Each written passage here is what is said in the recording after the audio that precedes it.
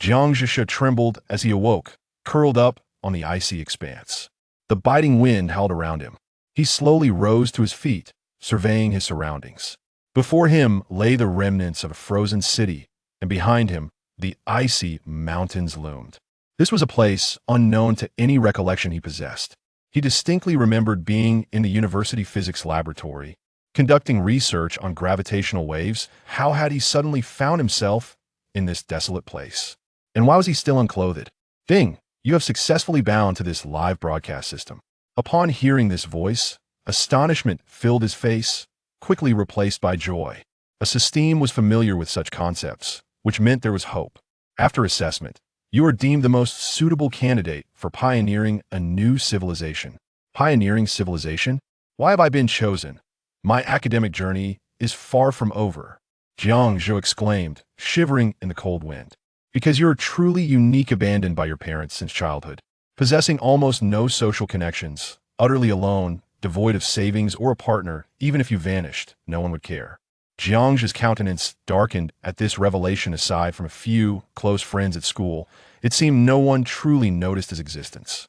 Your IQ is 145, your willpower is extraordinarily strong, your thoughts are independent, and you harbor unparalleled ambition. As long as you accept this system's tasks, all that you desire will be within your grasp. Tasks? What kind of tasks? To save this planet, which was once a flourishing technological civilization, even more advanced than Earth prior to your arrival. Due to some unknown factors, the planet froze overnight, with the atmosphere and ozone layers severely depleted and the ecological environment nearly obliterated. As the system's voice faded, a blue light screen materialized before him, displaying the planet's temperature. Planet's front, 524°C. Planet's back, 243°C. Indeed, it was a desolate wasteland. Had he not bound to the system upon his arrival, he would have either evaporated or shattered into ice by now. He gazed at the distant city ruins, dilapidated and seemingly frozen in time for years. Restoring this planet's civilization relies solely on mere you serious? With the assistance of this system, you need not worry. Jiang Zhi fell into a contemplative silence, wrestling with his thoughts. Suddenly, an idea struck him, but he hesitated to voice it. Rest assured, there is no cause for concern. This system will provide you with all the technology necessary to transform this planet. With this reassurance, Jiang Zhi found himself deep in thought. After a brief period of reflection, he realized he had no choice but to accept. Returning was not an option. If he refused, he would remain on this planet, languishing in solitude until death. And even with entertainment facilities, could he truly occupy himself for a lifetime? Humans are inherently social creatures. To be severed from society would lead only to endless loneliness. Very well, I accept, he declared resolutely. Long-term mission initiated. Restore this planet to its former glory and completely transform it. He then summoned the system's marketplace interface. In the technology section, he found primitive civilization, internal combustion engines, generators, aircraft, high-speed trains, satellites, universal purifiers, and more. Planetary civilization, robotics, artificial intelligence, gene therapy, mantle drilling machines, ozone gels, desert greening equipment, condensed nuclear fusion, anti-gravity technologies, etc. Stellar civilization, warp drives, space traversal technologies, planetary annihilation cannons, Dyson spheres, consciousness immortal virtual devices, space folding, etc. Galactic civilization, stellar resupply technologies. Agriculture, improved potato seeds, improved cucumber seeds, improved corn seeds, etc. Architecture, constant temperature dwellings, miniature ecosystems, etc. Jiang Zhi gazed in astonishment at the dazzling array of technological advancements from various civilizations. These were all the technologies humanity had longed for, now so effortlessly within his grasp. In his previous life, Earth's technology was relegated to primitive civilization. This realization made him grimace. For a scholar with an IQ of 145, the emergence of a mobile phone was not remarkable. The ability to store and back up consciousness within a device was truly extraordinary. Jiang Zhi could not help but wonder if he appeared as an indigenous being in the eyes of the system. Warm reminder: sufficient technological points are required to exchange for all technologies. Gifts received during live broadcasts can be converted into technological points. 10,000 soft currency, 10 super rockets equals 100 technological points. Beginner's gift pack. Ordinary constant temperature dwelling upgradable. Upon hearing this, he was astounded. I've crossed over, and yet you still want me to spend money? Despite his thoughts, he summoned the constant temperature dwelling, changed into a light blue t-shirt and beach shorts, and sat on the sofa, gazing at the frozen expanse while contemplating his upcoming renovation plans. The extreme temperature fluctuations between day and night could be attributed to the absence of an atmosphere, akin to the moon, or a partial deficiency in the ozone layer, leading to the current predicament. Yet, curiously, a surface temperature exceeding 500 degrees, while non-conductive, could not solely consist of ice, could it? Could there be an issue within the subterranean depths? For the moment, he could not arrive at a conclusion, nor could he afford any technologies. He contemplated directly informing the officials from various nations on Earth in his previous life, promising them a few things in exchange for their financial support transformed into gifts, which would subsequently provide him with continuous technological points. Wouldn't that be splendid? As this thought emerged, a system notification appeared. Ding! While your intellect is commendable, this action is against the rules. Do not harbor ulterior motives. One must eat one bite at a time and tread the path step by step. Jiangzhe sighed. It was indeed a violation. He glanced at his technological points. 0, rendering him unable to exchange for anything. Realizing this, his immediate priority was to accelerate his live streaming efforts to earn some technological points and address his survival issues. Directly soliciting money from his live audience was prohibited and not permitted by the system. System, please register me as a streamer on the dogfighting platform from my previous life. The title will be upon witnessing this scene. Would you still wish to traverse? Welcome to the parallel world of hardship. The streamer will guide you through survival in a frozen earth of the parallel world. Creation successful. Before long, a colossal live streaming platform emerged on the dogfighting forums of the former Huagua, revealing a shockingly ludicrous broadcast room. As soon as the live streaming room was registered, the system promptly dispatched an advertisement pop-up. Many individuals, despite their outward disdain for the sensational title, found their fingers betraying their skepticism and clicked in. There are also numerous people who scorn such clickbait tactics. Is it possible that today's streamers, in their desperate pursuit of fame, have resorted to broadcasting for parallel worlds? Is this not absurd? It seems that contemporary streamers have become increasingly shameless, consumed by an insatiable thirst for wealth. Nevertheless, a group of onlookers, driven by a desire to debunk the spectacle, ventured in. As they entered, ready to unleash their scathing remarks, they were suddenly captivated by the frozen ruins of a city behind Jiangzhe, starkly contrasting with the orange sun in the sky. Standing between these two striking visuals, Jiangzhe appeared remarkably majestic. In that instant, his live stream ignited, capturing the audience's attention fervently. Chapter 2. Everyone was astonished. What on earth is this? A science fiction blockbuster? The special effects are truly remarkable. I almost believed you had genuinely traveled through time. Such effects are beyond the capabilities of any regular studio. Has the host really traversed to another realm? A parallel world? An icebound Earth? My goodness.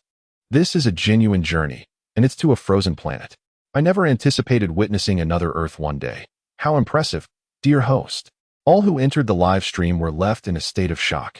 Jiangzhe briefly introduced himself to the audience. Bai Yinshu, a rookie police officer, had just returned to the precinct after a lunch with colleagues. During her moments of boredom, she enjoyed watching handsome men on the dogfighting platform, which was the highlight of her day, as she fantasized about finding her very own Prince Charming. While engrossed in a live performance by Kunkin, a new advertisement for another Host-S stream suddenly popped up. The title read, "Upon witnessing this scene, do you still wish to traverse? Welcome to the frozen parallel world." This announcement caught her attention instantly, prompting her to abandon Kunkin and click through. Upon entering, she was met with a scene that would remain etched in her memory forever. A landscape of ice crystals, distant remnants of cities, and majestic mountains rising against the dawn. Hello everyone, this is Earth from a parallel world, and this is no clickbait. For reasons unknown, I have arrived here from Earth, and as you can see, it is a realm of ice and snow. Bai Yinshu focused intently, her expression shifting dramatically. Wasn't he this the distinguished student who had gone missing recently? To be certain, she quickly pulled up previous information for comparison. Missing person, Jiang Zhe. Institution, Hucking University. Date of disappearance, November 15th, 2020. She was momentarily stunned. The details matched perfectly. Without a second thought, she rushed to the office of Director Imo Shotsong. Director Imo, the missing Hucking student has been found, Bai Yinshu panted. Found? Where? Imo Shotsong inquired, looking up. She swallowed hard. He is on the parallel Earth. Had she not seen the video, uttering such words would have surely invited ridicule. Imo Shotsong furrowed his brow, eyeing the policewoman with skepticism as he reluctantly took the tablet from her. A parallel Earth? Since when did you become a fan of sensationalism? Young women are easily deceived. They believe everything marketing accounts say, so na vie. Imo Shotsong shook his head, casting a scrutinizing glance at Jiang Zhe, whose magnetic voice resonated through the screen. The temperature displayed in the bottom left corner read 500 during the day and -200 at night, just shy of absolute zero. Absolute zero? A fraud. You believe everything he says? A perfectly capable science student goes missing in the dead of night just to become a streamer? How naive can you be? Approaching absolute zero, look at what he is wearing. Imo Shotsong retorted, his anger simmering. Do not raise your head. Just bow down, she said. Choked and speechless. When the director focused his gaze, he scrutinized the backdrop behind the host, discovering it to be truly impeccable. The imagery was stunning, featuring the ruins of a desolate city in the distance, majestic mountains, and a frozen ocean, creating an immersive experience. The entire surface, blanketed in snow, sparkled under the sunlight. A sight to behold. One could not help but commend the special effects. Yet he pondered, was he not without parents? Where did he acquire such funds for these effects? Imo Shotsong let out a breath. Director Imo, he has no money. I compared it immediately. The live stream video is in real time, meaning it has undergone no processing. Byung Shu cautiously remarked, still struggling to believe how this was accomplished. Imo Shotsong expressed his astonishment. Absolute zero? Is this a condition in which humans can survive? What about the live streaming equipment and satellites? He could hardly fathom that just a short while ago, this individual was an ordinary top student from Hucking University, and now he had seemingly traversed into a parallel world. Byung Shu shook her head, uncertain about the equipment, and it seemed there were no satellites. After receiving a reprimand from the director, she exited the office and immediately contacted Jiang Zhe's roommate. Upon connecting, she exclaimed, "Hello, is this Su Cheng? Your roommate has been found, in a parallel world. I am not joking. He is genuinely in a parallel world. Quickly, open the Dogo live stream. Incredible. The host is amazing, regardless of whether it's true or not. You are the best on Dogo." The host was surviving in short sleeves during the day at over 500 degrees and at night in sub-zero conditions. How was this possible? Had the host revealed his true identity? A cultivator? The implications were chilling. How had the host managed to endure such harsh conditions? Was he a golden core cultivator? Had the equipment remained intact? Where did the signal originate? This seemed far-fetched. Simultaneously, these were the questions on everyone's mind in the live stream. What was the equipment? Without satellites, how was there a signal? How much oxygen remained on this planet? How could he withstand near absolute zero? Su Cheng, in the physics lab at Hucking University, suddenly received a call from the police department. After a few exchanges, he was left in a daze. Parallel world? Earth? Frozen? He then hung up, half convinced, and opened the live stream. What the heck? Is that really Jiang Zhe? This isn't special effects? Su Cheng exclaimed, drawing the curiosity of several friends from the physics department nearby. Ming Chong leaned in to take a closer look, exclaiming, "What the hell? When did Lao Jiang end up in a parallel world?" "Lao Lu, come and see." Hearing the commotion, Lu Hong approached, astonished. "Lao Ming, don't joke around. Did you not see the temperature displayed in the live stream? Over 500 during the day and below 200 at night. If Jiang Zhe stays there, who knows when he might meet his end?" All exchanged glances, realizing that Jiang Zhe, a fellow student, had been missing for 2 weeks. And now he appeared in a frozen earth of a parallel world. Was it the power of technology or something truly unimaginable? As the leader Su Cheng's eyes brightened, he exclaimed, "I understand now.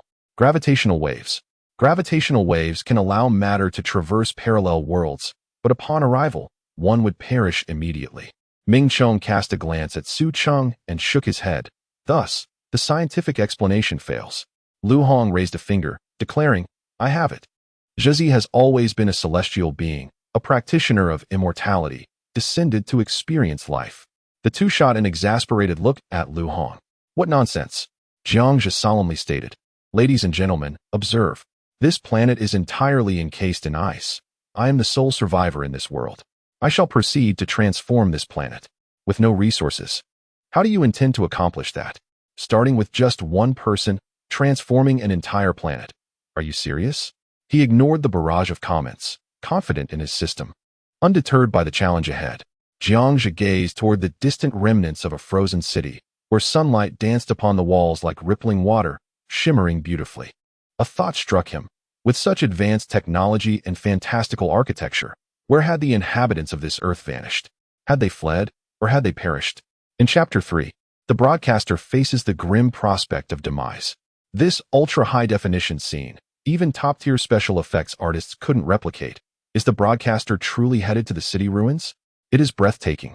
Simply breathtaking. The frozen city is adjacent to the frozen sea. Are you all speaking without a care? With such extreme temperatures, wouldn't stepping outside lead to instant obliteration? Wait. Why is the broadcaster not frozen or disintegrated? Could it be that he is indeed a practitioner of immortality? Practitioner of immortality? More like super advanced technology.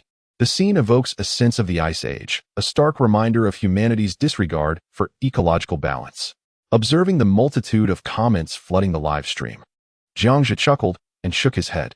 Some have guessed correctly, yet simultaneously, they are mistaken. The pressing concern now is how to secure basic sustenance. Through the system, he discovered that he had been missing since November 15th, and the current world time displayed on the system was November 29th. This meant he had been unconscious for a full 15 days.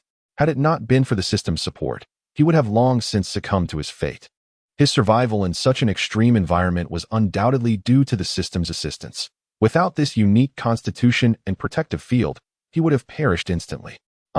But wait. The broadcaster is not a practitioner of immortality. He is human and requires sustenance. Where in this ice age is food to be found? The most unfortunate traveler of this century, having just crossed over, now faced the specter of famine. Worrying about food? We haven't crossed over, so we can't help you. How about a few rocket donations, so the broadcaster can see a final sum before his demise? How pitiful. I'll send 10 rockets too. Spring's dog rewards the broadcaster with 10 rockets. Daddy Ham Sausage rewards the broadcaster with 10 rockets. Spring's dog exclaimed, "Broadcaster, do your utmost to survive." Daddy Ham Sausage added, "Survive, and I shall marry you. Thank you both for the rockets. I am immensely grateful. However, given your usernames, I dare not accept your proposal." This prompted hearty laughter from all the viewers. Upon encountering the gift, Jiang Zhe felt invigorated. The constraints of not being able to accept gifts had been utterly torturous. However, the situation had improved significantly. Each rocket cost 500 yuan, and 20 rockets could be exchanged for 100 technology points. 100 technology points could hardly procure anything worthwhile. His expression darkened immediately. The growth of Jiang Zhe's live streaming data surged at an alarming rate, prompting the supervising administrator to swiftly notice the anomaly. How could there have been such a sudden influx of viewers? Lao Lu, take a look at this live stream. The administrator summoned a colleague from the adjacent desk. Goodness, what a scene, akin to a blockbuster, exclaimed the colleague. What nonsense. Haven't you read the title? He has traversed realms.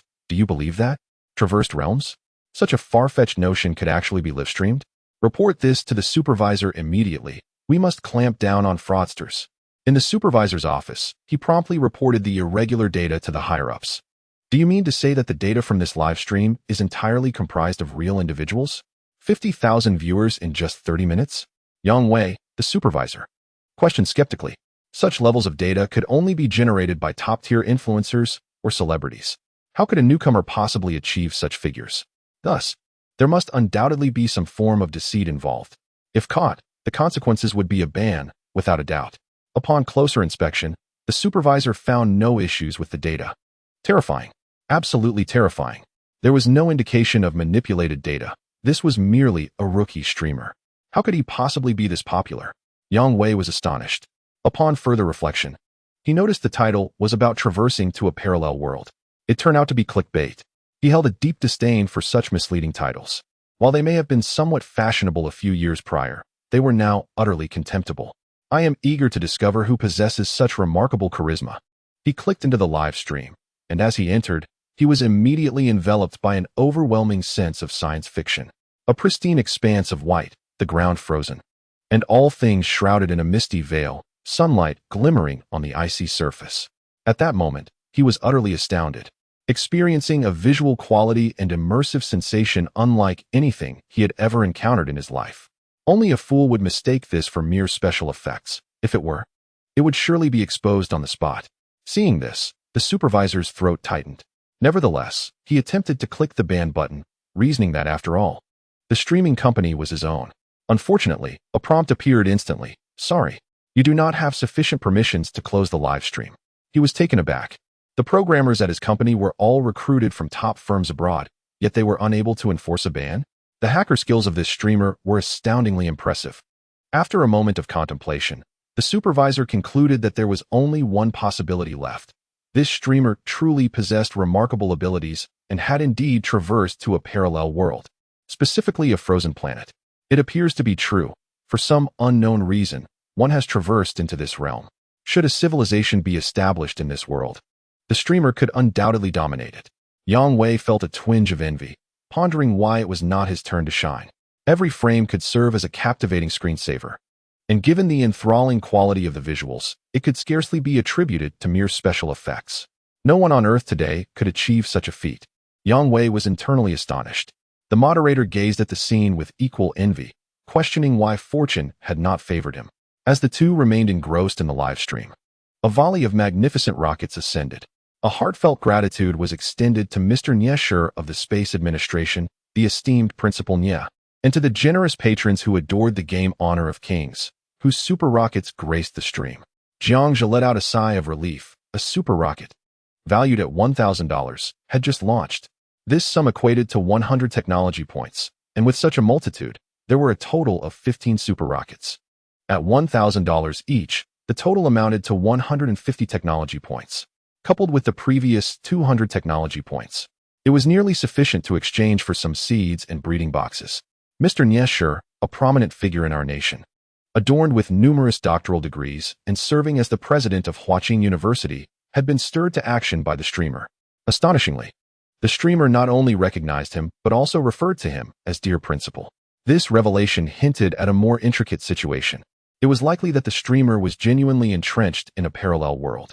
Professor Nie logged into Dogo using his Huaqing University identity, rendering him more illustrious than anyone else in the VIP section. Hello, Xiaojiang. It is remarkable that in just half a month, you have ventured into a parallel world. How is your research on gravitational waves progressing? Furthermore, please enlighten us on the origins of this parallel world's current state. Thank you, Professor Nie exclaimed with excitement. In his eyes, Jiang Zhe's traversal was akin to an alien abduction or a mishap during his gravitational wave experiments that led to this parallel world. Observing the ecosystem in such a state, he couldn't help but feel a mix of emotions. Jiang Zhe nodded slightly. Principal Nie, gravitational waves cannot be replicated. However, they may traverse spatial mediums under certain conditions. Beyond that, I am uncertain. The ecological environment here is somewhat dire. While the surface appears picturesque, I suspect complexities lurk beneath. As for the significant temperature fluctuations, I tentatively attribute that to the depletion of ozone, though the peculiarities here warrant further investigation. Thank you. However, I must convey some unfortunate news. This parallel world likely harbors no life due to the extreme differences between day and night, which may threaten your survival. The mere fact that you are able to exist, there is nothing short of miraculous. Chapter 4. Is this not just like Captain America? He harbored no doubts regarding Principal Nie's assertions, for he was an authority of notable repute in this world.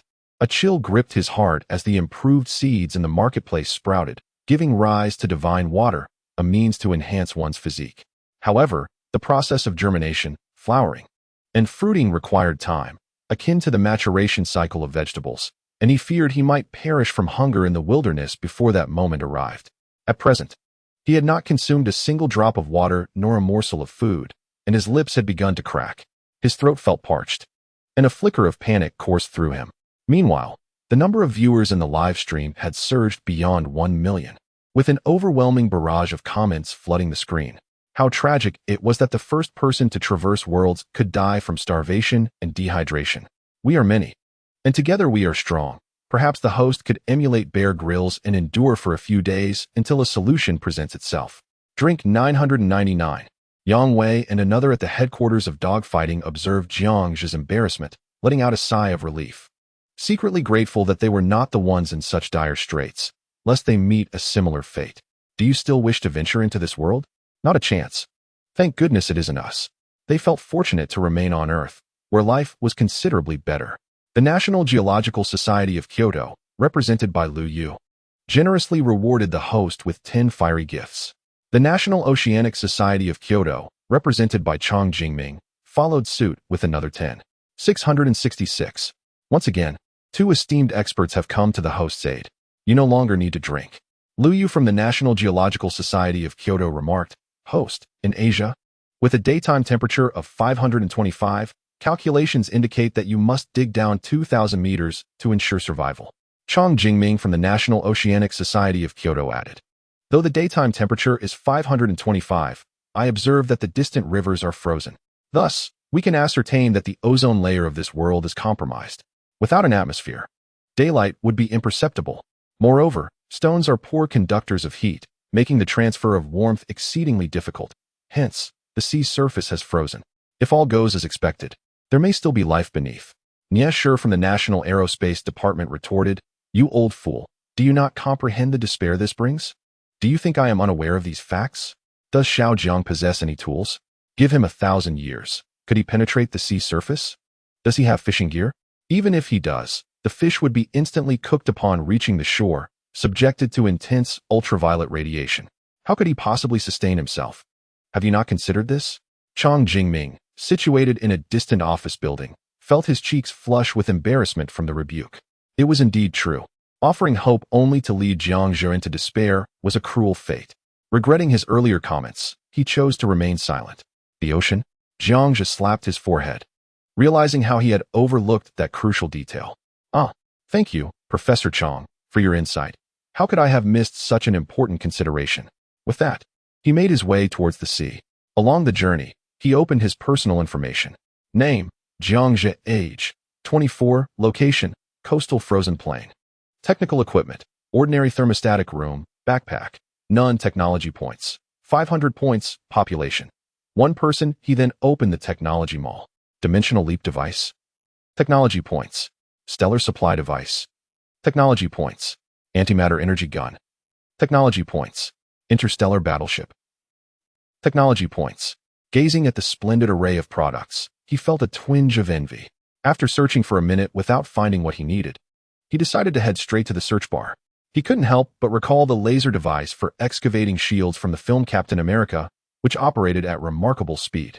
Such technology, albeit primitive and below the first level of civilization, existed in reality and was not exorbitantly priced. Basic laser device, 500 points. Seeing that he had just over 500 technology points, he realized he could afford to exchange for this machine. If he were to break through such thick ice, how would he catch fish? By electricity? Or by explosives? Was there even a choice? It seemed there was none. With such a limited number of technology points, he could only exchange for fishing gear. As Jiang Zhe pondered, he had already stepped onto the ice surface, feeling neither wind nor cold beneath his feet. After walking 100 meters, he exerted himself with a firm stomp, yet no cracking sound echoed. This indicated the thickness of the ice. Looking down, he could see traces of flowing water beneath. When disaster struck, creatures were not devoid of intelligence. Only those living at the surface of the sea might be instantly frozen. The fish in the midstream and upper reaches, swimming at a pace not inferior to others, would surely be present. This was indeed a fortunate circumstance. With that thought, he used his remaining technology points to directly exchange for a set of fishing gear. Who could comprehend the streamer's actions? Did he intend to leap and bound across the sea surface? Jumping? Nonsense. Jiang Zhe observed the live stream with a hint of a smile gracing his face. System, exchange for me. Beep. Deducting technology points. 550. The system's holographic live brain was extraordinarily formidable, withstanding over 500 degrees of high temperature, unharmed. Nearly an hour into the broadcast, Jiang Zhe's live stream audience had surpassed 2 million, all genuine viewers. In fact, half an hour earlier, he had topped the trending lists on various platforms. And now the chatroom was noticeably filled with individuals speaking in multiple languages, expressing astonishment. Oh my goodness, it's real. Wow. This truly is a parallel world. Love for Hua country. This is insane. However, There were also some who expressed sympathy, as they could foresee Jiang's impending demise. His complexion appeared ghastly, pale, and dehydrated. Yet he forced a smile to entertain himself and others. Suddenly, they felt a surge of emotion. The streamer was broadcasting with his life on the line. Even in his final moments, he still wore a smile for their sake, prompting tears of empathy. Hey, don't be so pessimistic. Just burn some paper in remembrance. Jiangja chuckled and shook his head, bemused by the prevailing belief that their demise was imminent. He refrained from offering an explanation, confident that the truth would soon unveil itself. Taking a few steps forward, he ascended the ice-encased cliff of the ocean waves. He produced a sleek black laser device, and the mere appearance of this compact marvel sent ripples of astonishment through the hearts of all present.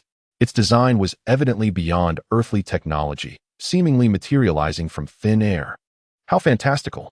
This laser device resembled something I had seen in the film Captain America, emitting a blue beam of extraordinary heat, far more explosive than conventional laser weaponry, rendering its potential use against the ice almost an extravagance. How could such an enormous machine fit within such a small backpack? What sorcery is this?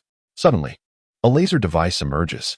My goodness, I realize now, the host must truly be a cultivator. This is akin to a storage ring. What an absurd notion. Which cultivator can withstand such high temperatures while still engaging in mundane activities? I suspect this technology is a remnant of a previous civilization that once existed on Earth. Indeed, this explanation seems the most plausible. The host is exceptionally fortunate, traversing realms while discovering treasures, truly a protagonist's fate. A throng of onlookers envied Jiang's fortune, marveling at his ability to survive in such extreme conditions and unearth valuable artifacts. Without a doubt, he is the child of destiny. Many male viewers, enamored by fantasy novels, were swept away by envy. Chapter 5. Nuclear Doves. Is it excessive to use explosives for fishing? Votes at this moment. Numerous scientists from both domestic and international backgrounds were present in Jiang's livestream. They were bewildered, wondering how this host had traversed into a parallel world and managed to endure such extreme temperature fluctuations.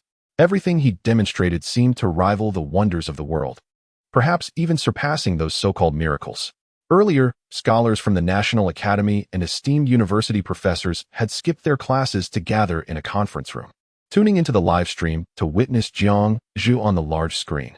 Upon seeing this humanoid figure resembling extraterrestrial technology appear seemingly out of nowhere, all scientists were left in shock. The audience below erupted into chaos. This was not human technology, certainly not the product of any civilization within a parallel Earth.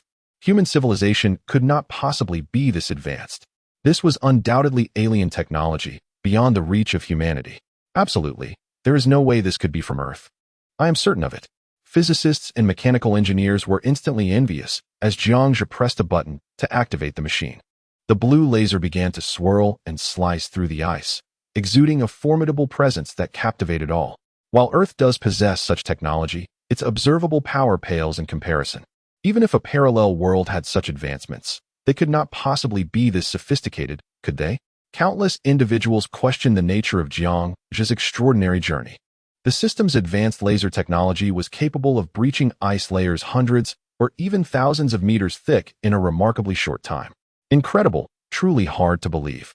If such laser beams were mounted on warships, they would be unstoppable, a force to be reckoned with, an invincible god.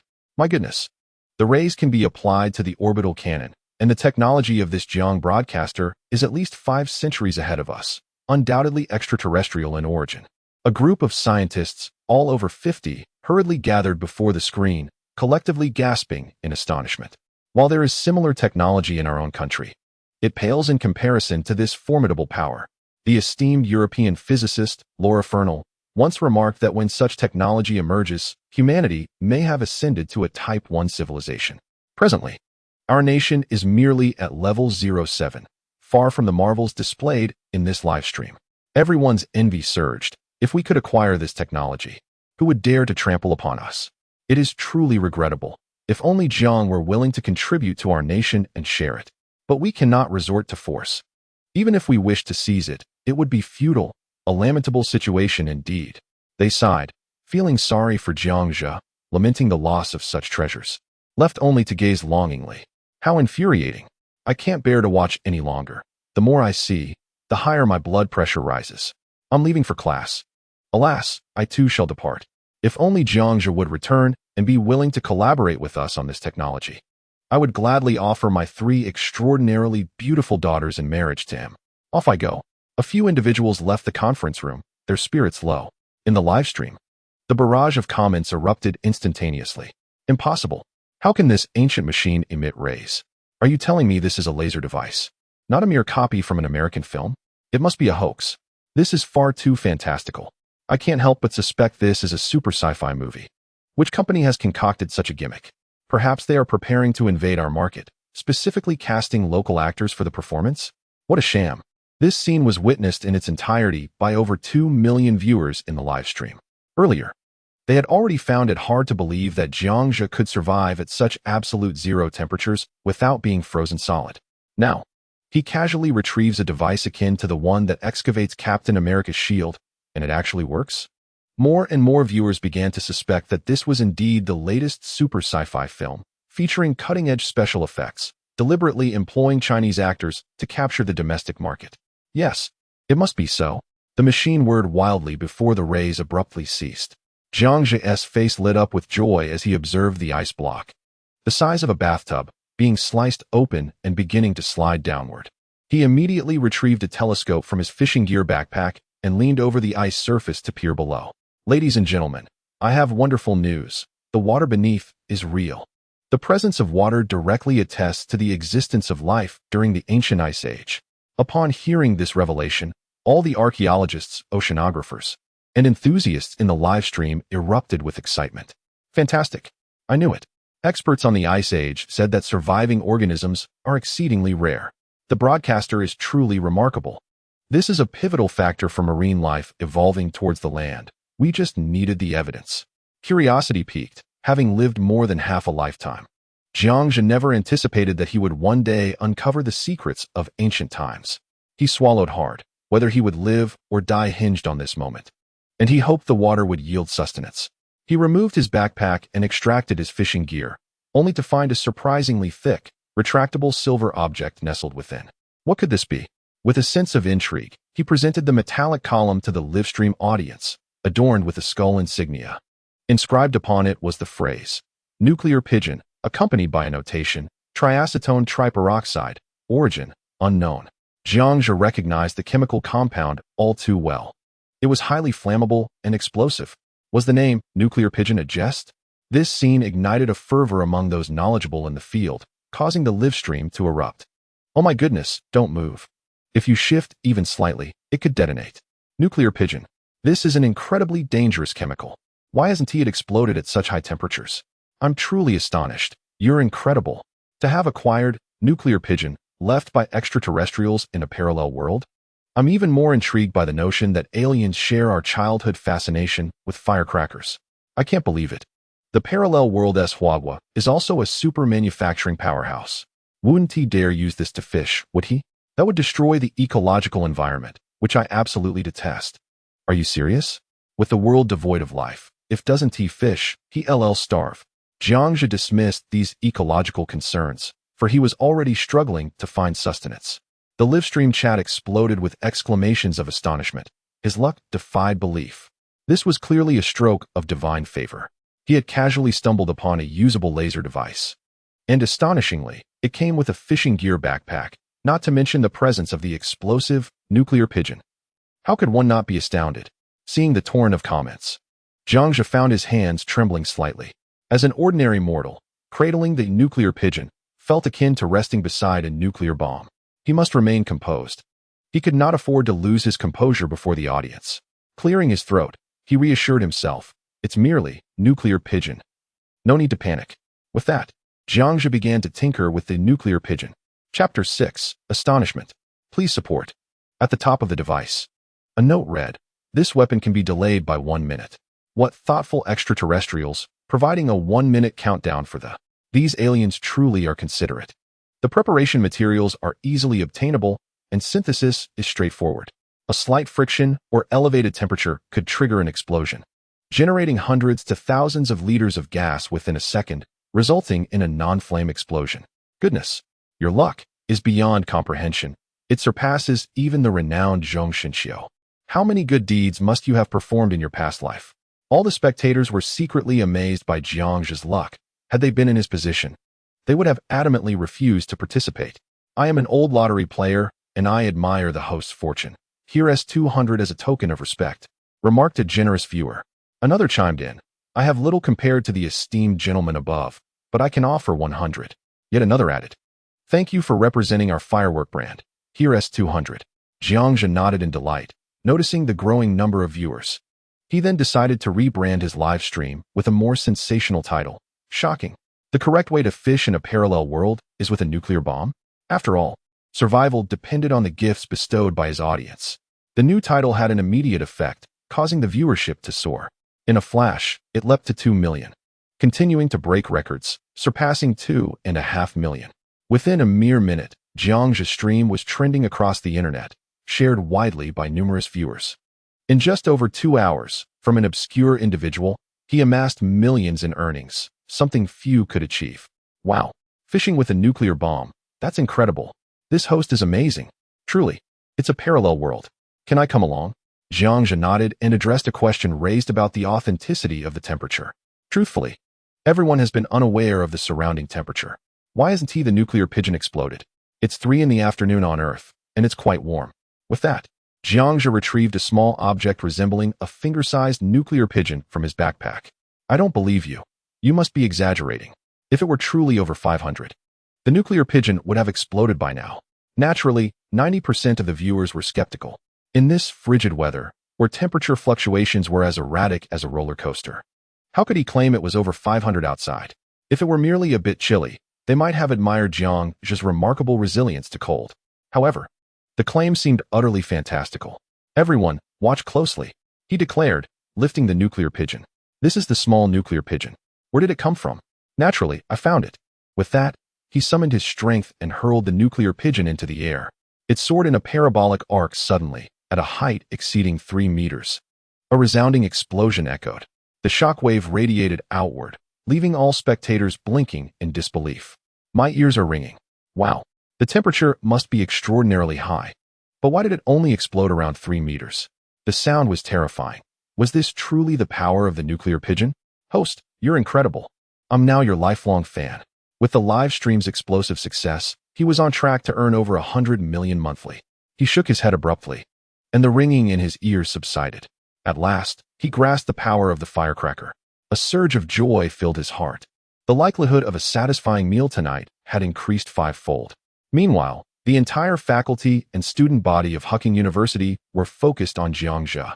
In each classroom, conference room, and tree-lined pathway, discussions erupted almost simultaneously.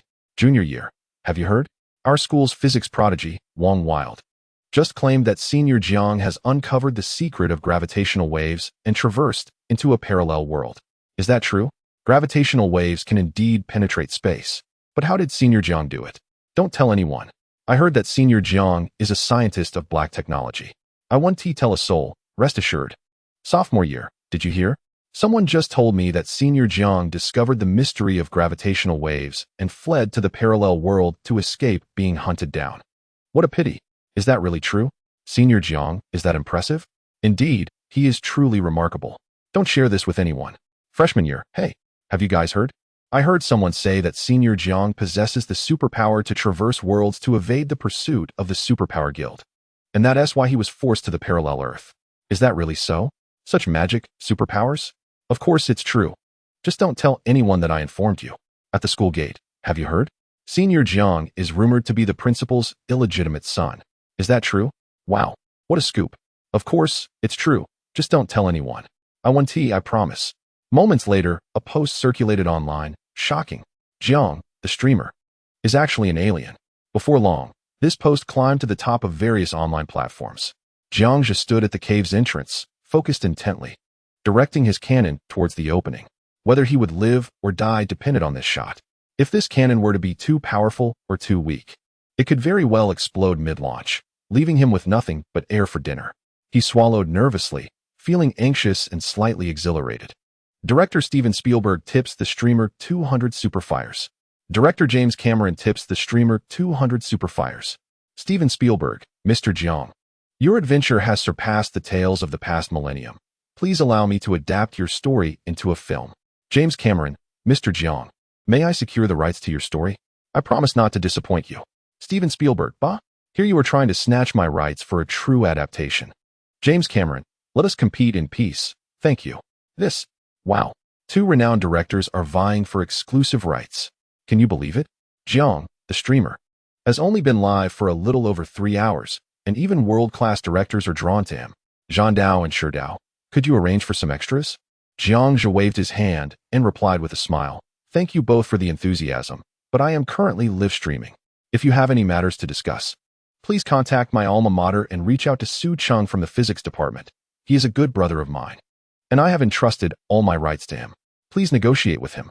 The two immediately placed a call to Hucking University. After finishing his words, Jiang Zhe directly unplugged the nuclear peace dove and tossed the massive firecracker into the ice hole. Chapter 7. The shrimp from 500 million years ago. All the viewers watching the live stream held their breath. The fate of the host hung in the balance. Most viewers naturally wished for his survival, for if he perished, such an enthralling broadcast would be lost forever. They could hardly believe that the nuclear peace dove could actually explode and catch fish. Were the fish foolish? Did they not know how to swim? Were they waiting for Jiang Zhe to detonate it? What if there was nothing in the sea? Many viewers felt anxious for Jiang Zhe, as if they were experiencing the danger themselves. The nuclear peace dove had already been cast into the icy depths, and he aimed the system's camera at the mouth of the ice hole. The designated time was 30 seconds. If the ice age indeed harbored unknown life forms, it would alter the entire history of biological evolution on Earth. Jiang Zhe's name would be eternally etched in history, shattering numerous world records. The first traveler in the world, the most cold-resistant, the most heat-resistant, the most radiation-resistant. These titles would be his, verging on the mythical. He pulled out a telescope and intently observed the nuclear peace dove descending into the hole. He could not ascertain the precise depth of the ice. He could only hope for the best. In such an environment with extreme temperature fluctuations, the probability of life existing was minuscule. Even if life were to exist, the depth would not provide a clear indication of what would be brought to the surface. Certainty was unattainable. In a conference room at Hucking University, a large LCD screen displayed Jiang Zhe's live stream. All the professors held their breath, gazing intently beneath the ice. Is this being recorded? Niesher urged, staring at the screen without turning his head. A young man beside him nodded fervently. If even the slightest detail were lost, Niesher might faint from stress, especially at this epic moment. Suddenly, a faint muffled sound emanated from the screen. It exploded. Quickly, get closer and record everything. We cannot afford to be lax at this moment. Niesher shouted excitedly, yanking the young man closer. Dad, I'm your biological son. Don't be so rough. The young man complained. Niesher immediately responded with a swift knock to the head. Dad, do you not love me anymore? Not only was this scene unfolding at Hucking University, but it also resonated globally, with prestigious institutions like Harvard, Caltech, Princeton, and others closely monitoring this monumental moment. It could be said that every high-level entity worldwide was intently watching this live stream. In the Hucking Physics Research Laboratory, Su Chung and his colleagues had all paused their work. All the classmates were deeply concerned about Jiang Zhe, as they had shared for years together, advancing to graduate school as a united front, and even deliberating on pursuing doctoral degrees together. He could not afford to perish in a parallel world. Under the watchful eyes of everyone, elongated shapes began to emerge slowly from beneath the ice. Chang Jingming from the National Kyoto Marine Society donated 200 to the streamer. Dr. Hu from the Eagle Country Biological Research Institute donated 500 to the streamer, and so forth. Streamer, retreat. It's about to surface and appears highly aggressive, said Chang Jingming. Step back, streamer. I can see its claws, exclaimed Alan. Oh my goodness. I can vaguely guess what kind of creature this is. Streamer, retreat. They're coming up fast, and I can see the claws too. Step back. Don't lose your life. The professional scholars held their breaths, their expressions shifting dramatically, as the streamer was driving them to despair. Only when Jiang Zhe finally discerned the true form did he step back a few paces, maintaining a distance of 3 meters. The audience collectively exhaled, relieved that they had not missed a meal only to lose their lives instead. Their hearts had been lodged in their throats during the agonizing 10 seconds of waiting. At last, one after another, the spectral forms of creatures gradually floated up through the ice. Every observer held their breath, fearing they might miss the most thrilling moment. Clearly, these were not fish. They were undoubtedly crustaceans. No one dared to blink as the moment of revelation approached. All craned their necks in anticipation. The real-time viewer count in the live stream soared past 4 million, and silence enveloped the chat as everyone awaited the truth. 10 seconds felt like an eternity. Suddenly, a crustacean leaped more than 3 meters from the opening, followed by others in a continuous stream. As a dozen plump fish emerged, they exploded with a series of resounding bangs. Like dumplings being flipped, 5 unknown crustaceans burst forth from the surface, instantly scorched by the searing heat of over 500 degrees, turning a vivid red. They landed on the ice, clacking their pincers, and within moments, they succumbed to lifelessness. This scene left all viewers in utter shock. I saw it. The fish exploded. Why did the fish explode? This is shrimp. Large and grotesque shrimp. Goodness, what an eyesore. What a false alarm. The knowledgeable audience remained silent, utterly stunned by the unfolding spectacle, fully aware of its implications. The explosion of fish bore little contrast to the extinction of these creatures. Let us not dwell on the exploding fish. Why? How could such a creature still exist? Pondered Chang Jingming. Impossible, replied Lu Yu. Absolutely impossible. Such creatures have long been extinct. Alan, unbelievable. I never imagined that such a being could truly exist on another Earth. Over 2 meters in size, with a stalked giant eye, massive forelimbs, a flattened head, a fan-shaped tail, a bifurcated tail, and sharp, curved dental structures. Could it be? Is it the extinct creature from over 500 million years ago? This creature can withstand the power of the nuclear obliteration. Terrifying. I fish for 3-centimeter-long fish. While the streamer obliterates shrimp from over 500 million years ago, and they are still over 2 meters long, with fish that can explode. I'm astounded. The barrage of comments erupts, all marveling at the fact that once extinct creatures still inhabit another Earth. This further illustrates that humanity in the world of the streamer possesses advanced technology, yet ultimately remains vulnerable to the cataclysms of nature. Inconceivable. This is indeed a hallucigenia, first appearing during the Cambrian period over 500 million years ago, when much of the Earth was still oceanic, and various life forms had just begun to emerge explosively, most only measuring a few centimeters. Yet, the hallucigenia was already over 2 meters in length, the largest known Cambrian organism, perched atop the food chain. One of the Earth's earliest dominators. Niesher swallowed hard, his eyes brimming with astonishment. This ancient creature has survived to the present day, a living fossil. Everyone in the conference room expected to see small fish or shrimp, but to their shock, it was indeed shrimp, specifically shrimp from 530 million years ago. Everyone was left in a state of disbelief, further indicating that the food chain in Jiang's world had not been lost, allowing the hallucigenia to thrive to this day. Jiangzhe wiped the scales of the plump fish from his face, gazing at the red barrage of comments from Yeshur. Astonished that this creature towering over him is a shrimp from over 500 million years ago. Can it be consumed? Chapter 8. Chicken-flavored, crunchy, streamer. Your luck is truly extraordinary. You don't even need a pot. This shrimp is already cooked. This shrimp, the ruler of the Cambrian, is indeed edible. With protein content 6 times that of beef, I would dare to call the streamer a deity. The first upright creature in history to consume shrimp from over 500 million years ago. Hey, did you all not notice a fact? The surrounding temperature is indeed over 500. As soon as this remark was made, the barrage in the live stream suddenly diminished, as if everyone had overlooked a crucial detail. The streamer has consistently spoken the truth, yet only they and a few others failed to believe. He indeed withstands high temperatures with his physical form. Upon realizing this, many felt a chill run down their spines. Could it be that the streamer himself is unaware of his divine nature? They dared not think further. The implications were terrifying. Some viewers have begun to accept the notion that Jiangzhe is indeed a deity. Did you all witness that? It wasn't my hand that struck the kill. The sun cooked it directly. Thus, I must now find a way to pry open its shell, Jiangzhe said, discreetly stepping out of the frame.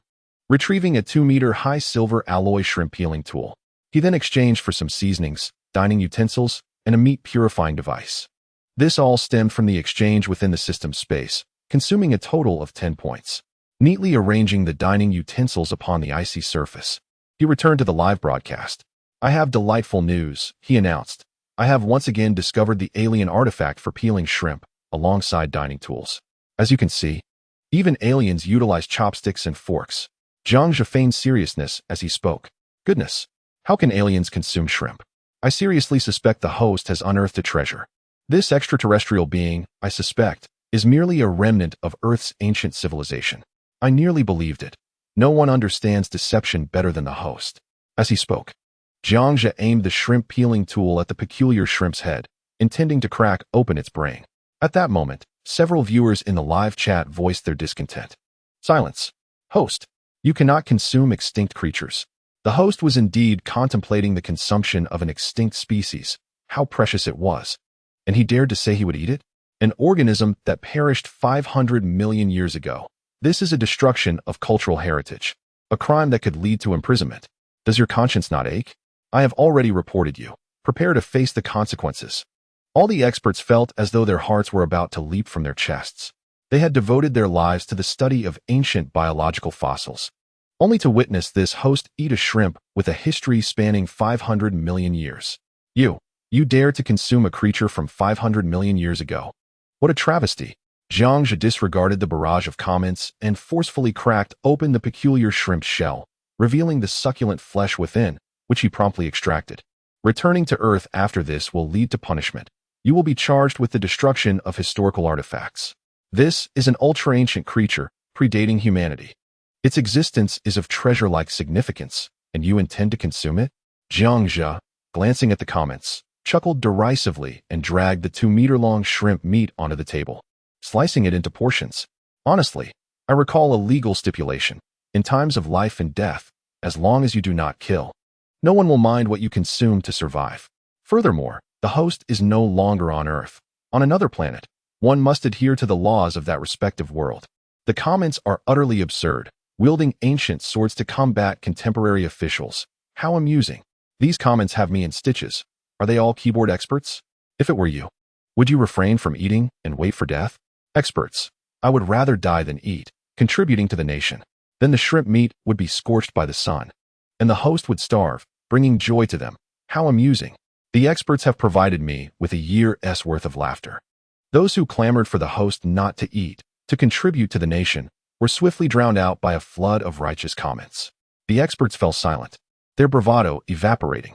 The audience watched as the host placed the meat into a sterilization machine, then retrieved it, seasoning it with cumin and brushing it with sweet sauce, causing even the nearby female ghost to weep with desire.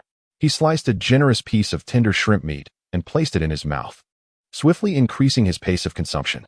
I have gone a whole day without food. What is the taste of shrimp like? My mouth waters at the thought of savoring shrimp from 500 million years ago. With each bite, I would be indulging in a legacy of at least 500 million years.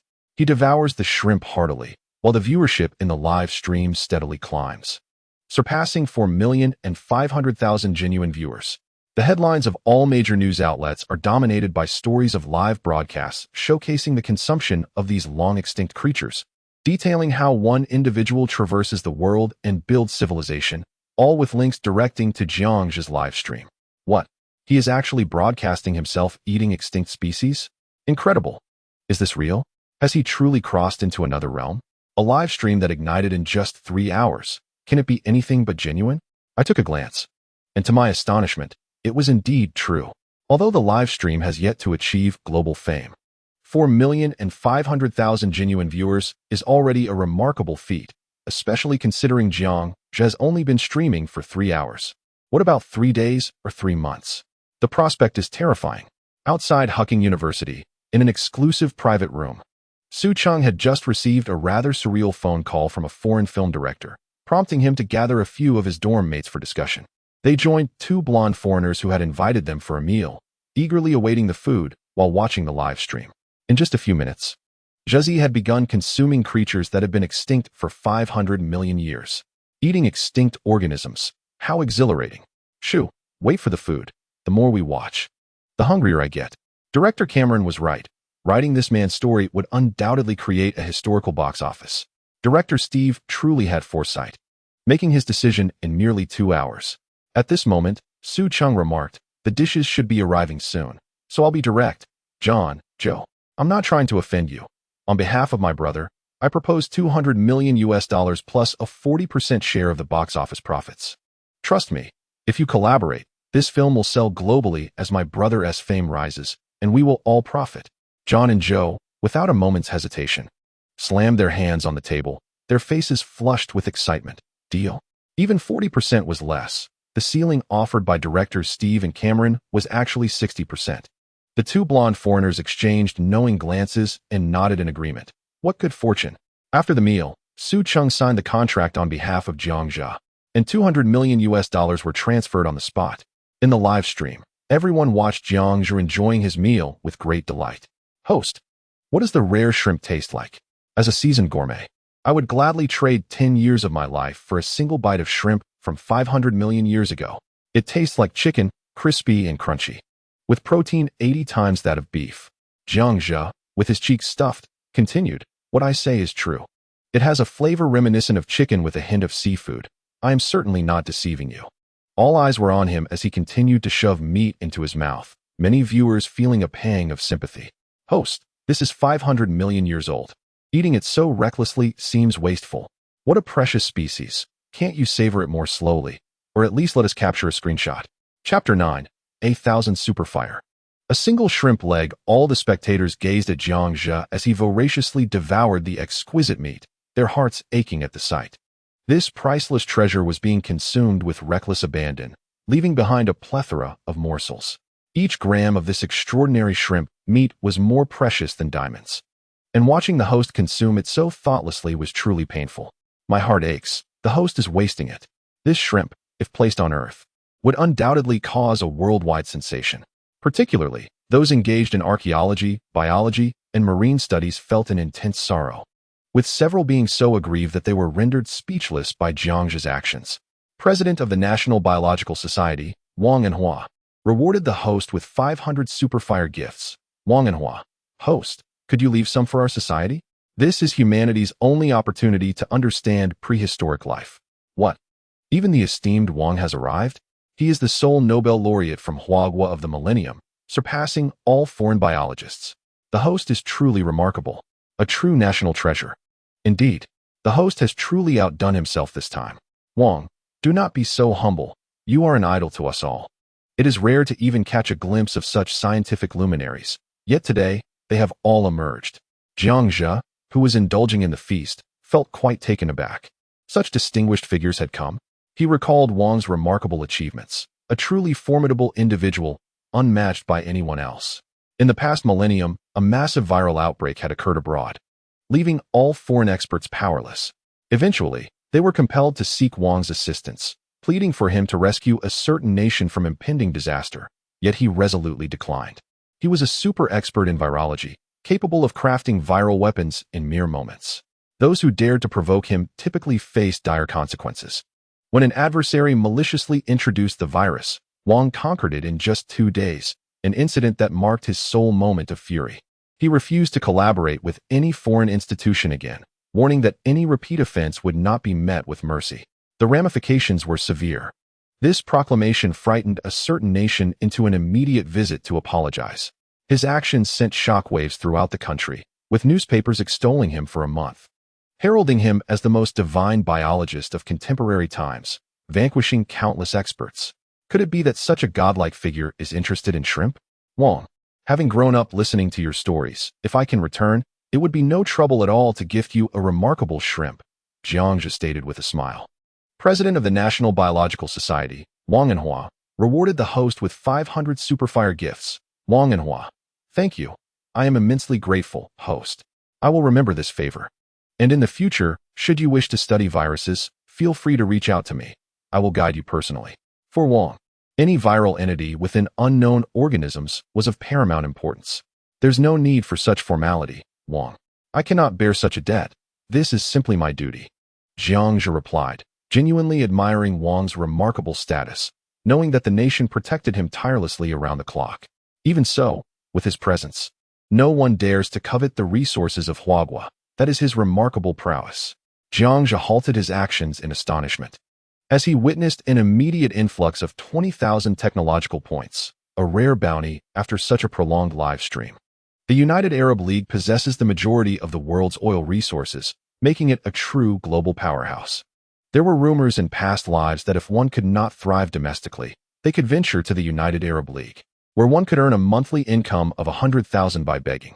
Muhammad remarked, "I cannot compete with your nation's esteemed Wang, but I humbly request the host to reserve a few shrimp legs and some meat for me. Thank you." "Absolutely no problem," Jiangzhe exclaimed, elated. "Truly, fortune favors me."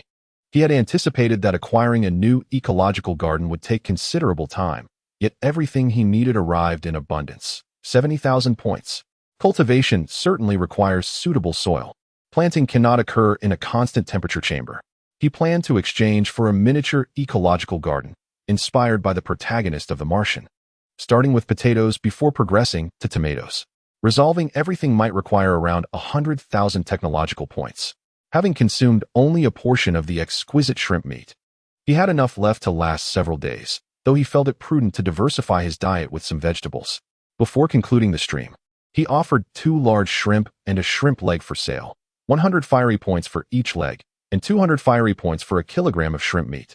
With no restrictions on purchases, after all, one cannot suffer loss or deception in such transactions. No sooner had he spoken than countless donation messages flooded the screen. Golden rockets soaring one after another in the live broadcast. Ah, the scent of money. Jiangzhe inhaled deeply. Sparta from the Zalara Biological Research Institute donated 1,000 fiery points to the host. Sparta said, "Host, we from Zalara wish to order 5 shrimp legs and 2.5 kilograms of shrimp meat. Please don't let any go to waste. If any shrimp meat falls to the floor, kindly pick it up and send it my way." Certainly, it shall be sent," Jiangzhe responded, brimming with excitement. Having once struggled in poverty, he now found that a single worthless shrimp leg in this world could equate to hundreds of thousands. Dr. Who from the Eagle Nation Biological Research Institute donated 1,000 fiery points to the host. Dr. Who said, "Host, like Sparta, I would also appreciate some of the scraps of meat." Jiangzhe laughed heartily, "Of course. No problem, scraps will be sent." Dr. Who, exhilarated within the Research Institute, exclaimed, "Did you hear that? The host agreed to send me some scraps, using public funds to procure shrimp legs. I'll snag some private stock of shrimp meat and await its appreciation. Ha ha ha." The bewildered students beside him wore expressions of disbelief. Was it truly worth such excitement over meat that had been around for 5 billion years? Dr. Who, how much is this exquisite shrimp meat worth in today's market? Worth?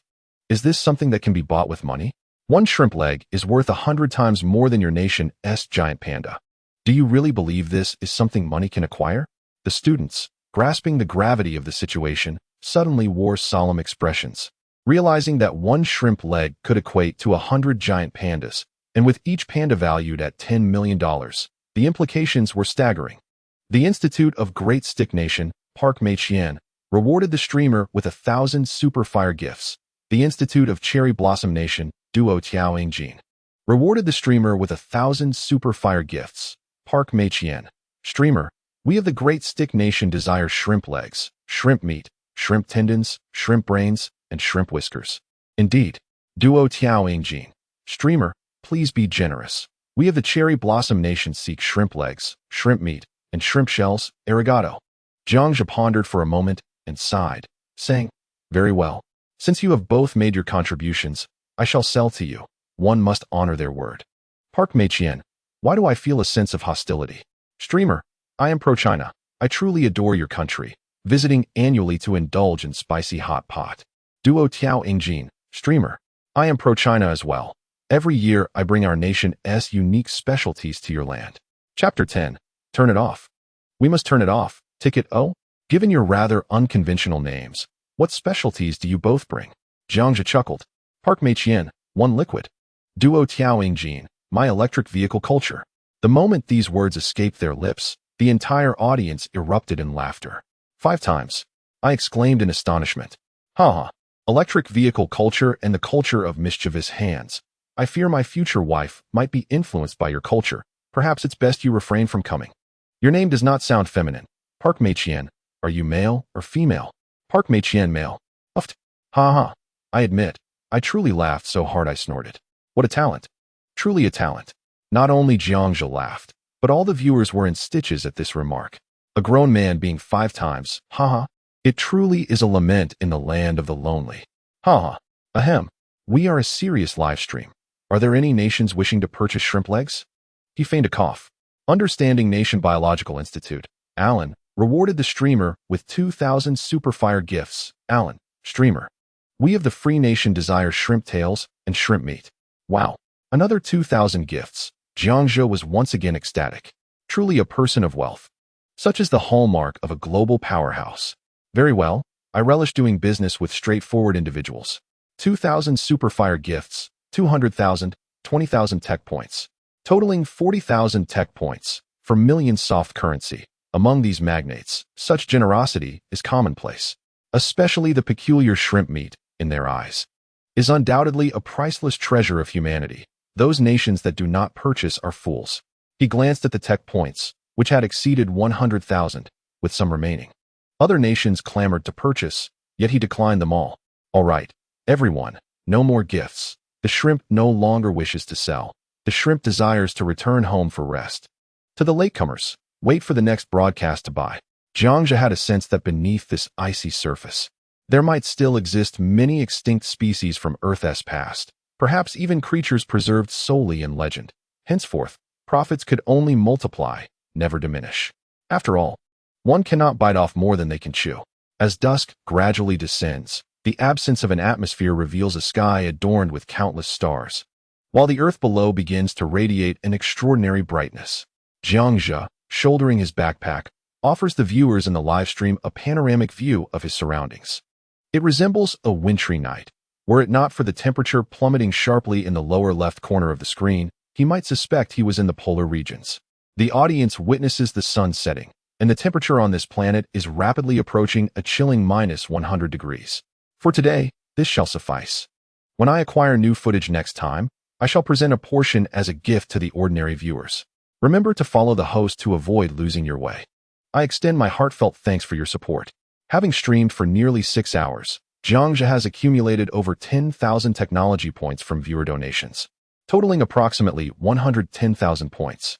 Today's harvest is substantial, enough to exchange for a miniature ecological garden. Make sure to follow, don't log off yet. We haven't had our fill. I am particularly curious about where the host will sleep after signing off. Of course, on the street. Where else would I sleep? At your place? I implore you, host, don't leave. The entire school is watching your live stream. Even the teachers have canceled classes, and dinner has turned into a collective takeaway feast. Please, don't go. Just continue streaming. We are glued to our computers and phones. Indeed. Do you have some secret you wish to keep from us? I am incredibly eager to see the host venture to the city ruins tonight. I just witnessed several buildings slowly collapsing. Why not go and take a look? Jiangzhou shook his head, acknowledging his fatigue and the biting cold of the night. You're speaking as if you're afraid of the cold and heat. Hollywood actor Matt Damon rewards the host with 200 fiery gifts. Matt Damon, I humbly request the host to remain. I was just contacted by director James Cameron, who, having noted my experience on The Martian, has decided to cast me in your role. I wish to embody you well, so please stream a little longer. Upon hearing Jiangzhou might leave, a heavyweight Hollywood star emerges. Oh my gosh, my beloved Matt Damon has come. Why must our handsome compatriots seek foreign actors? Why not Kun Kun? I am also curious, but let's forget about Kun Kun for now. Are you foolish? In our country, how many male actors possess genuine talent? Their fees often exceed box office revenues. Would a renowned star in Hollywood refuse a role simply because of their nationality? As long as the acting is commendable, it matters not who they are. He hesitated. He truly felt exhausted, and the thought of venturing to the city ruins weighed heavily on him. Director of the National Space Administration and President of Hucking University, Nie Shi, rewards the host with 200 fiery gifts. President of the National Architectural Society, Wang Zhengwo, rewards the host with 200 fiery gifts. Nie Shi, Xiaojiang, I just watched your live stream before being taken by ambulance. You must take responsibility for your viewers. Wang Zhengwo, host Jiang, President Nie and I share a hospital room. We are now comrades in arms. The two of us old fellows simply wish to behold the city ruins, which seem to have once flourished. You must also take responsibility for your viewers. Wang Zhengwo had just been transported by ambulance to the largest Junfeng hospital in Kyoto. Sharing a ward with Principal Nie Shi, Jiangzhou sighed. Since everyone wished to explore the remnants of the city, he decided to join them. He dashed off, reaching the city ruins in a mere 5 minutes. As he gazed upward, he beheld the icebound skyscrapers. Regardless of their distances apart, each edifice was interconnected by aerial walkways. At the bases of these buildings, frames adhered to the walls, seamlessly penetrating the ground beneath. Countless structures lay collapsed, yet their foundations remained intact, secured in place. A cocoon-like sky garden was anchored to the earth, showing no signs of decay. Such futuristic architecture was awe-inspiring. All onlookers were taken aback by the sight. From a distance, it resembled an ordinary city, but up close, one could profoundly appreciate the extent of civilization that this planet had once achieved. It became evident that these pure silver edifices were at least a century ahead of our Earth, leaving one to ponder the cataclysm that had befallen this city. Jiang Zhe couldn't help but lament the situation. Truly remarkable, this civilization is astonishing. It is not merely a century ahead, but nearly approaches Type 1 civilization status. Why? At the same period of development, are others so advanced? If the average human lifespan on this planet exceeded ours by 30 years, they could have effortlessly reached such heights. We can only rely on the Great Wang. May he be granted eternal life. I hope the broadcaster also enjoys immortality. Am I in the wrong place? Is this the live stream of the Immortal Clan? Wang Jingwo remarked. It appears this is our Earth's Su province, a coastal city, likely Yinqing or Huai City. Niesher suggested, shall we venture further in? As Jiang Zhe, disinclined to respond to the barrage of comments, was preparing to end the broadcast, he suddenly heard a disjointed mechanical voice emanating from beneath his feet. Turn it off. Turn it off. It must be turned off. If it is not turned off, how can humanity have a promising future? Chapter 11. Artificial intelligence gone awry. All spectators were startled by the mechanical voice. What the hell? There is someone here? In this frigid place, there is still a person? Jiang Zhe, momentarily taken aback, quickly retrieved a military-grade alloy shovel from his backpack, an item he had exchanged for 5 technology points. He proceeded to extract a black box from the ice. Turn it off. Turn it off. You must turn off what you see of me, what you see of me. What color is it? Sorrow or joy? Curiously, he pried open the black box, revealing a dark chip within. Millions of viewers witnessed this moment, and many knowledgeable individuals gasped in astonishment. No way. An artificial intelligence chip? Its creator must have been quite the character. Incredible. How could this chip withstand such temperature extremes? Just how advanced is this technology? Shouldn't the broadcaster be the impressive one? Where did he procure that military shovel? Is it yet another relic from extraterrestrials?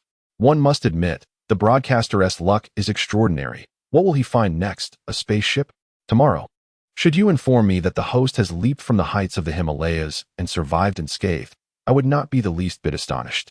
At this juncture, numerous esteemed scientists from various nations have inundated Jiang Zhe with private messages, eager to scrutinize the intricate architecture and materials of the chip.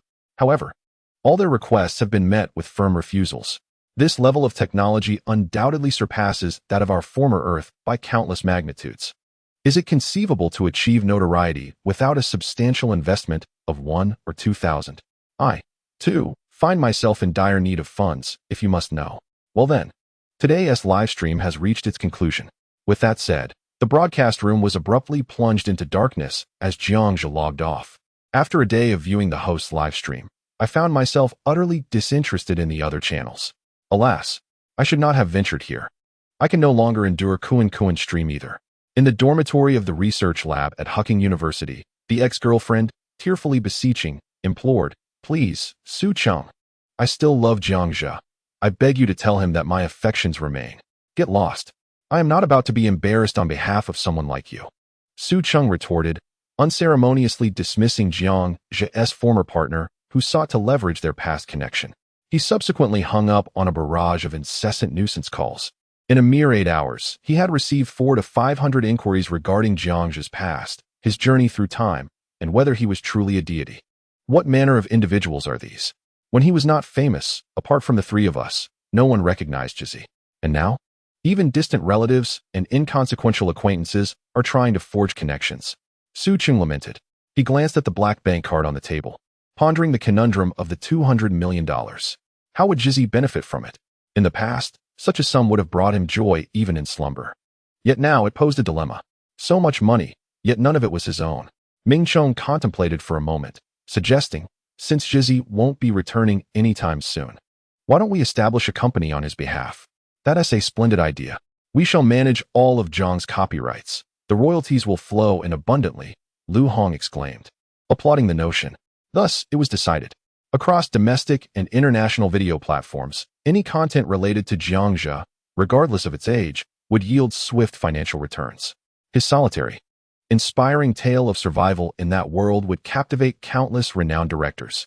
Not to mention, the live broadcasts featuring the consumption of organisms extinct for 500 million years. In nations well-informed, even state news outlets began broadcasting this unprecedented marvel.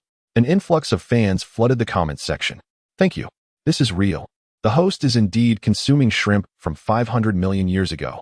He is a celestial being, hailing from our great nation. Our experts have confirmed that he carries our lineage from centuries past. Samaida, this host has surpassed even our nation's capabilities. Is it still possible to acquire citizenship in Huagua? You are overly optimistic. With such an extraordinary individual emerging from our country, his future is undoubtedly immeasurable. Immigration is likely to become significantly more challenging. The entire world was astounded. Jiangxia had now become a topic of casual conversation among the informed. Everyone is marveling at the remarkable deeds of the esteemed host, Jiangxia. Numerous theologians and devout individuals have exalted him as the reincarnation of Jesus. Unbeknownst to Jiangxia, his daily experiences have been elevated to celestial heights. Upon returning to his climate-controlled room, he indulged in a soothing hot bath and subsequently reclined on his warm and soft bed. Turning his gaze towards the nightscape outside, he beheld a tapestry of twinkling stars against a sapphire ground. Gradually, he drifted into slumber, experiencing the most refreshing sleep he had ever known. There was no need to compete with others or gauge their expressions. It seemed as though everyone was at his beck and call. This sensation left him feeling euphoric. As dawn broke, the number of viewers in the live stream surged to an astonishing 4 million, even at 7 in the morning. Where's the host? I've been waiting all night for the broadcast to commence. Is he freezing to death? After 7 hours without the host, tears flowed as dreams revolved around building a future together in that otherworldly realm. Could he truly be gone? Countless souls expressed their concern for Jiangxia. Despite witnessing his resilience against cold, the absence of his physical presence left everyone unsettled. National Kyoto Aerospace Department's Niesher gifted the host 100 fireballs. Niesher, Xiaojiang, it's Monday. Time to wake up and start the stream. Oh no. I completely forgot it was Monday. Never mind, I'll skip class. What? It's Monday. I'm going to be late. Forget it, I'll take a day off. I'm the owner of Ollie. Since yesterday, some have resigned to fully devote themselves to watching Jiangxia streams. I'm in the same boat. National Kyoto Geological Society's Lu Yu gifted the host 100 fireballs. Lu Yu, Xiaojiang, rise and shine. It's time to get to work. A bed? Does that world even have beds? One should ponder how the host manages to sleep in such a frigid realm rather than on a bed. Last night, Su Cheng inadvertently discovered that Jiangxia's phone was still operational. He informed Jiangxia about the plans to establish a company, receiving his unwavering support. The three of them voluntarily assumed the roles of chairman, general manager, and director, deciding to dedicate their lives to furthering Jiangxia's pursuits. Amid the viewers' eager anticipation, the scene abruptly shifted indoors, with Jiangxia standing with his hands clasped behind his back. The stream has begun. The host is alive. How did you fare last night? Oh my, this is indoors. What have you been up to? Countless viewers rejoiced at the news of Jiangxia's survival, marveling at how he had endured the extreme temperatures. Numerous scientists expressed profound curiosity. Apologies, everyone. It is indeed indoors. Perhaps due to my extraordinary luck, I stumbled upon a technologically advanced shelter constructed by extraterrestrials, a climate-controlled space. Jiangxia addressed the audience with his back turned, and the viewers were unfazed. After all, the host's luck was always remarkable, and discovering such wonders seemed entirely fitting. Last night, I pondered deeply. Life here surpasses that on Earth by leaps and bounds. Even if one day I were to return to Earth, I would choose not to. He turned, speaking with heartfelt sincerity. Chapter 12, Cultivating Vegetables, The Wager. On one hand, it is about restoring the civilization of this planet. On the other, there exists a familiar sense of belonging for Jiangxia. This world tempers his restless spirit, and he cherishes this feeling. I, too, wish to be with the host on this planet. In a society fraught with restlessness, where individuals are perpetually agitated, the sudden discovery of having traversed into another realm, one that is Earth, might render anyone indifferent to returning, as long as survival is assured. Furthermore, with so many fans accompanying you. Host, strive to endure. What is more crucial is the abundance available. The presence of food is truly enviable. Upon hearing Jiang Zhe's remarks, all the viewers began to express their envy. With food, clothing, a comfortable dwelling, and 1,000,000 followers by his side, would anyone wish to depart? Clearly, they would not. Observe the temperature-controlled chamber left by the extraterrestrial. Equipped with a refrigerator, electricity, and water, it offers everything one could desire, except for vegetables. After consuming over 10 kilograms of extinct shrimp yesterday, which was rather greasy, I intend to cultivate some vegetables to enhance my meals, Jiang Zhe declared, subsequently capturing the surroundings of the chamber on camera. Everyone, influenced by preconceived notions, would find nothing strange in whatever might occur in the future. They would only marvel at the advanced technology once possessed by the aliens or the inhabitants of this world. Gao Yuliang, an expert in agronomy, remarked, without suitable soil, appropriate machinery, or seeds, I am keen to see how you will cultivate. If you manage to succeed, I shall reward you with 100 superfire rounds. Another expert appeared, surprising Jiang Zhe. It seemed that whatever he lacked appeared in abundance. He chuckled and agreed, very well. Though 100 superfire rounds may seem paltry compared to many titans, one should never refuse a gift. Gao Yuliang responded, 500 rounds. A mere 50,000 soft sister coins. Should you lose, the earthlings of your planet will not provide you with seeds or soil. Are you an alien or a human from Earth? Up above, those not from our Earth are all referred to as aliens. Thank you. Last night, Jiang Zhe contemplated directly exchanging for a microecological garden, requiring various high-end machinery. A 10 square meter ecological garden would cost 100,000 technology points, which seemed rather excessive for his current needs. All he required were a few vegetables. A small seedling box would suffice. He could continue to procure meat from the sea, and when he eventually had surplus technology points, he could gradually restore civilization. He glanced at his personal information. Name, Jiang Zhe. Age, 24. Location, coastal frozen plains. Technical equipment, ordinary temperature-controlled room. Backpack contents, complete fishing gear, unnamed artificial chip, technology points, 128, 500 points, population. One person to exchange for a 5 square meter cultivation box. 30,000 technology points are required. This is quite acceptable. The first step towards civilization construction begins with the temperature-controlled room. When technology points accumulate, one may indulge in extravagance, clearing land, farming, and arranging for both flora and fauna to flourish. With an expenditure of 50,000 technology points, a 10 square meter cultivation box materializes behind him. Gao Yuliang is an expert in crops. He possesses the ability to cultivate watermelons in the arid desert using minimal resources. However, his prowess does not guarantee that others can achieve the same, nor does it imply that the streamer can succeed. In his eyes, the streamer is merely a graduate student with a superficial understanding of physics. In the hospital room, he observes the live broadcast on television. Gao Yuliang. This young man is quite amusing, attempting to cultivate vegetables and fruits in such an extreme environment. Where will the seeds come from? Left by aliens, perhaps? What do you think? Yes, sure. A new patient. I believe Xiao Jiang is incapable of that. Wang Zhengwo. Greetings, fellow patient. I concur, he cannot accomplish it.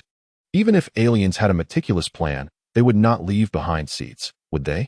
As the three jest about Jiang Zhe, the barrage of comments in the live stream suddenly erupts in frenzy. The three elderly men, despite their precarious health, sit up in astonishment. In the previously empty temperature-controlled room, a transparent box has suddenly appeared, along with exquisite red soil. Is this some form of cheating? This is evidently unscientific. Wang Zhengwo. This young man is truly astonishing. Yes, sure. Incredible. Where did this come from?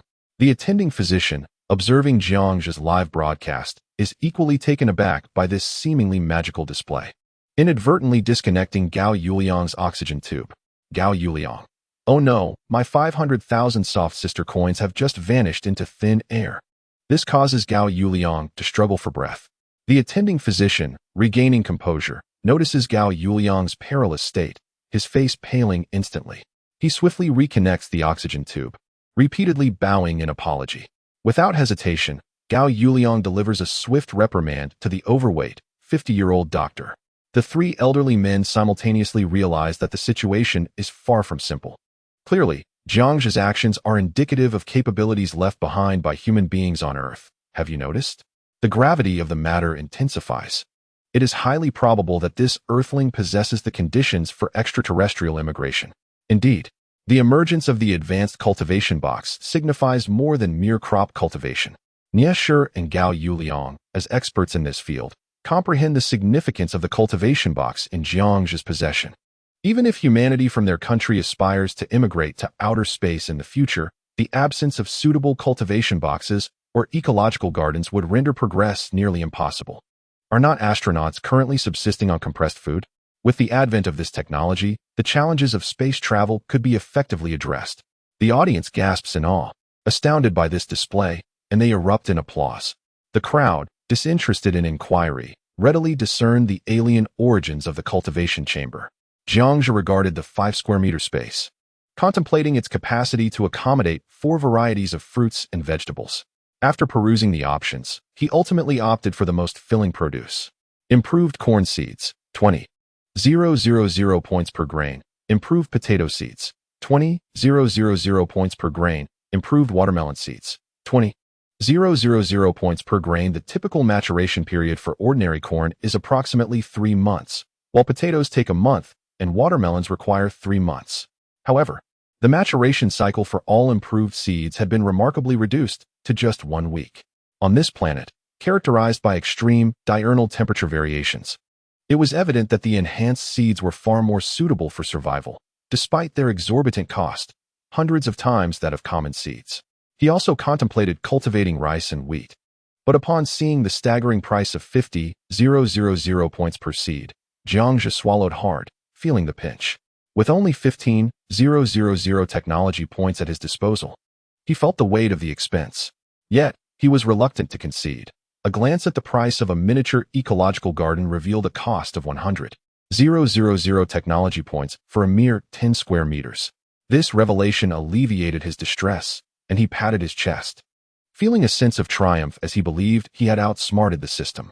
National botany breeding expert Gao Yuliang tipped the streamer 500 and commented, "The streamer is impressive. I willingly concede my bet. I accept your wager, esteemed elder. However, did you know? The 3 seeds I possess yield delicious and flavorful fruit, maturing in just 1 week." Upon hearing this, the 3 elderly gentlemen in the critical care unit stirred restlessly. Chapter 13. Let the fans jump first, votes. Gao Yuliang. Just after apologizing, "You're boasting again." Nie Shi, Shaojiang, exercise restraint. One cannot boast recklessly. Wang Zhangwo. This time, I too remain skeptical. You're like a heifer standing on its head. You've never tasted it, yet you extol its flavor. Iluan Noah. I too do not believe this. It's a fallacious proposition. Doctor Who. While it is conceivable that maturation cycles may shorten in the future, a reduction to a mere week is implausible. Iluan. Doctor Who is correct. I too do not believe this. I stand with the 5 elders on this matter.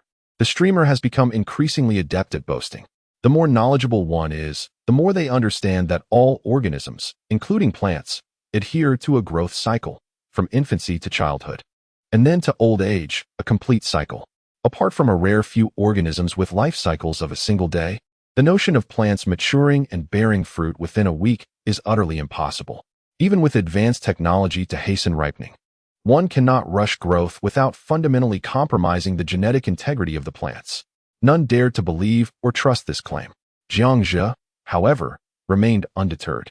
This was a golden opportunity to profit, and he would not let it slip away. With a smile, he responded, "Excellent. Thank you, Elder Gao, Elder Nie, Elder Wang, Elder Iluan, and Elder Hu, for engaging in this wager with me. Let us keep it modest and bet a mere 1,000 for fun. We shall see results in 7 days."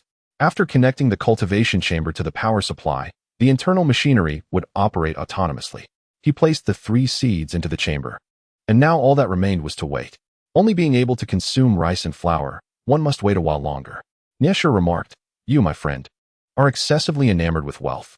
Gao Yuliang retorted, "A mere 1,000 for a super fire, just a trifling sum.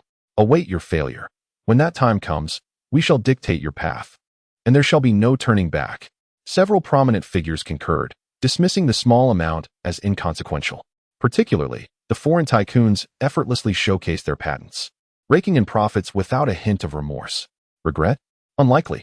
Allow me to share a secret. One must possess aspirations. Last night, I established a modest goal, not merely this insignificant cultivation box, but a grander vision to transform this planet into a verdant paradise. I intend to cultivate various plants and resurrect ancient, extinct species, given the opportunity. I shall even self-study gene synthesis to explore the depths of the ocean for any extraordinary creatures. Imagine reviving the Cambrian, Triassic, and Cretaceous life forms, and then opening a zoo with an entrance fee of $1,000. Jiangzhe turned, gazing passionately towards the sky, lost in his own reverie. 8 million soft lights illuminated his handsome visage. What transpired? Had the host gone mad after just one night apart? Step aside, I am Mei Maobing, the director of the National Psychiatric Hospital in Kyoto. If no one wants the host, I shall take him away. Suddenly, one realized that when the host became serious, he was strikingly handsome, refined features, sharp eyebrows, captivating eyes, and a flowing hairstyle. If you boast any further, I might just fall for you. Don't just drink. Eat some food. Where do you expect the inhabitants of your planet to come from? Are tickets meant for ghosts? I suspect it is the aliens who have bestowed courage upon the host, not the gentle Lu Ruo. The audience in the live stream was deeply inspired by Jiangzhe's grand aspirations, with the comments section overflowing with messages. Of course, most believed the host was jesting. As for the origins of humanity, he had not contemplated such matters, unless one awaited sufficient technological advancements to exchange for ultra-advanced spatial technology. Breaking down worldly barriers to connect with past lives? He shook his head.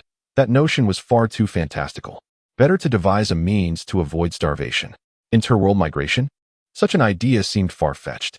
Everyone understood that the day-night temperature disparity here was extreme, making human survival impossible. Jiangzhe, camera in hand, opened the door and stepped outside. Doesn't this prove that you are indeed the chosen one, host? Immune to temperature extremes, though I wonder if you can withstand fire and water? Look, is this how a person speaks? If humanity cannot survive in this world, then what about you? Upstairs, you have been serious. The host has already proven he is divine. National Kyoto Oceanographic Society's Chong Jingming sent a super fire gift. Chong Jingming, host. I have just learned that Principal Nia was so angered by you that he is now on the verge of leaving this world. Before he departs, he has but one wish, to see the ocean. Please fulfill this wish for him. Wang Jiangwo from the National Architectural Society. I can attest that I stand alongside you. Principal Nia. Before his passing, he expressed a desire for you to explore the urban ruins and, if possible, bring back some architectural materials. Gao Yuliang. I was a fellow patient in the intensive care unit with Principal Nia. I can confirm that he wished for you to retrieve some aquatic plants from the sea, and it would be even better if you could collect some seeds. What on earth? Could it be that a prominent figure is departing this world so soon? Is the esteemed Principal Hu Qing truly leaving us? I sense that there are those scheming in the shadows. Observing these comments, Jiangzhe felt a slight twitch at the corner of his mouth. It is clearly a few of you who wish to gather materials and seeds from those locations, isn't it? Nia Shi from the National Aerospace Department and Principal of Hu Qing. You old geezers, when did I die? How come I am unaware? It appears that in their quarrels, the elderly do not tug at hair, but instead invoke curses of death. I have learned something new. Our head of education also wished for the anchor to venture into the sea before his demise. My own husky is nearing its end and wished for the anchor to see the sea. My tabby cat is also on its last legs, yearning for the anchor to catch a mermaid for its supper. Jiangzhe, glancing at the camera, remarked with a hint of irritation, since the demand is so fervent, I shall begrudgingly take you all to the sea, hoping I do not freeze to death. Chong Jingming from the National Oceanography Society. Thank you, anchor, for fulfilling Principal Nia's last wish. Wang Jiangwo, 1 Gao Yuliang. 2 The anchor is divine and shall not perish from the cold. Fear not. You can traverse mountains of knives and seas of fire without issue. Yes, sure. Did I just die again? Ultimately, Jiangzhe could not resist the pleas of the crowd. Shouldering his fishing gear and heading straight to the ice hole he had excavated the previous day. Upon reaching the icy abyss, he crouched down, gazing into the inky darkness below. My goodness, how deep it is. Should I leap in, I may never resurface. He swallowed hard, feeling a tightening in his chest. Suddenly, an idea struck him. The live stream was designed to immerse the audience in the experience. Whatever he did, nearly everyone could empathize with him. Gazing into the pitch-black void, would he be the one to jump? No, let the audience take the plunge first. Without further ado, he directed the system's camera toward the dark opening. Chapter 14. You are going to die, seeking votes, not collections. You scared me to death. I have acrophobia. I suffer from abyssophobia. My legs have turned to jelly. I can't stand. This is too high, oh my. The anchor is losing money. My heart is racing. A group of timid viewers fainted on the spot. This scene startled the 3 elderly individuals in the intensive care unit, causing them to faint on the spot. A group of doctors rushed in, springing into action. Quick! Notify the families of Elder Nya, Elder Gao, and Elder Wang. There is no hope left. Prepare for the arrangements. And inform colleagues to gather for a meal at their homes. Nesher exclaimed, no? I can still hold on. First, inform Elder Gao's family. Gao Yuliang protested, no? I am still capable. Notify Elder Wang's family first. Wang Zhangwo interjected, you all, before he coughed up blood and succumbed to unconsciousness once more. After a brief assessment of his own abilities, Jiangzhe was informed by the system that jumping would not lead to his demise. With a sense of relief, he declared, brothers, a different location, yet the same thrill, this chasm, whether life or death, I shall leap. With that, he leapt into the abyss, plummeting vertically. The live broadcast captured Jiangzhe in close proximity, devoid of any defenses or concerns. The viewership soared to 5 million, and adrenaline surged, causing 100,000 to faint from excitement. The 3 elders could hardly withstand such a roller coaster of shock. In that moment, they completely lost consciousness. The descent felt akin to plunging into an abyss. Within the icy depths, various bizarre fish were visibly frozen in the ice. The fall continued for 20 to 30 seconds until, splash, a sound of water exploding echoed. He felt an excruciating pain as his body was enveloped by seawater. The sounds of flowing water and bubbles surrounding him. To his astonishment, he was unscathed, and the seawater was not as frigid as he had imagined. Instead, a warmth enveloped his entire being. Light managed to filter through, albeit faintly, illuminating the azure surroundings, where vibrant seaweed adorned the rocks. The scene before him was dazzling. Multicolored fish, seemingly startled, darted away from his presence. Screenshot. What are you dawdling for? Hurry. Screenshot. Goodness. This is an exquisite realm. He exclaimed. What is this magical place? Wait. Are there green trees growing in the sea? Is that not the extraordinary shrimp the host exploded into existence? How stunning. What he initially thought to be darkness revealed itself as a paradise. Even Jiangzhe was taken aback as countless fish, shrimp, and even species long extinct appeared before him. The only difference was that most of the flora here was unfamiliar to many. Marine biologists and archaeologists in the live stream were instantly exhilarated. Had they ever witnessed such a spectacle? The appearance of the extinct shrimp and plants on the live feed was nothing short of miraculous. How often does one get to behold such breathtaking beauty? The esteemed Kyoto Marine Science Society has garnered attention for its impressive contributions, while the Ivan from the Bear Country Biological Research Institute and Leo from the Bull Country Biological Research Institute have also made notable donations. Additionally, the Sakura Country Research Institute's multiple representatives have shown their support. Chang Jingming remarked on the astonishing biodiversity of our planet, noting that nearly every species of fish exists in their waters, including those we have lost or that have gone extinct. Ivan expressed gratitude to the host for presenting such breathtaking vistas, suggesting that the area appears to be relatively shallow, with limestone layers rich in titanium and copper that could serve as materials for construction. Leo conveyed his appreciation, stating that the host is a savior for biologists, assuring that there would be few carnivorous species present, allowing the host to explore with ease. Multi-striped Ingjin enthusiastically mentioned the presence of peculiar and rare species, urging the host to catch a few fish for examination. Just as gratitude was expressed, Jiangzhe's expression shifted dramatically as he experienced a shocking revelation. Wait, I can breathe underwater? A notification chimed, informing him that he could breathe for 20 minutes beneath the surface and could build an underwater base for extended stays. It was clear that the host possessed extraordinary abilities, unbeknownst to him until now. Suddenly, a multitude of fish approached him, seemingly unafraid. There were fish with heads resembling lamps, large-eared fish, basketball-playing fish, ping-pong ball-batting whiskered fish, and a variety of oddly shaped creatures. Jiangzhe contemplated capturing them all, but recognizing their slippery nature, he exchanged for transparent, anti-slip gloves in the marketplace. Without hesitation, he began to capture the fish, as long as the system confirmed they were non-toxic, swiftly placing them into his system space. In a flurry of activity, Numerous fish collided with him before vanishing from sight. The audience in the live stream was momentarily bewildered, questioning the sudden disappearance of the fish. Where had the boastful fish gone? Where was the basketball-playing fish? Their absence solidified the host's reputation as something otherworldly. Jiangzhe chuckled and remarked, "They've slipped away. I suspect these fish possess optical invisibility." The audience responded with skepticism, doubting his claims. He pondered the absence of prominent figures like Principal Nye, Gao Yuliang, and Wang Zhengwo, wondering why none had sent any gifts. Was there a conspiracy at play? As Jiang Zhe was collecting rocks, he suddenly felt a tremor emanating from the reef.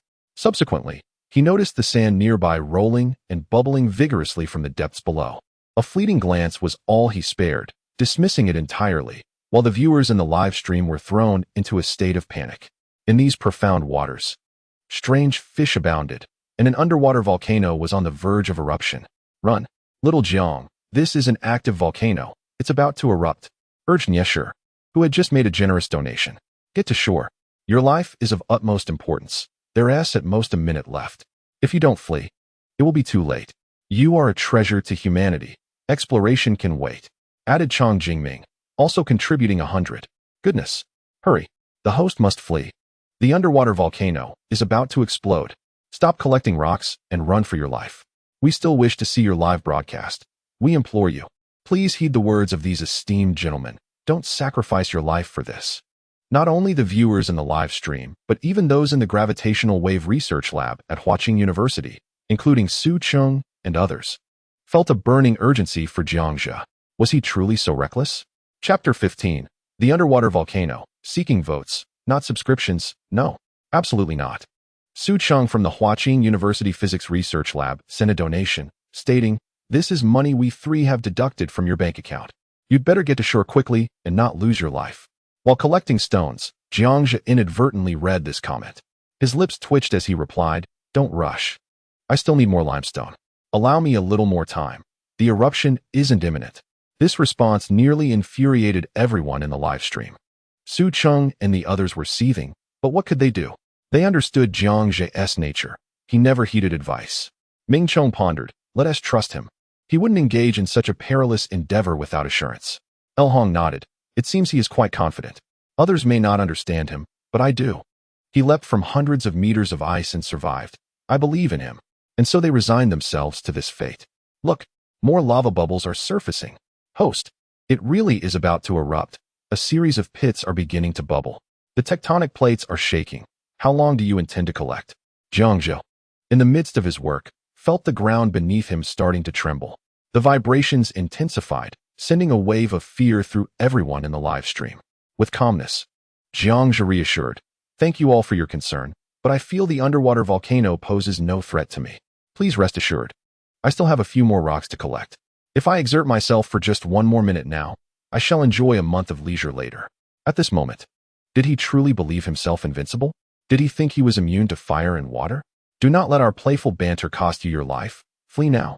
My heart races. I implore you to leave swiftly. Do not be obstinate. Dear host, depart at once. Ultimately, succumbing to the collective insistence, Jiangzhe sighed in resignation. Everyone meant well. He would gather the reef stones another time. Very well, very well. I shall take my leave. With that, he stored the stones in the system's space. And at that moment, no one noticed their disappearance. All were eager for him to exit with alacrity. At this juncture, the tectonic plates beneath him trembled with increasing intensity.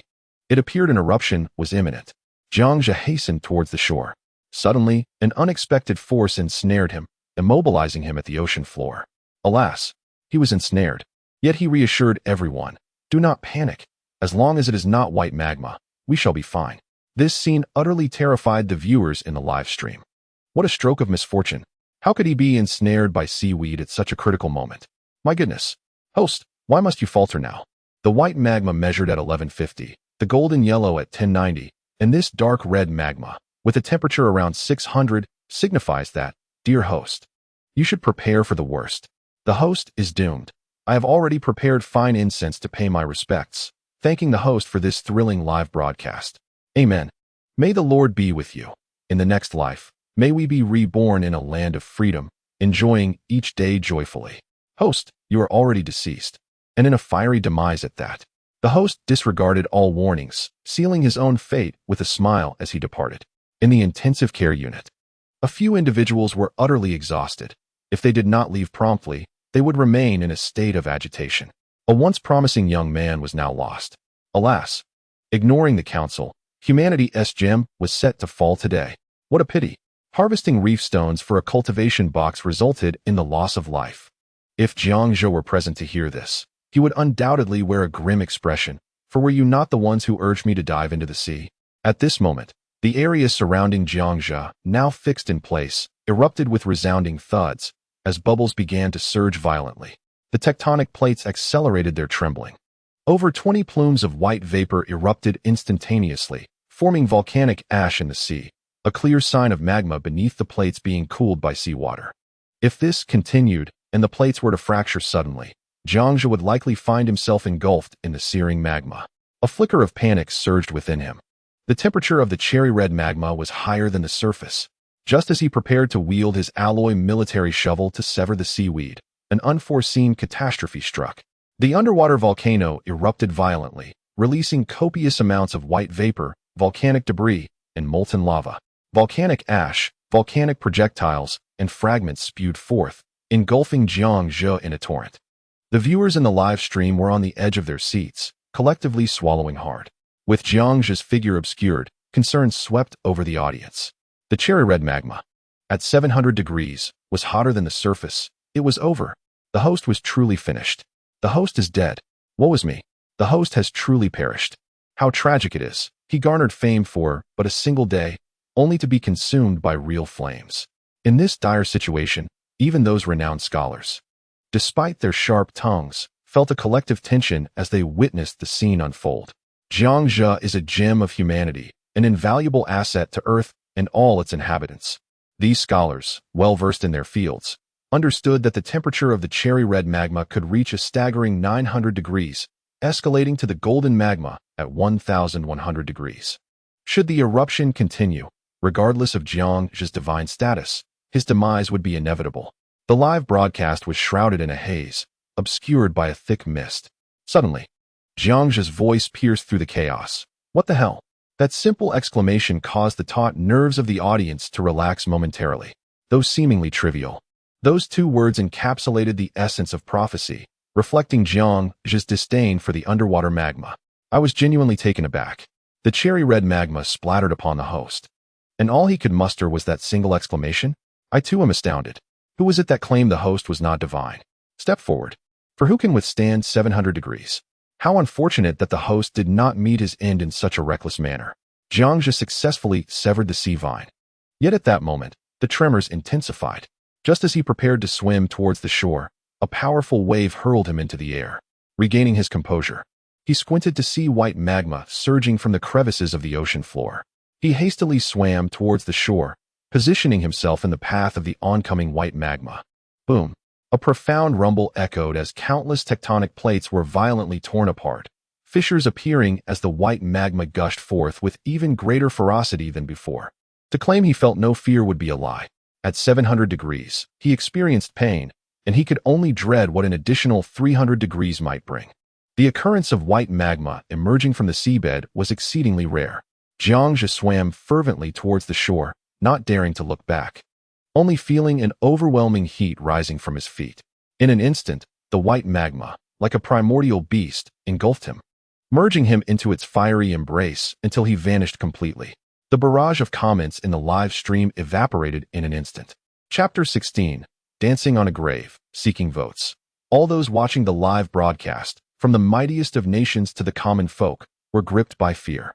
Some were so startled that they tore open a bag of chips, shoving them into their mouths, as it was said that eating could alleviate much of their negative emotions. The entire scene was saturated with white magma, and anyone with discernment could see that the host had met his end. What a pity it was. A rising star had only shone for a day before being truly incinerated. How lamentable. The first person to die in a parallel world. Our country has lost a figure capable of changing the world. Alas, those who can alter the course of history are often short-lived, adhering to the age-old belief in fate. All the spectators mourned for Jiang Zhe, lamenting his untimely fate. If the broadcaster could have lived a little longer, Who knows how many years the Earth's technology might have advanced? Countless dignitaries shook their heads in sorrow. In the intensive care unit, the three onlookers witnessed this scene, unable to bear it, and once again fell into unconsciousness, frothing at the mouth. Quickly, the three elders are truly beyond saving this time. Notify their families to prepare for the wake and the funeral feast. The doctors became busy once more. Oh, dear old Baikai. Oh, the loss of our beloved senior. I remember Senior Jiang once told me his favorite saying. I am still young, yet I have passed away. This is what I mean by shorter. How tragic it is to realize that shorter meant this. While you drift in the southern sun with paper offerings fluttering, I play cards and double down in the cold northern night. All the faculty and students of Hucking University shook their heads in sorrow, and the campus echoed with wails of grief. Suddenly, a soft, viscous sound emerged, growing increasingly intense. An arm, dripping with bright red magma, shot forth from the depths. What? He didn't die? The broadcaster is alive. Incredible. Emerging from the magma unscathed.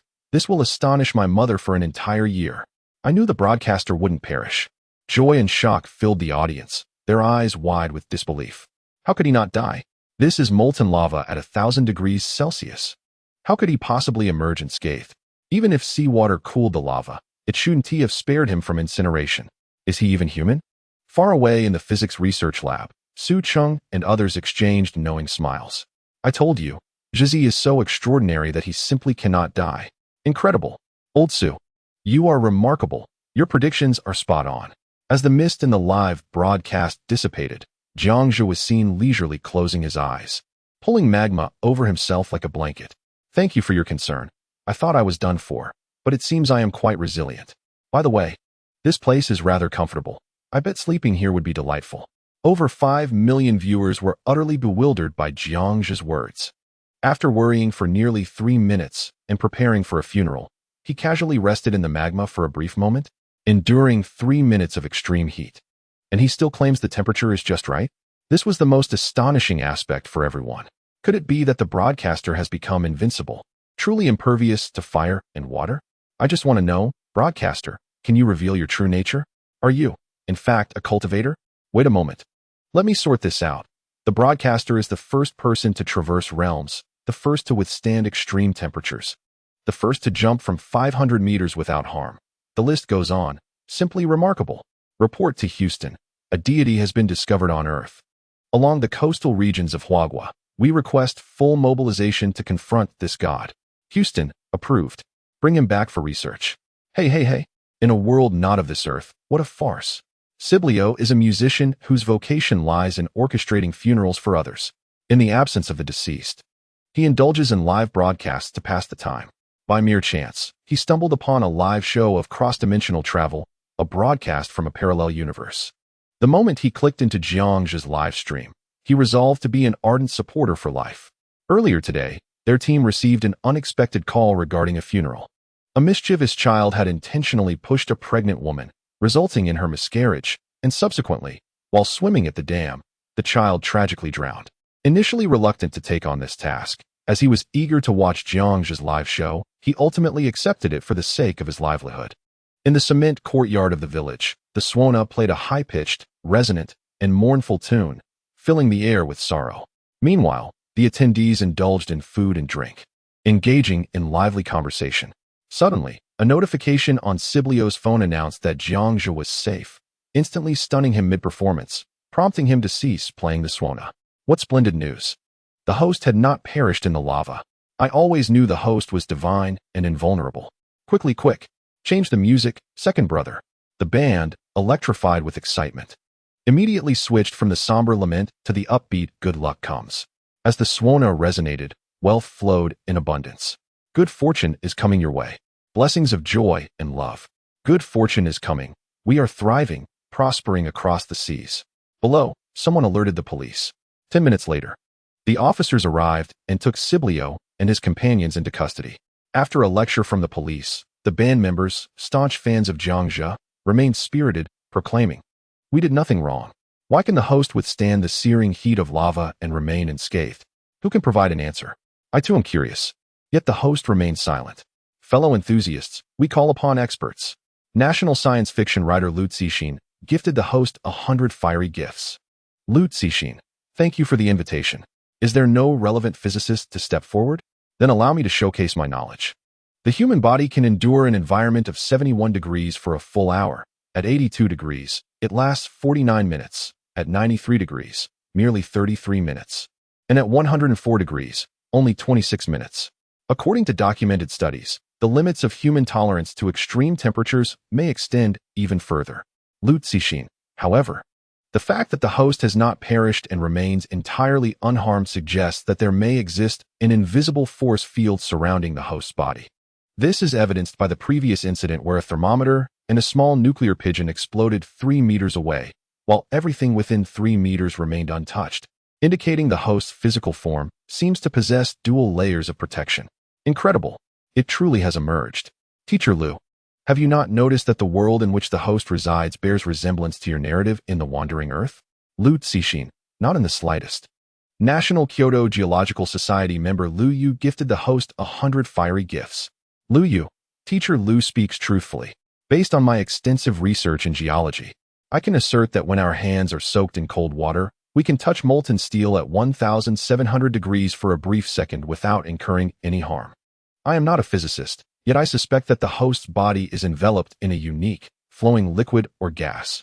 Chapter 17. A grain of rice for a day. This is not mere folly. The temperature of magma ranges between 900 and 1,200 degrees, reaching as high as 1,300, higher than the melting point of steel. Contacting molten steel for just a second will not result in injury, and the advent of such personal armor is still centuries, if not millennia, away. Ah, how enlightening. It seems we have underestimated our knowledge. This must be extraterrestrial technology. If such cloaked, personal armor were to emerge, it would greatly facilitate humanity's future endeavors in space colonization. How enviable. The aliens truly care for the host, leaving behind everything. To our surprise, the host has not deceived us. It is indeed the truth left by extraterrestrials. With a sigh of relief, Jiang Zhe shed the layers of rock clinging to him and collected a few limestone pieces. He swam to the shore and utilized a laser cutter to slice through the thin ice. Crawling out, he returned to the temperature-controlled chamber. From the system's marketplace, he exchanged for a series of glass-making equipment, crushing the limestone and feldspar he had gathered. He then placed the mixture into a crucible furnace to melt it down, pouring out the water to form a new cultivation box shortly thereafter. As you can see, the process of creating glass is quite straightforward. Now, the host intends to cultivate rice. After all, how can one survive on vegetables alone? Jiang Zhe exchanged for improved wheat seeds from the marketplace, spending 30,000 technology points. He planted the rice, leaving him truly destitute. Following the earlier events, everyone assumed their equipment originated from extraterrestrials.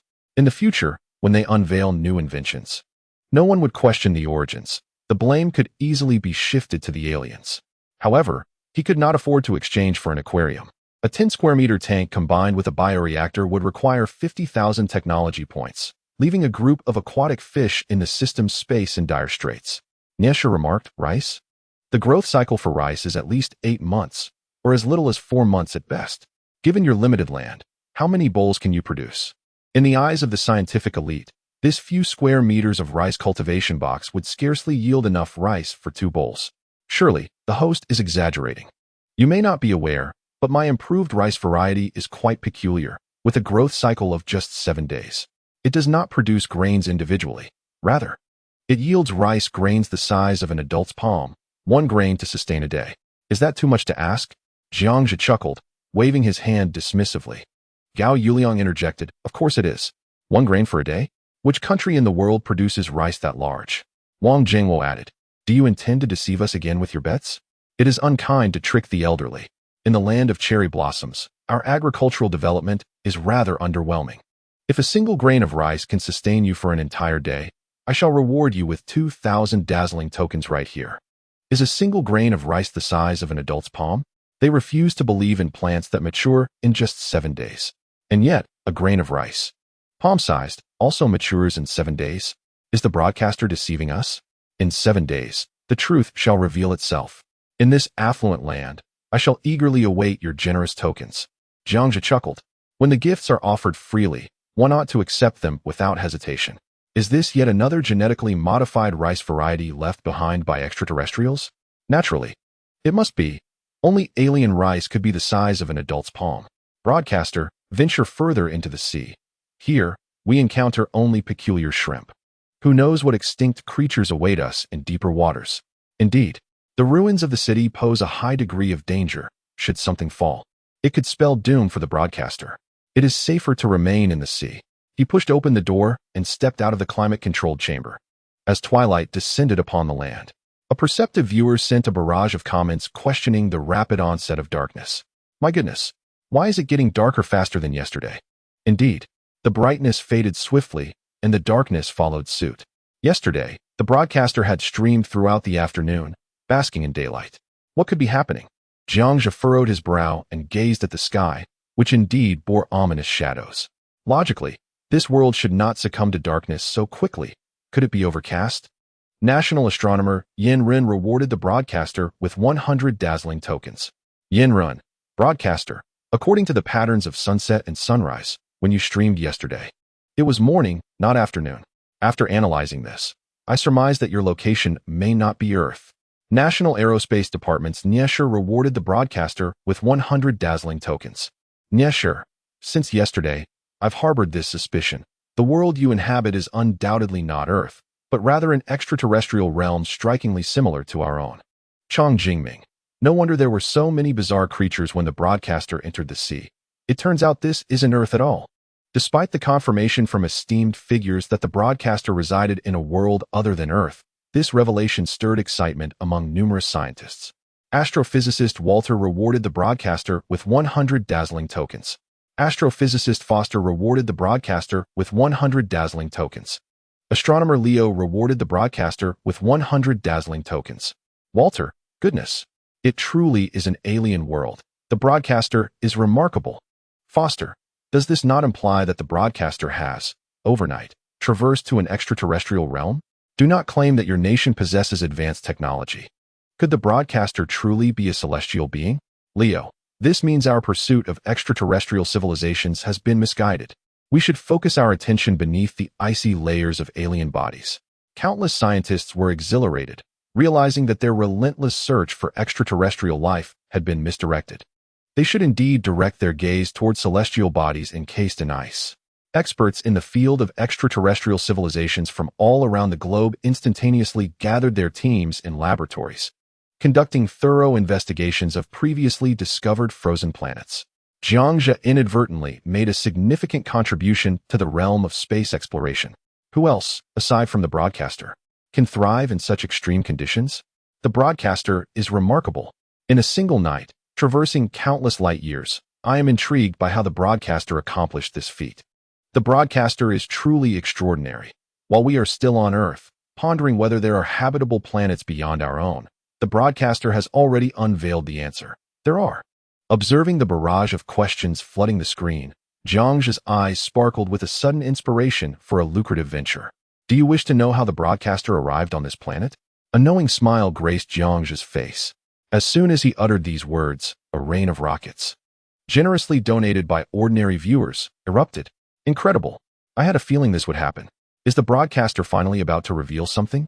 Hurry, hurry. I want to join the broadcaster in this adventure on the planet. Calm down, everyone. If you go, you might not return. Setting aside the possibility that the broadcaster is a celestial being, how did he manage to arrive here? The audience was once again stirred with excitement. A revelation. The mystery of interstellar travel. Who wouldn't be thrilled?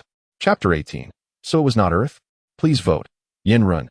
Hurry, hurry, I can hardly wait. Yes, sure. I'm getting impatient. Just tell us how you made the journey. Lena, broadcaster, how did you surpass the speed of light? Was it gravitational waves? Kettler, the broadcaster is amazing. I can't wait any longer. Spill the beans. Incredible. 2 Nobel laureates in physics have emerged. The broadcaster is genuinely impressive. Witnessing the emergence of 2 Nobel Prize-winning physicists is a monumental occasion, attracting notable figures from various fields. The broadcaster is indeed remarkable. As Jiangzhe's words echoed, a multitude of physicists and astronomers appeared, representing a plethora of industries, and donations surged dramatically. Within just a minute, the technology points skyrocketed to an astounding 100,000. This illustrates how deeply this statement resonated with many, not only in the live stream, but even in the real world. The highest echelons of attention were captivated by Jiang Zhi's broadcast. This event carries immense significance. It poses a question many have silently pondered, while the broadcaster remained silent. Spies from all nations attentively monitored Jiang Zhi. This is a conspicuous breakthrough in civilization, as a human from Earth appears on an extraterrestrial planet, unscathed. The number of viewers in the live stream surged dramatically, doubling from 6 million to 7 million in a matter of seconds, clearly indicating the allure of this revelation. So many donations left Jiang Zhi momentarily astonished. It turns out everyone is so curious about how I arrived here. Why didn't you ask sooner? Millions of viewers are in a state of anxious anticipation. Viewers, you haven't mentioned it. How are we supposed to ask? If we inquire, will you tell us? Viewers, I beg you, please stop keeping us in suspense. The day before yesterday, my 3 close friends and I drove to a friend's house in the suburbs of Kyoto for a home-cooked meal, and later that evening, he drove us back to our dormitory. As we traversed the dense woods of the suburbs at night, I suddenly spotted something floating in the sky. I aimed a laser pointer at it, and to my astonishment, it responded by drawing a figure in the air. Jiang Zhi recounted, "What the heck? Is this for real? Isn't that a phrase from our national curse?" I realized then that the aliens must have been displeased with the streamer for daring to shine a light on them. They decided to retaliate against him. Thus, the aliens transported him to a desolate planet. Indeed, it must be so. As Su Cheng and his companions were engrossed in the live broadcast, they momentarily reflected on the events.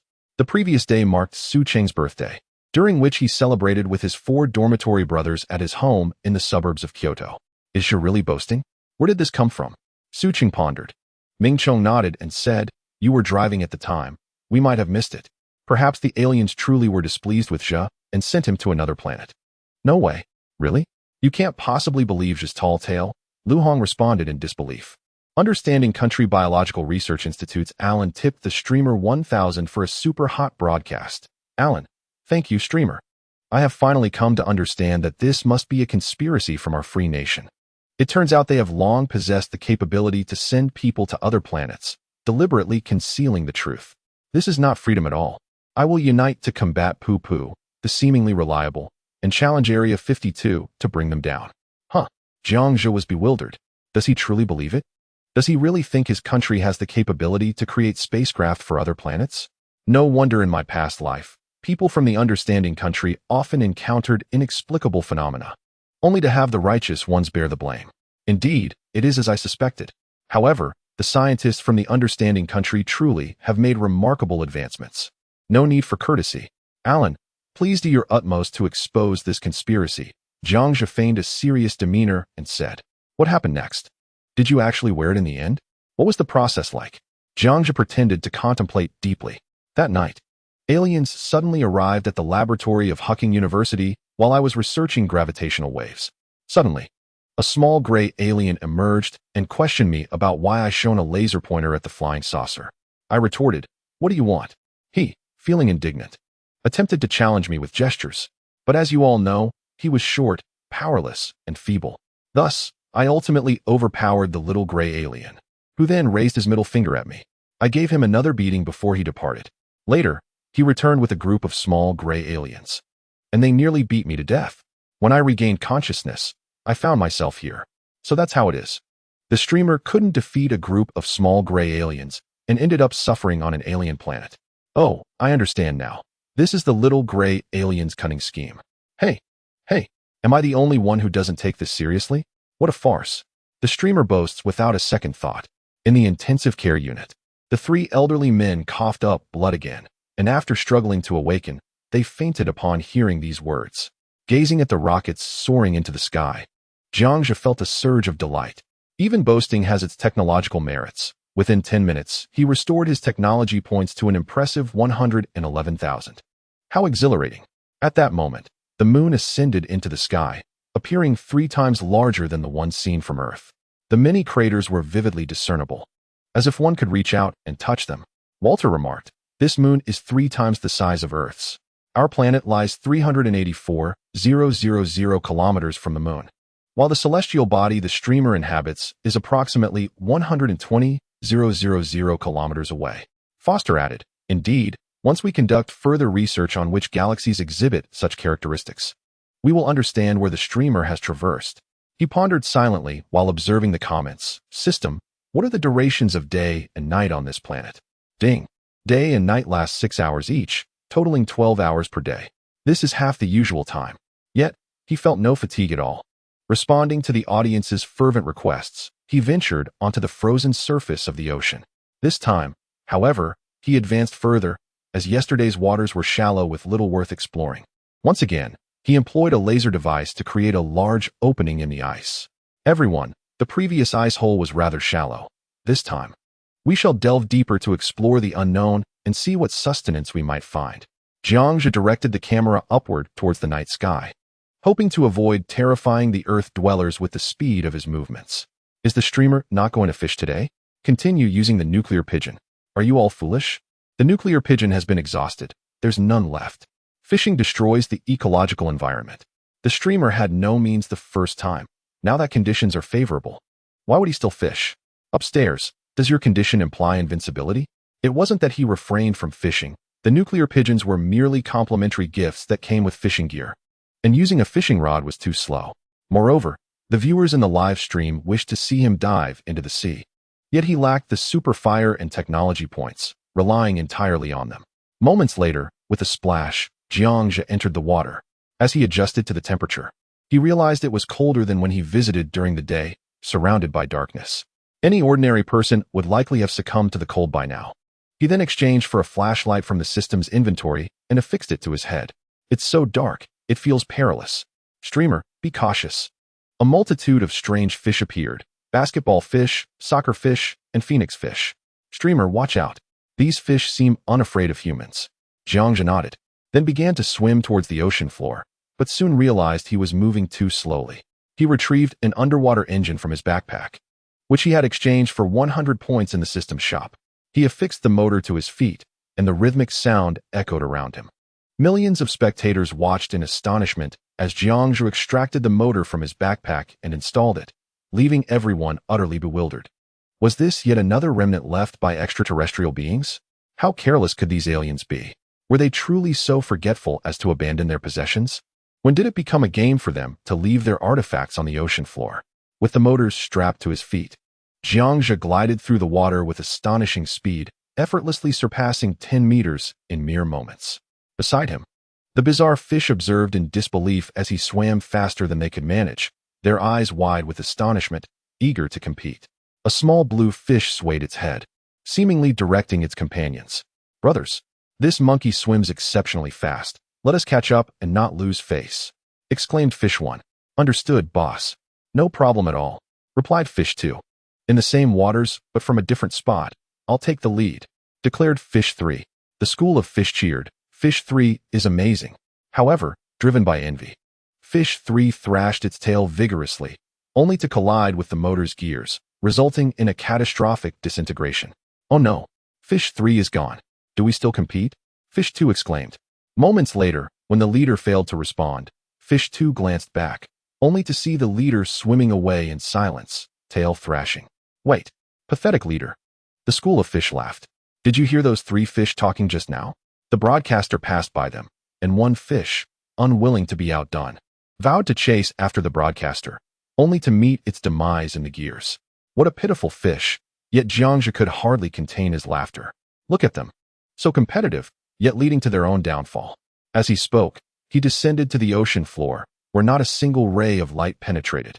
Save for the illumination provided by the system's lens and the lights above, he began to excavate the reef, collecting everything from seaweed and limestone to innocent fish and any useful resources, all packed into his backpack.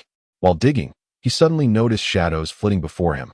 He raised his head, directing the murky light toward the source, and not far away, he spotted some marine pits, from which slender, line-like objects emerged, accompanied by a faint orange glow. This sight sent shivers down the spines of many viewers. Wang Enhua, president of the National Biological Society, tipped the broadcaster 100 super gifts. Wang Enhua, hurry, Xiao Jiang, get a little closer. What is that? Goodness, is that a sea snake? He felt a surge of discomfort at the thought, reminiscent of a tangle of vines, yet strangely unsettling. Jiangzhe nodded. The rare words from the esteemed Wang indicated a deep understanding of the subject, suggesting that this discovery could hold significant value. He stealthily approached the marine pit, ready for whatever the illumination would reveal. It was not a sea serpent, but rather a bed of seaweed, alongside which lay a pile of edible marine plants. At that moment, the system emitted a notification. Ding! This plant is known as sea vine. Its stems can be utilized for consumption, construction, and textiles. It is rich in vitamins and iron, preventing anemia, while its fruits are abundant in lubricant. Jiangzhe felt a surge of joy in his heart. Such a fearsome entity could indeed be edible. After a day filled with shrimp and brawls to the point of nausea, he longed for a change in flavor.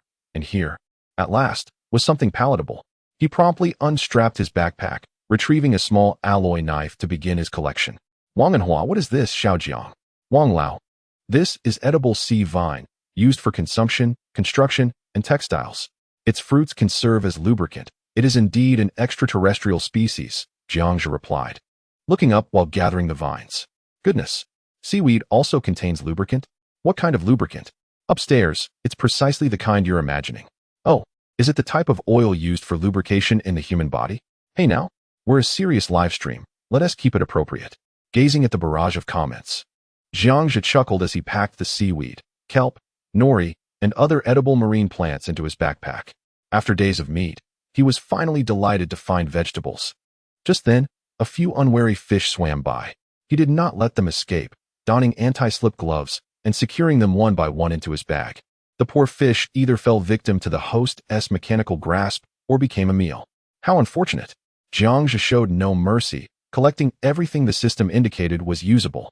Once he had gathered a substantial amount, a group of brazen fish approached.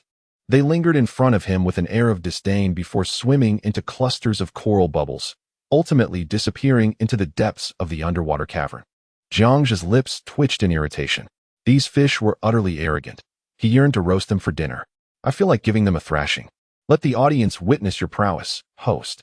At the audience's curious insistence, he followed the group of fish, catching a few along the way and delivering a few slaps to the arrogant ones as a means of venting his frustration. As he trailed the peculiar fish into a white sandy cave, he was suddenly startled by a dark green corpse on the ground around a corner. His throat tightened, and he quickly retreated, cautiously peering at the body. Jiangzhe exhaled sharply, striving to calm his racing heart. What is going on with the host? Has he discovered something? What has startled the host? What could possibly frighten him? Hurry up. You have plenty of oxygen. Don't waste time. Taking another deep breath, he grinned mischievously and said, It's precisely what most people on Earth yearn to see and know. Are you certain you want to witness it? Far away in a certain villa, the esteemed Mr. Wang observed the mischievous grin on Jiangzhe's face and immediately comprehended the situation. This young Jiang was once again devising a scheme to bamboozle scientists both domestically and abroad with his super rocket. Hurry up, streamer. A man should not be so slow. It was evident that the streamer was equally languid in bed, without a doubt. A bunch of fools. Can't you see such an obvious expression? No super rocket. No show for you. Chapter 20. How do aliens eat? Voting for the latest chapter is crucial. The esteemed members of various organizations made their generous donations. Liu Yu of the National Kyoto Geological Society rewarded the streamer with 50 super rockets. Chang Jingming of the National Kyoto Marine Society also contributed 50 super rockets. Wang Zhangwo of the National Architectural Society donated 50 super rockets. Gao Yuliang, an expert in botany and breeding, gifted 50 super rockets. The renowned director Steven Spielberg bestowed 50 super rockets upon the streamer.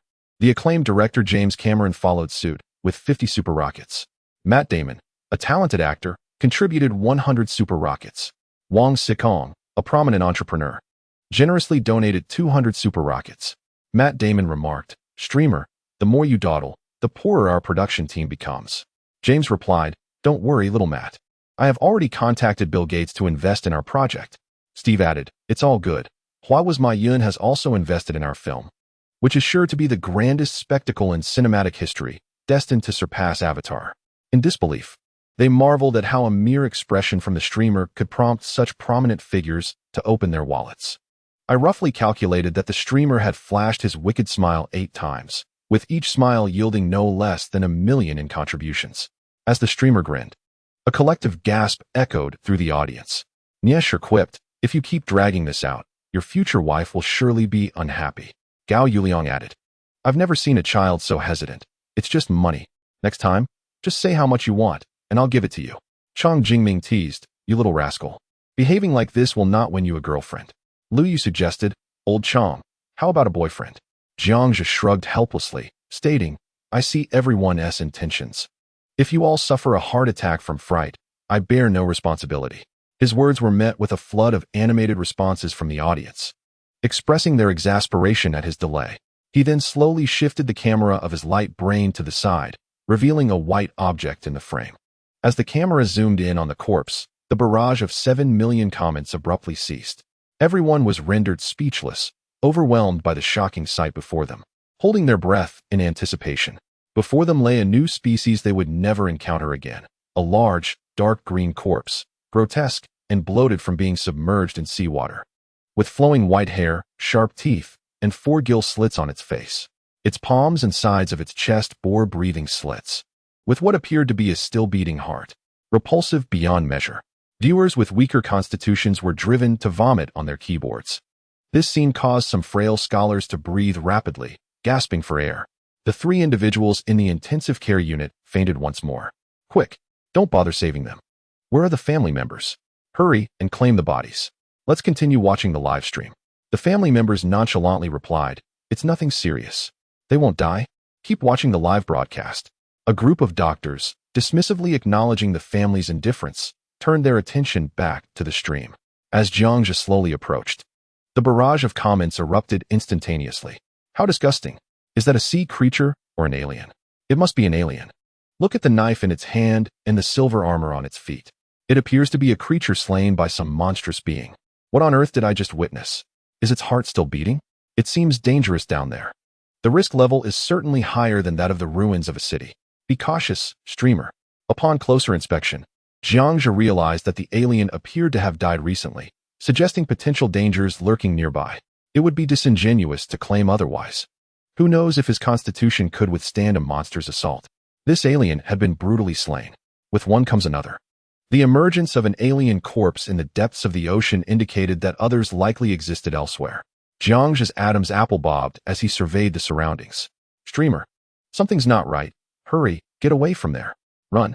The alien is moving. Its claws are stirring. Flee. You're in danger. Seeing the comments, Jiang Zhe pondered for a moment. Was the alien still alive?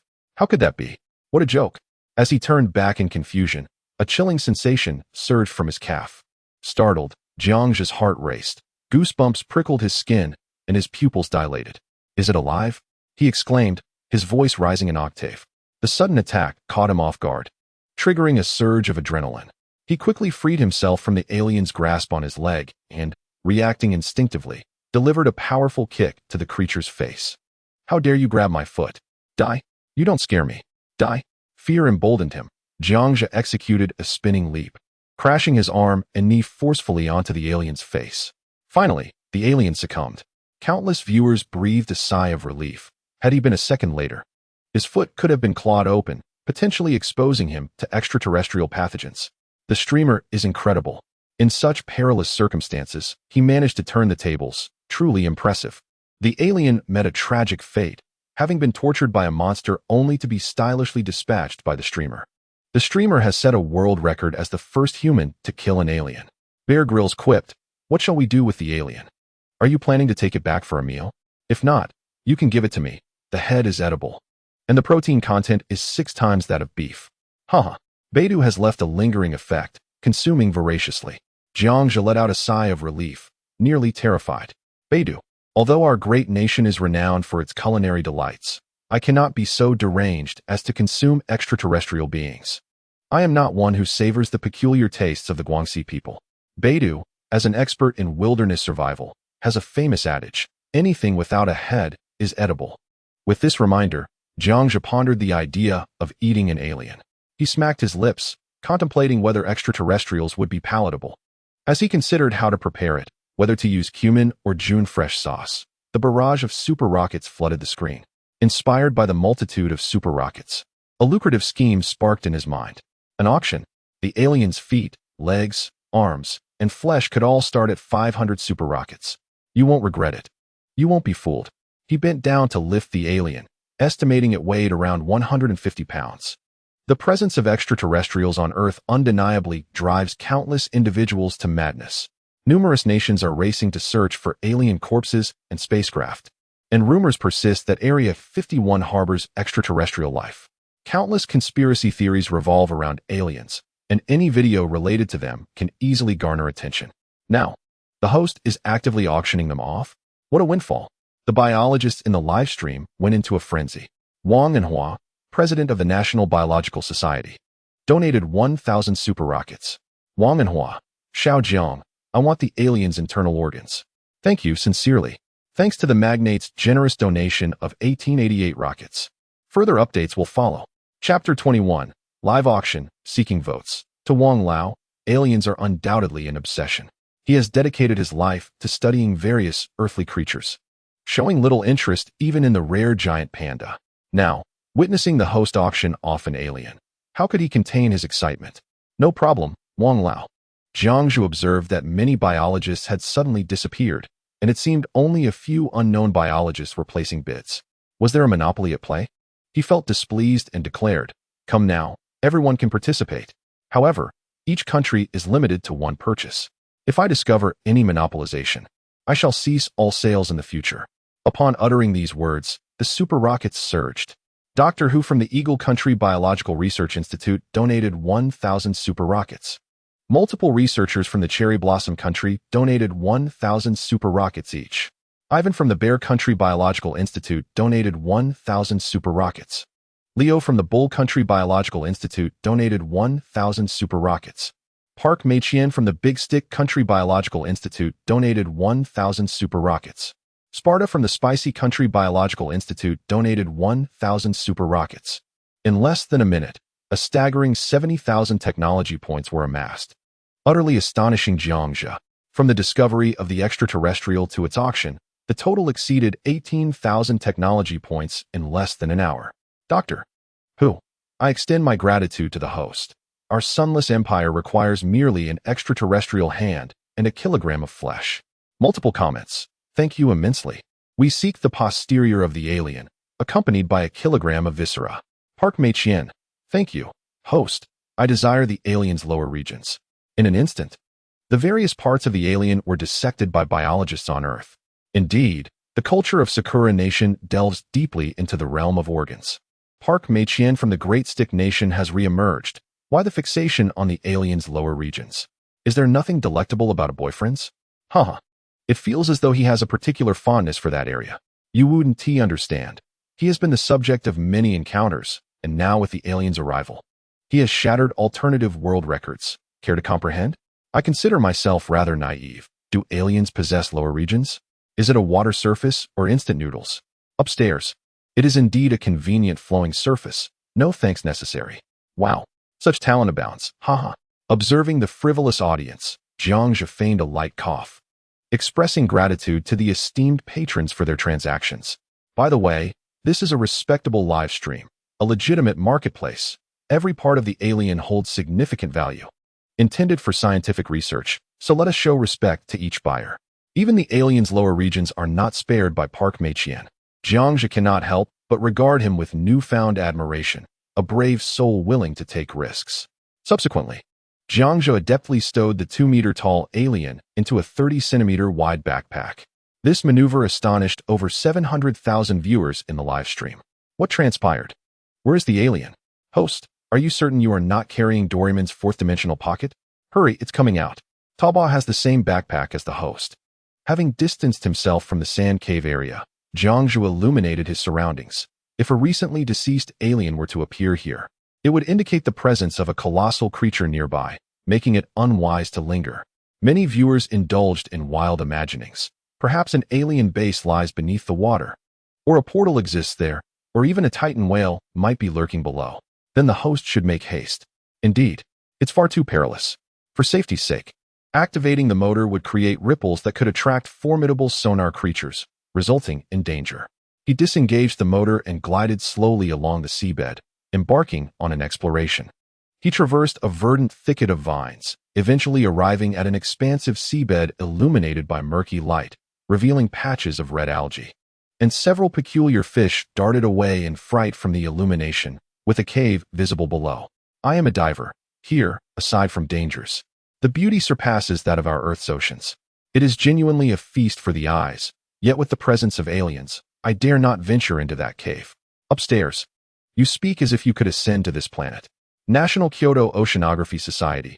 Chong Jingming rewarded 10 fiery bursts. Chong Jingming. Little Jiang, do not fear, theoretically. This area should pose no danger. You may investigate near the cave. A group of oceanographers, intrigued by the abundant mineral geology of the Earth, speculated about the extraordinary discoveries that might lie beneath the ocean floor. Jiang Zhe gestured toward the camera, sharing his curiosity about what treasures might be concealed within the cavernous entrance beneath the seaweed. He swam towards the cliffside cave, effortlessly brushing aside some peculiar fish that obstructed his path, and descended to the ocean bed below the precipice. As he parted the obstructive red algae, a faint pink luminescence emerged, captivating the attention of everyone present. Could this be the fabled pink diamond? Astonishing. A rare treasure indeed. The brilliance was utterly extraordinary, indicating an exceptionally high purity. This isn't a pink diamond. It resembles a type of organism. Alan from the Institute of Biological Research remarked as he scanned the pink entities. Ding. This object is known as gem coral, an elastic organism that can be utilized in the manufacture of computer chips. Computer chips? Jiang Zhe found himself intrigued by the notion of coral-based chips. He recalled that he had a finished intelligent chip in his backpack, which might prove useful in the future, so he decided to store it for now. Here is some good news, he announced. This peculiar organism can actually be used to create computer chips. Once we collect more of them, we could open an internet CAF on this planet and play Honor of Kings together. He began gathering the coral with a military shovel as he spoke. The audience of over 7 million was left in stunned silence. An underwater organism could be used to manufacture computer chips? Moreover, the host intended to establish an internet CAF to play Honor of Kings on this unfamiliar planet? What kind of world was this? Do you think everyone is as invulnerable as you? One viewer remarked. If the host wishes to consume aliens, we might end up roasted ourselves. Wouldn't you consider us as a meal too? Jiang Zhe furrowed his brow, his lips twitching. When had he ever expressed a desire to eat aliens? Had he? It didn't seem so. Ren Feijing from Huawei Group generously rewarded the host with 1,000 tokens, stating, "Our company lacks cutting-edge computer chips and has been reliant on foreign imports. Could you possibly sell them to us?" What an astonishing turn of events. Recently, the esteemed Ren Jingfei had faced opposition from Pu Pu, which had imposed restrictions on importing advanced chips. However, with the gem coral now in the hostess' possession, there was a chance to dominate the global market. The host seemed to have an uncanny ability to discover valuable items wherever he went, a stroke of extraordinary luck indeed. Chapter 22. Construction Planning. Seeking support. Grateful for Ren Zhengfei's generous gift of 1,000 tokens, Jiang Zhe assured him, "Absolutely, I will sell domestically, but not internationally." As he carefully placed the gem corals into his backpack, many giants from foreign tech companies coveted this gem coral. Yet the host had already declared it would not be sold abroad. In a bid to leave a favorable impression, gifts continued to pour in from the audience. Hoping to curry favor for the next time the host might unearth something remarkable. In the presence of luminaries from the realms of geology and astronomy, many have speculated that this planet's existence predates that of Earth. Almost done, after stowing all the gem corals behind him, the system prompted that oxygen levels were rapidly depleting. It was time to conclude for the day. The host's oxygen was nearly exhausted as well. After bidding farewell to the audience in the live stream, he made his way ashore. Upon returning to the temperature-controlled chamber, which resembled a cozy hotel suite, small yet fully equipped, he exchanged his 10-square-meter aquarium for a biological reactor, costing him 50,000 tech points and some limestone collected from the ocean floor. Subsequently, he added the peculiar and unattractive fish into the aquarium. During the installation process, he encountered a dilemma. Ordinary glass could not withstand the vibrancy of these lively creatures. He would need to remodel once he procured more resilient stones in the future. Next, he ventured into the kitchen to prepare a seaweed dish, but upon tasting it, he promptly spat it out. Disgusting. He opted instead to indulge in shrimp. Afterward, he took a shower and lay in bed, playing video games while casually chatting with Su Chung and others on Earth through the livestream. I leave all company matters to you, De Chung. As for Lu Xian, I am aware of her situation, since she deemed me unworthy in the past. She should not expect a reconciliation now. Once I have established myself here, I can bring you all to visit. Jiangzhe spoke earnestly. Lu Xin was his ex-girlfriend, who now, seeing Jiangzhe's rising fame, frequented Su Qing's dormitory, begging for a second chance. After all, she had publicly declared Jiangzhe as her boyfriend. And within just 2 days, she had garnered attention on Earth, reveling in the newfound fame. Anyone associated with Jiangzhe, whether distant relatives or close acquaintances, found themselves basking in his limelight and reaping substantial rewards. All right, Zhizi, we shall await your good news. Jiangzhe remained unfazed by the affairs concerning his ex. His focus shifted to the paramount task of restoring civilization on this planet, beginning with small endeavors, such as playing a few rounds of League of Legends. In the game, the blind monk kicked the enemy's weakened Garen back to the turret, while Jiangzhe, playing as card master in the mid lane, was swiftly eliminated by Garen's ultimate strike. You fool, if you can't dodge, then at least try. This was a metal element he had gathered from the ocean floor, synthesized through the system. By connecting the wireless network to the system, it could utilize Earth's internet with remarkable speed and at no cost. At the Hucking Physics Research Lab, Su Cheng had just concluded a call with Jiangzhe. Ming Chong eagerly approached him, inquiring, "Have you informed him that tomorrow marks the anniversary of his parents' passing?" "I have. But Jiangzhe cannot return, so I refrained from mentioning it. Everyone has been quite busy these past few days." Su Cheng contemplated for a moment. "Huaishur is quite far. If you consider yourselves brothers, then forego all other matters. Tonight, let us fly to Jiangzhe's hometown to pay our respects and burn incense for his parents." Su Cheng looked gravely at Ming Chong and Lu Hong, his expression profoundly serious. Both individuals have significant commitments tomorrow. One is eagerly anticipating a visit from his girlfriend who has traveled a great distance from Sichuan, while the other is preparing for a blind date. However, after a brief moment of contemplation, they both agreed to go together. "But why did Zhizi forget?" Su Cheng solemnly remarked. "It is not forgetfulness. Rather, he wishes to avoid burdening us. That is simply his nature. Just moments ago, he was attempting to play League of Legends, deliberately avoiding the topic." Before they departed, the trio picked up the rusted brass key from Jiangzhe's nightstand.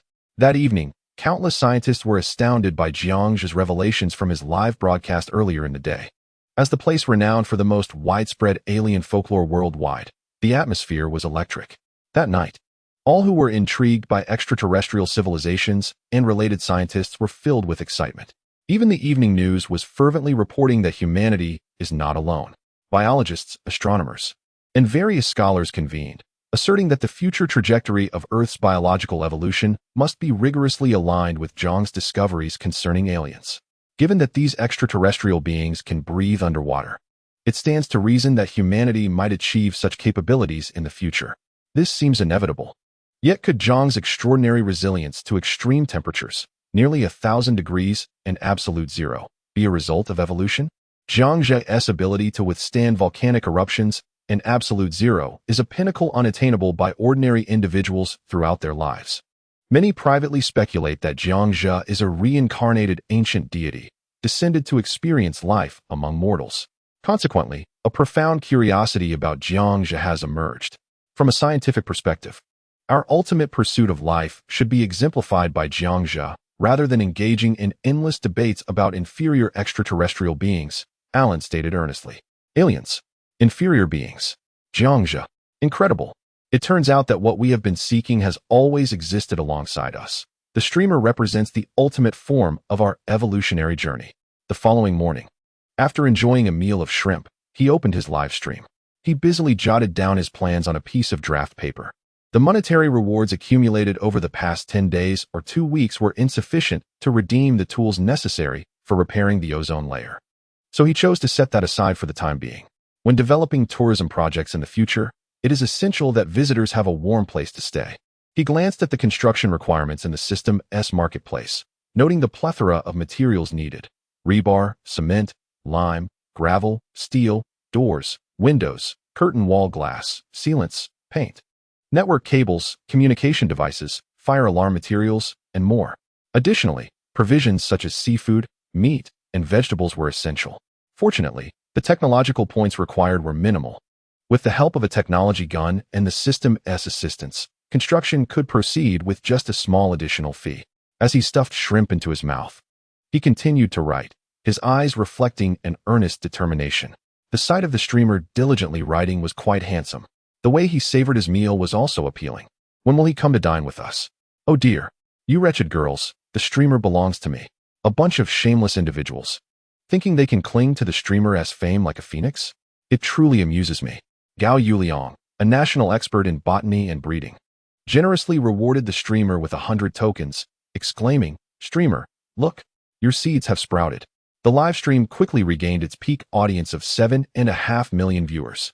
Many were engrossed in the words penned by Jiang Zhe, while few noticed the seeds in the cultivation box behind him had indeed begun to germinate.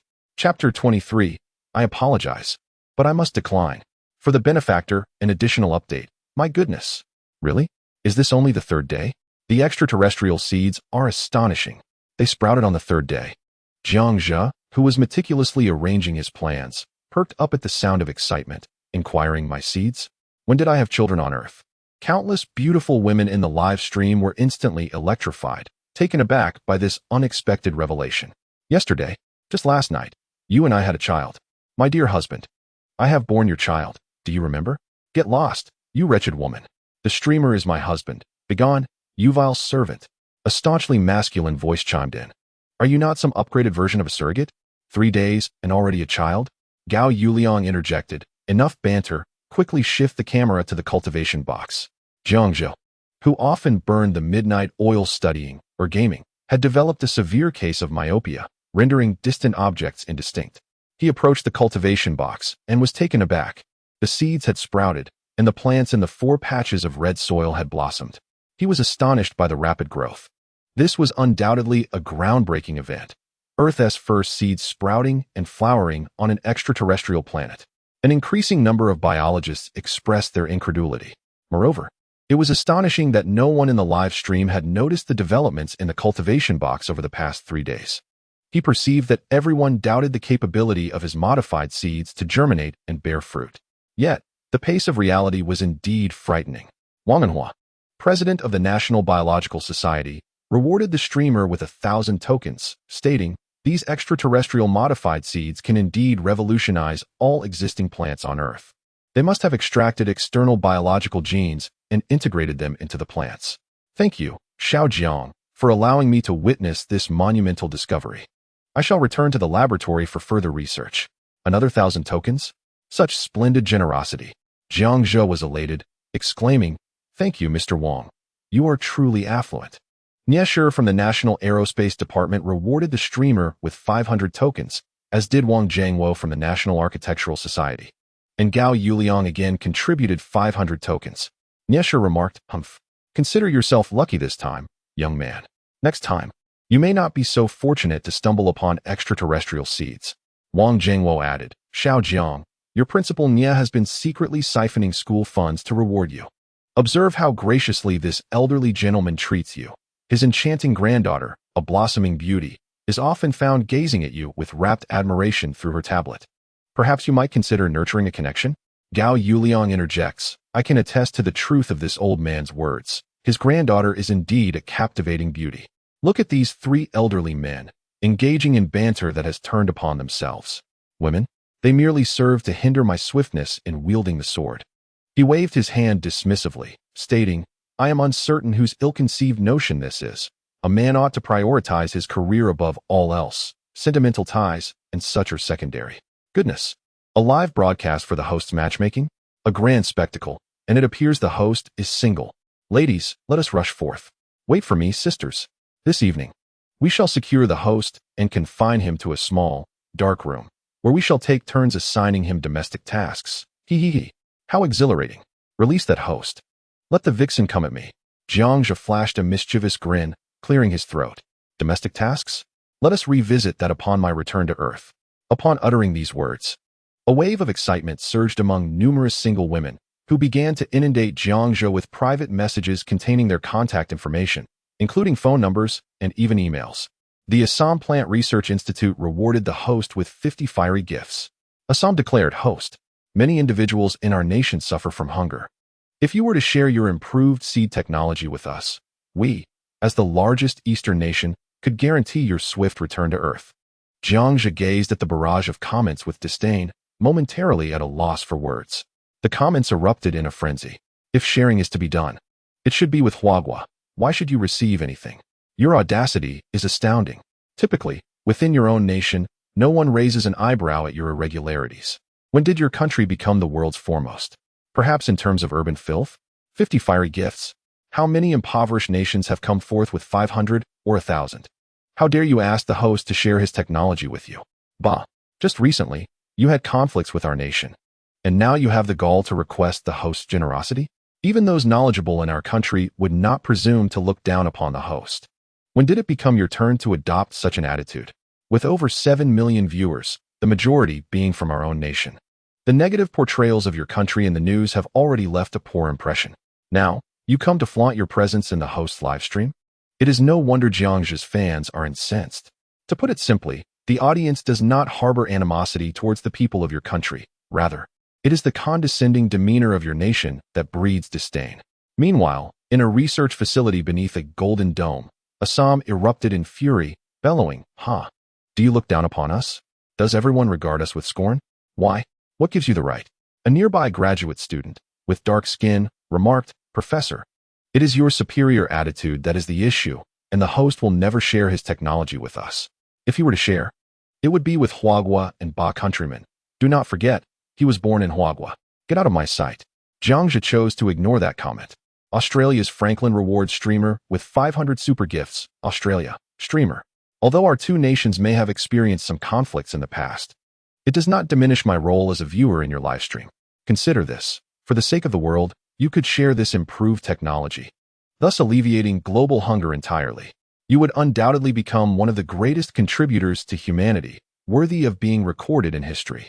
Many domestic viewers have been swayed by external influences. Indeed, the streamer could share this. It seems a beneficial move. Everyone would be nourished, and the world would be a better place. I believe it is feasible. Why not try? In our country, many struggle to find sufficient food, so please share. Share it. Please.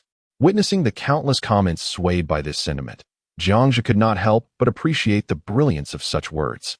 This Franklin has positioned himself atop a moral pedestal, proclaiming ideas concerning the common good of humanity. Consequently, numerous foreign viewers began to adopt Franklin's perspective. Thus, many were drawn into this sentiment. Jiangxi scoffed. Your country has always been fickle, swaying with the wind. Let me enlighten you. Once one is satiated, desires for greater pleasures emerge. With beauty, one seeks wealth.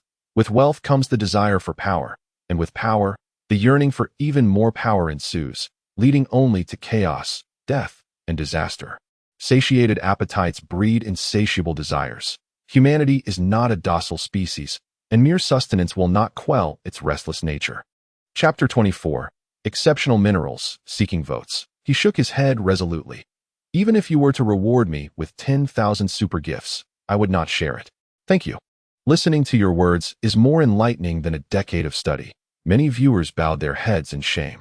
Their original intention was to hope for a better world. Yet they were unprepared for the streamer's profound insight. They were astonished at how deeply the streamer perceived human nature. Countless viewers gained a newfound understanding of Jiangxi, recognizing him as a philosopher. Some older viewers were so embarrassed they struck their chests in regret. The three individuals in the intensive care unit nodded in agreement. Yes, sure.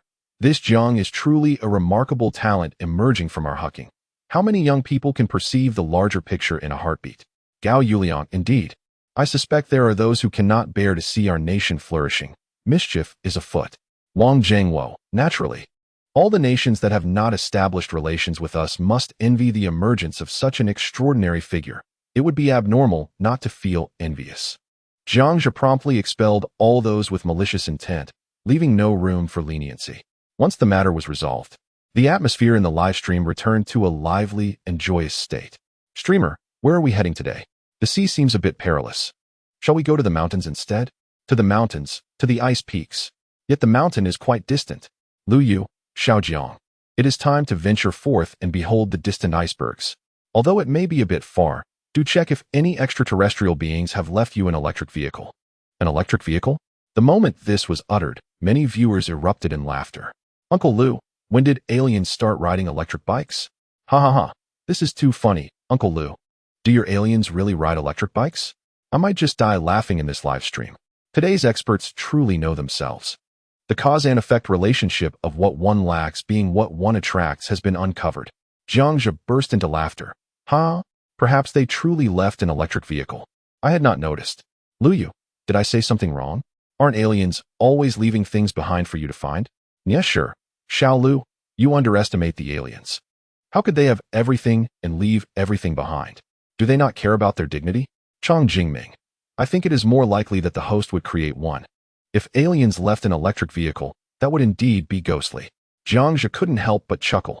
These old fellows are all talented, and their words are delightful. Wait, let me see if the aliens left something for me. His thoughts drifted to the system marketplace. The raw materials for the electric vehicle required only sufficient lead, iron, copper, and lithium to be exchanged, along with 2,000 technology points for the system to provide the remaining materials. He recalled that while underwater, he seemed to have collected ample limestone, copper ore, rock, lead ore, and lithium ore. He then retrieved a backpack from the sofa. Just enough to exchange for an electric vehicle.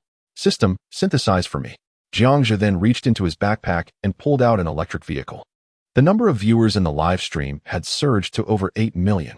Many new viewers watched in astonishment as Jiangzhe produced such a large item from a small backpack.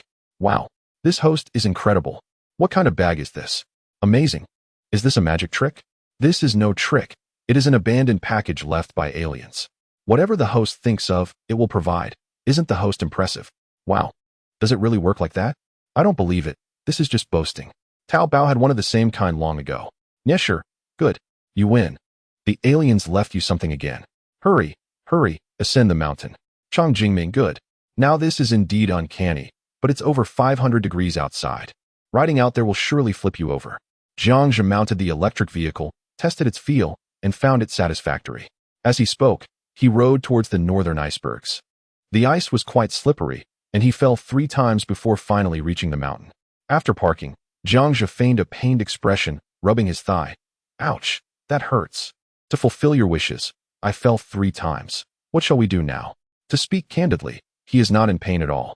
It is merely an attempt to deceive for popularity. After all, there are numerous affluent patrons in the live stream. Should luck be on his side, the technological points would surely flood in. Female viewers in the chat.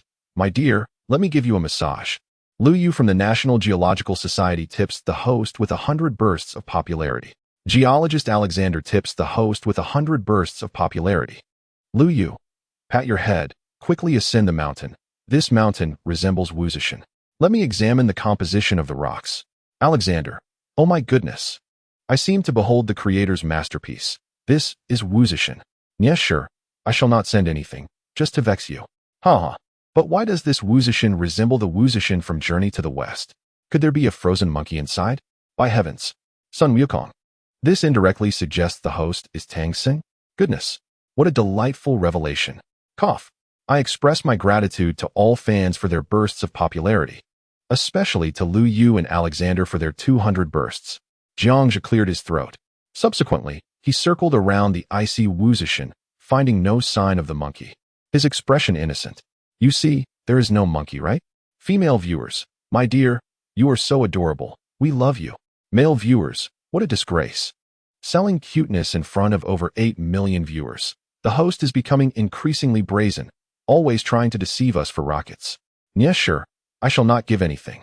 Goodness. I have been so naive and kind-hearted, yet I haven't received even a single burst. How disappointing. He shook his head and then produced a military-grade shovel, unearthing a large block of ice beneath his feet.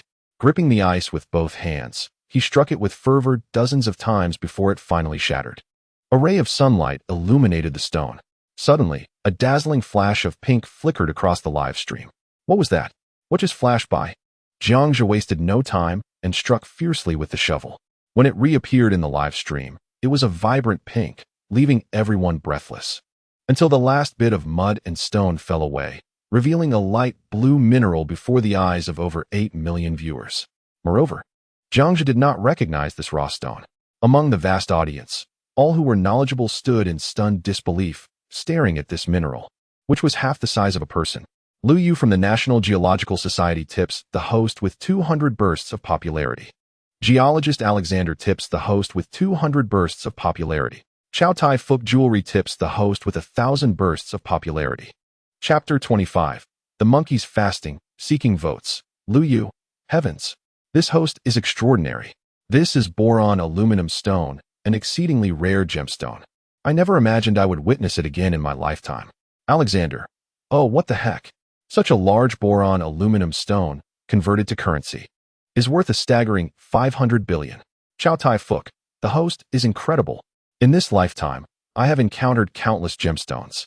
After much toil, I managed to acquire a mere 3 grams of boron aluminum stone, only to discover that you casually venture up a mountain and unearth a staggering 70 to 80 kilograms of this rare treasure. Upon enlightenment from a few experts, the uninformed onlookers were left utterly astonished, nearly foaming at the mouth. How outrageous. It infuriates me that the streamer possesses such extraordinary fortune. Truly, I have begun to envy you, dear streamer. Dozens of kilograms of boron aluminum stone, worth billions of meters in gold. Your luck is simply otherworldly, as if you can conjure what you desire.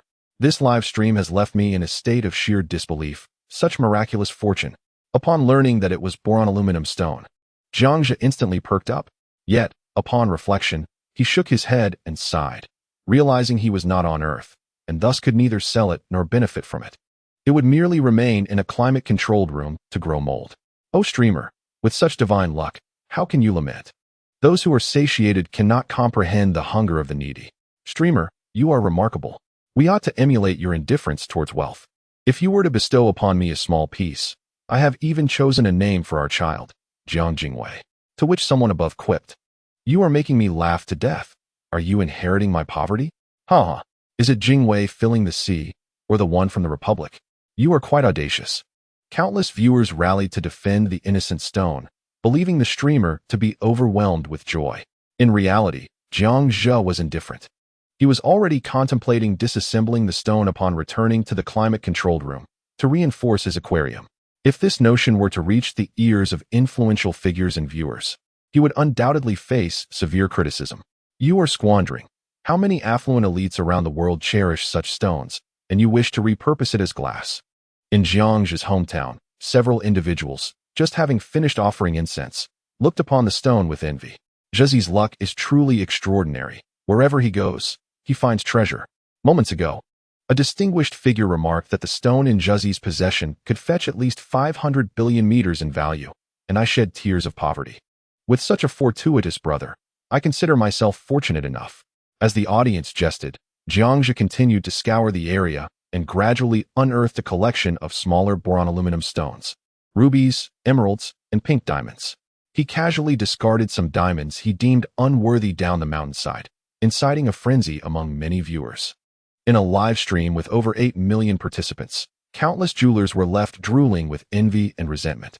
One individual was so shocked he suffered a heart attack and had to be taken away. Yeah, sure. What a coincidence. Another newcomer has arrived. Please introduce yourself, your skills, and your purpose for being here. The rotund man sighed. You 3 elders, please do not jest. My name is Zhou Dafu. I am the proprietor of Dafu Jewelry.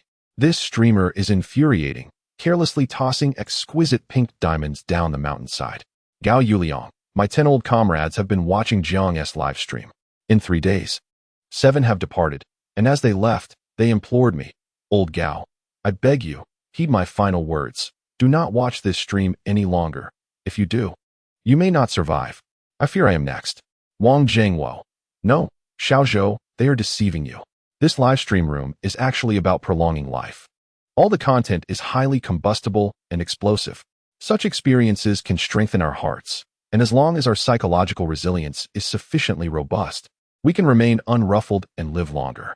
Upon finishing his statement, the octogenarian Wang Zhengwo suddenly performed a remarkable leap, astonishing all the attending physicians. He remained composed, unflustered. How about that? Zhou Defuku. Jiangzhe adjusted the camera to capture the panoramic view of Wuzhishan. Ladies and gentlemen, we are currently situated on the lower slopes of this mountain. It is evident that Wuzhishan is an icy mineral mountain, due to geological factors. It harbors numerous rare gems and minerals that once adorned our planet. He then zoomed in with the camera. I cannot collect them all at once. I am the first to discover this mountain. Observe how the mountain resembles a hand with 5 fingers, and considering that Wuzhishan has been overshadowed by the Monkey King, who has endured the elements for 5 centuries, it is in a period of fasting. Hence, I have decided to name this mountain Hobigu. Hobigu? Monkey Bottom? Millions of viewers familiar with the language erupted into laughter. Haha. Impressive, streamer. Your literary flair is exceptional, and your creativity is unparalleled. Monkey Bottom, haha. What a delightful name for a mountain. The streamer is remarkable. Truly, one cannot underestimate a graduate of Huaqing University. The streamer, a literary figure, is extraordinary. I imagine your Chinese professor might have something to say about this. Professor Shi Weichong from the Chinese department of Huaqing University generously rewarded the streamer with 100 fiery gifts. Shi Weichong, how did I teach you back then? Is this the name you came up with? Ahem, thank you for the fiery gifts, my friend. Jiang Zhe lowered his head to cough lightly, feigning seriousness, attending to business. Haha, it seems even the streamer fears their teachers. In this day and age, who would have thought that even time travelers must at least be graduates of Huaqing? Over 8 million viewers were captivated by this scene, realizing that the streamer shared commonalities with them. Jiang Zhe frantically collected stones along the way, tossing them into his backpack, inciting wonder among the onlookers. To restore civilization, he had to start from the basics. The upgrade of the temperature-controlled room was essential. Currently, the 10-square-meter aquarium in his home occupied a significant portion of the space, making even brushing his teeth a challenge. The temperature-controlled room, a gift from the system, was merely the most rudimentary version, and upgrading the space would require a substantial amount of copper ore. Glass could be substituted with diamonds for enhanced density and safety. As he wandered and conversed, Jiang Zhe found himself at the mid-slope of Wuzishan, panting slightly. The streamer is currently gathering a significant amount of copper ore. Apart from what lies beneath the ice, we can only explore the mountains. The live stream had nearly 9 million viewers, who could see the distant ruins of a once grand city. It was evident how magnificent and developed this city had been. If all goes as planned, this planet may have once been an oceanic world. I remember a fan asking me what I was writing back then. Of course, it was the construction plan. Let us commence by expanding the temperature-controlled chamber, subsequently constructing the base, a biological facility, and a vegetable cultivation center, all while nurturing extinct species. Should resources permit, there are aspirations to develop the tourism sector and establish extensive interstellar passageways. Jiang Zhe shook his head slightly, contemplating, if any unforeseen circumstances arise, I may be the sole inhabitant of this planet. I am the sovereign of this realm. Chapter 26. The streamer is surely deceased. Request for evaluation. Silver notes. These are Jiang Zhe's personal visions for the future. Although they appear daunting, there remains a glimmer of hope, does there not? Goodness. The tourism sector. Could there be a chance to visit this planet in the future? What of immigration? I had thought the streamer was merely jesting about terraforming the planet. Yet it seems there is truth to his words. The streamer harbors grand ambitions and is destined for success. Hey. The atmosphere is off. What did the streamer just say? Nurturing extinct species? For what purpose? To consume them? I nearly fell for the streamer's ruse. You people of Huagua are most devoted to your culinary delights. Jiang Zhe adjusted his backpack and began to ascend slowly. This was merely a goal. And given that the streamer is currently unaware of his location or how far he is from Earth, he could only wait for progress at the base before proceeding further. As he climbed higher, the temperature increased, yet advantageous stones became more abundant. As you can see, we are now at an altitude of 1,000 meters. With the temperature rising to 68 degrees, reaching 621, a consequence of the ozone layer's deterioration. Thus, it is imperative for us to protect the environment on Earth. He bent low, utilizing a military shovel to chip at the icy surface, wiping the sweat from his brow. Jiang Zhe removed the final block of ice and stone from the mountainside. At that moment, a dark, gaping opening emerged in the frame. Phew, after 10 minutes of mining, we have discovered an entrance. Jiang Zhe exhaled, standing up to pat his back. Look, this opening is vast, deep, and shadowy. It surely has been traversed by others before. I suspect the streamer is driving recklessly. The evidence is irrefutable. Please accompany us on this journey. The tale of the young girl who jumped off a cliff only to discover a remedy for poison. Or Zhang Wuji who, forced to leap from a precipice, stumbled upon the 9-yang divine skill. And now the streamer who fell into a chasm only to meet a bizarre demise. Streamer, be cautious, retreat from there. There might be monsters within. Jiang Zhe chuckled. This is likely a perfectly ordinary ice-encased cavern. Barring any unforeseen incidents, it may only house stalactites and other minerals. No monsters to be found. He appeared utterly unfazed by the prospect of accidentally plummeting into the cave, for he had survived a leap from hundreds of meters into the ocean just days prior, and had withstood the heat of 1,000 degrees of magma. Could a mere cave claim his life? The National Kyoto Geological Society's Liu Yu generously rewarded the streamer with 100 superfire notes. Liu Yu, little Jiang, with years of experience under my belt. I possess a keen eye. Seize the opportunity to explore down there. It is sweltering outside, yet treasures may await within. Geologist Alexander, well-versed in the nation's geology, also rewarded the streamer with 100 superfire notes. Alexander, Mr. Liu is indeed correct. In such a harsh environment, there may be abundant resources within, potentially aiding the streamer's construction endeavors. Jiang pondered for a moment and realized the truth. The surface of the iceberg was adorned with a plethora of mineral resources. The depths of the cave might be even more abundant. Therefore, he was resolute in his decision to enter this cave. For the sake of all humanity, for the world, and for this planet. Today, he must venture into this cavern. Jiang nodded, his expression unwavering. The host, with a heart for the world, radiated a sense of noble righteousness. The cave was indeed a certainty, a double entendre. Yet, why did it feel as though he were steering us towards mischief? Above, the vehicle moved at a slower pace this time, leading us to be deceived by the host. National plant breeding expert Gao Yuliang rewarded the host with 100 fiery gifts. Gao Yuliang, host, are you going in or not? If not, let me take your place. Goodness, what a swift pace. Well, it's understandable. An elder driving a large vehicle can be forgiven. Amidst the curiosity of the crowd, Jiang began to clear away some fragments of ice and stone with his bare hands. The cave entrance gradually expanded from the size of a fist, slowly revealing itself. Eventually, the complete mouth of the cave emerged before nearly 9 million viewers, a pitch-black void, seemingly bottomless. Jiang crouched down and cautiously extended his hand inside. His right hand seemed to vanish into the darkness, where the temperature was noticeably warmer than outside. He casually tossed a fist-sized block of ice into the abyss, and not a single sound echoed back. Everyone can see that I've reached into the cave's mouth and felt a hint of warmth. The stone has been falling for nearly a minute now. My concerns have materialized. We are currently halfway up the mountain, and if all goes as expected, this cave might connect to the underground. Jiang took a deep breath. Here we go again, venturing deeper. But I find it exhilarating. National geologist Simon from Eagle Nation rewarded the host with 200 fiery gifts. Simon, host, I encountered a similar cave in the Himalayas not long ago and was fortunate enough to enter it once. It bears a striking resemblance to what you've discovered. I can only say that unknown creatures exist within, but I cannot ascertain whether they inhabit your planet, nor how perilous it may be. What, Simon?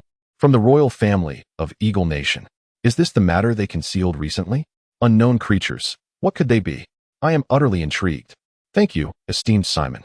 For your generous gifts, I shall tread carefully. Jiang expressed his gratitude and then retrieved a flashlight from his backpack, affixing it to his head as he gazed downward. Just as he focused intently on peering into the abyss, the light diffused downward, revealing nothing of the depths below.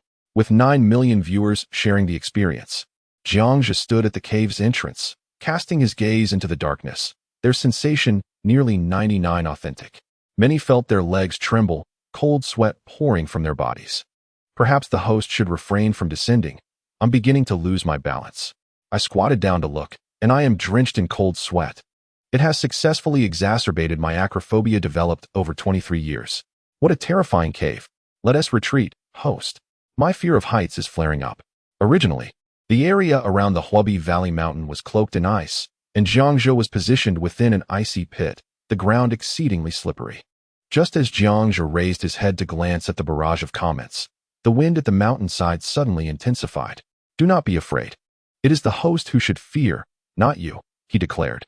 Before he could finish his sentence, a powerful gust destabilized him, sending him tumbling into the abyss. The live stream camera followed closely behind, plunging into darkness. Instantly, 9 million viewers felt a pang of dread.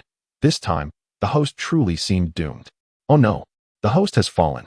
He is dead. What a pity. The chances of survival this time are 0. This is truly hopeless. It's far too deep. Alas, he must have fallen to his demise. The host had miraculously survived on the alien planet for 3 days. Let us observe 3 minutes of silence in his memory. Over 9 million genuine spectators flooded the screen with a barrage of comments. Nearly 1 million directed their ire at the scholar Simon from the Eagle Nation. Yet, many defended Simon, asserting that he had merely been offering a well-intentioned warning to the host. Do you truly believe that Jizi would perish? Su Chung, who was leisurely enjoying his meal in the courtyard, remarked gravely as he gazed at the pitch-black screen. This isn't his first time plummeting off a cliff.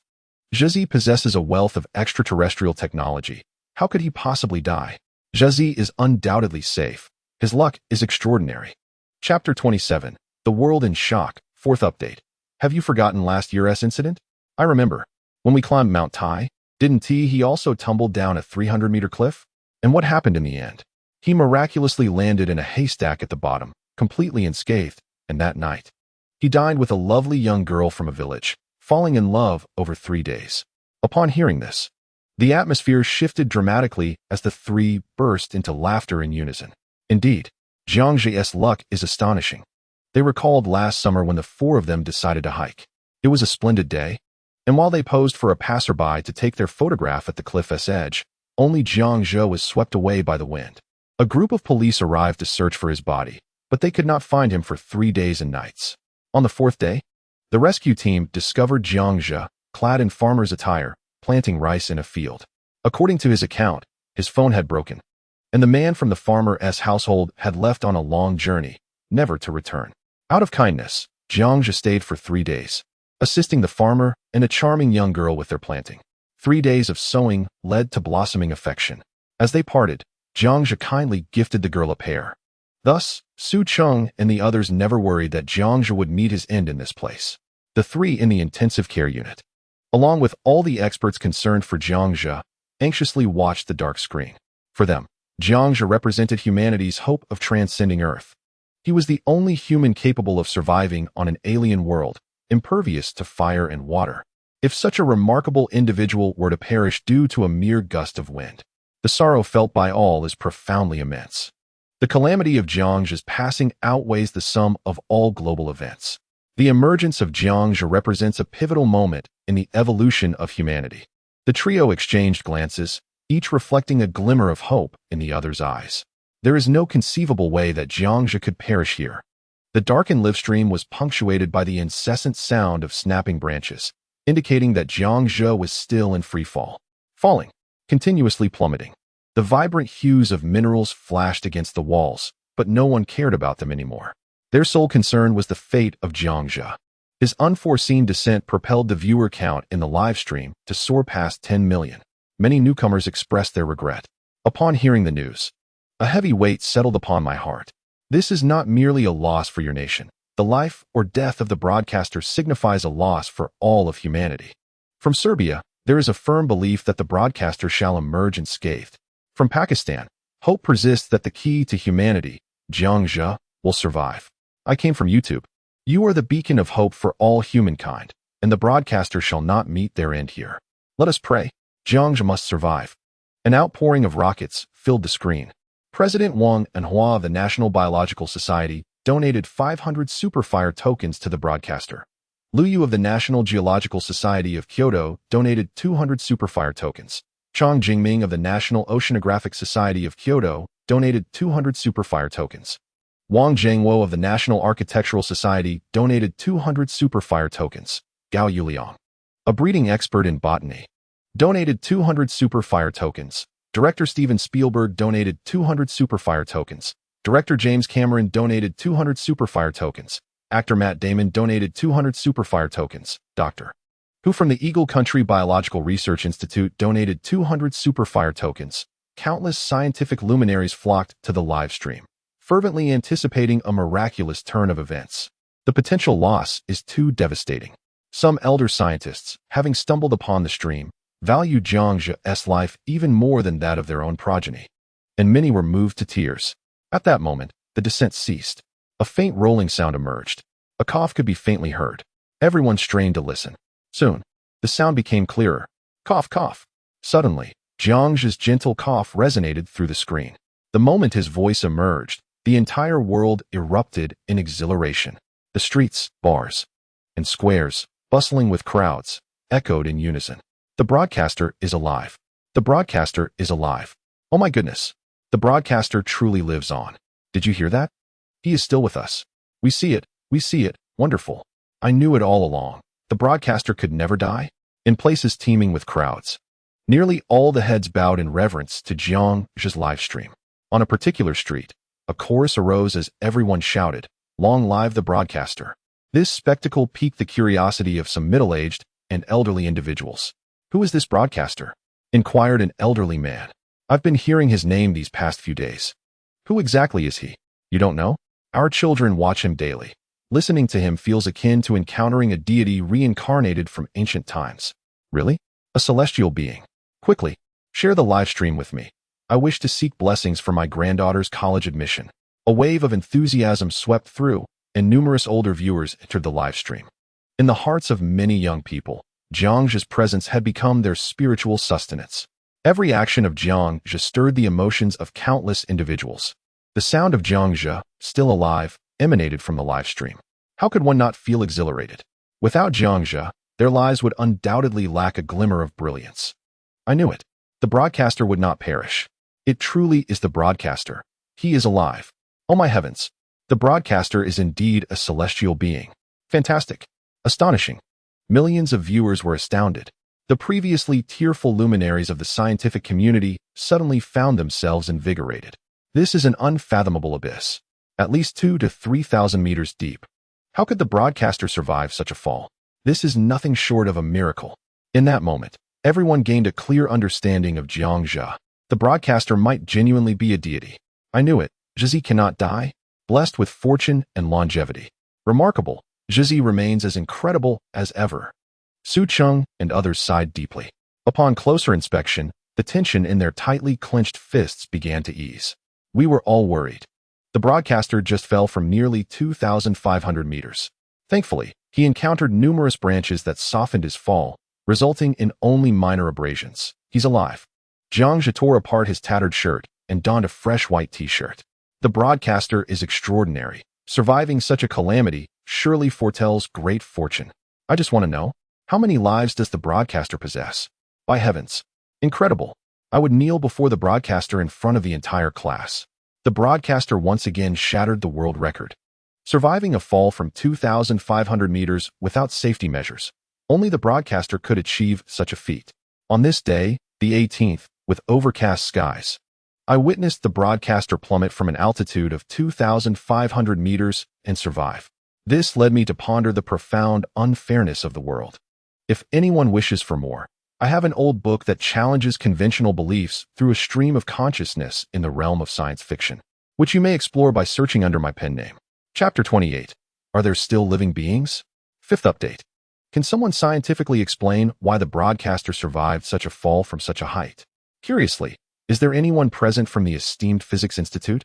Morrison, a distinguished physicist from the most prestigious institute in the nation, often witnesses the emergence of Nobel laureates from this institution. With some leisure time on his hands, he fortuitously stumbled upon Jiang Zhe's live broadcast. Plummeting from an altitude of 2,500 meters and surviving without a scratch genuinely astonished him. It seems utterly implausible that the host could emerge nearly unscathed, relying solely on a few small branches. Morrison from the National Bell Physics Institute generously tipped the host 500 tokens. Morrison, I find this incident exceedingly terrifying. To interpret it scientifically, the host merely neutralized the force of impact with the branches within the cave. Yet, the outcome could not possibly be as trivial as just a minor scrape. It would at the very least result in complete paralysis. Now, let us invite a theologian from the Eagle Nation to provide an explanation. When science fails to elucidate, he refrains from making grandiose claims and leaves it to the theologians. Father Crowley from the Royal Church of the Eagle Nation tipped the host 500 tokens. Crowley, thank you, Morrison, for the invitation. I harbor doubts about the hostess' claims. In the 1950s, there was a plane crash where a flight attendant fell from an altitude of 155 meters and survived without a parachute, but she was nearly completely paralyzed upon landing. The snowy ground and trees mitigated the impact. This is a case of the rare survivor bias, which could indeed occur. However, for the host to fall from 2,500 meters, relying solely on a few branches to diminish the force of impact, is absolutely impossible. Thus, The host's luck is extraordinary, in our terms. He must surely be backed by an ancient guardian spirit of the nation. This is not a fanciful assertion from Crowley. Throughout history, there have always been a select few whose fortunes seem to defy the odds. Today, the child of destiny undoubtedly resides in our nation, and that is Jiangxia. This time, I truly believe the host is the reincarnation of a deity. His luck is indeed astonishing. To the adulation of his fans, Jiangxia merely smiled, dismissing any notion of divinity. Having fallen from such heights, he had merely brushed against numerous branches, landing on rocky ground with little more than a slight jolt to the back of his head. It was purely a matter of fortune. He retrieved a flashlight from his backpack and secured it to his head. Activating the system's luminous display, the landscape of the cave became clearly visible. Before him lay a damp, rocky floor, with a flowing river that remained unfrozen. A group of geologists was taken aback. In a world of ice, how could there be a river? Goodness, what fortune do you possess, host? Your luck is truly extraordinary. This deep subterranean water flow, remaining unfrozen, suggests a higher probability of it being fresh water. He approached and cupped his hands to drink directly from the stream. The water was sweet, seemingly emanating from an underground spring. His excitement surged. He confirmed that it was indeed fresh water, likely from a subterranean source. Without further ado, Jiangxia synthesized a large glass bottle from his backpack, filled it with the precious water, and set off to explore deeper into the cave. A subterranean spring traverses the entire expanse of the Ho-Biga mountain, surpassing all expectations. As one ventures deeper into the cavern, the ground beneath becomes increasingly viscous. While Jiangxia progresses inward, a keen observer discerns a fleeting figure within the cave's depths. Host, be cautious. I believe I just saw a shadow dart by. Another voice chimes in. I too have seen it, and I am certain it is alive. Jiangxia signaled for silence, slowing his pace as he pressed against the damp walls to explore further. The next scene ignited excitement among all the biologists in the live stream. What did they behold? Clusters of white fungi ascended from the ground, reaching 3 meters high towards the cave's ceiling, abundant and thriving. Those knowledgeable in the field gasped in astonishment. Wang Enhua, president of the National Biology Society, donated 500 for a firestorm. Xue Qi, a renowned traditional Chinese medicine expert, contributed 200 for a firestorm. Wang Enhua exclaimed, Xiao Jiang, your luck has once again expanded my understanding. This wall is covered in meat. It is all. As an esteemed biologist, Wang could instantly identify the fungi before him as. Xue Qi added, the meat fungus resembles flesh, adhering to the boulder, possessing both head and tail. It is indeed a living organism. I never anticipated witnessing a vast expanse of before my demise. Host, this is an extraordinary treasure. Can be used in medicine, invigorating the spirit and extending life. To the ancients, it was akin to a potion for immortality. A million viewers were oblivious to the essence of until it was elucidated by the esteemed traditional medicine scholar Xue Qi. The revelation left millions astounded. I have read in ancient texts that consuming flesh could ensure a century of life, though I cannot ascertain its truth. A century may be uncertain, but with such a vast quantity before us, surely it is more than that. Tell me, if the host were to consume all I would believe he could live 1,000 years. The indignation of the divine and mortal realms. The host surely deserves a death sentence. The entire audience erupted in excitement, lamenting the host's extraordinary fortune. One can only imagine the tumult caused by a single on Earth. Now, this vast collection? It would undoubtedly make headlines worldwide the following day. Biologists and traditional medicine scholars across the globe clutched their hearts, as if struck by a tremendous blow. How could the rare treasure of a rarity on Earth be encountered by the host so fortuitously?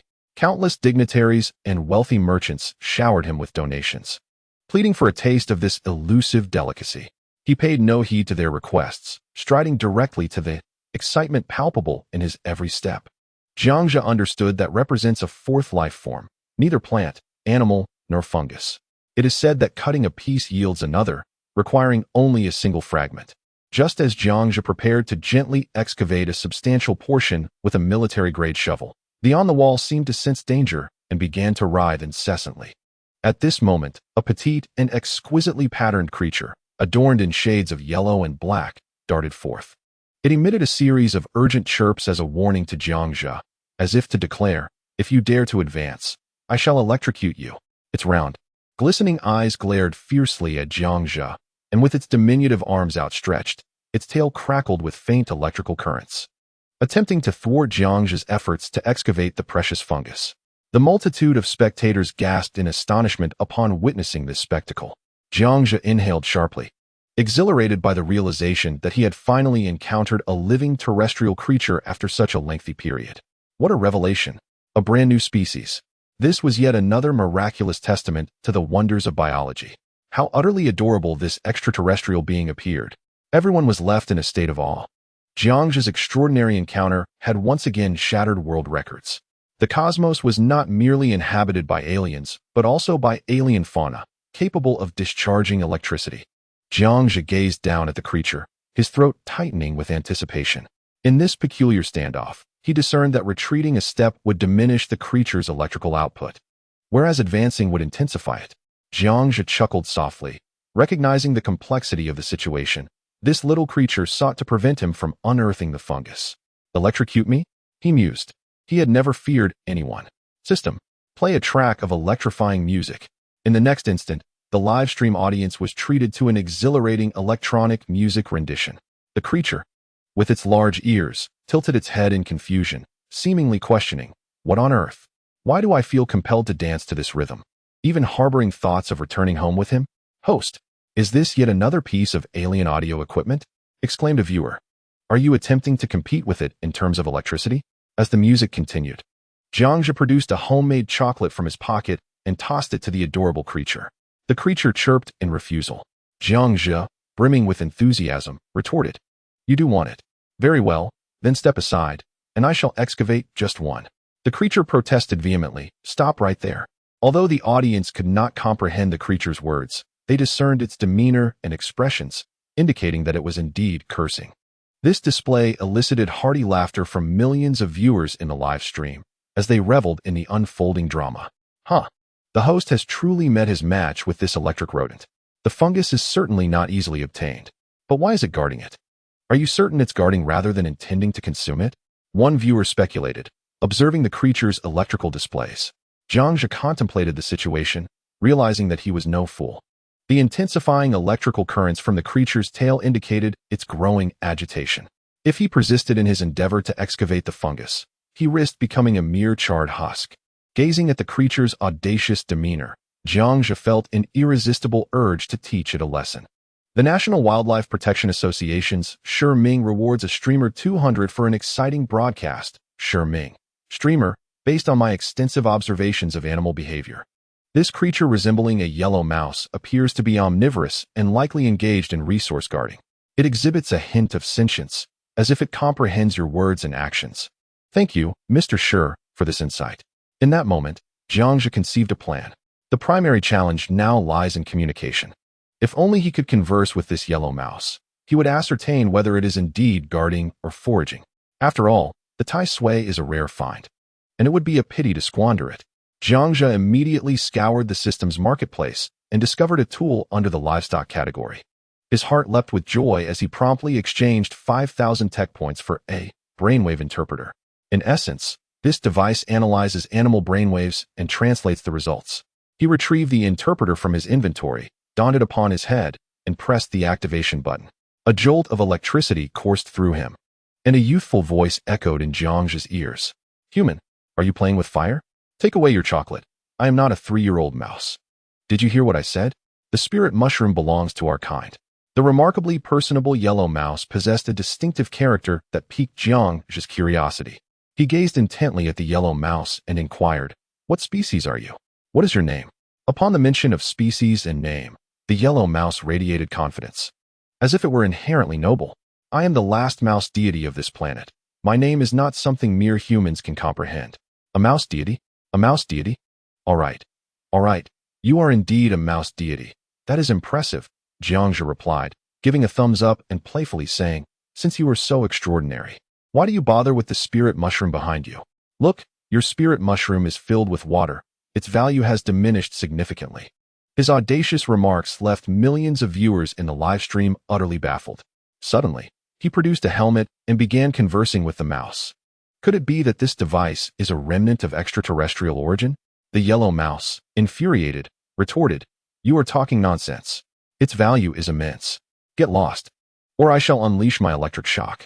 To the millions of viewers, the currents surrounding the yellow mouse intensified. What a pity.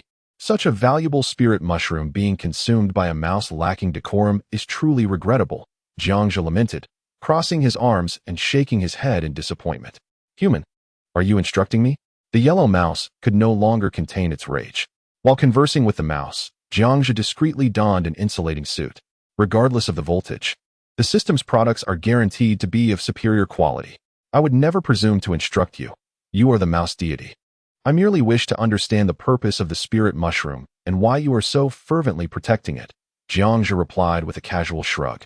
As if the matter were trivial, countless scientists recorded the dialogue between Jiangzhe and the yellow mouse, meticulously analyzing each frame and word. This is undoubtedly the key factor in bridging the divide between humans and animals. Perhaps it was the apparent lack of danger posed by Jiangzhe that caused the current behind the large yellow mouse to dim. Humans, out of a sense of compassion for your weakness, are reluctantly willing to share this knowledge with you. The large yellow mouse mimicked Jiangzhe's stance, its arms crossed. Listen closely, it said. The food behind me, cultivated through 3 arduous years of labor, belongs to me. 3 long years. Do you have any idea what I endured during that time? No, you do not. Therefore, I cannot possibly share my food with you. Jiangzhe was taken aback. The significance of the mouse's words struck him. It was indeed a product of labor. To his surprise, it was all grown by the mouse itself. Very well. Since it is your harvest, I shall not take it. I respect your hard work. However, I am willing to trade for 1 piece, should you desire something in return. Jiangzhe regarded the large yellow mouse with newfound admiration. Forceful theft was not his nature. Ah, so that is how it is, he thought. I understand now that all the food is cultivated by this yellow mouse. Even such an adorable creature can grow food, while I remain a mere couch potato. Just look at me, inept at everything except eating. The large yellow mouse cast a glance at Jiangzhe before bowing its head in contemplation. It harbored no doubts about this human. After all, he had fallen from such a great height, and yet remained unharmed. Surely, he possessed some remarkable quality. Should it come to a confrontation, the mouse realized, it would likely be at a disadvantage. However, the human's demeanor did not suggest malevolence. If all he wanted was a piece of food, perhaps that was a reasonable request. Thus, the mouse decided to cleverly negotiate with this human. A slight smirk appeared at the corners of its mouth. The human had presented himself willingly. This scene was witnessed by thousands of viewers, the anthropomorphic expressions of the animal indicating a high level of intelligence, which excited numerous zoologists. Jiangzhe glanced at the live comments, all clamoring for a translation. Chapter 30. A painful price.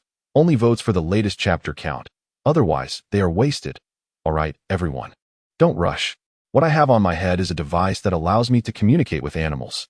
Yes, it's a relic from aliens. I conversed with this mouse, and essentially, it urged me to leave quickly, which I refused. After a thorough discussion, I proposed a trade, asking what it desired. And in return, it would allocate a piece of food for me. Now, I await its terms. With this explanation, the audience in the live stream quickly grasped the situation.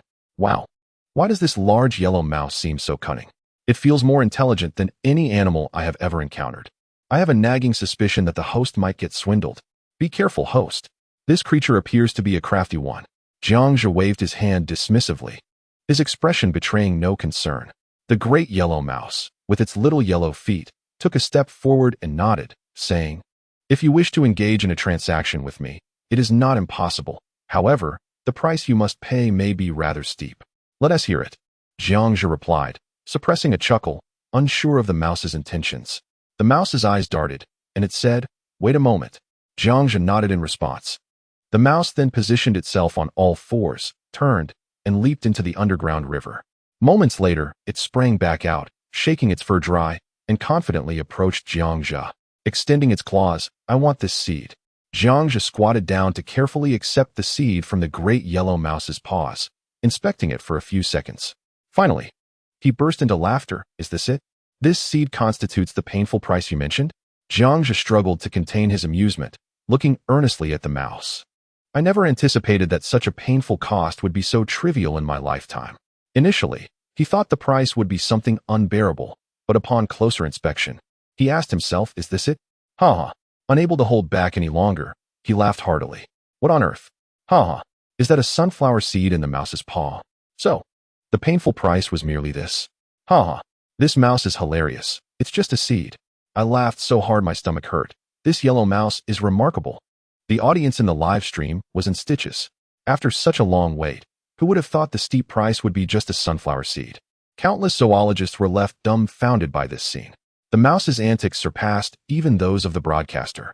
With a proud expression, the great yellow mouse mused. Have the humans lost their wits in fear of their own demands? The cost is indeed substantial. If you cannot pay it, then be gone. It crossed its arms. Exuding an air of superiority, Jiangzhe casually placed his backpack on the ground and deliberately unzipped it, allowing the mouse a glimpse inside. Wait a moment, little mouse.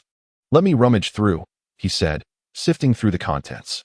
The great yellow mouse glanced askance at the backpack, instantly taken aback. Ordinary corn seeds, useless. Ordinary peanut seeds, useless. Ordinary rice seeds, useless. Ordinary apple seeds, useless. Wheat, millet, soap, candles, dog food, cheese, sunflower seeds.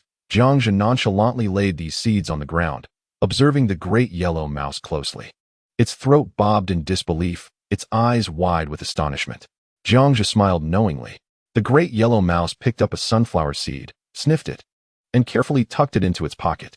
It then picked up an apple seed, inhaled its scent, and placed it in its pocket as well. Approaching the pile of peanut seeds, the mouse was utterly stunned by the sight before it. It had never encountered such sacred artifacts. How could this human possess so many legendary food seeds? These were the legendary items passed down through generations, dating back hundreds or even thousands of years. It is said that only the first generation of the Mouse Emperor and the Mouse God are worthy of the sacred artifact. To my astonishment, the bag of the individual before me contains such an abundance of legendary treasures. In this moment, the pride that once adorned the visage of the great yellow mouse has utterly dissipated.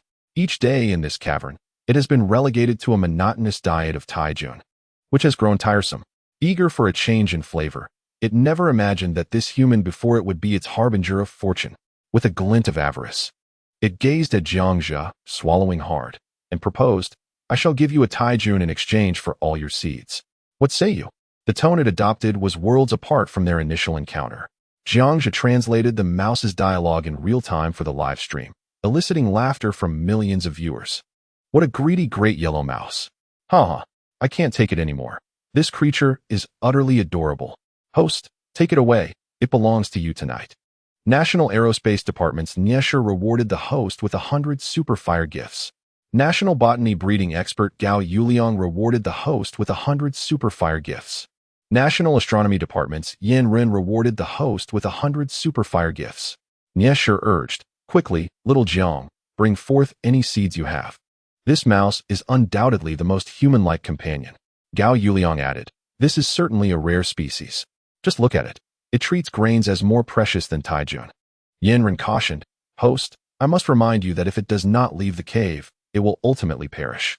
You have shattered the protective layer that shields it from solar radiation and high temperatures. It now lacks a natural barrier. A few comments scrolled across the screen. Capturing Jiangzhe's attention, Yanren spoke the truth. The cave had lost its protective layer. Not only the cave, but the taijun and the river would soon be frozen. And even this exceptionally intelligent great yellow mouse would meet its demise. Therefore, this mouse must leave the cave, otherwise, death is its inevitable fate. Jiangzhe hastily retrieved his binoculars from his backpack and glanced up at the cave entrance. Indeed, the areas exposed to sunlight had frozen over, with ice creeping inward. Noticing Jiangzhe's silence, the great yellow mouse grew anxious, leaping to strike Jiangzhe's knee. Do not be so ungrateful. I can offer you 2 taijun at most. Is that acceptable? Aside from this great yellow mouse, Jiangzhe was filled with curiosity about the life forms on this planet. Every creature capable of survival on its own is remarkable and astute. Jiangzhe squatted down once more, solemnly stating, you may not comprehend the situation outside. He extended the binoculars to the great yellow mouse. Take a look at the current state of the cave entrance. With skepticism, the mouse glanced at the binoculars before accepting them. Imitating Jiangzhe, it positioned the binoculars to its eyes and gazed upward. The cave entrance was frozen. It gasped in horror, frantically jumping back and forth. I am going to die. I am going to die. Many of my kin have perished upon such ice. Now I am the last one. I am doomed. My entire lineage is at risk, and the Taijun will perish too. This scene was witnessed by numerous viewers who keep pets at home, instantly evoking their compassion. Countless zoologists understand the psyche of animals. When an animal exhibits such behavior, it is evident that it is overwhelmed with panic. Chapter 31, Pikachu's brother, Peeta Yang. It instantly ignited my protective instincts. The host exclaimed, "It is frightened." To my surprise, it turned out to be the last remaining life of its kind. "Host, please take it with you. Little mouse, you will not perish. You can choose to come with me. I have a sustainable refuge outside." Jiang Zhe, unperturbed by the barrage of comments, reassured, "I have more grain seeds here, and I can assist you in transplanting the fungus. Only by venturing outside can you survive." He hastily poured out the ordinary grain seeds from his backpack. The large yellow mouse ceased its frantic leaps, staring with its round, glossy black eyes at Jiang Zhe. Its small yellow paws were tucked behind its back, gazing at him with a look of disappointment, sighing, "In the end, I cannot escape the fate of being domesticated by humans." It then began to gather all the seeds and place them into its yellow pouch. Jiang Zhe's lips twitched uncontrollably. The tone and actions did not align with the current scenario. The millions of viewers in the live stream gaped in astonishment. This mouse's maneuvers are extraordinary. Is this truly something an animal can accomplish? Hilarious. Clearly, it is a case of verbal denial and physical acceptance. Which internet novel enthusiast has transmigrated into this mouse? I am curious about this mouse's age. I too wonder why it speaks with such an air of antiquity. I seriously suspect it was a leader in a large corporation in its previous life. The large yellow mouse, having stowed the grain seeds into its pouch, appeared quite content. It bounced over to the wall of the fungus, blinking its eyes. "Boss, how do we carry away so much fungus?" "Boss." The mouse's demeanor shifted faster than the weather. Just moments ago, it exuded confidence, proclaiming itself the best in the world. Now, realizing it could not survive here, it began to act adorably. The speed of this transformation was astonishing. Yet, the cuteness felt somewhat awkward. After a brief exchange, Jiang Zhe learned that this large yellow mouse was named Peeta Yang. According to its account, their coloration resembled the sun that once hung high in the sky. It had several siblings, Pijishi, Pitaku, and Pikachu, with Peeta Yang being the youngest. Their lifespans were astonishingly long, often exceeding 400 or 500 years, a remarkable existence indeed. No wonder it spoke with such an air of wisdom. Beside Jiang Zhe, Peeta Yang watched as one fungus after another was placed into the backpack, its expression akin to witnessing a ghost. Unable to contain its curiosity, it asked, "Your backpack appears so small, yet how can it hold so much inside?" "It is a treasure left behind by extraterrestrials." As Jiang Zhe diligently dug up the precious Tai Sui with his shovel, he inquired, "Was your race once prosperous and thriving?" "Indeed, a millennium ago. Our kin inhabited the surface," replied Pai Taiyang, as he popped a piece of chocolate into his mouth. "And what of humanity?" Jiang Zhe continued his task, nodding with curiosity. "It is said that humans existed here 1,000 years ago, only to vanish one day without a trace." At this moment, Pai Taiyang's expression brightened with a sudden realization. "Oh, I almost forgot to mention, decades ago, the land and sea were not yet frozen. Then one day, a colossal iron vessel, ablaze, plummeted from the sky into the ocean, releasing numerous small, circular boats with parachutes, from which many humans emerged. I cannot say how long it was before that group of scattered humans, along with the great iron ship, also disappeared." Jiang Zhe fell into deep contemplation. The massive iron vessel described by the great yellow mouse was likely a cosmic battleship, while the small, parachute-equipped boats were presumably escape pods. The mystery of their sudden disappearance perplexed him. This seemingly trivial conversation left the audience in the live stream astounded. They had long sought evidence of extraterrestrial civilizations harboring similar forms of human life. At this moment, the answer emerged from Pai Taiyang's lips. "Yes." National Kyoto Aerospace Department NIESHA rewarded the streamer with 100 Superfire gifts. Astrophysicist Walter from the Understanding Nation rewarded the streamer with 100 Superfire gifts. Astronomer Foster from the Eagle Nation rewarded the streamer with 100 Superfire gifts. Astronomer Leo from the Issuing Nation rewarded the streamer with 100 Superfire gifts. NIESHA expressed his gratitude, saying, "Thank you, streamer." The humans mentioned by Pai Taiyang must be those from other planets, indicating the diversity of extraterrestrial human life, perhaps even beings identical to us. Walter exclaimed, "My goodness! I have finally confirmed that humanity exists on other celestial bodies. I knew it all along." Foster added, "This is incredible. Streamer, if all goes well, the remnants of the cosmic battleship likely lie beneath the frozen sea." Leo remarked, "You're amazing, Streamer. I am eager to uncover what truly transpired on this planet. I yearn to know whether Earth's humanity represents the first of its kind in the cosmos or merely the latest to appear on Earth. With other similar forms of human life evolving into interstellar beings, they may be more intelligent than us, suggesting that we are not the original humans. Perhaps Mars was once the first home for humanity, with Earth being a second choice."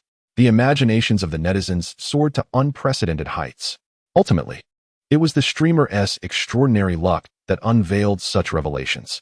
The question lingered, are there other surviving terrestrial beings on this planet besides Pai Taiyang? This piqued the curiosity of countless individuals. Jiangzhe expressed his gratitude for the generous gifts and insights shared by the esteemed viewers, acknowledging that this planet still harbors myriad mysteries awaiting exploration. With that, he placed the final piece of Tai Sui into his backpack. He synthesized a compact temperature-regulating suit from the system's marketplace and handed it to the large yellow mouse. Upon donning this attire, it could withstand temperature fluctuations and radiation. Upon wearing it, Pai Taiyang felt as if he had discovered a new world and incessantly bombarded Jiangzhe with questions. What is this? Is it left by aliens? Why is it so comfortable? Can it truly protect me from the biting cold? Is it truly remarkable? Can it be consumed? Irritated by the incessant inquiries, Jiangzhe grasped Pai Taiyang by the neck, prompting it to quiet down. Before departing, Jiangzhe stumbled upon a metallic cavern within the cave, leaving him in awe of this extraordinary planet. He did not overlook any treasures. As he collected rare metals such as ice crystals, magnetite, and meteorites into his backpack, countless scientists and viewers in the live stream drooled with envy. Just how many wonders does this planet hold? After watching the broadcaster for 3 days, I received 8 bottles of saline. I feel as though my life has been in vain. I toil from 9 to 5. While the broadcaster can become the wealthiest person on Earth in a heartbeat. Look at that glittering iron ore. It would be a priceless treasure on Earth. And yet, the broadcaster merely picked it up. I feel so envious. I would gladly embrace those gems and perish from the heat. Chapter 32. Upgrading the temperature regulating room. 4th update. The millions of viewers in the live stream gasped, marveling at the broadcaster's extraordinary luck, while many lamented the unfairness of fate. Male viewers remained somewhat reserved, but female viewers, upon seeing the glittering entrance, were utterly captivated. Wow, wow, wow. So beautiful. My dear broadcaster, I beg you, just grant me one piece of that glittering iron ore, and I shall be yours tonight. I will study diligently and vow to become a woman worthy of you. Countless women were driven to madness. Surrounded by a kaleidoscope of colors, Jiangzhe stood amidst the brilliance, appearing even more divine. To be honest, these gems and ores held no allure for him. They would merely serve as decorations and could not be spent. Jiangzhe sighed and shook his head. Pai Taiyang regarded Jiangzhe as if he were a fool, talking to the air. Had he lost his mind? Yet, for the sake of survival, he had no choice but to follow him, sighing in resignation. Look at him. Is this how a person should speak? On Earth, there are treasures beyond compare, and yet, to the broadcaster, they are worthless, merely for decoration. Many wished to voice their disbelief until Pai Taiyang also let out a sigh. The previously intoxicating atmosphere in the live stream vanished in an instant. Ha ha ha. I seriously suspect that Pai Taiyang has been mimicking the broadcaster all along. Pai Taiyang, I now realize you are indeed peculiar. As the broadcaster is, so is his companion. Hey. Pai Taiyang isn't just a pet. He is 5 or 6 times older than the broadcaster. Come on, you are being serious. Cuteness is justice. He is a partner. In a spirited exchange with the audience in the live broadcast, Jiangzhe, under the guidance of Pai Taiyang, returned to the surface. Pai Taiyang sat excitedly in the basket of an electric scooter, eagerly gazing at the full moon, which illuminated the surroundings with an extraordinary brilliance. It had not laid eyes on the moon or the sea for at least 60 years since the ice encased everything. The vastness of the land now appeared to it as an endlessly fascinating spectacle. Bouncing joyfully within the basket, it exclaimed in wonder at the immense changes. Perhaps wearied from excitement, it eventually collapsed in the basket, drifting into a deep slumber amidst the jolts of the journey. Countless viewers, seated before their computers and phones, couldn't help but smile at this heartwarming scene. Upon returning to the climate-controlled room, Jiangzhe gently lifted the sleeping Pai Taiyang from the basket and cradled it in his arms, placing it into a small bed, covering it with a newly synthesized floral quilt. Today had yielded bountiful rewards, sufficient for me to upgrade the climate-controlled room and other facilities. Jiangzhe stepped outside the climate-controlled room, retrieving materials from his backpack to place into the system's synthesis list. Moments later, he had completely transformed the previously glass-floored climate-controlled room. He expanded it from 20 square meters to an impressive 50 square meters, resembling a transparent monolith standing amidst the icy wilderness. Aside from the room, the remainder was crafted from ores and gemstones. To conserve materials, he ensured to retain some adjustable components for any unforeseen future needs. Glancing at his technology points, he allocated 30 points for the expansion of the climate-controlled room and the cultivation box, depleting 100,000 points, but still leaving him with a substantial 150,000 points for emergencies. He turned to admire his creation, feeling a sense of satisfaction. Such a residence was a privilege reserved for the royal elite on Earth. Bathed in moonlight, the climate-controlled room shimmered with a silvery glow. He pushed open the door and stepped inside, gazing through the window at the myriad stars above, the craters of the moon distinctly visible. The otherworldly realm described in ancient texts seemed no more extraordinary than this. The host is remarkable. Living so comfortably on an alien planet makes my heart race. I never imagined the construction the host mentioned was genuine.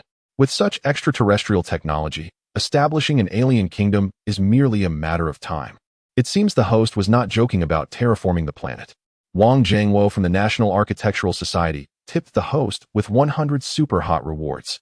Liu Yu from the National Kyoto Geological Society tipped the host with 100 super hot rewards. Alexander, a geologist, tipped the host with 100 super hot rewards. Wang Jiangwo, when the host undertakes the planet transformation, be sure to take me along so I can bask in Zhang's brilliance. Thank you very much. Liu Yu, Zhang, be sure to take me along during the construction.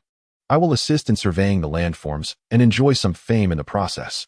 Alexander, I hope to join as well, given the enthusiastic support from all the esteemed contributors. Jiangzhe readily agreed and approached the cultivation box. He retrieved the precious Tai Sui from his backpack, delicately implanting each piece into the newly synthesized cultivation box.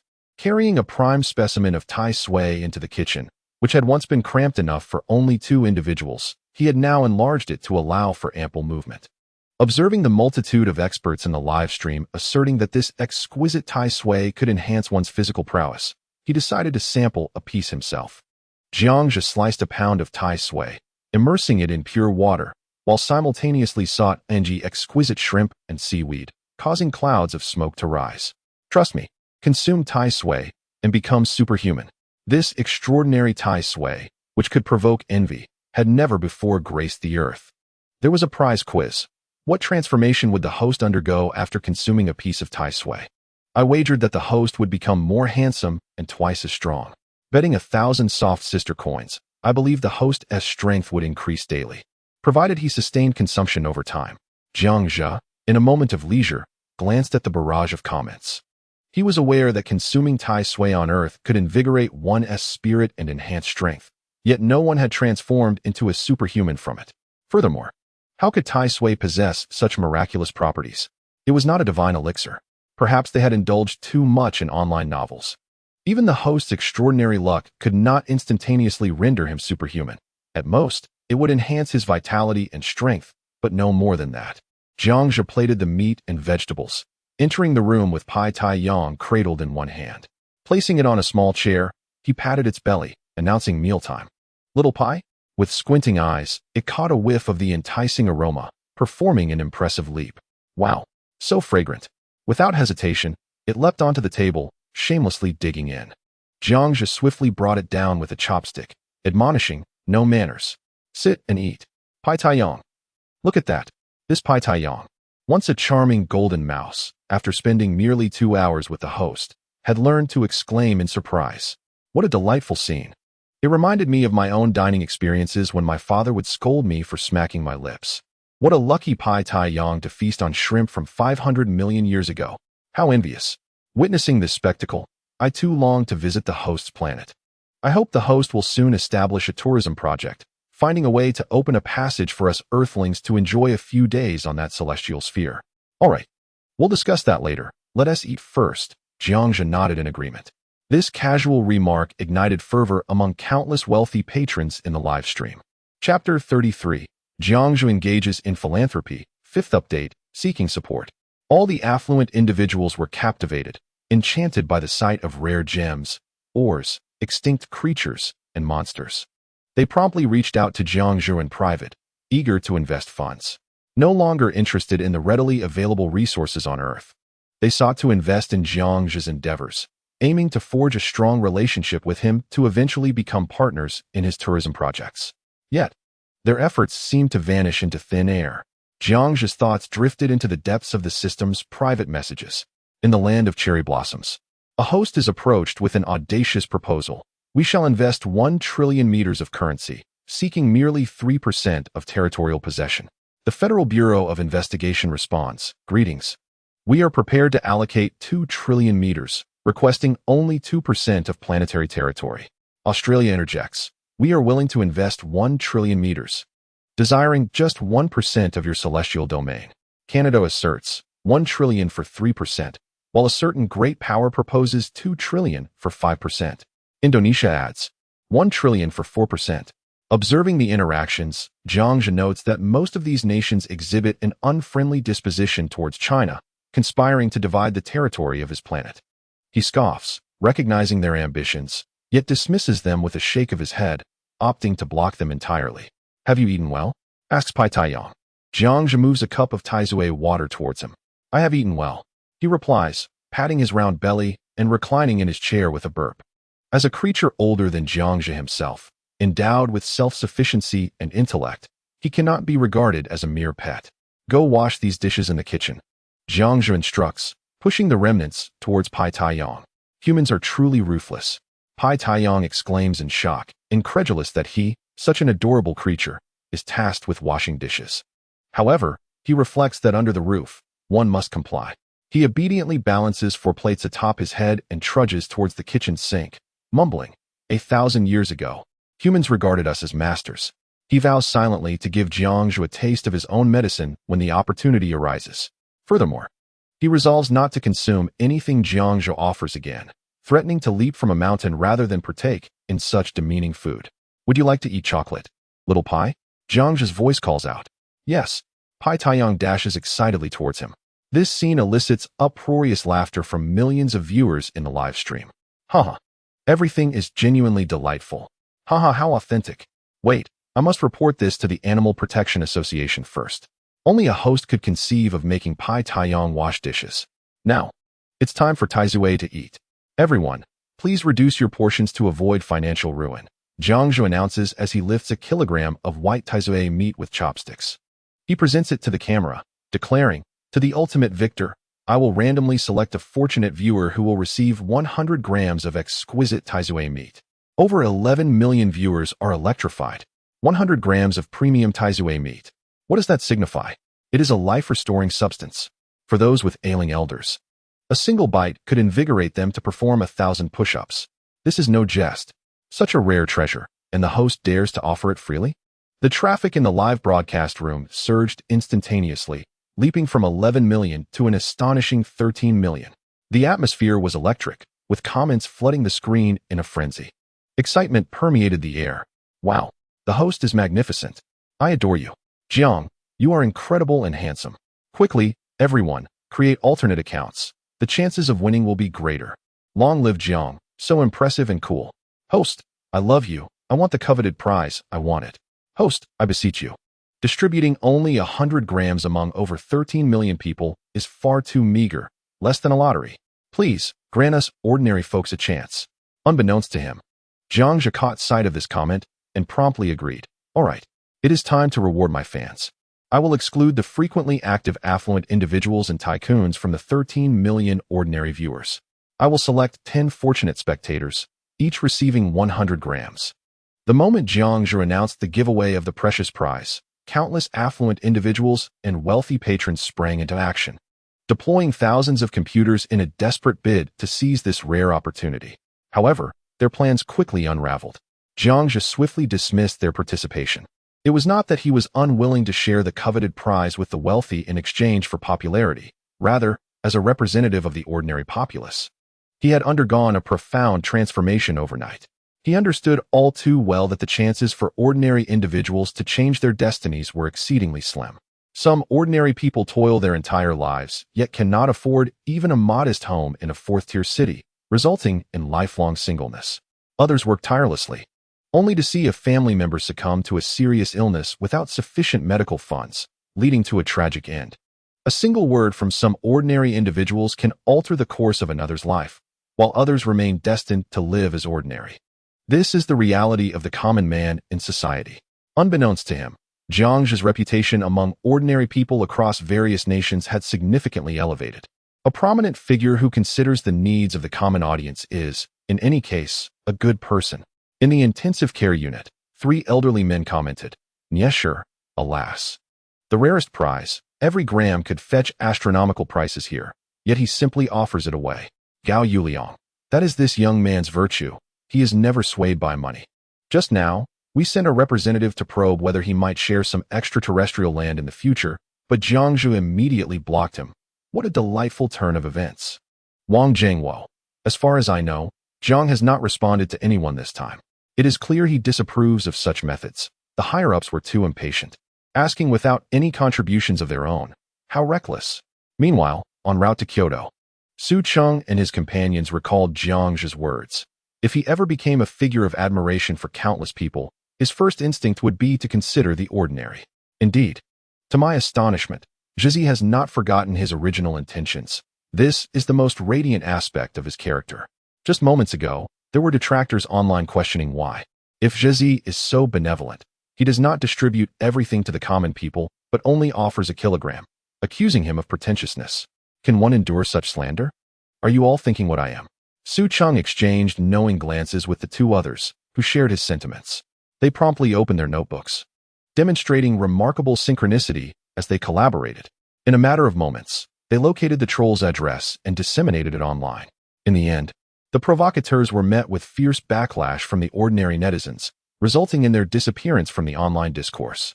Chapter 34. Enhancing Physical Condition, a round of recommendations, seeking votes, and following updates. After washing the dishes, Pai Taiyang sat beside Jiang Zhe, curious about what would transpire if humans consumed Tai Sui. Under the urging of millions of viewers, Jiang Zhe began to eat heartily. As the morsel reached his mouth, the Tai Sui meat suddenly melted, transforming into a broth that flowed into his stomach. Within just a minute, in front of over 13 million viewers, he consumed an entire kilogram of Tai Sui meat. He let out a burp. "Streamer, what sensation do you experience? How come nothing has happened? It looks so delicious. Why is there no change? Could it be fake Tai Sui?" At that moment, Pai Taiyang laughed heartily, pointing at Jiang Zhe, exclaiming, "I told you, consuming Tai Sui is futile for humans." Jiang Zhe, however, paid no heed to the onlookers. He instinctively leaned back, feeling a warmth envelop his body. A peculiar sensation made his vision seem to widen. He reached out for Pai Taiyang, who appeared to be infinitely distant. The sound of water dripping from the kitchen faucet was painfully clear. A warm current seemed to circulate through his limbs and bones. His heart rate suddenly slowed, and his breathing became gradually more serene, akin to that of a tortoise. After the effects of the substance took hold, a wave of warmth emanated from him, yet it was evident that his nearsightedness had vanished. Before him lay a refreshing sight, and his mind felt remarkably clearer. He excitedly twisted his body. Although he did not experience an explosive surge of power, the departure of fatigue from his body allowed him to distinctly feel strength occupying his entire being. Ladies and gentlemen, although I have not transformed into a superhero, I can responsibly inform you that the exquisite Tai Sui is no jest. Strength has filled my entire body. My mind is clearer and more expansive, and my senses are undoubtedly improving. It would be no challenge to take a life. If I continue to consume it, soon I will be able to scale the Himalayas with my bare hands. He inhaled deeply, his eyes darting about. Indeed, this is the effect. It aligns perfectly with our legendary accounts. Yes, it is a remedy for enhancing the human body, making it even easier to take a life. I see the streamer has become younger and more handsome, appearing as if he were around 20 years old. The ancient texts undoubtedly hold truth, and everlasting life is assured. The host is remarkable. Pai Taiyang gazed curiously at Jiang Zhe. It leapt down from its chair, extended its small yellow hand, and summoned a spark of blue electricity, gently tapping Jiang Zhe's sturdy arm. Ziz. It looked up at Jiang Zhe, who displayed no reaction. Pai Taiyang lifted its small yellow hand to its chin, deep in contemplation. Anti-electricity. It seems the ancestors spoke true. Tai Jun is not merely sustenance for the Pai clan, but also a natural remedy that enhances the physical constitution of humanity. Excellent. Next, we shall select 10 fortunate viewers. Please press 1 for fairness, and the system will draw 10 lucky participants. Kindly ensure to send me your personal information. I will arrange for the relevant personnel to safeguard you until the Tai Sui meat is consumed. Jiang Zhe produced a notebook. The barrage of comments was overwhelmed by the Arabic numeral 1. 111, 11111111, 111 1101010101111, 1111 host. Select me.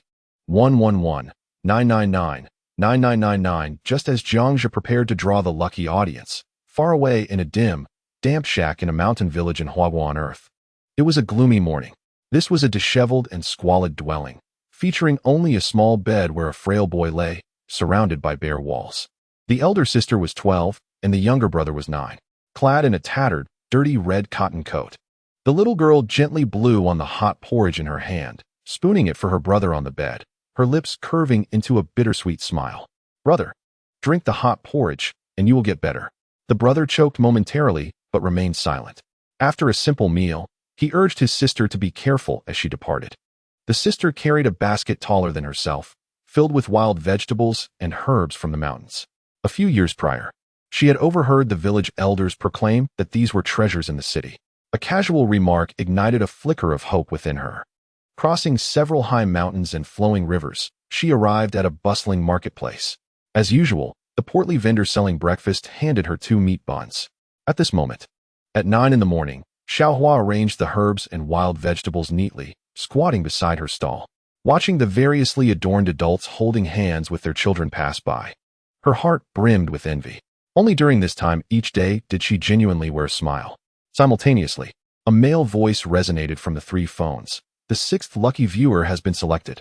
Congratulations to the viewer from Yunnan, who has won 100 grams of Tai Sui.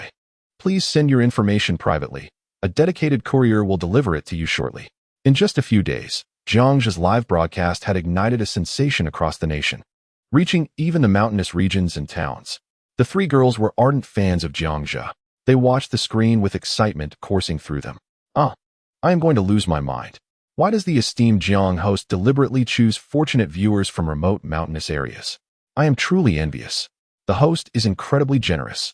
He has already given away 6 pieces of Tai Sui and is only 4 away from a complete set. I wonder if we still have a chance. What intrigues me is how Jiang, being on another planet, manages to send out deliveries. But let's not question it. If you do, just know the host is remarkable. Little Hua, seated on the ground, inadvertently overheard this remark. She looked up at the 4 older sisters. Tai Sui, having lived in the mountains all her life, she was naturally familiar with this rare treasure. There was an elderly man in her village who, on the brink of death, consumed a few grams of Tai Sui and was instantly revitalized.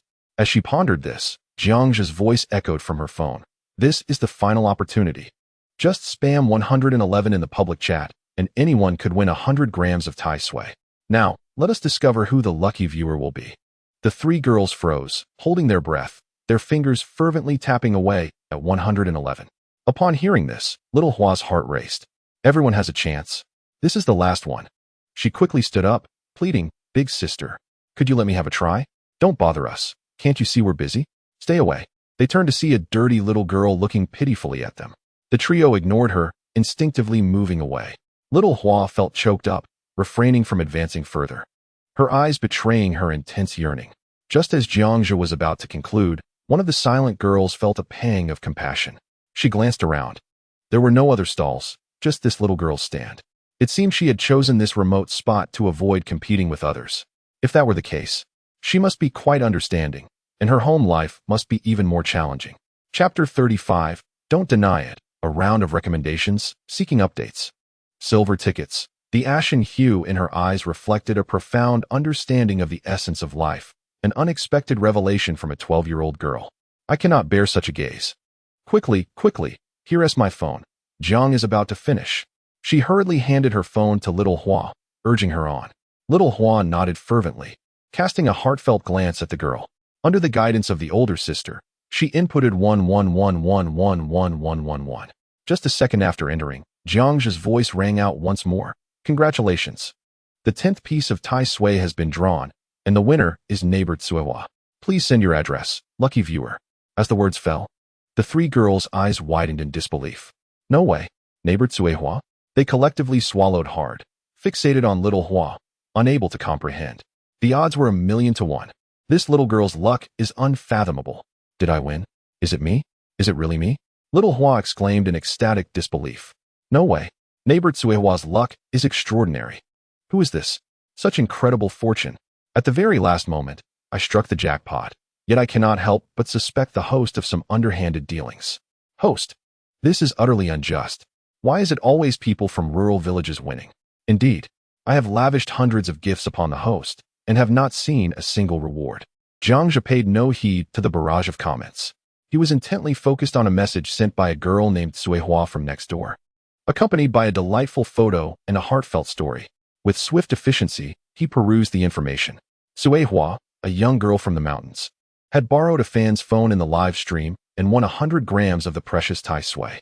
Jiang rotated his laptop to face the camera, stating, "See for yourselves, she is just 12 years old, with an 8-year-old brother suffering from bone cancer. The two of them rely solely on each other. She is in far greater need of the Tai Sui than 99 of the viewers in this stream. To be frank, I have engaged in no deceptive practices. If anyone cares to investigate, they will find that those fortunate enough to win the Tai Sui either have loved ones on the brink of death or themselves face a grave prognosis. I am astounded by such luck, compounded by her dire circumstances. One must admit that fate does indeed possess a discerning eye. It is not fate that sees clearly, but rather Jiang the host who does. Thank you. Fate has an eye. What does it matter? I am the lucky recipient. I was just informed by my doctor to prepare for my last rites, and in the next moment, I won the exquisite Tai Sui. It is the host who has granted me a second chance at life, not fate. What has fate done? It merely reaps the benefits. Thank you. Thus, all credit belongs to the host. Should fate be mentioned again, I shall become irate. Indeed, in this lifetime, I have the least faith in fate.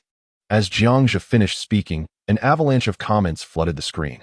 Several philanthropists, eager to curry favor with Jiang, even pledged funds to improve the conditions in that mountainous region. One particular comment caught Jiang's attention, prompting him to recall a joke.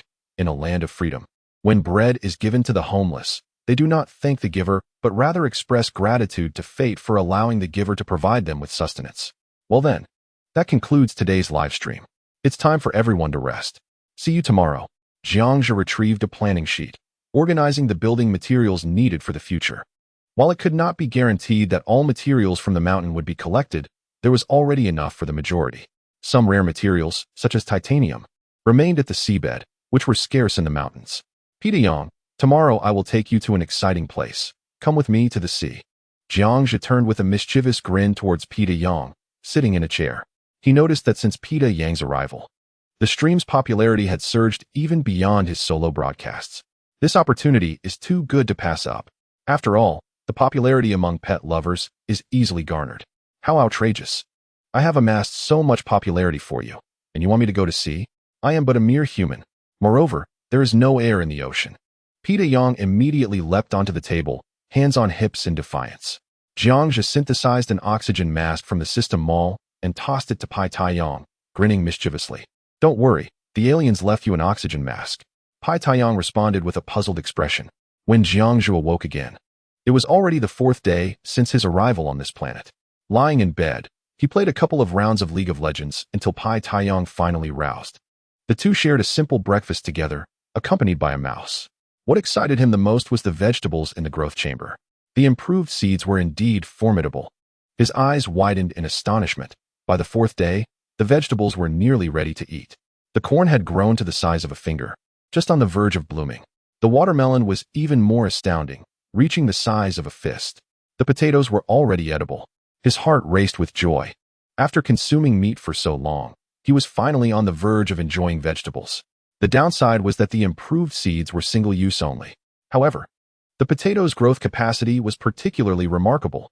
Cutting off a small piece allowed it to continue growing. At this moment, the live streaming room was bustling with activity. National Aerospace Department of Kyoto, Nyeshur, gifted the streamer 100 Superfire tokens. Nyeshur urged, "Streamer, hurry up and start the live stream. It's time to dive into the sea." Dive into the sea? What kind of dive? Isn't diving the domain of women? Over the past couple of days, the term dive had become a trending topic online, leading the uninformed to mistakenly believe it meant selling oneself. It was 9 o'clock. The streamer was due to begin work. When Jiang Zhe ended his broadcast, many viewers had kept the stream running for a full 24 hours.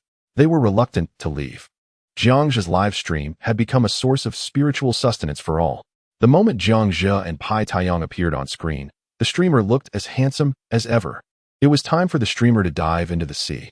Only a streamer could gather hundreds or even thousands of experts waiting in the live broadcast room. In just a few minutes, the viewer count surged back to 13 million. Diving would come later. First, he had good news to share. The vegetables he had grown were now ready to eat by the 4th day. To those who claimed the improved seeds left by the aliens wouldn't germinate, Jiang Zhe playfully reminded them to keep their promises. Haha. The streamer remembers those thousands of Superfire tokens. He recalled 6 countries: the United States, the Spicy Country, the Eagle Country, the Cherry Blossom Country, the French Country, and the Free Country. Quickly, each country owes 1,000 Superfire tokens. Don't even think about shirking your responsibilities. Moments later, only ordinary viewers gifted Superfire tokens, and none from any of the countries were seen. Nyeshur warned, "Don't even think about avoiding your promises. If you wish to remain in the live stream, you better keep your word." Gao Yuliang added, "I advise you to be kind. Otherwise, the streamer might not include you in any future plans." Wang Jingwo chimed in, "Still no Superfire tokens? Then you can just stew in your own juice." Numerous prominent figures threatened, causing the Superfire tokens to fly in the live stream room. Chapter 36. 6,000 Superfire to clear the path with 6,000 units of Superfire credited. Jiang Zhe's pocket instantly swelled with 60,000 technological points. How delightful. Jiang Zhe, a clever individual, was certainly not oblivious to the fact that others owed him 1,000 units of Superfire. It was, after all, his sole source of motivation for enduring life on this alien planet. He had meticulously kept track of those who owed him. Park Meiqian, host. Wow, your actions are commendable. Duo Tiaoing Jin. The host is quite cunning. We in Sakura Country appreciate such a host. Doctor Who. Host, you've turned rogue. When did you learn such tactics from the Free Country, silencing us, and then paving the way with Superfire? Ellen, what do you mean by the methods of our Free Country? I suspect the host has studied abroad in your Eagle Country. Doctor Who. You old scoundrel. How dare you curse our great Eagle Empire? Come out and fight. Ellen, humph. I want he stooped to the Eagle Country's level. Upon hearing this exchange, the live stream's chat exploded with enthusiasm. Haha, so that's how it is. The host plays exceptionally well. Learned it well. Silence first, then clear the path with Superfire. And finally lift the silence. The host is incredible. This is the strategy of a big shot. Haha. It can even provoke the leaders of 2 nations to a hair-pulling brawl. The host is truly remarkable. Where to? It is time for me to dive into the waters again. Jiang Zhe chuckled triumphantly as he headed outside. Before leaving, Pai Taiyang leaped onto Jiang Zhe's shoulder. Jiang Zhe affectionately patted the little creature's head and encouraged, "Come on, Pai, greet the audience in the live stream." Last night, after an hour of education from Jiang Zhe, Pai Taiyang finally understood what a live stream was. It became enamored with it, staying up all night just to watch a dog-fighting female host who could sing, dance, and play basketball. In the end, it even joined a fan club and used Wu Yinju's picture as its avatar. Hello, everyone in the audience of the National Producers live stream. Yesterday, Big Brother Jiang gave me a name, Jiang Laopi, but I don't like it. You can all call me Jiang Kuan Pai Taiyang. That is my stage name. Pai Taiyang bounced about, waving its little yellow hands, speaking in a slightly clumsy Mandarin. Wow, Pai Taiyang can talk. Incredible. It learned to speak in just one night? Amazing. How did the host manage that? Is this yet another piece of technology left behind by aliens? Jiang Zhe has set up the electric vehicle and positioned the laser instrument.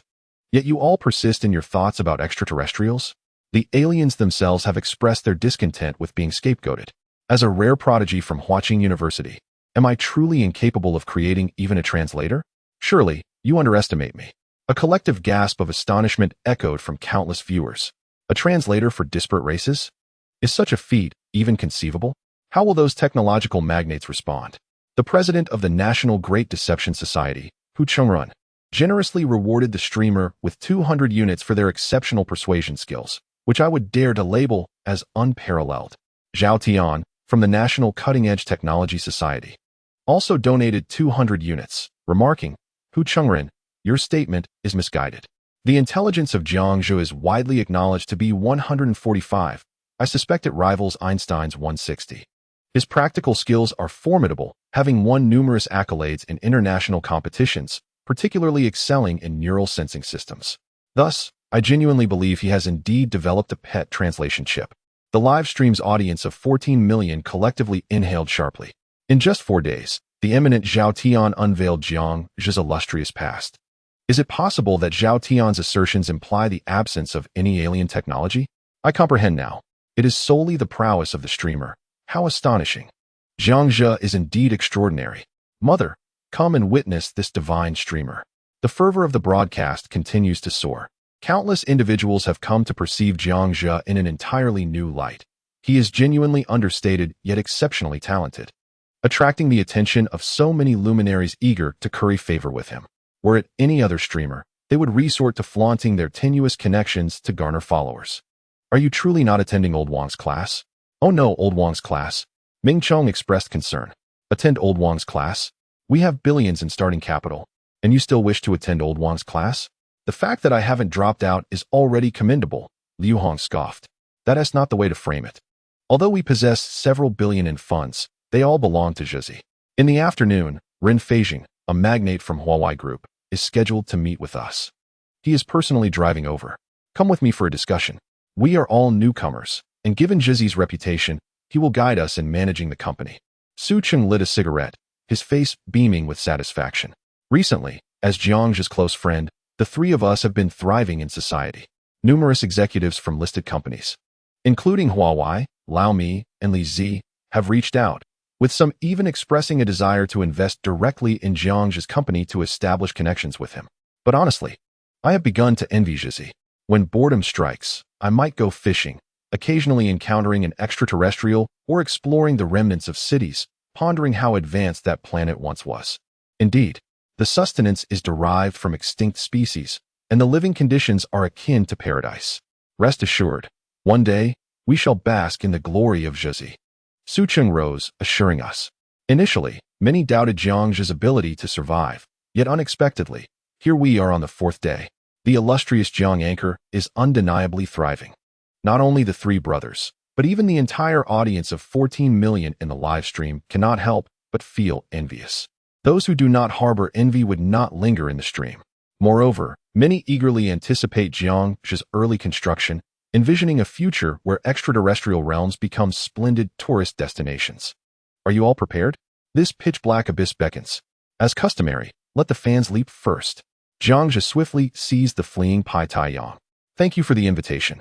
After watching the anchor's stream for 4 days, I have become a resident. The anchor's performance has left me weak-kneed, unable to stand firm. With a fear of the deep sea and engulfed in darkness, as a fan of Jiang Anchor, I may one day succumb to a heart attack. Even if the anchor incurs losses, my heart condition flares anew. Yeah, sure. Seeing this scene again, Lao Gao, have you fainted? Gao Yuliang. I can hold on for a few more seconds. Lao Wang is already preparing for the inevitable. Chapter 37. Xiao Pai, Boss. The 4th update, seeking more updates. Votes. The two simultaneously glanced at the central bed where Wang Zhengwo lay, frothing at the mouth, having fainted in shock. Jiang Zhu tucked Pai Taiyang into his backpack to prevent separation during the leap. Pai Taiyang struggled, pleading, Boss, let me go? The same icy surface, a different location. My friends, I shall jump first. With that, he once again leaped in faith, plummeting vertically. The live stream camera was closely fixed on Jiang Zhu. Once again, there was no hint of preparation, no trace of hesitation. Among the 14 million viewers, nearly 8 million felt a sudden jolt, resulting in 2 million fainting on the spot. The anchor had once again shattered a world record, causing 2 million to lose consciousness in an instant. I was terrified beyond measure. The previous world record was also set by the anchor, where 1 million fainted instantaneously. How could the three elders withstand such a roller coaster of fright? At this moment, they fainted once more. Xiao Zhang, Xiao Lu, don't bother saving them. They will wake when it is time. If fate decrees, none can be held back. So let us continue watching the stream. The attending physician had grown accustomed to such occurrences. After all, it had happened over a dozen times. When had anyone truly perished? The two returned to their seats, excited to watch the stream in comfort. Yet again, a sharp pain from the plunge struck. Surrounded by an abyss where one could not see their hand before their face. The system camera automatically illuminated the scene, and he donned a headlamp, releasing the temperature-controlled Pai Taiyang. He gazed at the bizarre fish before him, which had grown increasingly terrifying. Goodness, I never imagined I could breathe underwater. Pai Taiyang excitedly paddled before Jiangzhe. Stick close to me, don't end up as mere bones. Jiangzhe spotted several deep crimson fish with sharp teeth, gliding past him as if he were invisible. As you can see, this time, we have descended even deeper. And these strange fish have begun to lose their fear of humanity. Jiangzhe and Pai Taiyang assessed their surroundings. Wang Enhua, the esteemed president of the National Biological Society, generously rewarded a streamer with 200 tokens. Wang Enhua remarked, based on years of research, that Xiao Jiangzi currently stands approximately 500 meters deep. What you are witnessing is undoubtedly the deep-sea piranha from an extraterrestrial world. It has become significantly more terrifying. Streamer, exercise caution. This is no jest. It genuinely feels perilous. And you must remain vigilant. Jiangzhe nodded, pushing past the clusters of piranhas with his left hand. He was unperturbed by a few sharp-toothed fish. Yet a swarm of piranhas could potentially leave him completely devoured. Even a minor cut resulting in a drop of blood could attract a horde of these monstrous creatures, which was a commonplace occurrence. Subsequently, Jiangzhe descended to the seabed, revealing the corpse of another extraterrestrial being to an audience of 14 million viewers. Jiangzhe was momentarily taken aback. This alien corpse resembled the one he had previously discovered. Was it of the same species? By the heavens! Streamer, you have struck again. This indicates that the ocean floor harbors numerous alien remains. I sense an increasing danger. The last alien body was found in shallower waters, and now, as we venture deeper. Streamer, you must be cautious. Boss, why is there an alien corpse here? Pai Taiyang exclaimed, his eyes wide with astonishment. Xiao Pai, quickly check it with electricity to ensure it poses no threat, Jiangzhe advised, cautiously approaching the alien body. A jolt of electricity surged forth. Deal sealed. Pai Taiyang nodded vigorously, and soon, his entire being was enveloped in a faint blue electric current. He concentrated the gathered energy at his fingertips, the size of an adult's index finger, and unleashed it towards the alien's brain. With crackling sounds, the alien body convulsed violently upon contact with the electricity, even rolling over 4 times. Subsequently, countless fragments of skin peeled away from the corpse. Just how many volts was that? Jiangzhe swallowed hard, realizing that had he been electrocuted by Pai Taiyang in the cave, he might have lost half his life, confirming the alien's demise. He finally felt at ease and stowed the 2-meter-tall extraterrestrial into his backpack. Impressive. Jiangzhe patted Pai Taiyang with satisfaction, feeling a twinge of fear within him for Pai Taiyang. Fortunately, he was an ally. Had he been an enemy, the consequences would have been unimaginable. Of course, our Pai clan thrives on excellence, which is how we survive in this tumultuous world, Pai Taiyang boasted, puffing out his chest. Countless tokens continued to flood in, all directed towards Pai Taiyang. Ha ha ha. Pai Taiyang truly knows how to charm an audience. Indeed, Pai Taiyang had not exaggerated. He possessed remarkable abilities. If only my pet could match his prowess. You revel in praise, don't you? Jiangzhe playfully rapped Pai Taiyang on the head. Pai Taiyang shook his head and sighed, lamenting that in this era, honesty is seldom believed. Everyone can see that the streamer is now approximately 500 meters away, where there lies the corpse of an alien. As they venture further, might they uncover a deep-sea battleship? What if the depths of Earth harbored similar secrets? Suddenly, Jiangzhe's imagination sparked. Dr. Alexander, a distinguished geologist, generously rewarded the streamer with 100 superfire tokens. He remarked, recently, during my research on unidentified flying objects in the ocean, I encountered a dune resembling a flying saucer on the sandy seabed at over 300 meters deep. It is indeed plausible that unidentified flying objects or their remains could exist. As an enthusiast, I urge everyone to acquire a telescope. You may discover even more fascinating phenomena within the atmosphere and on the moon. Should extraterrestrials appear, it is conceivable that the streamer might truly encounter them.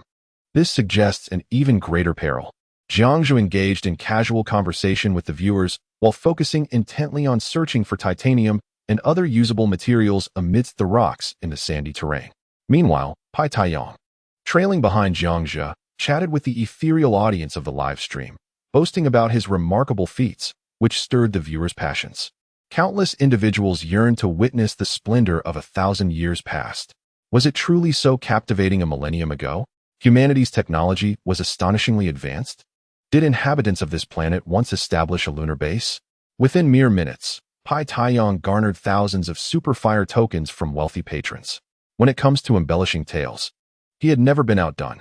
Just as Jiangzhou was diligently collecting stones, a heavy, thunderous roar erupted. All eyes turned to the source of the sound. Not far off, something seemed to be moving rapidly through the sandy terrain, stirring up clouds of seawater dust. The murky light, already insufficient, became even more obscured, rendering the live stream's visuals a hazy blur. What could this be? Such a terrifying sound. That roar felt profoundly weighty. It appeared to be a colossal creature. Streamer. Be cautious. Could it be a sea crocodile? Chapter 38. The Prehistoric Extinct Giant Crocodile. Dr. Who from the Eagle Nation Biological Research Institute rewarded the streamer with 500 Superfire tokens. Doctor Who stated, it could be a crocodile. Since the streamer is on an alien planet, the ancestors of crocodiles indeed lived in the ocean to maintain physiological balance with their internal salt content. It could also be a giant squid or another large, unknown organism. Alan from the Biological Research Institute of the Understanding Nation rewarded the streamer with 500 Superfire tokens. Alan urged, Streamer, be careful, I believe in you. Please sell us the leg of this enormous creature. He inadvertently glanced at the comments, bemused that people were already inquiring about purchasing a monster's leg without having seen the creature. Did they hold him in such high regard? Jiangzhou took a deep breath, bracing for the unknown. Boss, hide behind me. Pai Taiyang swam to his front. Jiangzhou was taken aback. Can you handle this? Pai Taiyang responded with unwavering confidence. Boss, with my presence, you are indeed fortunate. I happen to be the most formidable entity among my kin. Jiangzhou was momentarily bewildered by this statement. Have you ever truly felt fear? If so, that would imply a spirited resolve. Jiangzhou nodded in enthusiastic approval. With Pai Taiyang by his side, there was no need for apprehension. If worst came to worst, he could expend some technological points to exchange for a weapon capable of annihilating it in one shot. The roar grew increasingly closer. Suddenly, a colossal creature erupted from the sands below, baring its teeth as it advanced towards Jiangzhou. At that moment, the 14 million viewers in the live stream beheld the true visage of the beast. It was the most uncrocodilian crocodile imaginable, with short limbs, a triangular head that narrowed at the front and widened at the back, and 2 rows of razor-sharp teeth protruding prominently. It possessed an odd combination of adorableness and ferocity. Countless biologists gasped in astonishment. Dr. Who from the Eagle Nation Biological Research Institute tipped the host 100 Superfire shots. Multiple researchers from the Cherry Blossom Nation tipped the host 100 Superfire shots. Dr. Ivan from the Bear Nation Biological Research Institute tipped the host 100 Superfire shots. Leo from the Bullfighting Nation Biological Research Institute tipped the host 100 Superfire shots. Multiple researchers exclaimed. How is this possible? How can it be a creature from 13.5 billion years ago? Doctor Who declared, it's a Dacron. Without a doubt, it's a Dacron. Ivan added, the Dacron, a member of the Deinosuchus family, is a carnivorous creature. Despite being a prehistoric entity, host, you must exercise caution. It is a meat-eater. Leo queried, Isn't it the sovereign of shallow coastal waters? How could a Dacron exist in the depths of 500 meters? Each new species discovered sends shockwaves through the scientific community, especially when it concerns a prehistoric sea giant that went extinct over 100 million years ago. If it were a creature from tens of thousands of years ago, it might be less remarkable. Yet here we are, faced with a crocodile from hundreds of millions of years past. A multitude of biologists and archaeologists were in a fervor. What kind of luck does this host possess?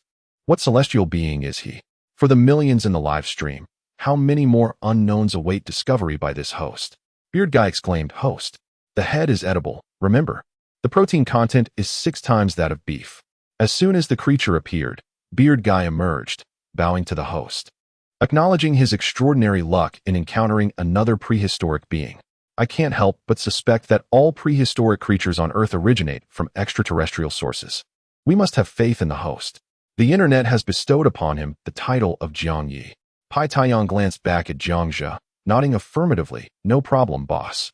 Just trust me. As your leader, I have never feared anything. Allowing a creature less than 50 centimeters to protect me would only invite ridicule from all the viewers in the live stream. Jiang Zhe chuckled as he gently pushed Pai Taiyang away, though internally, he was in a state of panic. This statement evidently had an effect, as the live stream exploded with excitement, showering praises upon the host for his remarkable composure in the face of danger. It was somewhat unexpected. He quickly raised his small yellow fist, truly worthy of the title leader. Indeed impressive. I began to like him. Just as Jiang Zhe synthesized an alloy harpoon from the system's marketplace in preparation to confront the Dacron, the surroundings were teeming with a multitude of red piranhas. The piranhas leapt eagerly, their sharp teeth glistening. What the hell? Leader, we are surrounded by piranhas again, exclaimed Pai Taiyang, his voice tinged with panic. Jiang Zhe swallowed hard and scanned the area. Could it be that these fish, large and small, were targeting him specifically? Facing an onslaught from two sides for the first time genuinely unsettled him. Xiao Jiang, run, shouted Ye Shi. You won't be able to handle a pincer attack. Wang and Hua added, Xiao Jiangzi, based on the habits of piranhas, they might be waiting for one of you to falter before they strike. Chang Jingming remarked. What a perfect trap. The yellow bird waits for the cicada, while the yellow bird is behind. The streamer must be extremely cautious. How insidious these piranhas are. I never anticipated such a strategy. What to do? The streamer is on the verge of demise. Streamer, utilize your alien technology to annihilate them and feast upon their flesh. With a bellow, the Dacron roared at the swarm of piranhas. Instead of retreating, the piranhas swarmed even more. Dacron, what the hell? Why are you roaring so loudly? You're attracting even more piranhas. Are you afraid we won't suffice for their appetite? Pai Taiyang pointed angrily at the Dacron. At that moment, inspiration struck Jiang Zhe.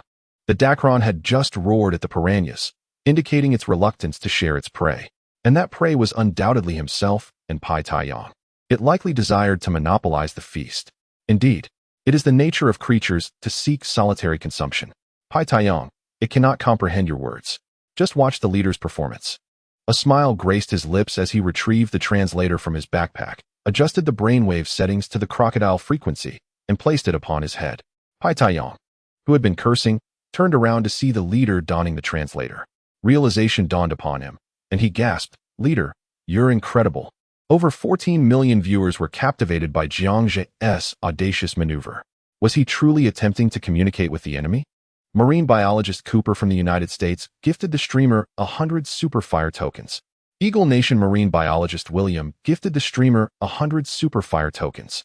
Cooper exclaimed, Streamer, you're remarkable. Even in such a crisis, you remain calm and composed while communicating. I'm an ardent fan right now. William added, I never anticipated the streamer would think of this tactic. It's utterly brilliant. Countless viewers began to anticipate whether the Dacron would agree to a truce and join forces against the piranhas. None of the creatures present exhibited any intention to attack, providing Jiang Zhe with an opportunity to act. The piranhas dispersed, floating quietly on either side of Jiang Zhe, Pai Taiyang, and the Dacron. He calibrated the translator and handed a smaller version to Pai Taiyang. Ahem. Well then, handsome fish before me, can you hear my voice? Jiang Zhe lowered his tone. As the fierce Dacron locked eyes with the piranha swarm, its pupils suddenly shifted, revealing a curious gaze directed at Jiang Zhe. This human could actually converse with it? Chapter 39. Teamwork. Conspiring together. Just as Jiang Zhe calibrated the translator, he engaged in a hushed discussion with Pai Taiyang, handing it a compact underwater motor. Little Pai, follow this sequence. First this, then that, and finally the last step. Do you understand? Jiang Zhe winked at Pai Taiyang. What exactly is this sequence? Pai Taiyang scratched his head in confusion. Food. Do you have any last words? Dacron slightly parted its jaws, emitting a low growl. Wow, it really works. The host is incredible. Dacron is so arrogant, calling us food. I hope the host barbecues it soon. Yes, and add some cumin to tantalize Uncle Bay. Pai Taiyang and countless esteemed scientists in the live broadcast were once again astounded. They never imagined that Jiang Zhe's translator could indeed communicate with ancient creatures. Handsome fish. Let us collaborate. Jiangzhe gestured towards the swarm of piranhas surrounding them. Dacron's ability to respond indicated that this creature possessed a degree of intelligence. 1 piranha, 10 piranhas. No one present would fear them, but a swarm would prove to be a formidable adversary. To survive, it must ally with Jiangzhe or face certain death. Dacron glared, growling, "Food. You are unworthy to join me in battle." Jiangzhe pointed at the piranha swarm before Dacron. "Would you rather perish than cooperate with food? If we continue to fight and bleed, look at the hundreds of piranhas here. We will surely be devoured to the last morsel." Suddenly, the dark mass of piranhas began to move, collectively poised to strike. National Aerospace Department of Kyoto's Nyesher gifted the host 20 super fire shots. "Nyesher, be careful. The piranhas are about to attack wildly due to impatience." "Oh no, there are more and more piranhas. How will the host respond?" "I doubt the host will survive today." "Host, you're in trouble again." Jiangzhe furrowed his brow, extending his hands. "They can't wait any longer. Are you certain you want to cooperate, choosing instead to send us both to our doom?" The piranhas divided into 2 groups, with significantly more surrounding Dacron. Sensing a dire situation, Dacron retreated a step. "All right, we shall cooperate and fight to the end together. Nature is indeed cruel, where the weak are preyed upon by the strong. It is either to fight alone and perish or to collaborate and survive." "Excellent. Now swim towards me, and the piranhas will refrain from attacking you for the time being." Jiangzhe waved his hand. Dacron moved. The ominous swarm of piranhas followed closely, emitting terrifying sounds. Dacron thrashed its body, attempting to disrupt the school of fish. Roar! As it swam swiftly, it inadvertently fell prey to several fast-moving piranhas that nipped at its tail. Jiangzhe turned to Pai Taiyong and nodded. "Boss, is this little motor truly faster than the fish?" Pai Taiyong inquired while affixing the small motor to its petite feet. "Rest assured, simply trust the boss. I guarantee that no one shall perish." Jiangzhe retrieved a small fish and a knife from the system space, presenting them to Pai Taiyong. With a hint of irritation, Pai Taiyong retorted, 10 pieces of chocolate. "It's a deal." Having said that, Pai Taiyong accepted the fish Jiangzhe offered and swam towards the edge of the circle. Along the way, it used the knife to slice open the belly of the fish, and thick, crimson blood gushed forth. The piranha swarm beside Jiangzhe caught the scent of prey and surged toward the trail of blood left by Pai Taiyong, leaving another group of piranhas near Daclong behind. "Goodness, I see it now. The broadcaster intends to use Pai Taiyong as bait. Has little Pai been abandoned? How ruthless." Jiangzhe disregarded the barrage of comments and waved to the distance. "Handsome fish, you may now proceed at full speed." Just as Daclong chose to glance back at the piranha swarm, it found itself compelled to take a leap of faith and trust Jiangzhe. It hesitated for a moment, enduring the pain. "You better not be deceiving me." 7 or 8 piranhas had already latched onto its tail. Daclong forcefully flicked its tail, shaking off the persistent piranhas while stirring up a whirlwind of sand and bubbles, dashing toward Jiangzhe. The ominous piranha swarm, now enraged, opened their gaping jaws and relentlessly pursued Daclong, the distance closing perilously. Over 10 million viewers held their breath in the live stream. How would the broadcaster elegantly resolve this dilemma with the piranhas? Perhaps the broadcaster should just flee. Indeed, you cannot contend with this horde of piranhas. Do not perish in the jaws of those fish. Jiangzhe took a moment to respond to the comments. Daclong is drawing nearer, and the piranhas are hot on its heels. Fret not. Trust the broadcaster. What is the broadcaster doing? Is he courting death? Do not be reckless. Follow Little Pai and escape. Observing the menacing swarm of sharp-toothed piranhas sent shivers down my spine. Run. The nation relies on you. The advancement of technology depends on you.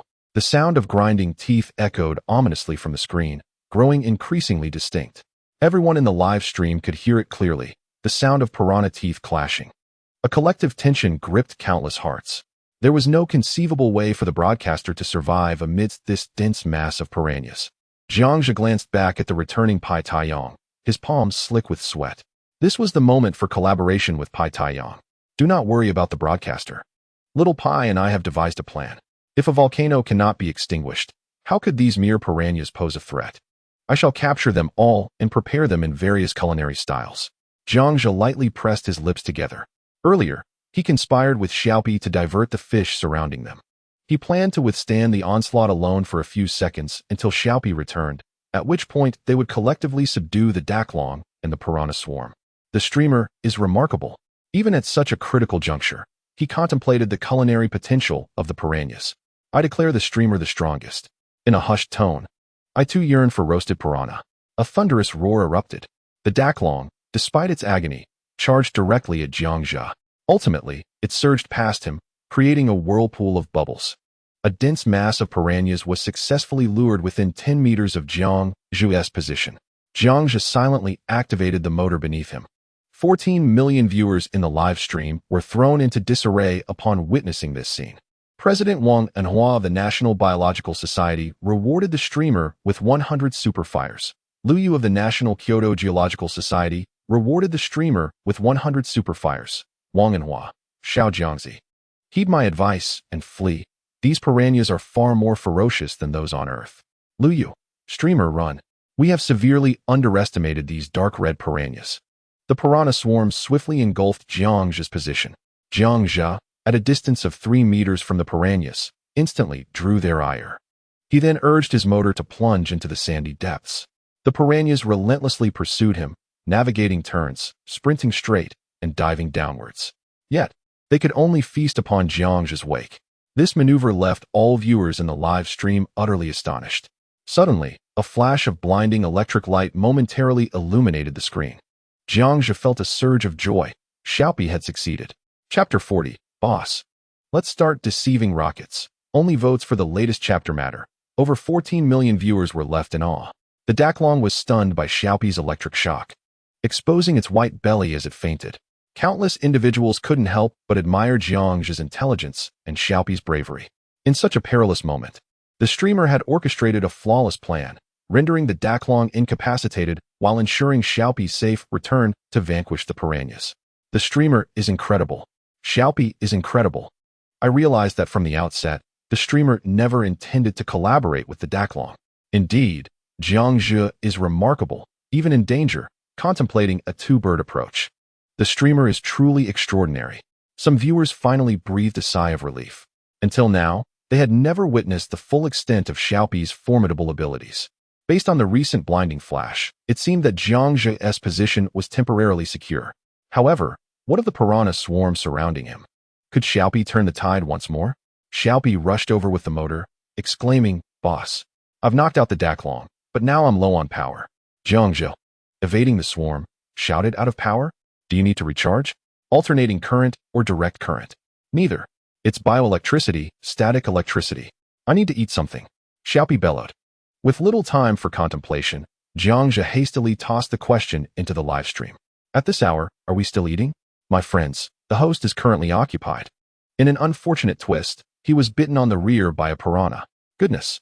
Esteemed colleagues, swiftly devise a method to replenish biological electricity. We require a solution post-haste. As the adage goes, harnessing the power of the masses is the wisest choice.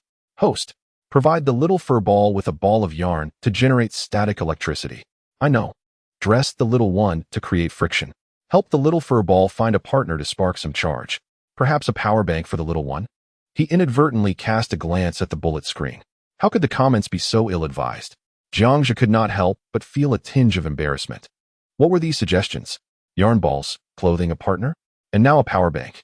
Experts, quickly. Just as he spoke, another piranha sank its teeth into his calf. Wang Anhua, president of the National Biological Society, rewarded the host with 100 super gifts. Wang Anhua, Xiao Jiang, enhanced the neural pulse waves, biological electricity. When substances like glucose decompose, electrons are released, so you must ensure the little fur ball is well fed. Xue Xiao from the National Academy of Traditional Chinese Medicine rewarded the host with 100 super gifts. Xue Xiao, host, what Wang Daolao said is indeed correct. The only short-term method to boost biological electricity is through food or intense emotional fluctuations. He smacked his forehead, realizing how he had overlooked this. No wonder the little fur ball kept asking for food. It was to replenish its energy and stave off hunger. Wang Daolao and Xue Daolao were right. As long as the little fur ball was well fed, all would be well. Amidst the swarm of piranhas, Jiang Zhe quickly retrieved 10 pieces of chocolate from his backpack and tossed them to the little fur ball, urging, "You hungry little one, eat this." The little fur ball darted forward, eagerly stuffing the chocolate into its mouth. In no time, It devoured all the chocolate. Its energy surged, countless bolts of lightning crackling around its body. Boss, swim upwards. Be cautious of accidental injury. It shot towards Jiang's position. Surrounded by a horde of piranhas, Jiang acted without hesitation. He executed a sudden stop and propelled himself upwards in one fluid motion. Ziz. The scene once again turned stark white. A pale blue electric field enveloped the swarm of piranhas in an instant. The next moment, the entire group of piranhas convulsed and floated lifelessly in the sea. Witnessing this spectacle, nearly 15 million viewers in the live stream were once again awed by the little furball. A collective sigh of relief resonated among the audience. Well done. When you come ashore, I'll reward you with a chicken leg. Jiang swam over to pat the little furball's head. Boss, when did we acquire chickens? The little furball asked innocently with wide eyes. Jiang shot a glance at the little furball, then proceeded to stow away the corpses of the piranha and the draconic creature into his backpack. This scene left countless cutting-edge scientists astonished. Every time I witness the host gathering the spoils, my understanding is profoundly reshaped. Me too. Previously, all was well. A 30-centimeter package for a 2-meter extraterrestrial seemed within the realm of reason. Now, however, the host boldly claims to possess a 10-meter Dacron. I cannot help but suspect that the host's backpack was pilfered from the beloved Doryman. My doubts have escalated to wondering if this bag was indeed fabricated by the host himself. As these thoughts escaped my lips, the barrage of comments abruptly ceased. Countless viewers began to ponder the extraordinary existence Jiang must have been prior to his journey here. Was he perhaps a super scholar capable of mastering spatial technologies? Xiao Pai leaned in, whispering conspiratorially into Jiang's ear, Boss, I've discovered yet another method to deceive them into believing in a super rocket. Would you like to hear it? Jiang, unperturbed, replied, Xiao Pai, your parents passed away too early, leaving you devoid of proper upbringing. Allow me to enlighten you. Remember, at the dawn of humanity, one's nature is inherently good. We are a serious streaming channel. Deception is not permissible. We must earn our viewers' admiration through genuine skills. Besides, would I ever stoop to dishonesty? Xiao Pai grinned mischievously. Do you want to hear it? It's truly delightful. Jiang's eyes widened in curiosity as he leaned closer. Earlier, I discovered a pitch-black hole ahead. If you do this, and then that, you could easily trick them into believing in a super rocket. Xiao Pai chuckled slyly. Indeed, this method is quite ingenious. Jiang exclaimed, his thumb raised in admiration. Their whispered exchange was witnessed by over 14 million viewers. What is the host up to? How cunning. Comments poured in. Teamwork in mischief. Xiao Pai's cleverness raised suspicions. I began to miss the days when the host streamed solo, allowing me to save money on pickled vegetables. Viewers lamented that since the arrival of Pai Taiyong, many had suffered from malnutrition. Ahem. I have good news to share. Xiao Pai just informed the host that 200 meters ahead lies an impenetrable abyss. Would anyone care to take a look? Jiang feigned seriousness. Not at all. Absolutely not. Xiao Pai is too mischievous. We do not wish to see. National Kyoto Space Department's Nyesher rewarded the host with 200 super rockets. Understanding Biological Research Institute's Alan rewarded the host with 200 super rockets. Nyesher, delightful. Alan, delightful. Viewers, delightful. 14,000,000. Despite their verbal denials, their fingers remained honest. An abyss, rare to encounter, lay before them. Who wouldn't wish to take a glance? What if they stumbled upon some extinct creature? Given the fervent response, with so many super rockets, the host decided to take the plunge once more. Jiang and Xiao Pai swam side by side toward the dark abyss beneath the sea. Chapter 41. The Abyss Beneath the Sea, a recommendation, seeking continued readership. Votes. The abyss is located in another sand pit, encircled by a ring of coral reefs, with a diameter of 10 meters. Countless sea urchins, sea cucumbers, crabs, sea lilies, and starfish linger by the sandy pit. Beneath the illumination of the system lights and the flashlight hovering above Jiang's head, the edge of the abyss could be seen, albeit faintly, a profound shade of blue, growing darker and more intimidating as one gazes toward its center. Not a single fish or algae graced its depths. The mouth of this chasm emanated a sense of foreboding. Suddenly, a tremor coursed through Jiang's heart, an inexplicable reverence taking root within him. Boss, I wasn't deceiving you. I can hardly bring myself to approach this void. Little Pai trembled, hiding behind Jiang's backpack, too frightened to peer into the abyss. It resembled a profound chasm. When one gazes into the abyss gazes back. Chang Jingming from the National Kyoto Oceanographic Society rewarded the streamer 100 fiery gifts. Liu Yu from the National Kyoto Geological Society did the same. Alexander, the knowledgeable geologist, also contributed 100 fiery gifts. Simon, the geologist from Eagle Country, followed suit. Chang Jingming remarked, "There exist bottomless pits on Earth, yet I never anticipated that confronting this one would invoke such awe." Liu Yu added, "Considering this geological structure, the salinity must be exceedingly high. It is likely that bizarre fish may inhabit these depths." Alexander proclaimed, "This is undeniably a divine creation." Simon quipped, "In the realm beyond, there is no deity, only the streamer. Thank you. It's terrifying. I suffer from deep-sea phobia. I am so frightened my legs feel weak. How can the streamer remain unafraid? I can barely look. Some bathed in white magma. Do you believe the streamer would fear this mere bottomless pit?" A barrage of comments surged. And Jiangzhe chuckled more audaciously. "If I were to descend, I believe I could elucidate some of Earth's unsolved mysteries. What do you all think? Moreover, it could yield a significant influx of fiery gifts, laying a solid foundation for future endeavors." All the viewers were momentarily taken aback. Was the streamer truly contemplating a descent? Faced with such an abyss, the streamer exhibited no fear. Countless hearts quivered in admiration of Jiangzhe's audacity. "I really don't think it's wise. To be honest, this bottomless pit is merely exaggerated in appearance. There may be some strange fish within, but as pressure increases with depth, the number of fish will diminish accordingly. So, streamer, you might indeed be quite safe." "Exactly. I am an avid diver. If I possessed the streamer's resources, I would dare to descend as well." The comments continued to flood in, leading Jiangzhe to contemplate a crucial realization. He possessed dual protection, implying that he could undertake endeavors beyond the reach of others. Observing Jiangzhe's serious demeanor, Little Pai felt a pang of fear. "Boss, what are you thinking? You wouldn't genuinely consider going down, would you? Our earlier plan was to use this bottomless pit to deceive the rocket." He gently patted Little Pai's head. "Be quiet, don't expose us." As he pondered, the water within the abyss began to ripple. Could there truly be something lurking within? The water was stirring. A genuine fear settled in. Could the extinct creatures that the streamer previously encountered have emerged from this very chasm? A barrage of comments flashed across the screen, capturing Jiangzhe's attention. A jolt of surprise coursed through him.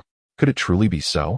After all, the locations of the Dark Dragon and the strange shrimp were not far from this cave entrance. Yet, despite his numerous dives into the sea, he had rarely encountered many extinct creatures. Perhaps these extinct beings had indeed emerged from this very cavern? Jiangzhe, intrigued, stepped forward to scrutinize the cave entrance. Countless viewers shared his curiosity, eager to witness the streamer's decision. The earlier comment had alerted the streamer that the extinct specimens he had previously collected were not far from this cave entrance. It was indeed plausible that these creatures had emerged from within. Jiangzhe picked up a stone and tossed it into the cave. What lay within was undoubtedly a significant revelation and an excellent opportunity for garnering immense popularity. Nevertheless, the depths were fraught with endless uncertainties, which left Jiangzhe feeling apprehensive. He found himself in a quandary, oscillating between contemplation and trepidation. The allure of the abyss fascinated the streamer, and surely others were equally curious about its contents. Feeling a rush of adrenaline at the prospect, Jiangzhe shook his head, feigning retreat a few steps back. As he spoke, the perceptive audience instantly grasped his intentions. Was it merely a matter of popularity? If he dared to descend, the views would surely flow abundantly. After all, the inherent nature of humanity is to revel in the spectacle of others taking risks. Wang Enhua, president of the National Biology Society, rewarded the streamer with 500 units of popularity. Leo from the Bull Nation Biological Research Institute followed suit with another 500. Dr. Hu from the Eagle Nation Biological Research Institute also contributed 500. Moreover, Duoshio Engjin from the Cherry Blossom Nation Research Institute rewarded the streamer with 1,000 units. Ivan from the Bear Nation Biological Research Institute added 500 more. Wang Enhua, I support you, but wait until you are fully equipped and confident before descending. Otherwise, it would be a loss for our nation. Leo, the streamer is formidable. Dr. Hu, fearless streamer. Leo, the streamer is impressive. Duoshio Engjin, I owe the streamer 1,000 units, and now I repay him. I urge you to descend and explore. You are remarkable. As Jiangzhe interacted with the audience in the live stream, the ripples of the bottomless pit intensified, countless bubbles surging to the surface. Faint sounds could be discerned from within. Niesha remarked, "I have a feeling this will undoubtedly be an extraordinary bottomless pit." Wang Jingwo cautioned, "Streamer, turn back to shore, or you shall regret it for a lifetime. Descend, and you may only regret it for a minute." Gao Yuliang quipped, "Old Wang, are you implying that the regret of a moment is due to the streamer perishing inside? If so, it would be wise for Xiao Jiang not to descend." Countless scientists found themselves in a dilemma. They simultaneously hoped for Jiangzhe to dive, while fearing for his safety within. Time and again, Jiangzhe had managed to turn peril into fortune through his remarkable luck, unveiling groundbreaking discoveries capable of transforming the world. This was undoubtedly beneficial for humanity. Yet, many remained skeptical of Jiangzhe's ability to continually evade danger. Losing him is a loss for the entire world. Only his survival holds the promise for humanity's future. If given the opportunity, they would willingly sacrifice themselves one by one for Jiangzhe, or even offer their lives to contribute to the world's challenges. Even the audience in the live stream harbored conflicting emotions, simultaneously encouraging and urging Jiangzhe to return. Yet, the ultimate decision rested solely with Jiangzhe. "Boss, we can descend together. Rebuilding civilization is of paramount importance," Pai Taiyang earnestly asserted, tugging at Jiangzhe's collar. Jiangzhe turned back, a mischievous grin on his face. Silently mouthing, "Continue." Countless super fire tokens were sent flying in support of Pai's noble intentions. He couldn't help but admire Pai's acting skills, as this plan was devised to deceive the super fire audience. Indeed, the pure-hearted are inherently righteous, and this statement holds true. Chapter 42. Boss, shall we pull off another wave of rockets? A round of recommendations, seeking follow-ups, votes. Pai's audacity left many astounded. They knelt before Pai, acknowledging his noble cause. With Pai around, life feels complete. Envy for the streamer arose. When would my husky open up to me instead of tearing up the sofa? The fame of Jiangzhe and Pai soared to new heights in the live stream. Firstly, when faced with national versus personal interests, Jiangzhe unhesitatingly chose the nation. Secondly, Pai, as an extraterrestrial being, resolutely chose to follow Jiangzhe and contribute to Earth, earning the admiration of countless individuals. In truth, they were merely acting to garner attention. Just as Jiangzhe and Pai continued their Oscar-worthy performance, a profoundly resonant roar erupted from the abyss. This sound was entirely different from the earlier cries of the Dakron, and one might say it belonged to an entirely different realm. The water's surface in the abyss was disturbed, creating violent ripples, each roar resonating in succession. 15 million viewers collectively held their breath, their eyes fixated on the screen. What an awe-inspiring sound. What creature could produce such a noise? Was our earlier reverence for the abyss rooted in this being? The streamer's fortune seemed truly extraordinary. Could they have encountered a legendary creature once more? Among the audience, marine biologists were particularly exhilarated, as this suggested the presence of a significant organism below, one whose identity could not be underestimated. Wang Enhua, president of the National Biological Society, rewarded the streamer with 100 super fire tokens. Wang Enhua, Xiao Jiangzi, if we discern the sound characteristics, it possesses a hint of the ethereal quality of a whale, suggesting it may be a colossal creature. The space beneath could be vast, and might even house beings unseen by humanity. Alan from the National Institute of Biological Research rewarded the streamer with 100 super fire tokens. Alan, Wang Daolao, is correct. Streamer, I desire the legs of this creature. Jiangzhe nodded in gratitude, understanding Wang and Alan's enthusiasm. Alan, are you fixated on the monster's legs? Alan, only the legs excite me. Thank you, streamer. The room erupted in laughter once again. I suspect that Park Meijiang and Alan both possess peculiar preferences. Clearly, Park Meijiang's boyfriend is not as delectable as an extraterrestrial. Similarly, Alan's human legs are evidently less entertaining than those of a monster. Hey, enough already. We are a serious live stream, Jiangzhe chuckled, choosing to ignore the barrage of comments. Indeed, as Wang Dalao remarked, the space below is extraordinarily vast. The walls of the abyss exhibit concentric circular growth rings, spiraling downwards. As for what lies beneath, we can only uncover it with time. Jiangzhe glanced at the oxygen timer. There were still 15 minutes of oxygen remaining. That should suffice. If necessary, he could synthesize additional oxygen devices. Just then, the seabed tremors intensified, causing the water's surface to ripple more rapidly. Everyone in the live stream felt their hearts race, eagerly awaiting Jiang Zhe's decision. Wang Laoshi was right. Something significant lurked below. Could it be a creature from the Earth's core? Unlikely. Aside from the host, all other life forms would have perished in such depths. One cannot deny that the host is indeed more formidable than these monsters. At this moment, Jiang Zhe's curiosity grew stronger. The entities below must be unprecedented. Perhaps, as the comments suggested, it is the Earth's core or crust. Humanity struggles to reach depths of 10,000 meters beneath the sea, let alone explore the Earth's core. Is there truly no life underground? Who informed them of this? He calculated that they were currently at a depth of approximately 600 meters. Alexander, a geologist, rewarded the host with 100 fiery gifts. Host.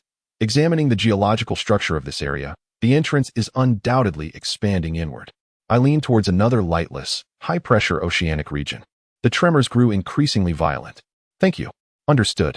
Jiang Zhe stumbled and fell beside the cave entrance. He promptly retrieved a second layer of pressure suit from his backpack and handed it to Xiao Pai. This was a suit synthesized from the system's shop, capable of withstanding pressures at depths of 1,000 meters. Let us fear nothing. Put it on. Jiang Zhe patted Xiao Pai's head. Xiao Pai accepted it, wobbling his puzzled head. Was the boss truly getting into character? Were they really going down? Wasn't this all a ruse to attract attention? The more perilous the situation, the more Jiang Zhe's adventurous spirit was ignited. He resolved to discover what awaited below. The thunderous roar crescendoed, reverberating with an electrifying intensity. His face was alight with excitement, brimming with anticipation. As Jiang Zhe prepared to enter the cave, he reinforced several layers of protection for Xiao Pai. No hint of danger could reach him. After all, Xiao Pai was a formidable ally and friend. The entire audience in the live stream buzzed with excitement. The host was finally about to descend, and their exhilaration was palpable. His audacity was commendable. The host, unafraid of the magma, seemed even more invincible this time.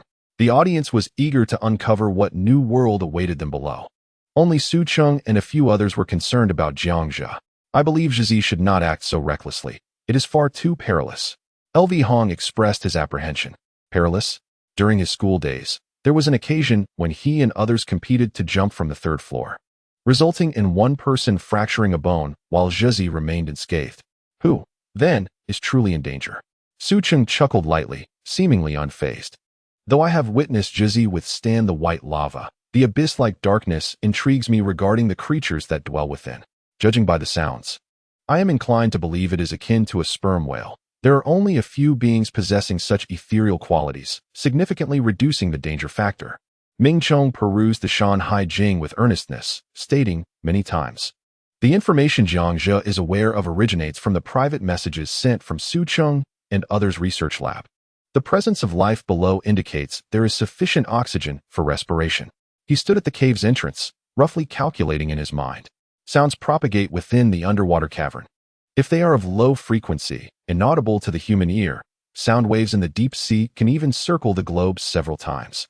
Based on the roar that emanated from the cave, it was a normal frequency sound wave that gradually diminished. The sounds of firecrackers during the new year, the roar of an airplane engine as it takes off, and the sound of cannon fire can all transmit over great distances. Analyzing the recorded monster's roar in his mind took a mere second. He concluded that the bottomless pit beneath them is no deeper than 2,000 meters. Barring any unforeseen circumstances, not just Jiang Zhe, but countless scientists were simultaneously calculating the depth of the abyss and the source of the sound. Morrison, host. The shallowest is 800 meters. The deepest is 2,000 meters. It's worth a try. Alexander. The shallowest is 1,000 meters. The deepest no more than 2,500 meters. Yeah, sure. I suspect the deepest is no more than 8 centimeters. With the Nobel laureates weighing in, it seems likely the depth is between 800 and 2,000 meters. No doubt about it. Adjust your seats. Everyone, let us get moving. It feels as though an irreverent barrage of comments has emerged. Is old Nied driving the conversation? With this rhythm, countless comments soared into the stratosphere. Xiao Pai tugged at Jiang Zhe's collar, grinning mischievously. Boss, shall we make our escape? Today's firepower has reached the standard. Just wait a moment. We can deceive them one more time. Jiang Zhe placed his index finger on his lips, a sly grin crossing his face. Suddenly, a thunderous sound, reminiscent of ancient echoes, erupted from within the cave. Chapter 43. You understand what I mean, right? This is the fifth update. Only the final chapter's votes are valid. Countless individuals felt a chill run down their spines. The seafloor crust trembled violently. A marine tornado abruptly formed, swirling up numerous small to medium-sized flora and fauna, fiercely drawing them into the cave. Jiang Zhe and Xiao Pai were inevitably pulled into the black hole by this formidable suction. Boss, I told you to escape earlier. Greed drives progress. Desire begets success. The two, caught at the center of the water vortex, urgently grasped a nearby rock formation. The live broadcast closely followed Jiang Zhe. I regret it. I shouldn't have encouraged the host without sufficient firepower. I won't die. The water tornado is about to dissipate. In a chasm spanning several kilometers. The host would not perish, but would be torn to shreds if he fell in. Courageously, host, you are the singular deity. Even magma cannot extinguish your existence, let alone a mere black hole. I challenge you to enter the black hole again. It is assuredly fatal. Which abyss are we speaking of? Why does this live stream perpetually veer off course? I am but 8 years old. Could I perhaps request another small bottle of nutritional supplement from my father? At this moment, a tremor coursed through the hearts of everyone in the live stream. Faced with this terrifying scene, regret swept over them all. However, regret bore no fruit.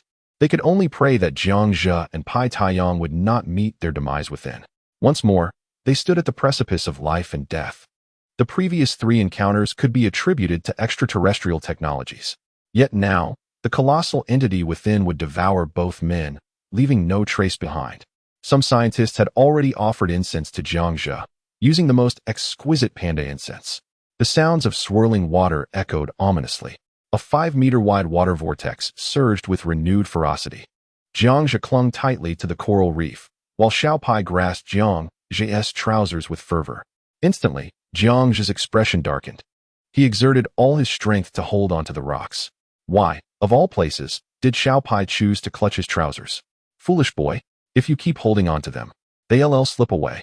Boss, are you not even wearing shoes? Xiao Pai, cease your antics at once. Straining to glance back, he saw the swift and tumultuous torrent, the spiraling waves promising to render him unconscious. Estimated at a depth of 2,000 to 3,000 meters, he feared not the journey but the outcome. It was the initiation that was perilous. It was too fierce. I dare not look. I can scarcely breathe. A bystander exclaimed, Look, the host's trousers seem on the verge of slipping. Another chimed in, I see it, I see it. Yet another remarked, How heartless. The host is nearly falling. And you still take advantage. I must inquire, where are the trousers slipping? How is it that I cannot see? In that moment, all eyes were fixed upon Jiang Zhe's trousers. Such focus momentarily alleviated the crisis at hand, at least for them, inciting envy among countless male viewers. I suddenly found myself reluctant to venture to this place. If I were to go, I would scarcely survive 3 seconds. Without Jiang Zhe's fortuitous luck, we shall remain steadfast in managing his company. Su Cheng and the others exchanged knowing glances. Travel to outer space? Perhaps not. Lacking Jiang Zhe's luck and resilience, such an endeavor would be tantamount to courting death. Xiao Pai shouted, Boss. Even now, why not seize the moment to garner more views? Jiang Zhe was moved. Compelled to admire Xiao Pai, even in this critical hour, he was scheming for greater attention. Truly, Xiao Pai is an industrious partner. He silently resolved to entrust the role of financial officer to him. There would be no crisis under his stewardship. In a different location, yet the same abyss awaited. The host would take the lead. Do you comprehend? Jiang Zhe, with great difficulty, roared into the camera. Those who understood the situation knew that Superfire had already taken off, swiftly outpacing others. The accolades poured in. Ivan from the Bear Country Biological Research Institute bestowed 300 Superfires upon the streamer. Leo from the Bull Country Biological Research Institute contributed 100.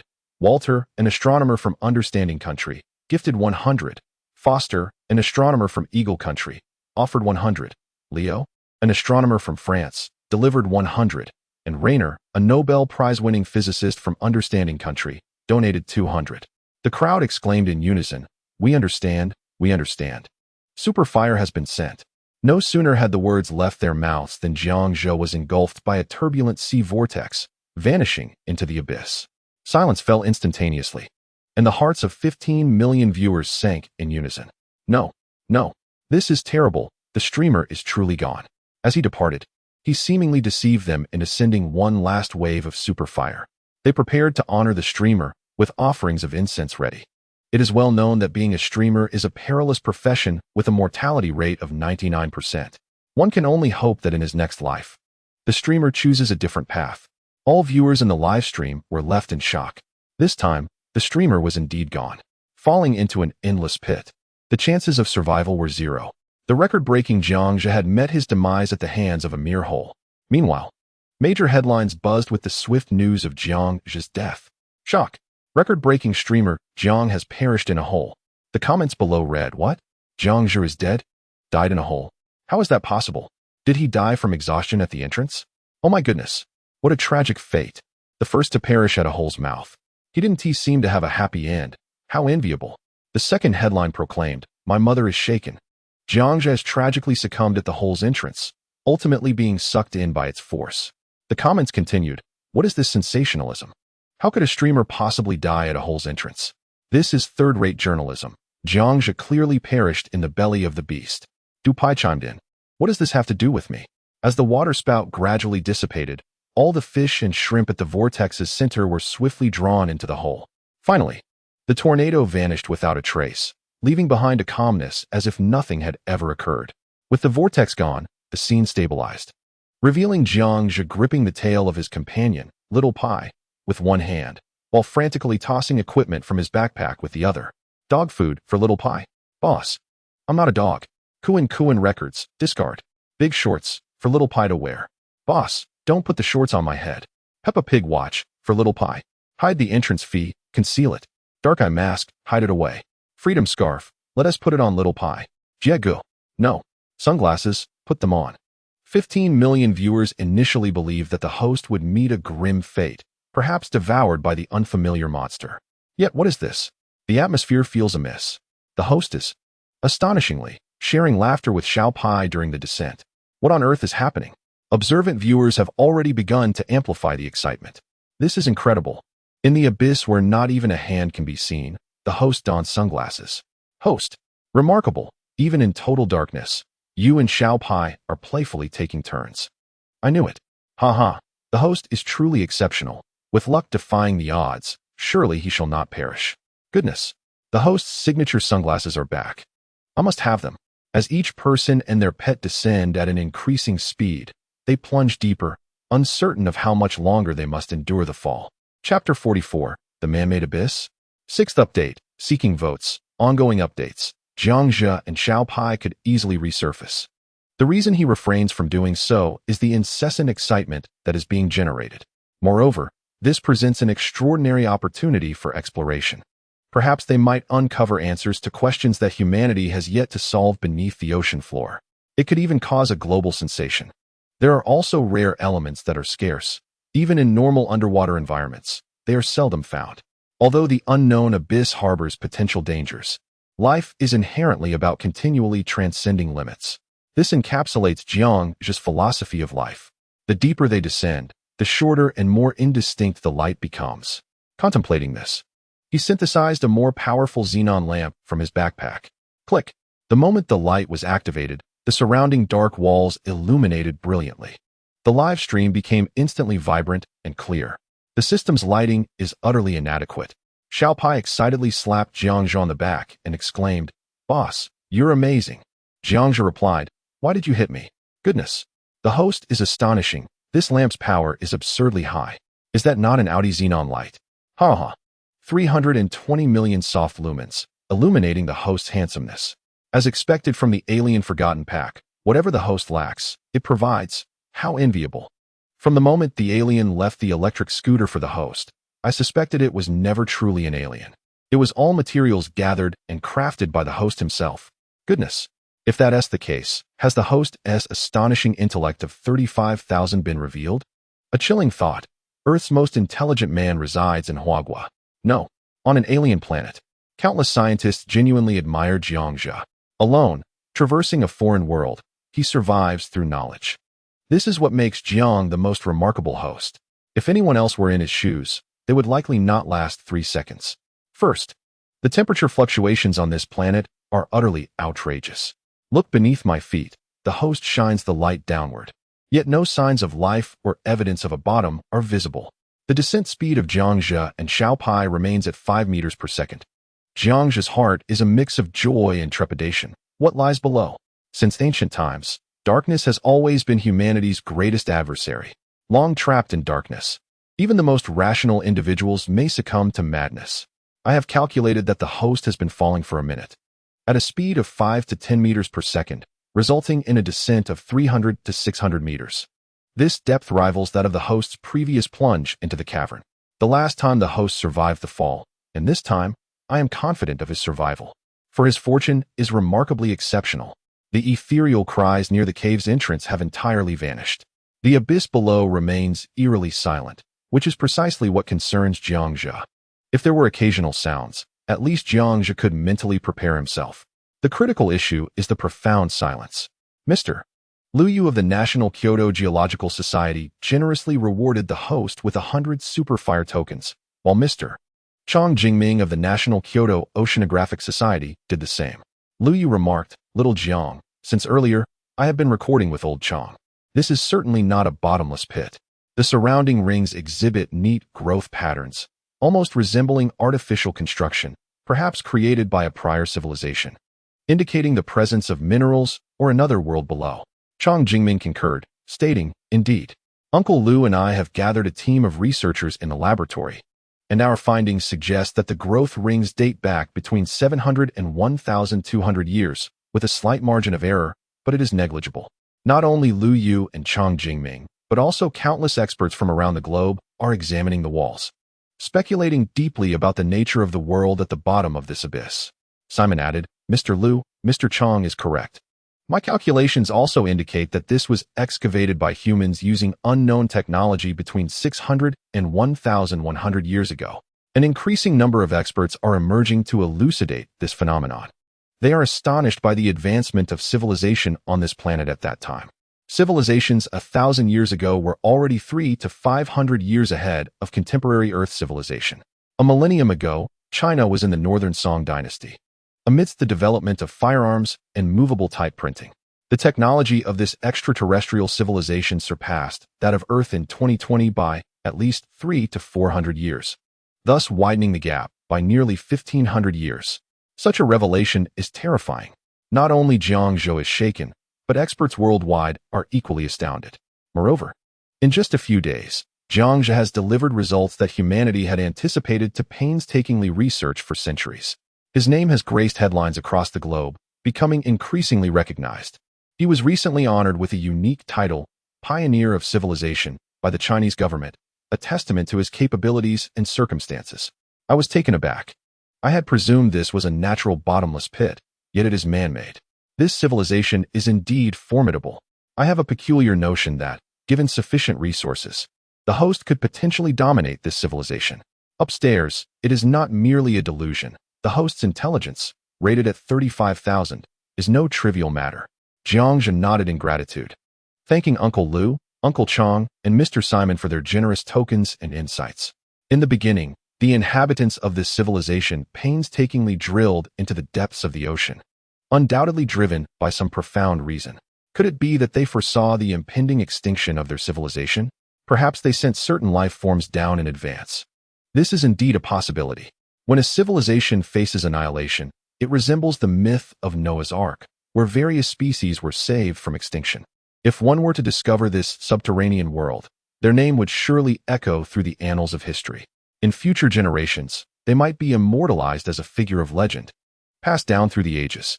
Ideally, there would be a vast world below, rather than aimlessly descending into the abyss. After all, one must restore and rebuild civilization, not falter midway. Just as Jiangzhe was contemplating strategies, a deep, resonant roar echoed once more.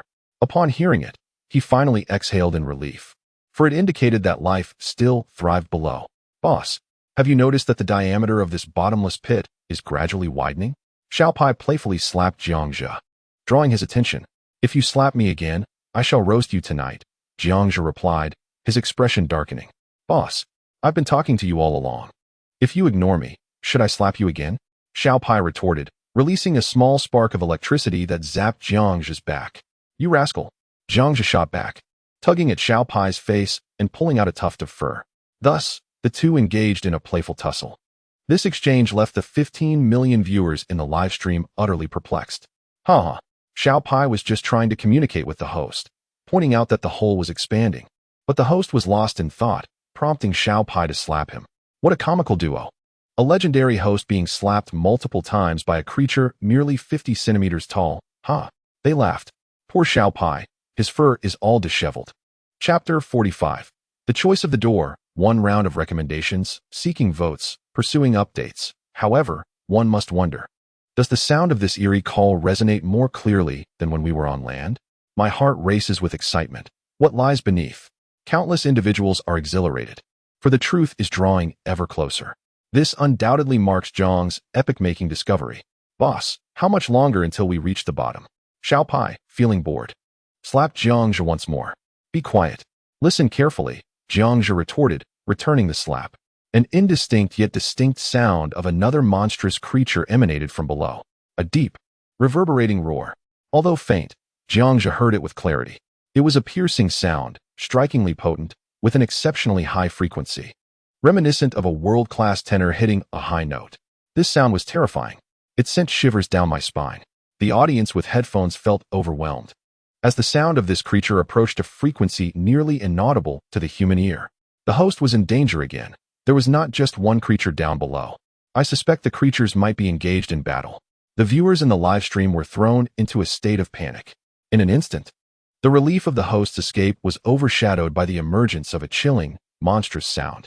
Chang Jingming from the National Kyoto Marine Society has generously rewarded the host with 100 Superfire tokens. He cautioned, "Be wary, dear host. This sound is far more terrifying than the previous cries of anguish. Your situation may be dire. Quickly, extinguish the gas lamp. Indeed, do not attract the monster. It is utterly terrifying." Scientists from various nations promptly alerted Jiangzhe, noting that the earlier sounds were relatively mild. This new noise resembled something straight from the depths of hell, sending the timid audience into a panic. Without hesitation, Jiangzhe turned off the gas lamp, plunging the live stream into darkness, much to the relief of all present. The eerie sounds from the abyss fluctuated in intensity, suggesting a fierce altercation. As the host descended further, the monstrous roars grew more pronounced, seemingly confirming the audience's theories of a battle below. Jiangzhe, while feeding Little Pai some chocolate, urged, "Little Pai, replenish your energy. Should danger arise, we must be prepared." Little Pai responded, accepting the chocolate, "I'll do my best, but I am truly frightened. My legs felt weak before, and now I feel utterly paralyzed. Let us hope there is no monstrous clash waiting for us in the depths. Host, please exercise caution." The atmosphere in the live stream had shifted from lively to ominously tense, causing everyone to tremble. With every slight descent, it felt as though death loomed closer. Many new viewers were so startled by the sounds that they lost control of their bladders. Jiangzhe listened intently to the two roars below, aware that his hearing was sharper than the average person's, detecting the tumultuous echoes and faint collisions of two colossal beings engaged in a fierce battle. As he pondered a solution, he suddenly felt an unsettling weight. His feet seemed to touch a gritty surface. They had reached the bottom of the pit. "Little Pai, we have arrived at the abyss's end. Are your thermal suit, pressure suit, and oxygen supplies intact?" Jiangzhe inquired softly. "Do not worry, boss. Everything is fine," Little Pai assured him. "That is a relief." Jiangzhe bent down in the darkness, feeling the sandy texture beneath him. "Everyone, it appears that Little Pai and I have reached the bottom. The sounds of those two monsters seem to be just nearby." Jiangzhe observed the faint light reflecting in the live stream. Renowned Nobel Prize-winning physicist Laner has generously rewarded the host with 100 Superfire tokens. Laner advised, "Host, you may illuminate the area, but keep the power low. Deep-sea creatures typically do not possess well-developed eyesight. First, survey your surroundings. You have descended for approximately 5 minutes, likely reaching a depth of around 3,000 meters. Be cautious of the high external pressure. The pressure at the seabed is generally extreme, enough to cause instant rupture to a human body." Even if Jiangzhe remains unafraid, Little Pai is clad in a standard pressure suit. He cautiously extracted a dark blue light from his backpack and activated it with a click, instantly illuminating the vast space around him. The expansive underground cavern was filled with countless dark green plants. Aside from the enigmatic flora, there was not a single fish in sight. The multitude of geologists in the live streaming room were left utterly astonished. "Lu Yu, You are incredibly fortunate, streamer. This appears to be a former underwater base of humanity, with many artifacts of artificial origin. Simon, my goodness. Your luck is astounding. Logically, such a depth should have resulted in a catastrophic implosion due to pressure. Yet here we are, in what seems to be a base of a bygone civilization. Alexander, streamer, if I am not mistaken, the area wrapped in dark green plants behind you could possibly be a door. Jiang Zhe and Xiao Pai did not linger in the sandy terrain and began to explore the base. Thank you to all the esteemed viewers for the information. He expressed his gratitude. He casually picked up an artifact resembling a man-made object, but as soon as he touched it, it disintegrated into powder. After several attempts, it became apparent that any contact with these artifacts resulted in their immediate obliteration. Boss, everything is unusable. I can't find any metal, Xiao Pai exclaimed, running his small yellow hand over the boxes, which were all reduced to dust. I have noticed the same, Jiang Zhu observed. Every metallic item in the base had vanished, leaving only easily decayed wooden remnants. Yet, he was now certain that the previous civilization had long since abandoned this planet. If they had fled due to impending disaster, they could not have taken all their metallic possessions with them, as time would not have permitted such an escape. It was evident they had sensed danger and gradually departed from this world. The duo, Jiang Zhe and Xiao Pai, spun the gas lamp around, returning empty-handed. Eventually, they circled back to the door, which appeared to be the only viable option. Roar, roar. Two sounds erupted simultaneously, followed by a heavy thud. This time, everyone heard clearly. The source of the noise emanated from the opposite side of the door. Wow. Finally, we can discern it. Two monsters are colliding with one another. However, judging by the sound, the creatures are estimated to be a kilometer away from the door. How terrifying. The noise from the void beyond the door could be heard from the entrance. Just how powerful were those beasts? Many viewers were left in shock. The sound of such monsters traveling such distances suggested their strength was unparalleled.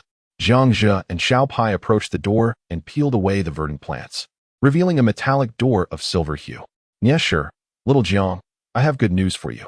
Based on the sounds we just heard, the roars do not carry the muffled resonance typical of underwater propagation. Gao Yuliang, old Nia speaks truthfully. Just now, the three of us were deliberating that the creature across the door might be engaging in combat on solid ground. Upon uttering this statement, the audience in the live stream erupted with excitement. Chapter 46, Super Emperor Crocodile, a round of recommendations, seeking updates, votes. It is no wonder the previous sounds were so crisp. They were transmitted through the air. My goodness, there is land across the door. I am thrilled. Could there be numerous extinct creatures? Perhaps there truly are. The monster on the other side might have slipped out from some abyss, and that could very well be the case. Is the host contemplating opening the door? How exhilarating. Could it be that the pre-civilization of humanity dwells beneath the sea, transformed into an underwater civilization? Your words make me curious as well. Elder Xia informed us. Jiang Zhe felt a mix of excitement and trepidation. The presence of land beyond the door would indeed be a tremendous boon, and if there were people, that would be even more fortuitous. However, such a prospect also comes with increased peril. Upon reflection, he is a man tasked with the establishment of civilization, one destined to reshape the planet. Moreover, the numerous experts in the live stream are all distinguished figures in their respective fields. While they occasionally encourage him, they are nonetheless reliable sources of information. To be deterred by the roars of two monsters? That is entirely contrary to his nature. Observing the comments, some spoke of an underwater civilization. He couldn't help but recall the legendary Mu civilization and the fabled Atlantis, once advanced civilizations on Earth. The lock on the door was a chip lock, impervious to ordinary keys. Subsequently, he replicated a chip key from the system's marketplace. The 5-centimeter-long transparent chip key was inserted by Jiang Zhe into the slot. Click, click, click. The lock was predictably disengaged. Little Pai leapt onto Jiang Zhe's shoulder, exclaiming, "Boss, do not be afraid." Jiang Zhe gently patted Little Pai's head. Elder Nia cautioned, "Be careful, Xiao Jiangzi. I have an unsettling feeling about what lies beyond this door." Gao Yuliang advised, "If you encounter monsters in combat, close the door immediately. Do not linger for even a moment." Jiang Zhe nodded, then forcefully pushed open the metallic door. He squinted, anticipating the torrent from the abyss to rush forth, and then propelled himself outside. 3 seconds later, it was evident. He had not been swept away by the water. Instead, what greeted everyone's eyes was a scene of utter darkness. The distant sounds of the beast fights had vanished without a trace. He and Little Pie extended their hands toward the threshold. There was no sensation of water currents. The host was now ready to enter. Jiang Zhe, with Little Pie, cautiously stepped outside. Upon exiting, he switched to a lower-powered light to avoid startling any underwater creatures with harsh illumination. The camera soared above, scanning the surrounding environment, revealing an even more expansive dry cavern. He inadvertently caught a glimpse of the temperature displayed in the live stream, noticing the barrage of comments flooding the screen. 18. There is air. 18. Room temperature. Jiang Zhe's breathing quickened. How does this place maintain air and a constant temperature? Although he had previously speculated that there might be some existence of life or temperature beneath the underwater cave, the actual experience of arriving in an air-filled, waterless environment left him utterly astounded. Reiner remarked, "Host, this location must have been established by an ancient civilization. The presence of water inside the door and the absence of water outside, combined with the presence of air, serves as evidence that there is at least one force field or magnetic field left behind by a previous civilization nearby, ensuring that the inside and outside remain disconnected." Jiang Zhe nodded, acknowledging that this explanation made sense. "Host, have you noticed? The sounds of the creatures have ceased. Could it be that they have detected your arrival?" "It seems unlikely. The previous roar appeared to be the last." Jiang Zhe listened intently, confirming that no sounds were forthcoming. Both the shrill and gentle noises had vanished. "Boss, can you smell that? There seems to be a scent of blood ahead." The little mouse, perched on his shoulder, sniffed the air. As a member of the rodent clan, his sense of smell was infinitely superior to that of humans. Despite Jiang Zhe having consumed a substance to enhance his senses, he could not compare to the innate abilities of his companion. He took a whiff, but detected nothing. After attempting to move a few meters further, indeed, a faint scent of blood wafted through the air. Their speculations were correct. The creatures had ceased fighting, and possibly one of them had perished. Jiang Zhe, camera in hand, sprinted forward. He was now certain that one of the two battling creatures had likely met its end, while the other had mysteriously vanished. 15 seconds later, Jiang Zhe halted, and the live stream erupted with excitement. A colossal, blood-soaked creature emerged before millions of viewers. This scene profoundly impacted the multitude of scientists in the stream, leaving them utterly speechless. Good heavens, that is a super crocodile. What on earth is this creature? My goodness, how many meters long must this be? How could a crocodile possibly be this long? Everyone in the live stream was left in a state of astonishment. If it were a crocodile of ordinary size, it would be one thing, but this creature was easily 40 meters long, a true behemoth. What exactly had he discovered? Jiang Zhe and the little mouse circled the super crocodile for a full minute, observing its robust physique, approximately 3 meters wide and around 40 meters long, with extraordinarily sharp black claws and fangs nearly half a meter tall. This was undoubtedly the largest crocodile from prehistoric times, lying on the ground, barely alive. Its eyes slowly turning to assess Jiang Zhe and the little mouse. What had transpired? How had this super crocodile sustained so many injuries? Jiang Zhe exclaimed in shock. The little mouse pondered, stroking its chin. "Boss, it must have been another large creature that fought with this crocodile, and it was unable to prevail. Do I need you to tell me that? Am I not aware, boss?" Jiang Zhe delivered a sudden blow to Xiao Pai, who retaliated by leaping and striking Jiang Zhe's knee. If only that colossal crocodile had survived, it could have accompanied the Draconians, together residing in a sanctuary, eventually becoming the main attraction of the zoo, drawing in throngs of visitors. Without a moment's hesitation, he nodded in agreement. The audience in the live stream was taken aback. Initially, they thought the host was jesting, but to their astonishment, he genuinely contemplated the existence of the Super Emperor Crocodile, a prehistoric giant stretching 40 meters in length. Had the other smaller creatures consented to this? The key point was that Jiang, the host, was indeed daring enough to raise such a creature, and it was genuinely part of his plans. Many viewers secretly marveled at Jiang's audacious ambition. Unbeknownst to Jiang, this time, he inadvertently made a monumental contribution to the world. Countless biological elites across the globe were lamenting the impending extinction of the prehistoric Super Emperor Crocodile. Simultaneously, they were astounded by the possibility that the origins of life on Earth might not stem from the planet itself, but rather from extraterrestrial realms. Jiang confirmed the potential for humanity to thrive in extreme environments and validated the existence of the extinct species, the strange shrimp, still surviving on alien worlds. Following this, The dying extraterrestrials left many Earth scientists in shock. Previously, information about aliens had been nothing more than rumors, mere fabrications. Yet, Jiang had managed to present extraterrestrials directly before millions of viewers. Now, the focus was on the 40-meter-long super emperor crocodile, a variant of the species that perished during the Cretaceous extinction. All biological experts were driven to frenzy. It seemed the question of life's origins was nearing resolution. The initial forms of life had indeed come from outer space. Chapter 47. Master, have you returned? A call for votes. Seeking updates.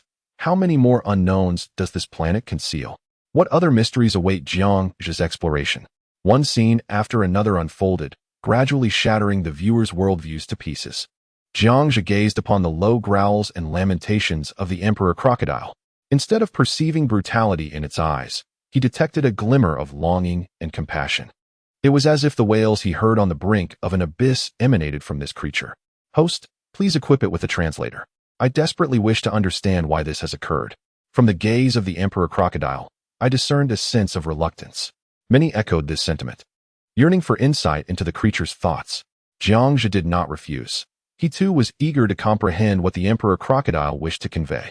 Approaching the creature, he fitted it with a translator. Subsequently, the emperor crocodile's brainwaves would be transmitted live to the audience. Jiang retrieved a remote from his backpack and pressed the start button. A series of electromagnetic sounds filled the air. The live stream displayed the brainwave frequencies of the emperor crocodile, translated into dozens of languages for viewers worldwide. Emperor crocodile, Master, have you returned? Master? Oui? Jiang was momentarily taken aback. Little Pai tugged at Jiang's collar, reminding him, Boss, he is not referring to you, but to the human race on this planet. Jiang gently patted Little Pai's head, apologizing, I am not your master. Aside from myself, there are no other humans left on this planet. A flicker of realization passed through the eyes of the imperial crocodile. It was aware of this fact. Otherwise, there would not have been a millennium without humans descending here. Yet, it still wished to perish at its master's side before its demise, even if that meant being next to this human who resembled its master. What do you mean by coming back? Jiang inquired. This was a question that countless viewers were eager to understand. Why did the former human civilization abandon the planet? The imperial crocodile began. When I was very young, my siblings and I were confined within a glass box. Outside the box, several masters would come daily to feed us, occasionally placing a metal device on our heads and conversing with us. Jiang understood the box and the metal device that the imperial crocodile referred to. They were evidently nurtured by the former humans. The box served as their habitat, while the metal device was likely a neural wave translator, facilitating their conversations. Was that why it called him master? The imperial crocodile continued. One day, all the masters vanished, just as my siblings and I were on the brink of starvation. The last master, clad in white, returned, leading us here and sealing the grand door forever. The master in white? Is that a human dressed in white? Jiang asked. Where did that master ultimately go? A glimmer of sorrow crossed the imperial crocodile's eyes. He was consumed by other creatures. Jiang pressed, Who? The imperial crocodile replied. It was the creatures from the other tribe that fought me earlier. A collective gasp echoed through the live stream, as all scientists and viewers realized the implications. I think I understand now. The super imperial crocodile originated from a human laboratory on this planet, and then a catastrophe befell the planet, prompting the humans to flee, leaving behind the imperial crocodile and other species. Ultimately, its master was devoured, likely by the very tribe it battled moments ago. It seems history is about to be rewritten. Even cold-blooded creatures may seek vengeance for humanity. Wang and Hua remarked, Little Jiang, the creatures that can communicate with you through the translator are confirmed to be intelligent beings. Distinct from traditional amphibians on Earth, they appear to be a product of prior human cultivation. Dr. Who from the Eagle Nation Biological Research Institute rewarded the streamer with 500 for an exceptional broadcast. Doctor Who exclaimed, a miracle in the biological realm. Truly a marvel. This makes sense. Within the door lies an abandoned underwater base, while outside must be the breeding area, encompassing both land and sea. The humans of this planet are simply unfathomable. With this revelation, the viewers in the live stream comprehended the situation. This was undoubtedly an intelligent being, artificially cultivated. Unlike the Draconians, who regarded Jiang merely as sustenance. The eyes of the imperial crocodile fully closed. The intermittent hints of brainwaves were evident. The live broadcast displayed, "Exit." Soon, a parallel line appeared on the screen, signifying the death of the Emperor Crocodile. Although the Emperor Crocodile did not articulate its thoughts clearly, Jiang Zhe and the majority of the viewers in the live stream comprehended its intent. Before its demise, the Emperor Crocodile urged Jiang Zhe and Xiao Pai to leave hastily, seemingly warning them of impending danger and advising against lingering. It was as if a domesticated pet had unexpectedly passed away, a notion hard to accept. I realized that all beings possess emotions, whether abundant or sparse. Aren't you equipped with alien technology, streamer? Can you not revive it? Indeed. We implore you, save it. Jiang Zhe shook his head. His back was severely injured, his visage unrecognizable, teetering on the brink of death. The streamer was no deity. Perhaps in the future, when capable, such matters could be addressed. Reviving the dead is a feat reserved for the divine.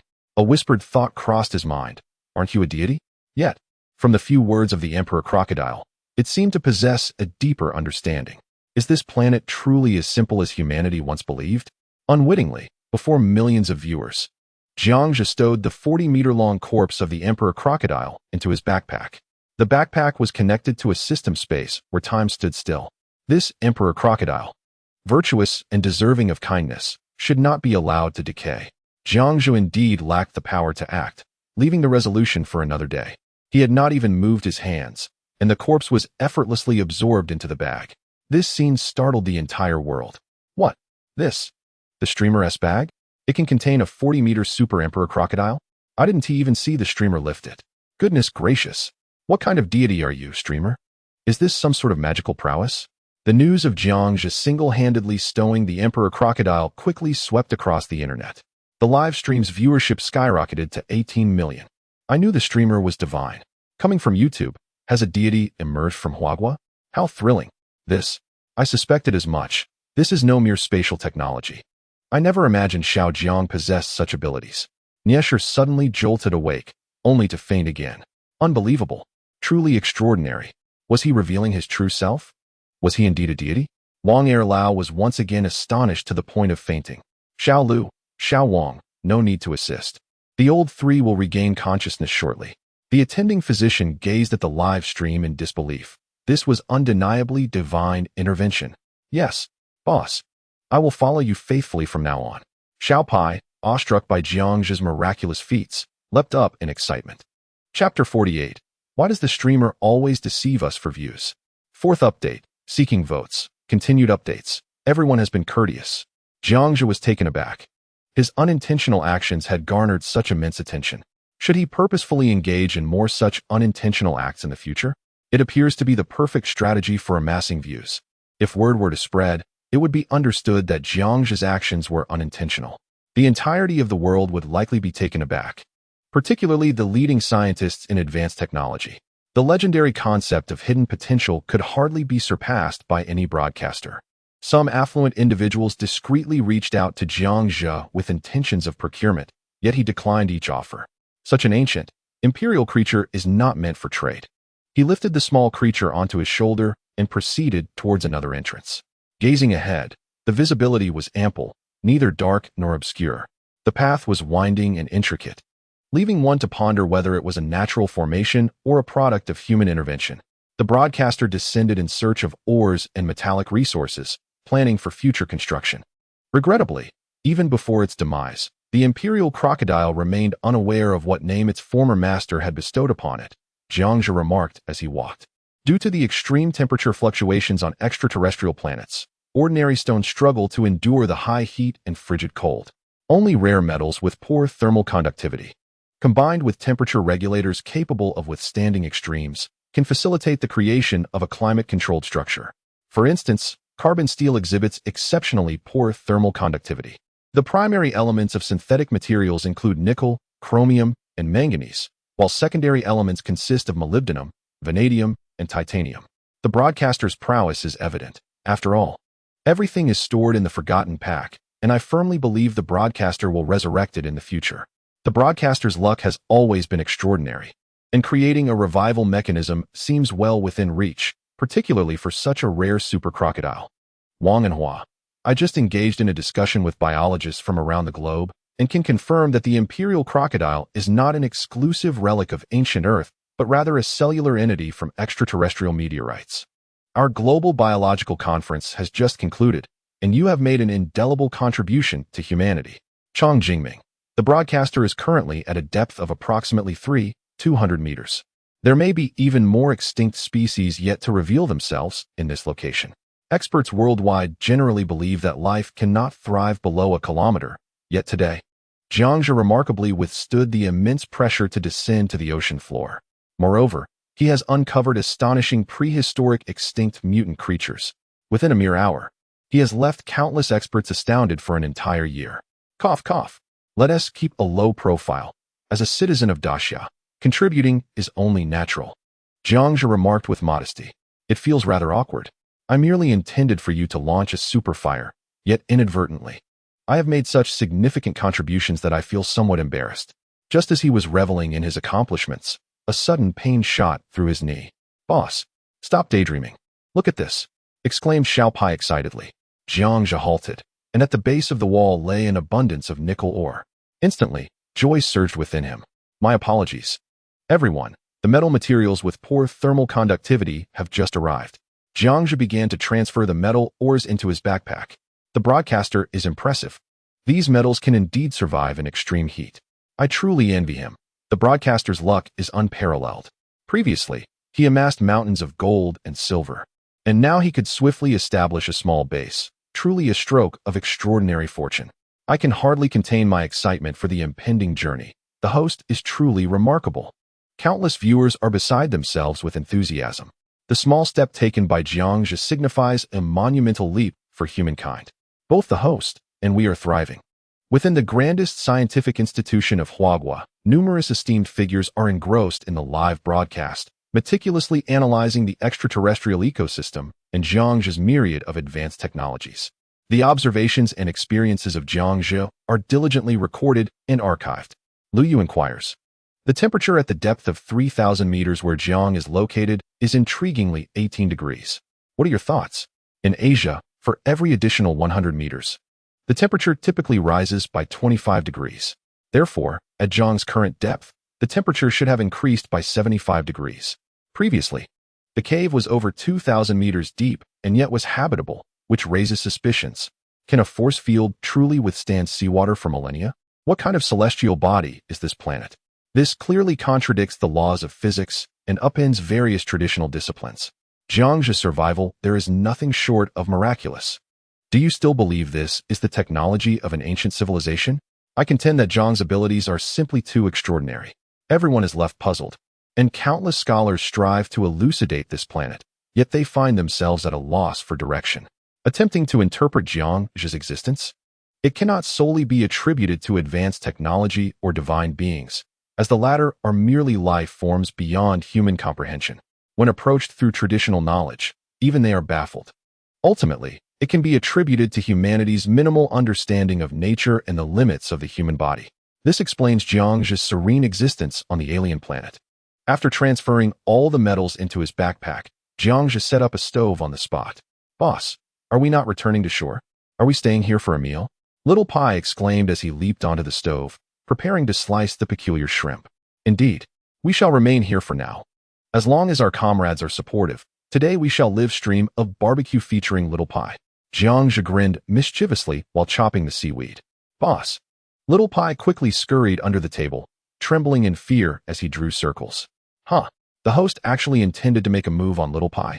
Everyone burst into laughter as Little Pai hid beneath the table, screenshots taken. Indeed, you Huaguo folks are quite the gluttons, exclaimed Bai Yi. Host, please leave Little Pai for me, he added. No way, are you serious? Jiangzhe lifted Little Pai and placed him on the table. Surviving on an alien planet is undeniably challenging. However, with your presence, the host can thrive better. Otherwise, I wouldn't be able to take a single step. He tossed the seaweed into the pot, stirring it while winking at the camera. When the host winks, I sensed that things were becoming complex. Could it be that he is implying we should set the world ablaze? The host indeed possesses a myriad of tactics, courage, humor, deception, camaraderie, and emotional appeal, all in abundance.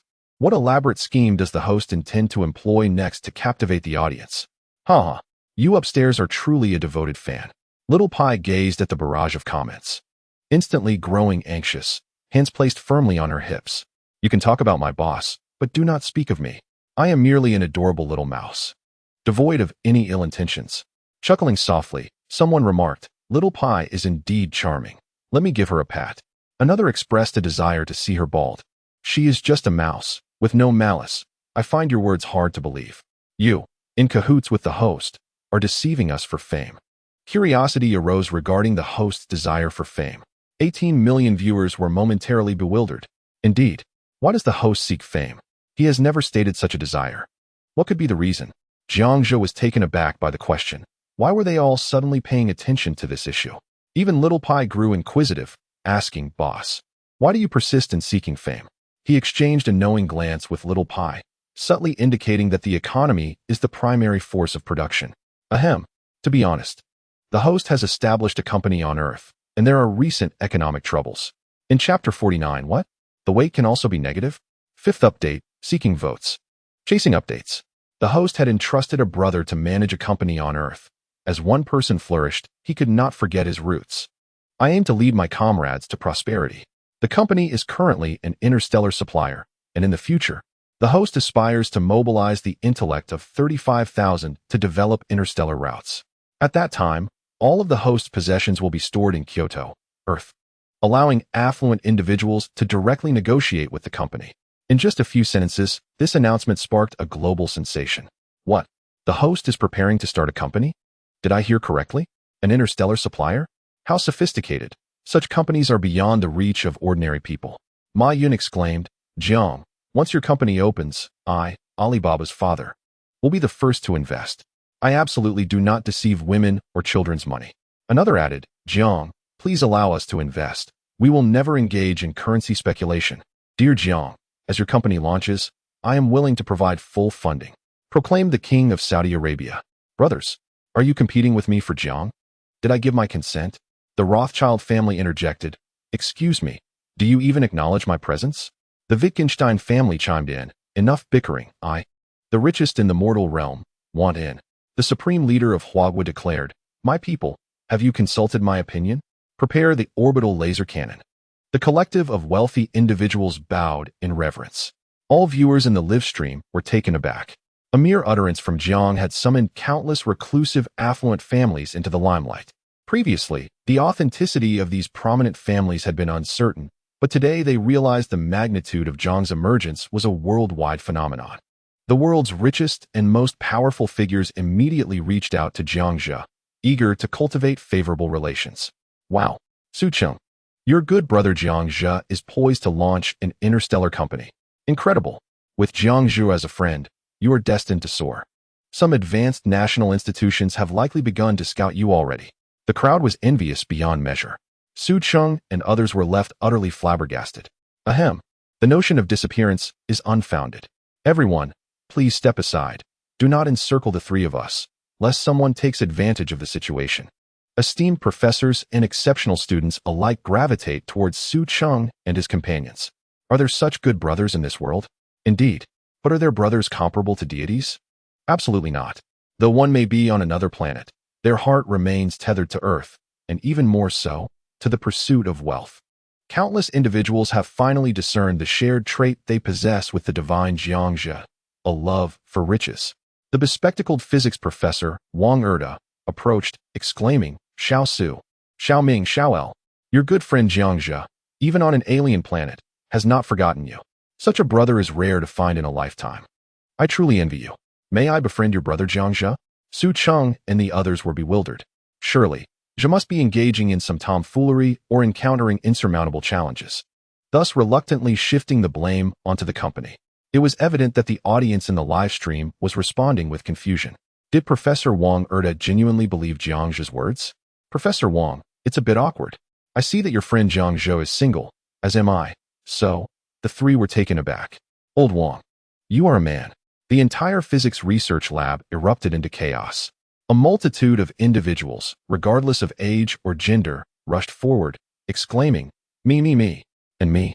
We all wish to befriend broadcaster Jiang. Any type of friendship will suffice, as long as it connects us to Jiangzhe. whether it be a personal relationship or otherwise. It would be splendid. After their meal, each person, accompanied by their mouse, embarked once more on their journey into the cavern.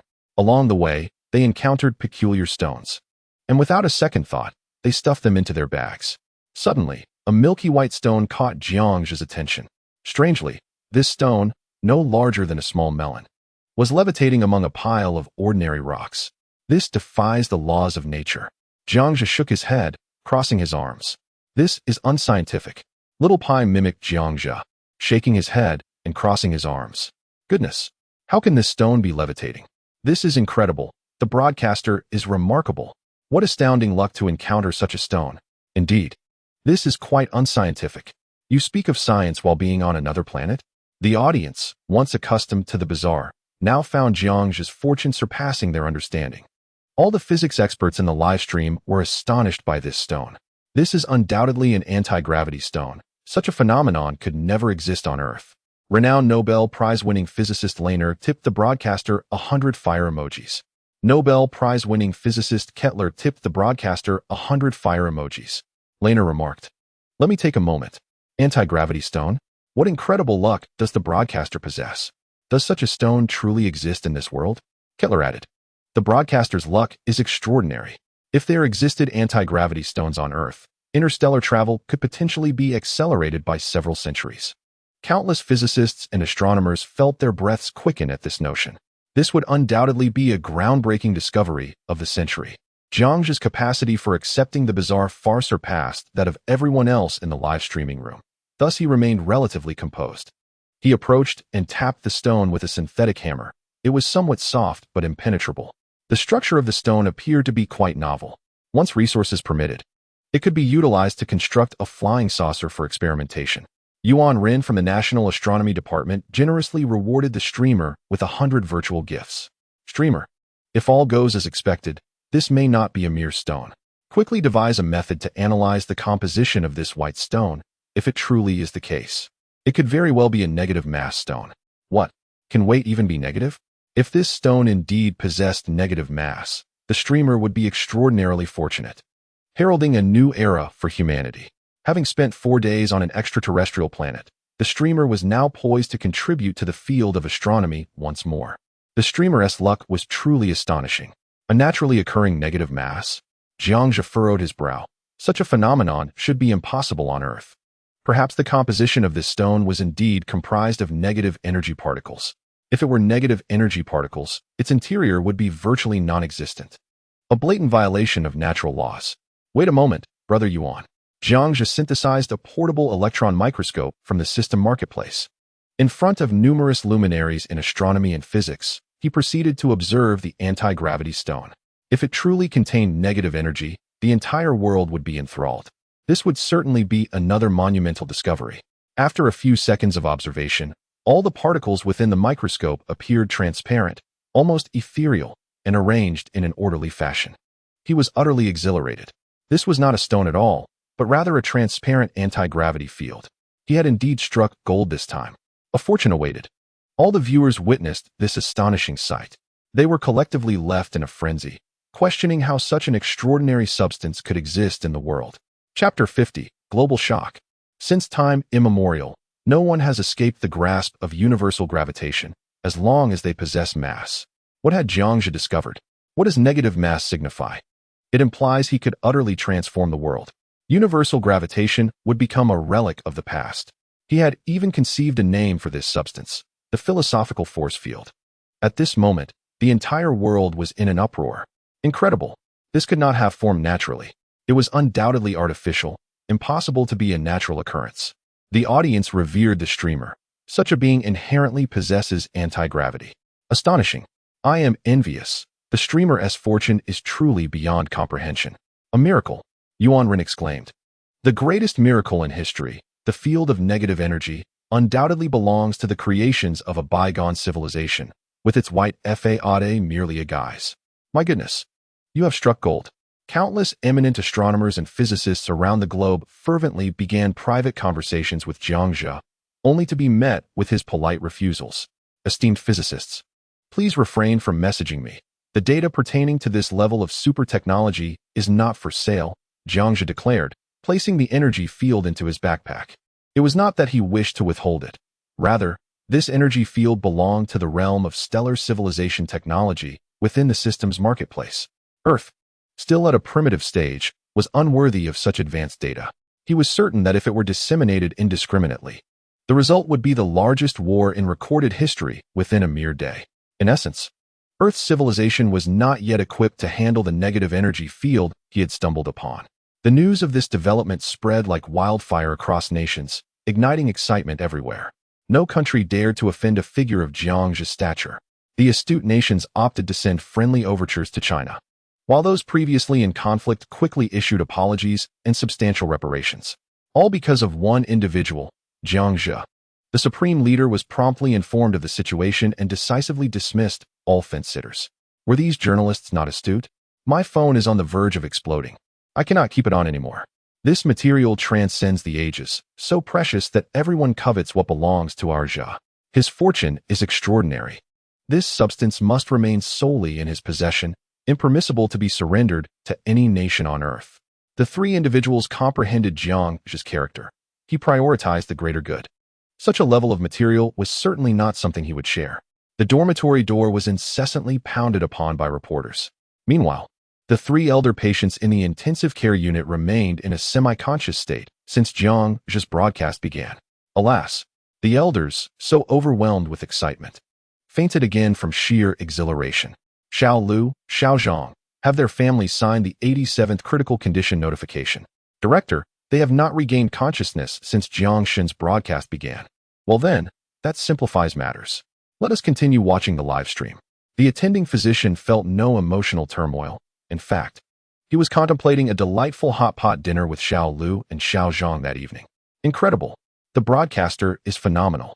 In less than 5 minutes, the news has spread across all networks. Unbelievable. Jiang the broadcaster is truly remarkable. A mere discovery has prompted 27 nations to send friendly requests. My goodness. Numerous countries have issued apologies to us within just 5 minutes. Even the land of cherry blossoms expressed a desire to merge with us, but the supreme leader declined. We do not want fence-sitters. It turns out that the emergence of the negative energy field carries such terrifying implications. Initially, they thought it was merely negative mass. Yet, upon receiving the global announcement, the appearance of negative mass was revealed to be a world-altering, epic-defining discovery. The Alcubierre engine, jump drive, superluminal engine, and interstellar transporter necessitate the use of negative matter and negative energy for propulsion. Upon learning the truth, the onlookers could not help but be utterly awestruck by Jiang Zhe's remarkable prowess. His luck was extraordinary. His intellect was prodigious. His practical skills were nothing short of divine. Simultaneously, many marveled at the advanced civilization capable of creating a negative matter field. After the host's treasure hunt, his calm demeanor truly exemplified his legendary status. What do you understand? This is merely the daily life of the streamer. For someone like Jiang Zhe, with an IQ of 35,000, would he truly be elated over something as trivial as a warp drive for an entire day? The discussions in the streaming room finally subsided. Jiang Zhe paid no heed, continuing onward with Xiaopi toward the cave. As they traversed, they discovered an abundance of metals such as titanium and manganese. Yet none of the materials he urgently required for construction and bridging the distance barriers of the world. The warp drive was an impossibility. It would never be manufactured in this lifetime. To create a warp drive, a spaceship would also need to be constructed, a task of monumental scale. Moreover, the materials at hand were woefully insufficient. He could only seek an alternative, planning to eventually devise a transporter capable of pinpointing Earth's coordinates. He recalled that the attribute list initially reflected one person, but with Xiaopi's appearance, it had increased to 5. Xiaopi seemed to barely qualify as half a person. Just as Jiang Zhe and Xiaopi advanced through the cave, a piercing roar, capable of shattering glass, reverberated through the air. The terrifying echo ricocheted within the cavern. Xiaopi, startled, leaped onto Jiang Zhe's shoulder, seeking refuge behind him. Over 10 million viewers suddenly realized that the creature they had previously fought alongside the super-imperial crocodile had seemingly never appeared until now. This, it seemed, was it. My goodness. My eardrums are about to rupture. What on earth is that? Why does it sound so horrifying? Could it be another extinct creature? I have a feeling that this extinct entity will be exceptionally formidable, as evidenced by the wounds on the super imperial crocodile's back. Wang Anhua, president of the National Biology Society, gifted the host 100 super fire rewards. Wang Anhua, Xiao Jiang, you must be cautious this time. Judging by the wounds on the imperial crocodile's back, it is likely a giant creature with a beak. Alan from the National Biological Research Institute gifted the host 100 super fire rewards. Alan, this is undoubtedly another terrifying monster. If possible, I would still prefer its legs. Jiangzhe understood the implication. He had already suspected this while near the imperial crocodile. It might be a flying extinct creature. The sound was eerily reminiscent of what he had heard at the bottomless pit, sharp and ear-splitting. However, he had not anticipated that it would emerge just as he and Xiaopi were preparing to leave. It was clear that this was no benign being. If necessary, he would have to resort to lethal measures. He patted Xiaopi, signaling that there was no need for concern. At that moment, the piercing sound echoed once more, accompanied by the rustle of flapping wings. All the spectators were gripped with trepidation. A chill ran down my spine. The sound was utterly terrifying. What manner of creature could this be? Wang, the expert, mentioned it was a beak creature, likely an extinct species. Broadcaster, you must exercise utmost caution. Jiangzhe produced a plethora of chocolates, handing them to Xiao Pai to replenish biological energy for the impending confrontation. His curiosity about this planet intensified. There existed a multitude of extinct beings, and even the remains of extraterrestrial life. Moreover, the creatures dwelling in the abyss were surprisingly high-intelligence monsters cultivated by a bygone human civilization. Can a highly developed civilization truly act without restraint? Chapter 51. The elder brother is frightened. Is it excessive to pull out a Barrett? If the situation becomes dire, broadcaster, we should retreat. Such a creature can intimidate foes merely with its sound. Let us withdraw. Aliens, dark dragons, strange shrimps, mines, Xiao Pai, emperor crocodiles. What could it possibly be this time? I sense yet another unprecedented beast. He now felt a genuine sense of alarm. How large and intelligent must this creature be to vanquish a 40-meter super emperor crocodile? To be frank, everyone, I have never felt such fear before. From the previous encounters with the dark dragon and the super emperor crocodile, the sounds of this creature send shivers down my spine. Yet, I assure you, despite my fear, any such creature that crosses my path would merely become a dish for my enjoyment. Be it roasted, stewed, pan-fried, or deep-fried, I would prepare it all.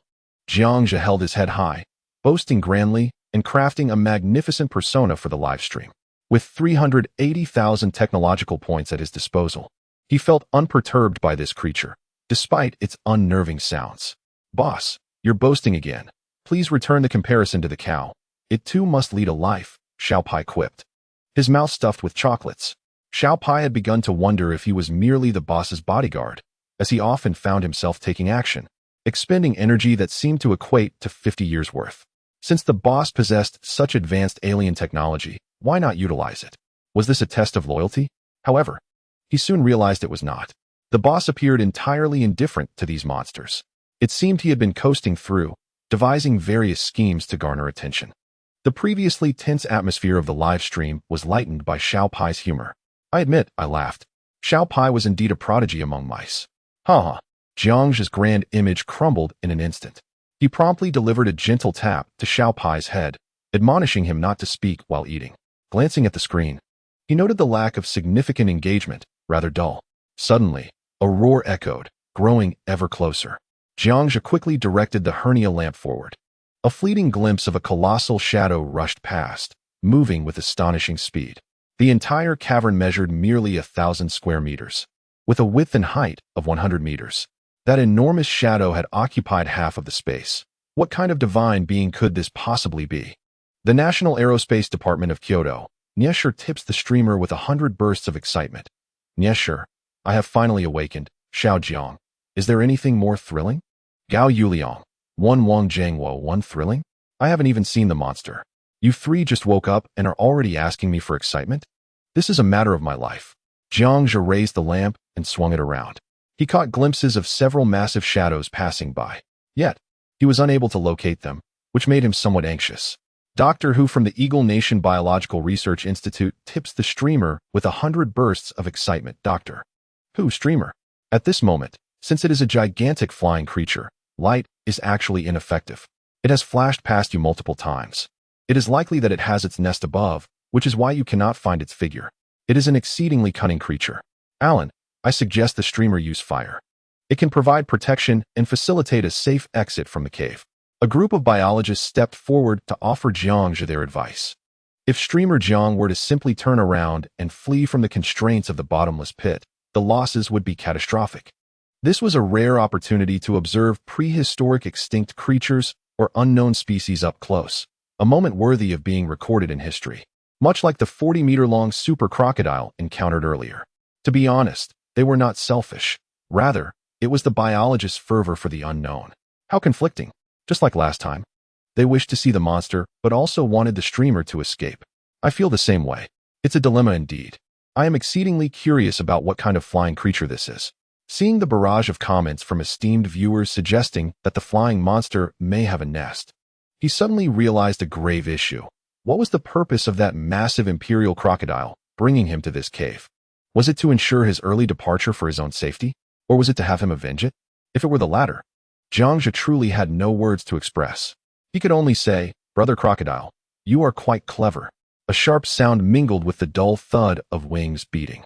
This time it was closer than ever. Suddenly, a colossal shadow obscured the sky, sweeping past Jiangzhe and Xiao Pai's heads in an instant. A powerful wind swept countless fragments of rock, bones, and sand into the air. This time, all the esteemed viewers in the livestream saw it clearly. Wow, I saw it. It's enormous. It is a dark green, sharp-toothed monster, incredibly terrifying. It appears to be a massive, long, and hard creature. It startled me. I thought the streamer would be swallowed whole. Everyone in the live stream felt a chill of anxiety for Jiangzhe and Xiao Pai. What a perilous planet. Perhaps the audience did not see it clearly, but Jiangzhe saw it distinctly. It was a dragon. A giant winged dragon with dark green skin and a sharp beak. Having spent a long time in the dark cave, its vision was weak. It is extremely sensitive to light sources. He promptly extinguished the hernia lamp and activated the low-light feature of the system's camera. Boss, it seems to be blind. Xiao Pai instinctively ceased his incessant smacking of lips. Jiangzhe nodded, acknowledging that everyone might have noticed the creature's prolonged existence in subterranean caverns had likely rendered its vision quite poor. The host, therefore, extinguished the lights, intending to locate the creature's position gradually before dispatching it. If this were the case, the imperial crocodile could indeed face defeat, one airborne, the other amphibious. How could two beings of such disparate attributes engage in battle upon the shores of an abyss? What was the super crocodile thinking? Surely, it must engage its intellect. It would be extraordinary if it did not falter. Yet, one could only wonder about the efficacy of the flamethrower and the sniper rifle. In the depths of the ocean, he had unearthed not only salt blocks, but also potassium ore, the latter existing in the form of potassium nitrate. When combined with brass, synthesizing bullets and gunpowder became a trivial pursuit. Jiangzhe crafted 2 night vision devices and an 821 Barrett sniper rifle from the system's marketplace. He handed one night vision device to Xiao Pai, who exclaimed, "Boss, this is incredible. The clarity is astounding. My goodness, this is a Barrett sniper rifle. Are you certain this is left behind by aliens?" Astonishingly, he comprehended. None of this was left by extraterrestrials, as previously stated by the Great One. All were products of the host's own ingenuity. Terrifying indeed.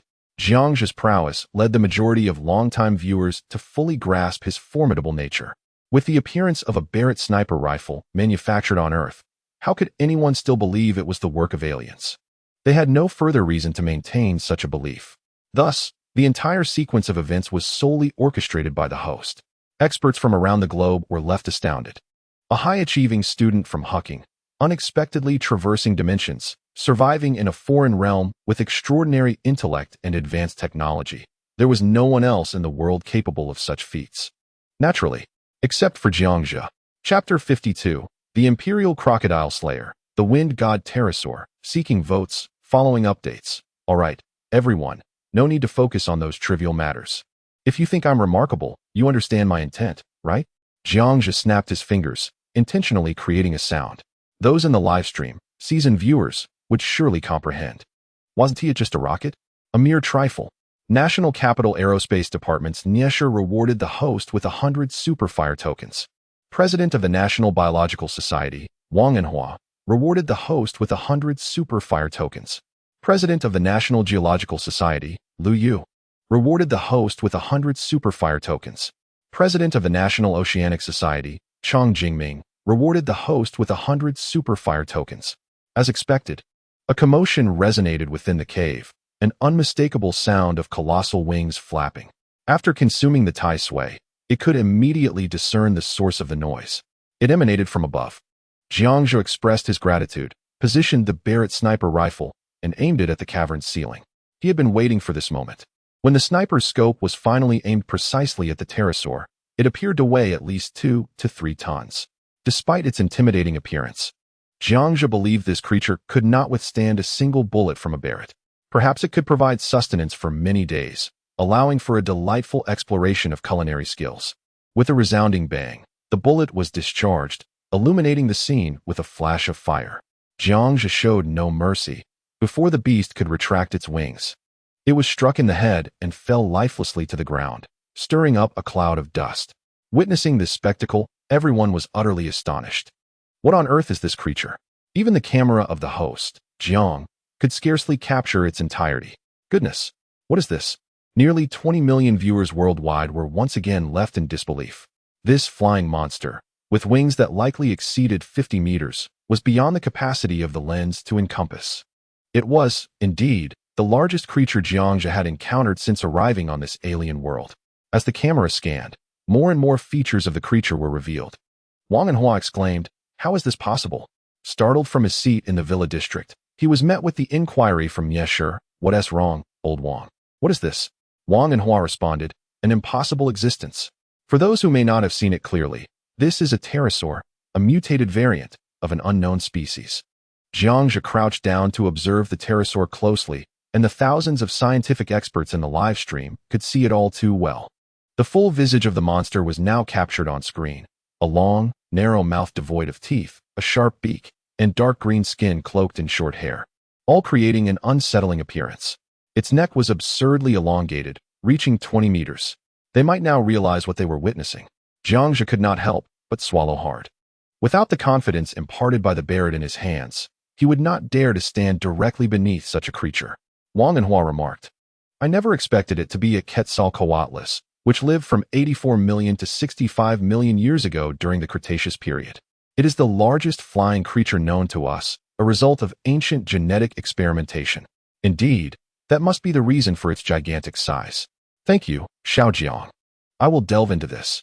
Alan chimed in, "It truly is a Quetzalcoatlus. I can't believe such a colossal creature exists. The host is incredible. Am I witnessing a Quetzalcoatlus? How is this possible? The largest pterosaur measured 11 meters. Just look at this size. Goodness, I understand now. The 40-meter Deinosuchus must have perished beneath the beak of this 50-meter Quetzalcoatlus. The host has once again shattered world records." Countless biological experts were filled with excitement. This was a living representation of the largest flying creature from the Cretaceous. Such creatures are now exceedingly rare in museums. It was astonishing that the host had inadvertently discovered and documented such a remarkable find.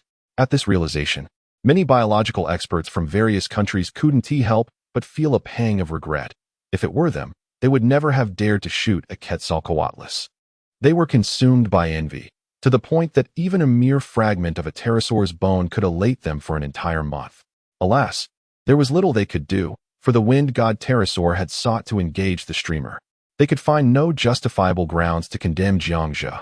A quarter of an hour later, after Jiangzhou had meticulously dissected the wind god pterosaur, he stored the remains within the system's spatial confines, ensuring he would not have to worry about sustenance for at least 10 to 15 days. Yet, he pondered whether the flavor of the meat would be palatable. Had the creature been more amiable, Jiangzhou might have refrained from ending its life, especially since it had already instilled a sense of murderous intent within him. Subsequently, Jiangzhou and Xiao Pai returned to the beach, continuing their exploration. They discovered various shellfish and other edible treasures along the coastal underground. They spent the entire day gathering metals from within the cavern. As they prepared to depart, they searched the vicinity but were unable to locate any force field devices capable of withstanding the ocean's might, leading them to abandon that pursuit.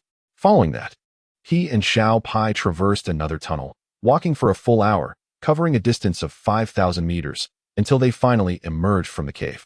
Overall, the underground base had 3 exits, one metal door and two others equipped with force field devices installed by a previous civilization. Unfortunately, the force field device that had initially led them down the abyss was now in disrepair. As they reflected on their exhausting journey, Jiangzhe resolved to construct a subway track in this location. He synthesized the subway track from the system's marketplace, laying it diagonally throughout the cavern, expending 50,000 technological points, leaving him with 350,000 remaining. This would facilitate future visits, allowing for the ease of traversing slopes on electric bikes or motorcycles. In his vision, he intended to establish a temperature-controlled protective passage from the underground cave to the ice layer, though that would be addressed once the population increased. The subway track, conjured by the system's marketplace, resembled transparent Russian cubes, seamlessly extending from the cave entrance to its depths. Gradually, the cavern floor became smooth and gleaming, adorned with lights, resembling an underground passage. Although the live stream had garnered millions of viewers who had witnessed countless technological marvels, each time Jiangzhe unveiled his innovations, they astonished the world anew. What manner of existence was this? Was this truly technology of his own creation?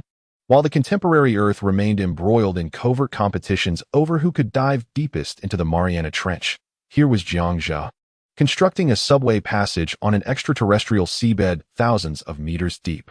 At that moment, everyone was left in awe. What the hell? The subway passage is complete? I'm utterly flabbergasted. It took less than a minute for the subway to materialize.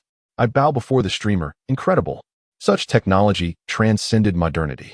The assessment was conclusive. Jiangzhe was no ordinary man. He was a deity. At this moment, I believed it. Was this epic-defying technology merely the result of a prodigious graduate from Hucking University? Who would dare to believe it? The astonishing revelation has captivated 20 million viewers, sending numerous scientists into a frenzy. This technology transcends our current era by a millennium. Morrison from the National Bell Physics Research Institute graciously rewarded the broadcaster with a generous donation. After spending 2 days in the live stream, Morrison declared that the technology presented had utterly reshaped his worldview. The advancements in the broadcaster's hands are at least 1,000, if not 2,000 years ahead of the most sophisticated technology on Earth. A Nobel laureate, who had long remained silent, expressed profound astonishment at Jiangzhe's methods, clearly overwhelmed and humbled. He could not fathom why a prodigy from Hucking University, possessing an IQ of 145, could surpass all of humanity by such a margin.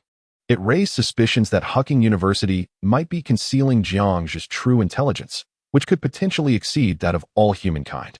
While the observable limit for human intelligence is around 300, what could Jiang's IQ possibly be? 1,000, 2,000, 5,000, or perhaps even higher? In Chapter 53, an encounter with the ghostly Leviathan unfolds.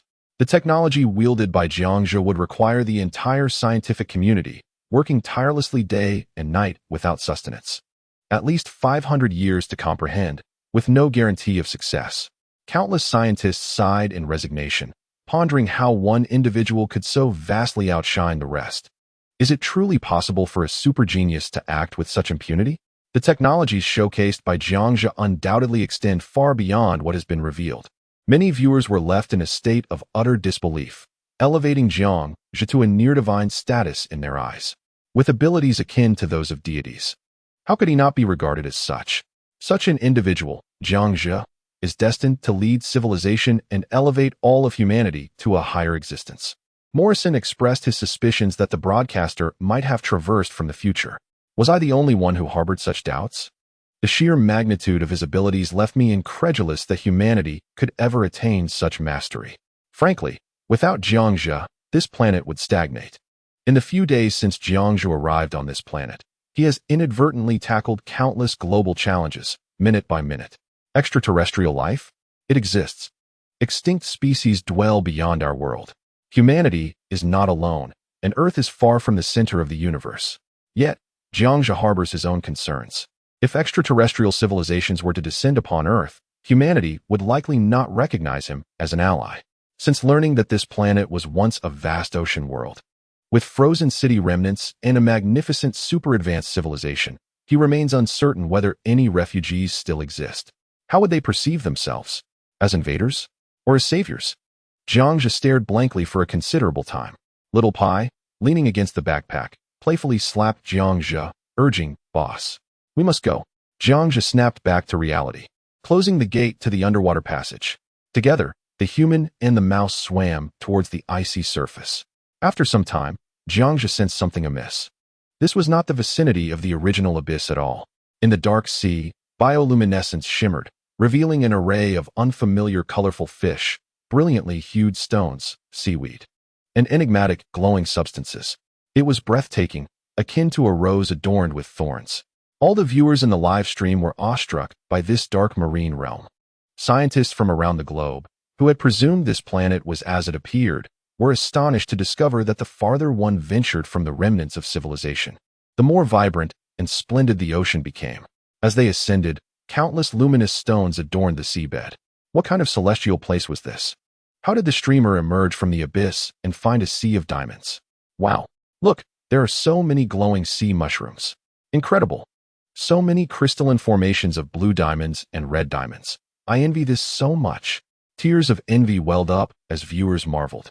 How many years must pass to create such a scene? Renowned Nobel Prize-winning physicist Liner rewarded the streamer with 100 fiery gifts. Liner remarked, "The streamer's luck is astonishing. In high-pressure marine environments, biological presence is scarce, yet natural diamond deposits are abundant."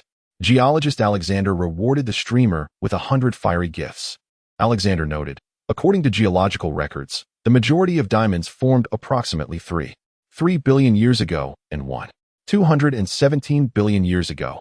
But few possess the pure luster found in the region where the streamer currently resides.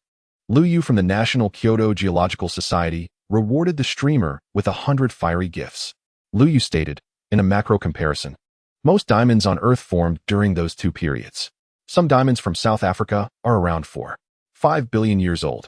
Therefore, the planet where the streamer is located may have existed for about 15 billion years, capable of nurturing such a vast and diverse ecological environment.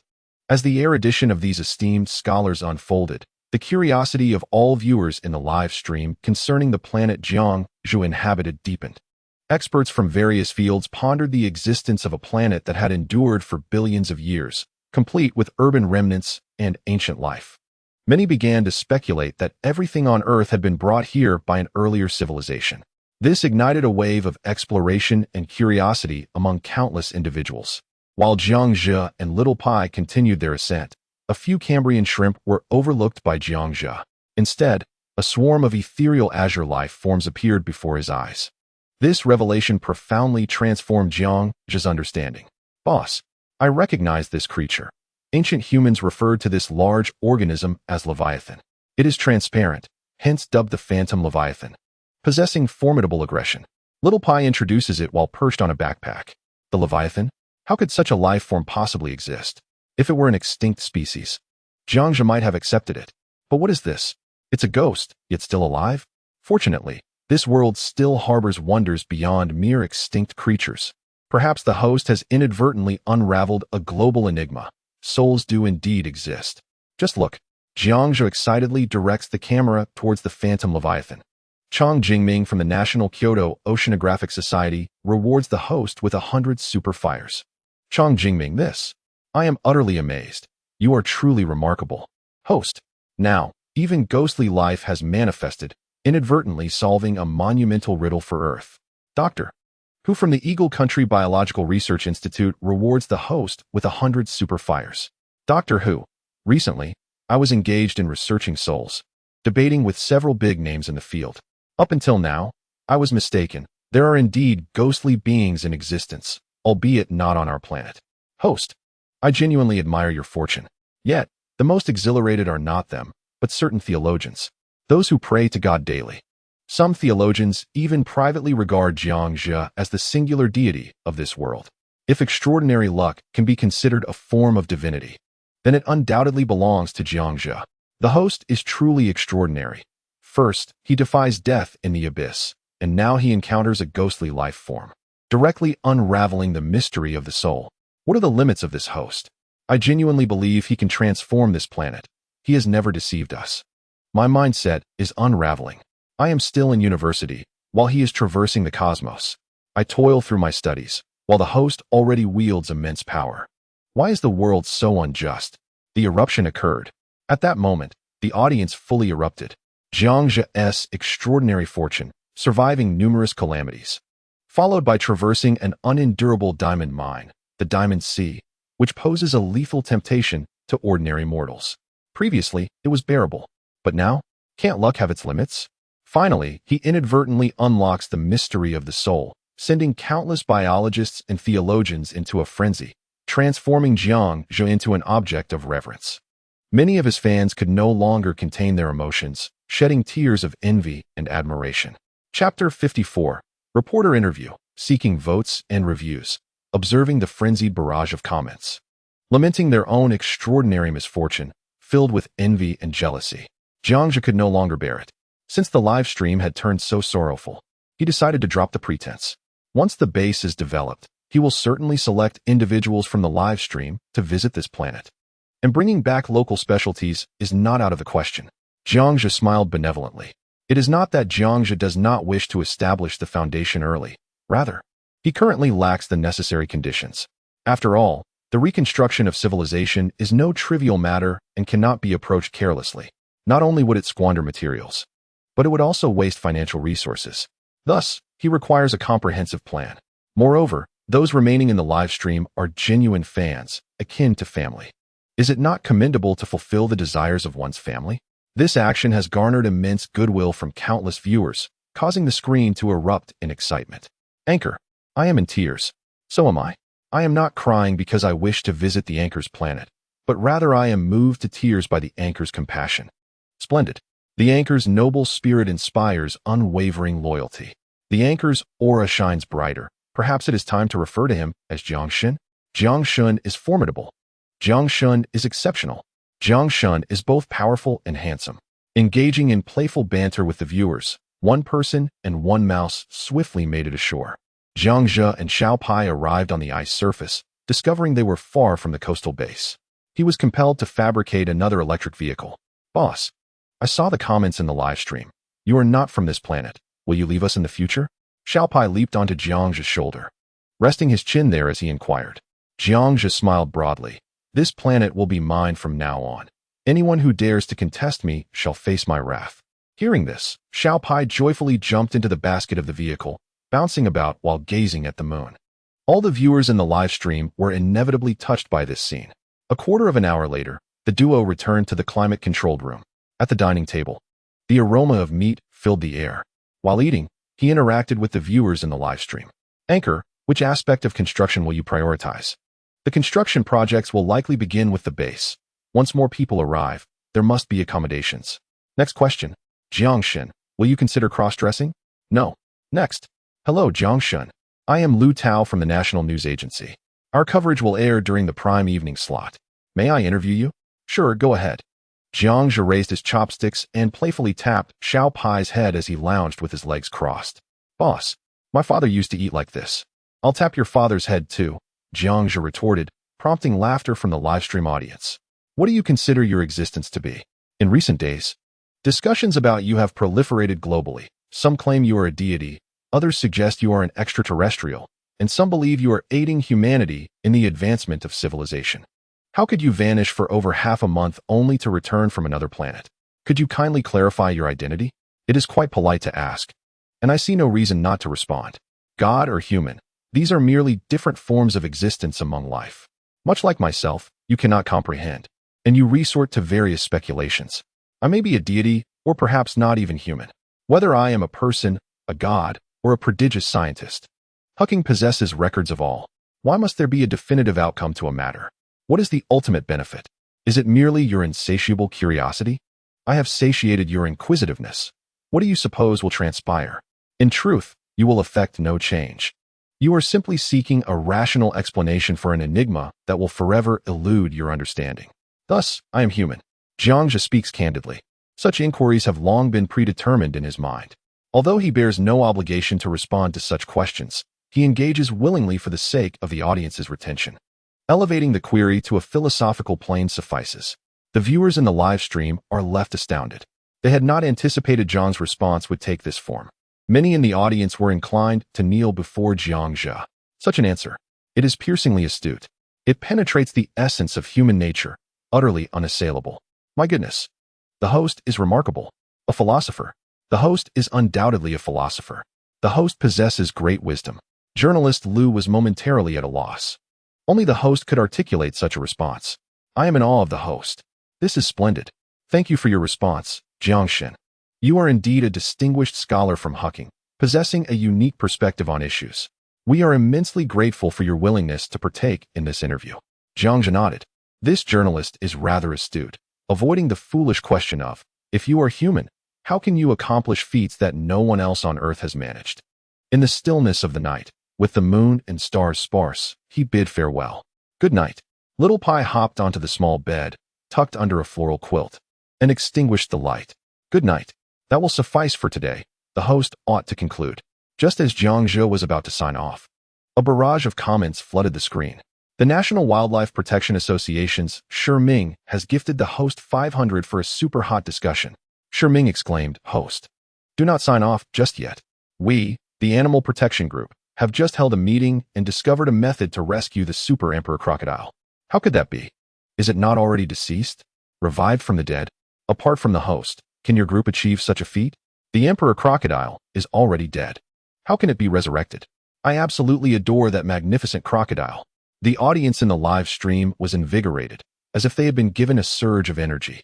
Upon hearing that the Super Emperor Crocodile could be saved, the question arose, if the Emperor Crocodile is dead, how can it be revived? Jiang Zhe queried curiously.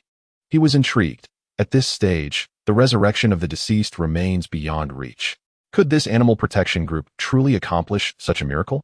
Shi Ming replied, Host, I have been closely observing your live streams. During your inaugural dive, you managed to stow a group of bizarre fish in your backpack, and they emerged alive. Did they not? You also placed the Super Emperor Crocodile inside. Does that not mean it had only just perished less than a minute ago? Flesh Ganoderma? Countless spectators were instantly exhilarated. The mere mention of the meat Ganoderma lucidum awakened all attendees, and the barrage of comments surged dramatically. Goodness, how did we overlook this? They exclaimed. The precious meat Ganoderma could save a life. Indeed, how could we have been so foolish not to think of this? Surely it should be feasible to save the crocodile?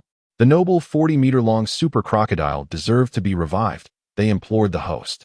The flurry of white comments dazzled Jiang Zhe. How could he have forgotten about the meat Ganoderma? After all, the system's space could indeed harbor living beings. Both living and deceased entities existed in a state of temporal stasis. What they were upon entry, they remained upon exit. It felt worth attempting. Albeit he had no assurance of success. Jiang Zhe made his way to the temperature-controlled lounge and retrieved his backpack. The 2 million viewers in the live stream were brimming with excitement. Chapter 55. Saving the Super Crocodile. To put it simply, the Super Crocodile fought valiantly for its master. At the mouth of the bottomless pit, it must have been outmatched by the wind god Pterosaur. On the brink of death, desperately wishing to survive, it cried out for its master. It refused to accept that its owners had departed from this planet and mistakenly regarded Jiang Zhe as its master. Millions of viewers bore witness to this poignant scene, understanding its helplessness. On the other hand, Jiang Zhe's decision to save it was driven by his own intentions. After all, there were currently no humans on this planet. With the acquisition of a wave translator, he could at least communicate with extraterrestrial beings, facilitating future interactions. Having a super crocodile as a formidable bodyguard would certainly bode well for his development. However, regarding its care, the temporary temperature-controlled room would be inadequate. Upon hearing that Jiang Zhe intended to save the crocodile, all the influential figures who had been following this news were stirred with excitement. Jiang Zhe's noble spirit positioned him as the ideal pioneer of civilization. The super crocodile and the little skin creature were among the most sentient races he had ever encountered. Amen. Jiang Zhe's philosophy of not abandoning or forsaking any life was akin to that of Jesus. Amen. Jiang Zhe took out a titanium alloy knife, sliced a piece of the meat Ganoderma, and placed it in his backpack. The host was now preparing to return to the sea. As the super crocodile was far too large, Jiang Zhe donned his backpack and stealthily exited the temperature-controlled room. This super crocodile, measuring 43 meters and weighing over 10 tons, would likely burst the confines of the 50-meter space in an instant. Under the cover of night, he mounted his electric scooter. The midnight icy expanse possessed a unique allure. The audience in the live stream was awestruck by the breathtaking scenery. Were it not for the necessity to save the crocodile, such beauty would be utterly mesmerizing. Indeed, The camera followed Jiang Zhe, capturing his silhouette under the full moon. He appeared strikingly majestic. In such splendid moments, the act of saving lives seemed poetically beautiful, embodying the essence of artistry. The silhouette of Jiang Zhe, viewed countless times, remains an endless source of fascination for me. Under the moonlight, he rides his electric scooter with an air of nonchalance, embodying nobility and bearing the heavy responsibility of salvation. He is undoubtedly a trustworthy pioneer of civilization. This scene has been captured by countless young women who have adopted it as their wallpaper. Simply put, in the presence of a clear objective, Jiang Zhe's actions resonate with immense grandeur. Titans of various industries now watch this moment unfold, each assessing Jiang Zhe and creating a dossier to be permanently archived in the annals of national history. Leader, this is the dossier of Jiang Zhe. Very well, thank you. Xiao Wang, you may leave. The leader peruses the dossier, noting some information that requires completion. Name, Jiang Zhe. Age, 24. Occupation, multifaceted ultra-black technology scientist. Skills, a master of all trades. IQ, 145. Incorrect. Starting at 30. 000 with no upper limit. Correct. Personality, noble, humorous, witty, cunning, composed, seasoned, unflappable. Spouse, none. Single. Orientation, male. Incorrect. Female. Correct. Parents, deceased. No car. No house. Technologies, known spatial technology, anti-gravity fields, ultra-black construction techniques. Safety fields. Title, pioneer of civilization. Companion, Xiao Pai. Future, limitless. Achievements, the first human to discover and consume an extinct species. The first human to barbecue an extinct species. The first to deceive super rockets alongside Xiao Pai in extreme temperature conditions. The individual who live-streamed the auction of an alien corpse. The most popular human on Earth. An ambitious soul with aspirations that reach other planets. Revered as a deity by humans worldwide, and a figure of desire by night. The leader of superhumans in the 21st century. A mortal being standing shoulder to shoulder with the divine. Within just 4 days of broadcasting, he ascended to become a global superstar, featured in evening news across numerous countries. Declared the most handsome human of the 21st century by countless media outlets. Upon reading this, the head of the National Archives was left utterly astounded. He took up his pen. Summary, the god of war. After a long pause, the leader published a portion of Jiang Zhe's personal information on the National Historical website. A routine act, yet it unexpectedly ignited a tempest online. A mere 15 minutes later, Jiang Zhe descended once more to the ocean depths. Summoning his electric vehicle, he surged forward through the underwater subway tunnel, arriving at the abyssal beach. The streamer was preparing to rescue it. Jiang Zhe retrieved a meat spirit mushroom, exchanging it for a tube and a jar from the system's marketplace. He crushed the mushroom and submerged it in the jar. As the imperial crocodile had perished less than a minute ago, he could only attempt an emergency diversion method. Administering the meat spirit mushroom diluted in fresh water to the super imperial crocodile. A remarkably humane rescue plan. Anticipation surrounds the revival of the super emperor crocodile. For the exquisite Tai Sui is indeed a rare treasure, encountered only once in a millennium. Jiang Zhe has invested significantly, procuring a substantial portion of the Tai Sui, a fortune beyond measure. Jiang Zhe's magnanimity is commendable. Countless spectators yearn for the resurrection of the emperor crocodile. Whether it can be revived depends on the potency of the Tai Sui. Jiang Zhe rose, allowing the machine to facilitate the process autonomously. He was uncertain within. Should the super emperor crocodile truly be restored to life, it would undoubtedly mark a miraculous milestone in medical history, sending innumerable medical scholars into a frenzy. If the objective is death, and this Tai Sui succeeds in restoring life, the implications are unimaginable. To reclaim a life mere minutes after death is a spectacle that leaves hearts racing. The body of the super emperor crocodile was emanating significant heat, igniting excitement among the masses. This mirrored the effects witnessed when Jiang Zhe first consumed the Tai Sui. Soon, the emanating steam abruptly ceased. Visible wounds began to scab under the gaze of over 20 million spectators. With a feeble roar, its eyes slowly opened, and upon seeing Jiang Zhe, the emperor crocodile's pupils constricted sharply, shedding a solitary tear. Astonishment ensued. The emperor crocodile had returned to life. All biologists and medical experts were left in a state of bewilderment. National District Military Physician Yi Chengxing rewarded the streamer with 1,000 fireballs. I Ching, Jiangshan's benevolence is profound. The Emperor Crocodile has come back to life, proving that the exquisite Tai Sui rivals elixirs of immortality. Furthermore, it demonstrates that the exquisite Tai Sui can remedy various known terminal illnesses. I am sincerely grateful to Jiang Shun. President of the National Biological Society Wang Enhua rewarded the streamer with 1,000 fireballs. Wang Enhua. Unbelievable. Truly astounding. Little Jiang, your methods are beyond comprehension. This ancient creature has indeed been revived. Researcher Alan from the Donghua Biological Institute rewarded the streamer with 1,000 fireballs. Alan, I am moved. The Emperor Crocodile weeps. This 1,000 fireballs are a tribute to Jiang Shun's benevolence and the creature's newfound humanity. Hundreds of thousands of fireballs were bestowed by spectators from all walks of life. This is undoubtedly a moment of unparalleled shock in history. Even Jiang Zhe was taken aback. The efficacy of the Tai Sui is astonishing. The severely injured Emperor Crocodile recovered in a mere 5 minutes. This is, without a doubt, one of the most eye-popping events ever recorded. Another miracle in medicine has been added to the annals, as the exquisite Tai Sui possesses the power of resurrection. I must take my leave. Your adversary has been vanquished. You are safe here, and I shall return when time permits.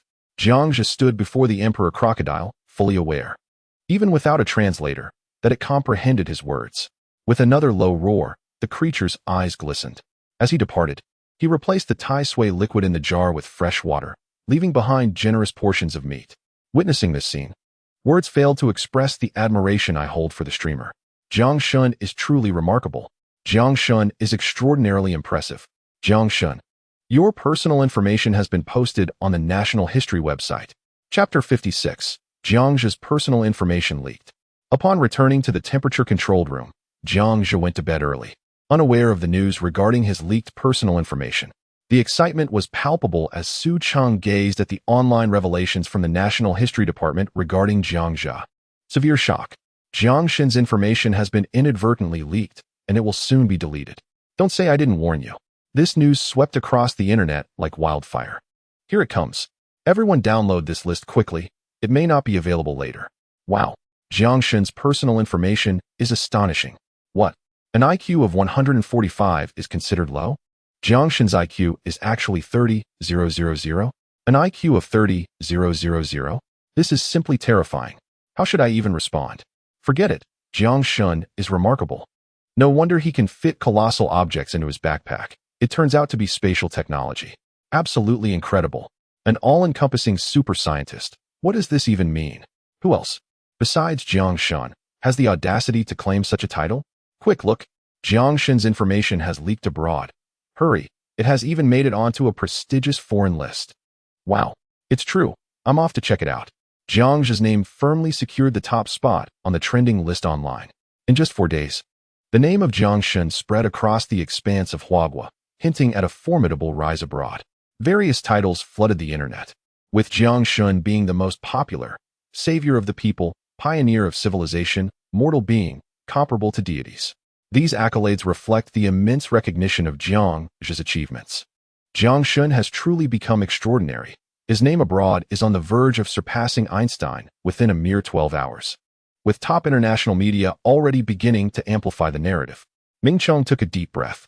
Lu Hong exhaled deeply as well. I can't take it anymore. Jiang Zhe is too impressive. Now I understand why Principal Niesher often faints. Both attempted to calm themselves, but it was utterly impossible. Jiang Zhe's reputation had ascended to the list of global contributors to humanity. This award encompasses achievements across various fields, including technology and medicine. Those who ascend this list are destined for eternal fame, becoming household names. Moreover, Jiang Zhe's methods are exceedingly diverse. Presenting just one of his accomplishments could instantly elevate civilization. Remarkably, within just 4 days, he secured a place on an extraordinarily prestigious contribution list, currently ranking 3rd, poised to surpass Albert Einstein and Isaac Newton. These renowned physicists dedicated their lifetimes to formulating theories like the general theory of relativity and universal gravitation, only to be eclipsed by Jiang Zhe in a mere 4 days. Albert Einstein, a Jewish-American physicist, is regarded as the pioneer and foundational figure of modern physics, renowned for his formulation of the general theory of relativity.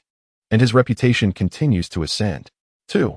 Isaac Newton, the eminent British physicist, mathematician, astronomer, and natural philosopher, attained this accolade through his seminal work, Mathematical Principles of Natural Philosophy. And his renown is also on the rise. 3. Jiang Zhe, a visionary scientist of cutting-edge technology, a physicist and philosopher from Huaguo, has catapulted onto the list of humanity's greatest contributors through his advancements in spatial technology and various superlative innovations, securing the third position, with his reputation soaring over 100-fold. Were it not for the long-standing prestige of Einstein and Newton, he might have claimed the foremost position within mere days. At the YouTube headquarters, the largest traffic platform on the internet, the media executive banged his fist on the table and exclaimed, "Hurry, hurry, Jiang Zhe's information has been leaked. You have 3 minutes. Edit his personal details into a video and feature it prominently on the homepage. Let us elevate Jiang Zhe's name above that of Einstein. Remember, I want the style of a Marvel blockbuster. Immediately, now act." "Yes, sir." The executive was beside himself with excitement. A staunch admirer of Jiang Zhe, he ensured that any video related to him garnered maximum visibility, allowing more international viewers to witness Jiang Zhe's brilliance. The multitude of foreign audiences in Jiang Zhe's livestream could all be traced back to his influence. In this land of freedom, where individual heroism abounds, Jiang Zhe's personal journey perfectly embodies the theme of superheroism. Particularly, his miraculous revival methods left an indelible impression on many. Countless YouTube employees scrambled into action. In less than 2 minutes, all of Jiang Zhe's personal information and extraterrestrial survival narrative were edited into a video and placed on YouTube's homepage. Soon, a video titled "A Mortal Body, Standing Alongside the Divine" surged to the forefront. Viewers from around the globe flocked to it, and within a minute, it surpassed 5 million views. Many were utterly astonished upon viewing. This was YouTube's grandest production to date. With majestic music and breathtaking icy landscapes, the scenes transitioned between the sun and moon, showcasing the passage of time. A solitary figure amidst the glacial expanse, ice fields, mountains, and frozen oceans unfolded in rapid succession, depicting Jiang Zhe's illustrious achievements. The video culminated in his revival of the Super Emperor Crocodile and the global contribution list.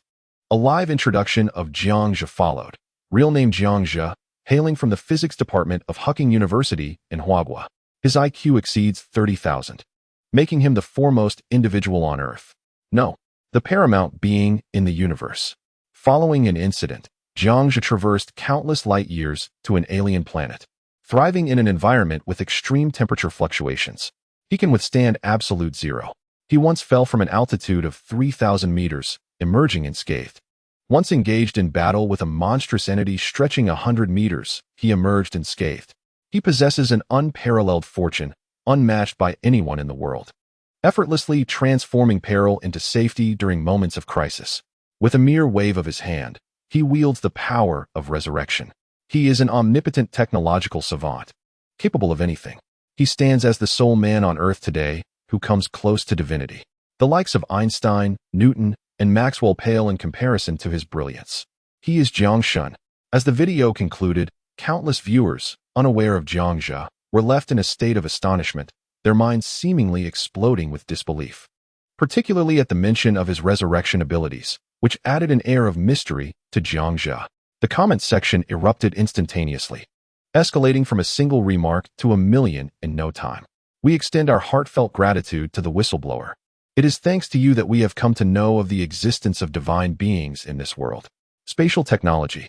Jiang Shun undoubtedly possesses such technology. His backpack is a realm of infinite space. This is no mere fantasy. He is a genuine superhero, an all-encompassing technological marvel hailing from the land of Huaguo. No, he is not human. He is unequivocally beyond humanity. With an IQ of 30,000, he transcends the boundaries of humanity. He is a god. He is a deity. Indeed, he has truly manifested divine powers, successfully resurrecting the deceased Emperor Crocodile. He undoubtedly claims the title of the greatest human contribution of the 21st century, none other than Jiang Shun. Chapter 57. The Man with an IQ of 30,000 Boss. Wake up, Little Pai exclaimed, leaping onto Jiang Zhe's bed and playfully slapping him. Jiang Zhe glared at Little Pai with annoyance. For breakfast, shall we have braised Little Pai or steamed Little Pai? Which would be more delectable? The sky outside had yet to brighten. leaving Jiangzhe perplexed as to why this little rascal was rousing him at such an early hour. He yawned, freshened up, and proceeded to the kitchen. "If you slap me again, I'll turn you into roasted rat," he warned, lightly tapping Little Pie on the head with a spatula. "Please. Boss, your laptop has been buzzing all night. It seems there are people in the live stream hurling insults at you. No rush. They can wait until I finish my breakfast," Jiangzhe replied. Meanwhile, his live stream remained shrouded in darkness, with countless individuals eagerly anticipating his arrival. The barrage of comments continued to flood in, a sea of viewers from both home and abroad. Following the revelation of Jiangzhe's personal details, the popularity of his live stream skyrocketed to 30 million, a feat unparalleled by anyone else globally. In just 5 days, Jiangzhe shattered this record, establishing himself as the most remarkable streamer in history. Super rockets were being launched in a frenzy. Niesher remarked, "Has Xiao Jiang not woken up yet? Does he not realize he has become an international sensation?" Gao Yuliang chimed in, wake up, Xiao Jiang." Wang Jingwo added, "So early. Gentlemen, let us not get dizzy today. We have faced criticism from the viewers these past few days, claiming we three share an intimate connection." Gao responded, "Who is one?" Nie queried, "Whose leg is it?" Here it comes. Has the god of Jiang not yet appeared? Is this truly the live streaming domain of the technological deity of Huagua? I have arrived from YouTube, which has gone wild, fervently promoting the god of Jiang. Just yesterday, the owner of YouTube declared himself an unwavering supporter of Jiang, without exception. I have also heard that he intends to establish a foundation for future travels based on their amicable rapport. Why hasn't Jiang begun his broadcast yet? I have been waiting for 10 hours and feel as though I might fall ill. You up there, what do you think you are? I have resigned from my job to watch live streams full-time, and now I have gone 96 hours without sleep. I may be unwell. Are you all unwell? Surely, I cannot be the only one who has watched the entire stream without falling ill, can I? I have high blood pressure. I have heart disease. I have mental illness. I have diabetes. I bow before you." The barrage of comments floods in, even though Jiangzhe has yet to commence his broadcast. After a night of anticipation, his fame has skyrocketed dramatically. It is well known that those who leave this live stream will likely lose at least a decade of their lives, simply because the excitement is overwhelming. Suddenly, the live stream screen illuminates. A striking figure emerges. Why are there so many people in my live stream? Over 30 million. Jiangzhe curiously glances at the viewer count, feeling a rush of excitement. How did the traffic surge overnight? Was it indeed due to looks, ultimately culminating in talent? At last, god of Jiang, you have arrived. Your personal information has been leaked. Jiangzhe, I adore you. Jiangzhe, you are the only one I shall love in this lifetime. Jiangzhe, I have already sent you your personal information and videos, which is why the numbers have suddenly increased. The moment Jiangzhe appears, the barrage of comments explodes once more, filled with declarations of affection from admirers worldwide. My personal information has been leaked? Jiangzhe, intrigued, gazes at the screenshots sent by his fans. Skills: capable of everything, proficient in all, IQ 145, incorrect, starting at 30. 000 with no upper limit, correct. Orientation: male, incorrect. Female, correct. Summary: the god of war. Looking at the information, when did my IQ reach 30,000? And what is this orientation nonsense? Jiangzhe's mouth twitches uncontrollably. What on earth is this title of the god of war?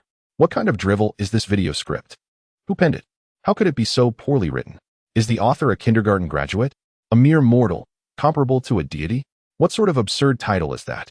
Nevertheless, since it has garnered such significant fame and popularity, I shall forgive them. Thankfully, it has indeed brought over 10 million viewers to my live stream, which is splendid. I can only imagine the technological frenzy now. He excitedly summoned his personal information interface. Name: Jiangzhe. Age: 24. Location: coastal frozen plain. Technical equipment: basic thermostatic room. Anti-gravity field, Barrett sniper rifle, backpack. Contents: various mineral diamonds, alloy multifunctional military shovel, old bird electric bike. Technology points: 650,000. Population: 15 people. Jiangzhe. Pai Taiyang. The technology points have indeed surged, sufficient to establish a modest base. Ahem. I have a general understanding of the situation. Without further ado, I simply wish to say welcome everyone to leak as much as possible. Jiangzhe expressed his excitement. The prospect of leaks bringing about tremendous popularity is undoubtedly a positive development. Such occurrences are certainly to be welcomed. This remark elicited hearty laughter from the audience in the live stream. Everyone is aware of Jiang Shen's fondness for wealth, and even more so for fame. Although he nobly declares that the economy is the primary productive force, in recent days, the materials and basic resources collected by the streamer have nearly reached their limit. Today, the streamer plans to construct a small base, approximately 200 square meters, with simple facilities. However, it can gradually be expanded in the future. Jiang Zhe hoisted the little rat onto his shoulder and ventured outside. Finally, Jiang Shun is building the base, bringing us closer to tourism, which fills me with excitement. I am practically overwhelmed with joy. Tourism. Will we, the common folk, have the opportunity to admire sunrises and sunsets alongside Jiangshan? I am truly envious. Countless viewers were thrilled. The long-awaited base is finally being constructed by Jiangshan. Jiang Zhe stowed the basic thermostatic room into his backpack, as it had been situated near the icy shoreline, too close to the city for residential purposes. He intended to establish the base on the plains beside Wuji Mountain, striking a balance between proximity to the city and the icy sea, making it the most suitable location for mining and constructing other facilities. Though he had spent 4 days in this place and felt a tinge of reluctance, the beach was undoubtedly unsuitable for a residential base. Jiang Zhe remarked. With 1 person and 1 rat, they arrived at the plains beside the mountain. The terrain here is elevated, and the scenery is even more breathtaking. The key point is that tourism fees can certainly be charged at a premium.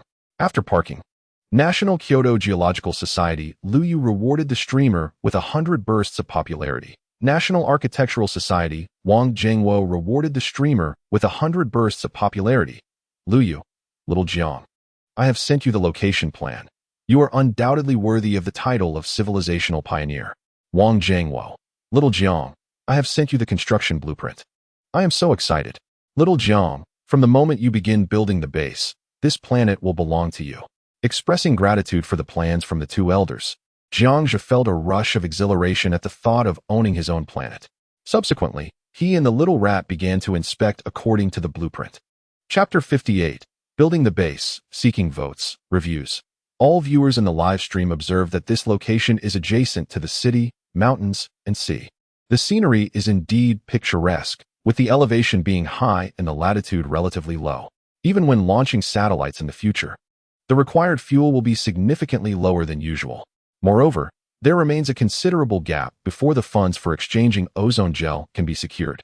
He must meticulously budget. For every single technological point is invaluable. Observing Jiang Zhedong scurrying about, the millions of viewers could hardly contain their anticipation. Jiangshan's speed is so slow. One exclaimed, I can hardly wait. Has Jiangshan ever been quick? The only time was when we boosted it with superfire catalysts.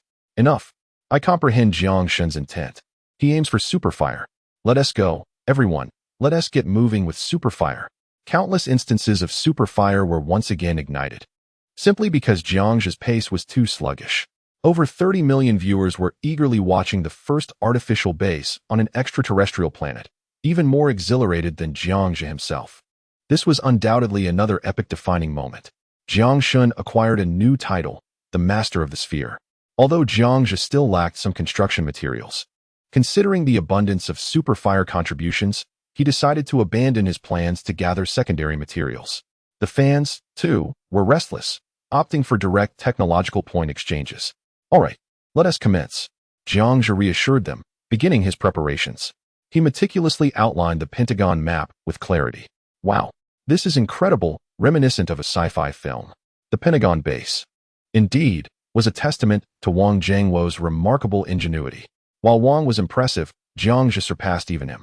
Could this lead to infringement? After all, the Pentagon is associated with the government, right? But would Pu Pu dare to challenge Jiang Shen? Wang Zhengwo remarked, no need for such formalities. Jiang Shun is truly remarkable. It is thanks to him that I have the opportunity to implement my conceptual architectural plans. Once the results are revealed, can the Pentagon even compare to my designs? Wang Zhengwo's confidence was not unfounded. His proposed construction plan was extraordinarily futuristic. The Pentagon base, featuring a central main building and activity zones, could eventually accommodate energy factories, vehicle hangars, aircraft, and interstellar spacecraft landing sites. In essence, it could house anything. Just in terms of the spacecraft, it was far more prestigious than the Pentagon. As long as there are sufficient technological points and materials, gradual upgrades and expansions could be undertaken. Construct, Jiang Zhe thought, triggering multiple silver matrix rays to emanate from his backpack. A transparent architectural illusion materialized before the eyes of over 30 million spectators, crafted entirely from metal, with doors and windows composed of diamond ore, a truly extravagant display. A collective gasp arose from the audience. Despite having witnessed the prowess of Jiang Zhe's forgotten bag countless times, this was an entirely different level of direct construction, even surpassing the underground passage built the previous night. Is this not exceedingly sci-fi?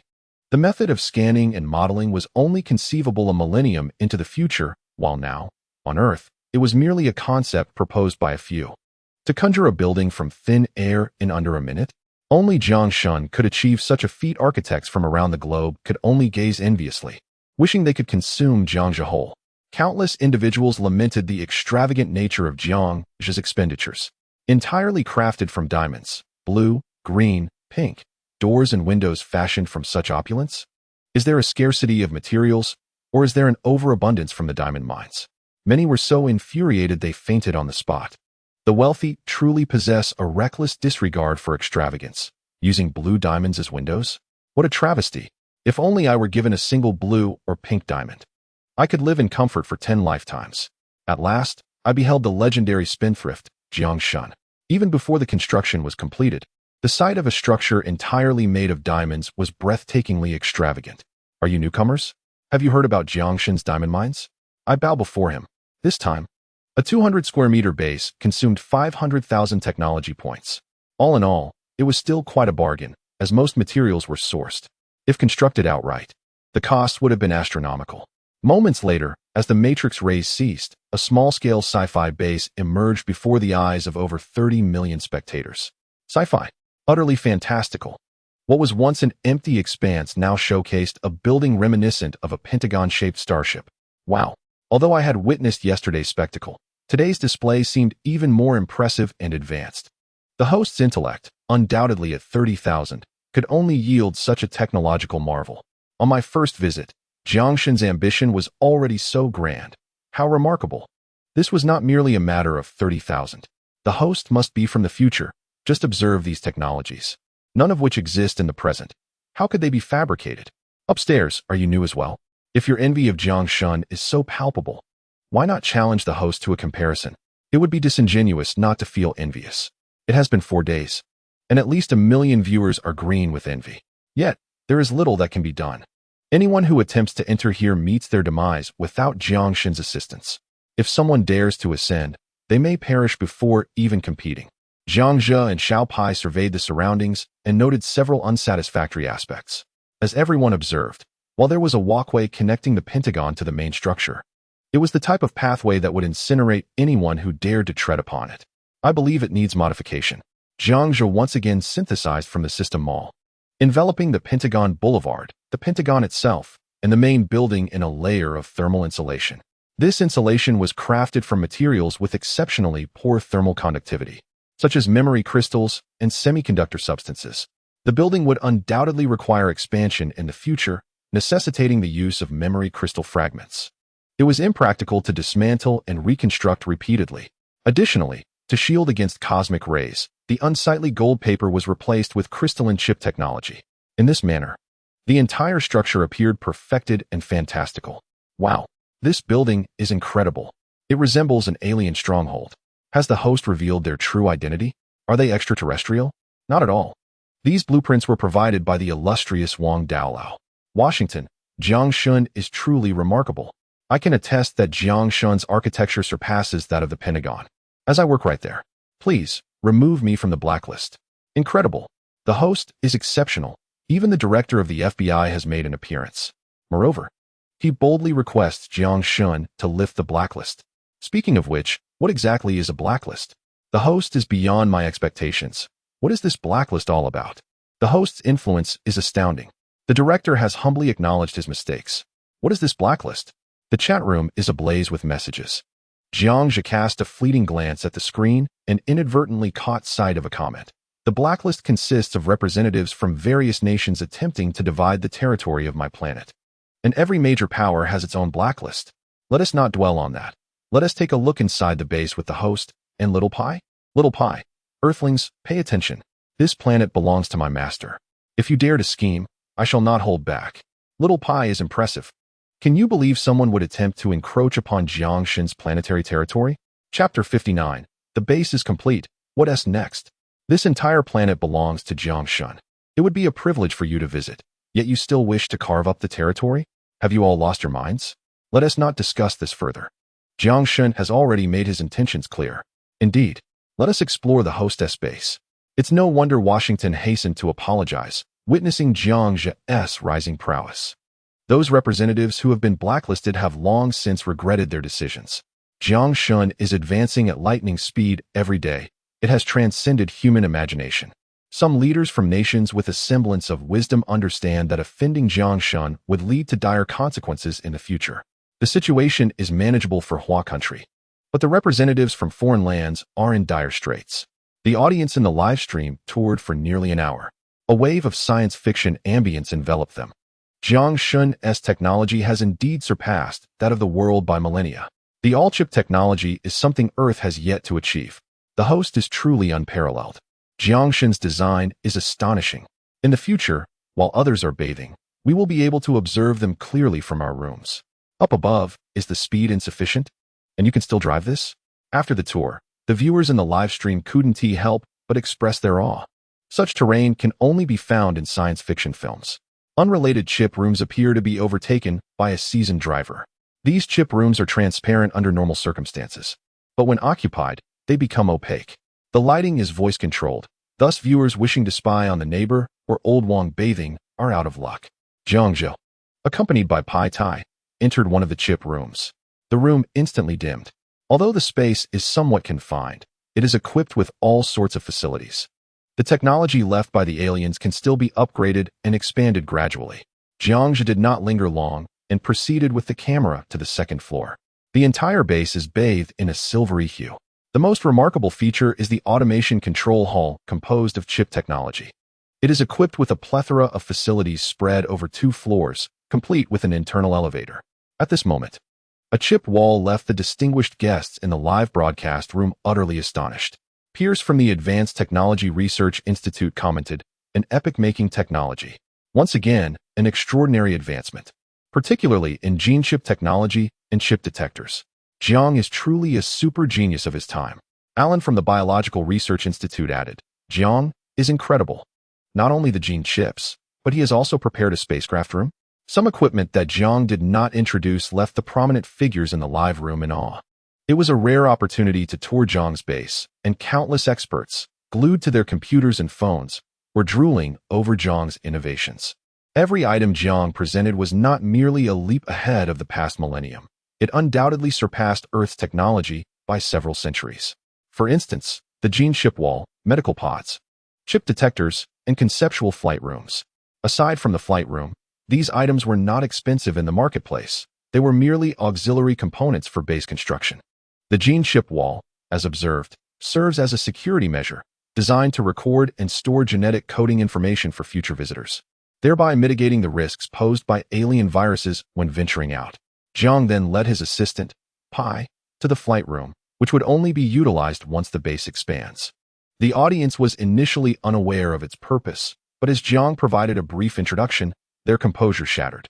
This signified that they might have the opportunity to pilot the legendary spacecraft in the future. Nie Shi from the National Aerospace Department remarked, "Now that the base is established, we can discuss expansion slowly. I hope to witness your ecological garden and breeding base before I pass, ideally equipped with an interstellar transporter." Yinren stated, "I am putting my reputation on the line. Once Jiang finds the spatial coordinates and constructs the transporter, I shall be the first to set foot on this planet, dedicating my all to Jiang without hesitation." Walter exclaimed, "Damn, I want to as well." Foster echoed, "Me too." Leo added, "Brothers, this advanced technology is so beyond reach that the dignitaries do not regard each other as formidable. It is only when they encounter concepts already ingrained in their minds that they are truly astounded. This is precisely the moment. Jiang is astounding. I assumed it was merely a simple base, Yet these luminaries are eager to contribute. I never anticipated that visitors would receive such treatment one day. Is it a joke? Has Jiang indeed reserved the flight room for the construction of an anti-gravity spacecraft? With an IQ of 30,000. Do you truly believe that Jiang Shun is jesting with you? I am but a security guard with a penchant for Little Bear cookies. I work solely to finish my shift and have a fondness for the resident Xiao Dan. I suspect I may never reach the stars. Jiang's eyes brightened. Indeed. Everyone has a chance. Just now, Nia and Yin Air Lao mentioned the spatial transmitter. Let us not be the only ones to explore this. Mobilize your earthly aerospace capabilities and urgently locate the coordinates of my cosmic star system. Yes, sure. We have searched for 5 days and found not even a single sphere. Yin Ren. The strength required to locate the sphere in a short time frame would necessitate at least a decade. We have been searching tirelessly without pause. Can anyone enlighten me on what a spatial transmitter is? A spatial transmitter is a device for spatial movement. Incredible. Is it akin to instantaneous teleportation? Jiang Zhe glanced at the barrage of comments, unfazed. He had never pinned his hopes on Earth. Otherwise, he would have perished long ago. He must rely on himself. Indeed, it is instantaneous teleportation, a traversal through a wormhole in an instant. Currently, the host has yet to find the particles and rare metals that can stabilize a spatial wormhole, so there is no need for haste. Jiang Zhe offered a brief explanation. Is it truly instantaneous teleportation? The kind that disperses and then reassembles bodily molecules? I previously heard experts claim that such teleportation is inhumane. A human whose molecules have been scattered and reformed is no longer the same individual. Is that really the case? Most of the viewers in the barrage seemed to be aware of this. Jiang Zhe found himself at a loss for words. He had yet to create a spatial movement device, yet discussions of ethics were already being thrust upon him. He could hardly be bothered to engage with the comments. Yinren, you should pay less attention to the sensationalist media. Who has ever traversed through such means? Who has definitively stated that molecular dispersion would incur moral condemnation? Let them come to the National Aerospace Administration to seek me out. I will discuss it live during primetime news. Do you think they will come? Yin Dalao? Impressive. Bravo. Jiang Zhe stood on the second floor, surveying the control room below alongside Xiao Pai, quite pleased with the outcome of his efforts. In just 4 short days, he had constructed a base, a breeding ground, a farm, an ecological park, and various cutting-edge technologies, with a promising future on the horizon. He was determined to transform this planet into a true bastion of advanced technology. The reconstruction of civilization would commence at this very moment, a smile gracing his lips. Chapter 60. The host returns to the sea for the esteemed benefactor, Jiang Shun. Where shall we venture next? I wish to see Jiang Shun explore the ruins, though I feel there may be little of use within them. The metals within the urban ruins are largely unusable, and Jiang Shun, having just completed the base, is undoubtedly in need of resources. I am far more intrigued by that ethereal, translucent blue fish from last time. Jiang Zhe contemplated the barrage of comments in the live stream. Indeed, rare metals are exceedingly scarce, especially now that the base has been established, effectively depleting the inventory. The system has informed me that the presence of a negative energy field signifies that the most crucial factor for wormhole creation has been resolved. For the establishment of a wormhole, the negative gravitational field is paramount. As for utilizing dark matter to open a wormhole, it is an insurmountable challenge for Jiang Zhe at this stage. He can only employ the available anti-gravity field, embedding it within the portal. The host must still venture into the depths of the ocean to gather rare metals, for the metals found in the mountains of Hubigu are insufficiently diverse. Jiang Zhe summoned the temperature-controlled room, removed the cultivation box, and placed it within the base. By the 5th day, most of the fruits in the cultivation box were already ripe for consumption. However, to ensure longevity, he did not require sustenance for the next couple of days, as he had ample food supply. How terrifying! The 5th watermelon was larger than my head. Incredible! Indeed, the rice seeds had begun to grow larger than a fist. The host was not exaggerating. They truly matured completely in 7 days. Jiang is remarkable. Chang Jingming from the National Academy of Marine Sciences in Kyoto rewarded the host with 100 super gifts. Chang Jingming, little Jiang. Elder Nye entrusted me to convey that he wishes to see that azure giant fish once more before he passes. Gao Yuliang. Precisely, I want to see it. Wang Zhengwo. I want to see it too. Yeah, sure. You 3 old geezers. If you keep cursing my demise, I shall take your partners. Gao Yuliang. Come at me. Wang Zhengwo. I'm single. Chang Jingming. So am I. The audience in the live stream had grown accustomed to this banter. These old men could not survive a day without their verbal sparring. At some point, they needed to be banned for openly promoting such antics in the live stream, which could negatively influence the atmosphere. But that could wait. The host and Xiao Pai were hungry, and it was time to roast some pterodactyl. Jiang Zhe walked into the kitchen of the base, retrieved various top-tier sauces, and with a multifunctional alloy spatula, he sliced off a large piece of meat. In a matter of moments, he skinned and plucked the meat. The entire piece of pterodactyl meat was placed in the oven. Xiao Pai was salivating, exclaiming, "Boss, our Laogan Ba is no more." Upon hearing this, many Earth-based merchants were stirred into action. Laogan Ba rewarded the host with 1,000 super gifts. Laogan Ba, thank you, Xiao Pai, for endorsing the Laogan Ba brand. Li Kum Qi rewarded the host with 1,000 super gifts. Li Kum Qi, brother upstairs, could you repeat that? Yesterday, Zhang had shrimp dipped in my soy sauce. Wang Shui's 13 spices rewarded the host with 1,000 super gifts. Wang Shui, brothers, do you even regard my brand? Zhang has been enjoying our 13 spices. A total of 7 times. Laogan Ba. So what if it's 7 times?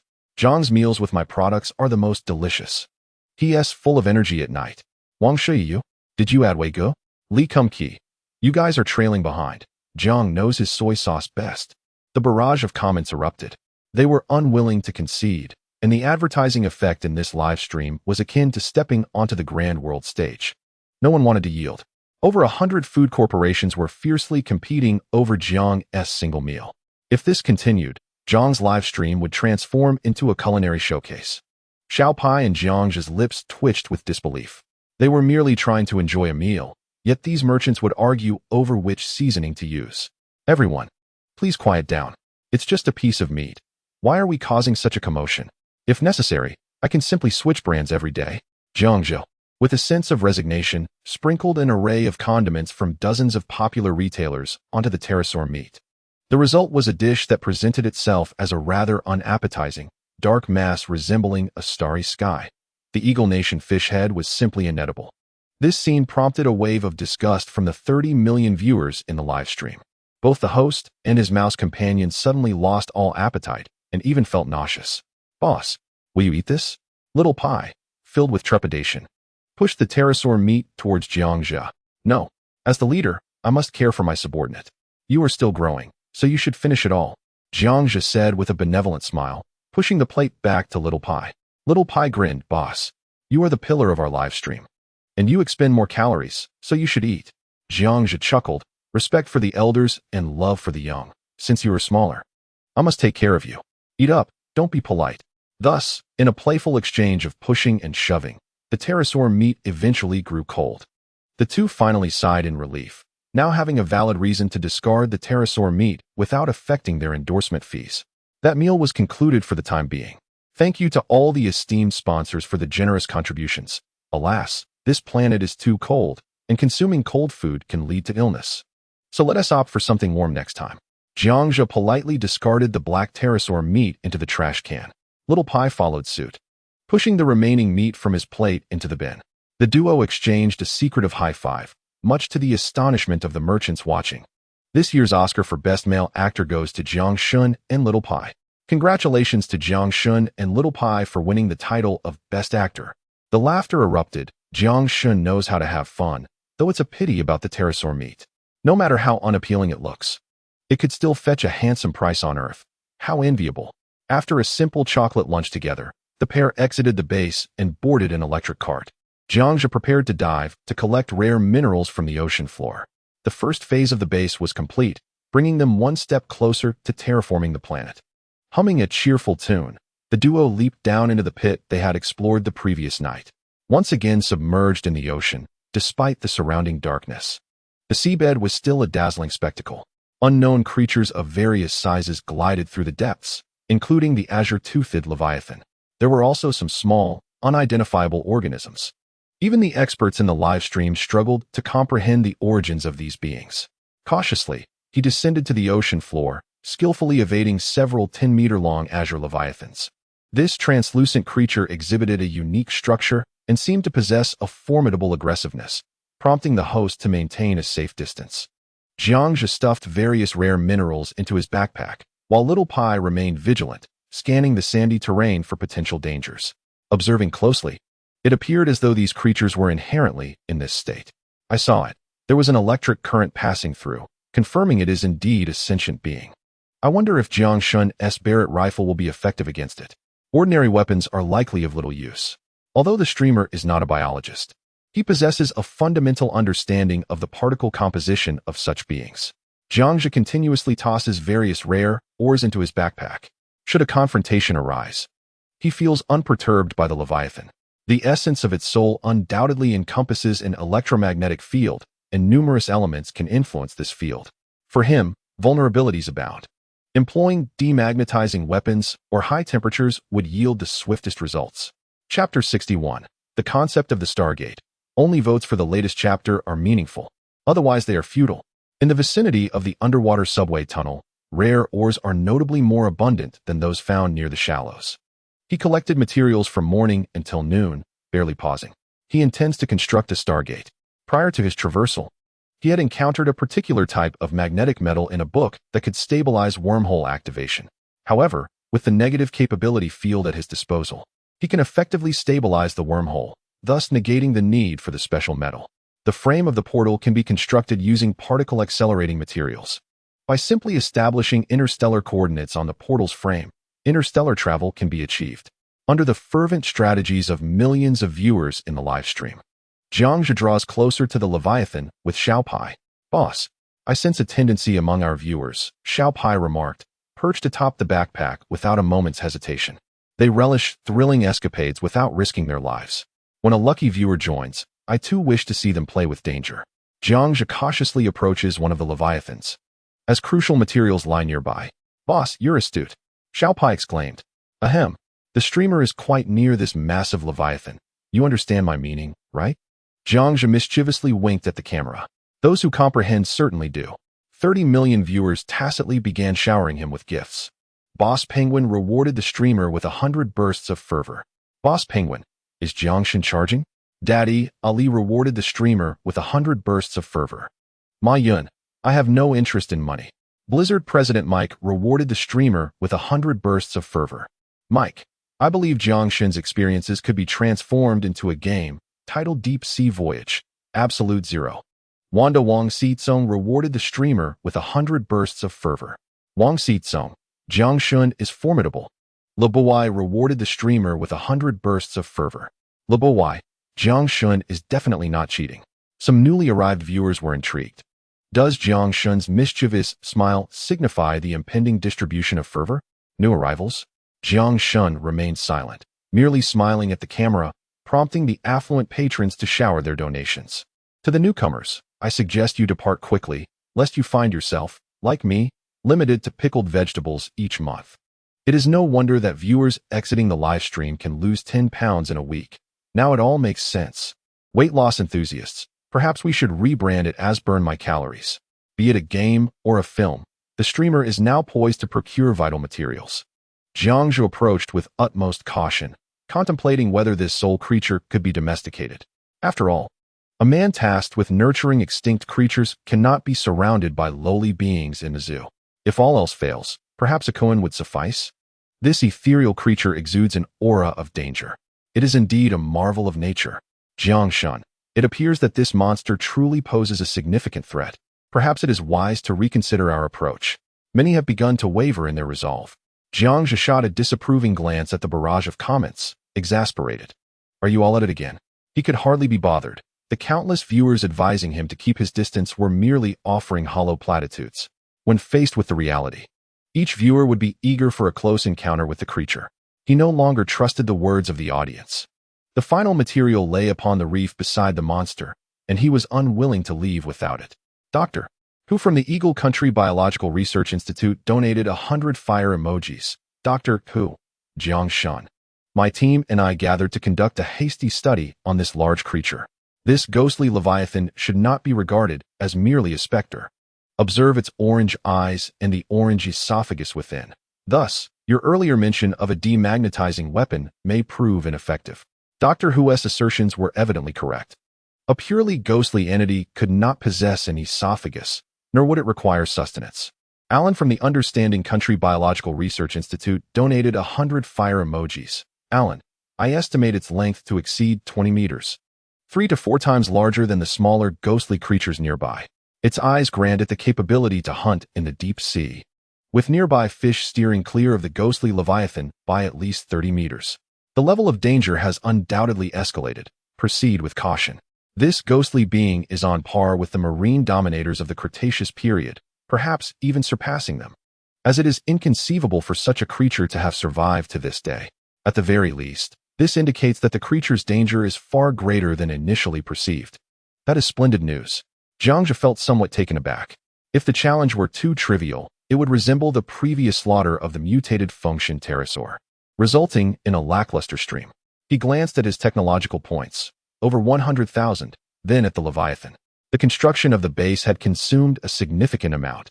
Without acquiring more technological points, he feared he would be unable to achieve anything. Jiangzhe hesitated for a moment. Wang and Hua, Xiao Jiangzi, it's time to go. Let us proceed step by step. Your safety is paramount. Yes, sure. This time, we can truly withdraw. Xiao Jiang, the materials you seek may well be found elsewhere. Gao Yuliang. One Jiangzhe contemplated forging a thermal long knife to confront this ghostly Leviathan, subsequently capturing the smaller Leviathans to keep as ornamental creatures. It was certainly a viable option. The 30 million viewers in the stream beheld this fearsome ghostly monster, over 20 meters in length. Its appearance terrifying and the danger significantly heightened.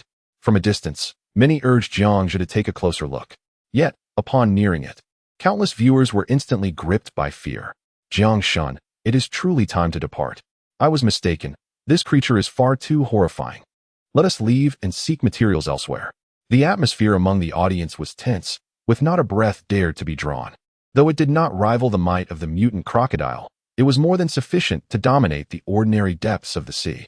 Jiangzhe paid little heed to the barrage of comments, instead focusing on approaching the materials alongside his companion, Little Pai. As they drew closer, the chilling dread emanating from the ghostly Leviathan became increasingly palpable. To claim that he was unperturbed would be a falsehood. If given the chance, he desired the materials, coveted the extraordinary fire, and longed for a pet. Making a choice was a task for children. For him, he wanted it all. Boss, for the first time, I feel the terror of such a creature. Little Pai trembled atop the backpack. Jiangzhe gently patted him, offering reassurance. If a confrontation ensues, you retreat. I have my own ways. Meanwhile, the 3 individuals in the physics laboratory were filled with trepidation. I can tell Zhi is contemplating eliminating this Leviathan, Su Cheng said nervously. But is that feasible? This creature is unlike any we have encountered before. I feel as though my very soul is being scorched. Ming Chong staggered, collapsing onto the sofa. Lu Hong swallowed hard, inexplicably gripped by fear of this entity. Zhi should be all right? Although they had witnessed Jiangzhe and the Dark Dragon, those were merely 10-meter-long extinct creatures. The pterosaur had its weaknesses and was swiftly vanquished. Yet this time, they faced a phantom being unlike anything ever seen on Earth. Consequently, the viewers in the live stream were far from optimistic about Jiangzhe's endeavor. After all, the opponent was simply too terrifying. Chapter 62, Blizzard adaptation of online games. He swallowed hard. The rare metallic materials of the interstellar gate frame were essential to acquire. Chromium lead ore was among the hardest on Earth, and only by extracting pure chromium to forge an alloy could one hope to withstand the ravages of a man-made interstellar gate. Typically, such elements were rare within the Earth's crust. Change locations? He had no desire to do so. He and his mouse cautiously approached the mineral deposit, carefully using a metal pick to scrape the chromium or closer. Just as Jiangzhe's right hand was about to make contact with the ore, the sound of rock colliding with stone suddenly erupted. Little Pai immediately tensed up, and Jiangzhe's heart raced, his pupils widening in shock. Oh no! The Leviathan has turned around. It has noticed Jiangzhe. The fear made him drop his phone. Jiangzhe, you must flee. The creature's eyes were terrifying, instilling a sense of dread. Jiangzhe is doomed. He'll perish from fright. Boss, we should make our escape. Little Pai's neck recoiled sharply. Jiangzhe nodded, slowly turning to glance back.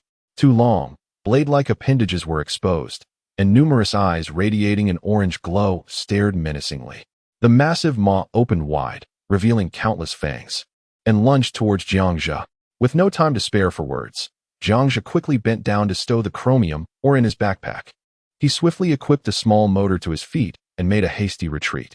Although he desired both fish and bear's paw, the level of danger had significantly increased. He would never leave his fate and that of Little Pai to chance. Thus, fleeing with the chromium ore was the wisest course of action. Upon spotting Jiang Shun, he immediately made his escape, and the hearts of the countless viewers finally eased. Niesher exclaimed, "How exhilarating!" Gao Yuliang echoed, "Indeed." Wang Jingwo added, "What a thrill!" The three of them promptly spat blood and fainted. The attending physician, a rather portly man, glanced back without feeling the urge to speak. Did anyone comprehend Jiang Shun's actions? Why is he so determined to acquire this material? This substance appears to possess unique properties. I do not know. I seek the enlightenment of the experts. National Geological Society of Kyoto's Liu Yu rewarded the streamer with 100 super fiery gifts. Liu Yu remarked, "The ore Jiang Shun has mined is chromium ore, which typically exists only within the Earth's crust. When refined, it can be transformed into chromium alloy. This metal is the hardest in the world and to date the most resilient metal discovered in the universe, also recognized for its exceptionally high density. Thank you, esteemed Liu, for the enlightening information." In the conference room of the European Nuclear Research Organization, a multitude of eminent figures gathered. The 1,000 eminent physicists present could vaguely surmise Jiang Shun's intentions, discussed Jiang Shun's cutting-edge technology and motives, urged one distinguished individual, possessing multiple doctoral degrees, as he rapped his knuckles on the table. "Gentlemen, I propose that Jiang Shun is attempting to fabricate an artificial wormhole." A collective gasp echoed through the room, as all present were momentarily stunned.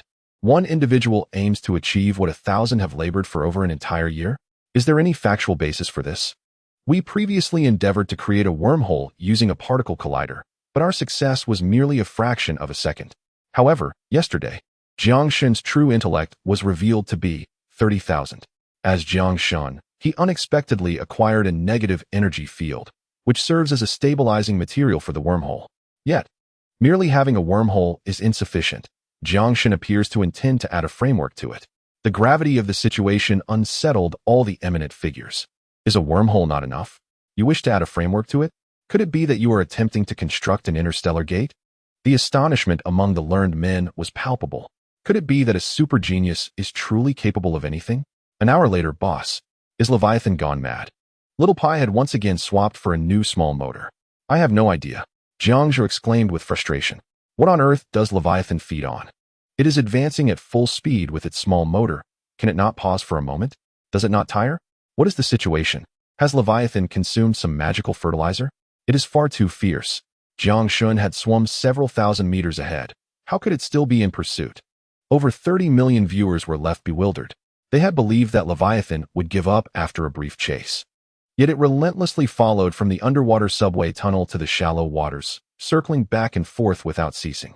Enough! Why are you relentlessly pursuing me? Jiang Zhe exclaimed, turning around and raising his hand in a desperate shout. The sharp cry pierced through the depths of the sea, sending chills down the spine. Do you want some emergency syrup? You should have said so earlier. In a flurry, Jiang Zhe threw a bottle of the syrup from his backpack.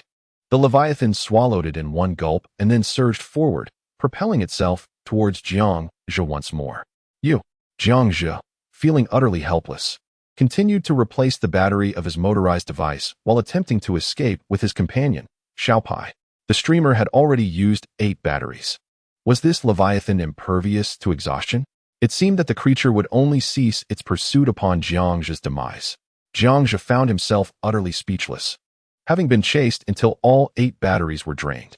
Were it not for the ample supply of batteries, he might have truly faced a life-or-death situation. If one can run, who desires a confrontation? Besides, the live stream chat was buzzing with excitement. This is splendid, Xiao Pai exclaimed. Boss, I've realized that you're merely coasting through this with your life on the line. Absolutely, Xiao Pai continued. The boss is definitely just coasting, deceiving the viewers. Jiang Zhe had no time to respond as the piercing sound of the Leviathan echoed behind him once more. The Leviathan was enraged. It thrashed its transparent tail, creating tumultuous waves. Oh no, Jiang Zhe is not quick enough. Do you have any alien yachts left behind? At this rate, we will surely be caught. I'm puzzled. When you give a cheetah emergency syrup, it stops. Why does it not work on the Leviathan? Over 30 million viewers were on edge, despite the streamer's remarkable luck. However, this time, it was evident that he had encountered a formidable opponent. A ghostly Leviathan? Impossible. It must be a nuclear-powered Leviathan. Meanwhile, at Blizzard Entertainment's headquarters, Jiang's company decided to transfer the game adaptation rights to them. "What do you think about the name of the game?" said the CEO, Mike, holding the microphone. Previously, Matt Damon starred in the film titled Interstellar: Survival in Iceland, based on Jiang's life, and it was rumored that it had already been awarded Best Picture by the Oscars. "Therefore, we must carefully consider this," the Blizzard vice president interjected.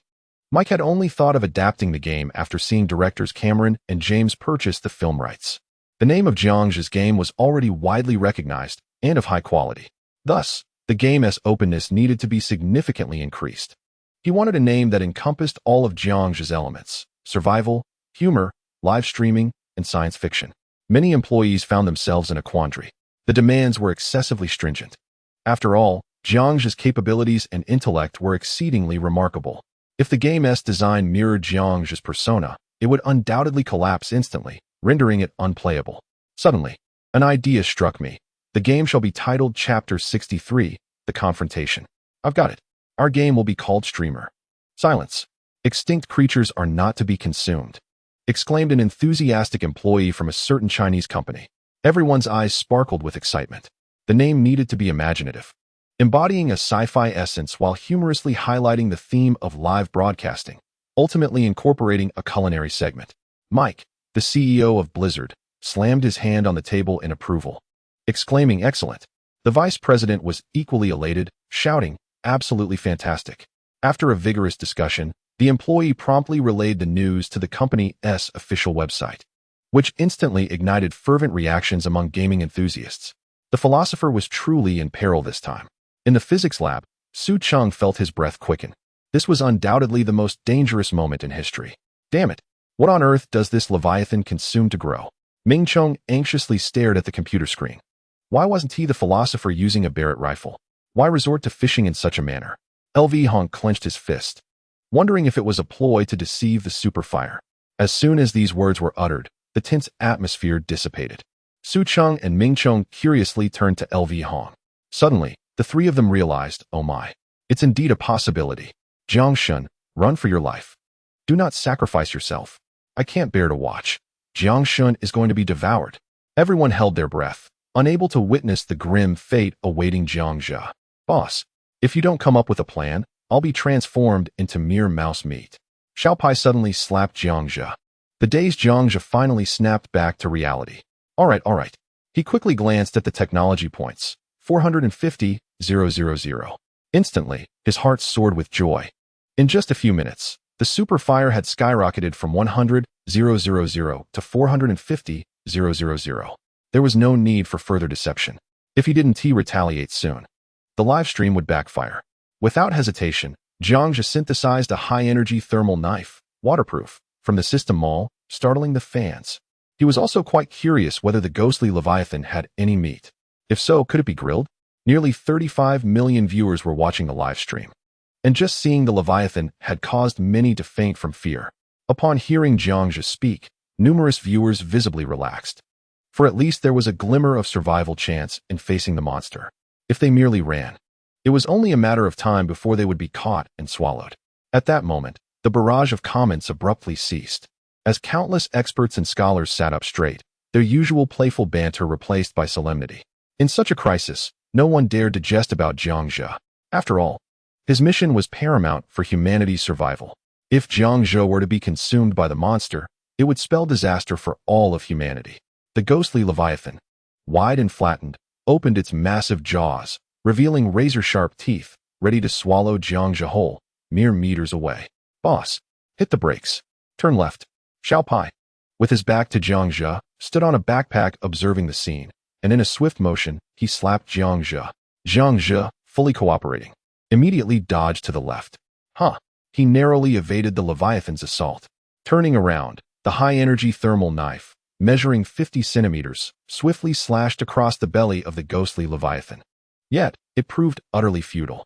The beast roared in agony and continued its relentless assault. Not a drop of blood was shed. Doubtful of fate, he plunged forward once more.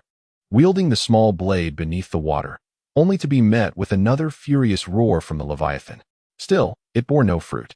Fellow comrades, how does one defeat this monstrous creature? Jiang Zhe was bewildered. One strike was forgivable, but the second cut again grazed the ghostly Leviathan. He had anticipated a gory disembowelment. Yet what transpired? Boss, we are doomed. Little Pai, in sheer terror, unleashed a surge of azure electricity towards the Leviathan. Upon contact with the strong current, the ghostly Leviathan convulsed momentarily, pausing for 3 seconds. It swiftly regained its composure and lunged towards Jiang Zhe with its gaping maw. Jiang God, steady yourself. Jiang God was on the brink of demise. This monstrous entity seemed invincible. Was weaponry ineffective? Would a Barrett rifle be any more successful? Good heavens! It truly was in vain. Jiang God was certainly facing death. Calling upon Big Wang. Calling upon Big Allen. The live stream audience, predominantly ordinary viewers, had never witnessed such a creature. Jiang Zhe was the first human to set foot on this alien planet. Having struck and shocked the Leviathan, he still inflicted no harm upon it. The viewers were left in utter confusion. How could one possibly defeat this foe? Surely, the ghostly Leviathan was operating on cheats. At this moment, only biologists could provide counsel. All biologists and oceanographers were frantically brainstorming strategies. They too had never encountered such an unprecedented biological assault. Jiang Zhe was in complete disarray. Perhaps halting the battle was a grave error. All viewers of the live stream held their breath, captivated by the unfolding scene. They dared not watch further. The peril was 100-fold greater than ever before. Jiang God grappled with the ghostly Leviathan, but the high-energy thermal knife was ineffectual. At that moment, the ghostly Leviathan was thoroughly incensed by the presence of this diminutive human. It halted, suddenly drawing in a mighty breath towards Jiang Zhe, who, sensing the imminent danger, attempted to flee. Too late. A whirlpool surged from the ocean floor, a terrifying suction pulling Jiang Zhe and Little Pai into its depths. Countless deep-sea fish and shrimp were mercilessly drawn into the abyss. Even Jiang Zhe and the motor engine on Little Pai's back could not escape this dreadful force. In an instant, man and mouse were pulled towards the Leviathan. The suction intensified. Jiang Zhe exerted every ounce of strength to cling to a reef, his fingers digging desperately into the rock. Don't grab my pants. Grasp my hand, and you'll perish. Boss, my arms are too short. Jiang Zhe's face flushed red as he expended all his energy to hold onto the reef, while Little Pai stubbornly clung to Jiang Zhe's azure shorts. Over 30 million spectators, alongside the global scientific elite, watched in horror as Jiang Shun and Xiao Pai were suddenly drawn to the precipice by the ghostly Leviathan. Do not give up, Jiang Shun. This cannot last much longer. Hold on, Jiang Shun. The capacity of biological lungs is finite. It surely cannot endure for long. Jiang Shun. Endure. Although this creature is more formidable than a sea tornado, you can prevail. Good heavens. What manner of monster is this? With a force comparable to that of a blue whale? Rocks, marine fish, and even whole seaweeds rushed past Jiang Zhe at alarming speed, a testament to the terrifying suction. Straining against the pull, Jiang Zhe turned his head with great difficulty. The gaping maw of the ghostly Leviathan was nearly 6 or 7 meters wide, filled with razor-sharp teeth. Should one fall inside, they would be instantly crushed or swallowed whole. Such a colossal creature likely possessed stomach acid rivaling sulfuric acid. Jiang Zhe dared not contemplate further, merely waiting for the suction to abate. But why had it not ceased? 10 seconds had elapsed. Hang in there, Jiang Shun, you are a god. This was perilously close. My breath was running short. Am I the only one to recognize Jiang Shun's extraordinary prowess? All 5 of his fingers were embedded within the stone. The audience, drenched in cold sweat, faced another life-or-death moment. The scene mirrored the previous encounter with the bottomless pit. A strikingly similar tableau unfolded before the eyes of over 30 million viewers. Yet this time, they were confronting the ghostly Leviathan directly, as opposed to merely the abyss. Chapter 64. A Visit Home. Thanks to Qingqiu Susu's tea, many began to believe that Jiang Zhe would undoubtedly perish within the jaws of this behemoth. For no matter how one looked at it, this was a hopeless situation, unless Jiang Shun could turn the tide. Who can tell me what the Leviathan's lungs are made of? Jiang Zhe was utterly bewildered. 20 seconds had passed. Could it be that the Leviathan's lungs were indeed powered by nuclear energy? Wang and Hua warned. This creature harbors a strong desire for vengeance. Be cautious, Xiao Jiang. We are diligently working on a solution. Doctor Who from the Eagle Nation Biological Research Institute tipped the broadcaster 100 super hot gifts. Doctor Who urged, hold on. Jiang Shun, my team and I are researching this. We are close. Doyang Yinjin from the Sakura Nation Research Institute tipped the broadcaster 100 super hot gifts. Doyang Yinjin encouraged, persevere. Just a few more minutes. Jiang Zhe felt his arms growing weak. Hurry up. Ivan, Leo, you must hasten your research. Ivan replied, on it. Leo added, hold on, we're almost there. Jiang Zhe panicked, having assumed that the longer the suction persisted, the weaker it would become. But why was it growing even stronger? The water tornado intensified once more, uprooting countless submerged reefs. The 30 million viewers in the live stream were left bewildered. This suction was growing increasingly powerful. Could it truly be powered by nuclear lungs? The rocks into which Jiang Zhe's fingers were embedded were showing signs of damage. This scene sent a shiver through many viewers' hearts. The life structure of this ghostly leviathan transcends the understanding of countless biologists. Suddenly, a colossal whale engulfs water, and the leviathan's suction reaches its zenith without any warning. Jiang Zhe feels an unexpected emptiness in his hand, losing momentum and swiftly retreating alongside Xiao Pai. Boss, we are doomed. What the hell? When the marine tornado finally calms, the scene reveals nothingness, save for the satiated leviathan resting on the ocean floor. The audience erupts into chaos. What happened to the host? It's gone. Truly gone. Jiang Shun has perished. They offer the finest tribute to Jiang Shun, hoping he can continue to broadcast well from beneath the waves. The first immortal on Earth has vanished. The world watches this moment in disbelief, many filled with sorrow. The cast of the Interstellar Survival series in Iceland stands in stunned silence. The first Jiang Shun to traverse an alien world, the man who could sleep on white magma, has succumbed to a leviathan? What will become of our production? Matt Damon gazes incredulously as the crew exchanges glances. Continue filming. We must honor Jiang Shun. This crew will forever be his home, James sighs. Steve adds, I've heard that in Huagua, as family, we have the duty to send Jiang Shun off. Matt Damon muses, we can only dedicate a song, visit home often, to Jiang Shun. Band play.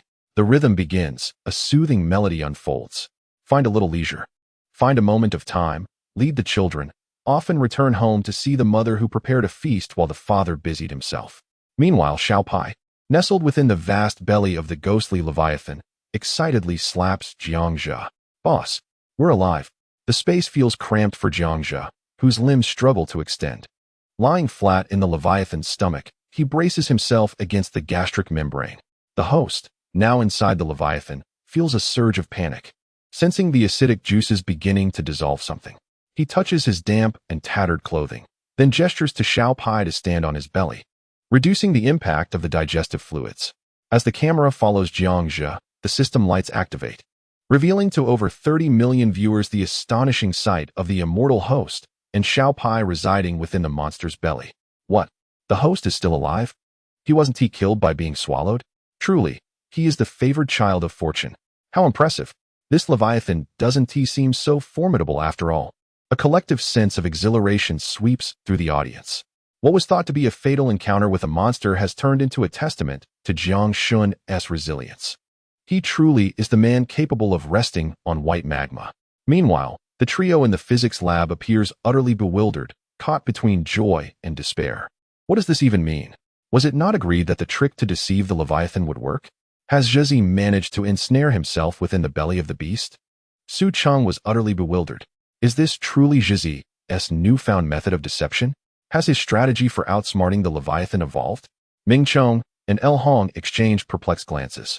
What shall the host do now? How can he escape? Surely, the host cannot simply cut open Leviathan's stomach and emerge, can he? Jiang Zhe turned, struggling to articulate. That is not feasible. The host has already attempted it. This stomach is not ordinary. Even with an alloy steel blade, I cannot penetrate it. At that moment, panic overcame him. He had initially thought it fortuitous to be alive within the creature's belly, but now it was evident that this was a harbinger of continuous demise. This was undeniably the worst possible scenario. Given enough time, he would inevitably be corroded by gastric acid, facing certain death. He felt the Leviathan shift, uncertain of where it would take him. Once again, escape seemed impossible. What about the big shots? They must emerge soon. Jiang Shun, you must endure. You are the first immortal of this earth. Do not let your life end here. The emotions of over 30 million viewers were akin to a roller coaster. Joy, sorrow, and joy again. Who could withstand such turmoil? This was hardly a mission of planetary reconstruction. It felt more like a life-or-death struggle in an alien realm. Boss, let us try fire. Perhaps we can incinerate it. Jiangxia nodded and summoned a steel lighter from the system store. With a snap, he ignited it and directed the flame toward Leviathan's stomach. Both Xiao Pai and Jiangxia felt the Leviathan convulse violently, followed by a surge of seawater flooding in, completely filling the stomach and extinguishing the flames. It seemed futile. The host must now attempt a different approach. Remaining here would surely lead to death. Jiangxia extracted a high-energy thermal knife from the system space and relentlessly scraped against the Leviathan's gastric membrane. A piercing roar erupted. Yet no marks were left on the stomach. At this point, Jiangxia swallowed hard. What on earth is Leviathan's stomach made of? Still unscathed? Boss, it appears we cannot escape. What do we do now? Xiao Pai voiced his concern. Do not panic. Let the boss think of another solution. Jiangxia steadied himself. There was no room for haste. This was a moment that demanded composure. Host, bullets. Try using bullets. Barrett, attempt the Barrett. Jiangxin, you are humanity's hope. Please. Try the bullets. Wang Enhua, president of the National Biological Society, rewarded the host with 100 bullets. Wang Enhua remarked, Xiao Jiangzi, our team has identified a weakness.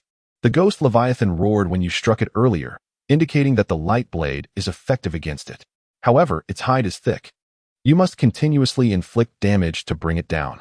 Chapter 65, The Protruding Disc of the Anchor Doctor, who from the Eagle Nation Biological Research Institute generously donated 100 fireballs to the anchor. Doctor Who, Jiang Shun, ordinary bullets are of no use against it. You must continuously slice through it. If you do not act swiftly, you risk being corroded by Leviathan's gastric acid. Time is of the essence, Jiang Shun. Bullets? Continuous damage? The two bright red comments instantly captured Jiangxi's attention. Currently trapped within Leviathan's belly, large-caliber weapons were rendered ineffective. Otherwise, he would have certainly fashioned a machine gun to unleash upon the beast. Boss, if you don't hurry, I'm going to be done for. Xiao Pai expressed concern as he observed the damage on the thermal gloves of his small hands. Put it on. The boss has a plan. Jiangxia retrieved a set of compact thermal attire from his spatial storage. Xiao Pai accepted it. Since the manual method is too slow, we shall let the machines assist us. Jiangxia synthesized a small laser cutter from the marketplace, no larger than a fist. He was determined that this machine would penetrate the thick gastric membrane far thicker than mere bravado. The president of Foxconn generously donated 1,000 fireballs to the anchor. The president, Jiang Shun, your technology is cutting edge. Come be the chairman at Foxconn. Go to Foxconn to perform a leap from the building? A cutting machine? Jiang Shun can even do that? Who is Jiang Shun? An omniscient being, it seems. Jiang Shun was impressive. This time, he was surely destined for salvation. Upstairs. You had better not act recklessly. Jiangxia chose to ignore the comments and directly activated the cutting machine. The cutter whirred to life, projecting a red laser that swiftly carved a circular incision into Leviathan's stomach. The creature roared in agony, writhing and struggling against the torment inflicted by modern technology. Waves of seawater surged into its maw, yet the chaos continued unabated. The anchor resolved that, based on its performance, once they emerged, Leviathan would surely become their meal. Jiangxia pursed his lips. This ancient, unknown creature, particularly a being of the soul, might possess extraordinary effects akin to the legendary Tai Sui. Thus, Leviathan was firmly within Jiangxi's sights. I do not bow to anyone, not even to Bei. I only bow to Jiang Shun. You wouldn't understand. Jiang Shun's tactic is to return the favor in kind. Thank you. I've grasped the concept. If old Wang next door wrongs me, should I wrong his father instead? Are you out of your mind? Why would you take it out on his father? You should wrong his wife. So, are you aiming for old Wang? Jiangxia cast a glance, noting how the comments grew increasingly absurd. He could now sense Leviathan's swift movements. He wondered where this creature was heading. Was the destination perilous? If he encountered a swarm of Leviathans, it would spell doom, akin to entering a black hole's concentration camp. Xiao Pai was also busy, unleashing currents within Leviathan's belly, causing the creature to experience 10 gastric spasms and 6 bouts of nausea. A thunderous roar erupted. The stomach of Leviathan was abruptly sliced open. Curiously, not a single drop of blood emerged. A man and a mouse were firmly pressed against the inner side of Leviathan's abdomen by the immense underwater pressure, one large and one small.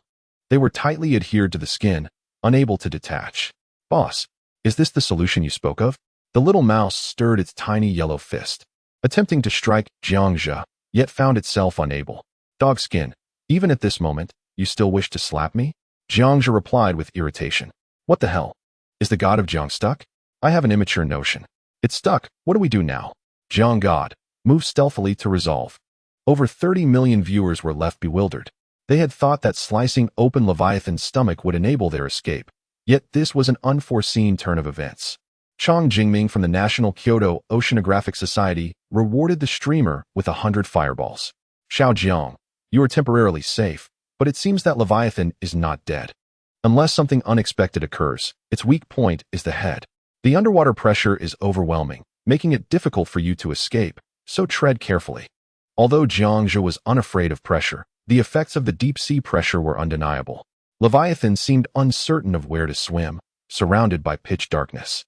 Aside from the system's lights, it was noticeably darker than before. The viewers could not help but feel a renewed sense of dread. "Boss, if you don't hurry, we will be expelled from Leviathan's rear." The little mouse struggled to articulate. Suddenly, an idea sparked in Jiang Zhe's mind. Since the internal pressure of Leviathan was excessive, it indicated that Leviathan had become tense. "So, Xiao Pai, do not fear. The boss has another plan." With a thought, Jiang Zhe commanded the system to play the music Butterfly Lovers. For this half-dead Leviathan, alleviating its pressure with soothing melodies was the most fitting remedy. After all, having been in the deep sea for so long, it was inevitably lonely and cold. Perhaps a lamentful tune could provide solace? Dear friends, even though we are in the deep sea, the streamer remains connected to Earth. I dedicate this rendition of Butterfly Lovers to Leviathan, hoping it will find joy in it. You all understand my intentions, right? Jiang Zhe winked at the camera. Slowly, a melancholic and tragic version of Butterfly Lovers played on the aerial. Millions of viewers, united in spirit, rallied together. Isn't this bound to become a sensation?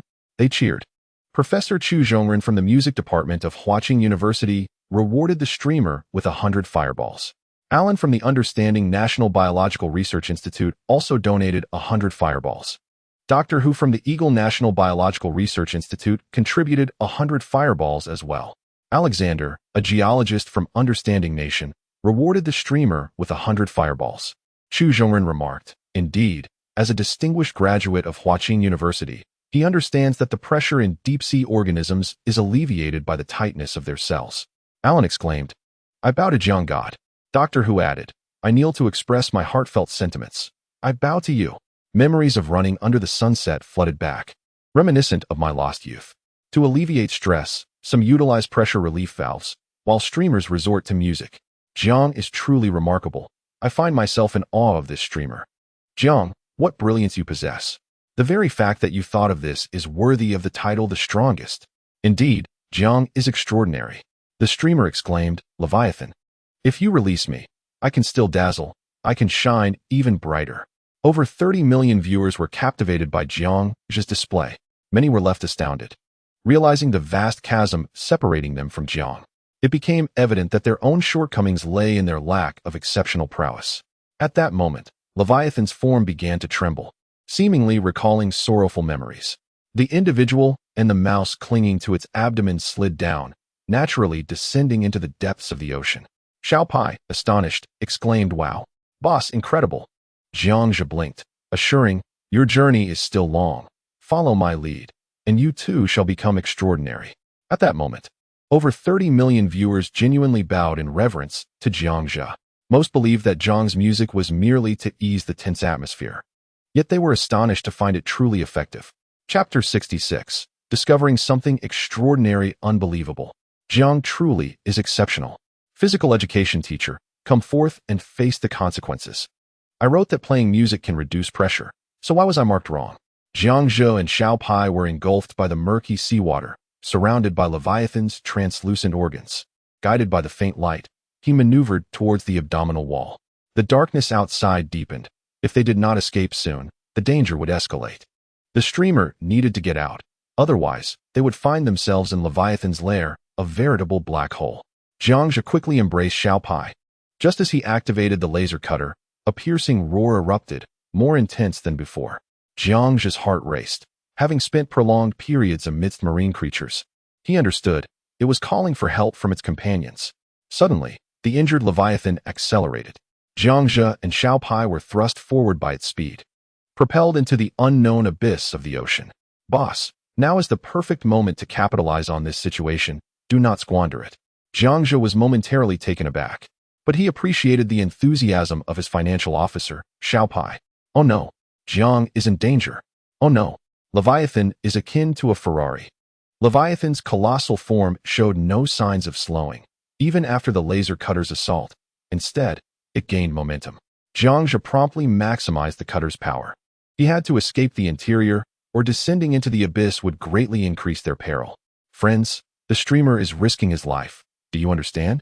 Jiang Zhe shouted, and the screen exploded with excitement. We understand, we understand. As we, the common folk, engage in exhilarating racing, the streamer embarks on an adventure with sea monsters, captivating the audience. Such a thrilling broadcast should not go unappreciated. As you pass by, a token of generosity would be most welcome. Witnessing the live stream from within the belly of a beast is a novel experience, and the excitement is palpable. Many new viewers are utterly astonished by this spectacle. Regular street racing pales in comparison to the audacity of racing sea monsters. A sharp roar pierces the air, its sound waves so formidable that they create ripples in the ocean.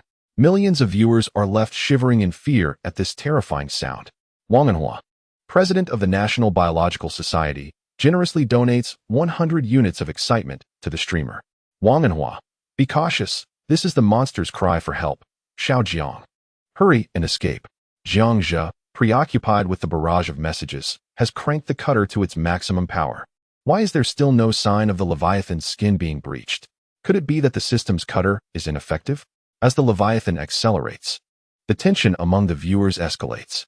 Clearly, Jiang Zhe and Xiao Pai have descended into the depths of an underwater cliff. The Leviathan plunges downward. Panic ensues. At this velocity, the streamer must exercise extreme caution. Below lies the monster's lair, where a host of Leviathans await Jiang Shun. I can hardly bear to watch. Jiang Shun might meet his demise again, all while deceiving us with a surge of excitement. Just as Jiang Zhe prepares to synthesize another cutter for a dual strike, a heavy thud reverberates. Countless grains of sand are swept up, and suddenly, the scene becomes murky. The audience holds their breath, witnessing several luminous, elongated creatures emerging in the distance. In unison, they swallow hard. Indeed, they have reached the Leviathan's lair. A swarm of Leviathans approaches. Flee! A multitude of Leviathans is coming. Streamer, hurry out. Don't perish here. Quick, quick. The viewers are engulfed in terror. Is our divine streamer about to meet his end once more? As millions of spectators urge him on, the waning Leviathan suddenly quivers violently, releasing one final, piercing roar before succumbing to silence.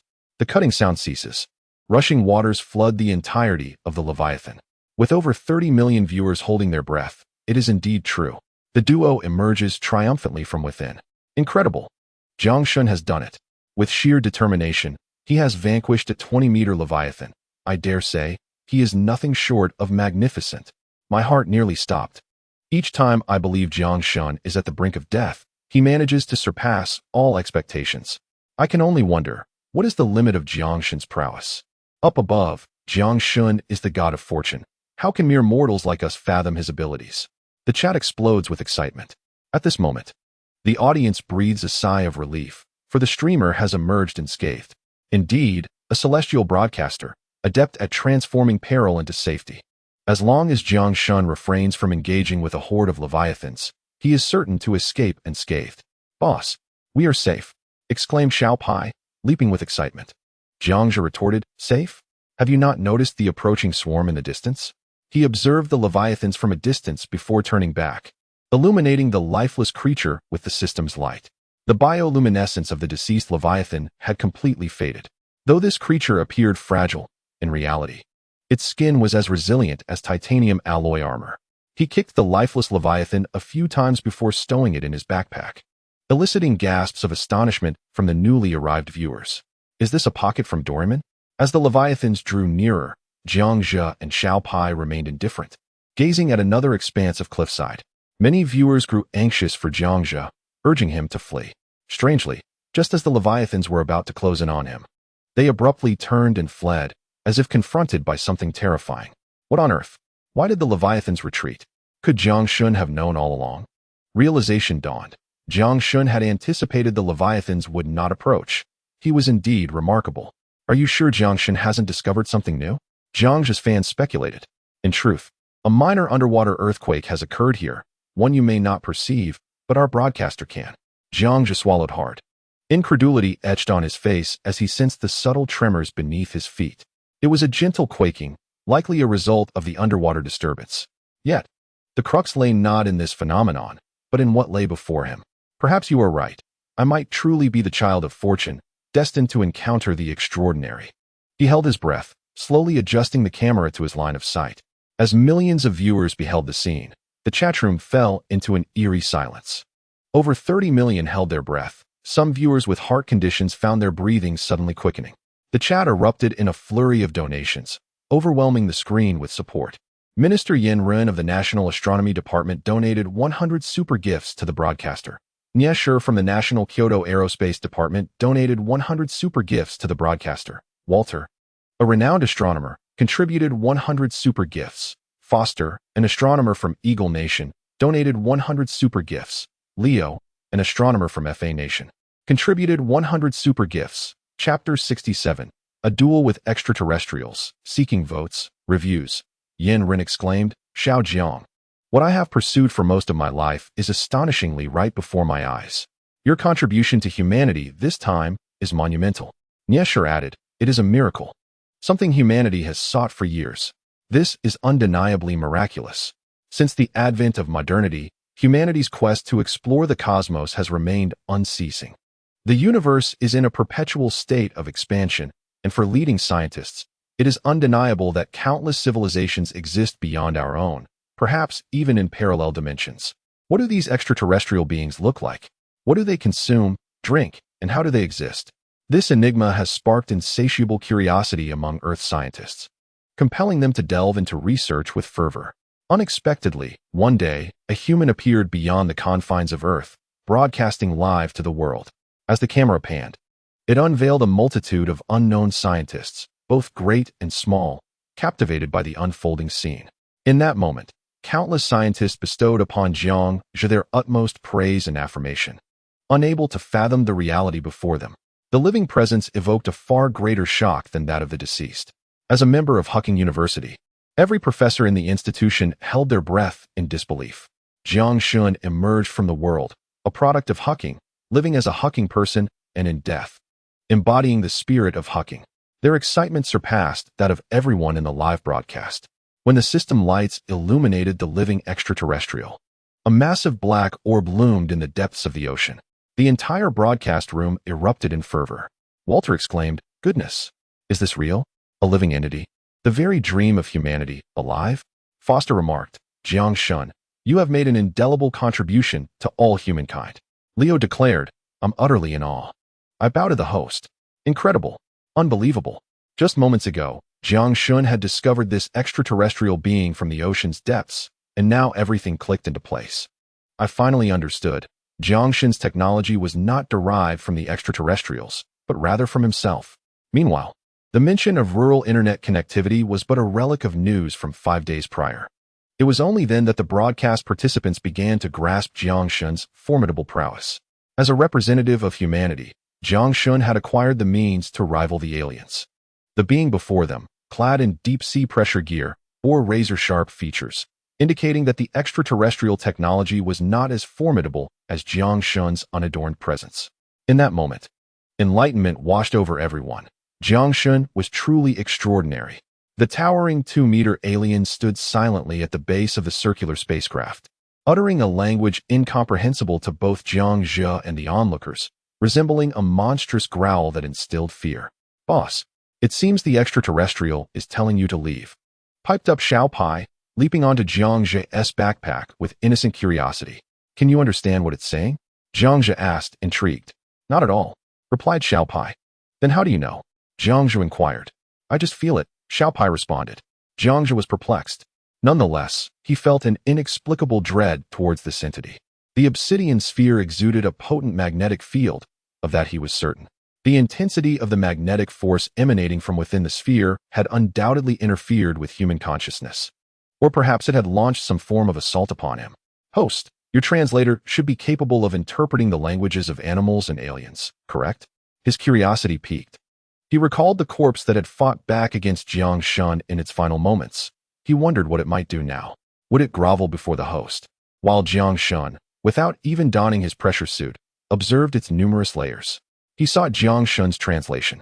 Given the fervent enthusiasm of the audience, there was no alternative. Jiang Zhe retrieved 2 translation devices from his backpack and handed one to Xiao Pai, harboring an uneasy premonition. The extraterrestrial before him was no benevolent entity. At least not to the humans of this planet in the past. He was taking a risk, compelled to acquiesce to the requests of his viewers. Uncertain if the translator could decode the alien tongue, he hastened to adjust the device. After nearly a minute of rapid calibration, it was finally operational. Dear fans, the host pressed the start button, and the subtitles appeared on screen. Jiang Zhe announced. The alien spoke, Misai Misai. If you don't Misai, I cannot Misai. Translating. Which faction do you belong to? Answer quickly, or do not blame me for my lack of courtesy. Jiang Zhe was taken aback. You point a weapon at me and inquire about my faction? The phrase Misai Misai. If you don't Misai implied a warning against impertinence, a lesson learned. What was the nature of this extraterrestrial? Was it once human, or something else entirely? The meaning eluded him. Xiao Pai, do you comprehend its words? Jiang Zhe turned to the creature perched upon his shoulder. Xiao Pai shook his head, indicating that communication was the only option.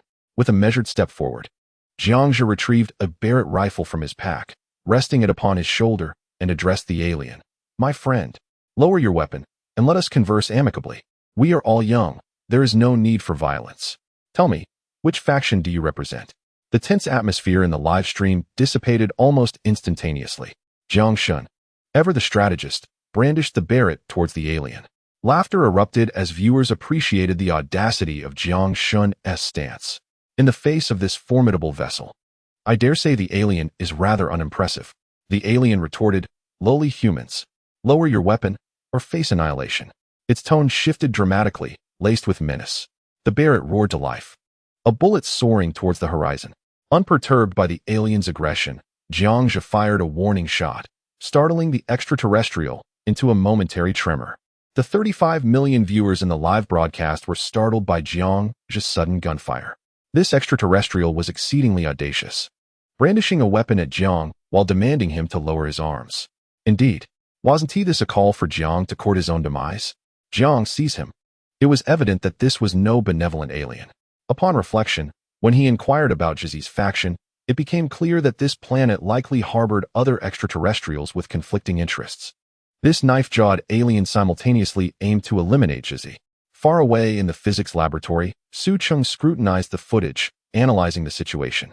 As an intellect rivaling Einstein, possessing an IQ of 160, he quickly discerned the truth. Su's assertions were indeed accurate. Previously, when Zhe stumbled upon the alien corpse at the ocean floor, that alien had unexpectedly retaliated in its final moments, indicating that humanity was far from their allies.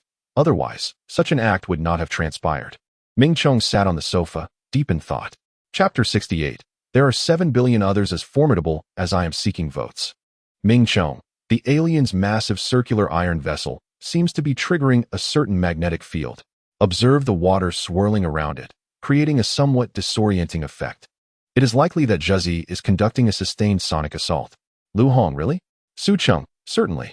Zhe is now in peril. The alien's fear is undoubtedly a fade. Lu Hong. Connecting this to the alien corpse Zhe found previously, it appears that the aliens are likely not natives of that planet, but rather, like Zhe, invaders. After a brief discussion, the three consolidated their findings and dispatched the information to Jiang Zhe. Upon receiving the data, Jiang Zhe expressed his gratitude. Thank you, my good brother. He glanced over the details, finding them in alignment with his own thoughts. Otherwise, the Phantom Leviathan would not have perished so close to this maritime region. The Leviathan that had consumed both himself and Xiao Pai was evidently not slain by his hand. Simply piercing the Leviathan's abdomen would not suffice to vanquish it. As Wang and Alan had mentioned, It required a debilitating blow to the creature's brain. The answer was glaringly obvious. All of it stemmed from the massive iron vessel.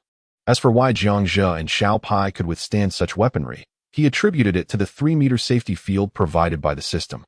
The thunderous report of the Barrett gradually faded. The alien was secretly astonished. Aside from this unknown weapon, how could this human withstand his genetic magnetic field weapon? Shouldn't the biological magnetic field have instantly collapsed, resulting in immediate death? It was impossible for a human to remain unadorned and yet navigate the depths of the ocean freely. Suddenly, an alarming thought emerged. Damn it, he is the alien. The extraterrestrial roared in fury, babbling incomprehensibly while pointing at Jiang Zhe. The alien declared, "Alien, you are not a human. You do not belong to our faction. I shall eradicate you on behalf of my kind." The National Aerospace Administration of Kyoto, Nesher generously tipped the streamer 100 times, igniting fervor. Nesher exclaimed, "Xiao Jiangzi, even aliens envy you, claiming you are not human, which is utterly hilarious." Haha. The alien's sibling retorted, "Where do you find me lacking in humanity? I advise you to speak kindly, for so many are watching. Do not allow them to misconstrue that we harbor some nefarious secret." Jiang Zhe found himself perplexed. Was the alien so unabashedly candid? How could a streamer be deemed less than human? When did that occur? Perhaps it was last night. Haha. I have realized that the aliens refer to themselves as human. Thus, the streamer cannot be human. He is a deity, declaring himself non-human before an entire audience. He even contemplated self-destruction. What drama is unfolding here? He merely considers himself a pure, wayward youth who has stumbled into a fantastical realm. The alien interjected, "Enough of this nonsense. Since you are not of my faction, I can only advise you to surrender quickly and become our slave. If you refuse, I shall obliterate you." Its tone brooked no dissent. Should Jiang Zhe dare to decline, a lethal laser beam would likely manifest in the next instant, shattering him to pieces. The alien threatened, "Should you continue to defy me, I shall ensure you are thoroughly dealt with." Xiao Pai shouted boldly, "Ahem, Xiao Pai, it is not about being dealt with. Do not misuse expressions." Jiang Zhe gently patted Xiao Pai's head. Xiao Pai replied, "Understood, boss." The fans of Jiang Zhe observed, "This alien is rather unrefined, seeking to make me their slave. A man of stature like our streamer would willingly descend into a dungeon as a bondservant?" Jiang Zhe scoffed, "A man's knees are adorned with gold. You dare suggest I become a slave? Such wild imaginings." Huh. I have just realized that Jiang Shun does not regard it with any seriousness at all. Truly, Jiang Shun is remarkable. This alien-esque frivolity might parallel that of Alan or Park Mei-chien, captivated by Jiang Shun's charm, seeking to ensnare him as a slave. Meanwhile, across the vast ocean, Park Mei-chien and Alan lay obliviously caught in the crossfire. The alien declared, "I grant you 5 minutes to contemplate. I shall undoubtedly shatter you." Although Jiang Zhe understood that the massive iron sphere was a weapon of annihilation, he feigned nonchalance for the sake of garnering attention to deceive. After a moment of contemplation, a plan formed in his mind. Jiang Zhe addressed the alien, "Dear extraterrestrial, to be an alien, one must possess wisdom. Here we are, 1,000 meters beneath the sea. How can a mere human engage in conversation with you? How can we saunter in ordinary attire and shorts in such a setting? Use your intellect to ponder the reason." The alien inquired, "What reason?" Jiang Zhe stepped forward confidently, "To speak plainly, on our planet, there are 7 billion others as remarkable as I. Since I possess such capabilities, it stands to reason that the 7 billion individuals on this planet share the same. Do you truly wish for us, these 7 billion remarkable beings, to visit your planet for a day? I assure you, within a mere 24 hours, your world would be overrun by creatures that run, fly, and swim, ourselves included, and we would consume your entire race." Upon hearing this, the live stream erupted with fervor. Jiang Zhe and Xiao Pai exchanged a covert high-five. Incredible. Jiang is truly magnificent, elevating the culinary arts to new heights. Haha, is this merely about elevation? It seems we are on the verge of advancing culinary culture to extraterrestrial realms. Guffaw. I can hardly contain myself. Liquid laughter is about to burst forth. Jiang is truly remarkable. Just days ago, he pondered how to savor alien delicacies. My mother inquires why I am kneeling before the computer. Millions of viewers in the live stream were captivated by Jiang Zhe's display. A disagreement ignites words, and not just words, but actions as well. The alien inhaled sharply. Retreating a step, it faltered. This human, clad only in the depths of the ocean, bore no trace of technological enhancement. Thus, it must be that such beings possess an innate capacity to withstand the immense pressure of the deep sea. Furthermore, the gaze he fixed upon me while speaking was akin to conversing with a feast. This individual speaks no falsehood. He truly intends to devour us. And there are 70 billion more like him who wish to do the same. The alien swallowed nervously, overcome with dread at the sight of the man before it. Its voice diminished in volume. Apologies, dear alien. In the cosmos, strength is revered. I am aware of your situation. Your planet must be filled with formidable humans like yourself. We harbor no desire to oppose the mighty. Its tone shifted to one of humility, shedding its earlier air of superiority. This scene instantly provoked laughter among millions of viewers in the live stream. Ha ha ha, unbelievable. This alien has genuinely been convinced. Its tone has taken on a far more subservient quality. One cannot deny Jiang's prowess. Chapter 69. The alien extended a friendly request to you. Thanks to the benefactor once more. Congratulations to Jiang for once again shattering the world record as the first man to deceive an alien. When it comes to deception, I fear no walls, only Jiang. The most astonishing revelation is that the alien seems devoid of any desire to confront Jiang. The broadcaster grows ever more formidable. Over 30 million viewers in the live stream are in awe of Jiang Zhe. Even he finds himself somewhat impressed with his own cunning. Should a confrontation arise, it may not be unfeasible. It would merely deplete some technological resources. Nevertheless, it is fortuitous that the alien has voluntarily surrendered, a promising omen indeed, saving us tens of thousands of technological points. As long as you maintain neutrality, we will assuredly not regard you as an enemy, given your status as a powerful being. Neutrality? To maintain such a stance? I bear the weighty responsibility of civilizational advancement. Is it not rather unwise to provoke one's enemies? My dear fellow, I am quite occupied and have no time to indulge in your trivial matters. Given your initial demeanor towards me, I must ask, how do you intend to compensate me? Jiang Zhe understood that if he did not present himself as formidable, he might indeed be captured by extraterrestrials and forced into servitude. Truth be told, he held no desire for alien technology, for no matter how advanced it may be, it could not rival the capabilities of the system's marketplace. Yet, the unknown within the dark iron vessel posed a significant risk.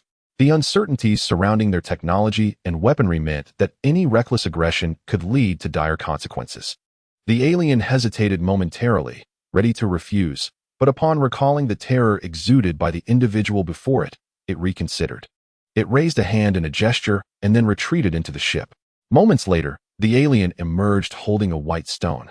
The millions of viewers in the live stream were once again taken aback. Was it that same anti-gravity stone? Countless astronomers and physicists were once again stirred with excitement. Could it be that the stone imbued with negative energy was indeed of extraterrestrial origin? Yuan Ren from the National Astronomy Department generously rewarded the streamer with 100 fire emojis. Renowned physicists like Leiner and Kettler, both Nobel laureates, followed suit, expressing their astonishment at Jiang Zhe's extraordinary fortune. Yuan Ren remarked, "Little Jiang, your luck is astounding. Who would have thought it was yet another world-changing anti-gravity stone?" Leiner exclaimed, "Good grief. Jiang, your luck is truly extraordinary. This is the very stone you discovered in that underwater cave." Kettler inquired, "Is the stone for sale?" "Your luck is simply off the charts." The alien handed over the stone, which was about the size of a human head. Jiang Zhe took it, removed the outer white protective layer, and nodded slightly. Indeed, it was imbued with a negative energy field. One must admit, this alien was rather generous. Witnessing this scene, global astronomers and physicists inundated Jiang Zhe with private messages requesting to purchase the technology, only to be met with his unyielding refusal. Serendipitously, while he was contemplating how to establish an interstellar portal on Earth, the alien had delivered it directly to him. Where could one argue against such an offering?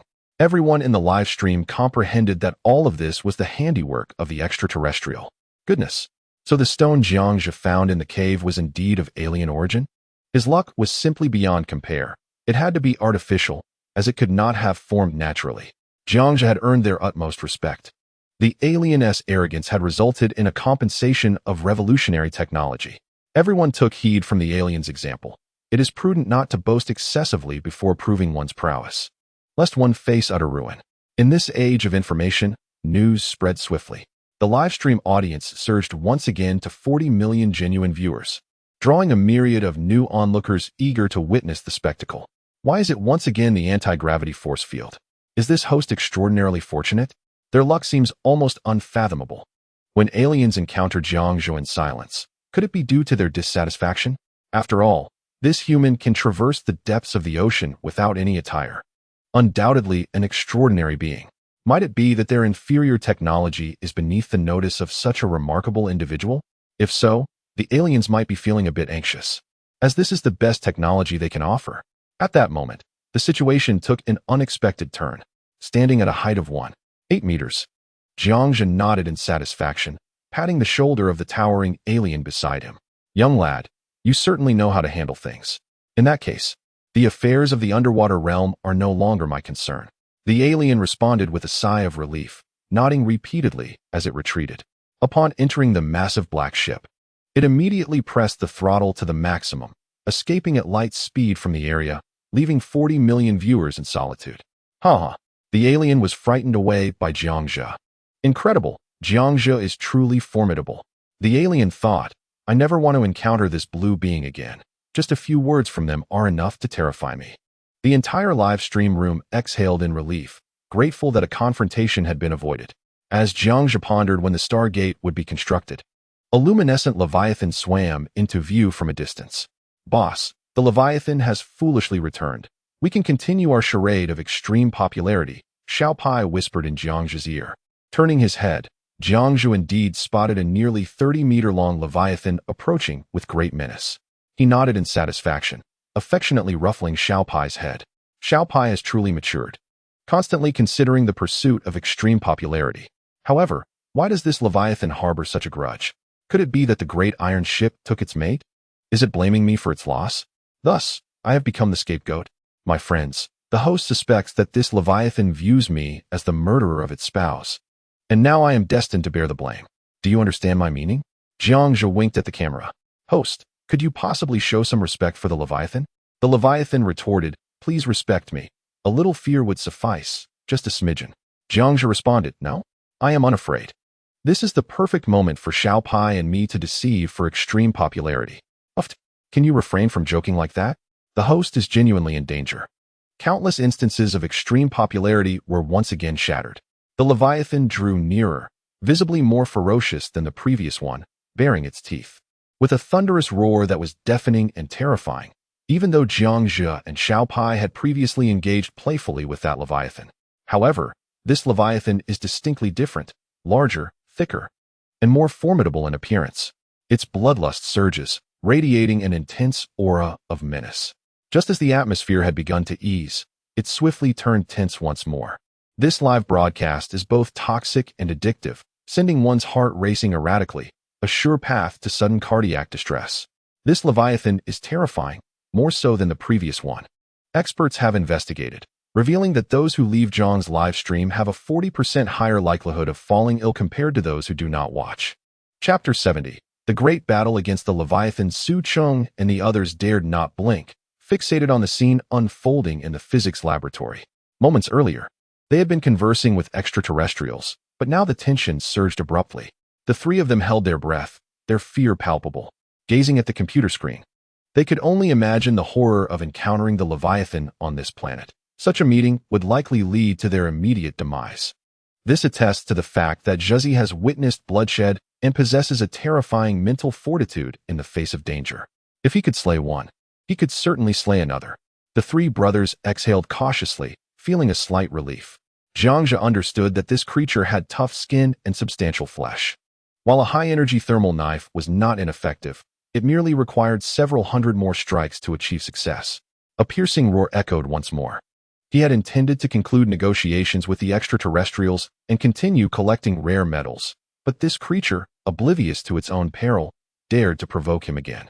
No one would show mercy in such a situation. If you wish for me to take the fall, then I shall not let you escape unscathed.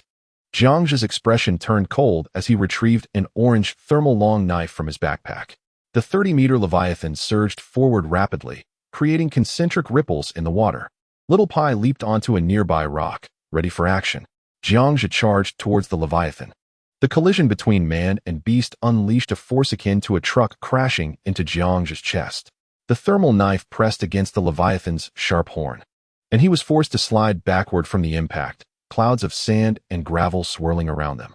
This scene horrified the audience in the live stream. Was the force of the impact truly this overwhelming? Had he just been struck as if by a truck? Was Jiang Zhe's sternum intact? The visceral experience left viewers feeling as though they had been struck in the chest by the Leviathan. Jiang Zhe, you can do it. Defeat it, and I shall shower you with gifts. 40 million viewers bore witness to the perilous spectacle. The danger was palpable, extremely perilous. The three elders in the intensive care unit clutched their hearts, having underestimated the true terror of this Leviathan, which was evidently more fearsome than the last. National Aerospace Department's Niesher gifted the streamer 100 fire tokens. President of the National Biological Society, Wang Enhua, gifted the streamer 100 fire tokens. Niesher, Xiao Jiang, if things go awry, retreat to the shore. You will be safe there. Wang Enhua, Xiao Pai, hurry and assist. In a rare moment of agitation, Wang, the esteemed leader, clenched his fists tightly. He longed to plunge into the depths of the ocean and assist Jiang Zhe in vanquishing this Leviathan. Although Jiang Zhe could occasionally be irreverent and would sometimes deceive himself and others into believing in their overwhelming popularity, declaring that the economy was the primary driving force of development, his companions willingly succumbed to his ruse. Wang was deeply concerned for Jiang Zhe's well-being. Old Wang, take care of your health. The steward approached and gently patted his back, prompting Wang to exhale deeply. Should anything untoward befall Jiang Zhe, the repercussions for Huagua would be monumental. Jiang Zhe was struck by the Leviathan, sent flying several meters away. Upon regaining his footing, he felt blood streaming from the corner of his mouth. At that moment, he acutely realized that despite the system's protection, he was not invulnerable. Jiang fans, even the host is in this state. Do you all still understand? Jiang Zhe bellowed. The live broadcast room, with an audience of 40 million, was momentarily stunned. Even when injured, he must continue to feign popularity. Xiao Pai could not help but feel embarrassed. Was the pursuit of fame truly more significant than life itself? I would dare to call Jiang Zhe the most dedicated host of the century, risking his very life for the sake of popularity. I simply cannot comprehend why Jiang Zhe prioritizes fame over his own existence. With so many prominent figures already contributing to the cause, we cannot afford to lag behind. Brothers and sisters, let us send our support to Jiang Zhe. Professor Shi Weichong from Huqing University's Chinese department gifted the host 1,000 bursts of popularity. Multiple donations from Ming Jin, a researcher from Sakura Nation, gifted the host 1,000 bursts of popularity. Park Meiqian from the Great Stick Nation gifted the host 1,000 bursts of popularity. Shi Weichong, popularity dispatched. Please, Xiao Jiang, retreat wisely. Multiple Ling Jin, host. I believe in you. Park Meiqian, Jiang Zhe, the support is sent. Let this Leviathan witness humanity's prowess. Though the audience typically found the leaders to be rather unorthodox, in critical moments, they united against a common foe. Amidst the standoff with the Leviathan, he quickly glanced at the technology points, 150,000. To his astonishment, the bursts of popularity that were typically sent during casual banter paled in comparison to the life-and-death nature of the present moment. Initially, after the base was constructed, the technology points had been scarce, with the need to build 2 interstellar gates and acquire various materials requiring millions of points.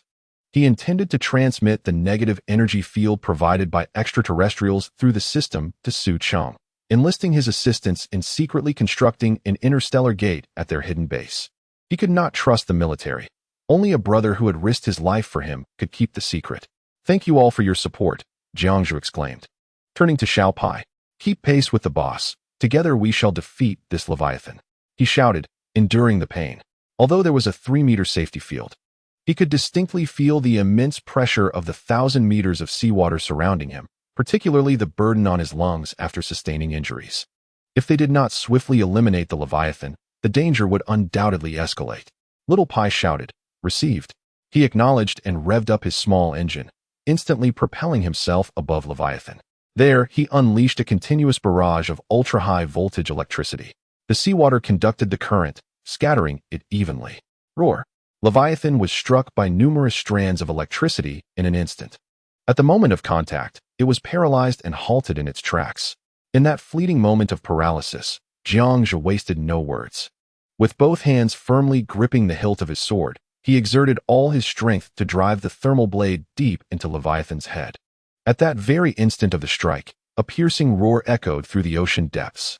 The terrifying sound waves rippled outward, causing everyone in the live broadcast room to hold their breath. The roar was utterly fearsome. In the face of an ancient behemoth, humanity felt so small and weak. Had anyone else been in Jiang's position, they would have likely fainted from sheer terror before even engaging in battle. Many began to admire Jiang Shen's bravery and fearless spirit. The viewership in the live stream surged, exceeding any previous records. In a moment of surprise, Jiang Zhe realized Leviathan was still alive. "Little Pai, keep the electricity flowing, don't stop," Jiang Zhe shouted. He had discerned Leviathan's brief moments of paralysis. Under the stimulation of Little Pai's high-voltage electricity, it could be immobilized for 3 seconds. Whether it was with a gun or a sword, this was the optimal time for an assault. It simply could not be squandered. "Received," Little Pai roared, swiftly focusing on the next surge of ultra-high voltage. ZZZZT. Once again, it shot towards Leviathan. Leviathan was paralyzed and rendered immobile once more. Jiang Zhe swiftly withdrew the high-energy thermal blade from Leviathan's head. With both hands gripping the sword, his muscles bulged. He unleashed a flurry of strikes with unprecedented speed, employing every technique at his disposal. Leviathan stirred once again. Jiang Zhe dodged, speechless. Little Pai understood instinctively, perfectly in sync, and focused the high-voltage current towards Leviathan once more. As expected, Leviathan was paralyzed again, like a lamb awaiting slaughter. Chapter 71. Leviathan faltered. "Little Pai, let us pursue." Countless streams of transparent fluorescence splattered from Leviathan's skin. This was the creature's transparent blood. In his frenzied assault, Jiang Zhe endeavored to inflict maximum damage within the 3 seconds of paralysis. He had gone completely mad. Just then, Leviathan seemed to sense its life was in peril. It appeared ready to fight desperately for survival. Suddenly, it violently broke free from its paralyzing restraints. Jiang Zhe, amidst his fierce attack, felt a jolt of alarm. The struggle of a creature in nature before its demise was the most perilous. He had to tread carefully. The hearts of 40 million viewers were once again suspended in anticipation. Wow, this Leviathan has gone insane. Little Pai's current seems uncontrollable. Control? Do you think this is just a game? This, indeed, is the moment of the blood battle with the river god. It stirs my blood, and I yearn to fight alongside the river god. This epitomizes the essence of manly combat, battle, blood, and mechanized armor, each a profound passion emanating from the depths of a man's heart. Witnessing this scene, the entire audience in the live stream erupted with excitement, each one eager to devote their lives to the river god. "Xiao Pai, increase the voltage. If it doesn't die, unleash everything you've got," Jiang Zhe bellowed. Just as Xiao Pai was about to respond, the 30-meter-long Leviathan suddenly broke free and turned to charge toward its lair. The Leviathan was frightened. Perhaps it was not fear, but a cry for help. No, it must not escape. Otherwise, it would not just be the Leviathan that perishes, but also Xiao Pai and himself. "Boss," Xiao Pai shouted. "Pursue." Jiang Zhe wasted no time and instantly activated the small engine. Man and mouse raced toward the abyss of the dark sea. This scene utterly shattered the preconceived notions of over 40 million viewers. Everyone presumed the river god would seize this opportunity to flee. However, unexpectedly, was he intent on hunting down the Leviathan? Had the river god truly gone mad with bloodlust? Astonishing. The river god was indeed formidable. I thought he would retreat. Without further ado, the river god, a man of valor, pressed forward. My adrenaline surged. I longed to join in the fray. Why would the river god retreat? If he did, he would face an onslaught from a swarm of Leviathans, making that a clearly untenable option. It was exhilarating. Overwhelmingly so. The viewers in the live stream were enraptured, their spirits ignited. It was as if they were immersed in a vivid sensory experience. Over 40 million souls had fully entered the combat scene alongside the river god. Countless individuals admired his ability to adapt swiftly, managing to consider the broader picture in a mere second. In their place, their first instinct would have undoubtedly been to escape, not pursue. Thus, more and more viewers held the river god in unparalleled esteem.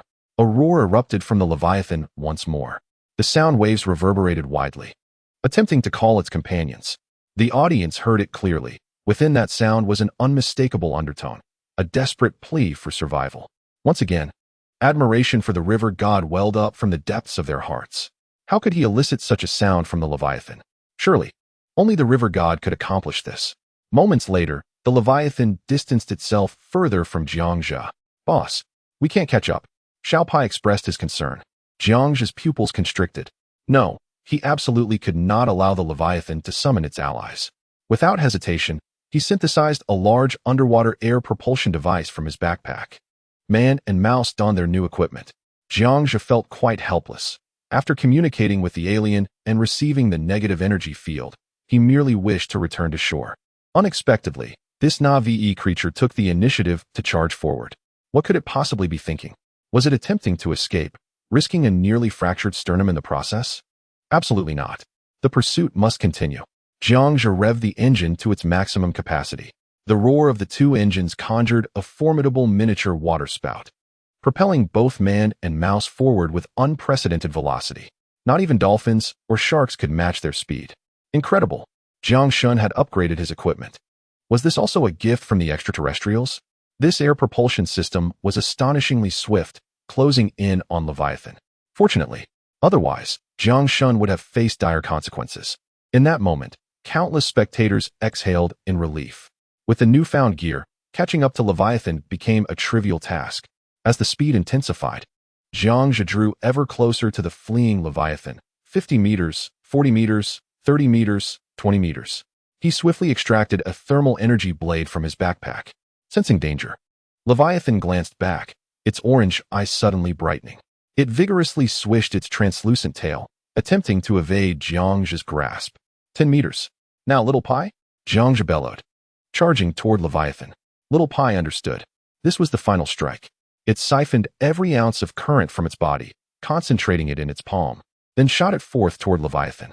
The electricity dispersed through the seawater, targeting every part of the creature. A roar of agony erupted from Leviathan. Jiangzhe gripped the thermal energy blade tightly, his muscles surging with power. He slashed from Leviathan's tail towards its head.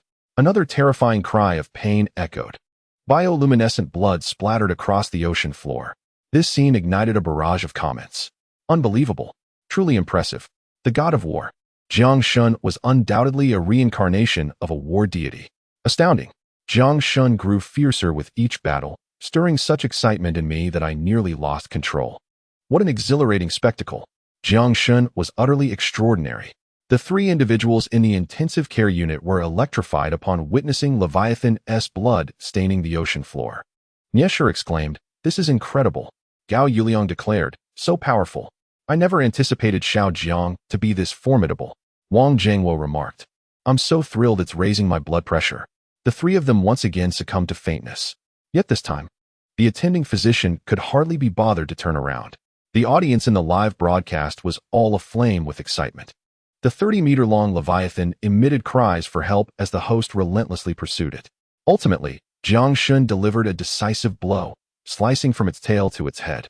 Even if Leviathan did not perish, this battle catapulted Jiangzhe from a mere scientist to an unparalleled war god, bravely confronting ancient behemoths and instilling fear that made them flee. Here stood a man daring enough to confront ancient giants head-on. In this world, there exists no one quite like Jiang Shun. Even if there are, can they withstand the immense pressure of 1,000 meters of ocean?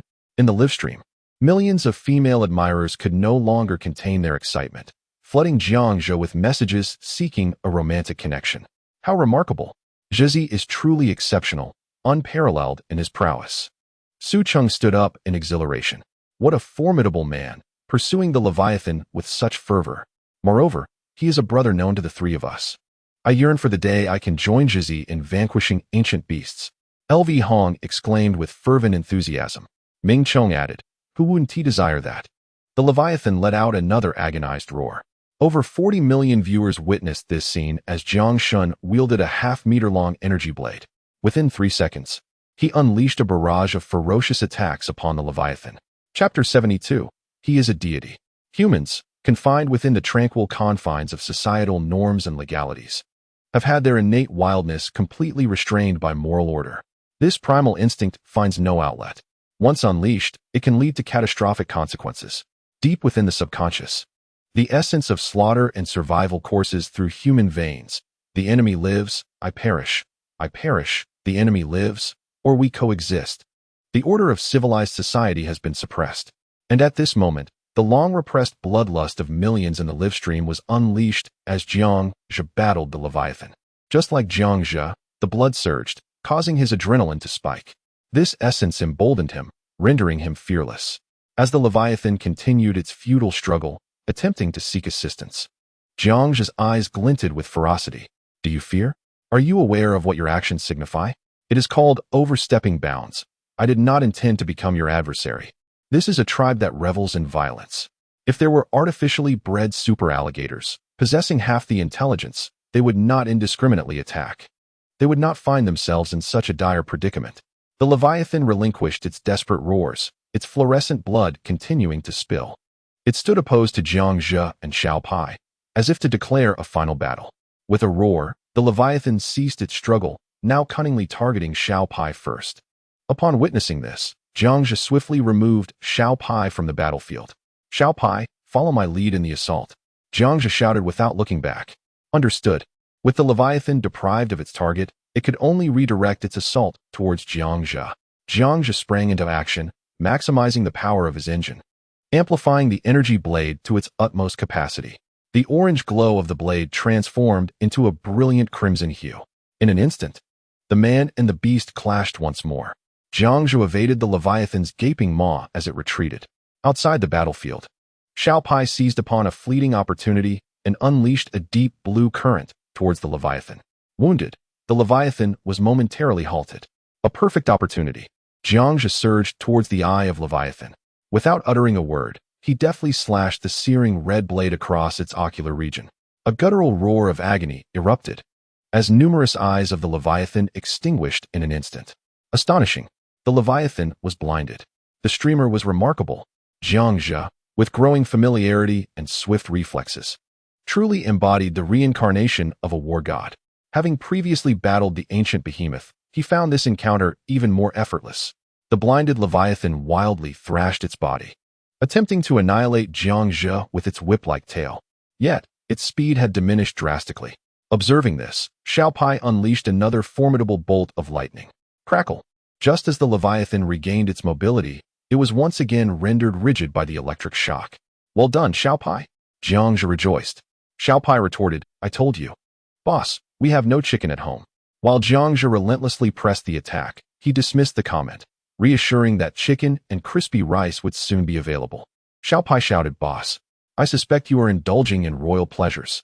The audience in the live stream momentarily froze. Had another scandalous incident occurred? Goodness. Could Jiang Zhe truly be involved? Thus, Jiang Zhe remained a deity, a figure we could never approach side by side. If Leviathan ever garnered Jiang Zhe's attention, it would no longer be Leviathan. I would dare to proclaim Jiang Zhe as the strongest in the world. In a critical moment, the streamer sensed that the Leviathan, with skin thicker than an armored vehicle, was nearing its end. Jiang Zhe's heart leaped with joy. Despite its rapid movement in the ocean, the speed of his strikes was painfully slow, not even a third of that on land. This was due to the influence of the Tai Sui. Otherwise, battling Leviathan beneath the sea would be a mere dream. Suddenly, Jiang Zhe's muscles swelled with power as he gripped the hilt of his blade once more, plunging the searing red weapon into the Leviathan's head. The creature attempted to flee, but it was too late. It roared once more, though the intensity was evidently waning. Over 40 million viewers held their breath. With all his might, Jiang Zhe drove the blade deeper, and the luminous blood erupted forth, illuminating the pitch-black ocean floor. In that instant, it was as if a blazing sun had pierced through the night, radiating brilliance. It resembled fireworks exploding in the darkness, casting light across the night sky. Over 40 million mouths gaped in disbelief at the sight. If Leviathan were a benevolent entity, this moment would clearly signify a whale fall, a final contribution to the marine ecosystem. But it was not. The barrage of comments in the live stream erupted once more. Capture this moment. Why are you staring blankly? Snap a screenshot. It was genuinely breathtaking. It is truly magnificent. Were it not for the moment of bloodshed, I believe I would fall in love with this profound ocean. This scene unequivocally heralds the conclusion of the bloody battle. Millions of viewers captured this moment, preserving it as a cherished memory. It marks the perfect denouement of Jiang Zhe's inaugural bloodbath on an alien planet. Perhaps soon. These brief yet intense minutes of combat will serve as a reference for epic filmmakers. Quick, quick, quick. Did you record it? Exclaimed Matt Damon, far removed from the set, brimming with excitement. Yes, yes, yes. Jiang Shen's battle footage will be an Easter egg in this film. The production crew responded, unable to contain their exhilaration. Everyone on the set remained glued to the live stream. This spectacle sent countless artists into a frenzy. Cameron declared, "This is the moment. I have waited 50 years for this. This is the epic shock I desired." His voice grew increasingly fervent, his complexion flushed with passion. Choosing Jiang Shen was a decision he would never regret. The crew, situated 100 meters away, could hear every word clearly. There was fervent combat, camaraderie, humor, and sorrow. For James and Steve, this was truly a once-in-a-century event, rivaling all historical spectacles. This scene would undoubtedly become a legendary tale. Esteemed directors, well-versed in the arts, eagerly preserved this moment for their personal collections. The video swiftly sparked a tremendous sensation in the nation that reveres individual heroism. "Damn, this stirs my blood," someone exclaimed. "Is this the legendary Jiang Shen? A single person, alongside a small companion, can slay a 30-meter ancient beast? Unbelievable. A true powerhouse. He is the epitome of unparalleled strength. Oh my, this is simply astonishing. This is the embodiment of the life I aspire to lead. He is formidable. He has transcended human limits. He is the strongest human I have ever witnessed. He is divine. He is undoubtedly divine. Such feats are beyond human capability. Astonishing." Jiang Shen's influence eclipsed even his previous viral moment on YouTube. Within a mere 5 minutes, the video's views skyrocketed to 30 million, and this was merely in one country. It is evident that Jiang Shen occupies an unassailable position in the hearts of the people who admire individual heroism. At this moment, the live stream's traffic surged dramatically. All the eager viewers, drawn by curiosity, were utterly exhilarated. Chapter 73, Popularity Soars. The viewership in the live stream increased exponentially. Internet users worldwide flocked in droves, causing the numbers to surge from 45 million to 50 million. A frail human being could indeed slay an ancient beast? And a 30-meter unknown colossal creature at that? How could this be possible? Is this truly achievable by a mere mortal? Astonishing. Global netizens were utterly captivated, their astonishment reaching unprecedented heights. At first, I assumed it was merely a gimmick from a film production company. However, upon delving deeper, everyone gasped in astonishment. It was indeed real. This has always been genuine. Someone has traversed time, bravely battling colossal beasts in an environment of absolute zero beneath the ocean's depths. Truly, it has always been real. Is he even human? Goodness. It is he is divine. No human on earth can compare to his splendor. He is the deity of my admiration, the unparalleled god of war. The image of him wielding a luminous blade at that moment will forever be etched in my memory. My heavens, such a man will never again grace this world. Countless media outlets and content creators, eager to seize attention, rapidly disseminated the video across all conceivable networks. In this era dominated by the internet, 3 billion users are online daily. At that moment, the sight of Jiang Shen, brandishing a crimson lightsaber while slaying the mutated Leviathan, was instantly imprinted in the eyes of 300 million people beyond the live broadcast room. With a global population exceeding 7 billion, the influence of this modest live stream is simply unparalleled in history. The fluorescent glow of the Leviathan faded entirely. Jiang Shen then addressed his audience, Jiang fans and new viewers alike. Do you understand this moment? As he spoke, the popularity surged to unprecedented heights. In a flash, the Dogfight live streaming platform collapsed under the weight of the traffic. Goodness, Jiang Shen is simply extraordinary, exclaimed the Dogfight staff, exhilarated. In just 5 or 6 days since Jiang Shen joined our platform, the server had crashed over 300 times. Quick, we must ensure Jiang Shen's live stream remains operational, even if it costs us dearly. Supervisor, it's unnecessary. The servers have been entirely commandeered by Jiang Shen's advanced technology. Supervisor, the meeting is commencing. The CEO stated that Jiang Shen's live stream has never received a share of the profits from Super Rockets. We must devise a solution. Supervisor, has the CEO lost his mind? They seem to forget that Jiang Shen is a scientist of advanced technology, entirely self-sufficient and unconcerned with the petty platform of Dogfight. Jiang Shen's voice resonated from the screen, leaving millions of foreign viewers in sheer awe. The battle-hardened man had finally spoken. Oh my, This voice, it belongs to the strongest man on the planet. It exuded a magnetic allure tinged with a hint of lethal intensity. Countless young women were entranced by Jiang Zhe's voice. I comprehended the essence of Jiang Shen's query. He asked us if we understood. Who can enlighten us on what we ought to comprehend? The domestic audience is already ahead of the curve, while the international viewers remain utterly bewildered. They are encountering this for the first time and are at a loss. I understand. This is a unique dialect of our nation. Surely it is the deity addressing the sea monster, inquiring if there are others present. Indeed, it must be so. Only a god of war would dare to utter such words. Is it truly the case? My heavens! How domineering is the river god! I am utterly enamored. A flurry of foreign comments instantaneously provoked laughter among the domestic viewers. The once solemn and electrifying atmosphere of the live broadcast dissipated entirely. Surely, the river god would not express himself in such a manner. He merely wishes to request a super rocket from us. This is indeed the river god's catchphrase. You foreigners must not perceive him as so disdainful. Once the adrenaline faded, Jiang Zhe finally felt the pangs of pain. He managed to swim to the seabed and stowed the 30-meter mutated Leviathan's carcass into his backpack. This maneuver left the foreign audience in sheer astonishment. Zhe is remarkable, truly extraordinary on a global scale. Far away in the physics laboratory, Su Qingshuang chuckled. Over 50 million viewers, surged by more than 10 million within just 10 minutes. Who else but you could accomplish this? Ming Chong was so exhilarated he leaped up. Lu Hong remarked, Zhe just sent a message, saying we should hold a small meeting tonight. Su Cheng inquired, what is it about? Lu Hong replied, it's quite significant. Mishandling it could attract military attention or even lead to war. Ming Chong cautioned, keep your voice down. We three need to keep this to ourselves. Our research lab has too many eyes and ears, and Zhe's fame is exploding.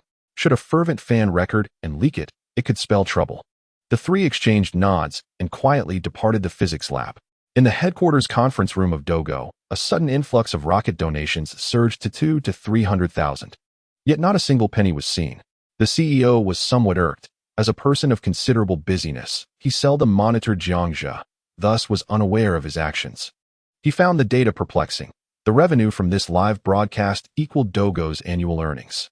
An emergency meeting was convened to investigate where all the super rockets had vanished. The supervisor remarked, Sir, as a busy individual, you may not be aware of the river god. Everyone knows he is a scientist of black technology, capable of thriving even in the most inhospitable extraterrestrial conditions. Furthermore, did the Ministry of History not recently announce that his IQ exceeds 30,000?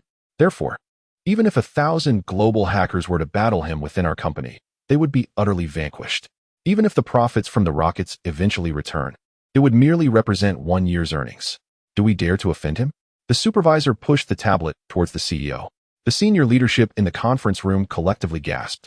Indeed, the river god is a super scientist of black technology, universally acknowledged to possess an IQ of 30,000. How could our modest Dogo not be able to contend with him? It would be a grave insult to the title of the river god. Moreover, the super rockets of the river god are sourced from top scientists and global tycoons. As a dogfighter, would he dare to accept the profit-sharing arrangement with Jiang Zhe, even if there were ways to dissolve it? Upon reviewing Jiang Zhe's dossier, the CEO was taken aback, his legs trembling with shock. He swallowed hard.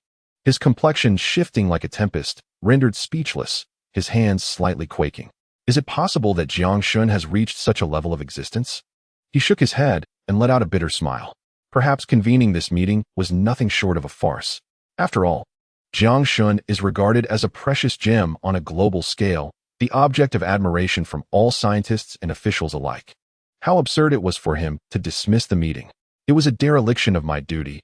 We have never held a meeting of such significance. The CEO, now steadied, rose unsteadily to his feet. All senior executives exhaled in relief. Had the CEO been foolish enough to demand a share of the profits from Jiang Shun's super rockets, the dogfighting venture might not have survived another day. Chapter 74. The Master is impressive, seeking votes. Do not support the book. The arduous battle had finally come to an end. This marked Jiang Zhe's inaugural conflict on an extraterrestrial planet. Although it was a grueling experience, the fruits of victory were undeniably sweet. He transmitted news of the meeting back to Earth, instructing the trio to find a clandestine base. The three of them responded with palpable excitement. This indicated that their arrival on this distant planet was drawing ever closer. Jiangzhe glanced at the technology points, a staggering 3.5 million points, apart from the super rockets rewarded by the live-streaming magnates. The rest of the ordinary viewers had contributed rockets.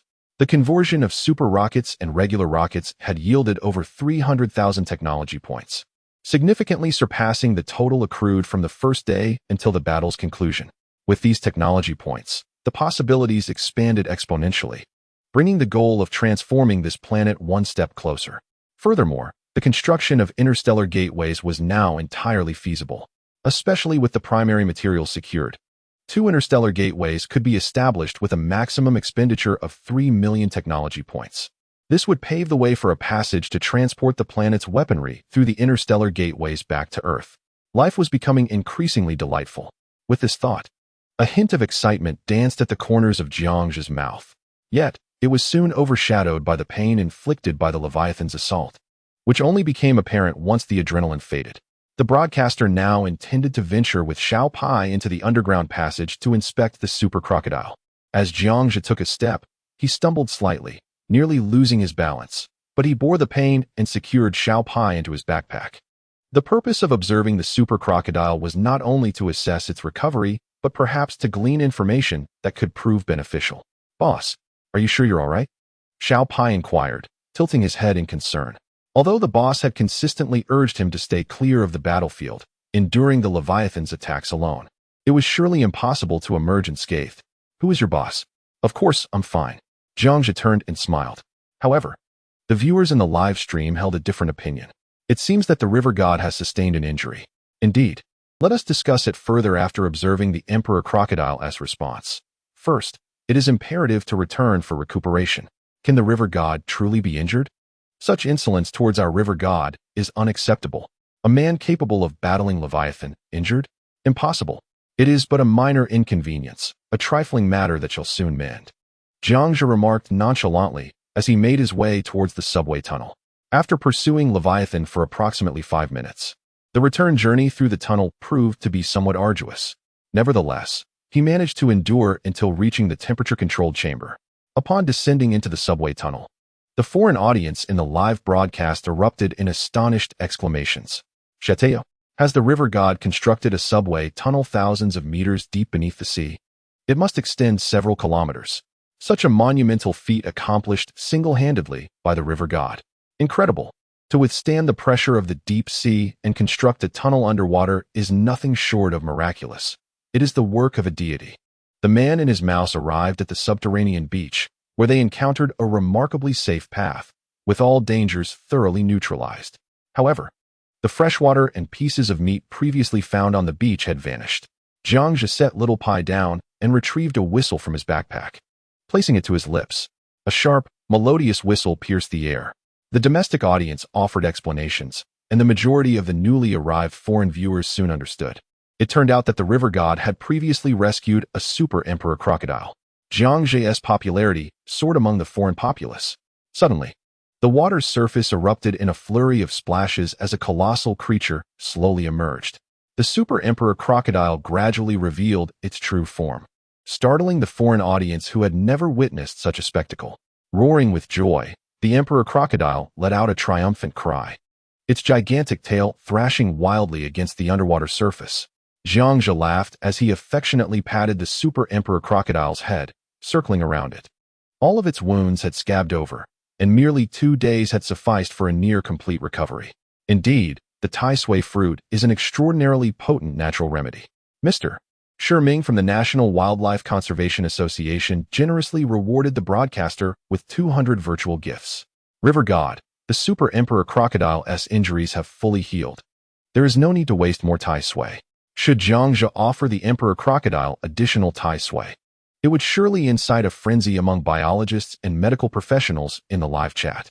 "Thank you, Mr. Shi," Jiangzhe replied with a nod of gratitude. He then placed a translation device on the Super Emperor Crocodile's head. "How do you feel now, little croc?" Jiangzhe inquired. The Emperor Crocodile responded with a low growl. "Thank you, my master. My wounds have healed completely." Its eyes suddenly narrowed with curiosity. "Master, your scent is different from last time. You are injured. Do you require my assistance to return to shore?" Jiang Zhe waved his hand dismissively. It is nothing. I have a question for you. Do you know who else exists on this planet besides humans? The Emperor Crocodile, offering its own transport to shore, was subsequently roasted to perfection by the scorching heat. After a hard-fought battle for survival, he was unwilling to let the Imperator Crocodile perish once more. The Super Imperator Crocodile momentarily appeared astonished. Other races? Then its eyes darted again, contemplating the thought. I recall now. Long ago, aside from the Master S race, I did hear the Master mention something about conflicts erupting between different races, but beyond that, I am unaware. Jiang Zhe narrowed his eyes. The young crocodile was not lying. If that were the case, then the words spoken by the alien he had encountered regarding the warring races were indeed true. No wonder the alien had so humbly inquired about which faction he belonged to, urging him to refrain from intervening in any faction's affairs. So that was the situation. He shook his head and laughed. Having promised not to partake in their conflicts unless they encroached upon his interests, he would honor that commitment. All right.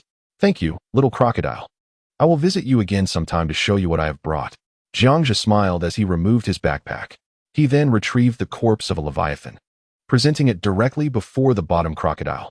Startled by the sight, it instinctively retreated a few paces. What the hell? The master was able to slay such a creature? It is even more formidable than I am. The master is truly impressive. The Imperator Crocodile was equally astonished by Jiang Zhe. This anthropomorphic scene sent the viewers in the live stream into fits of laughter. Indeed, the Super Imperator Crocodile, cultivated by ancient humans, possessed a remarkable intellect. Haha, did the Imperator Crocodile just exclaim what the hell? It only took 3 encounters with Jiang Shun for it to say that. Little Pai was the same after just 1 meeting. How amusing. The Super Imperator Crocodile is also intimidated by Jiang Shun. Truly, Jiang Shun's prowess is well known among the Imperator Crocodile's kind. I can hardly contain my laughter. I almost spat out my food. Jiang Zhe chuckled, patting the head of the Imperator Crocodile, signaling it to return to the ocean with the Leviathan. He then slung his backpack over his shoulder, preparing to leave. Suddenly, a wave of dizziness washed over him.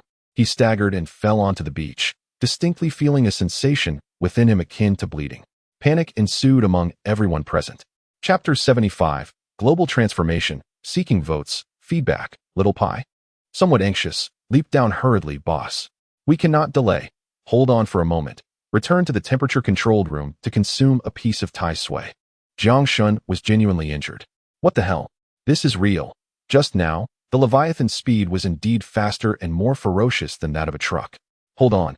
Swim back to the temperature-controlled room and eat a piece of Tai Sui. It's just a minor issue. Thank you all for your concern. Jiang Zhe rose, enduring the pain as he retrieved an electric scooter from his backpack. Accompanied by Little Pai, he headed towards the subway passage. National District Military Doctor Yi Chengxing rewarded the streamer with 100 super firecrackers. Yi Chengxing remarked, "It appears he is indeed injured, and quite severely. From my perspective as a military doctor of many years, the recent impact of the colossal Leviathan, measuring over 20 meters, far surpasses that of a heavyweight truck speeding along the highway. While your sternum may remain intact, the likelihood of your heart-sustaining rupture is substantial. Hence the sensation of dizziness. I am currently in communication with a premier medical team abroad, deliberating on potential solutions. The chief military physician from the nation's primary district has unequivocally confirmed this. The authority of this statement is beyond question." In the live broadcast, millions collectively gasped in horror. Terrifying. Utterly terrifying. Despite Jiang Shun's injury, this is a collision that exceeds the force of a heavyweight truck at full speed.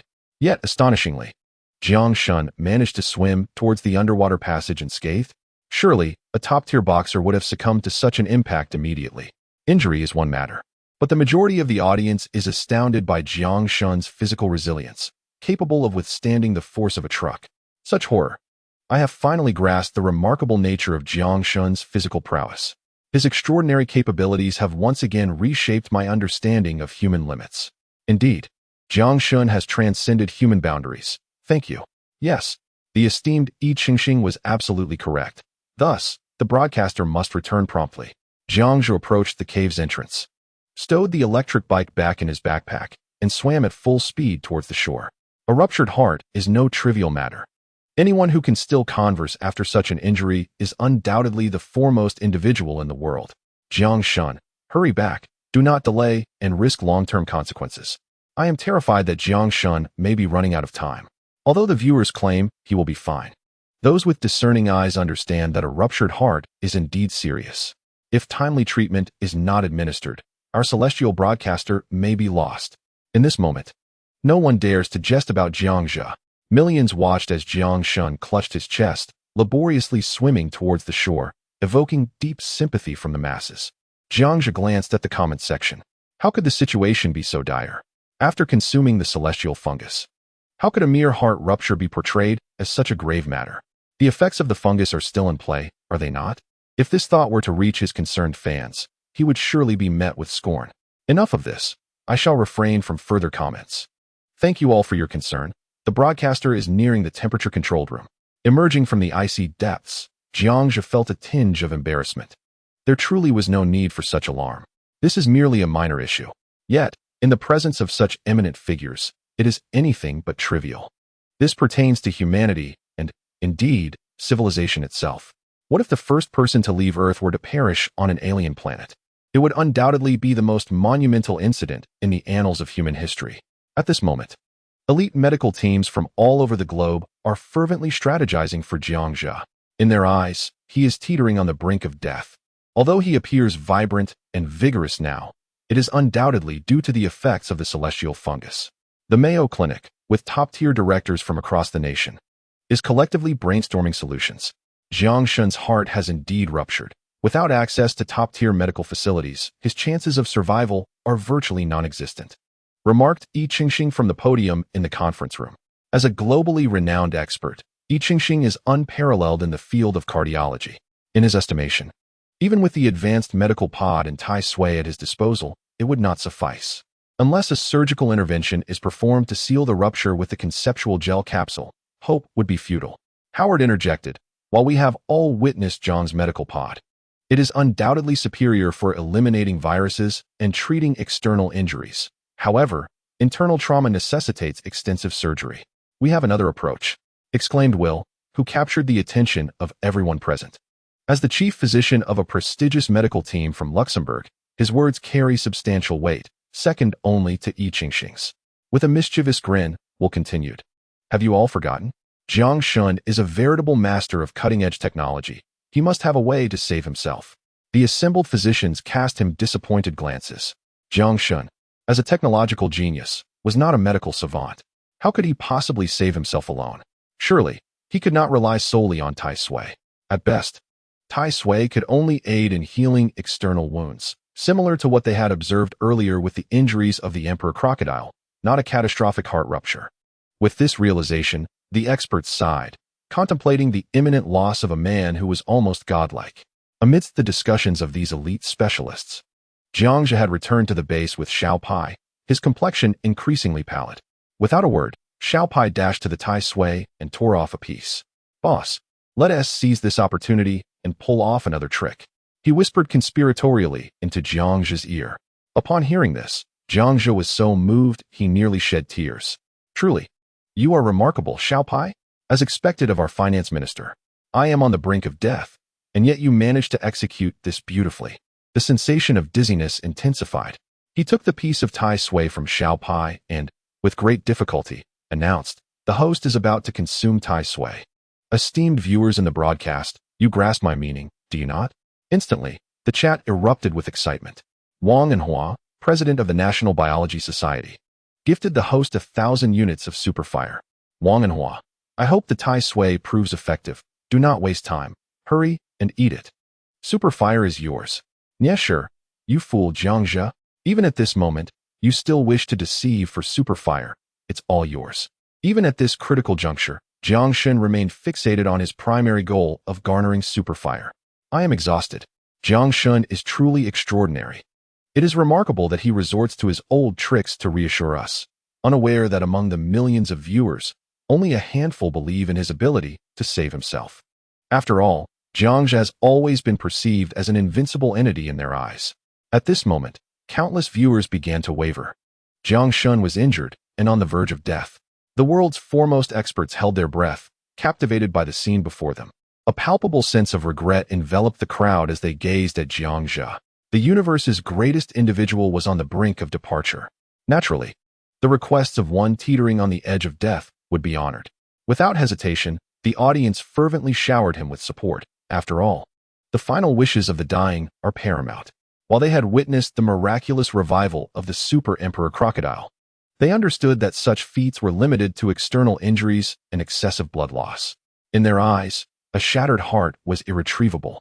If Jiang Zhou were aware of the sentiments of the tens of millions of viewers, he would have remarked, "Your theatrics surpass even my own."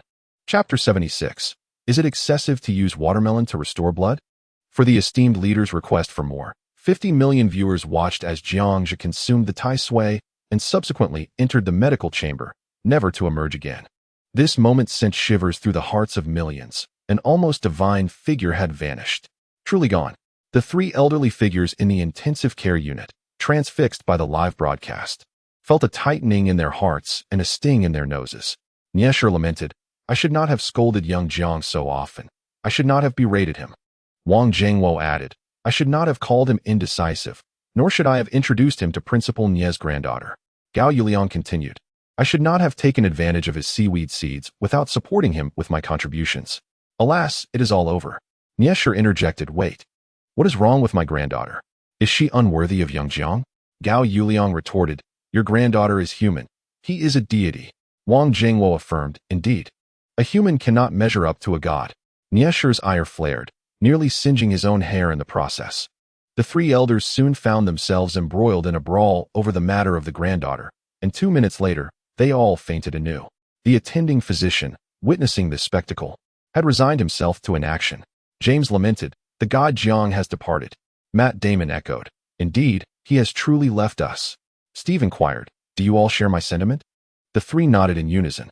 Matt rose and shouted to the crew, "Last time Jiang faced peril, we played in hopes that he would navigate through the danger and return home. As expected, he indeed triumphed over adversity." Matt continued, "Now we find ourselves at a similar juncture. This time, as Jiang prepares to depart, he has once again deceived us into showering him with support, costing me tens of thousands of dollars. We must repeat our efforts, hoping for his safe return. Everyone knows Christmas is approaching. So, I ask you all loudly, what music shall we play this time?" The crowd roared in unison, "You live better than I do." Matt shouted back, "No, that's incorrect. Change it." They then cried out, "Rich or poor, go home for the new year." Matt exclaimed, "Yes. Music play." Subsequently, the entire crew resonated with jubilant melodies, hoping for Jiang Zhou's safe passage. Would he truly be all right? Su Cheng, driving towards the secret base, felt a flutter of anxiety. Despite knowing Jiang Zhou's luck was nothing short of miraculous, yet it was evident that misfortune had befallen him. Zhizi must have realized he was injured. Otherwise, why would he have summoned us to the secret base for a meeting? Ming Chong gazed at the screen, deep in thought. Lu Hong remarked, "From my understanding of Zhizi, he is rather proud and despises revealing any weakness." Although the three of them verbally reassured each other that Jiang Zhou was fine, uncertainty loomed in their hearts. The Leviathan, a colossal entity over 20 meters long, might not have caused significant harm upon impact. However, the repercussions would soon manifest. Ming Chong asserted, "He is surely fine, everyone. Do not worry. Zhizi has incredible luck. Enough of this. Let us drive to the secret base." He continued, "Let us not make the atmosphere so heavy. Zhizi has plans for civilizational advancement. He will be all right. I have news to share. Zhizi just revealed to me that he intends to construct an interstellar gateway, so rest assured. He will be fine." Lu Hong exchanged a knowing glance with Ming Chong. Ming Chong exclaimed, "An interstellar gateway?" Su Cheng echoed in disbelief, "An interstellar gateway?" The two stared incredulously at the live broadcast. An interstellar gateway? Zhizi was planning to create a wormhole? Incredible. As brilliant graduate students in the field of physics, they were well aware of what an interstellar gateway entailed. "Oh my goodness, a wormhole!" Su Cheng exclaimed. "Could it be that I didn't treat Zhizi to enough barbecues during our school days, prompting him to share this with you first?" Ming Chong suddenly recalled. "Oh my goodness. I remember now. The money Zhizi borrowed from you to buy that Ion 12 phone for that young lady was indeed your loan." Lu Hong nodded and smiled, but remained silent. The heavy atmosphere dissipated instantly, just as the top experts were deliberating on how to prepare for Jiang Zhou's eventualities. The medical pod's hatch suddenly burst open, releasing a plume of white mist.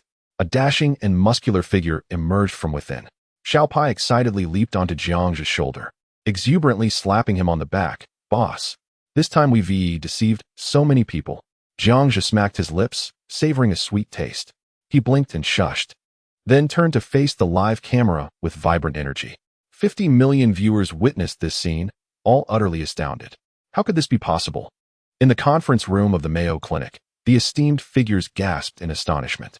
A severely ruptured heart, having undergone a critical incident, and yet he emerged from the medical pod unscathed? This was no trivial injury. Millions had waited for half an hour, with even preparations for his passing made. How could Jiang Shun have miraculously recovered? Wait. Is this a case of a black man carrying the coffin? Yes, I am Dr. Howard from the Mayo Clinic. Indeed, Jiang Shun's funeral has been cancelled. Howard made the call. The black man carrying the coffin exclaimed, "What the heck? Goodbye. What the heck? I waited an hour. And Jiang Shun is alive. I have even secured the services of the royal priest Bernard from the Eagle Kingdom. Yet you still managed to survive? The floor above is Askew. Is survival not a cause for celebration? My sincerest apologies. I got carried away. 50 million spectators are so exhilarated that they are at a loss for words. We ought not to doubt Jiang Shun's capabilities, nor should we question his extraordinary technological prowess." National District First Medical Officer Yi Chengxing rewards the streamer with a viral donation. Yi Chengxing, how is this possible? A ruptured heart, and yet there was no need for thoracotomy, and he is fine. This is simply astonishing. Jiang Shun, there is no one in this world more formidable than you. This is no longer a miracle. Even the bigwigs from the military district are so overwhelmed they are cursing. I am truly in awe of Jiang Shun. Jiang Shun is incredible, hypoxic. I shall never doubt him again. No surgery needed, and he is perfectly well. How remarkable. Yi Chengxing, Jiang Shun. Was it a Tai Sui or a medical capsule? I wish to know how a ruptured heart was restored. Was there a pericardial puncture? Where did the blood supply come from? As the foremost figure in the military district, Yi Chengxing is naturally eager to learn the method. After all, surviving a ruptured heart without surgery is exceedingly rare. Border warriors often emerge from attacks or conflicts battered and bruised. If military hospitals could achieve such rapid recoveries as Jiang Shun, it would be a tremendous boon not only for soldiers, but for all of humanity. Jiang Zhe remained silent, bringing the live camera to the side of the medical capsule. Behold, this is my reserve blood. Jiang Zhe aimed the camera at the medical capsule. Boom. Upon witnessing this scene, the world was left in utter disbelief. Is this your method of blood replenishment? Using watermelon juice for transfusions? It is well known that watermelon juice is red, just like blood. And since the streamer had a bit of low blood sugar, I thought it prudent to use watermelon for replenishment. Is that unreasonable? Jiang Zhe stated with utmost seriousness. Chapter 77. Upgrading the base, creating the Stargate, seeking votes, reviews. Unreasonable? Irrelevant? This transcends the question of what is reasonable. The barrage of comments in the live stream vanished in an instant. Millions of viewers stared at the cultivation chamber in bewilderment. Indeed, one watermelon was missing. This is absurd. Countless individuals exploded with astonishment. Can watermelons serve as blood? Do you think we have not studied biology?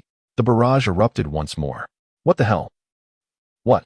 Jiang Shun uses watermelon juice to replenish blood? I kneel before Jiang Shun. Can watermelon juice truly replenish blood? Had Jiang Shun not emerged unscathed, I would never have believed it in this lifetime. This is utterly terrifying. Jiang Shun, what else are you capable of? In truth, Jiang Zhe elaborated extensively. After his explanation, 50 million people finally grasped the reality of the situation. The medical chamber possesses an automated blood synthesis function that, based on the patient's blood type, extracts and optimizes both red and white blood cells from pterosaur blood, converting it into a form suitable for human use. Given that Jiang Zhe already experienced mild hypoglycemia, he opted for convenience and substituted watermelon juice instead. It was quite astonishing. I nearly believed that watermelon juice could replenish blood. Truly, Jiang is a genius.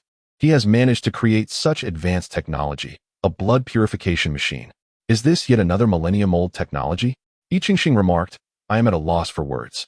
The technology wielded by Jiang is beyond the grasp of us mere earthlings. I bow before the master. Amidst the fervent discussions of 50 million viewers, Jiang Zhe turned his back to the camera and muted the live stream.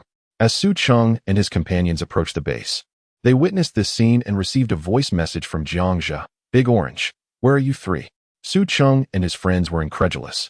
Jiang Zhe had finally reached out. This signified that the wormhole was on the verge of becoming a reality. They held their breath in anticipation. Su Cheng exclaimed, "It's almost time. Are we ready to begin at the secret base?" "Indeed. Make sure the location is secure. I trust only the three of you," Jiang Zhe replied. "Rest assured, we got it covered," Su Cheng affirmed. "Just a reminder, as this is our first attempt at creating the interstellar gate, I cannot guarantee immediate success. Don't get too excited and lose sleep tonight." Ha. Su Cheng was left speechless. After the call ended, the three were so exhilarated that they nearly caused an accident. A wormhole, traversing through space. The long-awaited dream of crossing light years was about to be realized.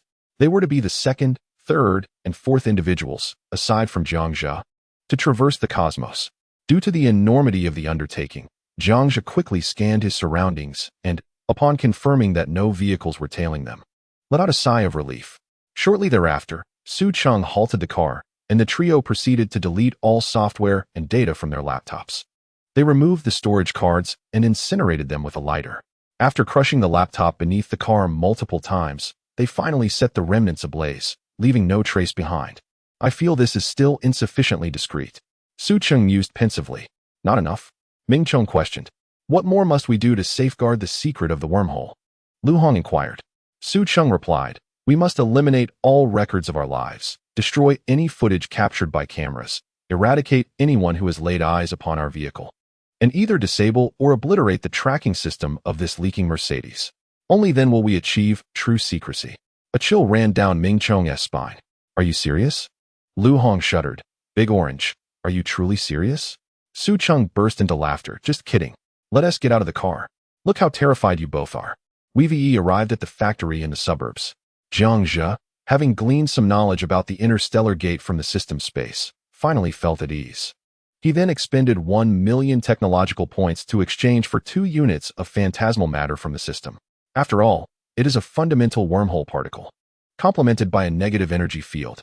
One can synthesize a wormhole through the system. He transmitted a bundle of phantom matter, the negative energy field, and the blueprints via the system's auction channel to Su Cheng and his companions. The message read, "Big Orange, there is no need for me to elaborate. You all know what this is. Secure it in a metal box. You are acutely aware of what this signifies. First, construct an alloy metal door to cover the coordinates on the blueprint. Otherwise, the interstellar gate will serve no purpose. Be vigilant." Su Cheng replied, "Received. I assure you the task will be completed." The second step towards civilization, the interstellar gate, had finally arrived. He approached the aquarium, observing a school of peculiar fish. The diversity of fish was lacking. He thought to seize a few Kuan fish when the opportunity arose. He arrived at the cultivation box. Noting that the vegetables were nearly ready for harvest, he then turned to Little Pie, bending down to scrutinize it closely. Little Pie was indeed tastier when braised. Little Pie gulped. "Boss, please do not entertain such thoughts. I am merely an adorable big yellow mouse, not a woman." Jiang Zhe, somewhat exasperated, tapped Little Pie on the head. "Do not think absurdly. I would never harbor inappropriate thoughts towards you." Moments later, Jiang Zhe unmuted the live stream. "Jiang Shun, you have changed. You have learned to use mute and silence." By analyzing the host's lip movements, it seemed Jiang Shun was saying, "Let us meet tonight in the grove. Waiting for you, my dear. Upstairs, wake up. This is an alien planet. There is no grove here." The atmosphere in the live stream felt peculiar. Jiang Zhe disregarded the barrage of comments and descended to the base's main hall from the second floor. After a brief exploration, he located a suitable spot. He decided to construct the interstellar gate beside the control room. Raising his gaze, he surveyed the surroundings. The base felt somewhat cramped. With an abundance of technological points at his disposal, it was ample time for another upgrade. He approached the control room desk and picked up his backpack. With a thought, he commanded, "System, upgrade the base to 1,000 square meters." Ding. Consuming technology points, 1 million points. Proceed with the upgrade? Upgrade. Jiang Zhe felt no remorse. Soon after, a transparent matrix ray appeared, sweeping across the entire base with remarkable speed. In no time, the 200 square meter base transformed into 1,000 square meters, adding dozens of rooms, storage areas, and workspaces. As the dazzling silver chip technology space came into view, the spaciousness of the base became instantly apparent. Indeed, although he had witnessed Jiang Shun performing such feats before, each time it left him in awe. This matrix ray never ceased to fascinate. If only he could possess one. He would be the wealthiest person on Earth. Jiang Shen was impressive. Yet he suspected that Jiang Shen's extraordinary popularity might have some secret connection to the construction of the base. Wow, can you elaborate upstairs? The live stream radiated a hint of envy. He inadvertently caught a glimpse of this comment, feeling a wave of embarrassment. How could this audience be so astute? Could it be that one could deduce the connection between the sensational phenomenon and the construction of the base? Might you also surmise that I possess a system? He shook his head with a smile. Subsequently, the host commenced the construction of other entities. Perhaps you might venture a guess as to what they are. With rewards for correct answers, Jiang Zhe wore a mischievous grin, teasing the audience. Chapter 78. I implore you, spare a path for the extraterrestrials. He then arrived at the hall adjacent to the control room. A matrix ray emitted a circular black metallic door, 3 meters in diameter. Upon this metallic door, he had inscribed an array of runes, temporarily marking 7 coordinates. These constituted the interstellar coordinates he had designed for the door. Beside the metallic door stood a 1.5-meter high circular blue diamond coordinate password device. For each leap, one merely needed to input the corresponding coordinates to traverse through the Stargate for spatial distance transmission. An erroneous entry would prevent entry altogether. Even if one managed to enter, they would merely exist in a particle state, exiled in the boundless cosmos. Only one final step remained: the embedding of a negative energy force field and the stabilizing phantom matter of the wormhole. Has anyone guessed it? Jiang Zhe inquired. The viewers in the live stream stared in bewilderment as Jiang Zhe had indeed constructed a door. Was it truly just a door? Host, after all this effort, you merely fashioned a door? Can't the base's main entrance suffice? Why construct an interior door? After all this toil, what purpose does this circle serve? I cannot fathom it. It is merely a door, is it not? The viewers were utterly perplexed. What was remarkable about this door? Those unfamiliar with the field were merely there for the spectacle, while the knowledgeable ones were already rendered speechless in awe. Global physicists watching this scene felt their hearts tremble involuntarily. This individual was serious. He was not jesting. An object that could alter the world was about to be unveiled once more. In the conference room of the European Nuclear Research Organization, numerous powerful figures gathered. Indeed, Jiang Zhe was genuinely attempting to construct a wormhole. The director of the research institute was suddenly startled. The entire conference room, filled with influential figures, gazed at the screen, holding their breath. Previously, they had merely speculated, but now, he was truly endeavoring to create a wormhole. Jiang Zhe was on the verge of defying the heavens. He was indeed framing a wormhole. The deputy director swallowed hard, his hands trembling. Since Einstein proposed the concept of wormholes, it had taken nearly 3 or 4 millennia for the possibility of artificial creation. Yet, unexpectedly, humanity was on the brink of achieving this. Everyone present held doctoral degrees in physics, astronomy, and a dozen other fields. They were acutely aware of the implications of a wormhole's existence, traversing time and space, light-year leaps. At this moment, countless physicists around the globe began to privately message Jiang Zhe.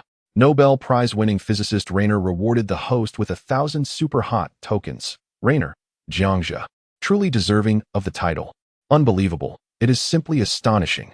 You are indeed engaged in the endeavor of creating a Stargate. Having successfully developed the materials necessary for stabilizing a wormhole passage, the esteemed physicist Morrison, a Nobel laureate, has expressed his astonishment in the live stream, exclaiming expletives in reaction to this revelation. The most formidable challenge of a Stargate lies in the stabilization of the wormhole. While it is feasible for many scientists to create a wormhole that lasts merely nanoseconds, the true difficulty lies in maintaining a stable wormhole passage and accurately pinpointing galactic coordinates. The atmosphere in the live broadcast has been electrified, with hundreds of physicists voicing their astonishment vociferously. This reaction is entirely understandable. However, does such a development truly concern the host? Jiang Zhe merely shrugged, prompting the chatroom to erupt once more. With thousands of physics experts weighing in, the tension escalated. The comments reflected a mix of disbelief and excitement. Are you truly attempting interstellar travel? Will the wormhole obliterate your galaxy? A wormhole cannot destroy, but a black hole can. Please, spare a path for extraterrestrials. This is utterly insane. Is this what black technology scientists are like? No one has successfully created a wormhole. What if an accident occurs? What if it explodes? It is no surprise that 50 million viewers reacted with fervor. Jiang Zhe's audacity is indeed remarkable. Yet it is essential to acknowledge that no one on Earth has achieved the creation of a stable wormhole. The potential for a particle-level explosion due to material instability is no trivial matter. Could it not be far more catastrophic than dark matter bombs or photon bombs? A mere galaxy could instantaneously transform into a quark-level existence. The national experts, regaining their composure, began to ponder deeply. While Jiangzhe's brilliance is undeniable, he remains the only individual in history to represent a super-civilization. Should he encounter any peril, the repercussions for Earth would be irrevocable. Academician Fang Zhi has contributed to the live stream, advising Jiang, in light of our urgent discussions, the dangers associated with such advanced black technology rank just below that of black holes. Although you possess the capability to create it, please assess your limits for your own safety. You are a leader of humanity. There is no need to rush. Academician Yesher added. Given that even academicians are alarmed by your endeavors, dear Jiang, it would be prudent to refrain from reckless experimentation. A wormhole is not something that could emerge as it did in 2020. Based on your previous technological exploits and explorations, you have consistently placed yourself in perilous situations. This is distinctly different. We are dealing with a wormhole, not a mere monster. Do you expect to create a stable wormhole without hundreds of thousands, if not millions, of experiments and data? Even if you possess stable materials, what of a wormhole with a mere 3-meter diameter? If the internal particles cannot stabilize, the consequences could be unpredictable. What if a matter-antimatter explosion occurs? What would the aftermath be? The consequences could very well lead to the annihilation of entire star systems. To put it plainly, while wormholes are conduits for matter, they are distinctly different celestial bodies from black holes. The divergence between artificial and naturally occurring phenomena is evident here. I have indeed discovered the substance necessary to stabilize the interior of a wormhole. Is it truly necessary for everyone to be so agitated? Jiangzhe felt quite helpless. Weren't these esteemed individuals previously eager for him to construct a stargate and connect the galaxies? Why are they now all behaving like timid souls? Fang Zhi remarked, Jiang. Although a wormhole functions as a tunnel, provided one can survive the entry, one will emerge on the other side. That much is true. But do you understand something? Previously, I collaborated with some of the world's leading minds at the European Nuclear Research Center to study wormholes, and ultimately, we succeeded. However, the outcome was unforeseen. A catastrophic explosion and collapse of a 5,000-meter underground facility, merely due to 0.00000000001 grams of antimatter. This is not mere conjecture from Fang Zhi. Such a minuscule quantity was sufficient to cause the disaster. Now consider this gate. How large is it? 3 meters. Without exaggeration, destroying a few tens of thousands of planets is a trivial matter. To put it in broader terms, the annihilation of an extraterrestrial civilization could be deemed insignificant. But you are the vanguard of civilization. You are an irreplaceable existence. Unbeknownst to Jiangzhe, the creation of a wormhole could lead to explosions of annihilation involving dark matter, photons, and particles at various levels. Very well, let us heed the counsel of these hundreds of experts. I shall postpone today's endeavors until tomorrow. Jiangzhe scratched his head, finding this reasoning quite sensible. After all, the phantom matter and the negative capability field had already been passed to Su Cheng. If we were to fail, would it not be reciprocal? But what of it? This is a product of the system, guaranteed to be of the highest quality.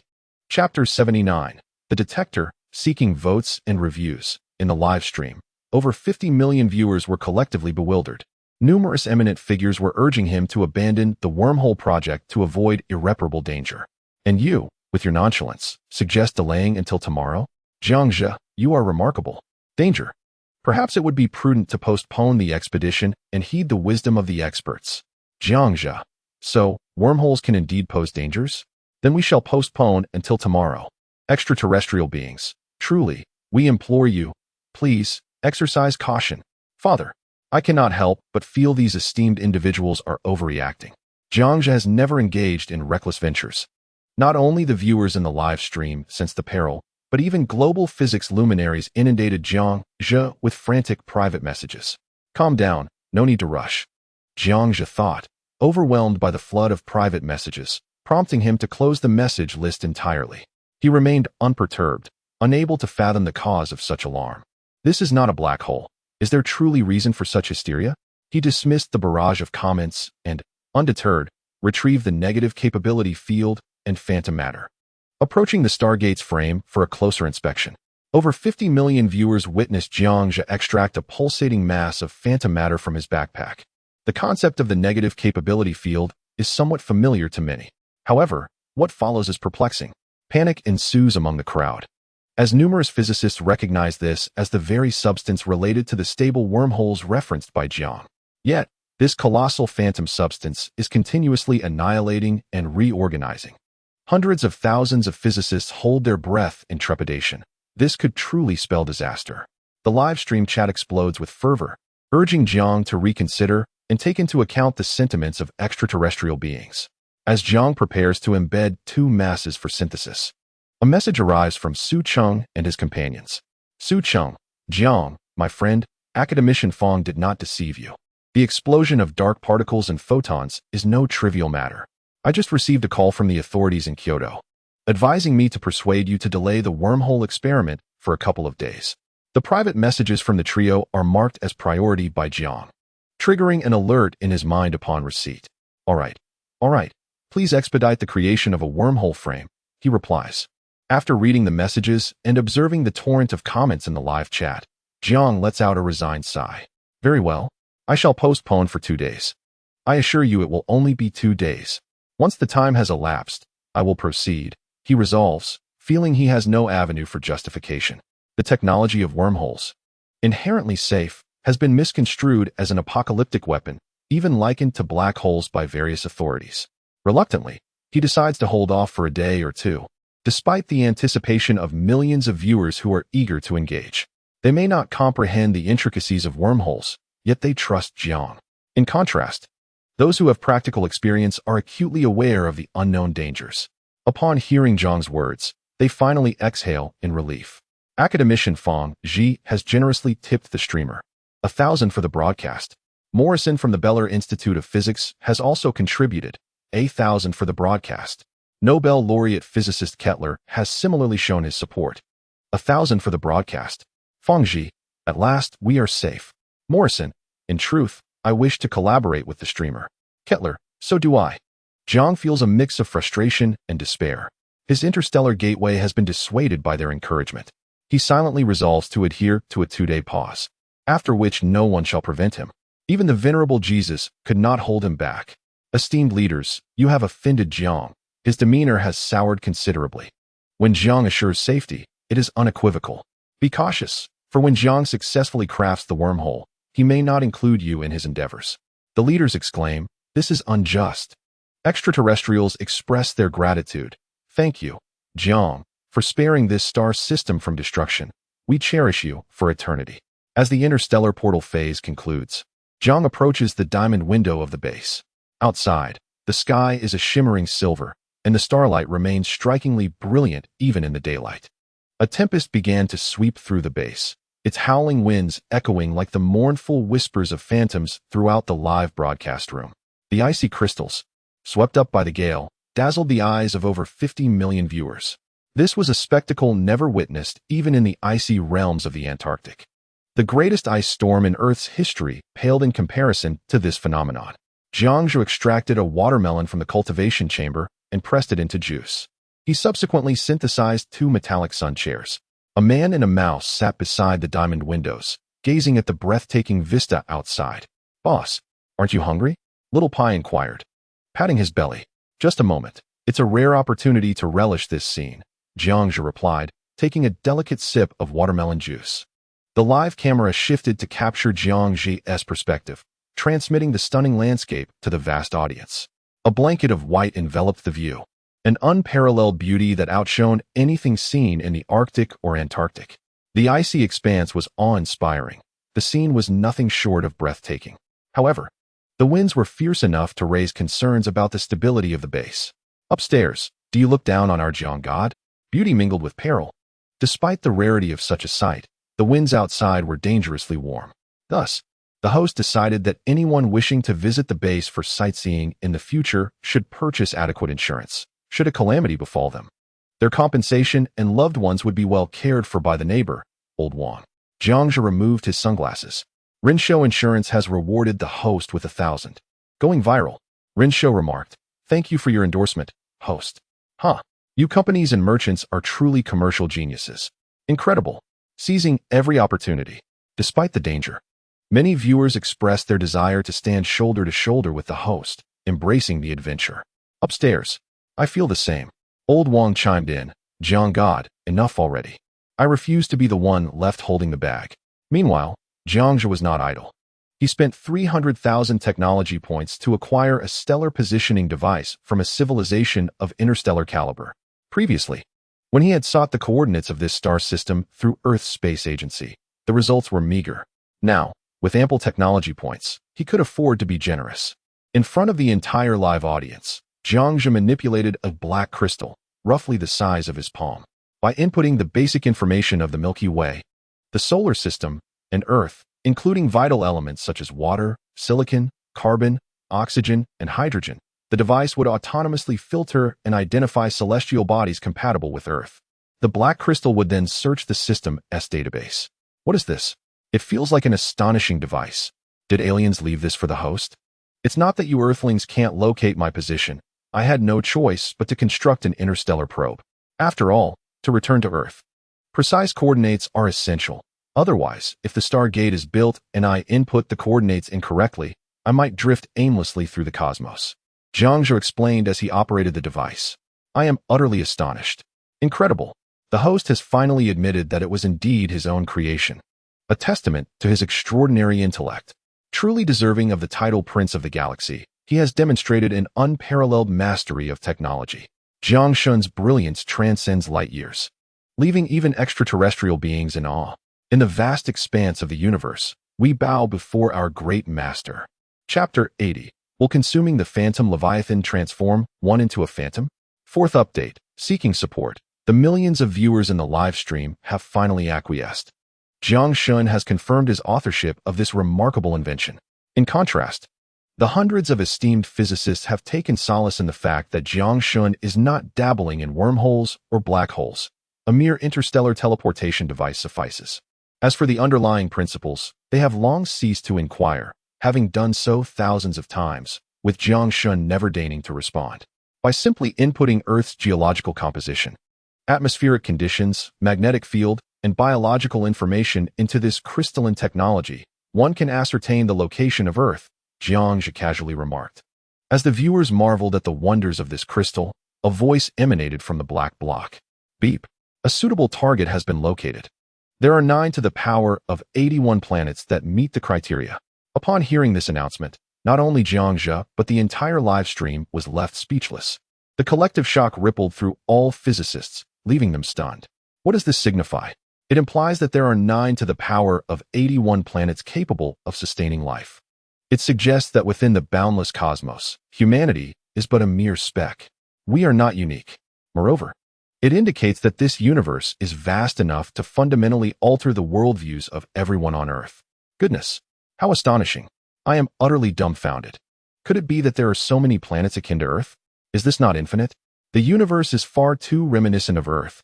Jiang Shun may never return. President Wang Enhua of the National Biological Society has gifted the host 100 Superfire rewards. Wang Enhua, Little Jiang. It is time for me to abandon biology and pursue astronomy.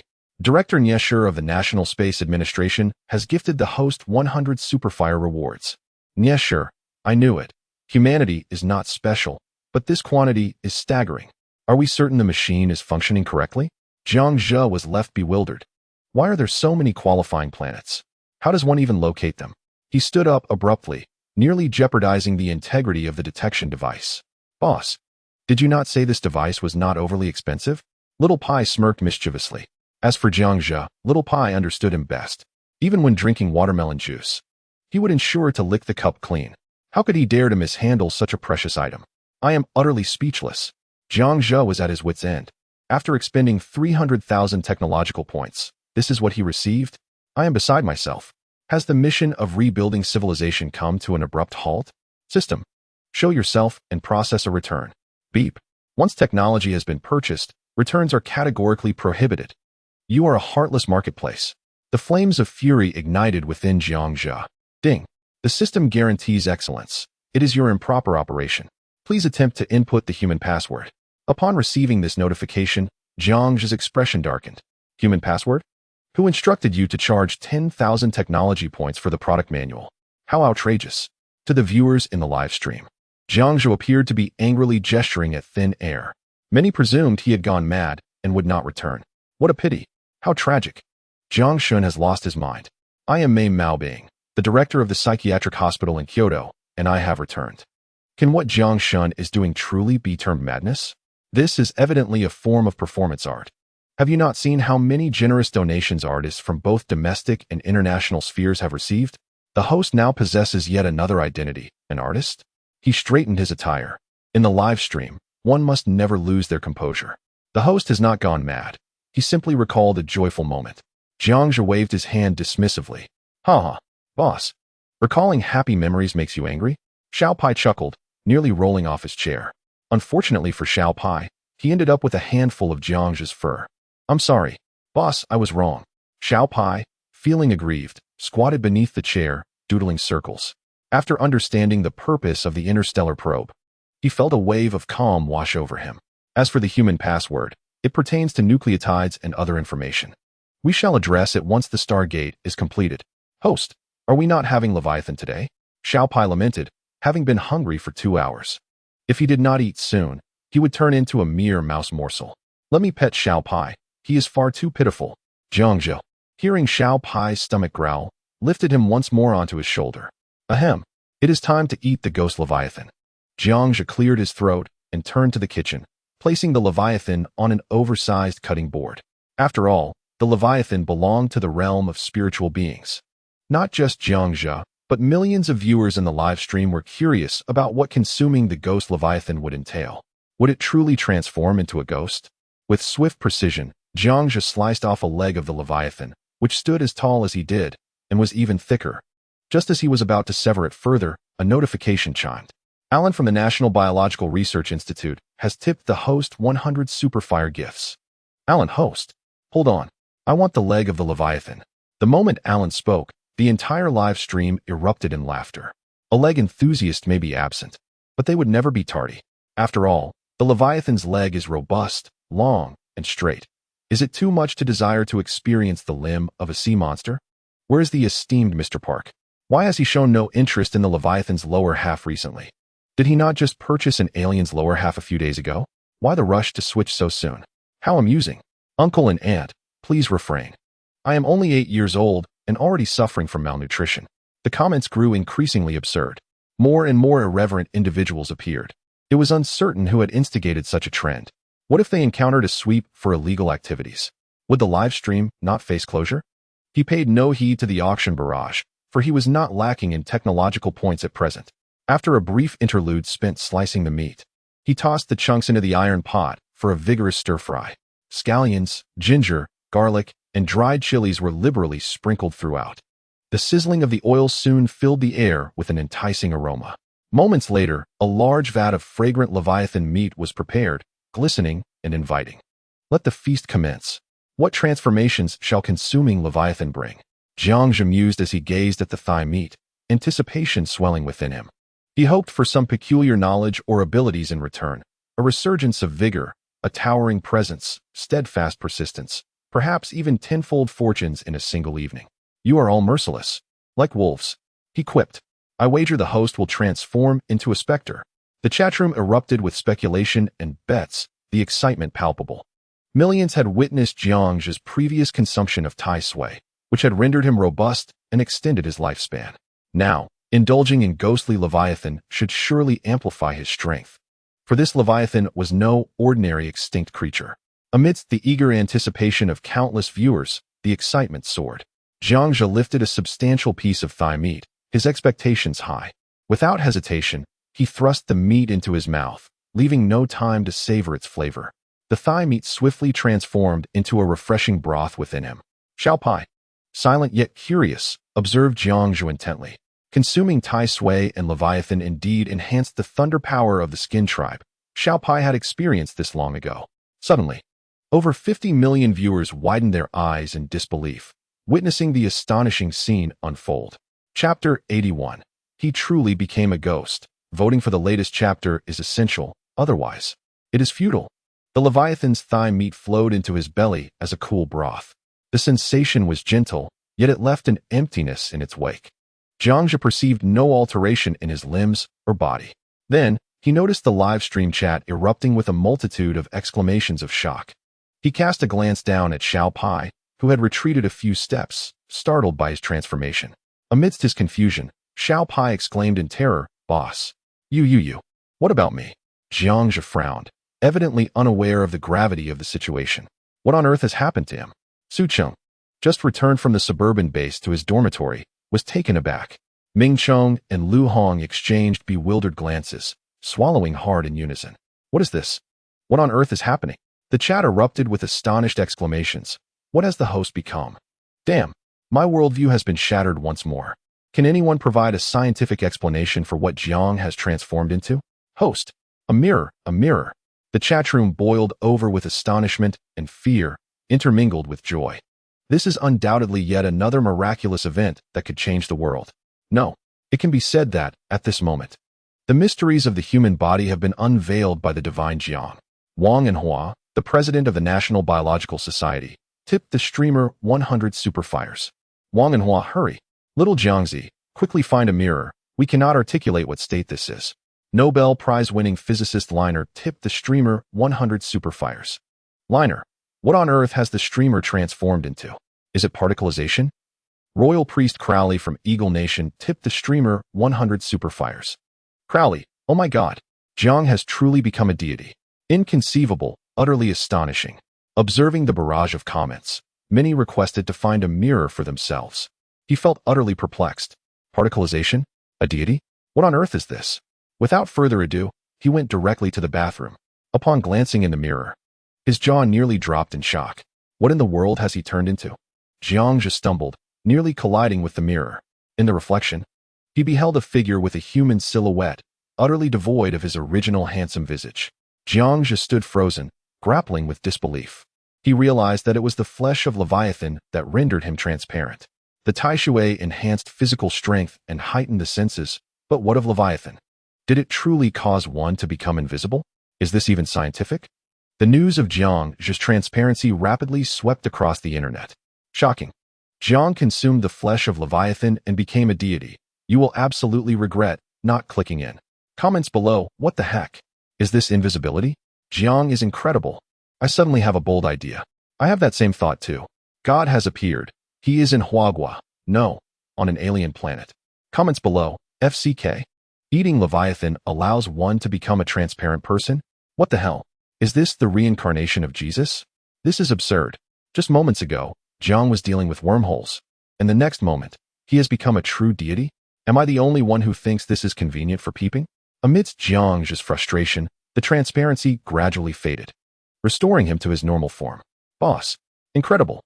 You've unlocked another ability, exclaimed Xiaopi, excitedly leaping onto Jiangzhe's shoulder.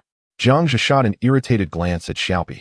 However, upon reflection, it made sense. The flesh of Leviathan was inherently ghostly. Consuming it, while devoid of side effects, would transform one into its attribute form. Everyone could see that this was merely temporary. Otherwise, the streamer might genuinely become a ghost. However, such a transformation could be advantageous when venturing into the sea. Jiangzhe felt a sense of joy, not only for the ocean, but also when bathing in the hot springs. Am I the only one who considers this a form of superpower? In the realm of physics, this phenomenon is referred to as particleization, akin to the concept of optical invisibility. In fact, physicists across the globe have long been aware of this principle. Within the scientific discourse, the term optical invisibility describes the technique of employing the refraction of light to render objects cloaked, thereby deceiving adversaries. Subsequently, biologists worldwide promptly recognized its implications. This unique biological attribute of the ghostly Leviathan enables it to thrive and scathe in the depths of the ocean. After engaging in casual conversation within the livestream, just as Jiangzhe was preparing to conclude the broadcast, a faint tremor reverberated beneath his feet. Boss, did you feel that? Xiao Pai inquired with a furrowed brow. Jiangzhe nodded slightly. It's an earthquake. On the 5th day of his arrival on this planet, he realized that it was far from paradise. Underwater volcanoes, fierce winds, earthquakes. And who knows what else lay ahead.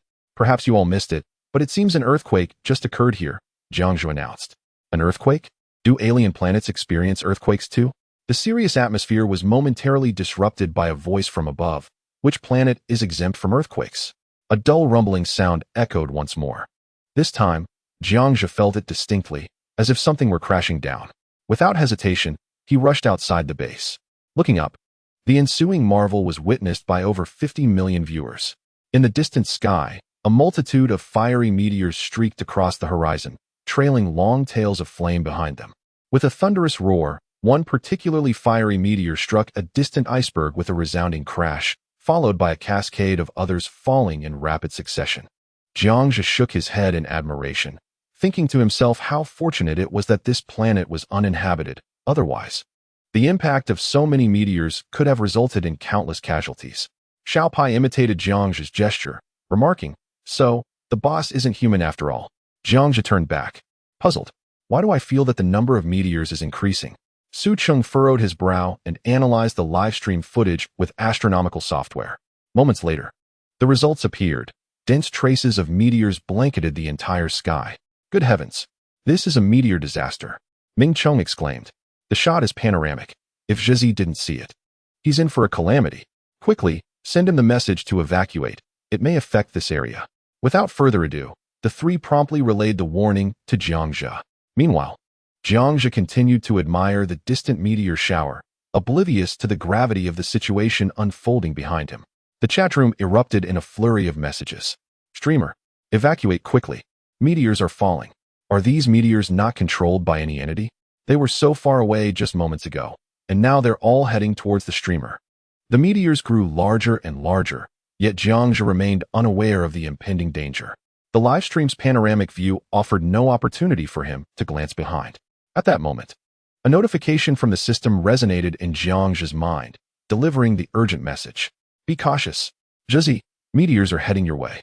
Su Cheng. Good heavens. He hurriedly turned around, his eyes wide with astonishment. Little Pai whispered in his ear, Boss, this is yet another prime opportunity to garner incredible support. My comrades, do you comprehend the gravity of this situation? He immediately raised two middle fingers toward the meteorite cluster. Chapter 82. A false alarm. Those who understood. The support surged instantly. What is truly admirable is the streamer's unwavering commitment, valuing their livelihood above life itself. It is a testament to making a living at the risk of one's very existence.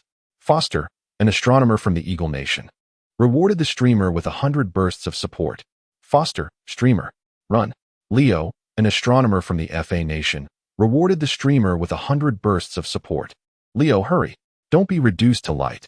Yen Run, from the National Astronomy Department, rewarded the streamer with 100 bursts of support. Yen Run, Xiaojiang. Flee quickly.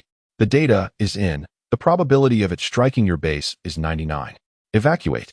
As soon as these prominent figures spoke, the live stream erupted once more. Millions of viewers were left pondering a singular question. If the streamer is indeed the child of fortune, why does calamity incessantly pursue them? Conversely, if they are the progeny of misfortune, how have they managed to uncover countless treasures? Time and again, they place their life in jeopardy, only to emerge unscathed. At that moment, the audience was utterly perplexed. What manner of being is the streamer? Thank you to the esteemed supporters for the incredible gifts. Now, dear viewers, I wish to wager with you. Many speculate that the meteorite cluster will strike my base, but I bet it will not. Jiangzhe yawned, languidly asserting, I shall not partake in this wager, unless you allow me a taste of Leviathan. The streamer, ever cunning, seized every opportunity to solicit support. Jiang Shun, I have delightful news for you. Even if it doesn't land beside you, should it strike Mount Hubi and unleash magma, you would still be unfortunate. Just look at your sheer misfortune. Upstairs, do you perhaps misunderstand the notion of good news? Wang Enhua, president of the National Biological Society, rewarded the streamer with 100 bursts of support. Wang Enhua, though I am not an astronomer, Xiaojiang, do you not possess an alien backpack? Can it not contain anything? Store your base inside and make haste. Alexander, we must indeed flee. Leo, while you are formidable, Jiang Shun, this is a natural disaster. Do not dismiss it lightly. Viewers, 999999999. Global astronomers and physicists have calculated the impending meteorite cluster. The quantity and velocity of the meteors exceed 50 Mach, surpassing the speed of any missile on Earth. Just imagine, It's akin to hundreds of missiles striking simultaneously, instantly flattening hundreds of mountains. It is no exaggeration to say that even a superhero would suffer grievously. Boss, I sense that the viewers are looking down upon you, Little Pai declared solemnly. For him, if the boss cannot resolve this, they are unworthy of the title. At least, that is how Little Pai perceived it. Jiangzhe smiled, remaining silent. He directly returned to the base and picked up the backpack. Once again, the negative capability field and phantom substance were brought forth. The two masses within the glass continued their cycle of annihilation and generation, a perpetual dance of existence. This unique characteristic rendered them the most critical components for the synthesis and stabilization of wormholes. The viewers in the live stream witnessed the phantom substance and negative capability field, and the astute among them immediately discerned Zhang's intentions, their hearts racing with alarm. It appeared that Zhang was once again poised to employ wormhole materials. The combination of these substances could lead to the synthesis of a wormhole, and in the event of an explosion, an entire planet could be obliterated. Should it inadvertently interact with the 20% dark matter and 75% dark energy present in the universe, the cosmos itself could face annihilation. Mere asteroids? They were hardly worth invoking such world-ending weaponry. Goodness. Zhang, are you truly utilizing wormhole materials again? Please, release those two substances and direct your efforts towards me instead. Didn't we agree to postpone this discussion for a couple of days? It has barely been 2 minutes. Upstairs, it has been 20 minutes, not 2, came the retort, rekindling the collective trepidation among the audience. Zhang was once more toying with the concept of wormholes. Morrison, Zhang, cease immediately. Let it go? That area is off limits. No. Kettler, Zhang, the repercussions could be dire.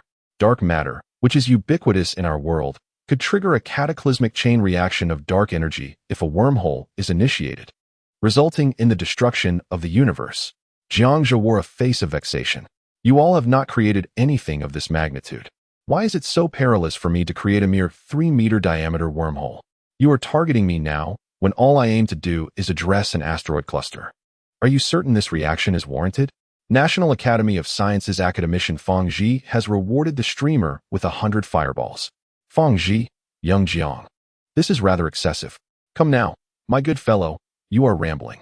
The negative capability field and phantom substance can indeed synthesize a wormhole, but it is not as perilous as you believe, Jiangzhe explained, unable to contain his frustration. In the preceding 20 minutes, the elites had spoken of planetary annihilation, and now they spoke of universal obliteration. The gravity of the situation was evident, and yet they resisted allowing him to explore wormhole phenomena. However, prioritizing safety, he decided to consult the system once more. System, is it truly possible that the synthesized wormhole could induce adverse effects related to dark matter, dark energy, and photons? Warm reminder, yes. When utilized as a weapon, the concentrated energies of the two substances can react violently. However, when employed in facilities such as stargates, the two substances can coexist without interference, with a minimal probability of adverse outcomes. Jiangzhe finally comprehended the gravity of the situation. Goodness. So Feng Zhi, your previous visit to the European Nuclear Research Center was indeed for weapon research? Is that why a 5,000 square meter underground facility was obliterated? No wonder the reaction was so intense. Perhaps I shall refrain from experimenting with wormholes after all. I had not anticipated this reality. I must contemplate alternative strategies. Jiangzhe felt a sense of resignation. The entire live streaming room let out a collective sigh of relief. Most viewers were unaware of the perils associated with synthetic wormholes. They simply followed the lead of the prominent figures, echoing their sentiments. After all, it was all for Jiangzhe's benefit. Jiangzhe expressed his understanding. Boss, is this the end of the world? Are we not going to flee? Xiaopai slapped Jiangzhe on the back. He turned and squinted at the meteorite swarm in the sky. With so many meteorites, where could they possibly escape to? They would soon plummet downwards, leaving them nowhere to run. Just as Jiangzhe was ensnared in his thoughts, a notification from the system arrived. Ding. You need not worry. The landing site is not your base, but it will trigger a series of natural disasters. Please respond proactively. What the hell? Is this it? Who informed me that meteorites were about to fall? A mere natural disaster? Having faced sea monsters and underwater volcanoes, was he truly afraid of natural calamities? These so-called experts of Earth were utterly unreliable. I will no longer trust these so-called specialists. Xiaopai, we're not fleeing. Let us just sit back and watch. Jiangzhe patted Xiaopai. Xiao Pai responded, sit back and watch. Shall I bring watermelon juice or a camera? Jiang Zhe replied, of course both. Xiao Pai dashed into the base. Let everyone know, this meteorite 1T hit my base. Your calculations are flawed. The host just engaged a brain with 30,000 IQ points, determining that only natural disasters will occur and nothing will directly strike the host's head. Jiang Zhe shrugged. Chapter 83. The Cataclysmic Meteorite Disaster. Robbery. Hand over the tickets. Now that Jiang Zhe had spoken, the anxious hearts of the millions of viewers in the live stream finally settled. Given the current atmosphere, there was no sign of stopping. Jiang Shun, don't joke around. The live stream is filled with influential figures. Don't take this lightly. You dare doubt Jiang Shun? Are you on an alien planet? Or is the host? Boom, boom, boom. As he interacted with the audience, a tremor resonated from beneath their feet. The fiery glow in the sky grew ever brighter. The meteorites were drawing nearer to the base. Jiang Zhe looked up, wanting to capture a moment. At that moment, Xiao Pai came running from the base, swaying. Boss. Watermelon juice, camera, Iron Brothers. Screenshot and share. This was the host's first encounter with a meteorite disaster on an alien planet. There was nothing more to say. Let us capture a memory first. Jiang Zhe took the items from Xiao Pai and lifted him up. One person and one mouse. Sipping watermelon juice while making the ancient yet outdated peace sign. Then, before over 50 million viewers, they took a photo under the meteorite disaster. Pika Pika. Eggplant. Snap. Hundreds of meteorites, blazing like primordial beasts, surged towards Jiang Zhe as the backdrop, with one person and one mouse standing beneath the meteorites. Their faces bore no fear, only disdain and even a hint of amusement. The scene froze. At that moment, they could still enjoy juice, take photos, and strike a peace sign. Jiang Shun was incredibly formidable. I am in awe of the streamer, who remains remarkably composed in the face of both an earthquake and a meteorite shower, truly a testament to unparalleled strength in this world. From Jiang Zhe's expression, I sensed a hint of disdain. As long as I possess sufficient intellect to evade natural disasters, what does it matter? Sufficient intellect? Are you referring to an IQ of 35,000? This screenshot was swiftly shared by countless netizens, igniting a wave of astonishment and fervor across the internet. With many proclaiming that the streamer is not human, but divine. The livestream's visuals grew increasingly unstable. Although the earthquake was significant, it did not deter the streamer from indulging in the unfolding events. The consequences of the falling meteors would undoubtedly be severe. I genuinely wish to understand why the streamer remains so unfazed. Just wait until you achieve an IQ of 35,000, and then you will comprehend. While Jiang Zhe was aware that the meteorite shower would pose a threat, he showed no signs of fear before an audience of over 50 million. Why? Because he possesses wealth and technological prowess. It has often been said that with enough money, one can fear nothing. Only now does Jiang Zhe truly resonate with this statement. Suddenly, a humanoid iceberg in the distance was struck by a descending meteor, leaving it grievously damaged. A palpable tension gripped the hearts of the 50 million viewers. Naturally, Jiang Zhe, adept at seizing trending moments, did not let this spectacle go unnoticed. He proceeded to play a song titled Single Kidney Love Song as a tribute to the fallen iceberg. Then, as he turned to the camera, he was interrupted by a flood of comments. Silence. Streamer, I understand.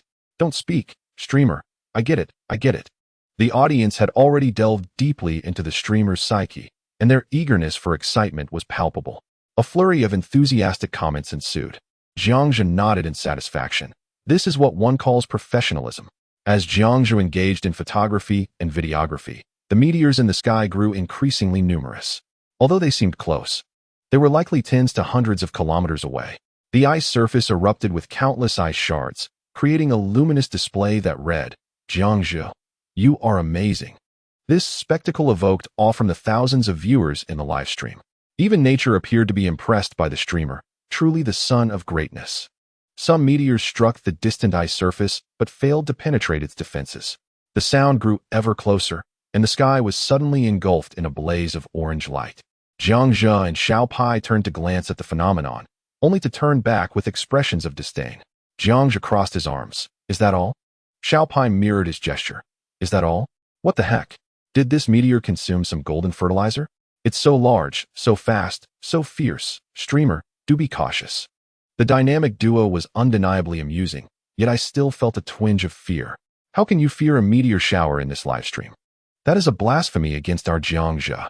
Many viewers marveled at the rare celestial event, a natural disaster that occurs but once in a millennium. Before the host Jiang put on a calm facade, the atmosphere remained tense, devoid of any panic. Moments later, the sky darkened. The meteor disaster persisted. The audience, alongside Jiangxia, savored the enchanting scenery. This spectacle, while dazzling, concealed lurking dangers. Earth's astronomers promptly assessed the catastrophic consequences of the colossal meteor should it strike the planet, concluding that it could obliterate at least half of the major powers. If it were to collide with a volcano, the ramifications would be even more dire. Global geologists raced against time to procure the latest information for Jiangxia. Suddenly, the largest and most formidable meteor plummeted onto the distant ice sheet, igniting a fiery explosion. One by one, meteors rained down, crashing into the urban ruins with a jarring intensity. Given the experts' reputations, no specific names were mentioned. Yet it was clear that both domestic and international specialists uniformly believed the meteor shower would devastate the base, leading to their own demise. However, the experts were evidently unreliable. On the other hand, it was not that he wished to remain in the heart of the meteor storm, especially with such density. Escaping on an electric bike or even by car would be futile.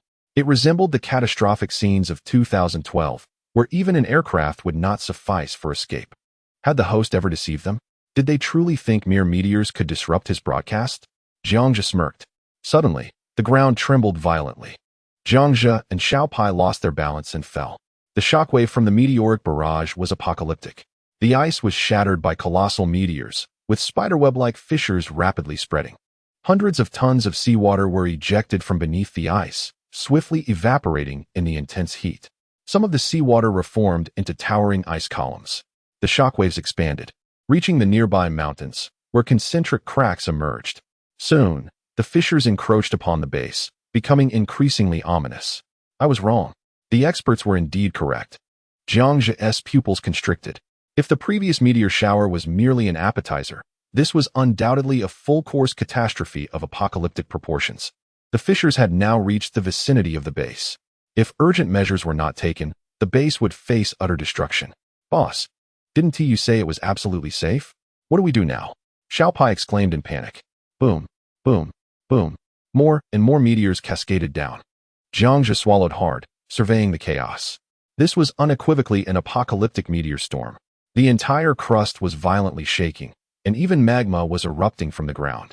Jiangxia could barely rise. An overwhelming thought surged within him. The end of the world. Chapter 84.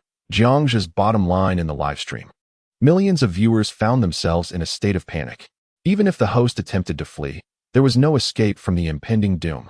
As the situation unfolded, it appeared that their celestial host might face obliteration. Many began to light incense, while affluent patrons burned offerings, and those less fortunate offered Jiangxia a symbolic gesture, presenting him with a large front door in earnest. He gradually rose, directing two middle fingers toward the approaching apocalyptic shockwave. F the calamity, Jiangxia bellowed. Little Pi mimicked this defiance, raising its tiny yellow middle finger in solidarity. Subsequently, Jiangxia embraced Little Pi and dashed into the base. Words failed to capture the essence of admiration for the host. In this moment, he displayed an audacity that left spectators in awe. This was indeed the hallmark of a true powerhouse. The viewers bowed to Jiangxia's indomitable spirit, even as he defiantly challenged fate itself. This stark contrast between the divine and the mortal was palpable. Global experts were equally bewildered by Jiangxia's audacity. With cataclysmic destruction looming, why did he not flee? Instead, he charged into the base, leaving many experts sighing in resignation. It seemed the esteemed host was destined for ruin. The ground trembled violently outside, and the entire base quaked with intensity. Upon entering the base, Jiangxia stumbled to the control console, not wasting a moment as he retrieved his backpack once more. The gravitational field and phantasmal substances were again summoned into his possession.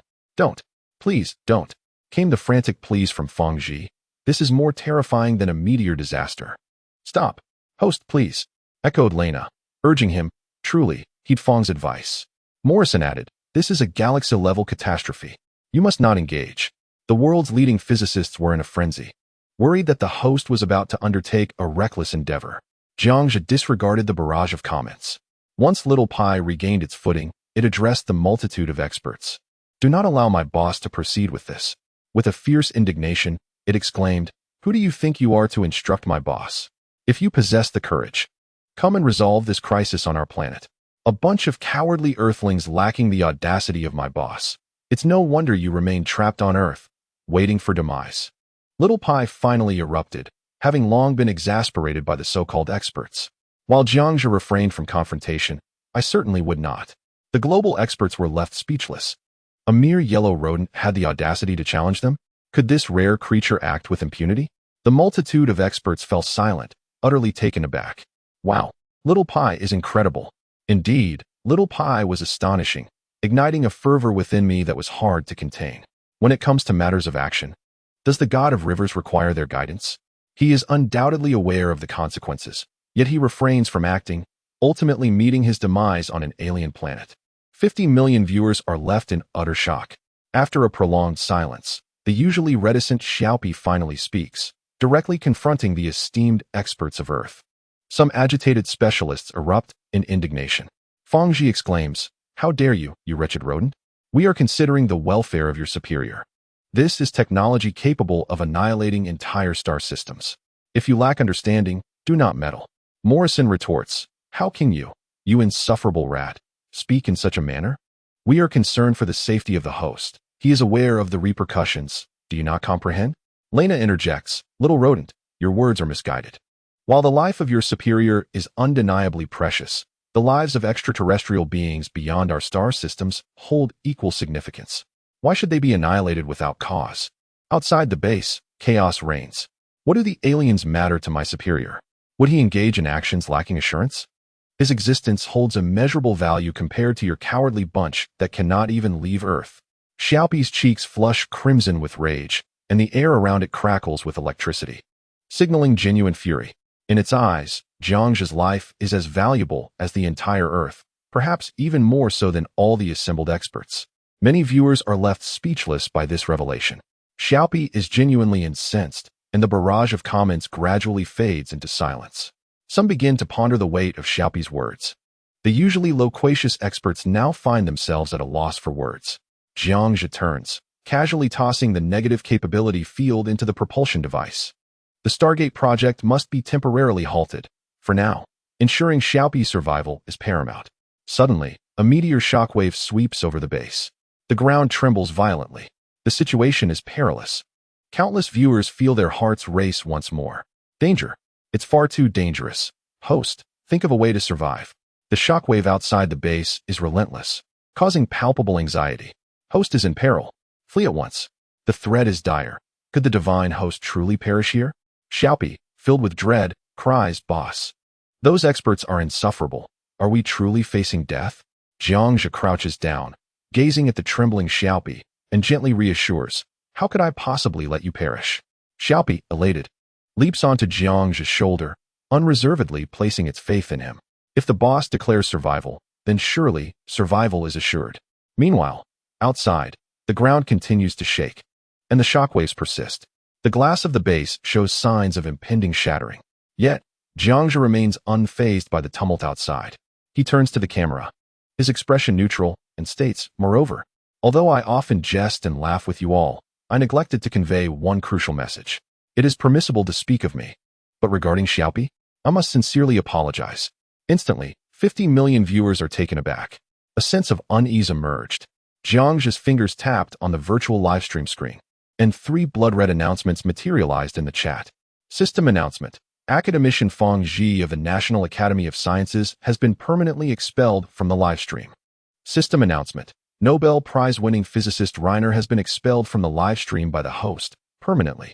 System announcement. Nobel Prize-winning physicist Kettler has been expelled from the livestream by the host, permanently.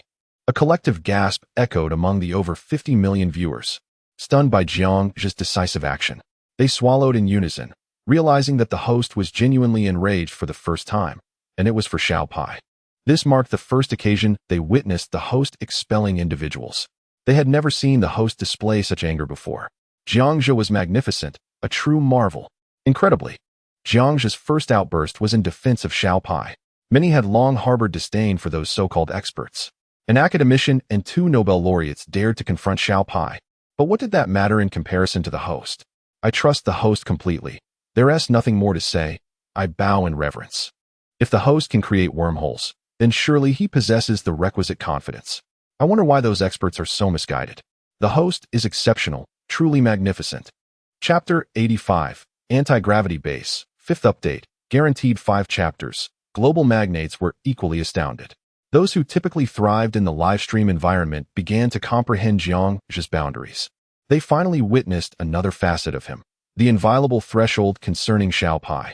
Many began to reflect. Indeed, Jiang Zhe is a being of celestial caliber. Would he engage in actions without certainty? That seems implausible, does it not? If he can construct wormholes, how could he be unaware of their applications and potential dangers? At that moment, the global audience of dignitaries bowed their heads in shame. The excitement in the live stream surged dramatically. What were you thinking? Does Jiang Zhe not possess a more comprehensive understanding than you? And why insult Xiaopai? To deride a mere mouse? Wouldn't he that condemn its owner as well? The president of the Academy of Sciences, Shi Jun, glanced at Feng Zhi with exasperation. Feng Zhi, a man in his 40s, stared at the screen displaying his expulsion. Speechless for an extended period. You were advised to forge a good relationship with Jiang Zhe, with hopes of exploring extraterrestrial realms, and yet you ended up like this? Shi Jun shook his head. Feng Zhi lowered his gaze, acknowledging his error. Shi Jun, with a resigned gesture, signaled for him to leave. Such scenes played out across the globe. Waves of shock reverberated, sweeping over the base. The very ground trembled. It felt as though the end of the world was upon them, rendering it impossible to gaze directly. The quaking persisted, a relentless tremor. This spectacle left millions of viewers breathless. The Ministry of Aerospace of the National Kyoto, Niesher, tips the streamer 100 times, creating a sensation. Niesher, how tragic. Xiao Jiangzi, there is no time left. If you do not flee now, it will truly be the end. The hearts of countless viewers seemed to be seized for a moment. Oh my, is the celestial streamer really about to be lost? It is the apocalypse. I see a volcanic eruption in the distance.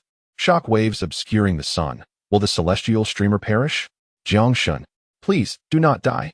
Jiang Zhe, due to the magnitude of this disaster, the streamer has temporarily abandoned the Stargate plan and instead constructed an anti-gravity device using a negative capability field. Jiang Zhe placed the black device before the livestream camera. This is the anti-gravity device he purchased from the system marketplace, fundamentally powered by the negative capability field he salvaged. In addition to the anti-gravity device, he also exchanged for a shock absorption device and a force field protection device, ensuring a safe flight during the anti-gravity leap. The total expenditure amounted to 2 million technology points, leaving him with 180,000 remaining. As for the negative capability field, Jiang Zhe expressed great satisfaction, eagerly anticipating encountering that extraterrestrial being again to obtain another. The world may perish, but the base must absolutely remain intact. These are all technology points, quite precious indeed. Upon the appearance of the black anti-gravity box, the live stream room became lively. What? It turns out the streamer did not create a wormhole. How tragic for the crowd of elites. One moment a saint, the next moment a slap in the face. The anti-gravity device has emerged. Jiang Shun is truly remarkable this time. Masaga, could it be that Jiang Shun intends for the base to ascend? Oh my goodness. A sensation is brewing. He and Xiaopai swiftly approached the control room console, struggling to insert the device into the chip control panel. The console immediately emitted a dazzling silver light, illuminating the entire live stream room. Millions of viewers were instantly electrified. A wave of sci-fi ambience washed over them once more. As long as the streamer presses this button, the base will rise. Jiang Zhe winked at the camera. No sooner had he spoken than, before he could react, Jiang Zhe lost his balance, and both he and Xiaopai fell to the ground. The scene abruptly shifted. Boom. The camera instantly flew to the window, capturing the view outside the base. A terrifying roar reverberated, shaking the earth. The Hobaigu Mountains split apart completely, with countless ice boulders cascading down, and mining debris falling in abundance, sparkling under the fierce sun. In the distance, an iceberg suddenly collapsed. The fissures in the ice surface disintegrated instantaneously, and an immense volume of seawater was splashed to heights of 100 meters by the impact of meteors. Countless peculiar shrimps, sea monsters, and ancient sharks surged into the sky. This spectacle left over 50 million viewers dumbfounded. Numerous extinct creatures, after mere seconds of exposure to the heat in midair, turned crimson. When they fell onto the shattered ice surface, they were indeed edible. The hearts of millions of viewers hung in suspense. It was terrifying. The apocalypse. No. The end of the planet. In the base, Jiangxia could hardly rise. He managed to stand for merely a second before tumbling down again, trapped in this agonizing cycle. My goodness, what would such a catastrophic event look like on Earth? It is needless to surmise. The planet would undoubtedly face annihilation, and humanity would meet its end. What magnitude of earthquake could result in such devastation? Even the broadcaster cannot stand. It is utterly terrifying. This is no place for humans. The tremors intensified, the ground fractured, and mountains crumbled. A resounding explosion captured everyone's attention in an instant. Previously, one might have likened the scene to an exaggerated culinary spectacle, but it was now evidently an upgraded version of volcanic fury. An underwater volcano erupted. Dozens of scorching red magma columns incessantly shot into the sky. Not only the submarine volcano, but the active magma columns surrounding the base also surged upward in a dual onslaught. Everyone was stunned into silence. Was it true that the broadcaster had always resided near a volcano? This magnitude of eruption was more terrifying than anything Earth had previously witnessed. Columns of molten gold, flames, and volcanic ash surged toward the clouds, blocking out the sun. Incredible. What do you think, Xiaopai? As Jiangxia, just having managed to stand, beheld this spectacle, he exclaimed in awe. However, he fell once more. I too find it extraordinary, but not as remarkable as the chief. Xiaopai, lying supine on the ground, decided to refrain from getting up. After all, the base was quite secure, and the chief was indeed impressive. Jiangxia, you certainly know how to speak. Haha. I can't take it anymore. Even the anti-gravity base cannot withstand this apocalypse. This is not merely the end of the world. It feels as if the sun has collided with us. How terrifying. Is this the might of the Dou Emperor? Why do I sense that the broadcaster seems unfazed by this scene? Upstairs, have you just realized? Has Jiangxin ever been afraid? Is everyone ready? Please fasten your seatbelts. We are about to take off. Jiangxia clung to the control panel, struggling to press the anti-gravity button. Physicists and astronomical experts worldwide held their breath. They attempted to suppress their inner astonishment, yet their hearts raced uncontrollably. Everyone's breathing quickened. This moment was far more shocking than the discovery of a negative capability field. This was undoubtedly a millennium-defining event. The first anti-gravity device on the entire planet was about to be unveiled. This also signified that humanity had entered the realm of stellar civilization.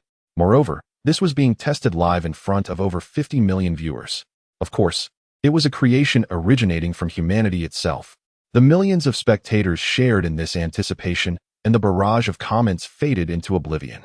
They even forgot the apocalyptic scenes outside their windows. All were awaiting the moment to unfold. With a click, the button was pressed. In an instant, the black anti-gravity box emitted a brilliant silver light, illuminating the entire kilometer of the base.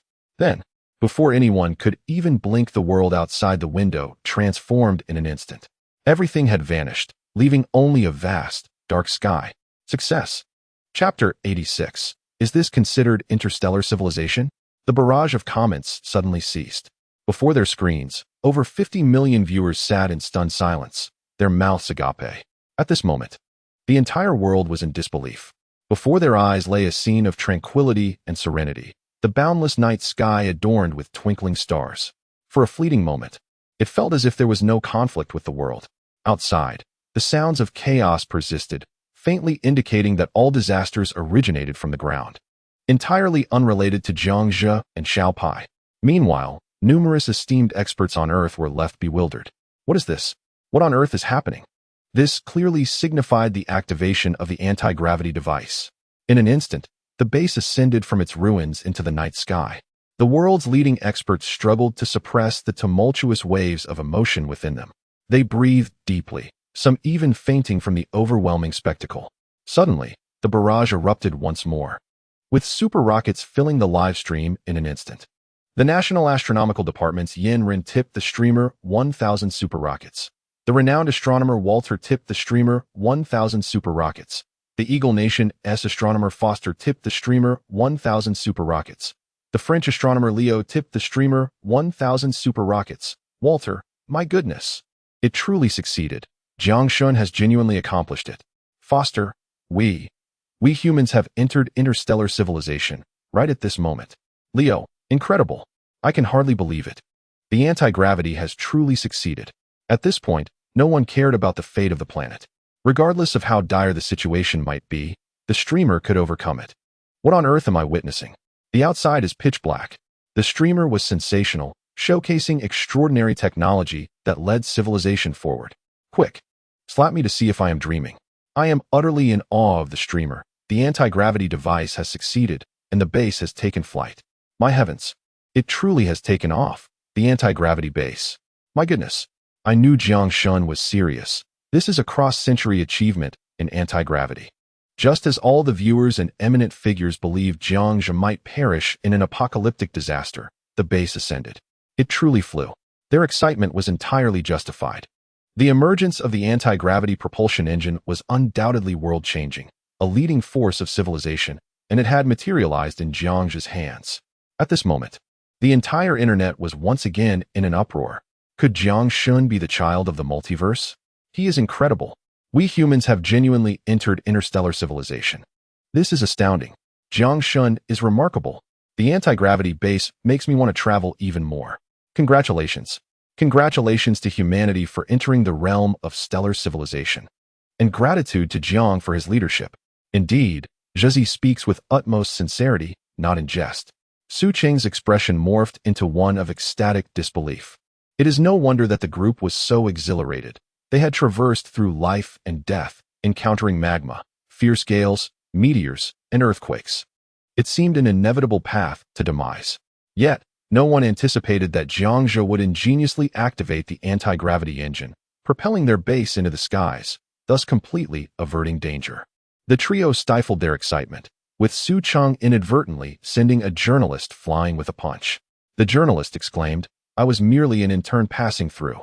To which the trio replied, "Our apologies. We got a bit carried away." They promptly returned to their dormitory. Zhezi is remarkable, absolutely astounding. They had initially believed he would perish there, yet it had transformed into this, an entry into interstellar civilization. Interstellar civilization. We have entered interstellar civilization, all thanks to Zhezi. Hurry. The reporters are back. Prepare for battle. The three opened the doors and windows, engaging in a fierce skirmish with the journalists that lasted for 300 rounds. Ultimately, they found themselves in the intensive care unit, where the three elderly gentlemen remained unchanged. Nie Shi, with tears in his eyes, cried out, "Save me. I still want to watch the live broadcast. This is monumental." Gao Lao, filled with fervor, urged, "Save me first. I don't want to faint amidst such a significant event." Wang Lao, his emotions surging, insisted, "I refuse to faint. I want to watch the broadcast." Hurry. Xiao Lu and Xiao Zhang have their families sign the 145th critical condition notice. The director responded, "What? They still haven't awakened?" The attending physician regarded the three elderly men, who were still conversing, with a bemused expression and quipped, "Then let us continue watching the broadcast." "All right, boss. You are truly remarkable," Xiao Pai exclaimed, raising his little yellow finger in delight. Jiang Zhe replied, "Of course. If the boss isn't exceptional, how could I save you? The boss is valiant and formidable." Xiao Pai joyfully leaped onto Jiang Zhe's shoulder.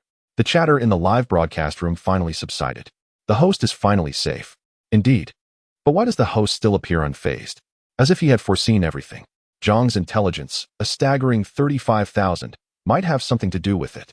Jiang Zhe brought Xiao Pai to the window, gazing downward. The glacier mountains shattered and collapsed. The remnants of cities suddenly crumbled. Flames illuminated the heavens and the entire live broadcast. Meteors continued to rain down violently upon the earth.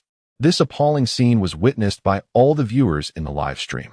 Had Jiang Zhe remained near the Hubigu mountain moments ago, even with advanced technology, it would likely have been futile against the aftermath of such disaster. The cataclysmic spectacle was indelibly etched into the minds of millions of viewers, a sight they would never encounter again in their lifetimes. As calamity approached, humanity's frailty was starkly revealed. In that moment, they profoundly realized that knowledge has the power to alter fate, particularly the vast knowledge possessed by a host like Jiang. Simultaneously, countless viewers silently expressed their gratitude for Jiang Zhe. The strongest human in the world has fortunately survived. I dare not look any longer. The scene sends shivers down my spine. Had the host not created an anti-gravity base, they might have perished there. It is indeed perilous to an extreme degree. Even deities would meet their demise in such a spectacle. The alien planet is fraught with dangers. Even if the host were to develop a tourism project, I would not wish to partake. Are you serious upstairs? Do not let it come to a point where you regret it. Even Jiangzhe cannot help but tremble. Although he feels confident in escaping, he cannot help but imagine what would happen if he and Xiao Pai were still on the ground. Even if one were to fall into magma and survive, the collapsing Mount Hobigu would surely crush them, wouldn't he? This is nothing short of an apocalyptic scenario. If a comet were to strike directly, this planet would likely explode. Jiangzhe glanced back at the interior of the base. Everything remains intact. Now all that can be done is wait for the disaster to pass. The Leviathan meat and pterosaur meat, along with the vegetables, should suffice for a while. I simply hope for the calamity to end swiftly, and that the super crocodile beneath 1,000 meters does not perish. Jiangzhe moved 2 lounge chairs, and he and Xiao Pai took in the apocalyptic view below. At least the host is safe, though there are no leisure activities left. Such a shame. The remnants of the city are lost. The host's life is of utmost importance. Let us wait, for the disaster shall pass. A moment later, Jiangzhe and Xiao Pai quickly became exhausted, slumping into the chairs and falling soundly asleep, even forgetting to turn off the live stream. Chapter 87. 2 million views of Superfire. 7th update. Another 80 votes. Additional update. Suddenly, a rumbling sound echoed once more. Is it not over yet? Jiangzhe, still bleary-eyed, peered down. Host, you're awake. It has been 2 hours. This truly is an apocalyptic disaster. I am beginning to admire the host. Surviving here is indeed a stroke of luck. Luck? This is the host's prowess. Without skill, no amount of luck would allow one to survive. The viewers in the live stream could not help but exclaim. The duration of this calamity is excessively prolonged. If this were on Earth, we would have likely perished by now. Seeing the footage, Jiangzhe was taken aback. The live stream had not been turned off. He checked the time again. It was midnight. Turning, he walked to the cultivation box, plucking 2 potatoes, some corn, and rice. Since it is not yet over, the host shall have a midnight snack. Jiangzhe began preparing his late-night meal. He then called Xiao Pai awake and engaged in interaction while enjoying his snack. Wow, boss, there's corn, Xiao Pai exclaimed, his face alight with excitement. Of course. Who do you think your boss is? However, we can only remain in the air. We will descend once it concludes. It doesn't matter if we go down or not. As long as there's food and chocolate to eat, anywhere can feel like home. Xiao Pai dug into a piece of corn. Jiangzhe chuckled. Then there will be no superfire. Without superfire, we might not even be able to afford food. Is it that serious? Xiao Pai looked up, gazing at Jiangzhe with innocence. Jiangzhe nodded in silence. Everyone has noticed that the host's negative capability field has already been utilized as an anti-gravity engine. Jiangzhe spoke while eating. Since the audience in the live stream became aware of Jiangzhe's mastery over the negative capability field, they have gradually come to accept it. In the hands of Jiang Shan, the emergence of a weapon of catastrophic destruction seems highly improbable. How will we travel in the future? That can't be right. Host, don't you have 2 of them? Could it be that both negative capability fields have been transformed into anti-gravity engines? Are we destined to never see the host in person again? This implied that the interstellar gateway could no longer be constructed. The travel plans for those wishing to visit extraterrestrial realms were utterly dashed. The National Aerospace Department's Niesher rewarded the host with 100 Superfire tokens. Niesher, Xiaojiang, has your negative capability field returned to Earth? Just when everyone found it hard to accept, a Superfire drew attention. What? I seem to recall. The host appears to have the ability to send items back. So, can people be sent back? Obviously not. Otherwise, why wouldn't the host return to play for a few days? Jiangzhe laughed heartily. Of course. The host possesses the technology to send items back to Earth. However, without a negative capability field, there is no means to transport people back to Earth.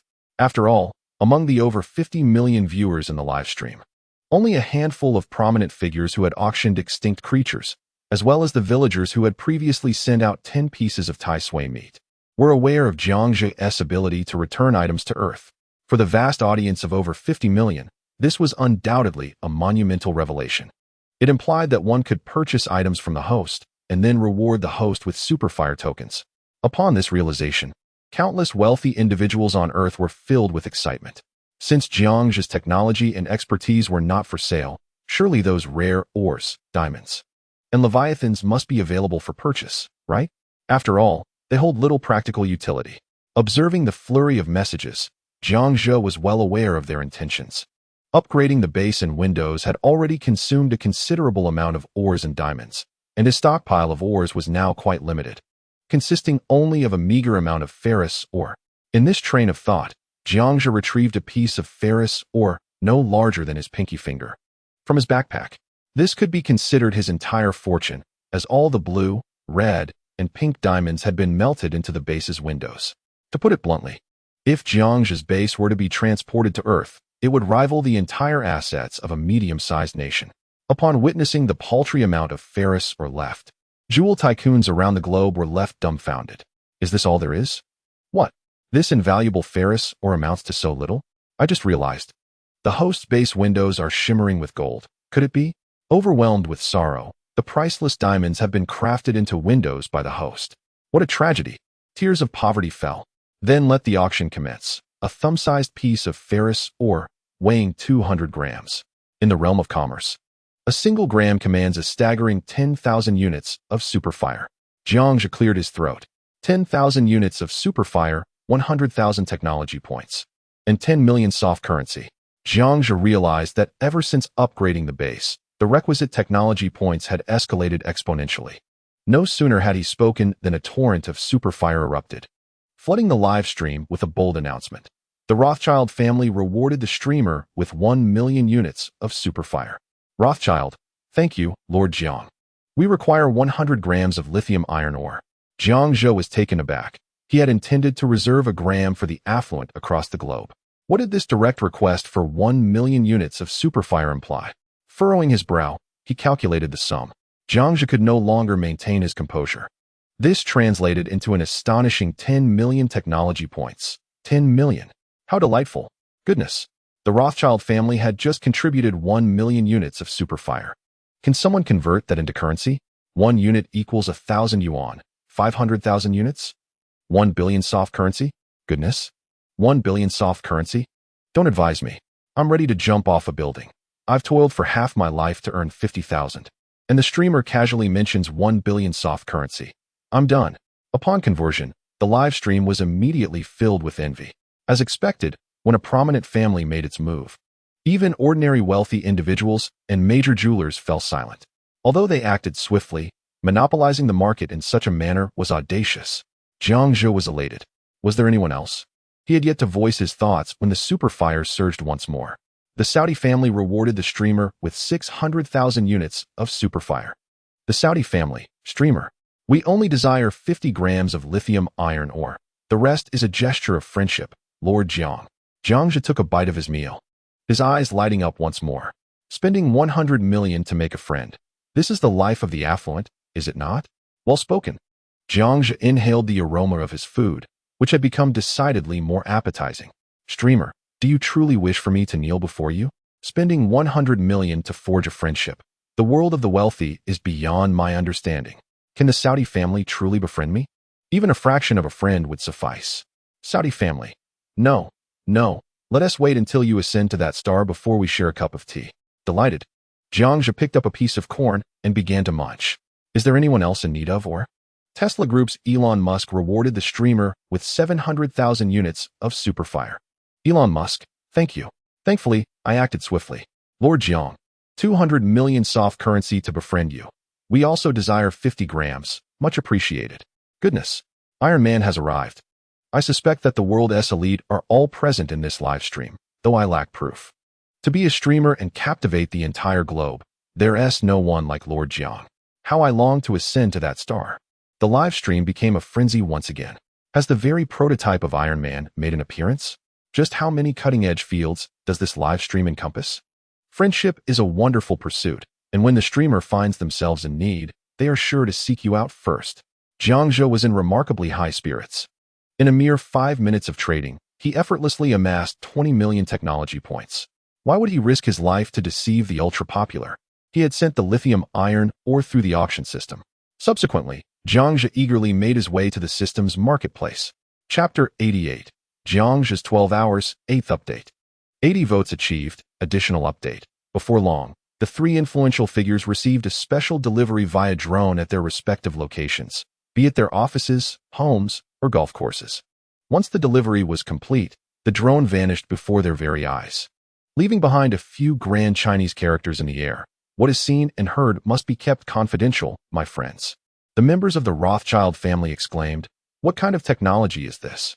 Meanwhile, the Saudi family expressed their astonishment. Indeed, a true master of the dark arts. My friend, it must remain a secret, Elon Musk remarked in awe. This technology surpasses anything from the past 5,000 years. I never imagined a single Earthling could reach the technological heights of the 71st century. Truly unfathomable, the greatest marvel in history. As a titan of technology, Musk understood the intricacies of such advancements. The more one comprehends the mysteries of technology, the harder it is to believe. In his heart, he had already acknowledged Jiang's divine status. Such technology could not possibly be within human grasp. It was a unique pathway of the system. And even 5,000 years seemed an underestimate, perhaps even surpassing 10,000. Soon, Jiangzhou arrived at the system marketplace, Stellar Civilization, with over 20 million technology points in hand. He could readily exchange for a negative capability field, eliminating the need to search for extraterrestrials. He browsed through the offerings, arranged from low to high. Phantom matter, 500,000 technology points. Negative capability field, 15 million technology points. Planet Destroyer Cannon, 100 million technology points. Warp Engine, 2 million technology points. Space Shuttle, 500 million technology points. As he scanned the list, Jiang's lips twitched with frustration. The system was indeed ruthless. With the negative capability field and phantom matter, a stable wormhole could easily be synthesized with just a few more technology points. But the price for the Space Shuttle was an outrageous 500 million. Who would buy that? In the midst of his indignation, a system prompt chimed in. Ding.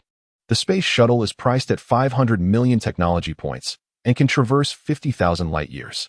Your self-constructed interstellar gate can only traverse 2,000 light-years. Curiosity piqued. Jiangzhou wondered if he could increase the light-year transmission distance. The universe is vast. Surely it extends beyond 50,000 light-years? Every additional 10,000 light-years requires an increase of 100 million technology points. With this explanation, he realized that 100 million technology points would extend the distance by 10,000 light-years, and 10 million technology points would extend it by 1,000 light-years. Jiangzhou then patted his chest, feeling triumphant. This time, the system had suffered a loss, while he had gained. He proceeded to exchange for the negative capability field. He did not hesitate. The negative capability field was indeed a necessity. As for the distance from Earth to this celestial body, that was of little concern. Let us first make the exchange, for upgrades are always possible. Ding. Negative capability field has been added to the inventory. He glanced again at the technological points, 6,500,000. Regarding the ozone gel, Jiangzhou had read about it. It is a rather unique item. Classified as planetary civilization, yet priced at 10 million technological points. However, this amount could only restore 1 million square kilometers of ozone. The exact size of this planet remains unknown for now. Moreover, the ozone must be repaired all at once. A gradual restoration poses the risk of further damage, rendering the effort futile. This implies that several thousand, or even tens of thousands of ozone gels would need to be exchanged. It is an exceedingly colossal endeavor. Looking through the surface, the outside world remained unchanged. Earthquakes, volcanic eruptions, fierce winds, and plumes of black smoke rising simultaneously. The millions of viewers in the live stream could not help but express their astonishment. Such a place is not meant for human habitation, save for the host. An extraordinary anomaly. He possesses the ability to withstand extreme temperature fluctuations, and his intellect is exceptionally sharp. Countless scientists even contemplated dissecting Jiang to understand the composition of his brain, pondering how he could lead civilization single-handedly. Can intellect truly grant one the liberty to act without restraint? Are you all certain that after the calamity, you would still wish to visit that planet? Su Cheng inquired of Ming Chong and El Hong. Before the disaster struck, there was little hesitation. However, since its occurrence, many have lost their desire to venture to Jiang's planet. Yet, as the anti-gravity base emerged, millions of spectators suddenly changed their minds, desiring to go once more. All of this stems from the natural disasters that humanity today cannot withstand. The two glanced at the live feed of the surface.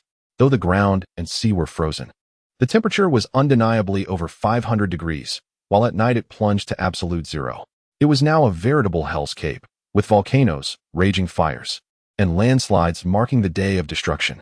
Countless viewers had watched apocalyptic films, and this scene mirrored that reality. In the face of nature, humanity is utterly insignificant. Ming Chong declared resolutely, "Who do you look down upon, old Su?" El Hong responded with unwavering confidence, "Even if we must endure, Jiangzhu will not let us perish."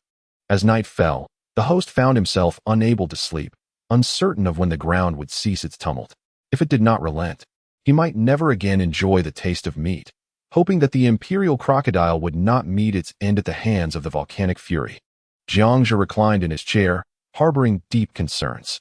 A devoted fan calculated for him. Within a single day, Jiangzhu experienced events that others could scarcely encounter in a lifetime. He established a base in the morning, ventured into the sea, narrowly escaped with 8 batteries, battled a Leviathan, and encountered extraterrestrial beings who bestowed upon him the negative capability field. Subsequently, he vanquished the colossal Leviathan once more, even teetering on the brink of death.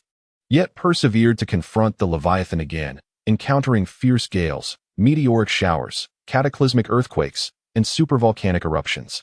Ultimately, he upgraded his base yet again, even constructing an anti-gravity engine. Given that this planet operates 12 hours behind Earth, all of Jiangzhu's endeavors transpired within a mere 12 hours on Earth. Once this account was shared online, it instantly sparked disbelief among countless netizens. Zhang's day only lasts 12 hours. The comments below erupted. Is this truly just 12 hours, not a lifetime? Is this the torment a person must endure? So, is the realm where Jiang resides hell or paradise? It is evident. How terrifying. Jiang's day lasts merely 12 hours, yet encompasses so much. My heart aches for Jiang. Indeed, one could assert that Jiang's efforts are entirely deserving of his rewards. This is truly a life lived for a live broadcast. I finally comprehend the title of civilization leader bestowed by the president. He is wholly deserving and qualified for it. Following the virality of this post, Jiangzhu's reputation soared both domestically and internationally. To the esteemed individuals in my live stream, are you all unoccupied? It should be a little past noon on Earth. Aren't you supposed to be working? Jiangzhu inquired with curiosity. It was not that Jiangzhu was bored. Since the inception of the broadcast, this group of esteemed viewers had essentially remained present for 24 hours straight, never leaving and consistently urging him to continue streaming. Wang Anhua remarked, "Your life is more precious than anyone else's, so you must not perish." Nieshur added, "I'm already retired." Gao Yuliang chimed in, "As long as I'm alive, my sick leave is infinite." Wang Jingwo quipped, "Absent from work, who dares to criticize me?" Chang Jingming said, "I'm waiting for the ocean to thaw." Lu Yu mentioned, "I'm waiting for the volcano to subside." Shi Weichang stated, "I'm supervising whether Xiao Jiang's literary skills have improved." Alan remarked, "I'm still waiting for the host to sell the leg of the Leviathan." Multiple comments echoed, "Same here." Park Meiqian added, "I'm waiting for the lower half of the Leviathan." Matt Damon stated, "I'm watching the live stream to hone my acting skills." Lebuai asked, "I'm waiting for skills. What are you waiting for, Jiangzhu?" Jiangzhu responded, Chapter 89. Simply doing 30,000 push UPS, 9th update. 80 votes fulfilled. On the ground, the calamities of the ocean continued unabated. 3 hours had elapsed since the disaster struck. The carefree Xiaopi was soundly asleep. Jiangzhu, however, was not idle. Under the watchful gaze of over 50 million viewers, he completed 20,000 push-ups and 30,000 sit-ups over the course of 2 hours. Iron Brother Ming, in the end, joined the host for a simple challenge of 10,000 Russian push-ups. Jiangzhu prepared a cup of protein powder and downed it. The Russian push-up, naturally, involved suspending the legs in the air while supporting oneself with the arms, akin to an inverted push-up. Among humans, being able to perform 1,000 is commendable.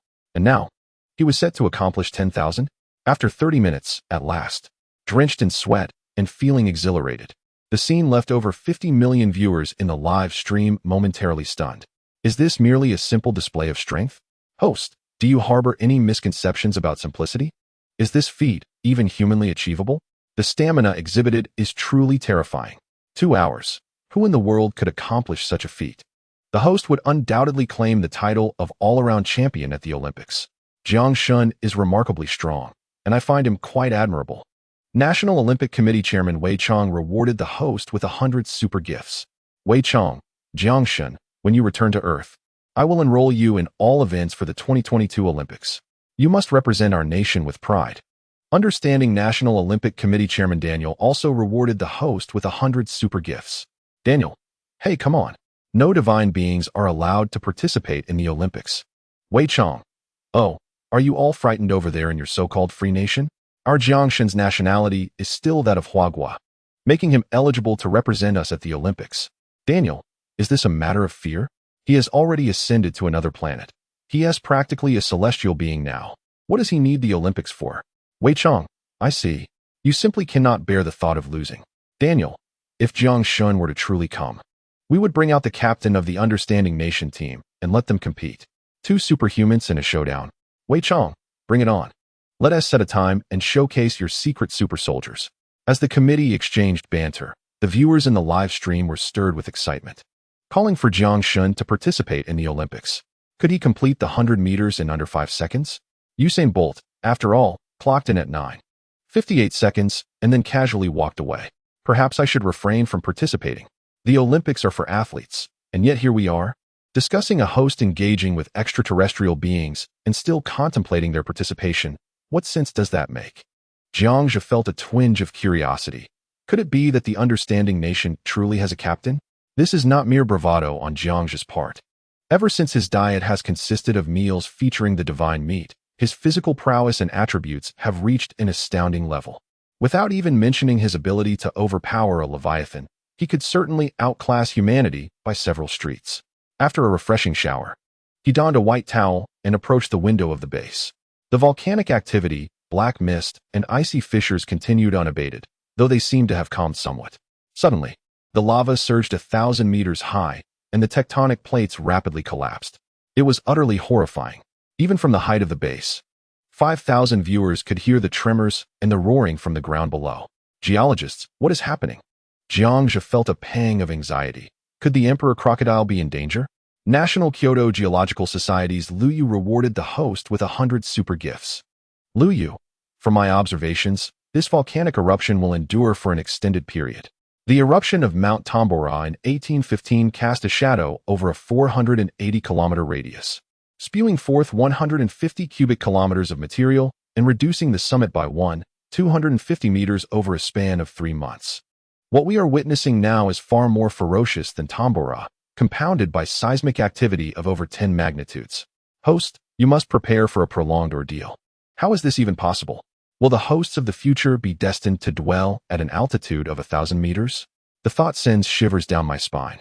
3 months on Jiang Shun's planet equates to merely 6 months, an unfathomable notion. A post that has recently gone viral online paints Jiang Shun's plight as one of calamity, akin to a veritable hell on earth. When the experts emerged, over 50 million viewers were left utterly bewildered. This is far from a picturesque extraterrestrial landscape. Rather, it resembles a descent into the 99th layer of hell. In the eyes of a multitude of specialists, this ice orb, deprived of its atmospheric layer, could potentially usher in perpetual disaster.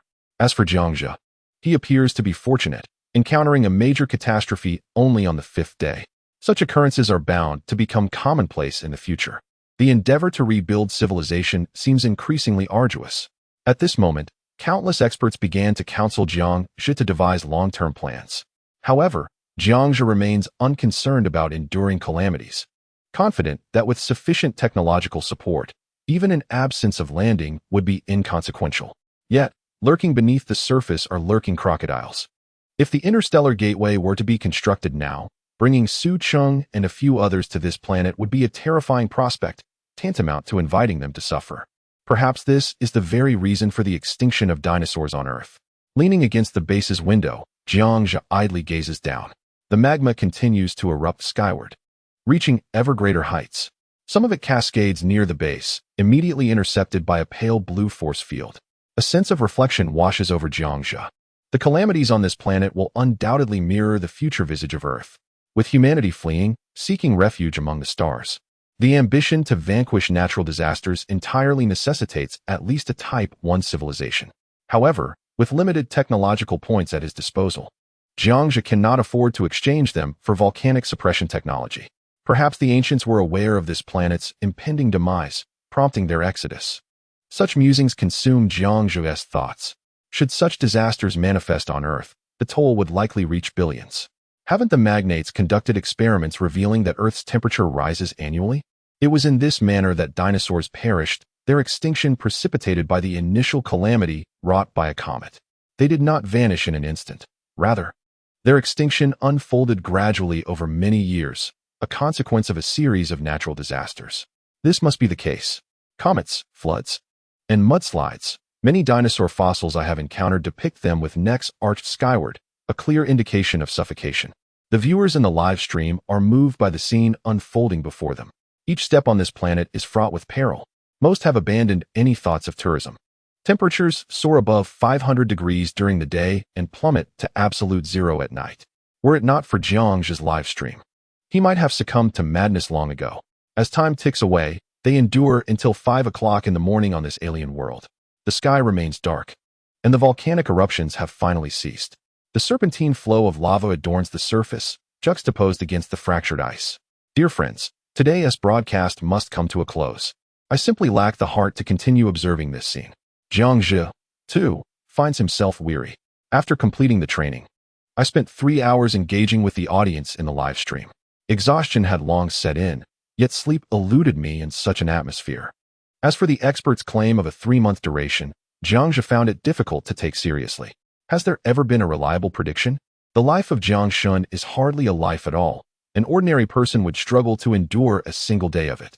After enduring for so long, the volcano has finally calmed. The expert's words seem rather dubious as well. The live stream erupted in a chorus of banter. Liu quipped, "I'm not even on Earth.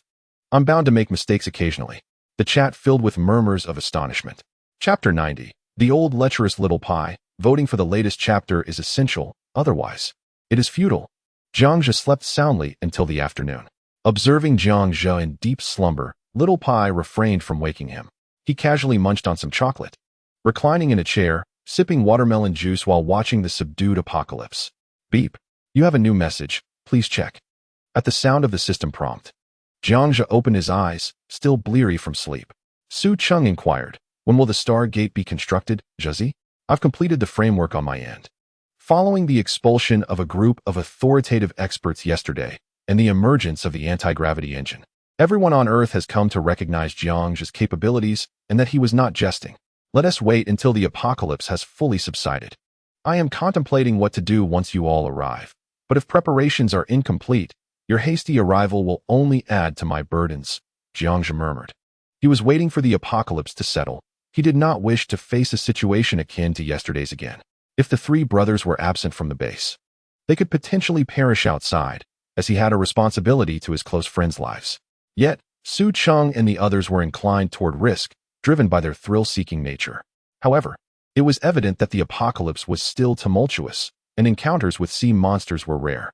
Since auctioning off 200 grams of tetrahedrite yesterday, he still possessed ample technological points. As for the Earth Interstellar Trade Company, they could only gather resources slowly after the disaster had passed, and gradually build the Stargate to transport goods back to Earth for sale. Constantly auctioning in the live stream was insufficient. The demand for goods far exceeded supply. Moreover, Jiang Zhe was an exceptionally busy individual. After a brief exchange, Su Cheng and the others learned of Jiang Zhe's plans. Why hasn't the host gone online yet? Could it be that the anti-gravity engine malfunctioned and the host fell into a volcano? Or was he crushed by a landslide? Upstairs, are you newcomers? The host is bathing in magma at over 1,000 degrees Celsius. Didn't you see? Surviving 5 days on a perilous alien planet is a miracle for the entire human race on Earth. Previously, scientists had begun studying Jiang Zhe's physical structure. After days of meticulous observation, some brilliant scientists seemed to discover that Jiang Zhe's 3-meter force field and his surface bore no traces of technology. These revelations have truly captivated a multitude of fervent scientists. From a 3,000-meter fall to battling Leviathan a kilometer below the surface. After being struck by the Leviathan with a force surpassing that of a truck, his heart shattered. The process of mending his heart remains an enigma. Indeed, many scientists began to waver, contemplating the possibility that Jiang Zhe possessed extraordinary abilities. Amidst the urging of millions of viewers, Jiang Zhe's live stream flickered to life. Here we are. Jiang Laotai, we've been waiting for you. Thankfully, you're alive. Despite the general belief that Jiang Zhe would not perish on an alien planet, the collective anxiety of the audience dissipated. It appeared that the anti-gravity engine was intact, and the base had not plummeted. Each day, millions of viewers harbored a fear that Jiangxia might abruptly cease his broadcast, a scenario that would signify the demise of a figure leading all of humanity's civilization. Jiangxia glanced over at Xiao Pai, who was languidly napping in the sun, increasingly embodying the traits of a recluse. Suddenly, peculiar sounds emanated from the livestream. Ku emoji, sigui, iku. Without surprise, discordant noises filled the broadcast. Countless young viewers recognized the source as belonging to a certain film. Upon listening intently, a female voice resonated. The origin was Xiao Pai, and Jiangxia's expression darkened instantly. When had Xiao Pai learned such mischief? He strode purposefully to Xiao Pai's chair, who was engrossed in watching the inappropriate film on Jiangxia's tablet. Xiao Pai, turn it off. Jiangxia's tone turned grave. Xiao Pai, startled, leaped up in alarm. Boss, what's wrong? He stammered, bewildered at the sudden outburst. Why was the boss so incensed?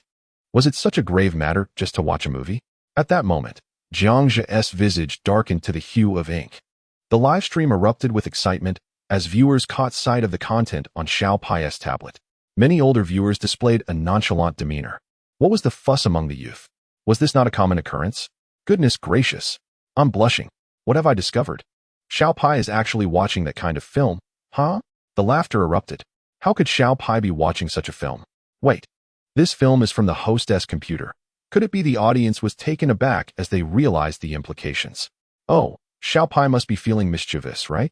Someone chimed in. Upstairs, you've forgotten that Xiao Pai is known as Pai Tai Yang, so he wouldn't be feeling mischievous. My good brother, I can only assist you up to this point. The barrage of comments grew increasingly absurd, and Jiangxia lost interest. The atmosphere shifted, reflecting on the past. The once innocent Xiao Pai had now transformed in the eyes of countless viewers.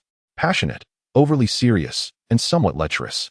Jiangxia tugged at Xiao Pai's large ears and dragged him toward the kitchen. Boss, no, this is unjust. I merely stumbled upon an advertisement while browsing the web and clicked it. Xiaopi defended himself. You entered and did not close it? Jiangxia remarked. Disapproving of the young boy's choice to watch such films, at your tender age, you ought to be more discerning. Jiangxia prepared the cutting board, intending to brace Xiaopi. Boss, it was that scoundrel, Zha Gui, who lured me in. Moreover, I am 103 years old, older than you. What harm is there in merely watching? When I was born, you were still nursing. Xiaopi retorted defiantly. Jiangxia's lips twitched uncontrollably, struck by the boy's reasoning, leaving him speechless.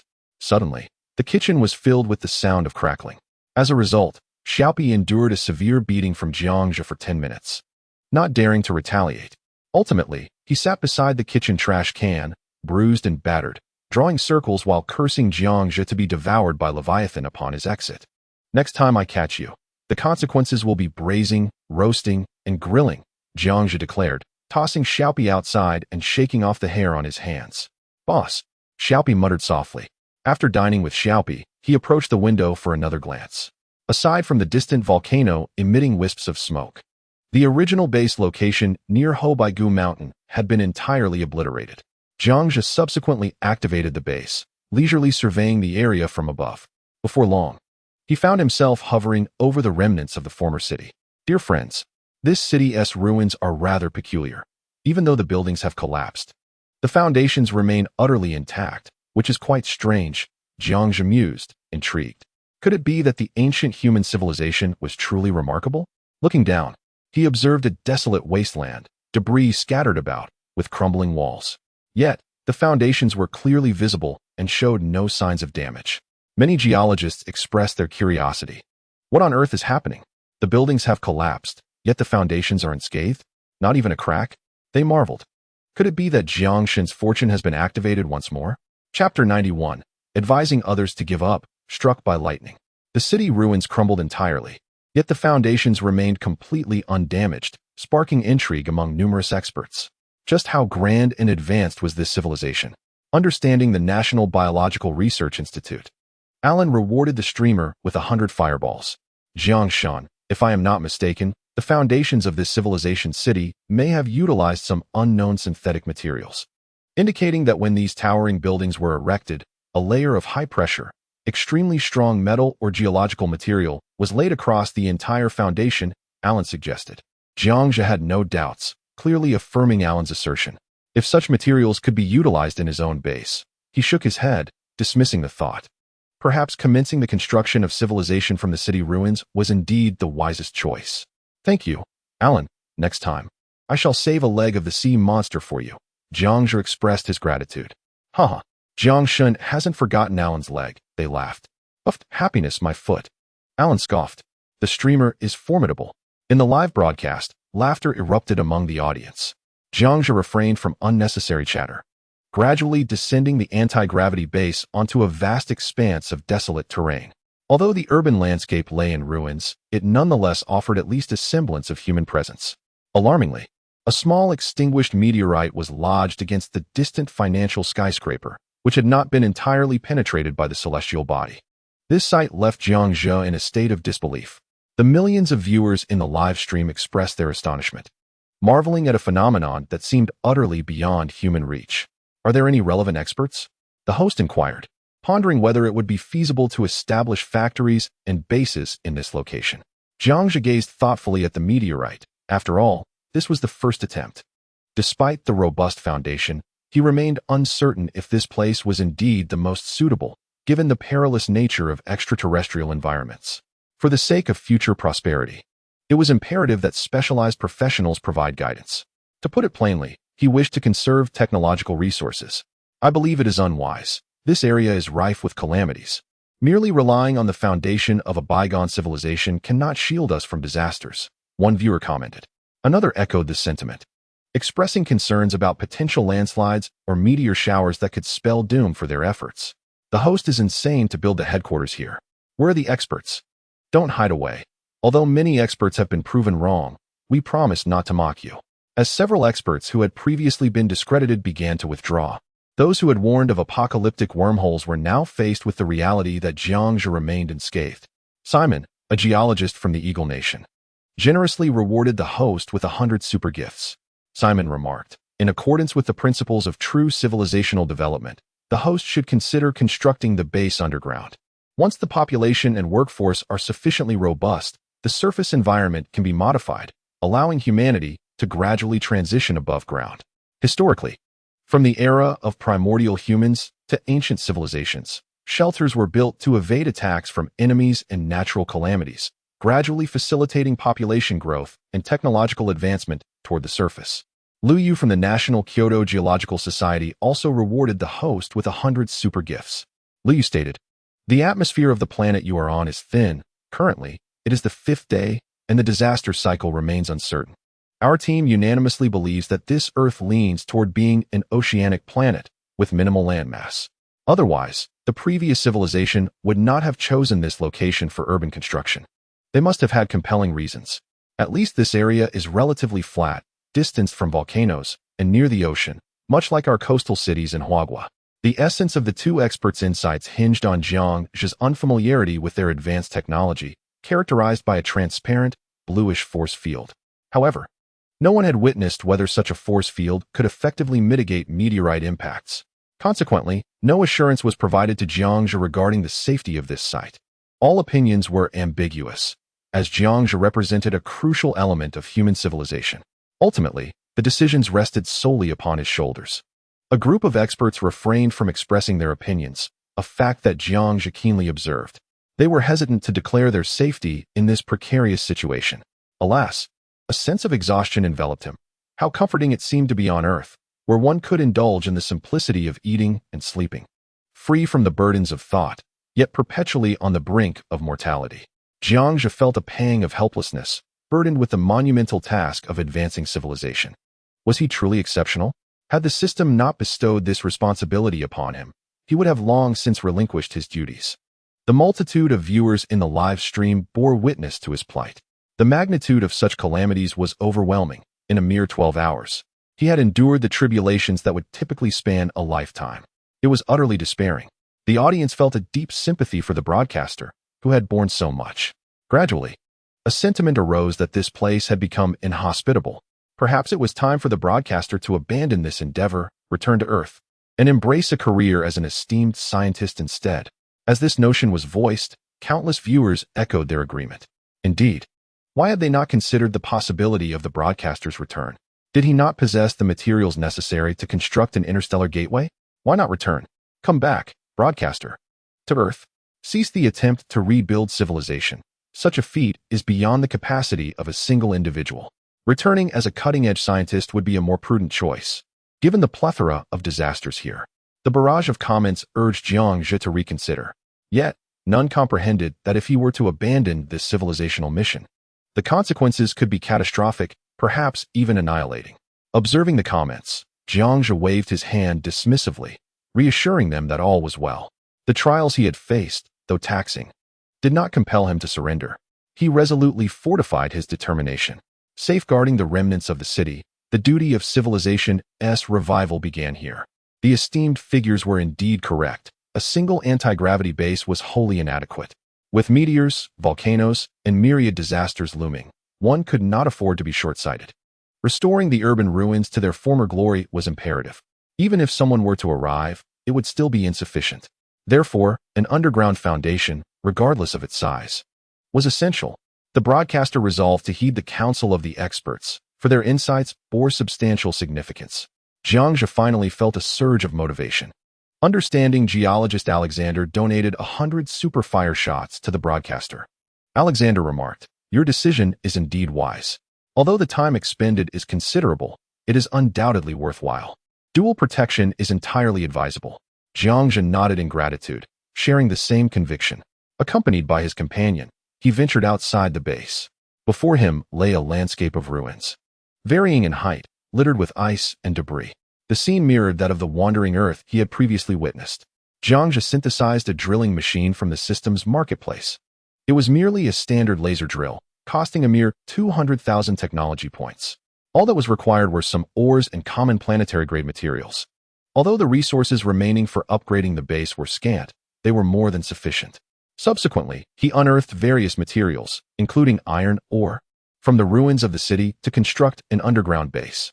The drilling machine appeared as a large black cube, with 4 laser beams emanating from its corners. Without uttering a word, Jiang Zhe swiftly located a suitable site and activated the cube's technology. The audience in the live stream was instantly bewildered. Was it truly necessary to employ such a fantastical approach for merely drilling into the ground? In Chapter 92, the astonishment continued to mount. Would they perish if they did not drive? Wang Zhengwo, having rewarded the broadcaster with a generous donation, remarked in disbelief, "Is this the genius with an IQ of 30,000? A vast expanse of Earth is simply cleaved apart? Has the gravitational beam been unleashed?" Even the typically silent old Wang found himself confounded. If only he possessed such technology as Jiang Zhe's, would China's infrastructure not soar to new heights? What of pyramids and stone circles? They could all be constructed with ease. Countless individuals began to question whether Jiang Zhe's intelligence was indeed 30,000. Perhaps it was closer to 300,000? Could a mere IQ of 30,000 grant one the freedom to do as they please? Apologies.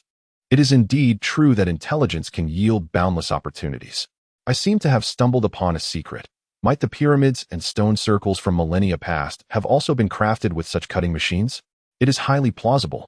The millions of viewers in the live stream shared a singular inquiry.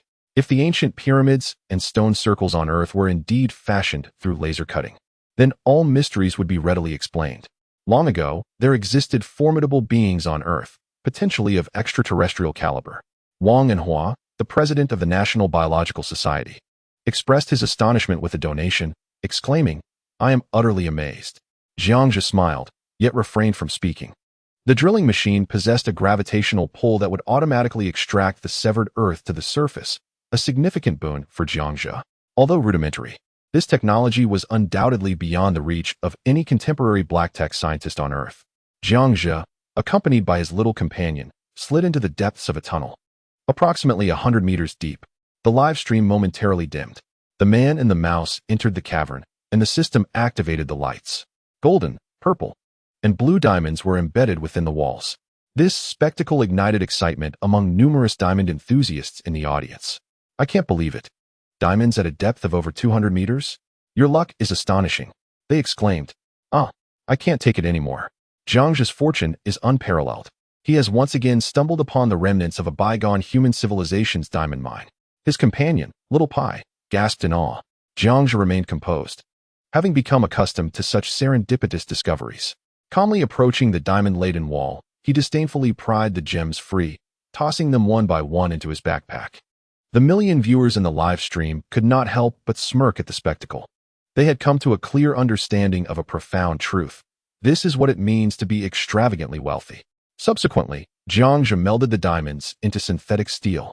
The underground base was swiftly constructed, its expansive temperature-controlled chambers taking shape. While it is well known that diamonds hold significant value on Earth, here they are rendered inconsequential. Hence, the streamer's decision to fuse diamonds into steel for the creation of an underground temperature-controlled room seems rather reasonable, does it not? Jiangzhe casually remarked, excessive. Quite extraordinarily excessive. How could you, Jiangshen? You have changed. You now regard wealth with disdain, came the retort. I kneel before Jiangshen, who treats money as mere refuse. Might I request a piece of refuse? Upstairs, you are quite the talent. Are you attempting to make me laugh to death and then assist with my debts? Jiangzhe declared, the streamer has made a decision, even if others arrive. The most suitable accommodation remains the underground base, not my anti-gravity facility, as I must prioritize their safety. Do you truly believe that Zhizi's actions stem from a genuine concern for our safety? Su Qing pondered, observing the screen.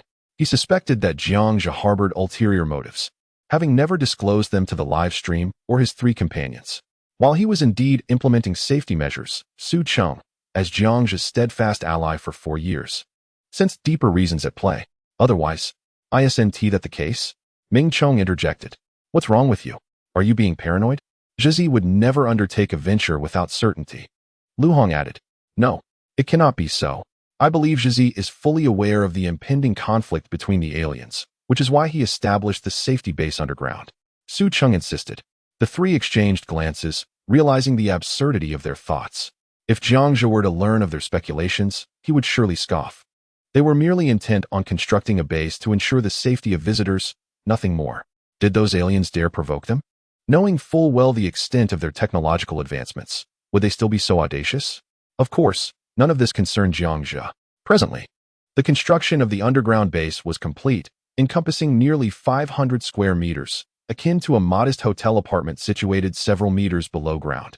The windows were fashioned from an innovative material, synthesized from high-hardness diamond or carbon fiber, providing exceptional durability. Resistant to tremors, heat, and high pressure, it could withstand earthquakes, provided they did not exceed a magnitude of 15. A metallic staircase led directly from the anti-gravity base to the surface. Jiangzhe planned to conceal the entrance to the anti-gravity facility beneath the underground opening. A door would be installed, allowing future visitors to seamlessly transition from the anti-gravity base into the underground quarters. Even in the face of a major catastrophe, it would remain resilient. Moreover, a protective force field ensured that the underground base was unequivocally secure. From within the transparent temperature-controlled chamber, one could gaze upward to behold the base soaring 100 meters above. Little Pai appeared to have discovered a new world and dashed toward the anti-gravity base, experiencing an unobstructed view of the heavenly expanse above from the depths below. Yet, the attention of the live stream audience seemed diverted from the spectacle at hand. The host is truly a talent, rendering the underground base transparent. What a twist. Is the broadcast starting anew? The host is bathing in the surface base, while female visitors sneak a glance at the host in the underground base? How ingenious. How could I not have thought of this? The host must be intentional about this transparency, otherwise, it wouldn't be so. It was once a beautiful expanse of sky, with magnificent architecture and the full moon visible in all its glory, yet it has been marred by a flurry of inappropriate comments. Jiangzhe's sense of accomplishment has vanished in an instant. Could you refrain from such antics? The host has just constructed an underground base and is reveling in the joy of it, yet you insinuate I have certain inclinations? Jiangzhe is utterly speechless. This measure was taken purely for safety considerations, yet they misconstrue it as a quirk. Who could accept that? This audience thrives on chaos. Jiangzhe has decided that in the future, visitors must pay a substantial fee to tour. After all, they deemed him to have peculiar preferences. I feel invigorated. I yearn to travel again. This underground base is too luxurious for the likes of us commoners. I seriously doubt the host has ever considered our plight. Is there a hint of an underwater transparent apartment? How much does it cost per night? How much is it, host? Could you please leave a space before posting again? My apologies. So what is the nightly rate, host? Does it make a difference whether you say it or not? Did your language teacher pass away early? Millions of viewers in the live stream burst into laughter. Do you all think you would perish if you didn't indulge in such antics for a day? Jiangzhe said irritably. You wouldn't perish, you'd go mad. Engaging in such antics is a shared human pastime. It's stifling. Chapter 93. The Father of the Emperor Crocodile, fourth update, seeking votes. After managing all trivial matters, Jiangzhe returned to the anti-gravity base. He washed his hands and, donning his small leather jacket, ventured once more onto the icy surface. The host is now preparing to check on the Emperor Crocodile and gather some ore and metals. After a night of calamity, may it survive. Jiangzhe splashed water on his face. He had unexpectedly discovered that the ruins of the city had a solid foundation. Furthermore, many prominent figures suggested he build an underground base. Everything has been constructed. Thus, the plan for the Stargate has advanced ahead of schedule. After all, the underwater base is so deep. I estimate the Emperor Crocodile should be safe, right? Not necessarily, given the ferocity of the underwater volcanic eruptions. There may be numerous black volcanic rocks throughout the ocean floor. Do you lack emotional intelligence? Everyone is aware of the dangers and is hoping for the Emperor Crocodile's survival. Yet you are the only one speaking contrary to that. Can you not communicate? Are we not allowed to speak the truth? Speak. Say it again. I already said it. What will you do? Thus, the live stream erupted in debate over whether the Emperor Crocodile had perished. Jiangzhe nearly burst into laughter. This group is indeed a collection of lively characters. A day without banter leaves one feeling rather unsettled. Such lively exchanges are what render the live stream truly vibrant. Subsequently, I retrieved the electric bike and exited the base, with Xiaopai nestled in the basket, heading towards the coast. The sun shone with its usual fervor today, as if nothing from yesterday had transpired, an eerie sensation indeed. Viewers observed the city's ruins, the journey being exceedingly bumpy. Should the conditions worsen, the host might have to switch to a jeep, Jiangzhe remarked as he drove.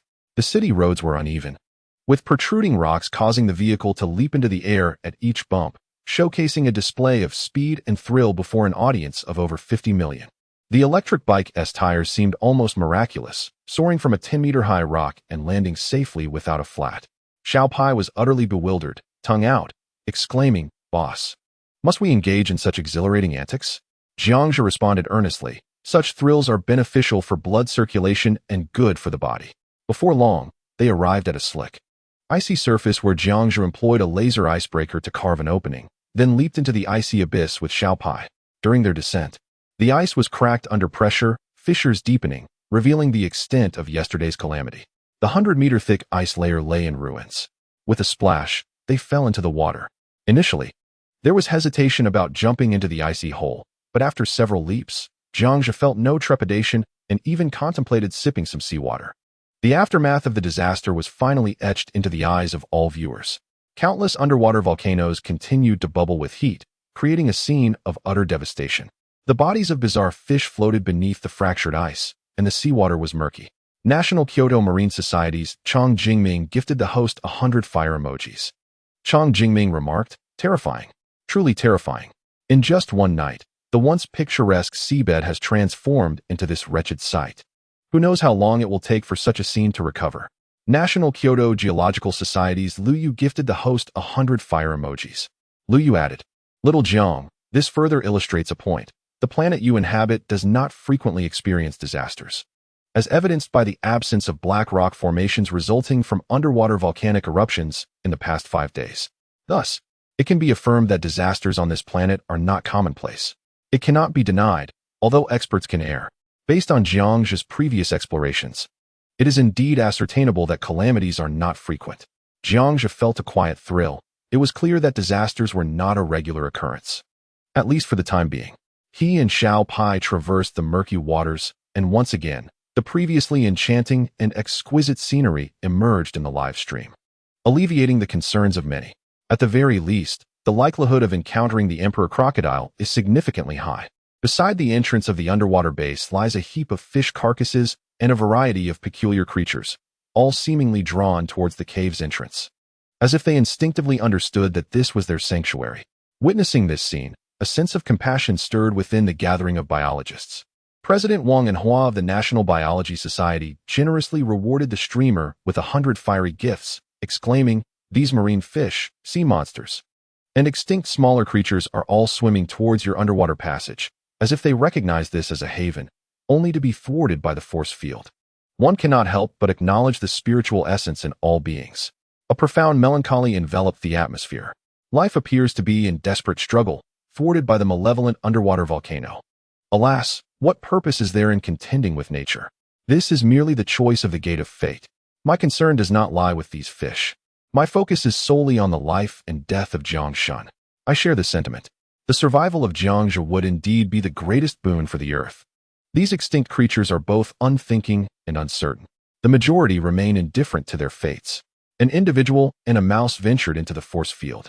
Surrounding them was a brilliant light, devoid of any signs of destruction, not even the slightest crack.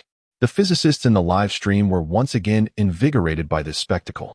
How can the force field of the bottomless pit remain unscathed for a millennium? And where does this force field originate? Such mysteries pique the curiosity of experts. Driving the electric vehicle to the beach, they activated a high-powered xenon lamp. Instantly, the entire ambient cave was illuminated, scanning the walls of the bottomless pit. There was no evidence of damage, allowing a sigh of relief to escape. Just as Jiangzhe prepared to blow his whistle to summon the young crocodile, the subterranean seawater was suddenly disturbed by a colossal being. Despite having witnessed the emergence of the emperor crocodile on several occasions, the audience in the live stream felt a surge of tension. This time, it seemed there was more than one lurking beneath the surface. Could there be other super emperor crocodiles? Under the watchful gaze of over 50 million viewers, a crocodilian head, comparable to a small mountain, emerged before them.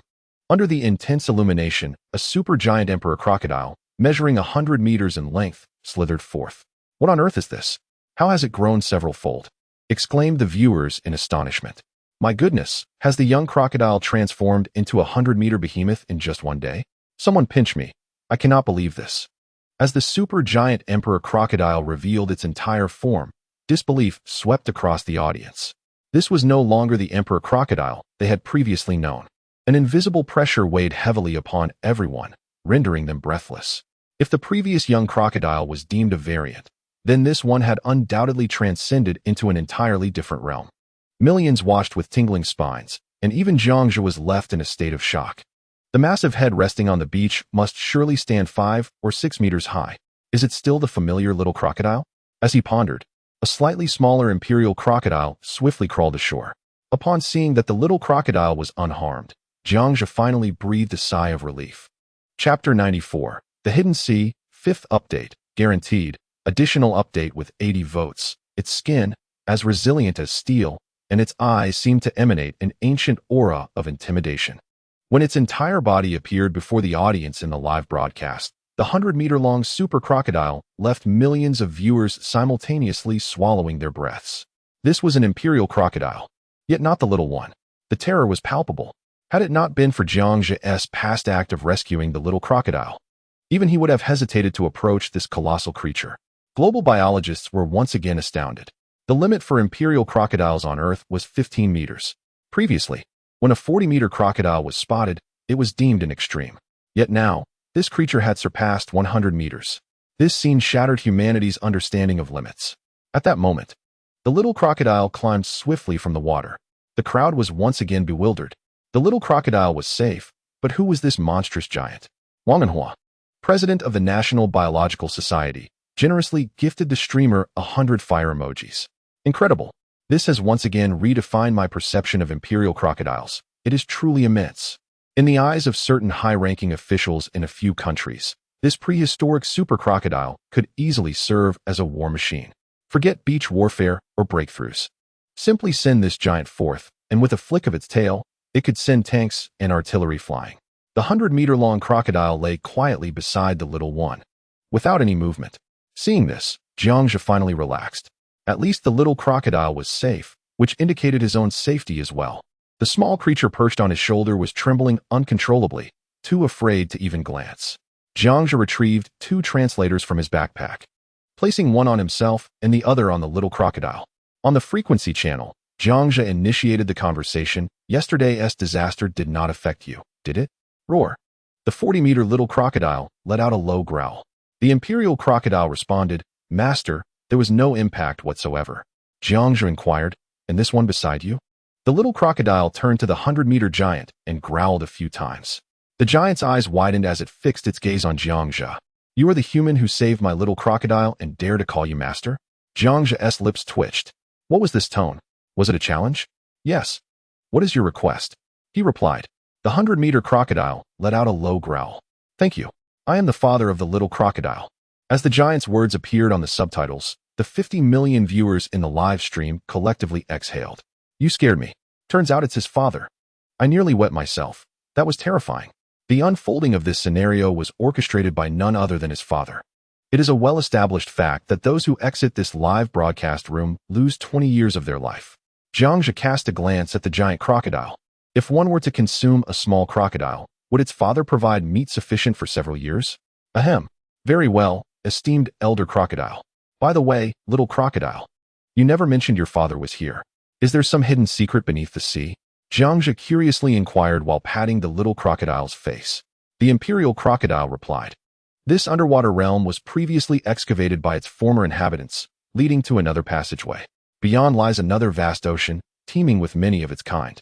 Upon hearing this revelation, not only Jiangzhe but the entire audience of the live stream, as well as biologists, geologists, and oceanographers worldwide, were left in a state of astonishment. Another ocean? What kind of ocean? The live stream was instantly overwhelmed with excitement. Initially, everyone believed this abyss was the limit of ancient human civilization.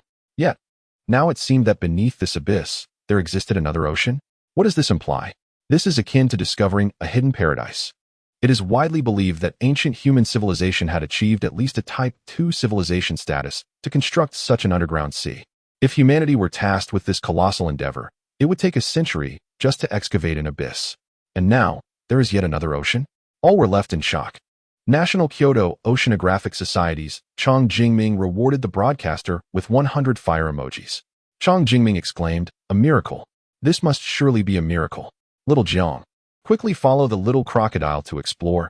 This could be a significant historical discovery."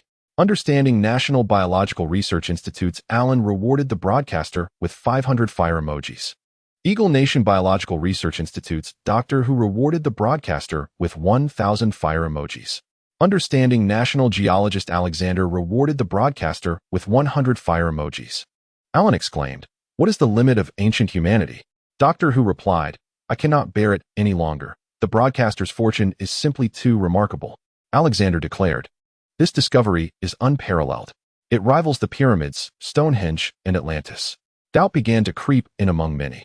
Could it be that the civilization of Atlantis also originated from another planet, taking root on Earth, only to depart once the environment became inhospitable? I find myself increasingly curious about the mysteries this planet still holds. As for myself, I remain unfazed.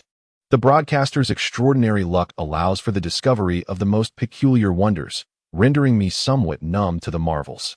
My curiosity knows no bounds regarding what lies beneath. The millions of viewers in the live stream could not help but express their astonishment. In just 5 short days, the events orchestrated by the broadcaster have continuously shattered the audience's perception of reality. The existence of ancient extraterrestrial beings surpassing Earth's ancient creatures, alongside aliens, underwater spacecraft, gravity engines, and interstellar gateways, all present in unfathomable reality. As we arrive at the present, an underground ocean has emerged. At this moment, various cultural materials from Earth are being continuously updated, shaped by Jiangzhe's experiences and observations. Numerous textbooks have eliminated the notion that humanity evolved from apes, directly asserting that we originated from extraterrestrial worlds. Furthermore, hundreds of propositions from Darwin's theory of species origin have been thoroughly debunked. Jiangzhe inquired, "Shall we go, Xiao Pai?"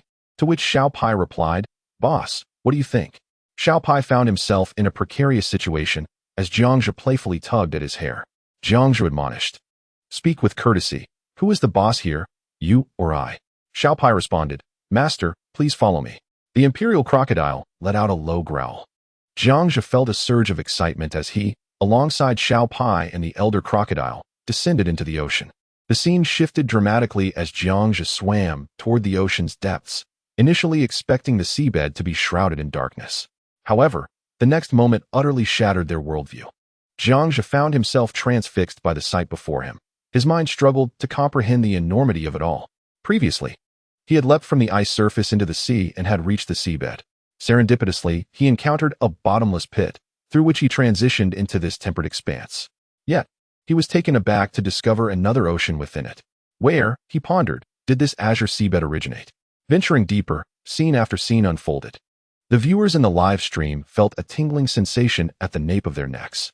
Experts from all fields worldwide were left bewildered and astonished. The ocean beneath the ocean was even more extraordinary than the conventional marine realms outside. What had they discovered? Chapter 95, The Artificial Sun, 6th Update. Votes fulfilled. The entire underwater ocean glimmered with a soft blue luminescence, leaving everyone in disbelief, their eyes wide open. Various green algae and blue light enveloped the seabed, with not a single rock in sight. It was composed entirely of mineral diamonds, an undeniable marvel in history. Was it truly so beautiful where the young crocodile resided? What were these blue formations? Could they possibly be diamonds? The streamer appeared to have struck it rich once again, surrounded by a vast expanse of blue diamonds. Who could elucidate why the streamer was so fortunate and why there were more diamonds than the last time? The density of diamonds here surpassed that of any previously encountered in the normal ocean. Strangely, this underwater world lacked sunlight, yet astonishingly, the seabed was crystal clear and luminous. Which esteemed figure could explain the composition of this phenomenon? Jiang gazed in excitement at the vast expanse of blue diamonds. The National Kyoto Geological Society's Liu Yu generously gifted the streamer 100 fiery tokens. Liu Yu remarked, "I apologize. Jiang Shun, such a place cannot possibly exist on Earth. Hence I am at a loss." Global geologists echoed, "We are equally perplexed." Esteemed individuals from around the world collectively expressed their ignorance. This is no longer an epic that humanity can fathom. If interpreted in human terms, it may take a century to unravel. Jiang followed the small crocodile and the giant crocodile to an underwater entrance. Rather than an entrance, it resembled a vast underwater cavern. Inside lay a scene of another world. "Boss, I sense many dangerous presences within," cautioned the small creature perched on Jiang's shoulder. "I know. It's terrifying in there," Jiang replied. As they entered the underwater cave, they were greeted by an overwhelming orange luminescence, bright enough to blind them. After a brief moment, as the light dimmed slightly, the millions of viewers in the live stream were rendered speechless. Jiang and the small creature stood frozen in shock, jaws agape. "What sort of divine place is this? Boss, how do we cook these dragons?" The small creature inquired. "Eat. Are you out of your mind? Can we even defeat them?" For someone who had encountered extinct creatures, this scene shattered his worldview. The cavern was teeming with extinct beings, both well-known and obscure. Strangely, these creatures were colossal. A 50-meter-long leviathan was hunting a megalodon, a 60-meter-long Chronosaurus was preying on a Dunkleosteus, and a 50-meter-long ichthyosaur was pursuing a Xiphactinus. All were prehistoric creatures long thought to be extinct. Some even resembled terrifying dinosaurs, as if they were genetic substitutes, with dragon-like upper bodies and fish-like lower halves, impossible to count. Compared to the bizarre shrimp and dactyl, the dactyl was utterly insignificant. Chang Jingming from the National Kyoto Marine Science Society tipped the streamer 100 fire emojis. Chang Jingming. "What kind of luck is this?" Xiao Jiang. "Have you stumbled into a pre-human zoo? I'm blown away. This truly feels like a breeding ground. It sends chills down my spine. This is what the underwater world is about. Have the leviathans grown this large?" Kneeling before the streamer, "This is sheer luck. Now the monsters of the underwater world are bound to be devoured by the streamer. Are you all focused on the extinct creatures? What about the glowing object in the sky?" At the mention, everyone's attention shifted to the luminous substance above. Instantly, a multitude of physicists emerged. Nobel Prize-winning physicist Kettler from the Wool Nation tipped the streamer 100 fire emojis. Astronomer Leo from the FA Nation tipped the streamer 100 fire emojis. Nobel Prize-winning physicist Rainer from the Dong Nation tipped the streamer 100 fire emojis. Kettler, is that controllable nuclear fusion? Rainer, what the heck? It's absolutely controllable nuclear fusion. Leo, this is undoubtedly nuclear fusion, but what material can withstand its extreme heat? Global scientists were electrified. What does controllable nuclear fusion signify? The fusion of deuterium and tritium, the essence of a man-made sun, mirrors the sun that has illuminated our Earth for 5 billion years. This suggests that when controllable nuclear fusion becomes a reality, our artificial sun may endure just as long, if not longer. While this may not evoke the same awe as Jiang's anti-gravity engine, it represents technology within reach, an immediate opportunity for them to transform the world. Numerous scientists eagerly contribute substantial sums, hoping Jiang will witness this marvel. A mere glimpse of controllable nuclear fusion through Jiang's eyes could potentially herald significant changes for Earth. The advancement of human civilization is but a moment away. How could they not feel exhilarated? Yet, Jiangxia dismisses the notion, asserting that such controllable nuclear fusion could be produced in an instant by the broadcaster, deeming it unnecessary to pursue further. With a robust system in place, synthesis is all that is required. Many technical challenges can be effortlessly resolved by the system itself. I find myself envious of Zhizi. I must step foot on this planet. Su Cheng remained silent, awestruck. On the sixth day, every discovery Jiangxia makes seems poised to change the world. Although fraught with peril, it is no exaggeration to say that this week belongs to Jiangxia, implying that everything on this planet is his domain. Ming Cheng exclaims, Zhizi has truly become remarkable. I have no interest in these extinct creatures. My belief in Zhizi's ability to forge a civilization grows stronger. The leader of civilization may indeed become the sovereign of an entire planet. As Jiangxia's brother, I would stand on equal footing with all the top authorities on Earth, not to mention Jiangxia's identity as a purveyor of extraordinary technology. Wherever the three of them go, people bow and nod, fearing to offend these three, basking in Jiangxia's glory. El Hong remarks, I am increasingly eager for this planet. By the way, when will Zhizi's Interstellar Gate project commence? Su Cheng replies, tomorrow. Zhizi has promised that we can visit. He will not take us to perilous places just yet. Ming Cheng adds, a visit sounds splendid. Zhizi is the first person to set foot on an alien planet. We shall be the second, third, and fourth. Upon our return, our worth will soar. El Hong interjects, enough. Zhizi's value has already eclipsed that of Earth. What significance does Earth's value hold now? He perceives the situation clearly. The entire planet belongs to Jiangxia. Whatever one desires is at their fingertips. Why concern oneself with Earth's worth? Indeed, progress is evident, young El. Jiangxia nods in approval. Ming Cheng suggests, should we bring a girl along to accompany Zhizi? This statement elicits laughter from the other two. Is this a statement a person could utter? Controllable nuclear fusion is merely a trifle? No individual could ever dare to say such a thing. Enough. At this moment, I am acutely aware of the chasm that separates me from the elite. Am I the only one who feels that Jiangxia's technological advancements have veered off course? He has yet to create a sun and has already achieved anti-gravity? Chapter 96. The passage to the enchanted cave. As Jiangxia exchanged a few pleasantries with the little crocodile, he began to explore the vast expanse of this marine wonderland. To his astonishment, this seemingly boundless sea was teeming with a diverse array of prehistoric extinct species. For Jiangxia's plans, this revelation alleviated numerous complications, as it undoubtedly represented a bountiful natural aquaculture farm. After a brief tour, it became evident that most of these extinct creatures were likely the result of genetic grafting by former humans. Their intelligence was not to be underestimated. Indeed, some small extinct fish and shrimp, along with unknown extraterrestrial species, frolicked about, displaying no signs of aggression. At that moment, a group of diminutive jellyfish, starfish, and helmet-wearing water squirrels curiously swam by Jiangxia and the little crocodile, observing them closely. Hello, I am Little Star, may we be acquainted? Inquired the starfish. Is this the legendary human? Not as handsome as I imagined, remarked the water sponge. Their size is too great for us to play with. Let us continue our pursuit of jellyfish, chirped the water squirrel. With that, the peculiar creatures mocked Jiangxia before resuming their playful chase after jellyfish, leaving him and the little crocodile in a state of bewilderment, their expressions a mixture of confusion and disbelief. Jiangxia's face darkened. Was it truly possible for sponges, starfish, and squirrels to converse, and to be ridiculed by non-human entities on his very first encounter? Back on Earth, they had always favored larger beings, hadn't they? Shaking his head, Jiangxia dismissed the notion of quarreling with these tiny creatures. Friends, did you all witness that? Those little beings just commented on my size and excluded me from their games. What do you think? He exclaimed. Laughter erupted in the live stream. These sponges and starfish are attempting to amuse me by mocking the host. I am curious, what do they mean by large? Where exactly is this supposed largeness? Everywhere, perhaps? Dogemoji, the ambience of this marine haven felt peculiar, resembling both a close-knit family and a nurturing habitat. Aside from the discordant sponges, starfish, and squirrels, it seemed there were also some inherently violent species, albeit smaller in stature. But does size truly matter? Would being small equate to unhappiness? Jiangxia mused, undeterred by the errant comments from the livestream chat, and continued his exploration. From the outset, Jiangxia had discerned an intriguing phenomenon, one that had not escaped the attention of the marine biologists and zoologists tuning in.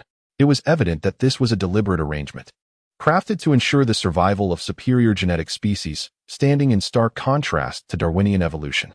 Chang Jingming from the National Kyoto Marine Academy has generously donated 100 fiery gifts to the host, announced the notification. Jiangxia, observe the ecosystem here. The food chain appears largely inverted. Take the giant squid on Earth, which can reach lengths of several meters. Compare that to the specimens here, which measure only 3 to 4 meters. Furthermore, just moments ago, a mature small tsanglong swam by, yet its size was considerably diminutive. This indicates that former humans likely engineered the dimensions of these ferocious beings to be much smaller. Such occurrences are undeniably rare within the biosphere, unless perhaps due to disease-induced dwarfism in certain organisms. This situation is truly unprecedented. As soon as the expert appeared, the audience in the live stream began to comprehend the gravity of the situation. Were they intervening in the ecological sphere? Did the ancients arbitrarily dictate the forms and sizes of species? What could possibly justify such actions? Were they attempting to assume the role of deities? Suddenly, the ancients appeared grander, leaving one to wonder who among the host and them held greater prowess. Were there newcomers above? If the ancients could preserve the planet, why did they flee, abandoning so many extinct species? Thus, it is evident that Jiang Shun surpasses the ancients. The host deserves their reverence. The ancients constructed this sea within a sea, complete with a stratified hierarchy of sorts. Smaller marine creatures crawled alongside their larger kin, which was indeed peculiar. Furthermore, certain inherently vicious beings were inexplicably several times smaller than their sentient counterparts. It was clear that the ancients had deliberately made it easier for the intelligent marine life to capture their prey. His curiosity about the ancients grew ever more intense. Were they truly playing the role of gods, intervening in the struggle for survival? At the very least, one could ascertain that the ancients possessed goodwill. Jiangxia swam forward with Little Pai, arriving at a patch of green algae and rocks. There, he chanced upon a 20-meter dolphin pursuing a 3 to 4-meter great white shark. Pointed snout dolphin, you scoundrel. Don't run. Behave and become my dinner. Green great white shark, please, don't come any closer. I merely ate a shrimp. Is that worth this relentless pursuit? Pointed snout dolphin, you filthy beast. That was my relative's offspring. Perish. Great white shark? No, please. It's too late to beg for mercy. With a terrifying roar, the great white shark met a gruesome fate, blood staining the ocean floor as it lost all vitality. The dolphin devoured the great white in one gulp, leaving Jiangxia and Little Pai shivering with dread. The live stream simultaneously displayed the dialogue between the two creatures, leaving over 50 million viewers in a state of shock. What have I just witnessed? A brutal dolphin devoured a great white shark? Are dolphins truly this ferocious? Why is the dialogue so bizarre? It dawned on him. The ability to utter profanities is a natural evolutionary selection among creatures. He shared the same sentiment. Darwin, prepare for a beating. This dolphin may not be an ordinary dolphin in the eyes of millions of viewers. Boss, should we retreat? Little Pai inquired, visibly frightened. Jiangxia nodded, preparing to depart. At that moment, a small crocodile approached. The pointed snout dolphin prudently distanced itself from the imperial crocodile. Imperial crocodile, master. There is a passage on the ocean floor leading to other realms. We cannot proceed, but you surely have a way to get through. Would you like to explore other caverns? Jiangxia responded, somewhat astonished. Simultaneously, he began to harbor a certain admiration for the predecessors of humanity. Though inept in many endeavors, they excelled in excavation. First, they unearthed an unfathomable abyss beneath the ocean, and then, astonishingly, they dug yet another chasm within that abyss. To his surprise, there was indeed another hole within the hole. The live stream, however, became tumultuous, as viewers fervently encouraged Jiangxia to explore this new opening, speculating that he might uncover yet another marvel. Yet, Jiangxia declined the suggestion from the little crocodile. It was not out of disinterest. Rather, following the calamity of the previous day, he wished to take a moment to compose himself. Although the depths might hold wonders, he bid farewell to the little crocodile and departed the oceanic abyss with the little mouse. As he left, he extracted an expanse of blue diamonds from the ocean floor, much to the envy of the live stream audience. Initially, he had contemplated transforming the oceanic abyss into a breeding ground, but upon witnessing these wonders, he chose to abandon that notion, recognizing the presence of highly intelligent creatures unsuitable for such an endeavor. Once he and the little mouse reached the subterranean passage, They finally exhaled in relief. For Jiangxia, the oceanic abyss was exceedingly peculiar, resembling not a breeding sanctuary of ancient humans, but rather an aquatic zoo. The live stream audience expressed their dissatisfaction, lamenting the missed opportunity to investigate such a remarkable phenomenon. They voiced their frustrations, yet Jiangxia reassured them, reminding them of the calamity he had endured the previous day, and promised that he would explore the oceanic abyss in the future. Chapter 97. A return to the deep sea despite his indifference towards the artificial sun. This discovery sent nations across the globe into a frenzy. "I have discovered it. I finally understand," exclaimed a staff member from the thermonuclear laboratory, bursting through the door. The director, watching Jiangxia's live stream, looked on in confusion. "What have you found?" "Director, I understand why Jiangxia encountered the artificial sun at the ocean's depths." The staff member swallowed hard, his excitement palpable. While controllable nuclear fusion might be a simple concept for Jiangxia, it represented an extraordinary treasure for the technologically backward Earth. With trembling hands, he presented the director with a report. Curiously, the director began to read. The Earth's seawater contains 450 trillion tons of deuterium. 1 liter of seawater, when subjected to nuclear fusion, can yield energy equivalent to that released by the combustion of 300 liters of gasoline. The negative energy field encountered by Jiangxia perfectly aligns with the tokamak device. Moments later, upon reaching the conclusion, the director was astounded. The secret of controllable nuclear fusion seemed to have been unveiled. "Splendid. This is marvelous. Since we cannot construct the magnetic confinement device, let us dedicate ourselves entirely to the energy field. Thank you, Jiangxia. I am immensely grateful." In essence, the negative energy field encountered by Jiangxia is one of the essential materials for controlled nuclear fusion. It is no wonder that the individuals in the nuclear laboratory are so exhilarated. The pivotal aspect of controlled nuclear fusion lies in their lack of specialization in magnetic confinement devices, which has resulted in the energy input surpassing the energy output. Jiangxia's discovery has provided them with a novel avenue to explore. Meanwhile, far away on another planet, Jiangxia remains blissfully unaware that his seemingly casual discovery will contribute significantly to the future of Earth scientists. Returning to the underwater passage, Jiangxia did not immediately ascend to the surface. The aquariums at the base were completed, and it was time to capture some unique creatures from this planet. Friends, the sky is still bright, and today the host has decided to venture into a more distant sea area to see if we can expand our marine collection. With his companion, Xiao Pai, Jiangxia swam toward the increasingly remote ocean. While submerged in the depths, he contemplated transforming that expanse into a breeding ground. However, the intelligence of those extinct creatures was quite high, and he was reluctant to disrupt the delicate ecological balance left by humanity. Thus, he resolved to capture some distinctive species instead. Wang Enhua, president of the National Biological Society, rewarded the host with 100 super fire emojis. Wang Enhua commented, "Little Jiang, your decision is indeed wise. Choosing not to enter that underwater cave was prudent. The dangers of the normal sea area are evidently less than those posed by the ancient human remnants." Jiangxia expressed his gratitude. He felt understood by Wang, who was indeed insightful. It seemed he had discovered something. The host was not fatigued but rather apprehensive about the potential dangers lurking within the cave mentioned by the imperial crocodile. This was hardly surprising, given that Wang had publicly remarked on it. Moreover, after experiencing such calamity the previous day, it would be reckless to choose to enter a cave that even the young crocodile deemed forbidden, which could potentially harbor even greater peril. It was likely that the ancient humans had established a force field to protect the entrance, preventing all creatures from entering. I felt a surge of excitement as the host swam toward the more distant sea area. What wonders awaited him? The audience, who had been watching Jiangxia's live stream for 4 to 5 days, had developed a certain understanding of him. He was not impulsive without reason, though he did enjoy courting danger. Yet, the discerning audience recognized that the underwater cave was prohibited by ancient humans for a good reason, indicating extreme danger. Thus, countless viewers were able to comprehend Jiangxia's decision to refrain from entering. After several minutes, the sea became progressively deeper, the seaweed sparser, and the light increasingly dim. The slope, initially gentle, rapidly transitioned to a steep descent, indicating growing depth. Observers noted that the current depth was significantly greater than that near the abyssal pit.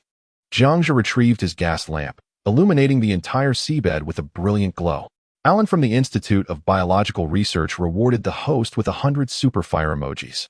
Alan remarked, Host, it is wise to remain vigilant ahead. By the way, are you still planning to construct the Stargate? If the Stargate is completed, will you consider allowing scientists from around the world to bring their military escorts along? Ultimately, the discovery spanning centuries presents a challenge that cannot be comprehended by the efforts of a single individual or even a nation. Upon catching a glimpse of the barrage of comments, Jiang Zhe came to an abrupt halt. Alan's words were strikingly candid, leaving no room for misinterpretation. In today's world, no individual can embark alone to this newly discovered planet.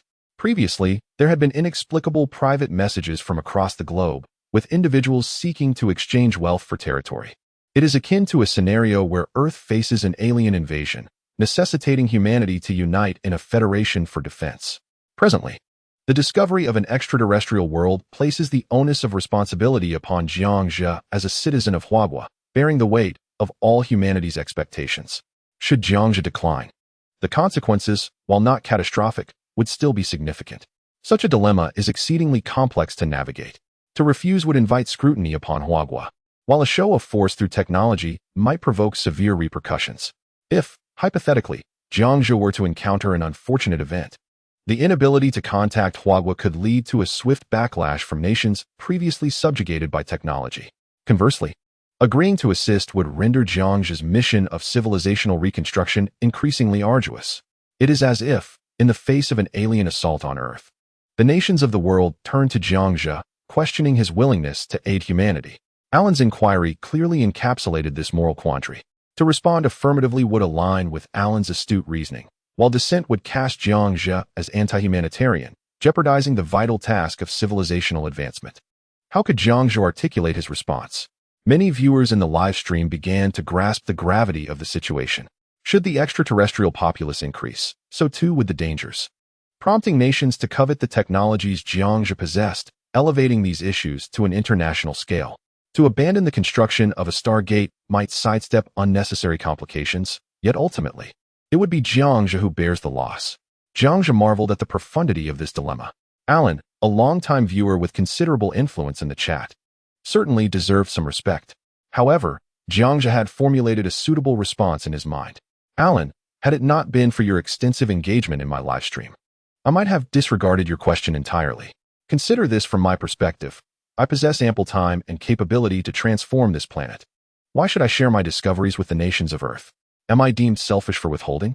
Certainly, if scientists worldwide seek to explore for research purposes, I would welcome them. As for military personnel and weaponry, that becomes my obligation. Jiang Zhe articulated his stance with unwavering conviction, embodying the role of the planet's steward, morally bound to reject inhumane demands. His willingness to allow scientific exploration from various nations stemmed from his benevolence. Such multifaceted challenges are inevitable and cannot be avoided. Facing them head-on is the only viable approach. The perceptive viewers in the live stream began to hold Jiang Zhe in high esteem. Chapter 98. Recognizing sea monsters by sound. The audience in the live broadcast room was momentarily rendered speechless. They had anticipated that Jiang Zhe might falter in response to the question posed. However, to their astonishment, Jiang Zhe's reply was remarkably astute. If such a question were directed at me, I would surely falter. Jiang Zhe is formidable, a diplomat of interstellar significance. Anyone lacking intelligence would undoubtedly fall into the trap set by Brother Alan. I suspect that someone may have prompted Brother Alan to pose such a question, given his close ties within the live streaming community. Upon receiving the response, Alan, located far away at the Biological Research Institute, expressed his relief, stating, "You might as well abandon all hope." Do you grasp Jiang Zhe's intent? He only allows the scientific expedition team to venture into outer space. The military should not harbor any illusions. As a biological researcher, he naturally abhorred the prevailing militaristic mindset. As long as Jiang Zhe permitted the scientific team to explore extraterrestrial realms, that was sufficient. At that moment, the military colonel stationed in front of the computer had heard Jiang Zhe's response. Their efforts proved futile, and their expressions darkened immediately. There was no recourse. The three elders in the intensive care unit also sensed an unusual development. Niesha remarked, "This is a shrewd individual. It is evident that the military seeks to intervene. As the current hegemonic power in the world, how many wars have not been driven by their influence?" Gao Yuliang added, "Fortunately, young Jiang did not acquiesce." This question, posed to a diplomat, would undoubtedly take some time to answer. Wang Jiangwo concluded, "Thus, It is clear that young Zhang's intelligence is truly exceptional. He is indeed a remarkably astute individual. I heard someone speaking. Had the three elders succumbed to confusion? The attending physician glanced at the live stream. Too indifferent to turn around. No. Then let us continue watching the broadcast. Subsequently, Zhang guided millions of viewers on a tour of the deep-sea abyss. The seaweed grew increasingly sparse, and the topography became ever more barren. At that moment, wearing a hernia lamp, he was oblivious to the depth he had reached, merely continuing onward in search of distinctive marine life. Although he encountered no such creatures, he did collect scattered uranium ore. The radioactivity of uranium ore is exceedingly high, serving as a fuel for controllable nuclear fission. Such valuable stones were certainly not overlooked by him. This revelation sent a shiver of alarm through the experts in the broadcast room. If these ores were to come into contact with underwater volcanic rocks, it would spell disaster for the seabed. Fortunately, this region lacked underwater volcanoes. As he passed the Great Barrier Reef, Little Pai, who had been silent for quite some time, suddenly felt an unsettling chill down his spine. "Boss, I have a rather ominous feeling." Jiang Zhu inquired. "Is your biological response activated? Is it dangerous?" Little Pai nodded. "It's manageable. We should be fine." Upon hearing this, Jiang Zhu felt a wave of reassurance. Little Pai always possessed a heightened sensitivity to danger compared to himself. Why does it seem to be getting deeper? It feels as though there are no more creatures around. Surely the host isn't lost? Am I sensing that the host is about to encounter a sea monster? But what of encountering a sea monster? The host encounters yet another creature, reminiscent of the previous Leviathan incident where he was nearly obliterated for several minutes. Indeed, the audience in the live stream cannot resist the temptation to jest about it. In their minds, any sea monster that crosses paths with the host is destined to meet its end. Many viewers have set aside their concerns, feeling a tinge of pity for the unfortunate creature. Today, they ponder which sea monster will befall the same fate. Jiang Zhu notices that the ore beneath his feet has become increasingly abundant, with numerous pits that seem to have been created by some forceful impact. Friends, the host appears to be remarkably fortunate. Look at all these diamonds, lithium, uranium, and gold.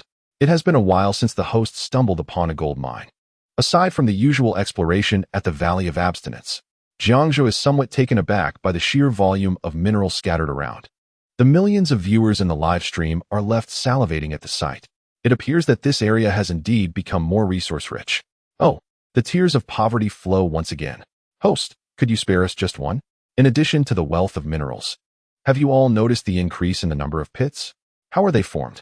Can we call upon a geologist? The geologist responds, "Are you blind? Can't you see that these pits were made by something trampling through?"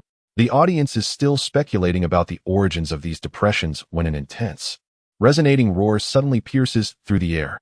As Jiang Zhu turns to investigate, he is met with massive, tangible waves of water crashing violently against his face. Reminiscent of a Category 10 hurricane, the flesh on his face ripples under the force of the turbulent water. Little Pai is not faring much better, having lost quite a bit of fur. "Boss, I suspect you may not be able to handle this." Little Pai brushes off the loose strands of hair. "Don't utter such pessimistic words. There's no necessity for a confrontation." Jiang Zhu awkwardly rubs his face, attempting to smooth his hair. What creature could produce such a sound? Akin to a jet engine? Strangely, he does not feel fear. It is a perplexing sensation.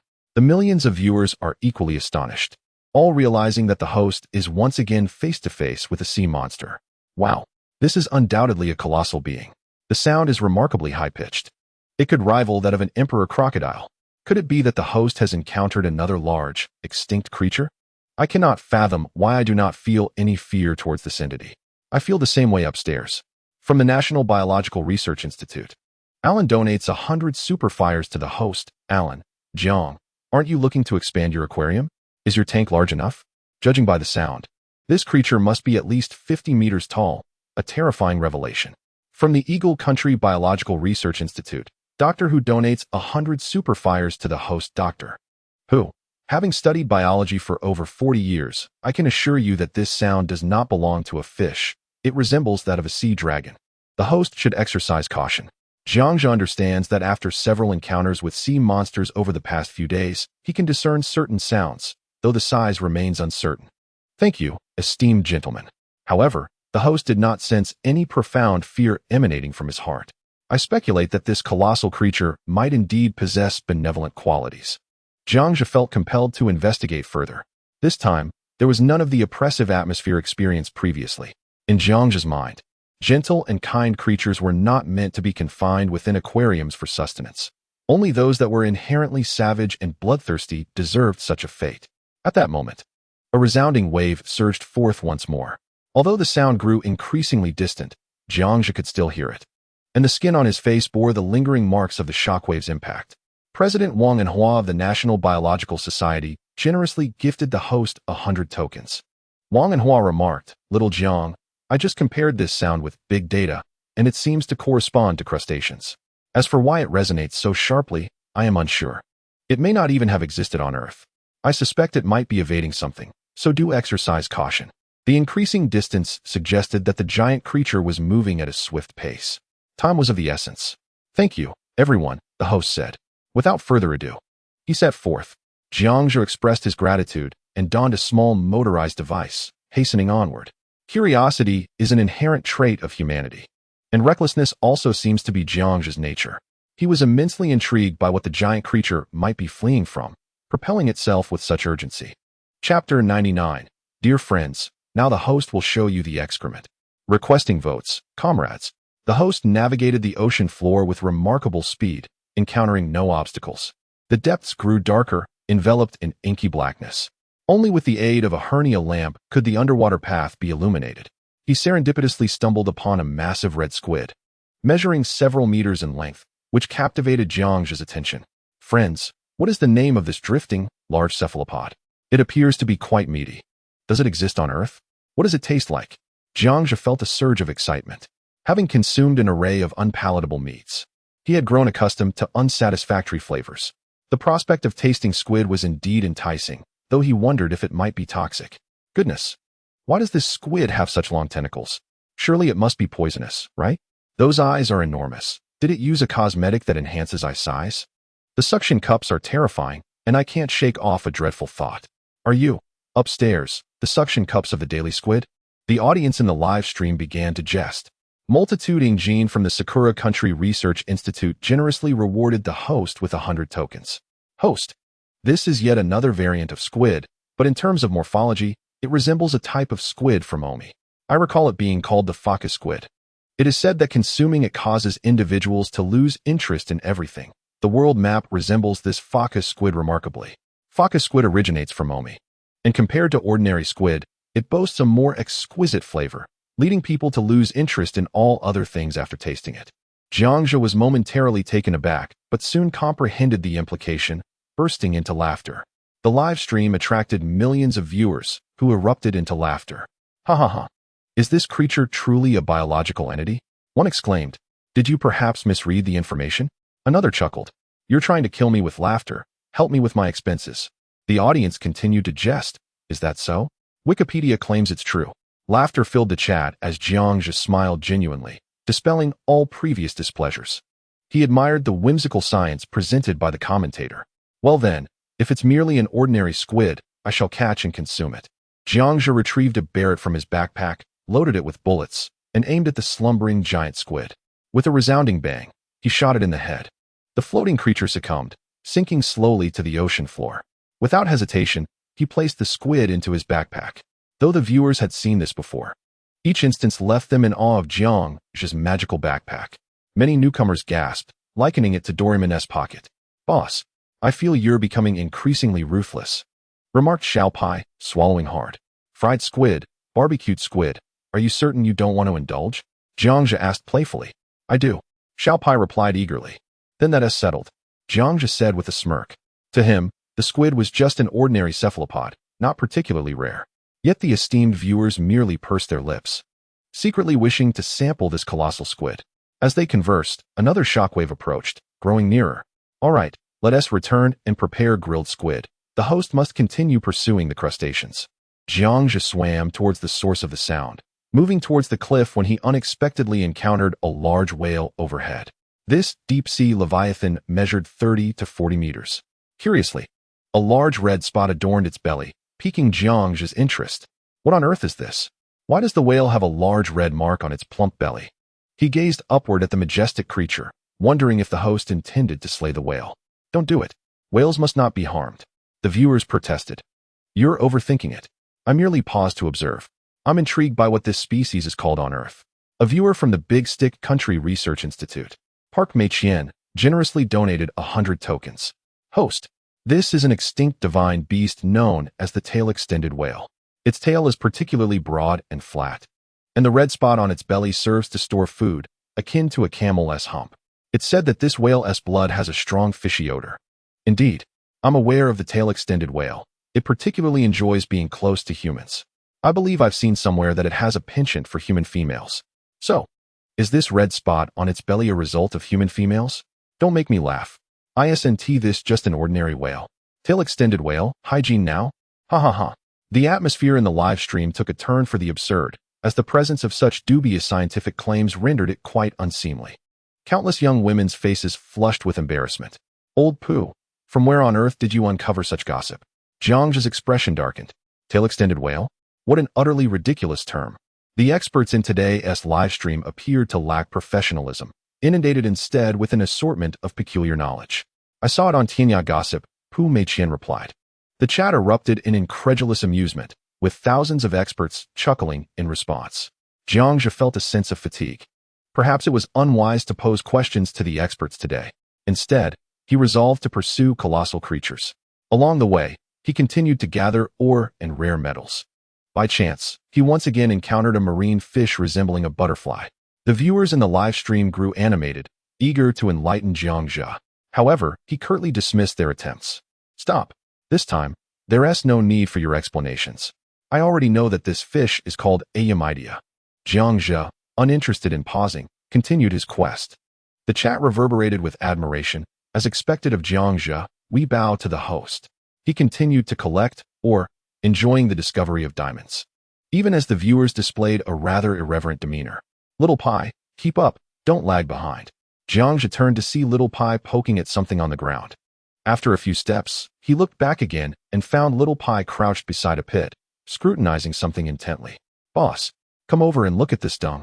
Little Pai beckoned with his small yellow hand. Dung? Jiang's mouth twitched as he walked back, a sense of unease creeping into his thoughts. Could it be that Little Pai had a peculiar fondness for dung? At that moment, a system notification chimed in. Ding. This substance contains a high concentration of biological electric material, which can be used as fuel. Jiang was taken aback. Dung could serve as fuel? If he were to collect dung along the way, wouldn't it save a considerable amount of technological points? My friends, today the host is showing you dung. Jiang felt a wave of embarrassment wash over him. It was difficult to ask the audience to go viral over such a topic. To show over 50 million people dung? And expect them to engage? How utterly awkward. He shivered at the thought, relieved he hadn't uttered that embarrassing phrase. Do you understand? Otherwise, he would have been mortified beyond measure. Things had changed. This live stream had taken on a peculiar flavor. Jiang, you've transformed. You would never have shown us dung before. Over 50 million viewers were now collectively observing dung host. I don't want to see dung. I want to see sea monsters.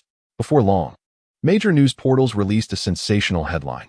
Chapter 100, The Wave Walker and the Rift Walker, 4th update. Additional update at 80. Shocking. Jiang takes over 50 million viewers to collectively observe dung, yet the audience is thoroughly engrossed. The comments below are quite astonishing. Over 50 million people on Earth are captivated by excrement? Is this truly the hallmark of a distinguished figure? To have such an immense following even for something as peculiar as this is simply extraordinary. I found myself laughing upon seeing this news, to the point where I nearly gave birth. I am in awe of this remarkable individual, the great Jiang. After some clarification, the misunderstandings in the live broadcast were finally resolved. I was taken aback, as I had thought Jiang possessed a rather unusual penchant. Indeed, such a preference would be exceedingly unique. Little did I realize it was merely the excrement used for generating electricity. There was so much of it that it seemed we could save quite a bit on our electricity bill. Thus, Jiang entrusted the task of collecting the excrement to Little Pai. Little Pai, looking rather displeased, exclaimed, Boss, I feel you are insulting me. Jiang replied, As for whether it is an insult or not, I cannot say, but you discovered it, so you shall collect it, wouldn't you agree? Collecting excrement is simply too much. Little Pai muttered in frustration. However, Jiang spoke earnestly, gently patting Little Pai's head. Despite the disdain, Little Pai obediently filled the bag Jiang had given him with the excrement. Thus, Little Pai, carrying a bag almost as large as himself, collected the excrement while grumbling under his breath. The live broadcast erupted with laughter once again as the duo made their way towards the source of the sound. After a brief moment, they arrived at a massive pit. A powerful shockwave surged forth once more, the sound resonating closer than ever. Jiang could vaguely discern a colossal creature near the large sandy cave. Towering sea reefs surrounded it, with a grand archway in the center. Upon witnessing this, he slowed his pace, parting clusters of dark algae, and cautiously descended the steep underwater slope. He then retrieved his Barrett, preparing for any eventuality, and aimed the gas lamp towards the gigantic creature. What he beheld made his pupils constrict in shock. 3 legs, each over 30 meters tall, were creating craters in the seabed, accompanied by 2 tentacles radiating an orange glow. The esteemed figures in the live broadcast were indeed correct.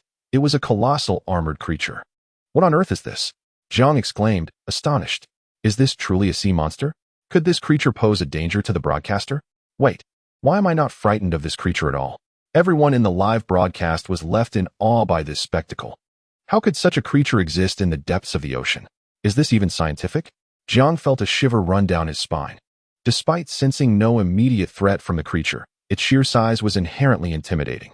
Alan from the National Biological Research Institute gifted the broadcaster 100 ultrafires. Alan remarked, "Incredible, utterly incredible. It seems this must be a peaceful biological community. Every step on the planet you inhabit is a miracle."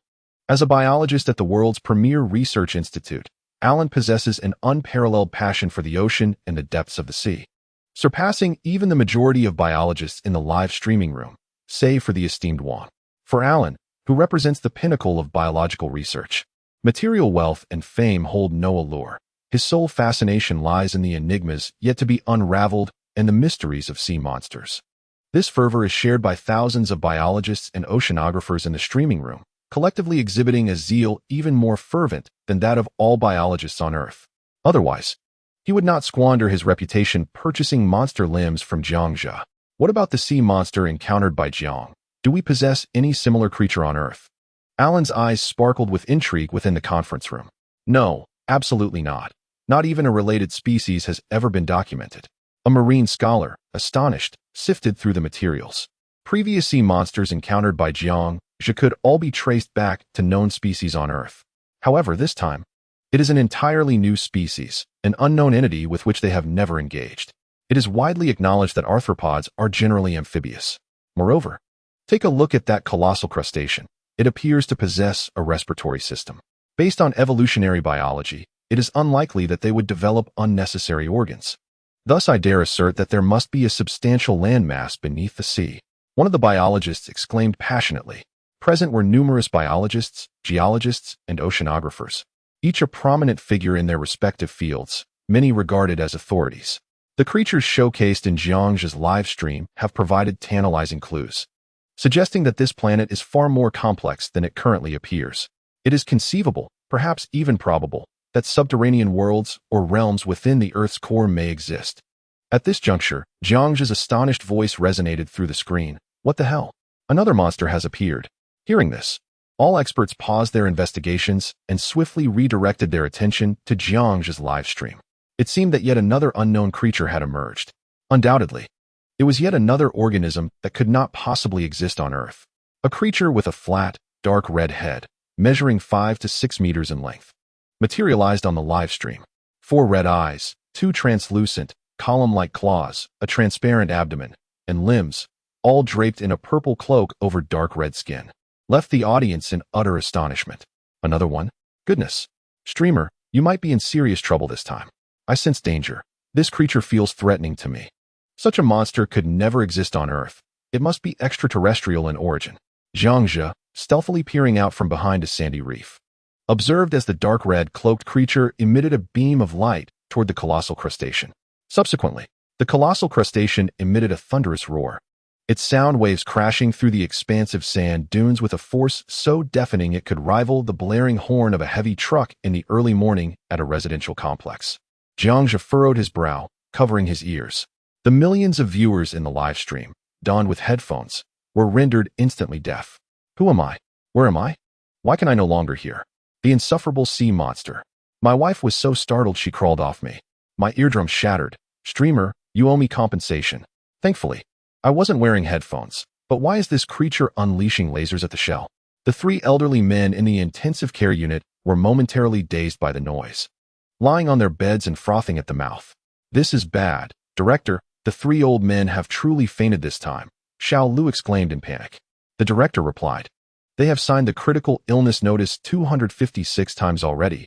They won't die this time either. Just relax and watch the live stream. At that moment, the little assistant, Xiao Pai, slid down the dune. Seizing the opportunity while Jiangzhe was distracted, he wiped his yellow hands on Jiangzhe's back. Wow, boss, how unfortunate can you be? You've even spotted the Wave Rider and the Void Strider? Xiao Pai's eyes widened in astonishment, attempting to feign innocence. Jiangzhe turned back, revealing a wicked grin. Xiao Pai, what did you just wipe on me? Speak the truth. Xiao Pai immediately became defensive. After a brief scuffle, a pile of fur fell to the ground. Xiao Pai squatted nearby, drawing circles and cursing Jiangzhe in frustration. The viewers in the live stream quickly realized Xiao Pai had wiped excrement on Jiangzhe's clothes. Erupting in laughter reminiscent of clanging weights, Xiao Pai, emboldened, began launching foul-smelling attacks on the streamer. The scent emanating from Jiangzhe became unmistakable. Wah! Jiangzhe has been sullied. Yet, what of the odor? I still wish to sleep beside the streamer. Up above, I share that sentiment. Jiangzhe, concealed behind a reef, observed for a while and noted that the Wave Rider appeared non-aggressive. Even when struck by the light waves from the Void Strider, it merely evaded without attempting to retaliate. Boss, to my knowledge, the Void Strider has existed for a millennium. It is not a natural phenomenon, Xiao Pai whispered in Jiangzhe's ear. Not a natural phenomenon? Jiangzhe inquired, curiosity piqued. I heard from an elder who ventured beneath the sea that it was created by humans long ago, a highly dangerous entity, Xiao Pai recounted, his body trembling involuntarily, bearing witness to the terror embodied by the Void Strider. Were it not for Jiangzhe, Xiao Pai would have fled long ago. Created by humans? Could it be a monstrosity crafted by an ancient civilization? Jiangzhe remained silent, narrowing his eyes as he fixated on the now dormant Void Strider. As expected, within the translucent belly of the Rift Breaker, a cerulean heart was revealed, accompanied by an intricate network of pink veins coursing throughout its form. Contemplating this, Jiangzhe couldn't help but shudder. Could it be an artificial intelligence life form? Boss, this is going to go viral, Xiao Pai exclaimed, delivering a playful slap to Jiangzhe. Jiangzhe nodded. You just slapped me again. Brother. Xiao Pai just informed the host that the dark purple sea creature is not a natural organism. It poses a significant danger. The host is risking their life to broadcast this. So do you understand? Jiangzhe blinked. Those who comprehend, indeed do.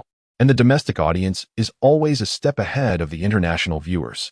President Wang and Hua of the National Biological Society donated 100 units of Superfire to the host. Alan from the National Biological Research Institute donated 100 units of Superfire to the host.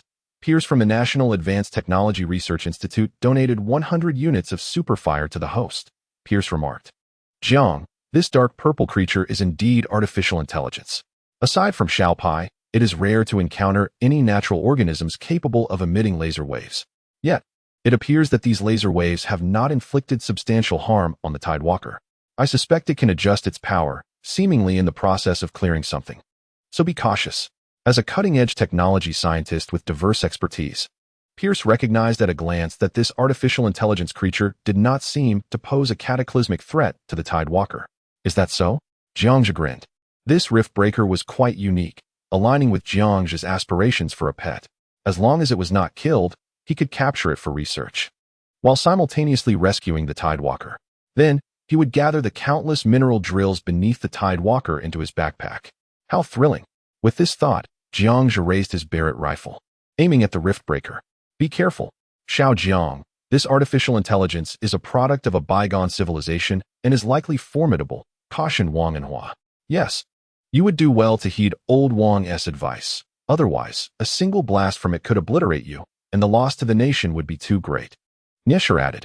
Upon observing the barrage of comments, Jiangzhe's expression darkened. The audience in the live stream became conflicted once again. Host, just leave it. We can find another pet. The Tidewalker is still alive. Indeed, you are the most vital person in human civilization. We cannot afford to lose you. Yet, Jiangzhe still yearned to see more. This time, he chose to ignore the comments. The audience was once again at odds. As Jiangzhe aimed his Barrett, Many began to panic. If the Rift Breaker truly obliterated Jiang, everything would be lost. Holy cow, Zhi has lost it. Su Cheng worriedly messaged Jiang Zhe, urging him to reconsider. Although he had witnessed Jiang Zhe's advanced technology before, this was a collision of two civilizations, one of a pre-human high-tech civilization and the other of human civilization. The outcome was all too evident. It was clear that the pre-human civilization would prevail. El Hong exclaimed in a frenzy, fearing that if the Stargate had not been properly constructed, Zhi would be lost forever. Ming Chong, however, believed that Zhi would not surrender easily. He urged others not to dissuade him, expressing faith in Zhi once more. To put it plainly, Jiang Zhe was far from foolish. Upon discovering that the Rift Breaker was an artificial intelligence crafted by the ancients, his intrigue only deepened, compelling him to uncover the extent of the ancient civilization's achievements. Moreover, he was eager to ascertain whether the memory chips of the ancient civilization's artificial intelligence might conceal the reasons for humanity's exodus. While this may seem inconsequential to Earth's inhabitants, as it did not pertain to their affairs, for Jiang Zhe, it was of monumental significance. After all, the mission issued by the system was to reconstruct civilization, making this pursuit imperative for him. Jiang Zhe silenced the messages from Su Cheng and others, kneeling on the ground to steady his Barrett rifle. Peering through one eye, he aimed the barrel at the heart of the Rift Breaker. A single shot was all that was needed to end the Rift Breaker while preserving the memory chip within its artificial brain. The revelation that the Rift Breaker was a creation of the ancients had instigated widespread panic. The consensus was that artificial intelligence was destined to prevail. Unless the Barrett delivered a fatal blow, there was little hope of defeating a creation of the ancient civilization. Experts from around the globe were on edge. Knowing that Jiang Zhe was perhaps the most pivotal figure in the world, his demise would represent an unparalleled loss on a global scale. Jiang Zhe steadied his breath, inhaling deeply before pulling the trigger. The deafening report of the gun echoed through the depths of the ocean. The high-velocity steel bullet sliced through the air, creating a vast vacuum wave in the water as countless droplets followed in its wake. The bullet ruthlessly pierced the heart of the Rift Breaker. Those who anticipated its gradual descent were met with disappointment, as it abruptly flickered and vanished from sight. Jiang Zhe, observing through the sniper scope, was engulfed in shock as his pupils dilated. The Rift Breaker had disappeared. It was crucial to note that the Barrett's ammunition could penetrate even lightweight armored vehicles. Thus, one would expect the Rift Breaker to be incapacitated rather than simply vanishing. Was this truly reasonable? Xiao Pai, sensing an increase in danger, became agitated. Perhaps Jiang Zhe had not seen clearly through the scope, but the global experts and spectators witnessed the phenomenon with clarity. The Rift Breaker had instantaneously vanished, indicating that it had not perished but had rather teleported to an unknown location. What was happening? How could the Rift Breaker simply disappear in an instant? This was utterly bewildering. Had it truly just executed a teleportation? Absolutely a form of spatial mobility, undoubtedly akin to the interstellar gates that the streamer is poised to create. Nobel laureate in physics, Kettler, generously rewarded the streamer with 100 superfire gifts. Kettler, how is this possible? This is indeed wormhole technology. Nobel laureate Brian rewarded the streamer with 100 superfire gifts. Brian, Jiang Shun, this is the same wormhole technology as yours. Be cautious. It's right behind you. Chapter 102. Is this it? Seeking votes, goodness. It's right behind you. The Riftwalker is truly behind you. I'm terrified. The streamer is about to meet their demise. They have been honest with us about the superfire before their end. Don't just stand there in fear. Run, run. Turn around quickly. Streamer, turn around now. The hearts of over 50 million viewers in the live stream quivered in trepidation. The streamer has once again put themselves in peril. They could have easily waited for the Riftwalker to depart before collecting stones. Experts worldwide seem to envision Jiang Zhe being shattered to smithereens by artificial intelligence. The child of civilization, the remarkable Jiang Shun, would henceforth be severed from Earth. Jiang Zhe instantly turned around, for blood-red eyes were fixated upon him. 8 eyes met. Towering above him were the pre-human creations. Jiang Zhe and Xiao Pai were instantaneously covered in goosebumps. A warm current surged through the back of his head, and fear rose abruptly. This was far more terrifying than the ghostly Leviathan. The oppressive force was palpable, unlike the Leviathan, which would devour him. This being unleashed a direct assault with lasers, without uttering a word. Xiao Pai lamented the oversight. The elder had never mentioned that the Riftwalker could teleport. Hey, esteemed Riftwalker, can we have a word? Jiang Zhe felt a chill run down his spine. The 3-meter-tall Riftwalker merely raised its glowing, columnar claws. Its eyes became increasingly crimson, seemingly poised to strike with lethal intent. For octopus-like limbs gradually turned a deep azure, fixated on him, as the atmosphere grew increasingly tense. Brother, this is not right. It is the Elder's fault. The Elder should not have aimed at you. Let us put down the claws, sit down for tea or coffee, and converse about life. Let us have a good talk. Jiangzhe swallowed hard and discreetly retrieved a thermal long sword from his backpack. Upon noticing this, Xiaopai stepped back a few paces, charging up, ready to strike. This creature appeared immune to bullet attacks. Perhaps utilizing energy weapons would be a prudent choice. As for why the previous shot from the Barrett failed to incapacitate the Riftwalker, Jiangzhe was not entirely certain at the moment. Millions of viewers witnessed Jiangzhe draw the thermal long sword from his backpack. Streamer, are you still contemplating an attack? Run. This creature is surely indestructible. Your former artificial intelligence chip plan has gone awry. Run now. Just as Jiangzhe prepared to strike, the Riftwalker suddenly emitted a blue light curtain, scanning Jiangzhe and Xiaopai. Two targets infected, imminent target elimination. The terrifying mouth of the Riftwalker slightly parted.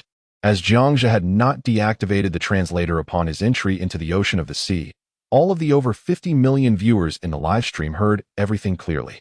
The host is toxic. What on earth? How could Jiangzhe be toxic? What is happening?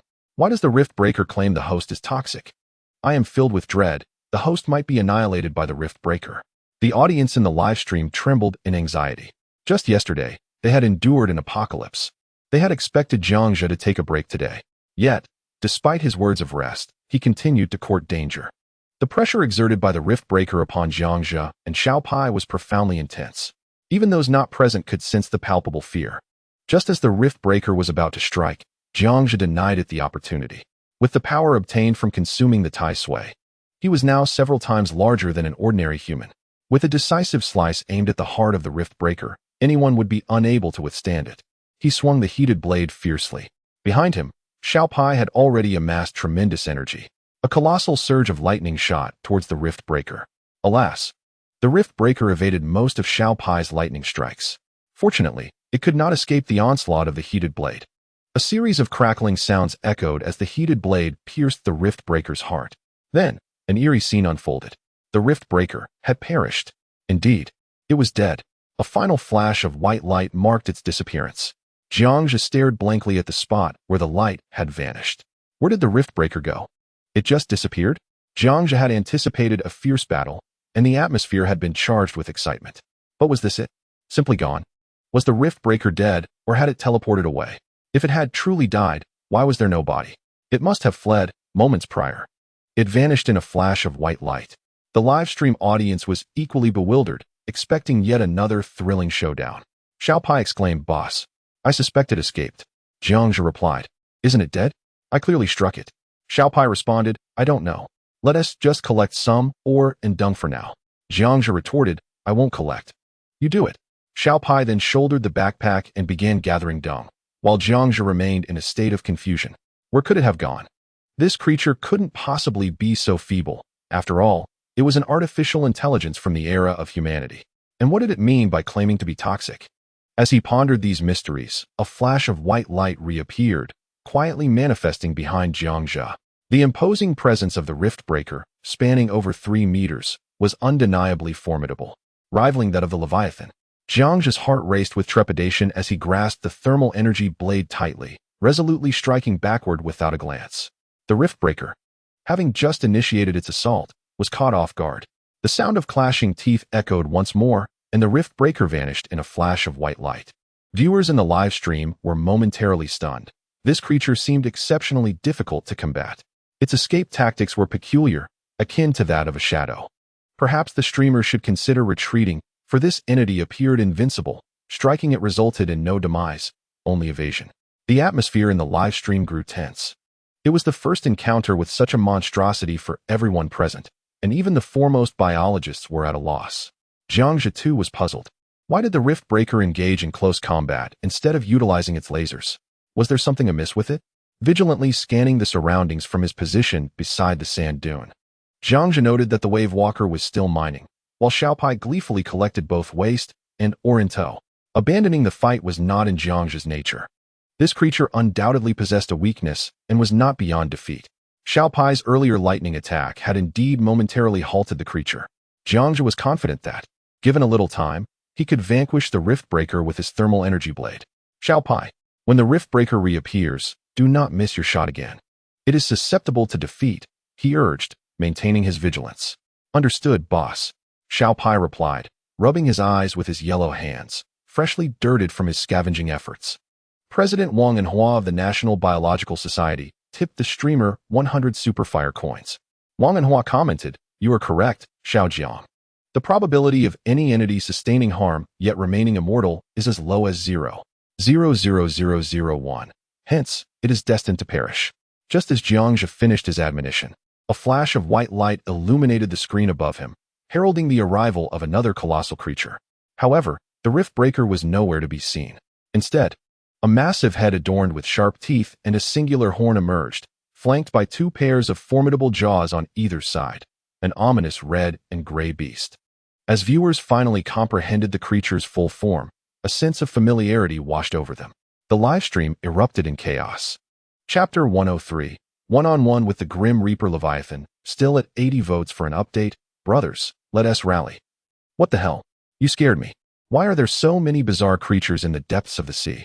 Damn it. This time it has a physical form. It feels perilously dangerous. Streamer, run, exclaimed one viewer, recognizing the Leviathan from before.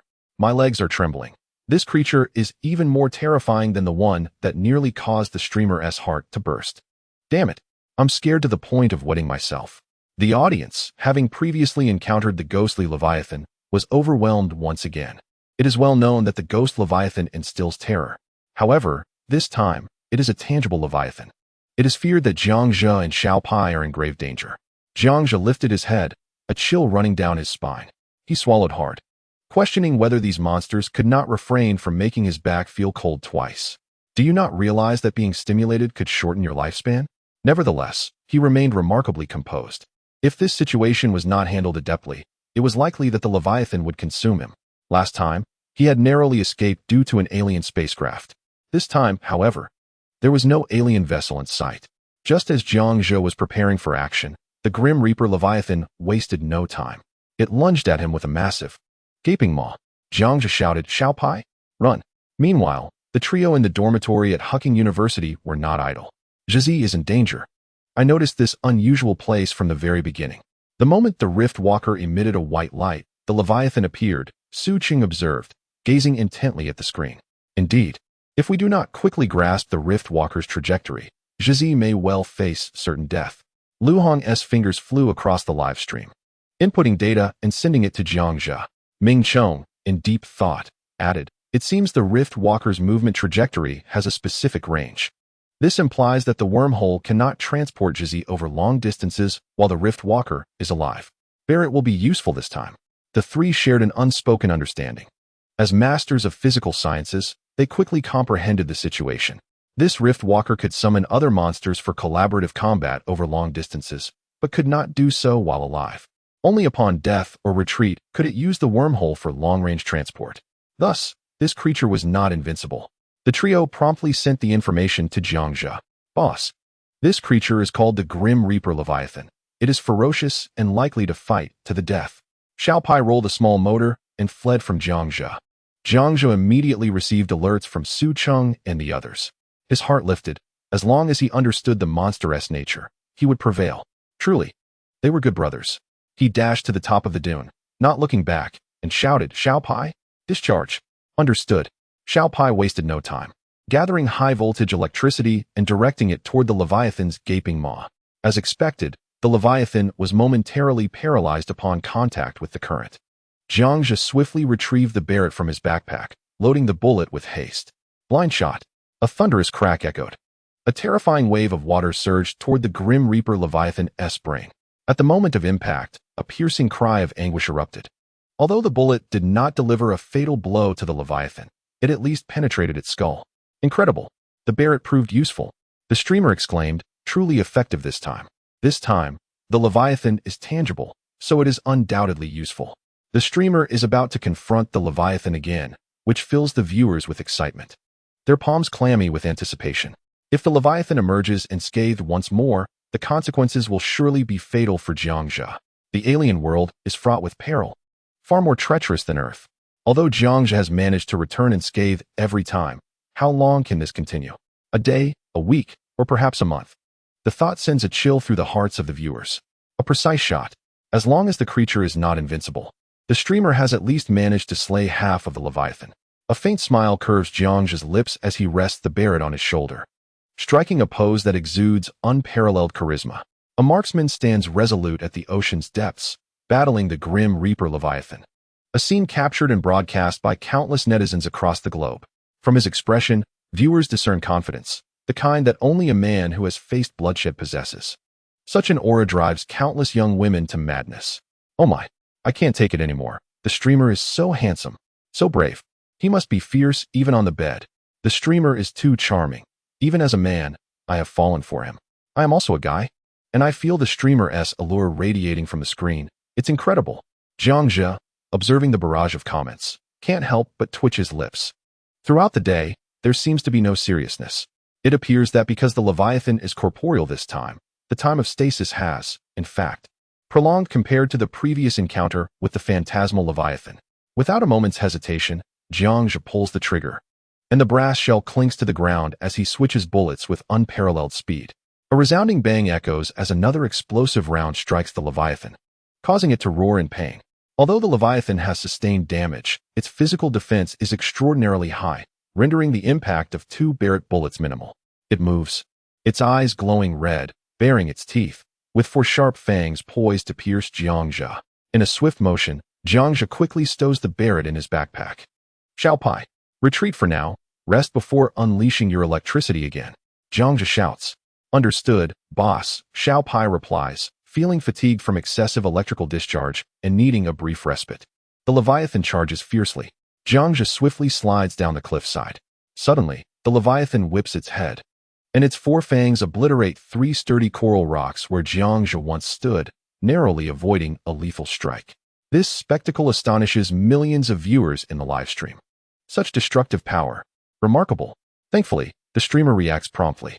As Jiangxia reaches the bottom of the slope, he spares not a single opening. Just as Leviathan's assault faltered, a moment of swiftness ensued as a Barrett was drawn from the backpack. The magazine was swiftly replaced and the chamber loaded in one fluid motion.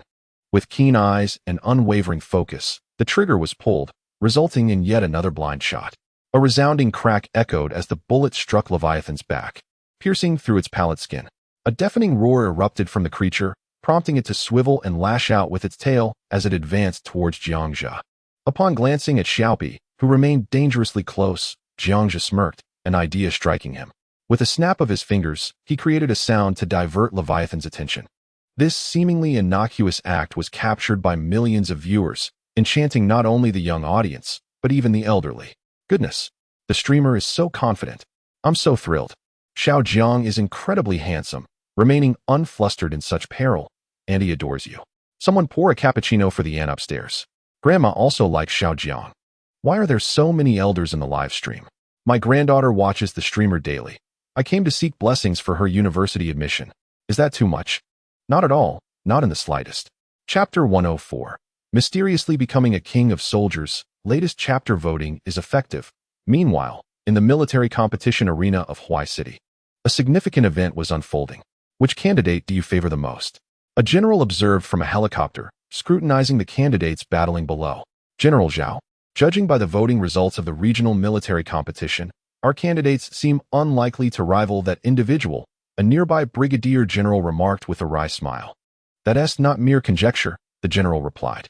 Although our military candidates have seen combat and fought for their lives, when compared through rigorous data, the disparities are stark. The human limit for 100 meters? The soldiers clock in at 8 seconds, while Jiangxia manages just over 5. The soldiers have slain creatures over 2 meters tall, whereas Jiangxia has taken down monsters exceeding 50 meters. A soldier can shatter 3 centimeters of granite with a single punch. Jiangxia, however, can drive his fingers directly into coral rock. How can they be compared? It seems our soldiers cannot measure up to Jiangxia. Light years away. Jiangxia possessed a remarkably high IQ, having battled various sea monsters over a mere 6 days. His proficiency with firearms is unparalleled, and his combat skills are second to none, consistently performing feats beyond the capabilities of humanity. Truly, he is deserving of the title of Regional Soldier King. Sigh. The general lamented, indeed. In comparison to him, our soldiers' basic physical capabilities fall short. So what are your hopes? Isn't that the case? The Brigadier General replied. After all, the fundamental criteria for selecting the Soldier King are physical prowess, combat skills, and expertise with firearms. In terms of weaponry and fighting, Jiang Zhe is beyond reproach. General, it is worth noting that Jiang Zhe hails from our Huai city. He emerged from a humble village, gradually advancing to Huqing University, where he became a brilliant graduate student in the Department of Physics. His contributions to our city of Huai are immeasurable. Firstly, his intelligence is beyond estimation. Secondly, his combat prowess is unparalleled, and his gaze exudes a primal beauty. It is most fitting that the title of the strongest warrior in the region belongs to him, a sentiment shared by the soldiers. The Major General contemplated thoughtfully. The general exclaimed with enthusiasm, "Excellent. The strongest warrior should indeed be him. I have faith that the soldiers will not dissent." The Major General nodded in agreement. "I shall proceed to enroll Jiang Zhe as a warrior. After all, Jiang Zhe was born in Huai City, and most of our soldiers hail from here. They are all aware that Huai City has produced a superhuman who has ascended to another world. With Jiang Zhe's reputation, it is unlikely anyone would oppose this, and many potential candidates for the title of warrior would likely feel exhilarated." Unbeknownst to Jiang Zhe, who was currently engaged in battle with the Reaper Leviathan, the Major General uploaded the list of Huai City's strongest warriors online. Jiang Zhe, having just distanced himself several meters from the Leviathan, regrouped with Xiao Pai and retrieved his Barrett rifle. However, the Barrett seemed incapable of inflicting catastrophic damage upon the Leviathan. He resolved to experiment with a thermal longsword, cranking its power to the maximum and watching as the blade glowed a fiery red. The Leviathan snarled menacingly and charged toward Jiang Zhe. He calmly turned to face it, exuding an aura of focus and composure. Dear viewers, perhaps the Barrett would be more effective, they urged. Close combat is far too perilous. The host was acutely aware of the risks. Why was Jiang Zhe opting for a sword? Could he not simply use his firearm? The audience in the live stream trembled with anticipation. Why would Jiang Zhe abandon his gun in favor of a blade? It's that time again for a thrilling spectacle. Xiao Pai whispered in his ear. A true man should face death fearlessly. The host must push his limits through this deadly struggle. So, my friends, do I need to say more? Jiang Zhe glanced back at the camera with a smile. As soon as he spoke, the live stream erupted with excitement. This time, none accused Jiang Zhe of deception, for his audacity left millions of viewers awestruck, rendering them momentarily speechless. It was not that Jiang Zhe intended to mislead. He genuinely believed that through combat, he could achieve a holistic enhancement of his physical capabilities, reaching a level unattainable by any ordinary earthling. This sensation was extraordinary, and he could hardly articulate which aspects were improving. In that moment, Jiang Zhe embodied the most handsome man in the universe. The monstrous jaws of the Reaper Leviathan drew near, its terrifying four fangs poised to shatter Jiang Zhe's form. Xiao Pai. No. Jiang Zhe shook his head, signaling him not to unleash electricity. Boss. Xiao Pai exclaimed. Jiang Zhe raised a finger, refraining from speaking. He wished to test himself against the Reaper Leviathan in a one-on-one encounter, leaving millions of viewers in the live stream once again in a state of astonishment. The host is truly engaged in a fierce duel with the Leviathan of Death. The ominous Leviathan draws ever closer. Just as a collision seems imminent, Jiang Zhe decides to charge straight towards it. At the moment of contact, a 1-meter-long energy blade barely presses against one of the Leviathan's sharp mandibles, while his other hand firmly grips another. It violently shakes its head, attempting to throw Jiang Zhe off. Yet, it proves futile. Amidst the violent thrashing, Jiang Zhe narrows his eyes and suddenly activates the large motor beneath him, propelling himself upward to the Leviathan's head. With both hands firmly grasping the energy blade, he channels all his strength and lets out a mighty roar, aiming to deliver a fatal strike. He plunges the blade deep into the Leviathan's brain. However, the Leviathan merely lets out a pained roar. In the next moment, a scene that astonishes all unfolds. Jiang Zhe's energy blade is embedded deeply within its brain. Yet the Leviathan does not succumb to death. Rather, it descends into madness. Jiang Zhe is taken aback. Is this the legendary iron-headed baby? So resilient? Consequently, he finds himself being flung about wildly in the expansive sand pit by the frenzied Leviathan. Clinging to the hilt of the blade, He has no time to withdraw it. Thus, the Leviathan shakes its head as if possessed, while Jiangzhou is tossed around like an inflatable figure outside a mobile phone store caught in a tempest. Instantly, the once serious live broadcast takes a turn for the ridiculous. Oh my! Jiangzhou is being carried away by the Leviathan. How can it be so tough? My apologies. Jiang Shun. Though the situation is grave, I cannot contain my laughter. Ha ha. The Leviathan has gone mad. How utterly hilarious. Uft. Ha ha. I'm laughing so hard I feel like I'm about to burst. Little Pai, covering his face, exclaims, Boss, do you need assistance? No, no, no, I'm fine. Jiangzhou's cries echo from the sand pit, eliciting laughter from the millions of viewers in the live stream who inadvertently hit the super fire button. The injured Leviathan, spanning over 30 meters, swims with remarkable speed, while Jiangzhou is tossed about in a dizzying whirlwind. He finds himself compelled to synthesize another energy blade in the system's store, continuously slashing at the Leviathan's head. Consequently, the live stream displays 2 blazing red blades, trailing light as the Leviathan flings them around. This spectacle elicits gasps from many new viewers. Wow, this host is incredible, taking on a sea monster single-handedly. Amazing. I've heard of Jiang Shun's prowess, and it truly lives up to its reputation. It feels like a scene from Star Wars. The host is remarkable.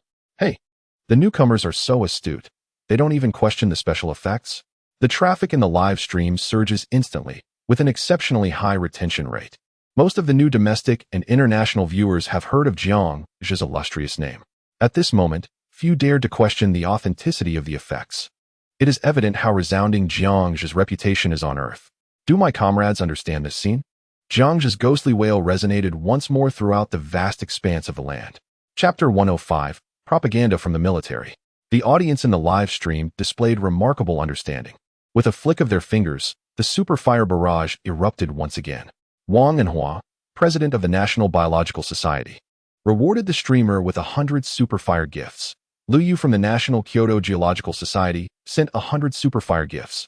Chang Jingming from the National Kyoto Oceanic Society gifted 100 super fire tokens. Wang Enhua expressed, though this moment calls for seriousness, I couldn't help but laugh at the sudden ghostly cry. Haha, keep it up, streamer. I too am unable to contain my amusement. Absolutely splendid. Especially with the high-speed swirling sound brought by the Grim Reaper Leviathan, it was akin to a person hanging outside the rapidly moving train door, shouting to the passengers through the glass, care for some oranges? This scene was irresistibly humorous.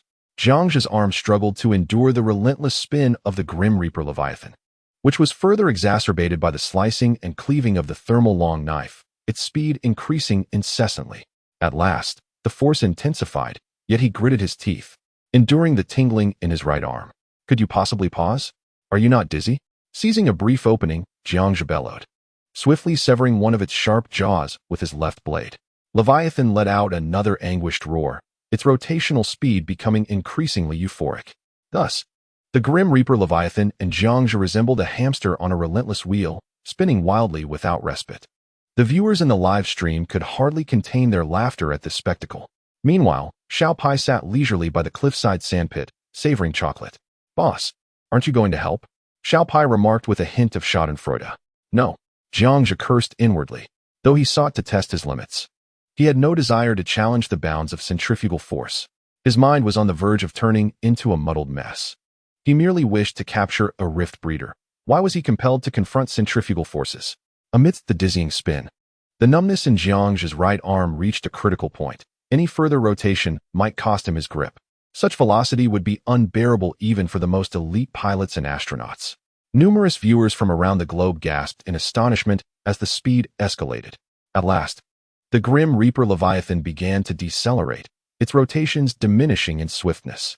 Jiangzhou seized upon a fleeting opportunity, propelling both feet forcefully against its face.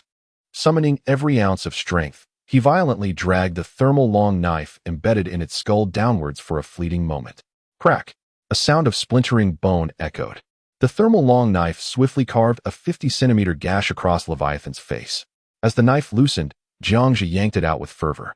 The crimson blood, akin to rose petals, swiftly blanketed the ocean floor. A terrifying roar erupted, and blood gushed forth once more. A second wave of devastation. Little Pie Mouse trembled, exclaiming, "Wow, the boss is extraordinary." Over 50 million viewers in the livestream were left astounded, jaws nearly dropping. What? Incredible! Jiang Shun has triumphed over the deathly Leviathan in a one-on-one battle? I can't believe it. I'm so glad I didn't regret tuning in. This is absolutely astounding. Is this even humanly possible? Jiang Shun's prowess has reached new heights. Previously, the ghostly Leviathan was vanquished only through a desperate struggle alongside Little Pai. Yet this time he has succeeded in a direct confrontation. Jiang Shun has undoubtedly transcended human limits. Such feats are beyond ordinary capability. Indeed, even the most elite soldiers would find themselves gravely endangered here, if not dead. Especially with such rotational force, remaining conscious is a rarity. Few in the world could achieve this. In the intensive care unit, the three elderly gentlemen were so overwhelmed that they nearly fainted. Director, the three elders are in danger. Shouldn't we intervene? Little Lu and Little Wang expressed their anxiety. Check if the machines are stable. If they're not flat, there's no need to worry. The director, watching the live stream, felt a surge of emotion. Director, it's stable. The director sighed, appearing unfazed. So what if the life signs have flatlined? Is this a significant matter? He promptly approached the bedside. Observing the machines had indeed become a straight line. With a calm demeanor, he declared, "Get up. Jiang Shun has returned." The three elderly men, upon hearing this, seemed rejuvenated, instantly springing to life with excitement. Little Jiang has returned. Repeated thrice.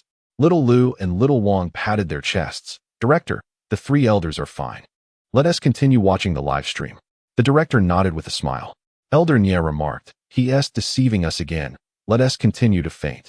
Elder Gao added, "This 50-year-old chubby boy is too cunning, learning to trick old men." Elder Wang lamented, "The world has changed." With that, the three elders fainted once more. Indeed, truly remarkable. This is beyond human capability. General Zhao of Huai City gazed at the live stream, utterly astonished. The scene of the sea monster's blood spilling across the ocean floor, with Jiang Zhe standing defiantly against the deathly Leviathan, was nothing short of sensational. General Zhao rejoiced, "Do you see? This is our own, now stepping onto the global stage.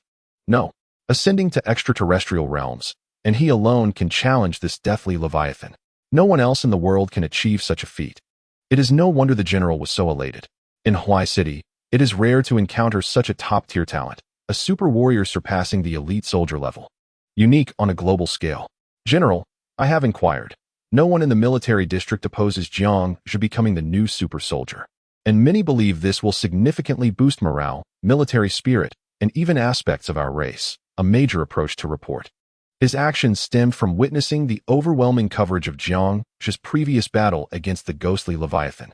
This time, the military district's intervention is bound to be even more formidable than the previous wave of influence. It undoubtedly presents a rare opportunity for cultural advocacy. Historically, nations have seldom engaged in such endeavors, making the emergence of a formidable figure a remarkable occurrence. The military district is taking this matter to heart. To put it plainly, the general's motivations are threefold. First, the descendants of the dragon currently harbor a sense of inferiority and lack the confidence to stand firm. Second, enhancing the global stature of the dragon's descendants also bestows advantages upon the nation in military terms. Third, only Jiang Zhe possesses the capability to accomplish this while simultaneously exerting global deterrence. "Excellent," General Zhao exclaimed, slapping his thigh. "Commence the assembly of specialists to compile a professional documentary showcasing the various advantages of young Jiang and the combat scenes, along with technological displays. I want it broadcast globally. And you have only a few hours. Make haste." "Yes," the major saluted, his face beaming with immense pride. With the military district stepping in, ordinary promotional outputs were pushed aside. Jiang Zhe remained vigilant against the Leviathan of Death. Although the Leviathan had fled the area, it still lingered within his sight. "Bro, it seems the Leviathan of Death is not giving up," Jiang Zhe thought, standing firm in the deep sea as he retrieved the Barrett rifle from his backpack. "Streamer, quickly deliver the finishing blow. Any means will suffice." "Jiang Shun, are you attempting to embody the role of a cinematic villain? The enemy is on the brink of demise. Strike now." For streamers who hesitate to deliver the final blow, I typically refer to them as slackers. Chapter 106. A fatal strike from 1,000 meters away. As Jiang Zhe loaded another round into the Barrett, the injured Leviathan of Death abruptly turned its head, seemingly responding to some command, displaying a ferocity unlike any before. With a deafening roar that echoed throughout the deep sea, Jiangzhe trembled at the sound. According to the intelligence received from Su Cheng and others, this Leviathan was undoubtedly acting under the orders of that dark purple Riftwalker. It was prepared to fight to the death. The millions of viewers in the live stream felt a chill run down their spines. This is bad. This could spell disaster. The Leviathan of Death had become even more ferocious, and the streamer was in grave danger. The sound was terrifying, more so than the tempest unleashed by the Phantom Leviathan. This is dire. Did we not send the message to Zhizi? Why hasn't he fled? Su Cheng expressed his frustration. Ming Chong, did Zhizi receive it? El Hong, trust him.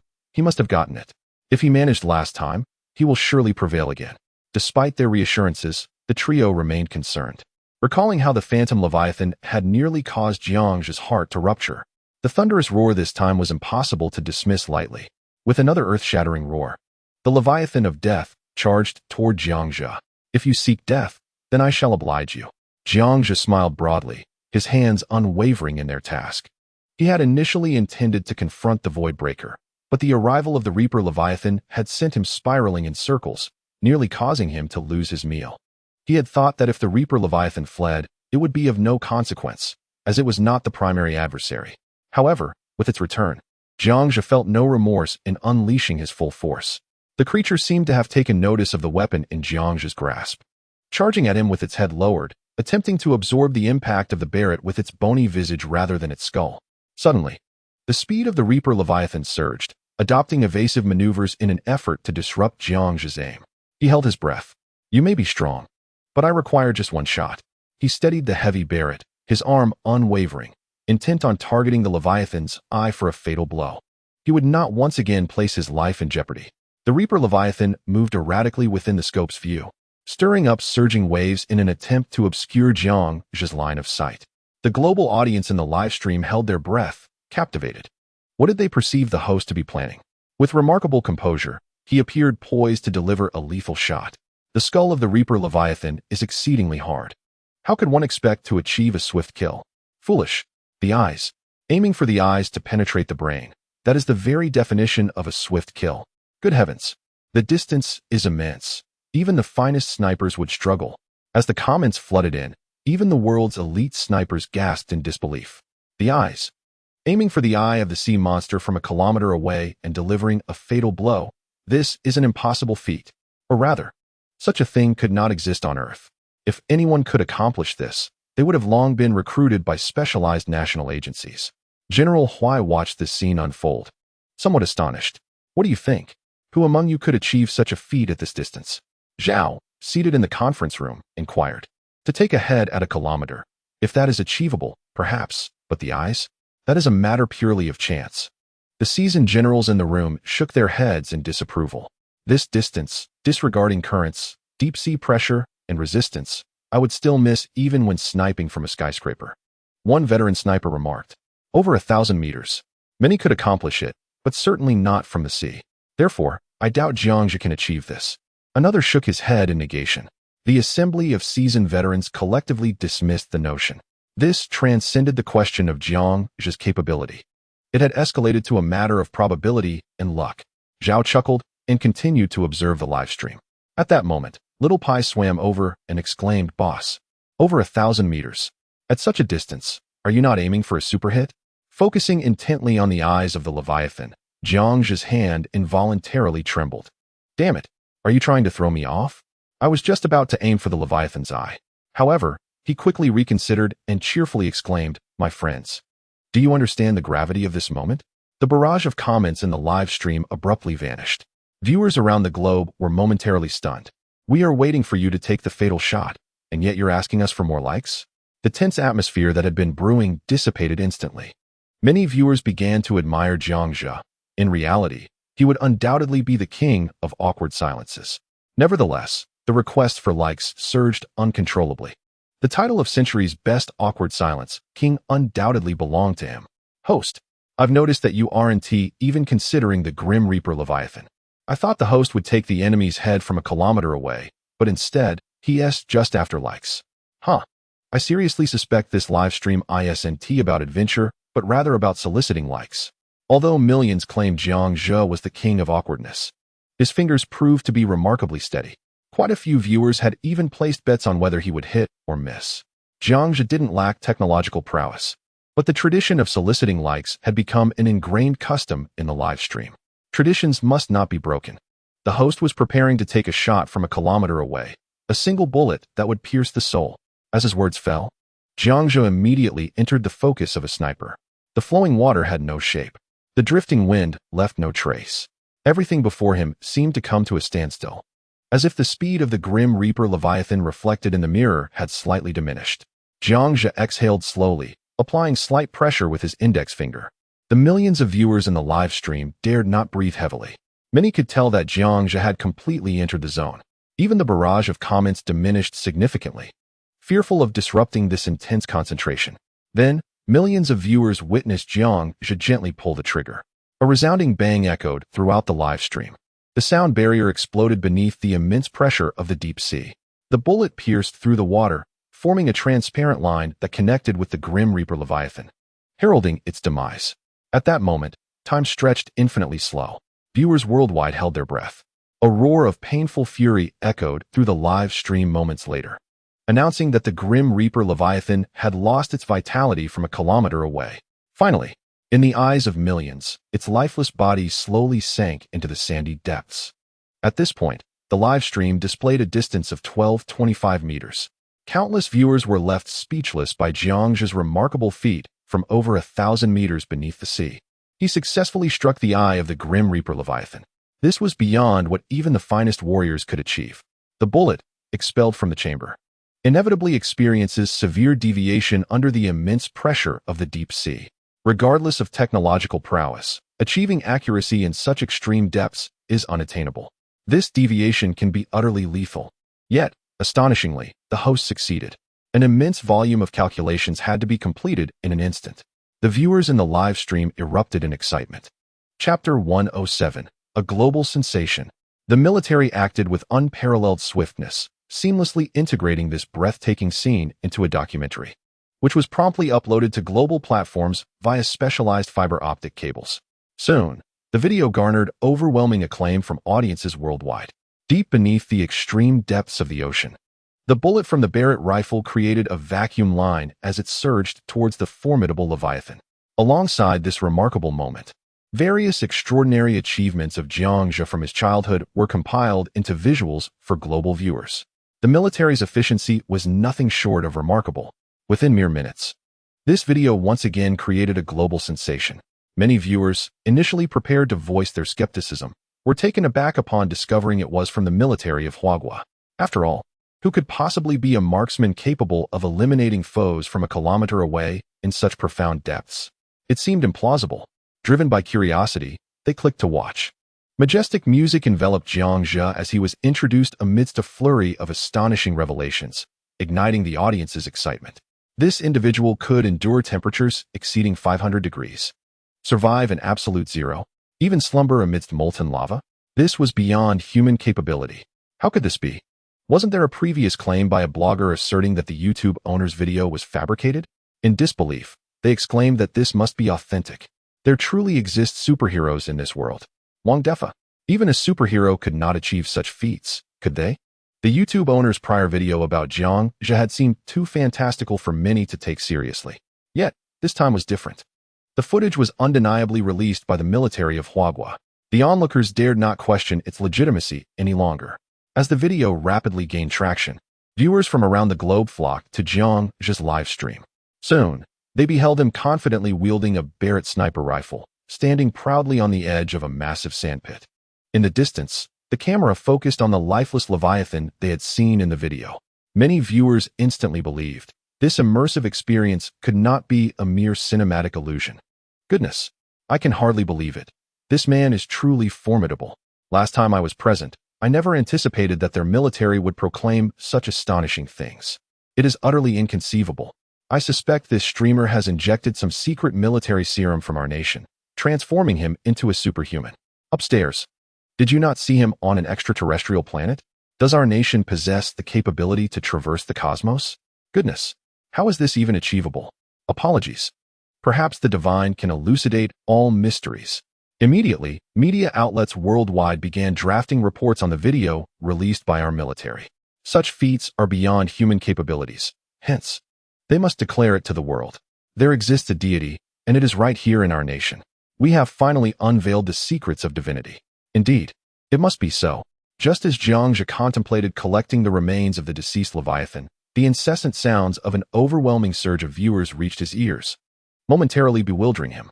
Upon turning, he noticed a significant increase in the viewership of the live stream. Was it nearing 90 million? The technological points were remarkable. 45 million technological points? Can anyone enlighten me on how there are so many more viewers? Where did they come from? Jiang Zhe was genuinely curious. Which powerful figure is drawing in this audience? Could it be Su Chang converting his millions of followers into this superhot stream? That would be against the rules. Streamer. It's the military. The Huai City military has produced a documentary about you, which has surfaced on major global websites. Indeed, the military holds the streamer in high regard. I watched that video. It was exhilarating. General Zhao from Huai City Military District rewarded the streamer with 10,000 superhot points. General Zhao, Young Jiang, you are the pride of our nation. Making your existence known to the world is our duty, and we take immense pride in it. Thank you, Brother Zhao. Jiang Zhe responded with excitement. The audience in the live stream was momentarily stunned. Brother Zhao? Did they not realize he belonged to the military? Incredible. Streamer. He is a general of the army. I have noticed that the streamer's status is rising, and thus, our live stream's prestige is elevating as well. I hardly know what to say. I doubt I will ever be able to call a general my brother. I am envious to the core. In just 7 days, a general has appeared. When will the supreme leader and others join us? The chat was flooded with exclamations of Brother Zhao. Meanwhile, in the military district conference room, General Zhao Yuan couldn't help but twitch his lips, followed by a hearty laugh. Haha, at over 60, I never expected young people would call me brother. Especially the first young man to step onto an extraterrestrial planet. It brings me a peculiar joy. Zhao Yuan felt a surge of excitement. After all, Jiang Zhe's actions were unintentional. With so many people in the live stream daily, he could not possibly remember each of them. Upon realizing he was from the military in his hometown, he quickly amended his address to General Zhao. At that moment, the military district conference room erupted in laughter. As preparations were underway to collect the remains of the Grim Reaper Leviathan, Jiang Zhe furrowed his brow and glanced around momentarily. Something felt amiss. An unsettling sensation enveloped him. The Riftwalker had yet to make an appearance. He then cautioned Xiao Pai about the potential emergence of the Riftwalker, harboring doubts that it might suddenly materialize behind them for a surprise attack. Consequently, Xiao Pai feigned keeping pace with Jiang Zhe, preparing to retrieve the Leviathan's corpse. Meanwhile, millions of viewers in the live stream were acutely aware of their plan. After all, there was still a Riftwalker to contend with. This was not a time for celebration. The atmosphere in the live stream swiftly shifted back to seriousness. I felt a twinge of anxiety. The Riftwalker's translocation ability was exceedingly formidable. Indeed, just moments ago, that Riftwalker had attempted to obliterate the host, but had narrowly evaded capture. What would happen to the host? Would the Riftwalker lie in wait beside the Grim Reaper Leviathan to launch a surprise attack? All we could do was hope that the host's plan would come to fruition, and we could only rally support for him. Countless viewers were once again gripped by trepidation. This Riftwalker was no trivial adversary. If it couldn't be defeated, it could instantaneously flee. If a surprise attack succeeded, it would mean death for Jiang Zhe and Xiao Pai. It was utterly outrageous. Even if it couldn't be vanquished, it could still summon the Leviathan to assault the host. If another Death Leviathan or Phantom Leviathan were to materialize at this moment, the consequences would unequivocally be the demise of Jiang Zhe and Xiao Pai, an apocalyptic day for Earth. With this thought, the live stream grew increasingly anxious for Jiang Zhe. Within mere minutes, Jiang Zhe and Xiao Pai swam to the rocky outcrop where the lifeless Grim Reaper Leviathan lay. Millions of viewers clearly saw the Leviathan's right eye pierced through, with a Barrett bullet embedded deeply into the back of its head. The live stream erupted in gasps of astonishment. At that moment, both Xiao Pai and Jiang Zhe felt the hair on their necks stand on end. An ominous feeling washed over them. Something lurked behind. Who was it? Chapter 108. The Sword Strikes the Rift. Thanks to the esteemed He Weihua for the 10 golden tickets. The Riftwalker eerily materialized behind Jiang Zhe, its translucent claws poised to deliver a lethal blow. At once, millions of viewers in the live stream comprehended the situation. The Death Leviathan was merely a bait intended for Jiang Zhe's demise. The instant the Riftwalker appeared, the live stream erupted into chaos. Oh no, the host is in peril. The Riftwalker has appeared. The host is doomed. Turn around quickly, Jiangxia. The Riftwalker is right behind you. Just as they had finished celebrating Jiangxia's success, global magnates grew increasingly unsettled. The enigmatic wormhole creator silently emerged behind Jiangxia. To achieve a decisive victory seems an insurmountable challenge, rendering the situation seemingly fatal. Countless individuals await with bated breath for Jiangxia to turn the tide. Yet, unbeknownst to them, everything lies within Jiangxia's grasp.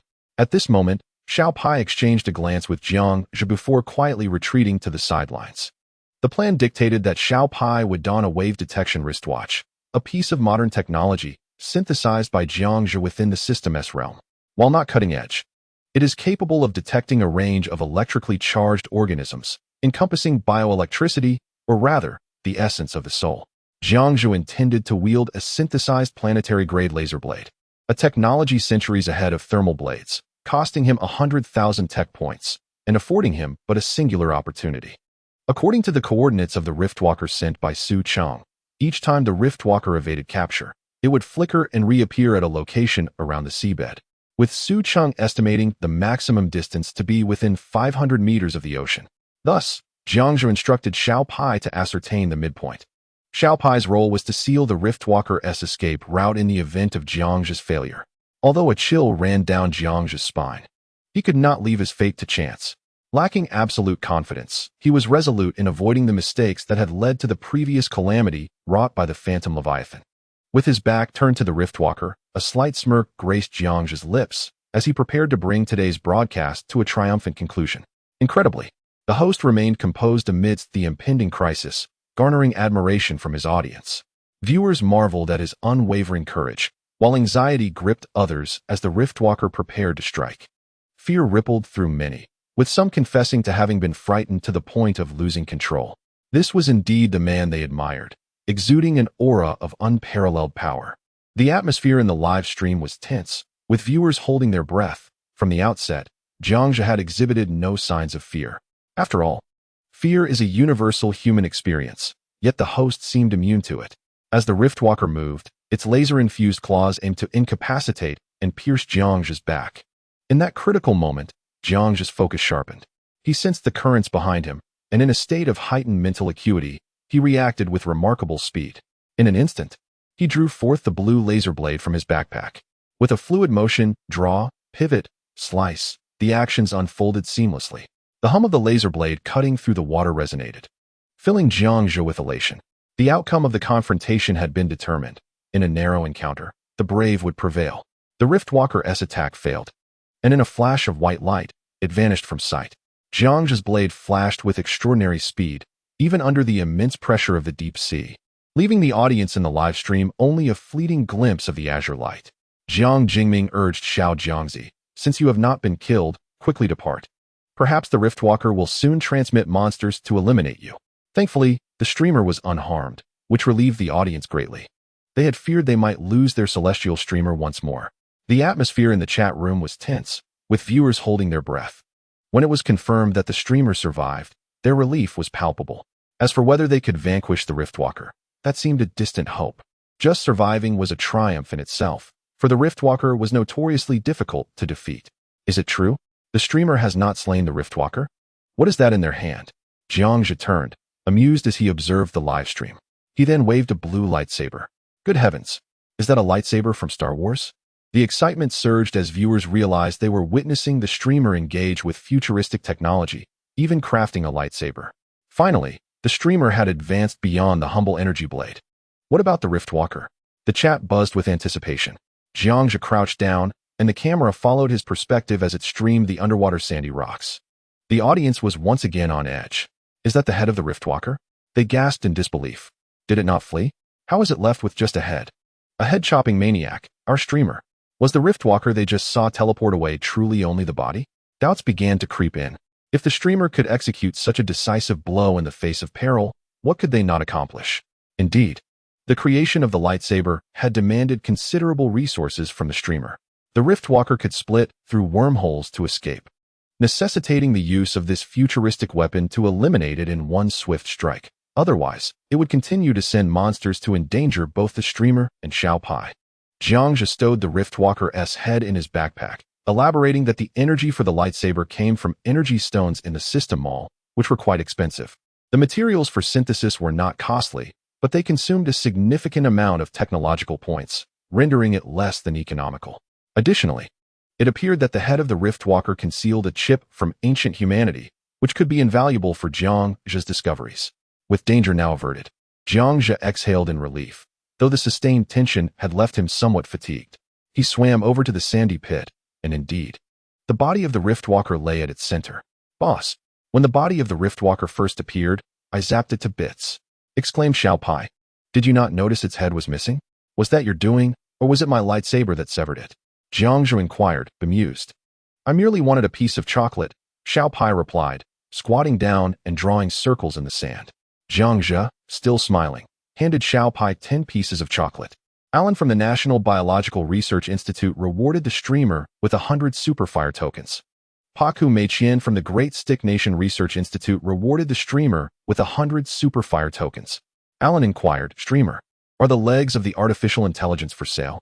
Paku Meiqian added, "Streamer, is the lower part of the artificial intelligence for sale? I want it." Live broadcast room.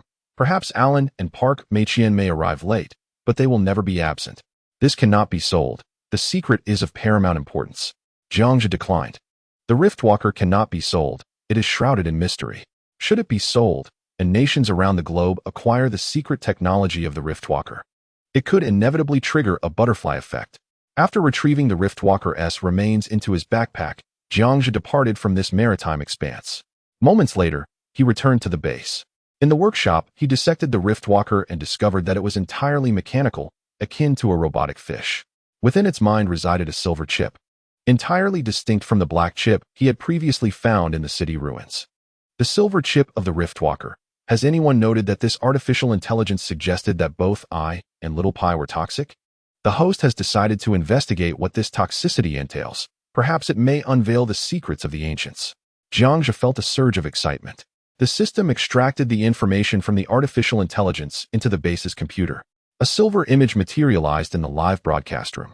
As the text appeared on the screen, many viewers were astounded. Chapter 109. Collective Transformation.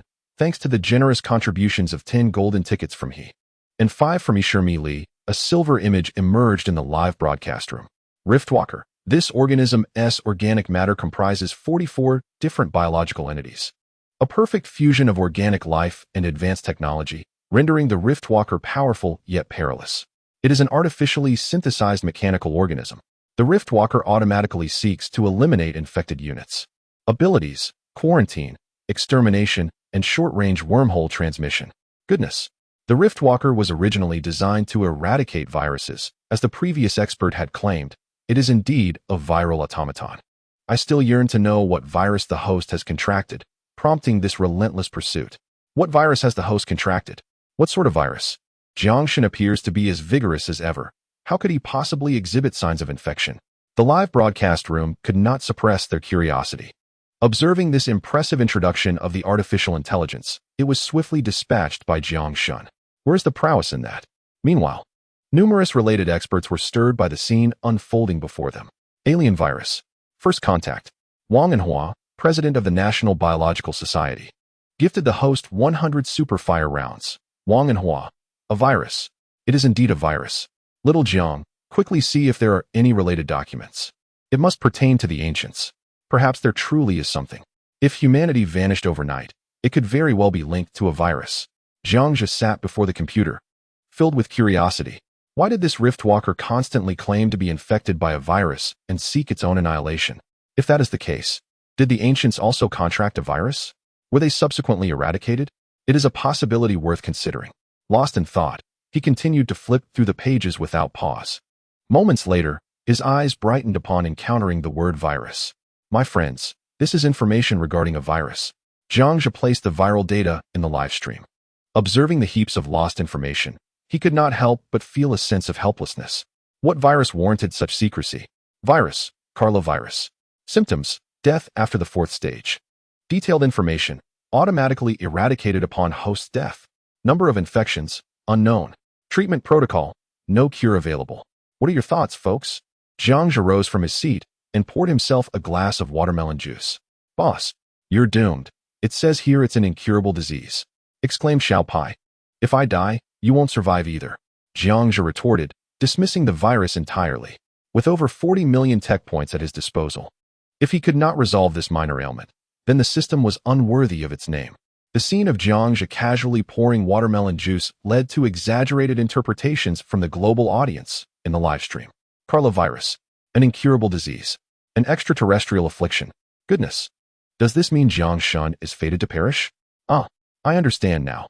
Jiang Shun is deliberately feigning nonchalance regarding the virus. In reality, he must already know his time is short, hence his question about our opinions, correct? Yes, yes. It must be so. It aligns perfectly with the host's style. Let us mourn for him.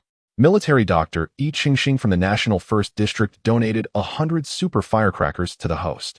Yi Qingxing remarked, I've examined the coronavirus. It was one humanity could not conquer in past lives. I suspect the Riftwalker speaks the truth. It is indeed incurable. I believe Xiao Jiang is already aware, but wishes to spare us worry. Let us observe 3 minutes of silence for our host. The National First Military District Hospital made another appearance, and many bewildered viewers suddenly came to a realization. After all, the last time, he accurately predicted a heart rupture. So it was likely he was correct again this time. The host truly might be facing death. However, upon reflection, how many people could face life and death with such composure? The global audience couldn't help but admire Jiang Zhe's serene demeanor. This exemplified the difference between the divine and the mortal. It must be so. The host is certainly aware. He doesn't want us to worry. Hence his facade of indifference. Ah, what a noble Jiang Shun. I shall burn paper offerings for you. I am prepared with panda incense, and I will continuously offer it for a year. The atmosphere in the live stream turned oddly somber. After finishing his watermelon juice, he glanced at the barrage of comments and felt his face darken. Why are there so many of you jesting? My friends, look at the small green dot on the host's hand. He is indeed infected with the virus. Jiang Zhe raised his arm, unfazed, and then, with Xiao Pai in tow, strolled into the medical chamber. In the live streaming room, millions of viewers observed with crystal clarity. Many were left in disbelief, their throats tightening, exclaiming, My goodness! The host truly is on the verge of death. No, I cannot accept this. I refuse to believe it. The atmosphere escalated. The host is fading. They have succumbed to an infection. It is over. Our beloved celestial host is truly departing. I have exhausted every source online to acquire paper money for the deceased, intending to offer it to my cherished host. Viewers from around the globe contributed their modest efforts, embarking on online shopping sprees for yellow paper, candles, ghost money, and incense. I have heard that this is a customary way in Huagua to mourn an individual, a gesture of respect. In the 6 days since Jiang Zhe's emergence, he has bestowed boundless joy upon them. Consequently, over 90 million viewers collectively purchased yellow paper, candles, and other funeral supplies. Many even began stockpiling hundreds of wreaths, planning to present one to the host each year. Then, the ghost money was entirely bought out by viewers worldwide, leading to a scarcity of supply. Finally, in front of their beloved host's image on their screens, they commenced the ritual of burning paper money indoors, bowing 3 times in reverence. Among the throngs of novices, many attempted this for the first time, resulting in fire incidents across several nations. Do you honestly believe Zhi will perish? Su Qing chuckled at the barrage of comments. I do not understand what they are thinking. Zhi is evidently far superior to any previous human. This minor toxin cannot possibly be his demise. Ming Chong added, Don't look at me. If he were truly dead, a multitude of experts would have emerged by now. After all, he survived a ruptured heart. How could a mere alien virus claim his life? Their disbelief was palpable. As for what could truly bring Jiang Zhe's end, it was undoubtedly the loss of money. Earlier, Jiang Zhe had lamented over 100 yuan lost, going 5 days without eating in his frustration. He had even remarked, that 100 yuan is my sustenance for 5 days. As long as I refrain from eating, it is as if I have not lost that money. Reflecting on this, the 3 brothers erupted into laughter once more. At that moment, Xiao Pai stealthily approached Jiang Zhe, whispering something about a trending scam. Jiang Zhe exclaimed, My friends, the host is about to enter the medical chamber. Do you understand? A wave of emotion swept through the global audience. They had not anticipated that the host could bring them one last moment of joy before departing. For those whose final wish was for the host to trend, their desire was paramount, for the deceased are to be honored. Everyone exerted their utmost efforts, even incurring substantial debts to send Jiang Zhe trending. How magnificent! I was moved to tears. Jiang Shen still employs his traditional methods to reassure us. Alas, host, we shall meet again in the next life, and I shall continue to support you. I hope there is trending in heaven as well. Wang and Hua interjected. Are you all insane? Niesher echoed, are you all mad? Gao Wang added, what in the world is wrong with you? Countless viewers sighed deeply. After all, he is but a mortal. Only the divine could tackle such an extraterrestrial virus. Yet, the records clearly indicate it is a terminal illness. Placing it on Earth is undoubtedly a terminal situation, awaiting for death. Just as the global audience choked back their emotions, the medical chamber exhaled steam and was forcefully opened. Jiang Zhe and Xiao Pai leaped out, exclaiming, friends, our virus has been cured. Live chat. Chapter 110. Will consuming the Leviathan of Death transform one into the Grim Reaper? Fourth update. Why did the esteemed Wei Hua add this? After some clarification, over 90 million viewers were left bewildered. Wasn't the Carla virus supposed to be an incurable affliction? Wasn't it said that even the predecessors of humanity could not overcome it? Yet, after merely entering a medical chamber, they were miraculously healed? This was purely a misunderstanding on their part. I have stated repeatedly, comparing me to the predecessors of humanity is an entirely different notion. Jiang Zhe shrugged with a hint of amusement. If the predecessors had any system in place, they would not have been gripped by panic over this Carla virus. As for the notion that the predecessors were extinguished by the virus, he utterly dismissed it. If they had truly been annihilated by a virus, then surely at least some would possess antibodies. It was implausible for everyone to vanish overnight. One could assert that no such overwhelmingly powerful virus exists in the universe. Therefore, the idea that the previous civilization was wiped out by the Carla virus was entirely discarded by Jiang Zhe. You're deceiving us, host. You stated it was an incurable disease. Exactly. You've toyed with our emotions. I even accidentally burned my favorite black stockings. I have explained this dozens of times. The host dying at the hands of the virus? That is sheer fantasy. The host has made it clear that the predecessors and the host are not on the same level. Do you understand? The millions of viewers in the live chat were initially struggling to comprehend. Can one truly be so exceptional as to act with impunity? Now some had come to realize that indeed, exceptional individuals can act as they please. Jiang Zhe's lack of refusal stemmed from the fact that the audience, transformed by the experience, would inevitably shower him with an abundance of superfire gifts. This was evidently a boon, so he was disinclined to explain further, allowing events to unfold naturally. As the clock struck 10 on this planet, Jiang Zhe was tidying up his belongings, preparing to conclude the broadcast, when he was halted by the viewers in the chat. Host, don't end it yet. The final segment. Let us eat. Indeed. Let us consume the Leviathan of Death and see what powers it grants. There existed an unspoken rule in the live chat. Whenever Jiang Zhe defeated a monster, he was obliged to conduct a live eating broadcast. This tradition's origin was unknown. Jiang Zhe had no choice but to live stream the preparation of braised and stir-fried Leviathan of Death. He retrieved the Leviathan from his backpack, just as he was about to begin. Alan from the National Biological Research Institute gifted the host 100 super fire gifts. Alan, stop. I want the legs. Kneeling to the esteemed Alan, he truly never arrives late. What about the esteemed Park? Isn't he avoiding the Leviathan's lower half this time? Park had just checked into the hospital, rumored to be suffering from a fissure. I had initially thought it was for scientific research, but to my surprise. Is it true? Wasn't it always used for scientific purposes? How amusing. Such talent everywhere. Jiang Zhe's lips twitched as he gazed at the barrage of comments. He had grown weary of the unruly behavior in the live stream and chose to ignore it. No one would cease their antics. These individuals felt restless if they didn't indulge in their antics for even a day. The laser sword, cutting through steel as if it were mere clay, effortlessly severed the legs of 2 leviathans. Utilizing a laser sword to slice through sea monsters proved to be highly effective. Jiang Zhe, satisfied, waved the laser sword, which emitted a delightful humming sound. It was splendid, melodious. From now on, he would consider the laser sword a kitchen utensil. The thigh meat was swiftly deboned and chopped into pieces.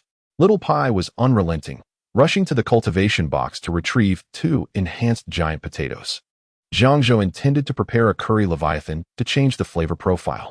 This scene caused the mouths of millions of viewers in the live stream to twitch in disbelief. While it was one thing to use a laser sword on sea monsters, Now he was using the exceedingly precious laser sword to cut potatoes?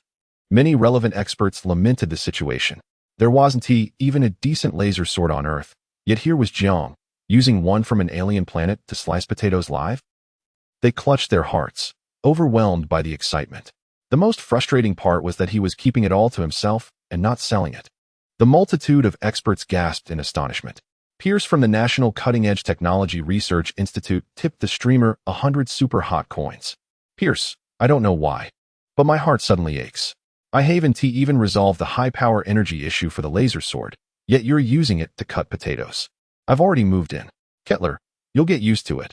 I moved in long ago, my friend. Yeah, sure. I moved in on the first day at 8 in the morning. Were you all earlier than me? Gao Yuliang. I arrived at 10:50 in the morning on the same day. Wang Jingwo. I also arrived on the first day at 9:37 in the morning. Pierce. All right. You're all impressive. Kettler. I bow to you all. I can see that the streamer is making curry stew with Leviathan. It's making my mouth water. Streamer, how about auctioning a bowl of curry Leviathan? Watching the Leviathan and potato stew bubbling in the hot pot, I couldn't help but glance at my husky at home. A single bite costs 10 million. You won't be able to eat it, but the husky could. Husky, what is it to me? The millions of viewers in the live stream couldn't resist swallowing hard. It smelled absolutely divine. Even through the screen, saliva was flowing. Many began to doubt whether Jiang truly emerged from New Oriental. Gazing at the pale yellow chunks of meat bubbling in the pot, Jiang took a whiff and felt a rush. The aroma was intoxicating, exuding a wild essence from the pale yellow meat. He felt a flutter of excitement. Would consuming the Leviathan truly transform one into a harbinger of death? Little Pie stood on the stove, voraciously inhaling. Even with the exhaust fan off, everything was consumed within. The aroma, however, was untainted. My friends, it is once again the moment for our daily gamble. The bicycle transforms into a motorcycle, the motorcycle into a car, the car bets against a train, and the train against a high-speed rail. What will happen when the host consumes the Leviathan of death? Jiang scooped the chunks of meat from the pot into a plate. Previously, when he consumed the phantom Leviathan, it had turned into particles. Due to its unique attributes, its flavor was exquisite and refreshing. After being cleansed by the daily Tai Sui tea, he sensed a surge in his strength. Yet, it was still insufficient. He could only place his hopes of enhancing his physical power on the Leviathan of death. After all, during the recent battle in the sea, this creature exhibited extraordinary might. Showing no fear of centrifugal force, the host resumed the betting. I predict that consuming the Leviathan of death will lead to increased intelligence, growth in stature, enhanced strength, or even transformation into a flamboyant persona. You all have spoken. What can I say? Then I shall predict a transformation into the Grim Reaper. Millions of viewers began to place their bets. In the last round, many had won substantial sums. Overnight wealth was no longer a mere dream.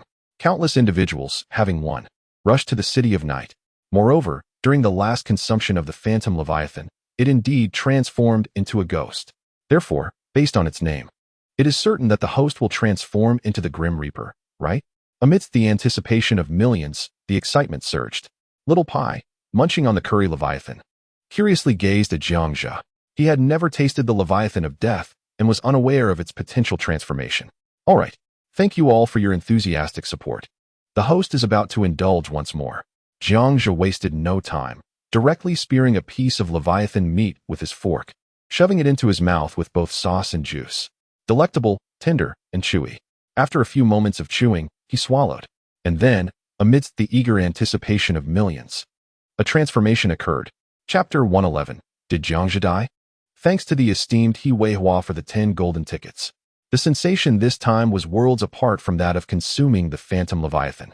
Previously, it felt akin to sipping an icy beverage. Now, it was as if he were drinking molten lava. An explosive heat surged within him. The high temperature coursed through every limb and sinew. This intensity he could endure. As waves of heat emanated, Jiang Zhe relentlessly gasped for air, his body imbued with explosive power. His back was already drenched in sweat. Wow! Jiang Zhe exhaled deeply, his eyes gleaming with uncontainable excitement. An inexhaustible energy surged within him. Little Pie exclaimed, "Wow! Boss, your muscles have grown again." Jiang Zhe paid no heed to Little Pie, exuberantly performing push-ups before an audience of over 90 million. At an astonishing speed. If this power were to be unleashed without restraint, it would indeed lead to an explosive conclusion, at the very least.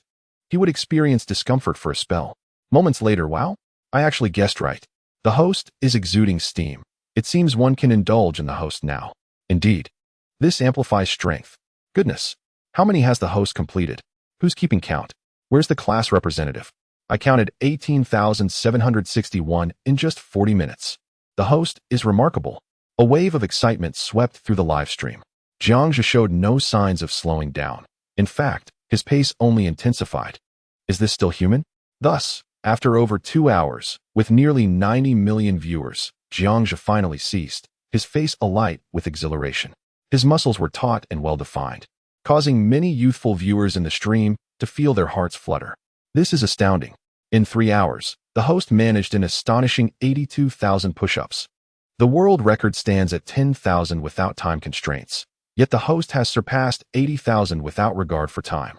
I bow in reverence to the host. He has transcended humanity. My saliva uncontrollably dripped onto the keyboard.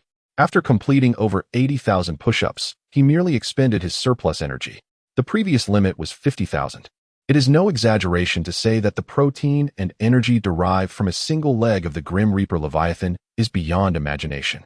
Jiangzhe first carried the little one, who had fallen asleep on the base steps, into a small room. After tucking him in, he turned to leave. This little creature had been watching him perform 80,000 push-ups from the steps. Quite exhausting indeed. Jiangzhe, along with the viewers, exited the base and took a stroll. Despite the aftermath of disaster, the night on this planet remained brightly luminous, especially in the atmosphere, where the ozone layer was deficient. The moonlight on the ground shone even more vividly, captivating the viewers. All right, my friends, the hour is late. Tomorrow the host must attend to serious matters. Jiangzhe shook his swollen arms. Just as he was about to end the stream, wait. Don't log off, host. Yes, you can even stream while sleeping. Indeed. We also enjoy watching you sleep. Up there, are you all out of your minds? You want to stream the deity sleeping? 90 million people watching the host sleep? Are you sure that 1T frightened him? The viewers expressed their reluctance once more.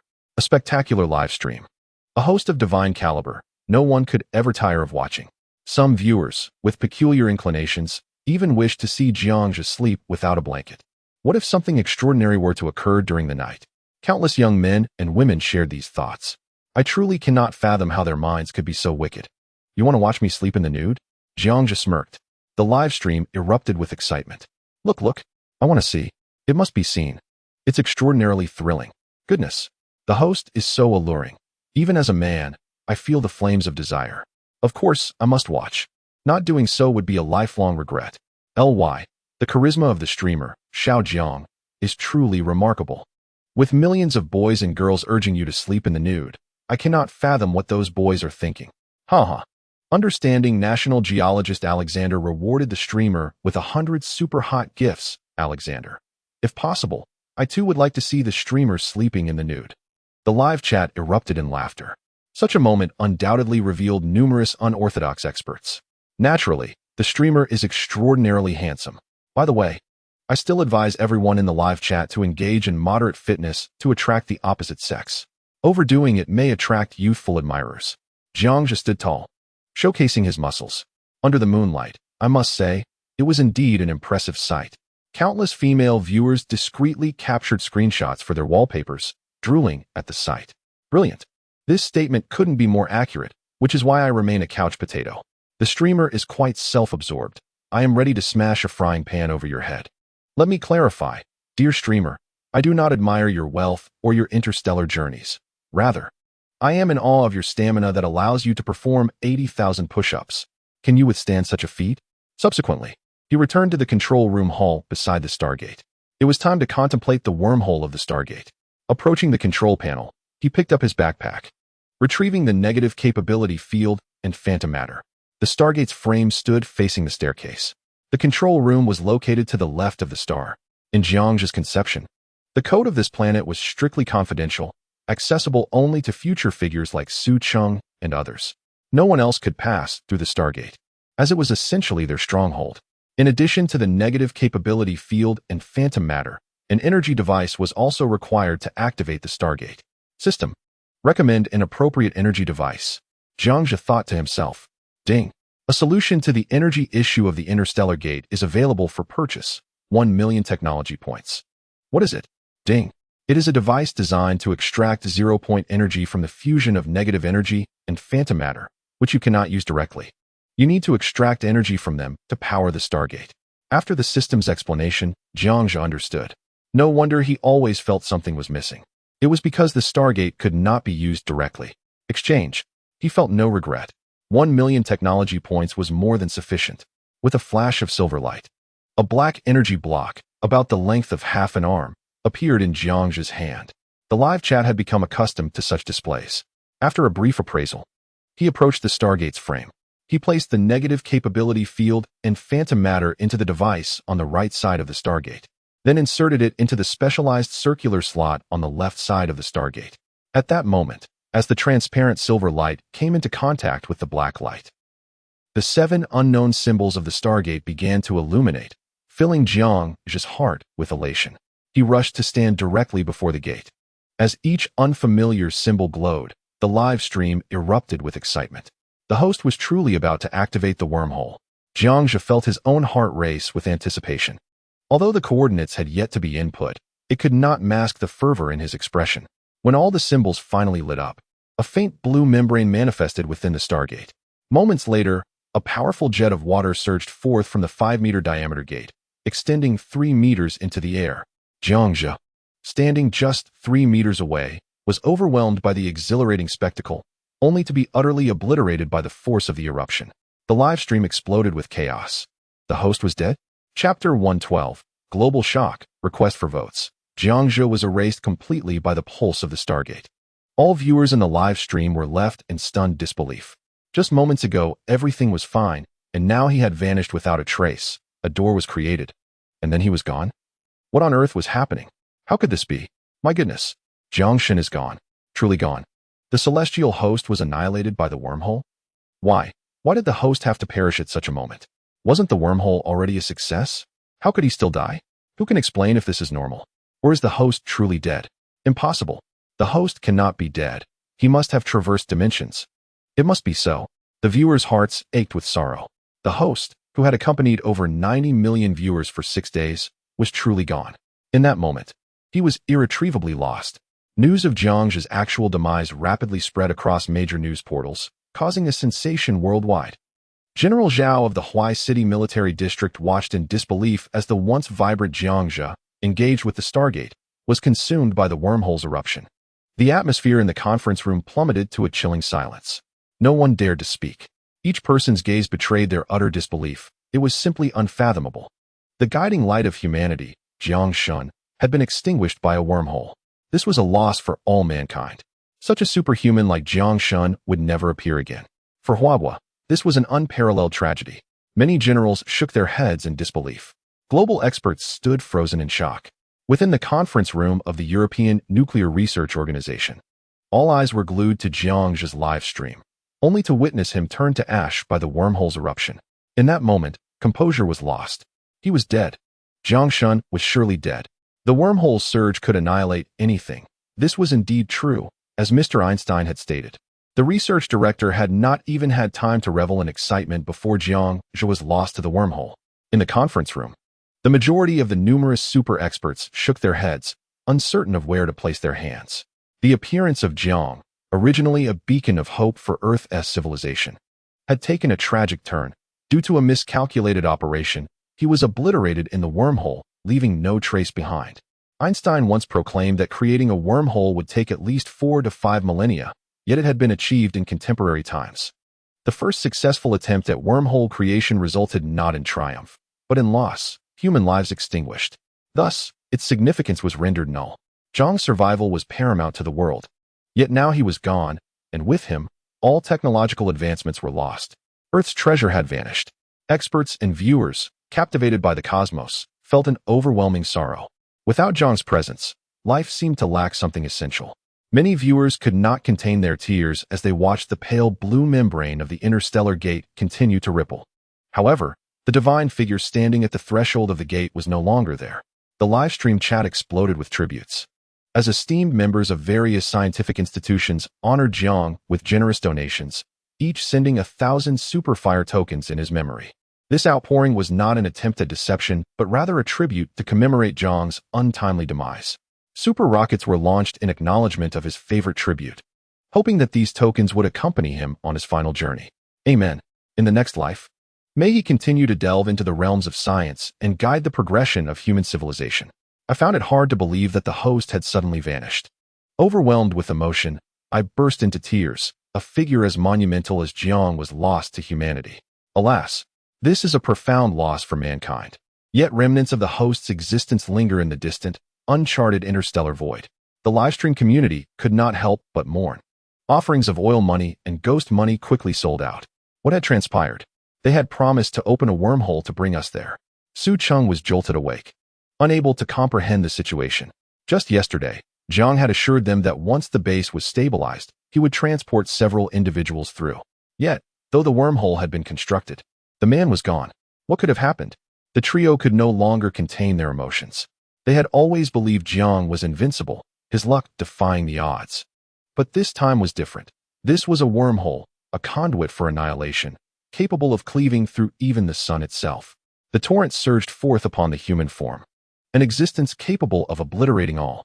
Previously, the majority of scientists and experts had not erred in their assessments. Indeed, wormholes pose a peril, yet this danger is not universal. It is specifically directed towards Jiangxia. The three brothers felt a surge of emotion, struggling to suppress their tears. Ming Chong remained silent, inhaling deeply, attempting to stave off the impending tears. The reality was simply too difficult to bear. El Hong gazed around the dormitory with a sense of compassion before rising to gather Jiangxia's belongings. Since he was neither seen alive nor found in death, they could only bury his clothes as a memento at the gravesite. Let us go, brothers. We shall leisure to rest in Huai City. I am determined to organize the grandest funeral for him. I will contact the military district in Huai City to arrange a 3-day memorial. El Hong bellowed. The brothers clenched their fists tightly, their nails inadvertently slicing into their flesh, yet they felt no pain. In the intensive care unit, the three elders had just begun to celebrate the emergence of the wormhole, anticipating the return of young Jiangxia within days. However, this scene left them exasperated, causing them to faint once more. The attending physician noted a sharp rise in blood pressure. This time, there was no room for jest. The team of doctors, burdened by the heavy atmosphere, successfully revived Nye, Gao, and Wang. Niesher lamented, alas, the loss is insurmountable. Gao Yuliang added, I had warned young Jiangxia not to act hastily, yet he chose to disregard my counsel, and now he is lost to us. Wang Zhengwo, tears streaming down his face, expressed, I weep for my own inadequacy. I was the one who designed the base, and now, with his passing, I am denied even the chance to see my creation. How unjust fate is. The attending physician remarked, this is a loss for all humanity. It is undeniably a loss for humankind. The elders sighed, realizing that a grand funeral was being prepared for Jiangxia, with plans for a collective 3-day memorial in Huai City. Jiangxia's funeral must be conducted with the utmost solemnity, for he truly deserves it. The audience in the live stream continued to swell. Upon learning that the legendary Jiang God had met his demise due to the wormhole, the viewership surged to an astounding 13 million. Is this true? Where's the host? Has he truly perished? Chapter 113. The Return of Jiang God. Author earnestly seeks votes. 100 votes for an additional chapter, limit of 5. I have come from outside the network. Is it true that Jiang God is dead? It cannot be. I have long heard tales of Jiang God's ability to turn peril into safety. Is this genuine? Has the host truly succumbed to death at the hands of the wormhole? Here, this is the image from earlier, the depiction of the wormhole's eruption. As they witnessed the image of Jiangxia being reduced to mere fragments by the wormhole, millions felt a pang in their hearts once more. This was an apocalyptic blow to them. The celestial host was truly gone. The Jiang God, who once led the civilizational world, had indeed fallen victim to the overwhelmingly formidable wormhole. It is inconceivable, truly inconceivable. I have never even entered the live stream room. Yet I am aware that Jiang Shun is remarkable. He cannot possibly have perished so swiftly. Indeed, though it is difficult to accept, the reality remains unchanged. What a tragic loss, a profound loss for all of humanity. Did you witness this? Huai City is preparing a 3-day funeral for the streamer. An announcement has just been made, and I have already registered to attend Jiang Shun's funeral. Really? In Huai City? Wait for me. I adore Jiang Shun, and I will register as well. The publicity department of the Huai City Military District has posted the news of Jiangzhou on the official website. They have arranged for a grand 3-day funeral in Huai City. What is the status? How many have registered? Inquired the staff. It is utterly astonishing. Jiangshun is indeed formidable. Within merely 3 minutes, over 130 million people have signed up. If Jiangshun were to return to Earth, it would likely paralyze the entire nation's transportation system. The publicity personnel were left speechless, gazing at the skyrocketing numbers. This is a testament to the immense fame Jiang holds worldwide. Countless fans from abroad are scrambling for tickets. Numerous international flights have sold out instantaneously. The wealthiest individuals globally are piloting their private jets en route to Huai City.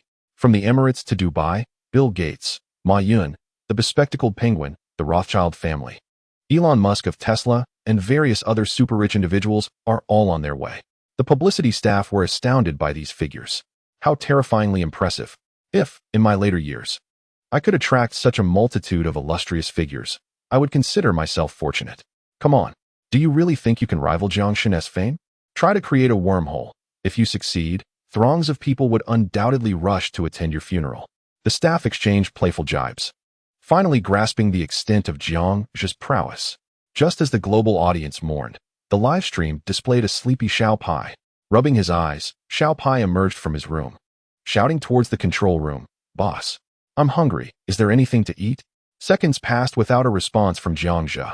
Growing anxious, Xiao Pai bolted, searching for Jiangzhe.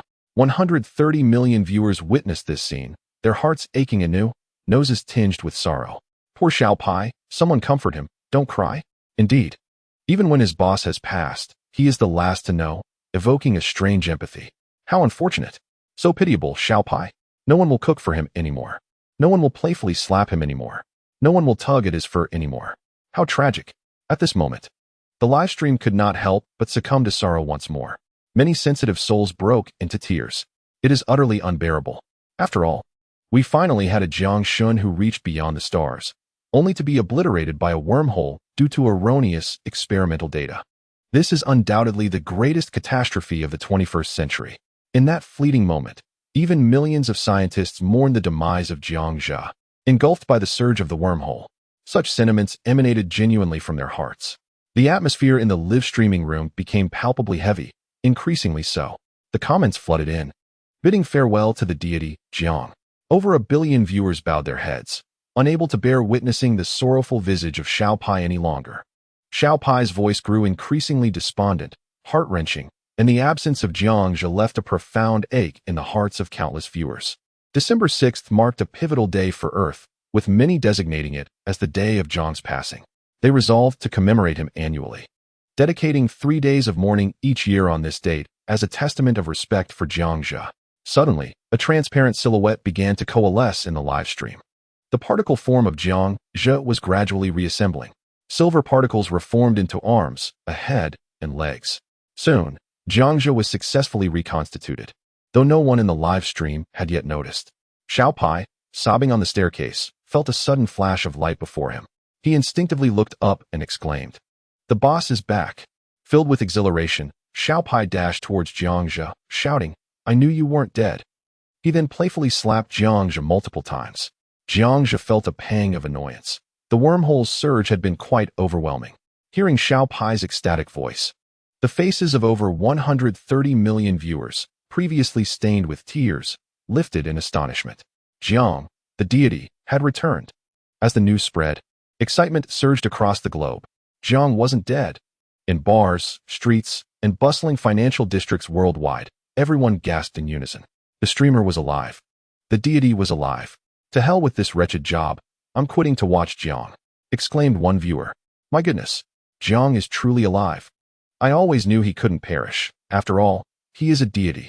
News and advertisements flooded the internet, all heralding the miraculous return of the streamer. The most remarkable and significant figure in humanity had returned. Long live Jiang. It was a privilege for Huagua that Jiang was alive. It was simply incredible. Long live Jiang. Long live. Long live. Goodness. Jiang has made me cry so much that even my mother wouldn't recognize me. He is the person I respect the most. And I shall refrain from further remarks. The streets echoed with exclamations as the entire nation celebrated. It was magnificent. The streamer had returned. I always knew that a celestial being like the streamer could never die. My goodness, I was moved to tears. Jiang has a way of affecting one's mindset. Oh, Jiang, please don't leave us again. In the live broadcast room, 1 billion viewers could hardly contain their excitement. The atmosphere was electric, with shock and awe reverberating among the masses as they witnessed the miraculous return of Jiang Zhe, who had seemingly vanished into a wormhole. This was an event that appeared beyond redemption, one that even celestial beings could not rectify. Yet, against all odds, Jiang Zhe returned unscathed, leaving global experts, who had just moments ago shed tears over the anticipated loss of the world's foremost figure, elated. In that instant, jubilation erupted. Conferences were interrupted, and military districts rejoiced, all overwhelmed with emotion. Humanity had witnessed a miracle. The person most akin to a deity had returned. Chapter 114. Preparing for the Leap, 4th Update. With gratitude to Hidada for the 10 gold tickets. Just moments ago, some foreign leaders were reveling in the thought of Jiang Zhe's demise. Aside from Jiang, it seemed that no one else in Hua Nation could hold a candle to his prowess. Those who had been celebrating, including Pu Pu and others, were now disheartened by the latest turn of events. Fortunately, they had not acted against Hua Nation during Jiang Zhe's absence. Otherwise, facing the wrath of the being closest to divinity would have been unbearable. Remember, if this broadcaster were to perish again, we mustn't hastily convene our meetings. We must learn to act wisely. No one understands death better than I do. Do you comprehend? Pu Pu declared with an air of superiority. The representatives from various nations in the conference room nodded in agreement. Indeed, next time, we must wait a few days after Jiang's passing before reconvening. Acknowledged the leader from Sakura Nation. I share the same sentiment, added the representative from the Great Stick Nation. Otherwise, if they seek vengeance upon us, the consequences could be dire, especially given the technology at his disposal, which could potentially annihilate the Earth, remarked the leader from Australia, subtly nodding. The meeting concluded with the understanding that while Jiang Zhe was alive, it was prudent to avoid provoking Hua Nation. Only after his passing could they entertain such actions. Even the leader from their own nation, who had remained silent for an extended period, was moved to tears, fully aware that silence did not equate to indifference. As Jiang Zhe's significance to humanity was glaringly evident. As soon as I boarded the vehicle, the news that Zhe was alive spread like wildfire. Su Cheng, in a burst of excitement, shattered a high-speed train window with his fist. I knew it. Zhe would not perish so easily. Ming Chong echoed, also breaking a window. Let us head back. Zhe certainly has monumental tasks ahead, Liu Hong declared, following suit in shattering yet another window. This scene sent chills down the spines of both domestic and international travelers aboard the train, their hair standing on end. If tempered glass could be so easily shattered, surely these three must be die-hard fans of Jiang Zhe. The high-speed train seemed to ponder, what have I done to deserve this? Why are you three breaking my windows? After exchanging pleasantries with Xiao Pai, Jiang Zhe gifted him 10 pieces of chocolate, which brought the young one back to his room in high spirits. The live broadcast room filled with over 100 million viewers clamoring for an explanation. How had he survived the onslaught of the wormhole? Jiang Zhe nodded. I apologize for startling everyone. The host did not perish. Moments ago, he was transformed into a state of particles due to the jets emitted by a wormhole. If the host were an ordinary scientist, he would indeed be unable to return. However, he is no mere scientist, but an extraordinary expert in advanced black technology. Within my backpack lies alien technology capable of collecting particles and reassembling them, which ultimately preserved my existence. This is not mere speculation from Jiang Zhe. Had he not sustained a fatal injury on a physical level, the particles scattered by the wormhole's jets would still have been collected by the system. It is not only the system that can reassemble bodily particles. Even future experts in advanced black technology can achieve this. Thus, it is not a formidable challenge. Perhaps some may not comprehend. Let the host elucidate with a simple analogy. Traversing light years and instantaneously relocating entails the disintegration of bodily particles followed by their reconstitution. This is the essence of the matter. Jiang Zhe meticulously explained. Goodness, is it truly so? It is a relief that the host is unharmed. Regardless of particles, as long as Jiang Shun remains alive. It is a momentous blessing. The host is astonishing. I yearn to discover the limits of Jiang Shun's prowess. The host has once again shattered world records. Surviving the wormhole's jets is a feat even deities might envy. Could the esteemed physicist Brian provide further clarification? I still find it somewhat perplexing. Nobel laureate Brian generously rewarded the host with 100 fiery gifts. Ryan, thank you for the invitation. Such phenomena occur in reality.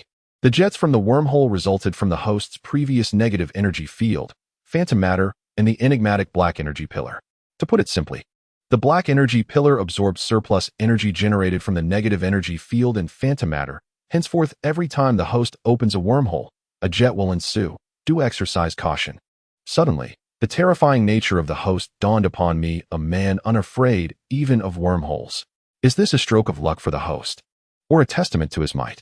Above, this is strength. Had the host not employed black technology to gather the bodily tissues scattered by the wormhole's jets, he would have truly dissolved into a state of particles, vanishing on an alien world.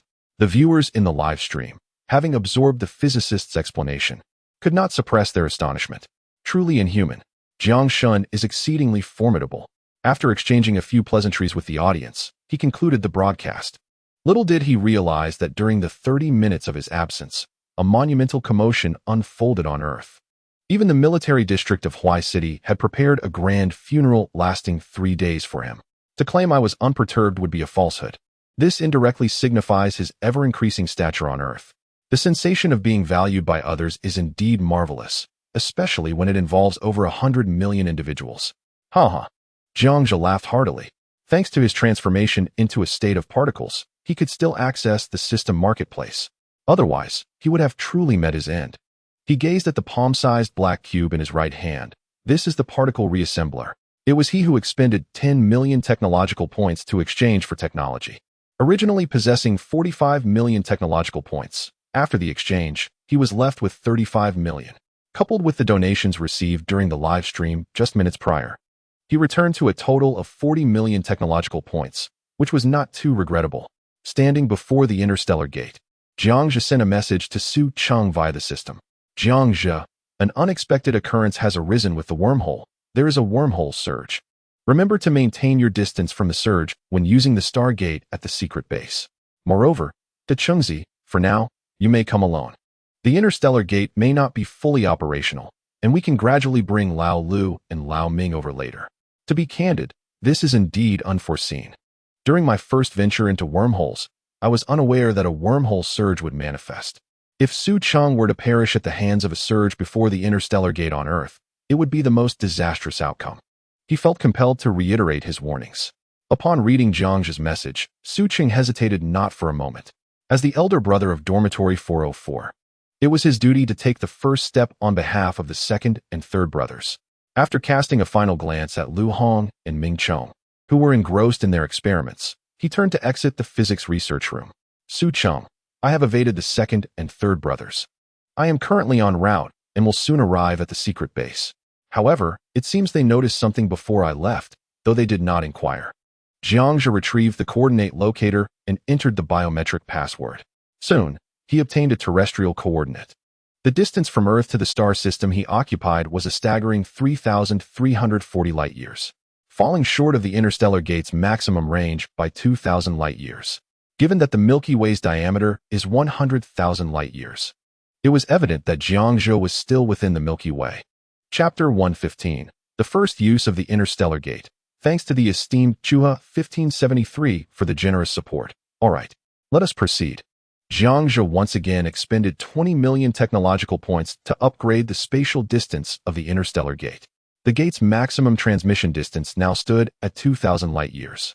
With Earth being 3,340 light-years away from his current planet, it necessitated an additional investment of 20 million technological points for the upgrade.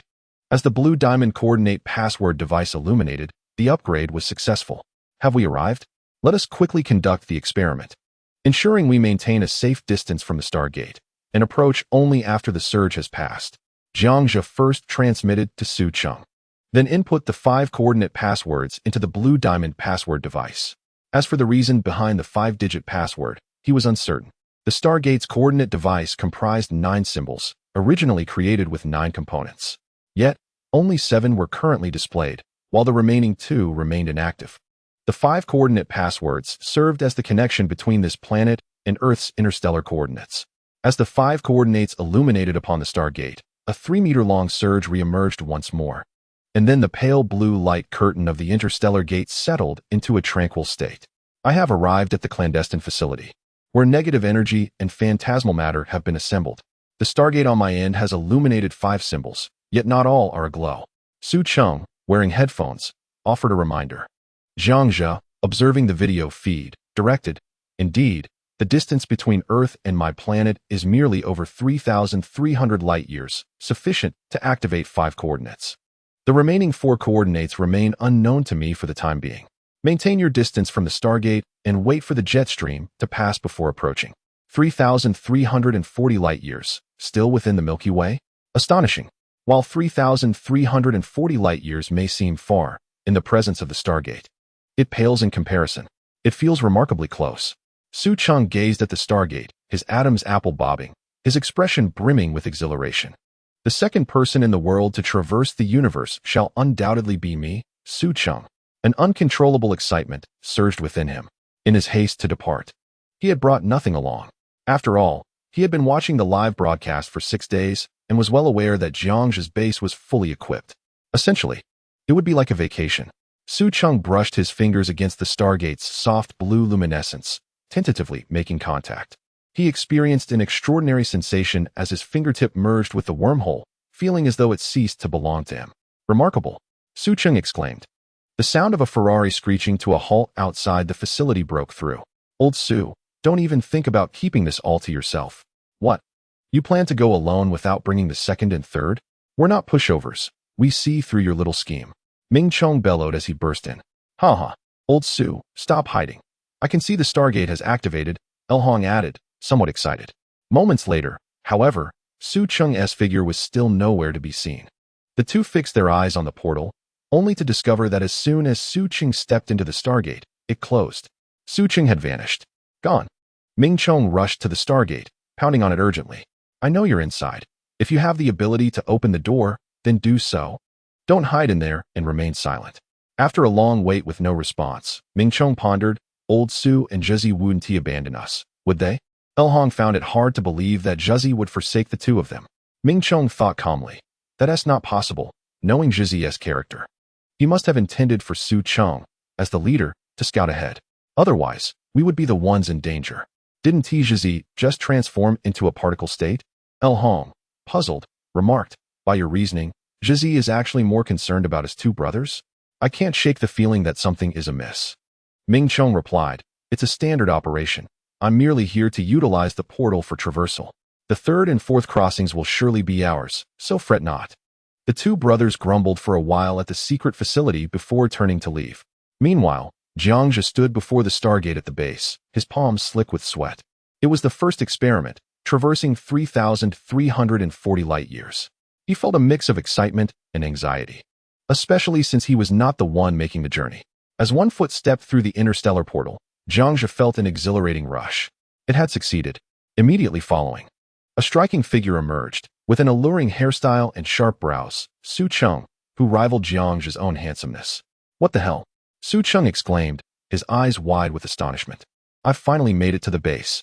With a whoosh, the pale blue waves of the portal transformed into a ghostly white, signaling its closure. "Goodness, my dear brother, you've actually arrived." Jiang Zhe joyfully rushed forward, exchanging a few playful blows with Su Cheng. Su Cheng blocked with precision, delivering a left hook to Jiang Zhe's abdomen. Anticipating pain, Jiang Zhe found himself unharmed. This was the customary greeting of the people from Zhuan, silent yet forceful. "Incredible. Zhezi, the Tai Shui and Leviathan meat was worth it. Your physique is as solid as steel. I can barely land a hit." Su Cheng exclaimed, giving Jiang Zhe a hearty pat on the shoulder. Having practiced martial arts since childhood, Su Cheng realized at this moment that diligent training could not compare to extraordinary abilities. Jiang Zhe laughed heartily. Come, old Su. This place is rather humble, lacking in amenities. Let me pour you a cup of Tai Shui tea and serve you some Leviathan meat. We shall enjoy ourselves for a few days, and then you can return to Earth, throwing punches at nursing homes and kicking kindergartens." Su Cheng chuckled, "Ha. Approaching the cultivation chamber, Jiang Zhe sliced a hefty piece of Tai Shui meat and retrieved a piece of Leviathan meat from his backpack, preparing a meal for Su Cheng right then and there. Su Cheng watched closely, marveling at the forgotten package left by the alien each time he beheld it. Over the course of 4 years, Su Cheng came to understand Jiang Zhe's way of expressing camaraderie. He shared everything without reservation with his 3 brothers. He would return bearing local specialties for Lao Ming and Lao Lu, contributing to their ongoing research to strengthen their bodies. Jiang Zhe presented the meat alongside the Tai Shui delicacy, and Su Cheng gave a thumbs up, affirming his status as a true brother. The two continued their deep conversation, discussing their attire, the origins of the technology, and other inquiries. Other than matters pertaining to the system, Jiang Zhe attributed everything back to himself. Su Cheng marveled, "You keep things well hidden. It seems your intelligence truly surpasses 30,000. Jiang Zhe replied, "Keep it low-key, keep it low-key." At that moment, Xiao Pai, still groggy, emerged from a small room. "Boss, why is it so noisy? Who's there?" Su Cheng was startled, having only seen Xiao Pai through a live broadcast until now. The vivid image of the large yellow mouse, equipped with a translator relaying Chinese into his ear, was astonishing. Upon seeing this, Su Cheng leapt forward, seizing Xiao Pai and giving him an affectionate ruffle. "Boss, are you out of your mind? I'm not a woman. Stop touching." As Xiao Pai's eyes fully opened, he realized the figure before him was not his boss. "Die, alien!" Xiao Pai erupted in fury, jumping off the ground and delivering a thunderous strike that left Su Cheng charred on the outside yet tender within. Then, the gaze shifted to Jiang Zhe. "Two handsome individuals? Who is this?" Jiang Zhe shrugged. "Earthling, from the same planet as the boss. He is my good brother. Stop shocking him, or he might die." Xiao Pai exclaimed. "Is the Stargate functional?" Jiang Zhe nodded. Subsequently, he carried Su Cheng to the medical chamber and administered a brief treatment. Meanwhile, it seemed that a significant event was unfolding on Earth. Chapter 116, Broadcaster. "Your planet has been found." The Chinese National Space Administration released an announcement to the largest television network for that evening's news. Good news, tremendous news. According to the information received from the Space Administration, the planet where Jiang Shun resides has been located, far yet near. Do you know what it is? It is Kepler 47, a water-rich planet located 340 light-years away. The planet we observed a few years ago is precisely where the broadcaster is situated. This celestial body boasts a history of 5 billion years. Thus, the observed water-rich planet is no longer accurate. It has now frozen. The news spread rapidly. As it turned out, the planet Jiang Zhe inhabited was indeed Kepler 47. The streets of China buzzed with this announcement. "Wow, didn't we discover Kepler 47 a few years ago? I remember it being an oceanic planet, discovered by the renowned Kepler telescope. Incredible. 340 light-years away. Jiang Shun is extraordinary. Does this mean the broadcaster can return? I recall an expert mentioning that the planet where the broadcaster resides has a history of 10 billion years. Is that true? Which source is credible? Nonsense. No one can be trusted. None have observed it up close, but Jiang Shun is reliable." A group of astronomers hurried to the intensive care unit of the first hospital in Kyoto. "Mr. Nye, did you say it was you who discovered Jiang Shun on this planet?" A staff member from the Space Administration inquired, astonished. "This is old news. I had just been uncertain before. Kepler 47 is the oceanic planet discovered by Chinese scientists. I just connected the dots. Xiaozhang's planet, as Xiao Pai mentioned, was frozen decades ago, meaning it had always been an oceanic planet. Comparing it to the oceanic planets we've discovered in recent years, the Hobiga mountain range where Xiaozhang resides can even be found on Kepler 47. That's why I instructed my subordinates to investigate, and the results were remarkably consistent." Nye declared proudly from his hospital bed. "Even the so-called greatest scientists in the country failed to make this discovery. I found it myself. This is monumental," Gao Yuliang remarked. "Mr. Nye is truly elegant. Even in the intensive care unit, he contributes to the nation. I cannot compare." Wang Zhengwo retorted, "As if you can't compare. Yet you still take advantage of Xiaozhang's algae seeds. At least I designed a base for Xiaozhang, huh?" Gao Yuliang. The seventh day, Jiang Zhe, Xiao Pai, and Su Cheng finished their breakfast. Su Cheng began to explore independently, as Jiang Zhe had previously stated. He encouraged Su Cheng to take whatever he fancied, provided that the base's energy devices remained untouched. This exhilarated Su Cheng, filling him with audacity.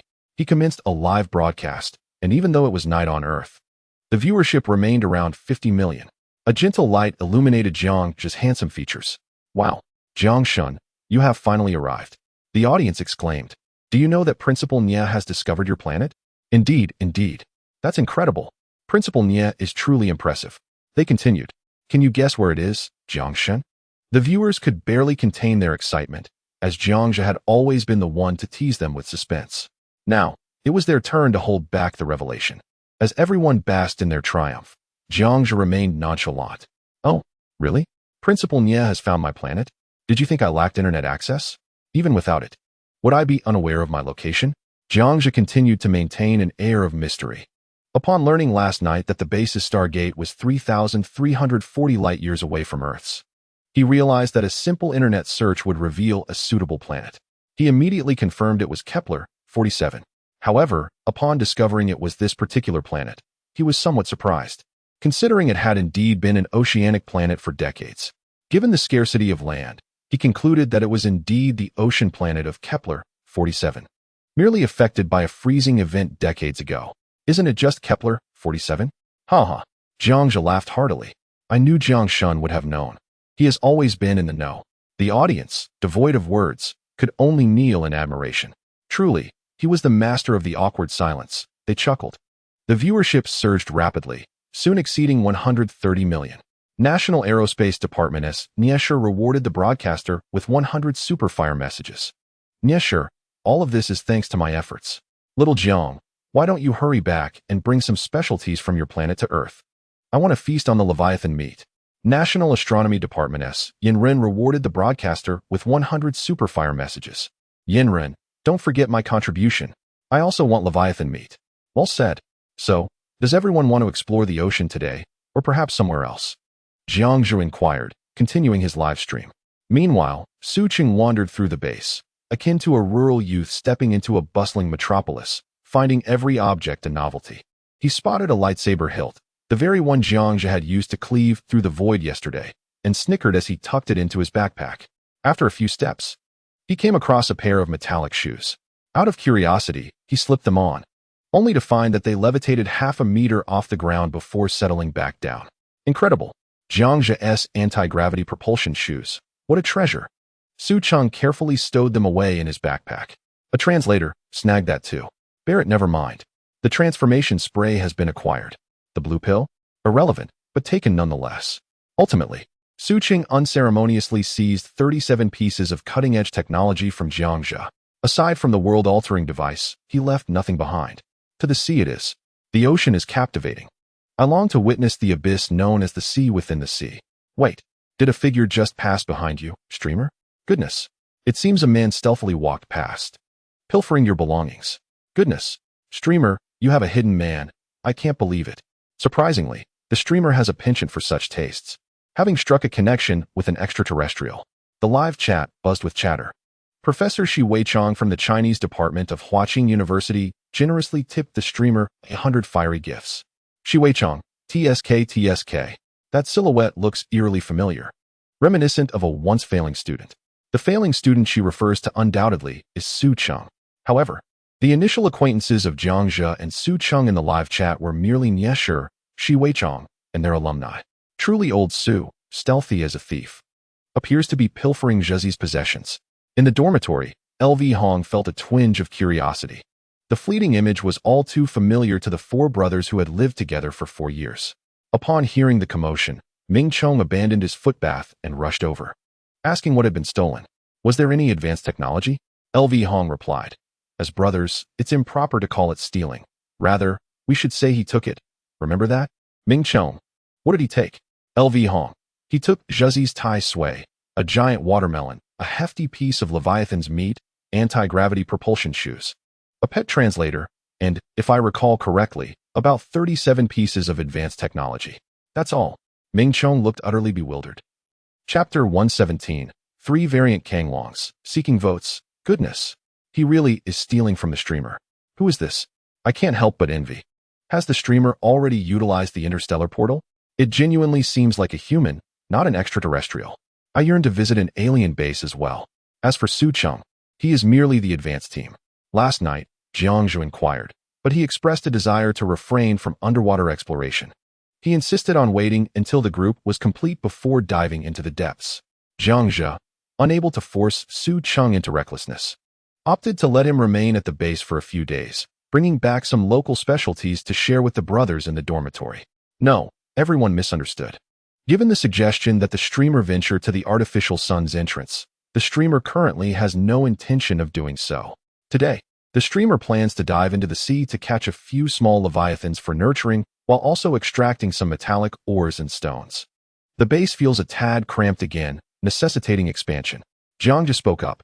He had contemplated this previously, but was delayed by the alien encounter. Consequently, it has only come to fruition now.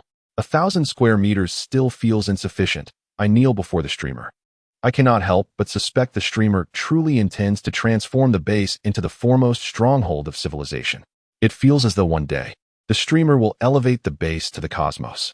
Leviathan? Death or Phantom? Phantom. Jiang Jia approached the control console and picked up his backpack. As he pulled it out, he immediately sensed its emptiness, his expression darkening in disappointment.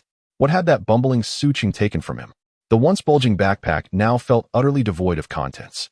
He glanced back and caught sight of Su Cheng's large head peeking from the studio door, clearly up to no good.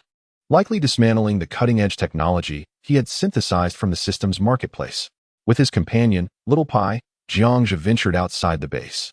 "Boss, that fellow Su Cheng just stole my chocolate," exclaimed Little Pai.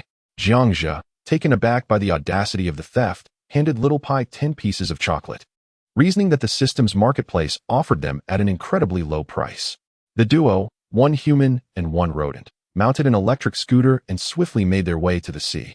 Today's destination was even farther than yesterday's. With over 100 million viewers speculating, it was known that traversing further would inevitably lead to encounters with bizarre new phenomena. Jiang Jia, too, was eager to explore more distant realms. As for how Little Pai managed to leap from such a height without injury, it remained an enigma to the audience of the live stream. The charming antics of the host propelled them toward the area previously inhabited by a horde of ghostly leviathans. In hopes of possibly encountering a smaller one, Jiang Jia donned his motor and navigated toward the region where he had previously encountered the alien circular spacecraft. A considerable distance from the coast, the aliens had vanished at light speed after their last encounter. But Jiang Jia was certain that living extraterrestrial beings still existed in these waters. Judging by the gear worn by the aliens, they were at least terrestrial creatures, suggesting the possibility of an alien stronghold lurking beneath the waves. To broaden the scope of speculation, it was conceivable that the ocean floor might indeed resemble the mantle or even the core world theorized by experts in the live stream. Having explored less than 1% of these depths, the vastness of the ocean promised an abundance of extraordinary discoveries. Thus, the journey was well worth embarking upon. As the pair delved deeper into the sea, collecting rare metals while engaging with their audience in the live stream, they found themselves approximately 5 kilometers away from the base. In this profound abyss, aside from occasional sightings of large ghostly leviathans, they had yet to encounter a smaller one. Jiang Jia scanned the surroundings with the aid of the gas lamp's illumination. After a prolonged silence, Little Pai spoke up, "Boss, I have a foreboding feeling that we are being watched." Having endured numerous calamities and life-threatening crises together, the two had developed an unparalleled synergy. Jiang Jia furrowed his brow, recalling their usual protocol. Little Pai nodded in affirmation. Without hesitation, Jiang Jia redirected the gas lamp to shine behind them. Unbeknownst to them, a terrifying sight unfolded in the live stream.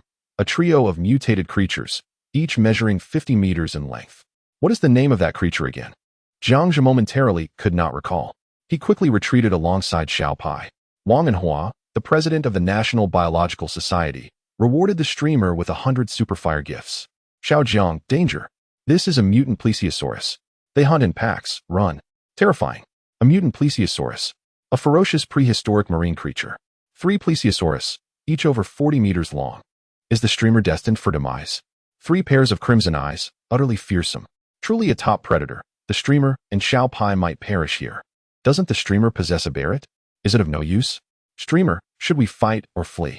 Over 100 million viewers in the live stream witnessed the 3 colossal mutant plesiosaurus encircling Jiang Jia and Xiao Pai. The atmosphere in the stream was so tense that no one dared to breathe. Many began to worry.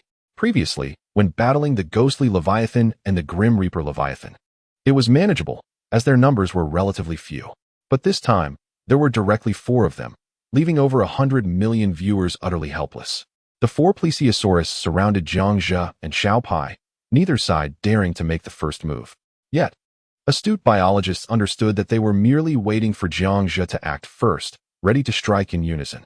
Jiang Jia and Xiao Pai would meet their end. The viewers held their breath, palms sweating profusely. It was too horrifying. The streamer had scarcely moved when he encountered four plesiosaurus, each over 40 meters, hunting. On Earth, a typical plesiosaurus measures at most 17 meters. They were the largest apex predators of the Mesozoic ocean. They resembled crocodiles, yet they were far more terrifying.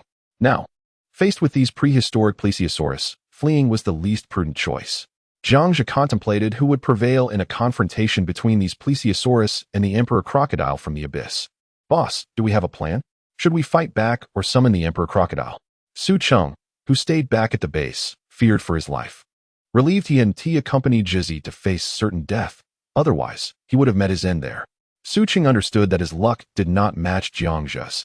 Thus, he wisely chose not to venture alone, awaiting the group to gather. Where was Lao Su? Why didn't he descend with Jizzy? In the laboratory, El Hong found it peculiar. Normally, he was the type to embrace adventure. Upon arriving on an alien planet, he would undoubtedly be the first to plunge into the sea. Yet, there was not a single trace of him. Ming Chong remarked. Facing death? Without Jizzy's fortune, it's best to avoid the ocean with him. Waiting for a group? El Hong replied. After watching the live stream for so long, I've come to a realization. Jizzy truly cannot die. It's prudent for us to refrain from courting death. We lack his good fortune. The two exchanged knowing nods. Even if they ventured to an alien planet, they would avoid the ocean. Only by establishing an interstellar company and enjoying leisure at the base could they hope to survive. Accompanying Zhang Jie into the sea was akin to courting an early demise. Countless oceanographers and biologists were left pondering. How could the plesiosaurus thrive in such profound depths of the ocean? Can mutants truly act with impunity? Chapter 118. I possessed two swords, one named Kill and the other Slaughter. As I beheld the mutated Songlong from a close distance, its sharp teeth glistening and crimson eyes glaring, its colossal form sent a chill down the spines of over 100 million viewers. This was no ordinary Songlong, but a mutant variant, even more fearsome than the super imperial crocodile I had encountered previously. Faced with three ferocious mutated Kanglongs, each exceeding 40 meters in length, I felt a pang of panic. How could my companion Xiaopi and I possibly satisfy their hunger? Was it truly necessary for them to target us so relentlessly? If a confrontation ensued, the challenge would undoubtedly be formidable. The streamer pondered, uncertain of the outcome.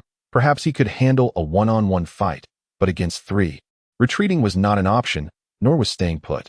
This predicament was indeed troublesome. If there were only one, I might stand a chance at defeating it. Yet three? It seemed prudent to devise an escape plan. But if I attempted to flee, those three Kanglongs could swallow me whole in an instant.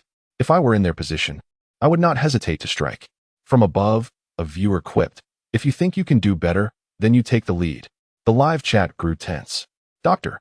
Who from the Eagle Nation Biological Research Institute generously tipped the streamer 100 fiery coins, declaring, "What Wang Daolao said holds true. They are hunting in unison. These Kanglongs possess remarkable swimming speed, and if you choose to flee, the likelihood of demise is significantly heightened. Engaging them in combat carries its own risks. So the choice is yours." The audience was engulfed in a dilemma, hesitant to advise me on whether to fight or flee. Fighting could mean death. Fleeing could also lead to doom.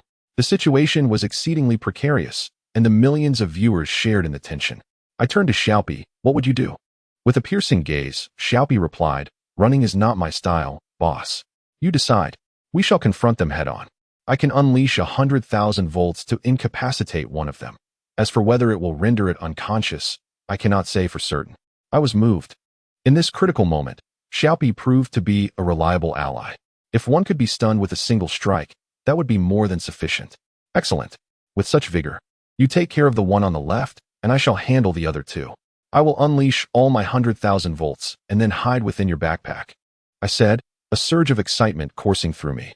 Confronting a single mutated Songlong, I could choose to fight to the death. But taking on two at once was a thrilling prospect. I would undoubtedly need to synthesize some equipment from the system's marketplace. Xiaopi, with unwavering determination, nodded vigorously. "Let us do it." In this moment of urgency, I was truly impressed by Xiaopi's resolve to fight. Their bravery was commendable. I felt a sense of awe for both the streamer and Xiaopi, as they formed an indomitable duo. Yet, despite Xiaopi's ability to stun a mutated Songlong with 100,000 volts, how could I possibly contend with two? Indeed, this posed the most daunting challenge I had faced thus far, a collective hunt by these sea monsters. Encountering such a situation on Earth would almost certainly result in death. Su Cheng, who was watching Jiang's live stream, glanced at the sleek black anti-material Barrett sniper rifle in the studio. This was an upgraded version of the Barrett, capable of extreme shooting distances reaching 5,000 meters. 3 mutated Kanglongs had been spotted, with one already incapacitated. 2 remained. Jiang should have no trouble facing one on his own. However, for safety's sake, he stood up, shouldered the Barrett, took along a laser cutter, and donned a specialized thermal suit, just in case. Should Jiang falter, though he couldn't leap down from the ice cave hundreds of meters above, at least he could swim from the shallow end to Jiang's location to deliver a finishing blow. With this thought, he stepped out of the base. Jiang felt a wave of anxiety wash over him. His mind quickly delved into the system shop, to be both extraordinarily powerful and ready for battle. He had no choice but to select the best equipment available. Protective gear was essential, and he had just collected enough gold or to make use of it. Jiang was indeed preparing to confront 3 mutated Kanglongs. Lu Hong watched the scene unfold with growing apprehension. He had initially thought Jiang would rationally choose to flee. To his surprise, Jiang was completely serious about the confrontation. Ming Cheng swallowed hard. This was a mutated Songlong. Taking on 2 at once was evidently no small feat. Would old Su come to help? The atmosphere in the dormitory became tense. If Su Cheng did not step in at this critical moment, it would surely become problematic, provided Jiang couldn't hold his own. Lu Hong declared, "I believe in him. Even if old Su doesn't intervene, Jiang can handle it. Let's not forget, he is a scientist of advanced technology. With a laser sword at his disposal and some protective gear, wouldn't he be twice as effective in battle?" Despite this, both men could only console themselves with such thoughts. Just as the atmosphere in the live stream reached a freezing point, Jiang pulled out a set of golden armor and another red laser sword from his backpack. The golden gleam dazzled the entire streaming room. Jiang stood resolute in the deep sea, wielding a blue and a red laser sword that resembled a Jedi Knight's weapons. Ah, my eyes. I'm blinded. What the heck? Who's trying to show off here? Is this streamer turning into a Saint Seiya? Incredible. The streamer is just amazing, adorned in golden armor. The viewers suddenly felt a surge of confidence in the streamer's chances of victory. The chat exploded with excitement. The radiant gold even caused the 3 mutated Kanglongs to take a few steps back.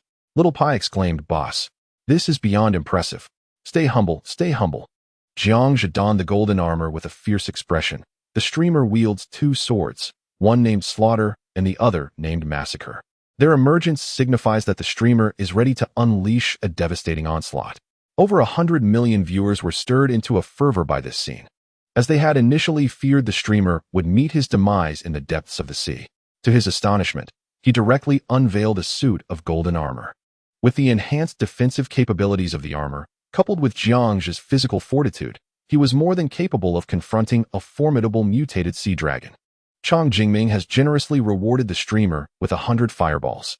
Come on, Xiao Jiangzi, vanquish that beast. Physicist Kettler has also bestowed 100 fireballs upon the streamer. Kettler, I believe it's insufficient. Don a black cloak as well, and with the weakness analysis device, you'll be akin to a Jedi Knight. Perhaps even augment it with the Force.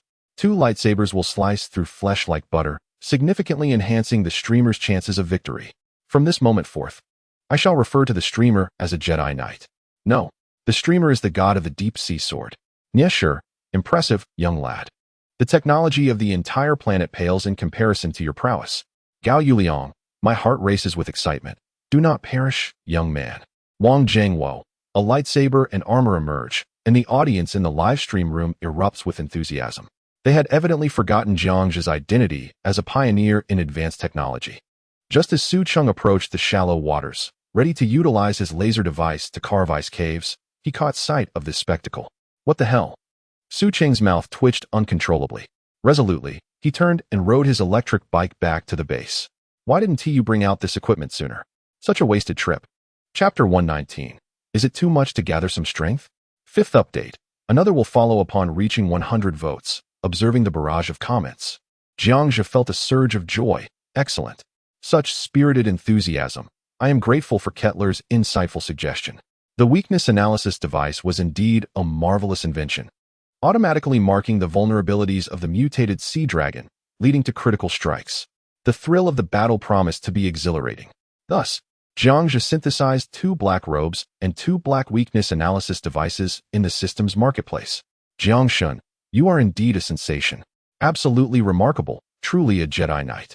Haha. What an exhilarating scene. The Sea Dragon is doomed. Prepare to face justice, you wretched beast. Countless viewers were once again filled with excitement. The two lightsabers and cloak from Star Wars had emerged, signifying that the streamer was dead serious this time. Jiangxia stood resolutely against 3 mutated sea dragons. A moment captured in screenshots by countless international spectators, destined to become their computer backgrounds. It was simply majestic. Jiangxia donned the lenses of the weakness analysis device, illuminated by the glow of the hernia lamp. The vulnerabilities of the 3 sea dragons were meticulously analyzed.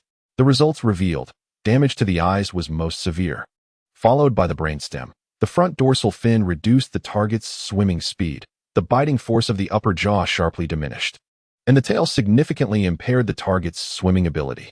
Little Pai, wearing the weakness analysis device, exclaimed in astonishment, "Wow, boss. This device enables me to target the mutated sea dragon's primary dorsal fin, greatly weakening its swimming speed. It's fantastic." "Indeed, Little Pai. Thunder, then into the bag," Jiangxia instructed calmly. In an instant, a massive motor surged towards the mutated Songlong. 3 terrifying roars echoed simultaneously. The 40-meter-long mutated Songlong violently lashed its tail, aiming to devour Jiangxia whole. The audacity of 2 minuscule ants to provoke the ruler of the ocean was nothing short of an affront to the Songlong. Understanding the gravity of the situation, Xiao Pai said nothing. The 2 small red dots on its cheeks turned crimson in an instant. Countless bolts of lightning coalesced around its diminutive form, gathering with fervor. At that moment, the yellow-hued Xiao Pai was enveloped in a pallid shroud of electricity. Just as a mutated Songlong lunged forward, intent on swallowing Xiao Pai in one gulp, the power of the lightning was unleashed in an instant. 1,000,000 volts. Xiao Pai let out a frantic roar, its piercing voice slicing through the depths of the sea. 2 small yellow hands directed a surge of electricity towards the far-left mutated Songlong. The formidable force of the lightning transformed into a thick net the size of an adult's finger, violently tearing towards the Songlong. Although the mutated Songlong was swift, it could not match the speed of Xiao Pai's lightning. A decisive strike. The mutated Songlong was instantly ensnared by the electric net, enveloping its entire body. Upon contact, the mutated Songlong thrashed about like a lobster tossed into boiling water, churning the sea into a frothy white tempest. Witnessing this scene, over 100 million viewers held their breath. If this did not incapacitate its Songlong, the danger to the broadcaster would undoubtedly escalate dramatically. Xiao Pai's 1,000,000 volts of electricity was no trifling matter. While it may not rival the thunderstorm above, it was capable of delivering a lethal blow. The mutated Songlong struggled frantically for a moment before its 4 fins trembled slightly and then ceased to quiver, foam bubbling from its mouth as it sank to the ocean floor. Exhausted, Xiao Pai raised its middle finger defiantly and proclaimed, "Die, Songlong." However, it too was not unscathed. After all, it had fought desperately. It had to expend all its electrical energy to create an opening for Jiangxia. Xiao Pai finally succumbed to fatigue, slowly descending to the seabed. Incredible. Xiao Pai had truly accomplished a great feat. This blinding lightning, if it struck a person, would surely reduce them to ashes. Wouldn't it? Broadcaster, you must reward Xiao Pai with a chicken leg when you return to the base. What does it mean to achieve greatness against all odds? This is what it means. One must admit that the broadcaster's strategy was the most prudent. I bow to the broadcaster. The livestream chat erupted with excitement. The 50-centimeter-long yellow mouse had depleted its electrical power to eliminate a mutated Songlong. This was undoubtedly a significant advantage for Jiangxia. Observing the back-and-forth struggle with 2 mutated Kanglongs, Jiangxia was overjoyed and immediately turned around, exclaiming, "Well done, Xiao Pai." Xiao Pai managed a strained smile and replied, "Boss, let us take it down." "Yes, the boss will definitely take it down." Jiangxia affectionately patted Xiao Pai on the head.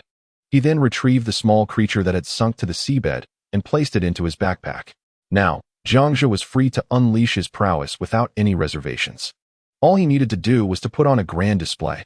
With a deft flick of his wrists, a red and a blue laser surged forth once more, radiating elegance. He had cranked the laser sword to its maximum power, a vivid crimson and a profound azure. Having previously tested the varying depths of the mutated Songlong, he knew that while its physique was formidable, it could not withstand the slicing force of the laser sword. Ladies and gentlemen, the streamer is taking on 2 adversaries. Do you all understand? Jiangxia flashed a grin. The National Wildlife Protection Association's Shi Ming donated 100 fiery bursts to the streamer. The military doctor from the National District 1, Yi Qingxing, donated 100 fiery bursts to the streamer.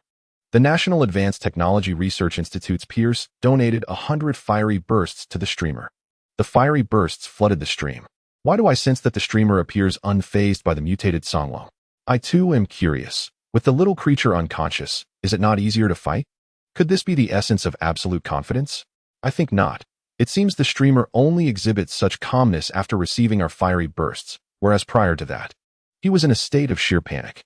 Is it possible that he is merely acting to entice more donations?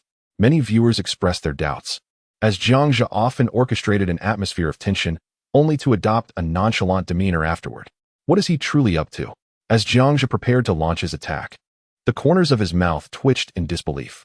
Are the viewers of this generation exceptionally astute? Without wasting words, he recognized that the immediate priority was not to continue battling the two Kanglongs, but rather to deliver a finishing blow to the unconscious one. He swiftly propelled himself toward the comatose, mutated Songlong at the seabed. Simultaneously, two thunderous roars reverberated through the depths of the sea, prompting the Kanglongs to stir and plunge toward him in an attempt to thwart Jiang Zhe.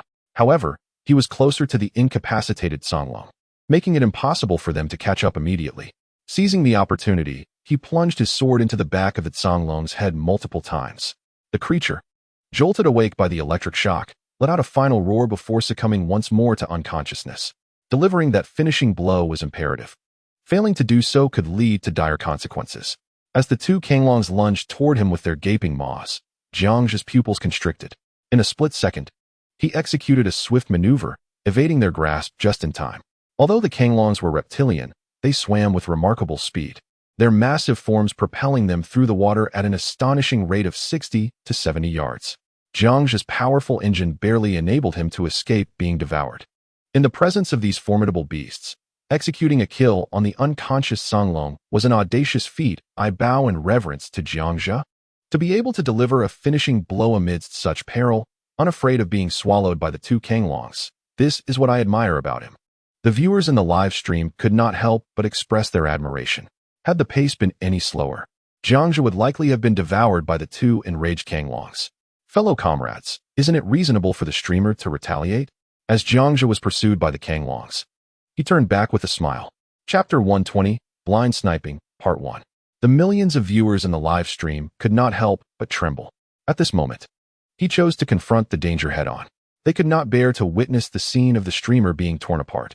It was as if they were living through it themselves. A palpable heaviness enveloped their hearts, a sense of impending doom. It was reminiscent of a fugitive being relentlessly pursued by police cars and helicopters on a highway, ultimately left with no choice but to retaliate. The atmosphere quickly morphed into one of oppressive tension, causing the viewers in the live stream to shudder uncontrollably. After a brief escape, it became apparent that the large motorized propeller was proving too strenuous. Continuing to swim was futile. Just as the two terrifying mutated Kanglongs were closing in, Jiang Zhe turned around with a cold smile.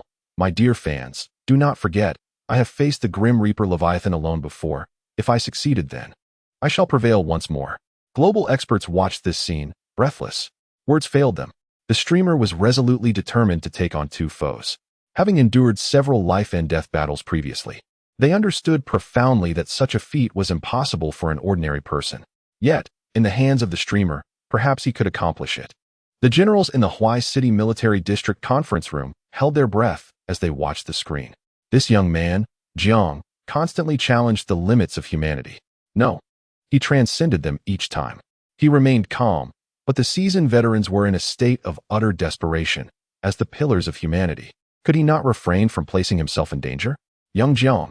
The two mutated Kanglongs finally charged forward, their razor-sharp fangs poised to consume Jiang Zhe in one bite. They attacked from both sides, one to the left and one to the right. Jiang Zhe furrowed his brow and, glancing quickly, made a strategic decision not to confront them head-on. He aimed to evade one and strike during the opening. Just as the dual assault reached a critical juncture, Jiang Zhe elevated his legs, activating the propeller beneath the water, propelling him downward with great force. The two mutated Kanglongs missed their attack and collided with each other. The billions of viewers in the live stream felt a tightening in their chests.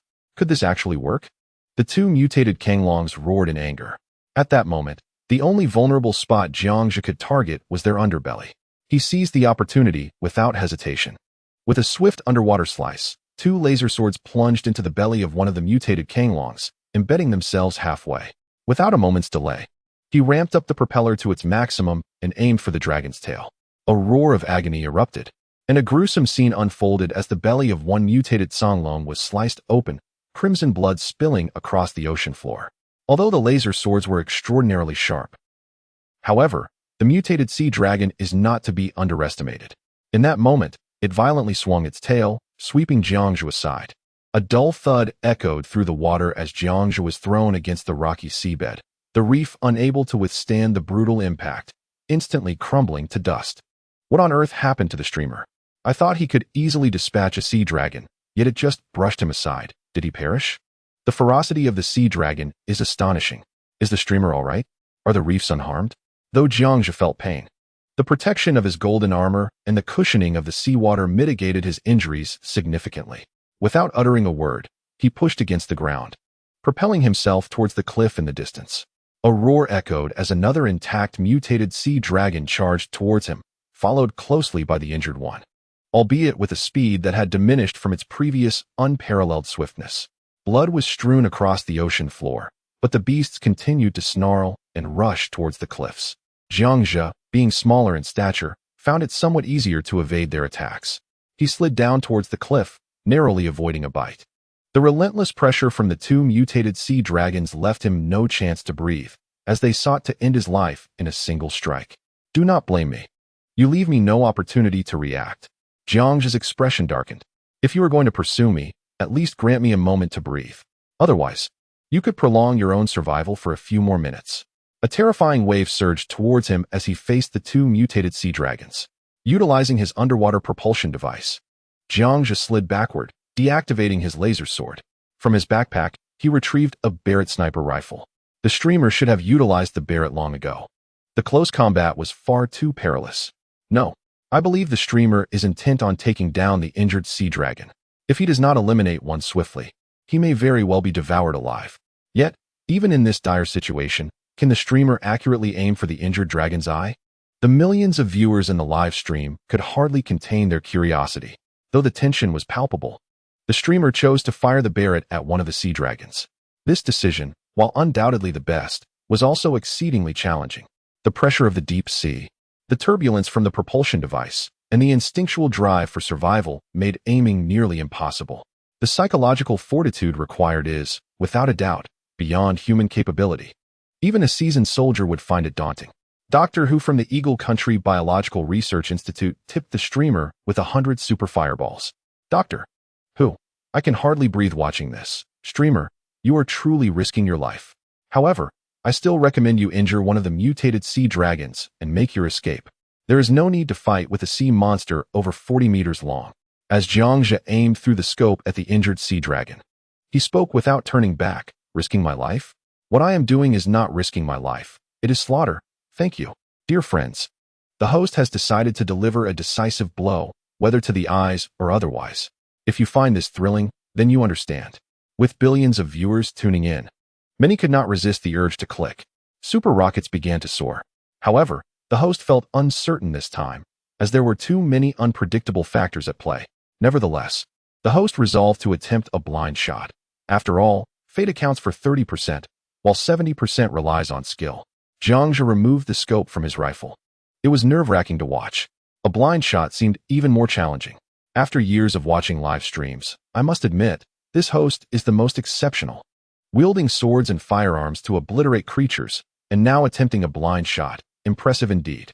The audience in the live room could hardly contain their excitement. Faced with two mutated sea dragons, the choice to go for a blind shot was audacious. If he could take one down, it would be a miracle.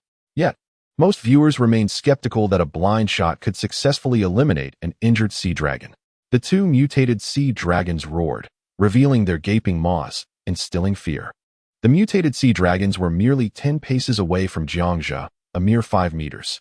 Suddenly, they accelerated, swimming with unprecedented speed. Jiangzhu felt a momentary shiver of anxiety. There could be no hesitation. Doubt would lead to demise. In an instant, his pupils constricted. Jiangzhu entered a state of sniper focus. The terrifying gaping maws around him seemed irrelevant. All his attention concentrated on the Barrett rifle in his hands. As he leaned back, his arm remained steady, not a tremor in sight. The billion viewers in the live room held their breath.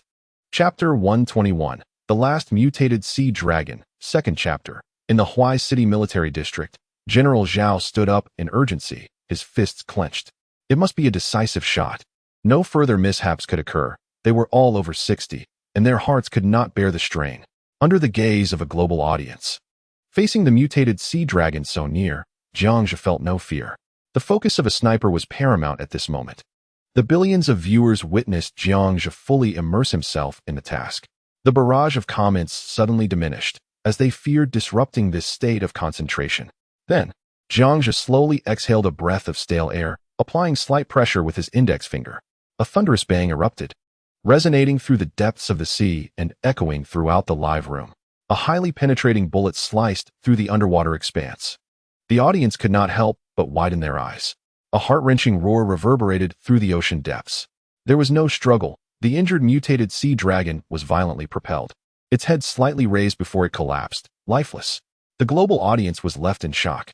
This was utterly astounding. To maintain such high levels of concentration from just 2 to 3 meters away, how many could achieve such a feat? An ordinary person would have been paralyzed by fear. However, now, opting for a blind shot, the outcome was surprisingly successful. The corpse of the mutated Songlong lay at the seabed, stirring up a cloud of dust. This scene left the audience in the live stream utterly agitated. What the heck? Did it actually work? Damn, the streamer is simply outrageous. Terrifying. This is even more difficult than the previous kilometer-long sniper shot. To remain composed and steady at such a close distance is undeniably extraordinary. Words fail me. I am in awe of the streamer. The officers of the Huai City Military District breathed a sigh of relief. In such an extreme environment, to achieve a single fatal shot is no longer mere luck, but a testament to one's skill. Wonderful. I knew he could do it.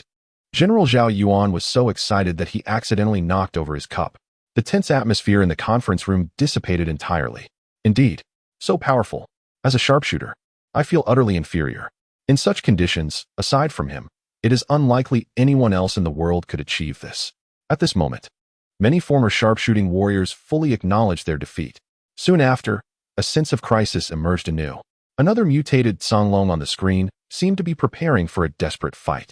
Jiang Zhe could not afford to relish his earlier triumph, for the other Songlong had completely gone berserk. Should he opt for another blind shot, the previous sense of danger would be lost. It is likely that Lady Luck would no longer favor him. He had no choice but to hasten his escape. The other mutated Songlong roared in fury, the sound deafening. The entire audience in the live stream could hear it. This was undoubtedly a fight to the death. Countless viewers felt their hearts race once more. National Capital Aerospace Department's Niesher rewarded the streamer with 100 super fiery gifts. Niesher, Xiao Jiangzi, stop it. Don't risk your life any further. It doesn't matter if we lose ours, but you are a treasure of humanity. I implore you to flee quickly and stop killing Kanglongs. As Jiang Zhe fled from the pursuing mutated Songlong, his expression darkened. Come on. Who urged me to dive into the sea? Tell me, among the audience in the live stream, who has encouraged me the most? In the intensive care unit, the 3 elderly men, Gao Yuliang and Wang Zhengwo, exchanged knowing glances at Niesher. Gao, it's you old codger. Always putting our Xiao Jiangzi in peril. Wang, you old fossil. Once I can get out of bed, I'll surely pluck out your 3 hairs. Yeah, wasn't it you who urged me? Who wanted seaweed seeds before? Who created Xiao Jiang's base design? It's all on me. I curse you and your old partners. Outside the intensive care unit, the wives of Gao and Wang, upon hearing this, rushed in brandishing 2 knives. Wang's wife, someone wants to mess with me? Gao's wife, I heard Principal Nia wants to mess with me? Niesher grinned mischievously at Gao Yuliang and Wang Zhengwo. You two are barely in your 50s. With such robust figures, would you really refuse if I wanted to? Wang and Gao's wives, blushing and speechless, were left in a fluster. Gao Yuliang, with a monkey fist, exclaimed, "Go to hell. You old man." Wang Zhengwo, the mantis fist practitioner, exclaimed, "Go die," revealing his true nature. Niesher, the Wing Chun master, pleaded for guidance. I seek education.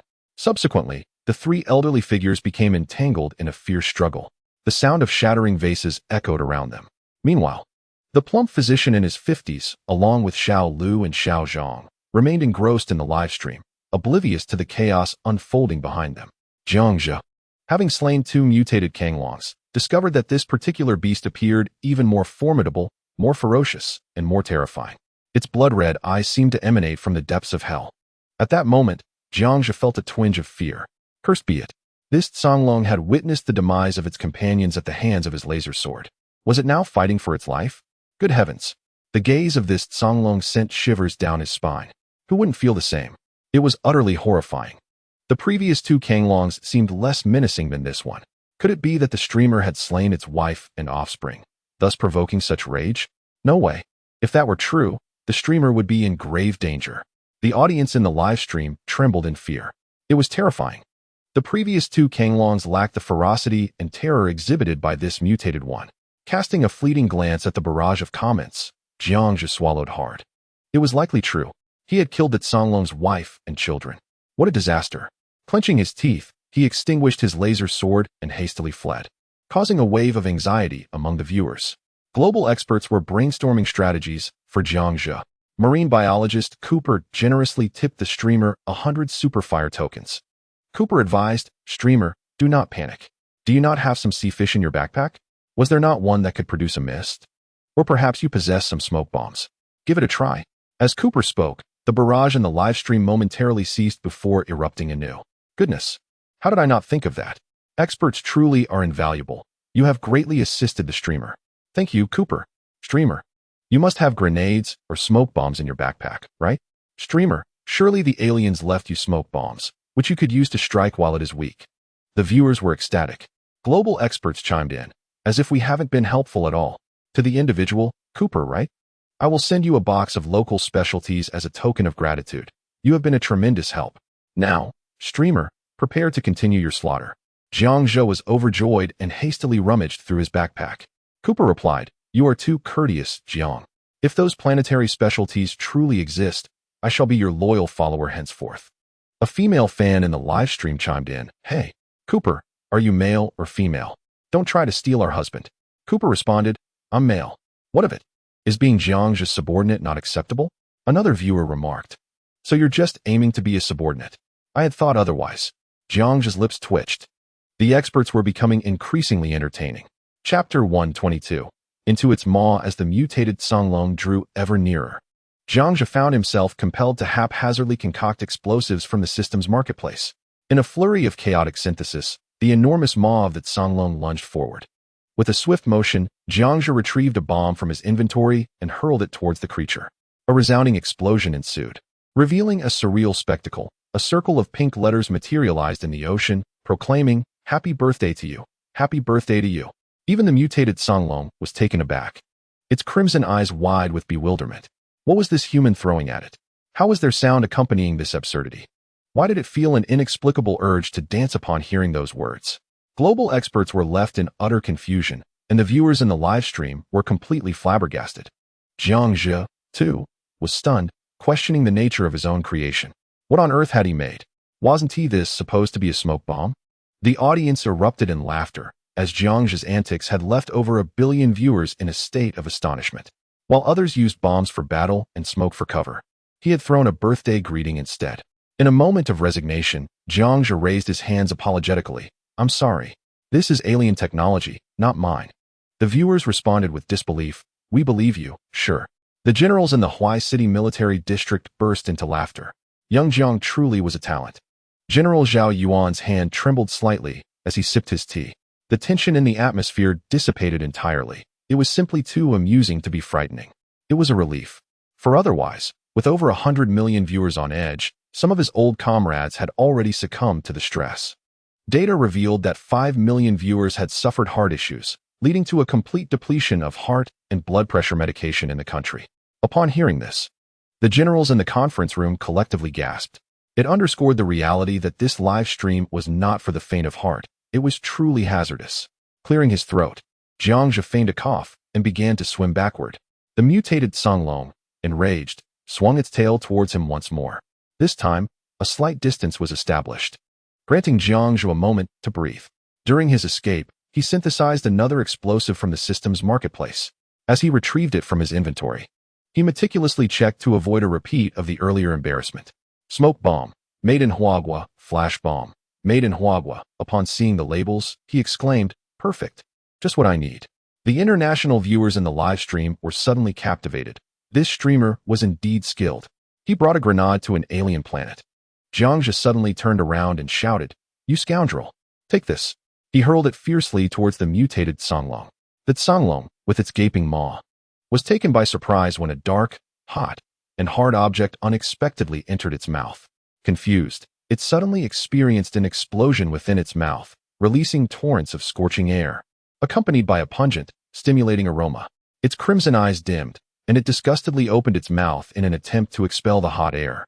Subsequently, gas began to escape from its mouth and ears, while bubbling water surged beside its head. The mutated Songlong was infuriated, letting out a deafening roar and spewing forth a massive cloud of sand and black mist. "Streamer, now's the time. The smoke grenade is working. Go, Streamer. Defeat the mutated Songlong, and you shall be the dragon god." The millions of viewers in the live stream could hardly contain their excitement. "Brothers, the streamer is making a move," Jiangzhe exclaimed joyfully, pulling out 2 laser sword handles from his backpack. "Hurry up. No time to waste." The mutated Songlong began to writhe, and Jiangzhe urged, "Get on quickly. If you delay, you won't have the chance once it finishes moving. Go, Streamer." Niesher remarked, "Xiao Jiang, this is where you went wrong. If you hesitate, your wife will surely be unhappy." Yinren added, "Xiao Jiang has no wife. But he has me." Gao Yuliang chimed in, "And me." Wang Jingwo followed, "And me." Lu Yu requested, "Include me." Niesher retorted, "What can you all offer Xiao Jiang in terms of happiness?" The female viewers in the live stream responded, "They can't, but we can. We love the way the streamer takes his time." The male viewers were perplexed. Buzzing sounds filled the air as red and blue laser swords appeared once more. "Brothers, the streamer is charging in. You do as you please," Jiangzhe declared, then launched himself at the writhing Songlong. Most of the chemical gas from the smoke grenade had been consumed by the mutated Songlong, with some entering its belly and dissipating rapidly. Just as Jiangzhe reached the mutated Songlong, he unexpectedly found himself hurtling into its gaping maw due to a lack of timely braking. Viewers from around the globe were left in stunned silence. What happened to the promised duel with the mutated Songlong? How did he end up inside its belly? How would the game continue now? The live stream audience was bewildered. All viewers, whether on the streets, in subway tunnels, overpasses, underpasses, or shopping malls, halted in their tracks, gazing in confusion at the darkened screen. The barrage of comments vanished. What should I say now? Upstairs, don't speak. It's something that can only be understood, not articulated. Moments later, the comments section erupted. "Oh my goodness, has the host been consumed? This is an astonishing twist indeed. I am in utter awe of the host. How could such a remarkable event transpire? Previously, the host was devoured by a ghostly leviathan, and now by a mutated sea dragon. Alas, the host seems sullied." A certain woman exclaims, "I wish to devour the host. What am I to say? Has you been consumed again?"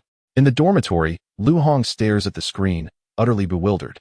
Ming Chong places a finger to his lips. "Shoo, do not speak. Just immerse yourself in the experience." Lu Hong retorts, "Could you refrain from disrupting the atmosphere?" Ming Chong responds, "Have I?" Lu Hong replies, "If not, then why are you undressing?" Ming Chong counters, "Is it wrong to sweat a little from playing basketball? If that is the case, I'll take liberties." Lu Hong exclaims, "Get lost." Su Chung gazes at the live broadcast, feeling as if caught in a whirlwind, his smoking hand trembling slightly. His heart remains unperturbed, even contemplating a drink. The camera follows Jiangzhe as he enters the maw of the mutated sea dragon. As the screen brightens once more, Jiangzhe is seen reclining with his chin resting on his hand within the creature's mouth. "Here we go, my dear viewers," Jiangzhe announces, glancing at the barrage of comments. At this moment, the entire world is thrown into disarray. Chapter 123, The Unknown Sea, 4th Update. Additional update upon reaching 100 votes. I am truly in awe of the host. Even now, the host can casually recline within the jaws of a mutated sea dragon. I would deem the host the greatest of the century. No one understands flamboyance better than you. Over 1 billion viewers have been captivated by this spectacle. We, the billion strong, are worried for you. Yet here you are, nonchalantly lying in the mouth of a mutated sea dragon? Is this something a mere mortal could achieve? Oh, wait. You are no mere mortal. You are a deity. The air here is rather foul, and it is evident that this mutated sea dragon has not brushed its teeth. Jiangzhe activates a gas lamp, illuminating the entire oral cavity. He takes the audience on a tour of the dragon's mouth. Look here. It seems there are parasites and bits of flesh, so remember, do not emulate this. Always brush your teeth morning and night, lest you suffer from cavities. Jiangzhu advises. Reminiscent of a benevolent elder. Haha, young Jiang is truly a talent. I'm beginning to like him. General Zhao Yuan chuckles heartily. The entire conference room erupts in laughter. Haha, only young Jiang could pull off such a stunt. It must be said, he is truly fearless. Even after being swallowed by a mutated sea dragon, he remains unfazed, a rare talent indeed. I, too, have begun to admire him. The esteemed figures in the conference room express their respect for Jiang's spirit and style. I am genuinely in awe of you, dear host. The title of the greatest of the century has been sullied, for you are undoubtedly the strongest in the universe. No one surpasses you. In such a leisurely scene, it seems that Jiang the host never feared the peril. Many viewers have begun to ease their worries. Wang Anhua, the president of the National Biological Society, generously rewarded the streamer with 100 fiery gifts. Liu Yu, president of the National Geological Society of Kyoto, followed suit. Wang Anhua remarked, Xiao Jiangzi, it's time to take this seriously. Observe the speed at which the mutant Songlong is thrashing. It seems to have swum quite a distance. Liu Yu added, with my keen insight, I ascertained that the mutant Songlong must have traversed the ocean cliffs and reached a warmer region. Indeed, you are both correct. However, this foolish dragon is rather dim-witted. It swallowed me whole, but could not digest me, and now that predicament will be its own. Jiangzhu glanced at the barrage of comments flying across the screen. He could distinctly feel the temperature around him rising. What began as a moderate warmth had escalated to a sweltering 50 or 60 degrees. Yet, this change bore no consequence for him. As long as the mutant Songlong did not escort him to its lair, he was indifferent to their destination. But how will you escape, dear streamer? Should you wield a lightsaber to carve your way out and then flee? Jiangzhu mused, sensing an unsettling aura creeping in. I share that sentiment. The immersive nature of the live stream makes it feel as though over 100 million viewers have been swallowed alongside the mutant Songlong. Our perception of danger is almost universally synchronized. Jiangzhu opened his backpack, glancing at the small creature inside, which was still fast asleep, and chose not to disturb it. The streamer is quite unfortunate. I merely intended to plunge into the water to catch a few small ghost leviathans, yet I found myself consumed by this beast. The odor was so overpowering that the streamer had to resort to alien perfume. He retrieved a bottle of cologne from his bag and spritzed it onto himself. Upon inhaling deeply, his expression shifted dramatically. Ugh, it still reeks of halitosis. I bow before the streamer. Jiang Shun, if you continue this jest, you may find your life in jeopardy. Observing the trajectory of the mutant Songlong, it appeared to be heading towards its dwelling. The viewers in the live stream felt their lips twitch in disbelief. How could one maintain a jovial demeanor in such perilous circumstances? Do you not realize that your life is of utmost importance to humanity? Moments later, Jiangzhu had enough of the jesting. He activated a blue and a red lightsaber once more, preparing to impart a lesson to the beast. Its teeth were far too sharp, posing a danger to its prey. Thus, Jiangzhu resolved to smooth them down. With rhythmic precision, he began to trim the dragon's teeth with the lightsaber. One slice, one pull. The Songlong took a deep gulp of seawater, drenching Jiangzhu anew in the process. Uft, Jiang Shun, that is quite enough. The viewers exclaimed, laughter bubbling forth. If you can, hurry and escape. I sincerely wish I could refrain from laughing, but please, do find a way out. The audience held genuine admiration for Jiangzhu, with many kneeling before their keyboards in reverence. Before long, a surge of heat enveloped them, the temperature soaring to an alarming 60 degrees. Over 100 million viewers witnessed the unfolding scene, as countless oceanographers emerged with urgency. The Kyoto National Oceanographic Society's Chong Jingming tipped the streamer 100 times. Remarked Chong Jingming, this is concerning. This mutated plesiosaur seems to be near the underwater volcano. Only the water close to the volcano could possibly reach such high temperatures. Exercise caution. Oceanographer Cooper chimed in. The streamer is right. We must be extremely vigilant. Based on my analysis of marine life, this mutated plesiosaur's ability to survive in such high-temperature waters suggests that even more bizarre creatures may dwell near the underwater volcano, significantly heightening the danger. The most critical point is, I still haven't received that specialty item you promised. Jiangzhu interjected, you are all obsessed with wealth. You care not for your own safety, but rather for what you can extract from this situation. Faced with the insistence of the experts, Jiangzhe realized that they possessed greater expertise than he did, and it was evident that they were indeed in the vicinity of an underwater volcanic region. It was time for action. Indeed, the streamer needed to exit the perilous environment. Otherwise, the risks would escalate dramatically. Without the assistance of his companion, Xiao Pai, Jiangzhe steeled himself. Fortunately, he thought, otherwise the esteemed streamer would truly be in jeopardy. While you may not value your own life, you must consider humanity's welfare. You are the most vital element in this scenario. Once the streamer emerged, all would be well. The audience of over 100 million released a collective sigh of relief, and the stream surged with overwhelming support. Jiangzhe expressed his gratitude without a moment's delay. Grasping two sword hilts, a blue and a red laser materialized once more. He slowly turned his gaze upward, locking onto the small brain of the mutated plesiosaur. The small brain serves as a crucial center for regulating an organism's posture and bodily movements. Severing the small brain would render the mutated plesiosaur akin to an inebriated individual, its muscles stiffening and coordination failing. If necessary, Jiangzhe even contemplated placing the creature into an aquarium. With the laser sword hilt in hand, he lunged toward the area near the throat of the upper jaw. Two beams of laser struck simultaneously. A piercing, agonizing roar echoed through the depths. In the next moment, the mutated plesiosaur's body flipped over, its maw agape, as torrents of seawater surged forth from its gaping mouth. Jiangzhe felt a disorienting whirl, followed by a resounding thud.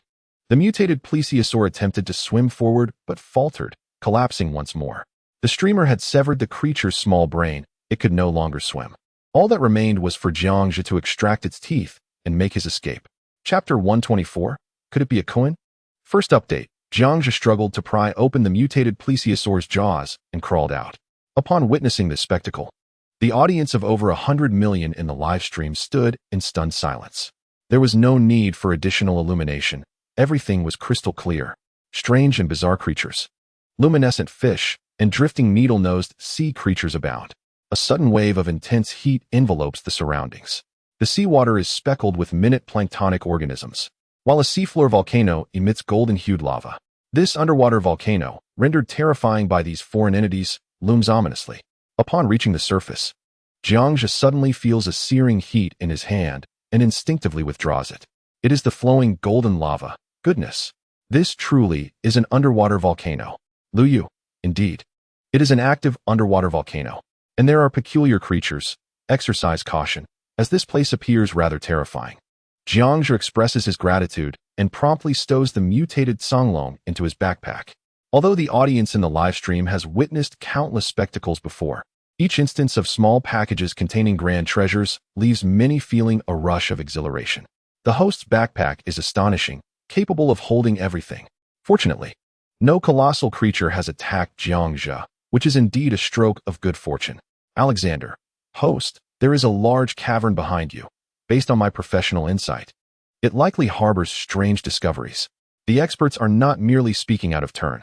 In examining the caves of this planet, each exploration has yielded bizarre creatures or treasures. While it is uncertain whether treasures await, danger is assured. Jiangzhe brushes off the remnants on his body and rises. As he does, the camera captures a horrifying scene before him, leaving over 13 million viewers in the livestream utterly stunned. Before them lies a colossal creature. The sight sends heartbeats racing among the audience. Scientists and experts around the globe gulp in astonishment as the camera reveals the creature. The monstrous head resembles that of a dinosaur, adorned with 7 fan-shaped fins, and 2 luminous appendages that resemble antennae protrude from its crown. Its body is encased in an exoskeleton, flanked by a row of yellow bioluminescent organisms akin to indicator lights, and it possesses 2 enormous humanoid forelimbs with 4 claws. This behemoth casts a shadow over everything. Jiangzhe, standing beneath this immense creature, appears diminutive by comparison. How could such a being exist in reality? Why has this creature manifested? Is this even scientific? Goodness, what in the world is this? How many meters in height could it be? I feel a chill run down my spine. What on earth is this? Wait, could it be a koan? No, it likely isn't a koan. Given the previous encounters with the Phantom Leviathan and the Grim Reaper Leviathan, could this also be a creature from the Leviathan category? In the realm of live broadcasts, an astounding spectacle captivated over 100 million viewers, shattering their perceptions. This time, an enormous entity, stretching nearly 100 meters in length, emerged, an apparition rivaling the legendary koan. The entire audience was left in a state of awe. Jiangzhe, witnessing the barrage of comments flooding the screen, instinctively raised his gaze. To his astonishment, he found himself utterly astounded by the sight before him. Goodness! Upon closer inspection, it appeared to be an almost 200-meter-long behemoth. Particularly unsettling was its appearance, marked by the imprint of an underwater volcano, rendering it utterly formidable. This was beyond the realm of human capabilities. It was terrifying. The host's Barrett rifle would likely prove futile against such a creature. Caution was urged, do not provoke it, for this entity dwarfed even the imperial crocodile by twice its size. A being of an entirely different caliber. Once again, my worldview has been irrevocably altered. If it were not for Leviathan, one might easily believe this was the fabled Kuan. The viewers in the live chat were left in a state of disbelief, as this was indeed a creature of legend, was it not? President of the National Biology Society, Wang Enhua, rewarded the host with 100 superfire gifts. Wang Enhua, to witness such a creature in my lifetime is a privilege beyond measure. Alan from the National Biological Research Institute rewarded the host with 100 superfire gifts. Alan, the legs of this monster. Host, I must acquire them. Bowing to the esteemed Alan, one could only marvel at his daring. This was no ordinary creature that could be dealt with by the host. Even if you desire its legs, what use would it serve? Truly, it is remarkable that at such a moment, you still covet its limbs. Each one must be at least 50 meters long. Amidst the awe, this languid, colossal creature suddenly consumed a chunk of volcanic rock, swallowing it whole. Then, it unleashed a fan-shaped flame that extended for 100 meters. Jiangzhe. The live chat. Global experts. Everyone was momentarily stunned. Is this even scientific? Consuming volcanic rock? Breathing fire? If the host could tame this gigantic being, it would be a monumental triumph. If it could be domesticated, the ocean would become their playground. Jiangzhe swallowed hard. If such a colossal entity could be kept in captivity, the ocean would essentially become their private garden. The audience, numbering in the millions, was left in utter disarray. Raising small pets was no longer sufficient. One now aspired to keep a 200-meter giant. This was sheer madness. A miracle. This is a miracle. Young Zhang's fortune is beyond compare. Xu Hao, president of the Oceanographic Society, gazed at the flaming creature on screen, utterly astonished. Incredible. The Kuan is said to be vast, spanning thousands of miles. Could this be a reference to such a colossal being? Chang Jingming took a deep breath, attempting to regain composure. It is highly plausible. All experts in the conference room widened their eyes in disbelief. Astonishing, incomprehensible. Could this creature possibly be a Kuan? With a length of 200 meters. It certainly embodies the image of a Kuan. An array of bizarre and extraordinary beings has emerged, alongside numerous extinct marine species. The appearance of a Kuan now does not seem far-fetched. Furthermore, ancient texts often exaggerated the size of creatures. In the intensive care unit, the three elders gasped for breath upon witnessing this spectacle. Elder Nye exclaimed, "Heavens! This is undoubtedly a Kuan." Gao Yuliang added, "It resembles it so closely." Such a creature only exists in legends. Xiao Jiangzi is truly fortunate. Wang Zhengwo remarked, "Incredible. This is utterly unbelievable. It must be a Kuan." Overwhelmed, the three elders struggled to breathe and fainted once more. Meanwhile, the attending physician, a portly man in his 50s, was absent from the intensive care unit, indulging in a delightful hot pot with Xiao Lu and Xiao Zhang. Under the demands of over 100 million viewers in the live stream, Jiangzhe swiftly swam to the front of the colossal creature for a commemorative photograph. It sent chills down my spine. The host appeared as insignificant as an ant before such a being. It is prudent that we do not provoke it. This creature has not shown any inclination to attack the host. Jiangzhe felt an intense tremor within, overwhelmed by an acute sense of powerlessness in its presence. It was a being of an entirely different caliber. Chapter 125, Volcanic Cavern, Second Update. Jiangzhe roused Xiao Pai from his slumber, which had lasted nearly an hour. Rubbing his eyes, Xiao Pai groaned, "Boss, what is the matter?" "I'm exhausted." Jiangzhe directed Xiao Pai's gaze upward. "Look, what is that?" After rubbing his eyes again, Xiao Pai exclaimed, "Holy smokes! A Leviathan." "Boss, you haven't provoked it, have you?" Xiao Pai swallowed hard, contemplating whether to flee or remain. A creature of this magnitude would be impervious to his petite frame's million volts. Jiangzhe asked, "What happens if we provoke it?" Xiao Pai replied, "If we do, we can only flee for our lives." Hearing this, the billion viewers in the live stream felt a wave of dread. Another relentless predator, akin to the Phantom Leviathan. Thankfully, The host had not angered the sea dragon Leviathan. I had assumed it was a Kuan, only to be left disappointed. The Kuan is a mere fabrication, a mythological creature. The billion viewers secretly rejoiced that they had not urged the host to court disaster, for otherwise, it would have been fatal. Jiangzhe took a deep breath and handed Xiaopai 10 pieces of chocolate, saying, "Let us forget it. Perhaps we will have the chance to nurture this sea dragon Leviathan later." The host should continue to capture smaller phantom Leviathans. Diving into the sea was meant to enrich the breeding grounds, and capturing a phantom Leviathan is imperative. Should I encounter some peculiar and whimsical small creatures again, capturing them would not be out of the question. Together with Xiaopai, I traversed several modest underwater volcanoes. At a searingly illuminated sea cliff, Jiangzhe finally beheld 2 diminutive ghost leviathans, emitting a soft blue luminescence as they feasted upon small fish, measuring approximately 1 to 2 meters in length. Their slender bodies shimmered enticingly. It seemed all too easy to seize them. The host resolved to capture these creatures. Jiangzhe felt a surge of excitement, promptly synthesizing a large stun gun from the system's marketplace.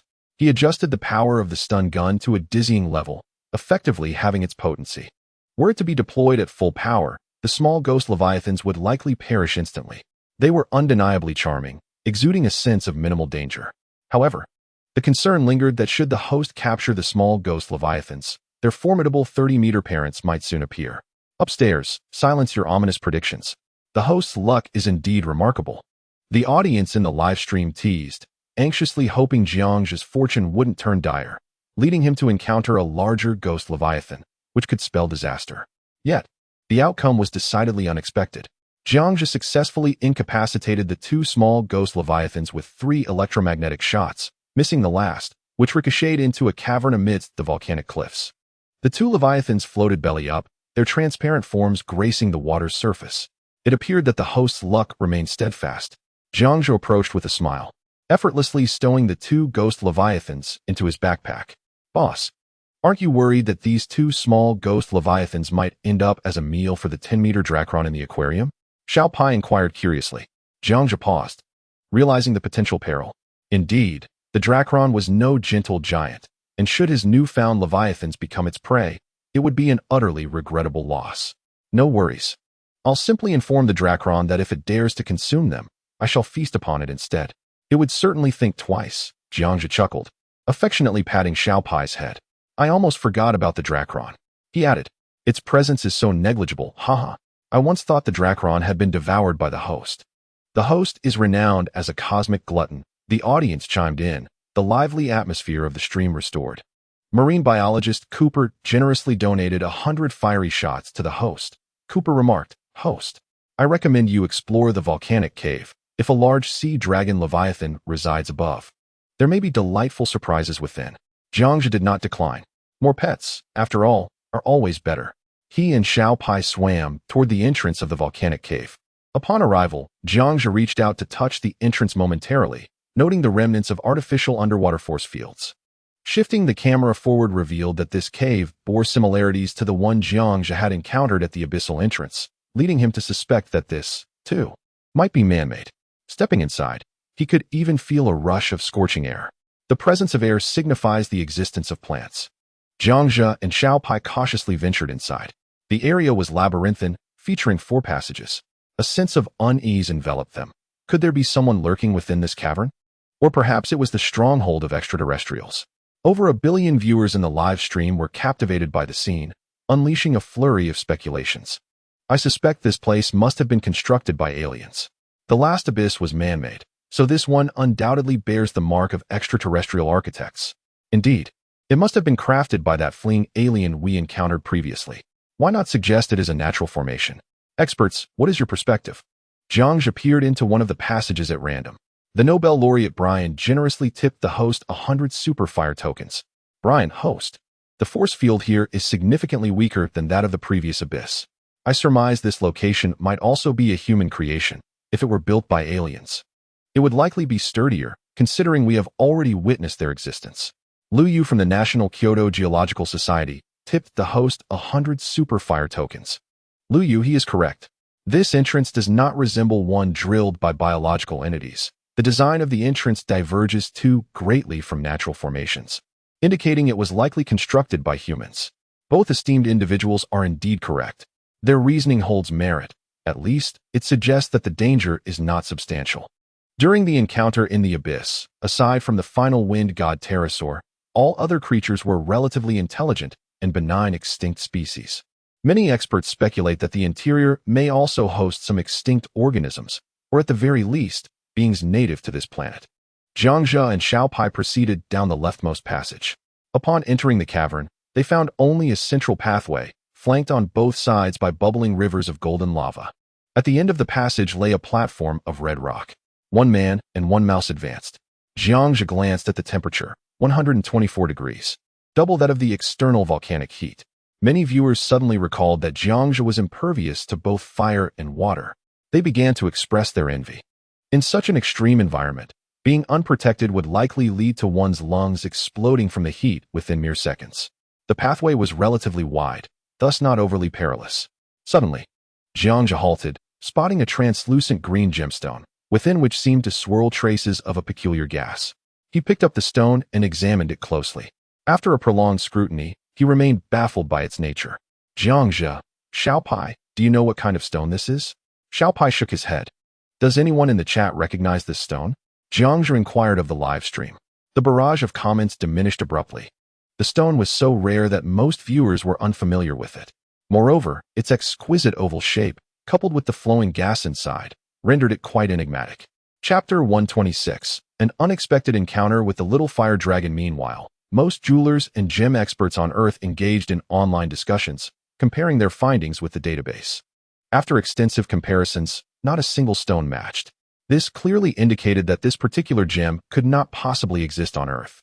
The Rothschild family rewarded the streamer with 1,000 gifts, expressing their interest.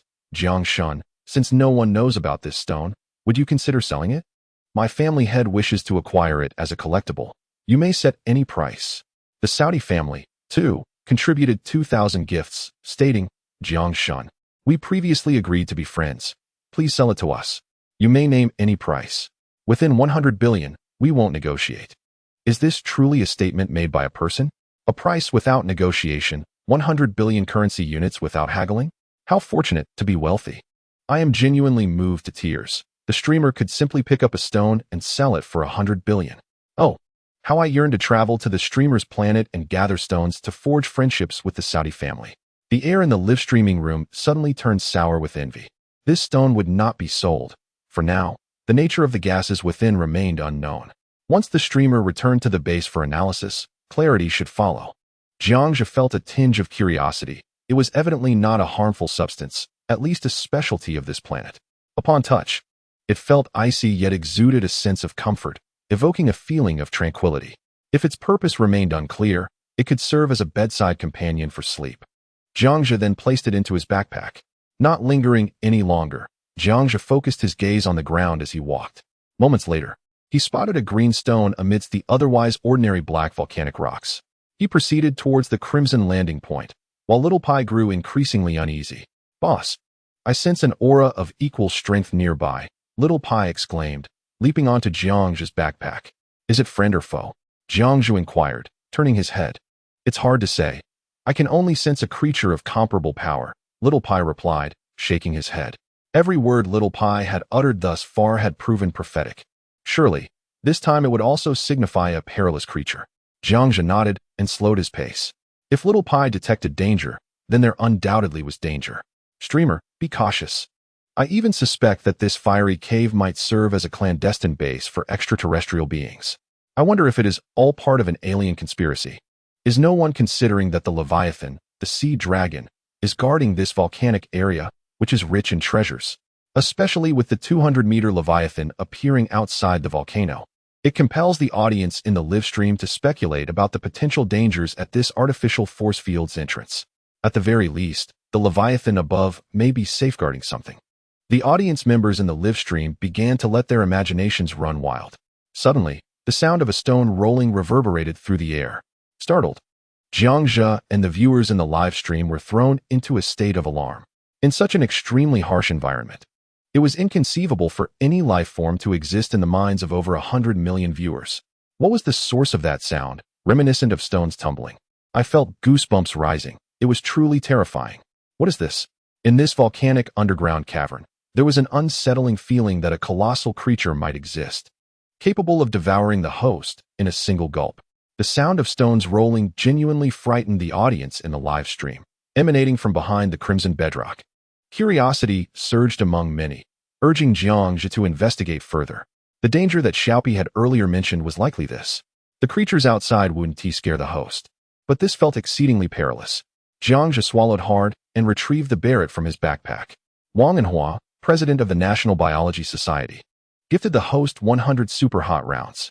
Wang Enhua, I too sense danger. If Xiaojing is frightened, he should leave at once. There's no need to capture a pet. There are plenty of small fish and shrimp outside to catch at will. Jiangzhe smiled knowingly at the barrage of comments. Merely expressing a sense of danger did not equate to fear.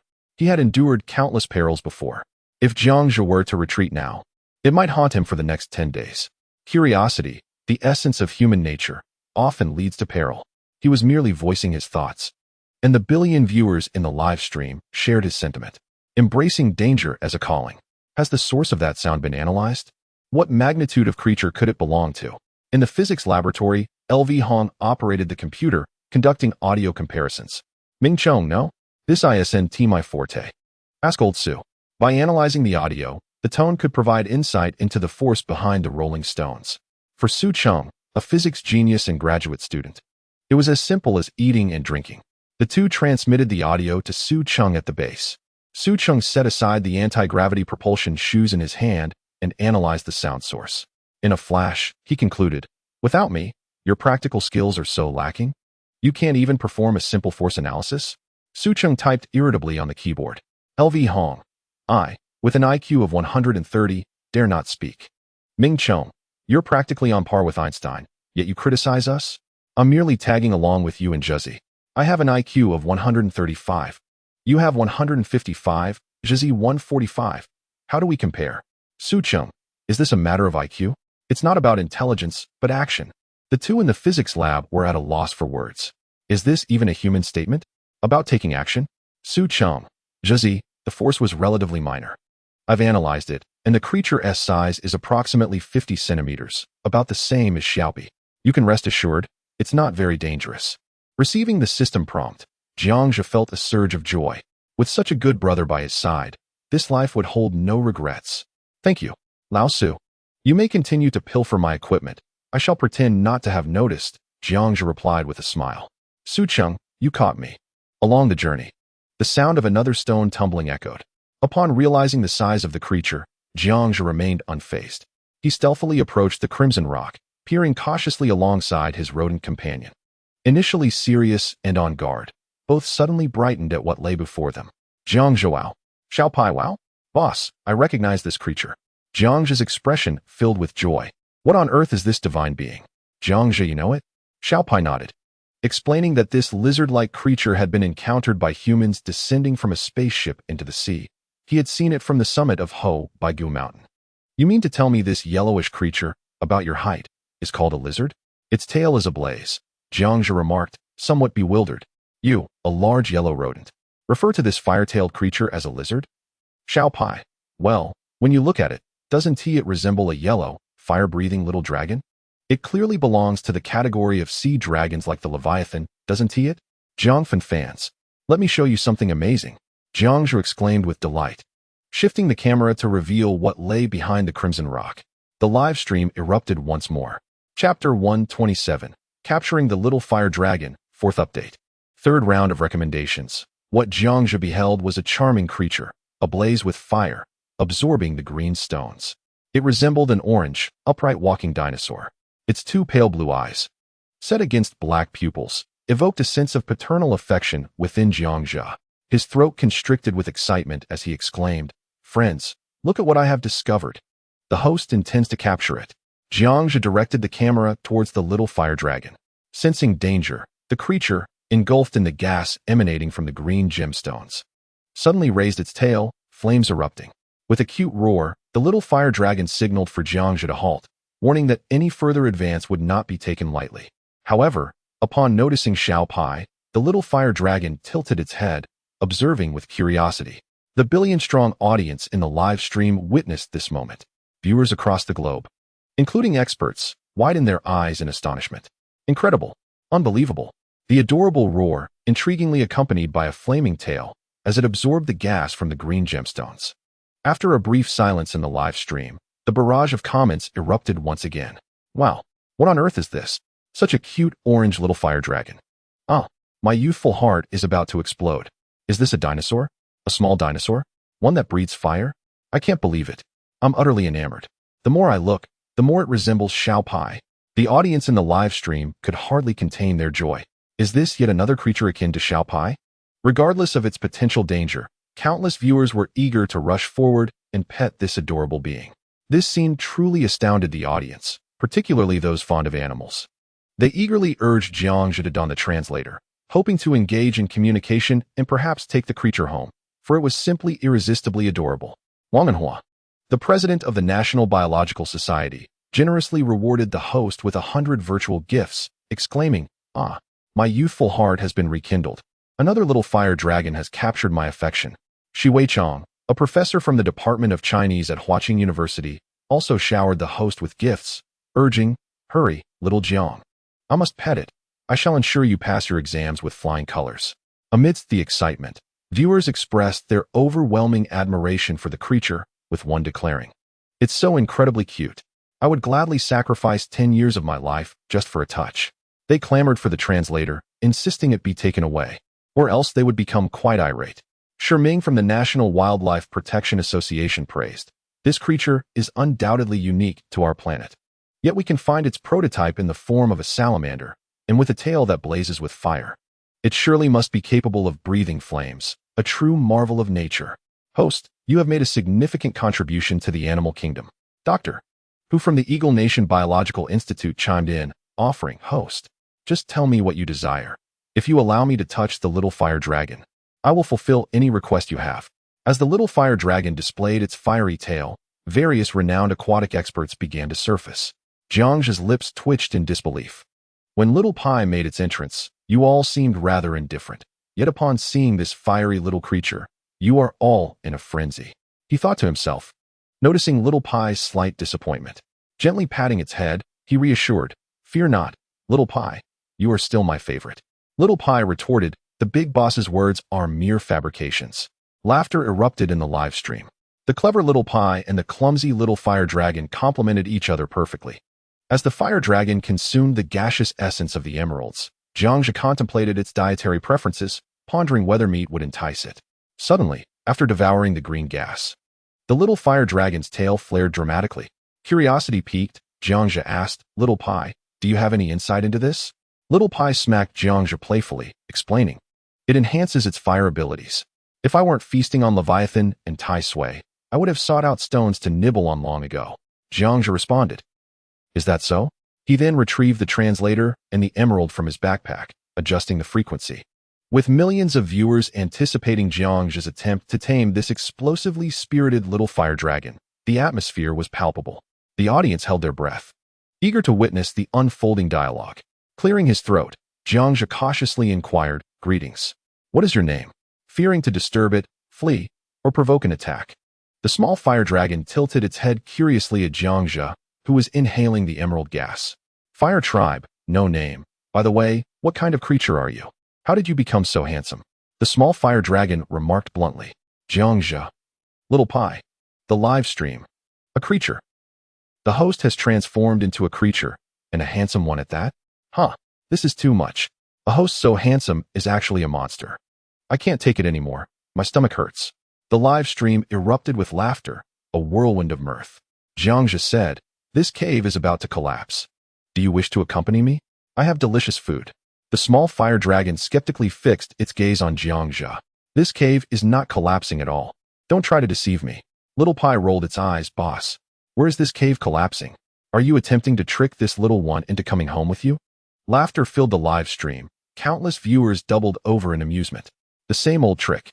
It seems ineffective. Cough, cough. Jiang Zhe blushed, feigning a cough. This little creature is impervious to persuasion.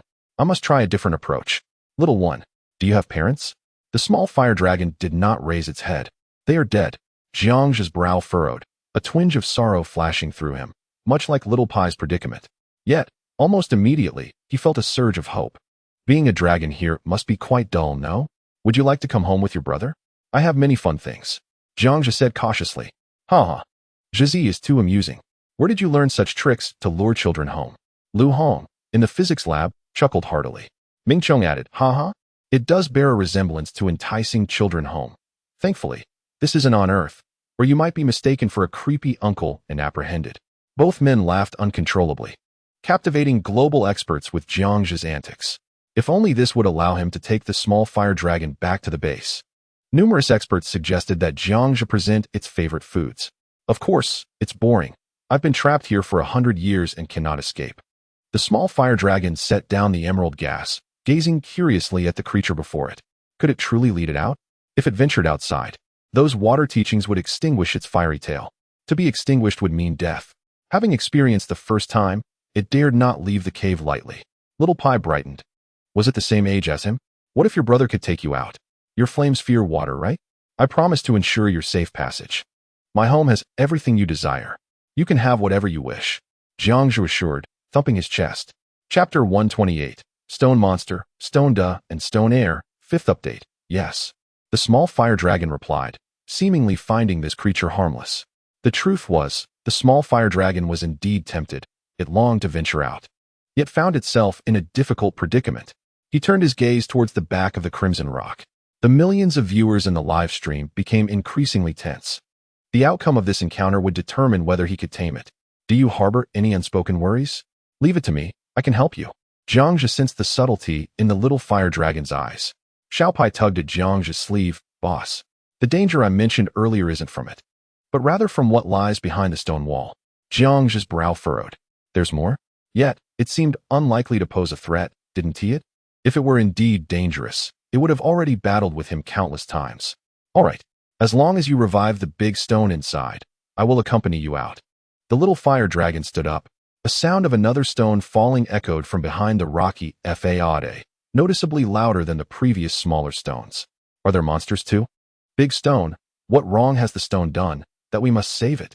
My goodness, now even stone monsters are appearing? Is the host in danger? The viewers in the live stream instantly felt anxious. It was the first time they had heard of a stone needing rescue.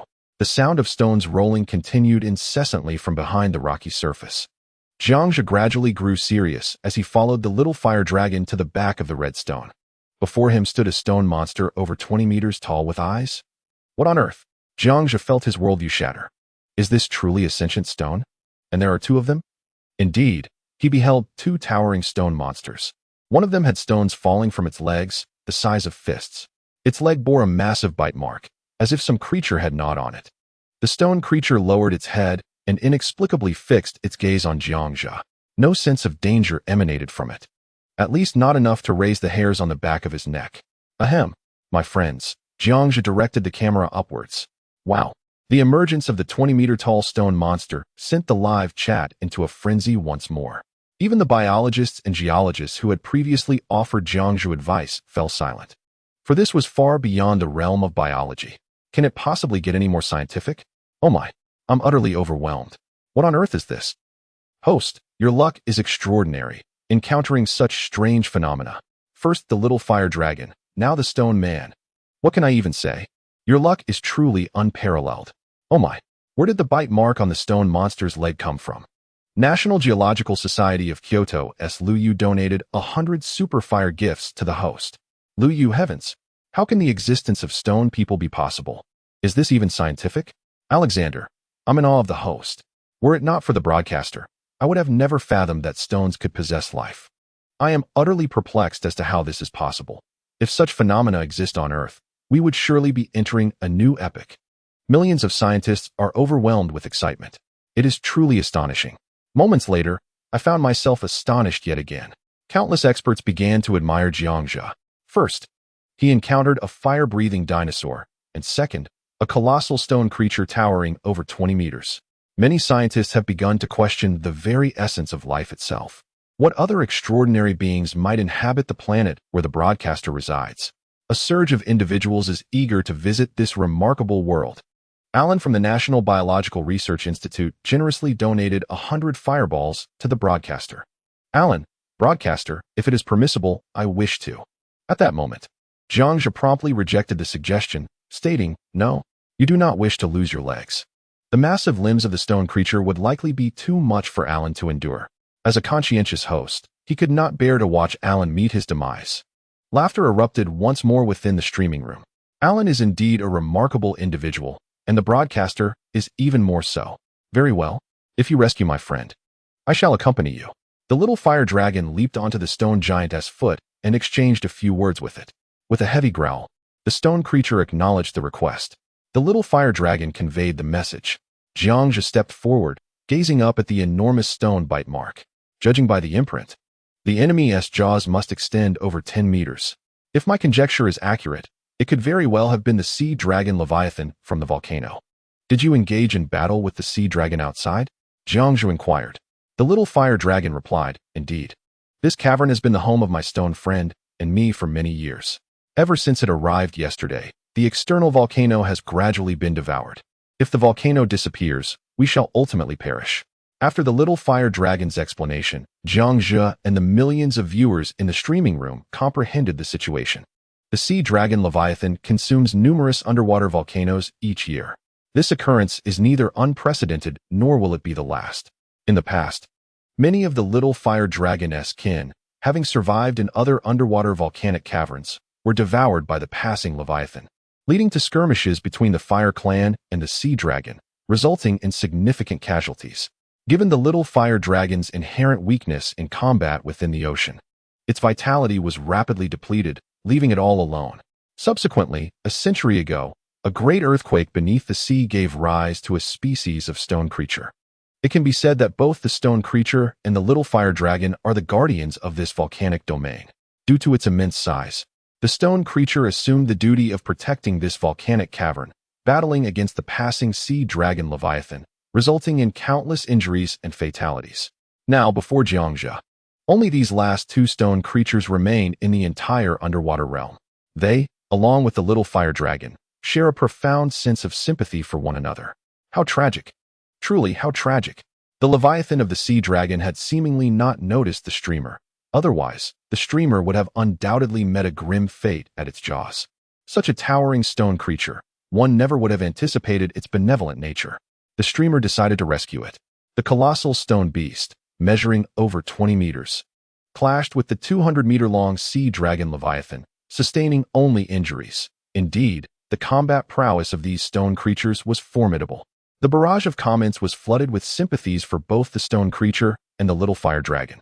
Jiang Zhe pondered for a moment about the 200-meter sea dragon Leviathan. It was not his primary target, and he was not one to meddle in affairs that did not concern him. It could be said that he had no direct connection to the Leviathan. The conflict was merely a struggle for food and shelter between them. To intervene directly would contradict the natural development of the ecosystem. Previously, he had been compelled to slay the wind god Pterosaur only because it harbored murderous intent towards him. Jiang Zhe shook his head. Perhaps he would reconsider later. At that moment, the stone creature let out a low growl at the little fire dragon, which nodded in response. Very well, let us first save it, but how? Jiang Zhe circled the vicinity of the red rock. The little fire dragon insisted on needing the hardest stone. The legs of the stone creature were originally quite sturdy, but once injured, it could only await death. Only the hardest stone could support its weight. Moreover, there was no need for Jiang Zhe to feel troubled. Healing the stone creature's leg would suffice, as it was their battle. Chapter 129. Healing the stone creature, Jiang Zhe scoured the volcanic cave and found that all the stones were rather soft.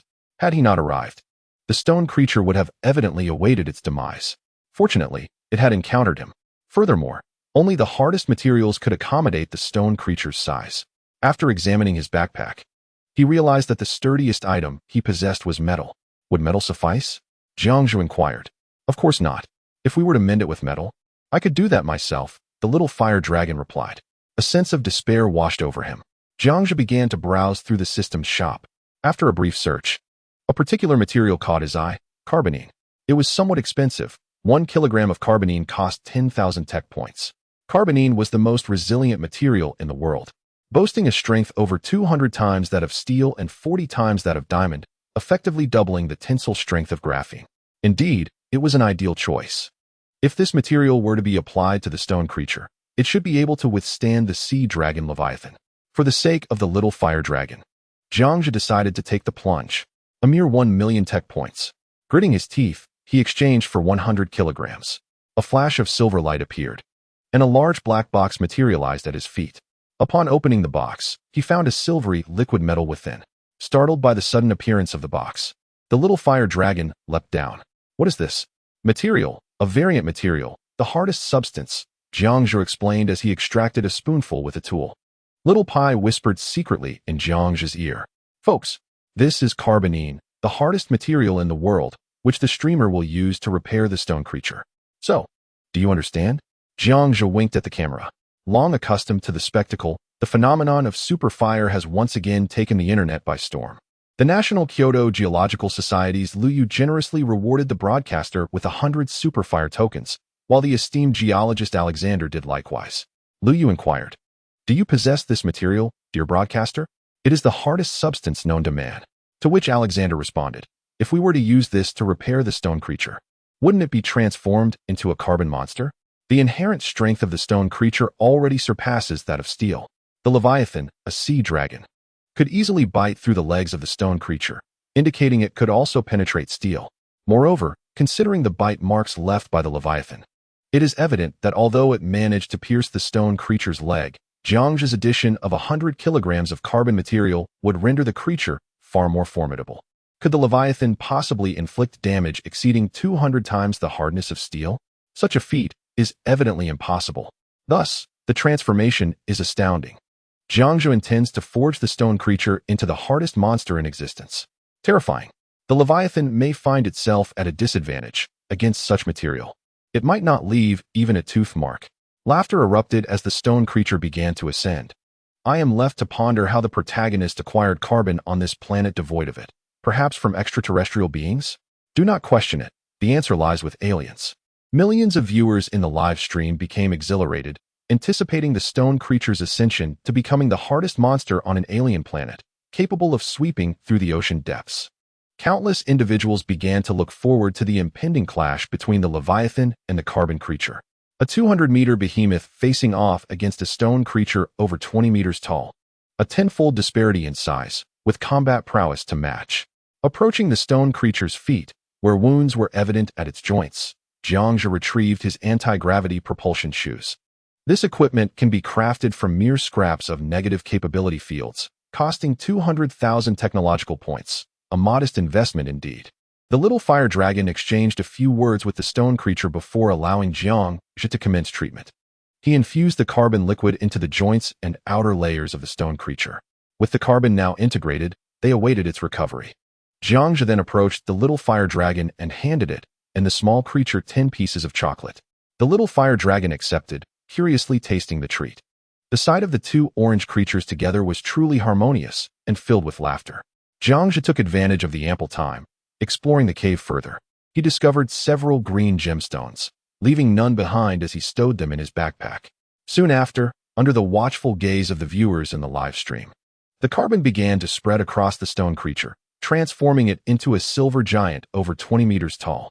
Wow, this stone creature now exudes an aura of mechanization, exclaimed the viewers. Incredible, broadcaster. The stone creature has been forged into a silver giant.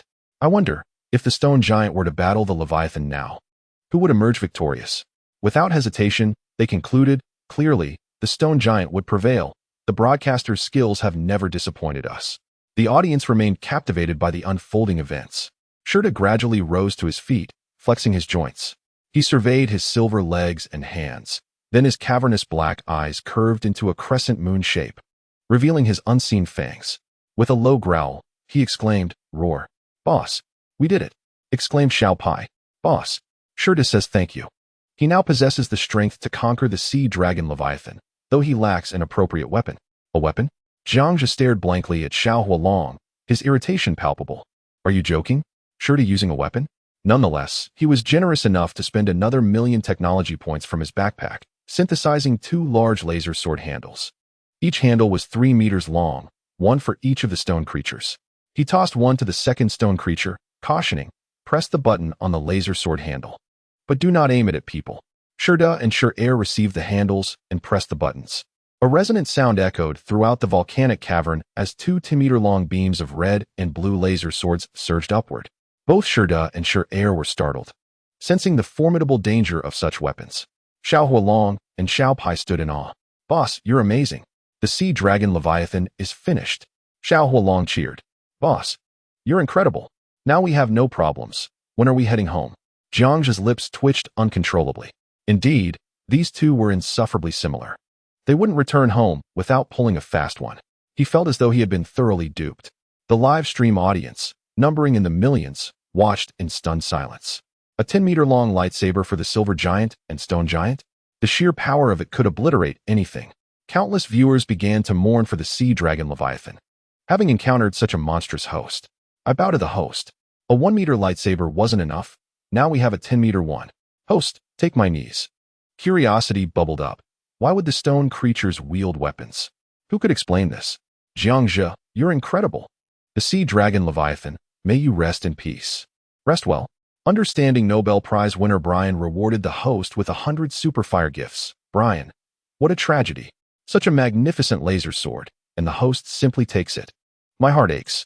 Understanding advanced technology researcher Pierce rewarded the host with 200 Superfire gifts. Pierce, don't worry, the 50-year-old gentleman above. You'll get used to it after a few days. The host's treasures extend far beyond this. Everyone witnessed that the stone giant had been healed, and the young dragon was willing to return to the base with the host.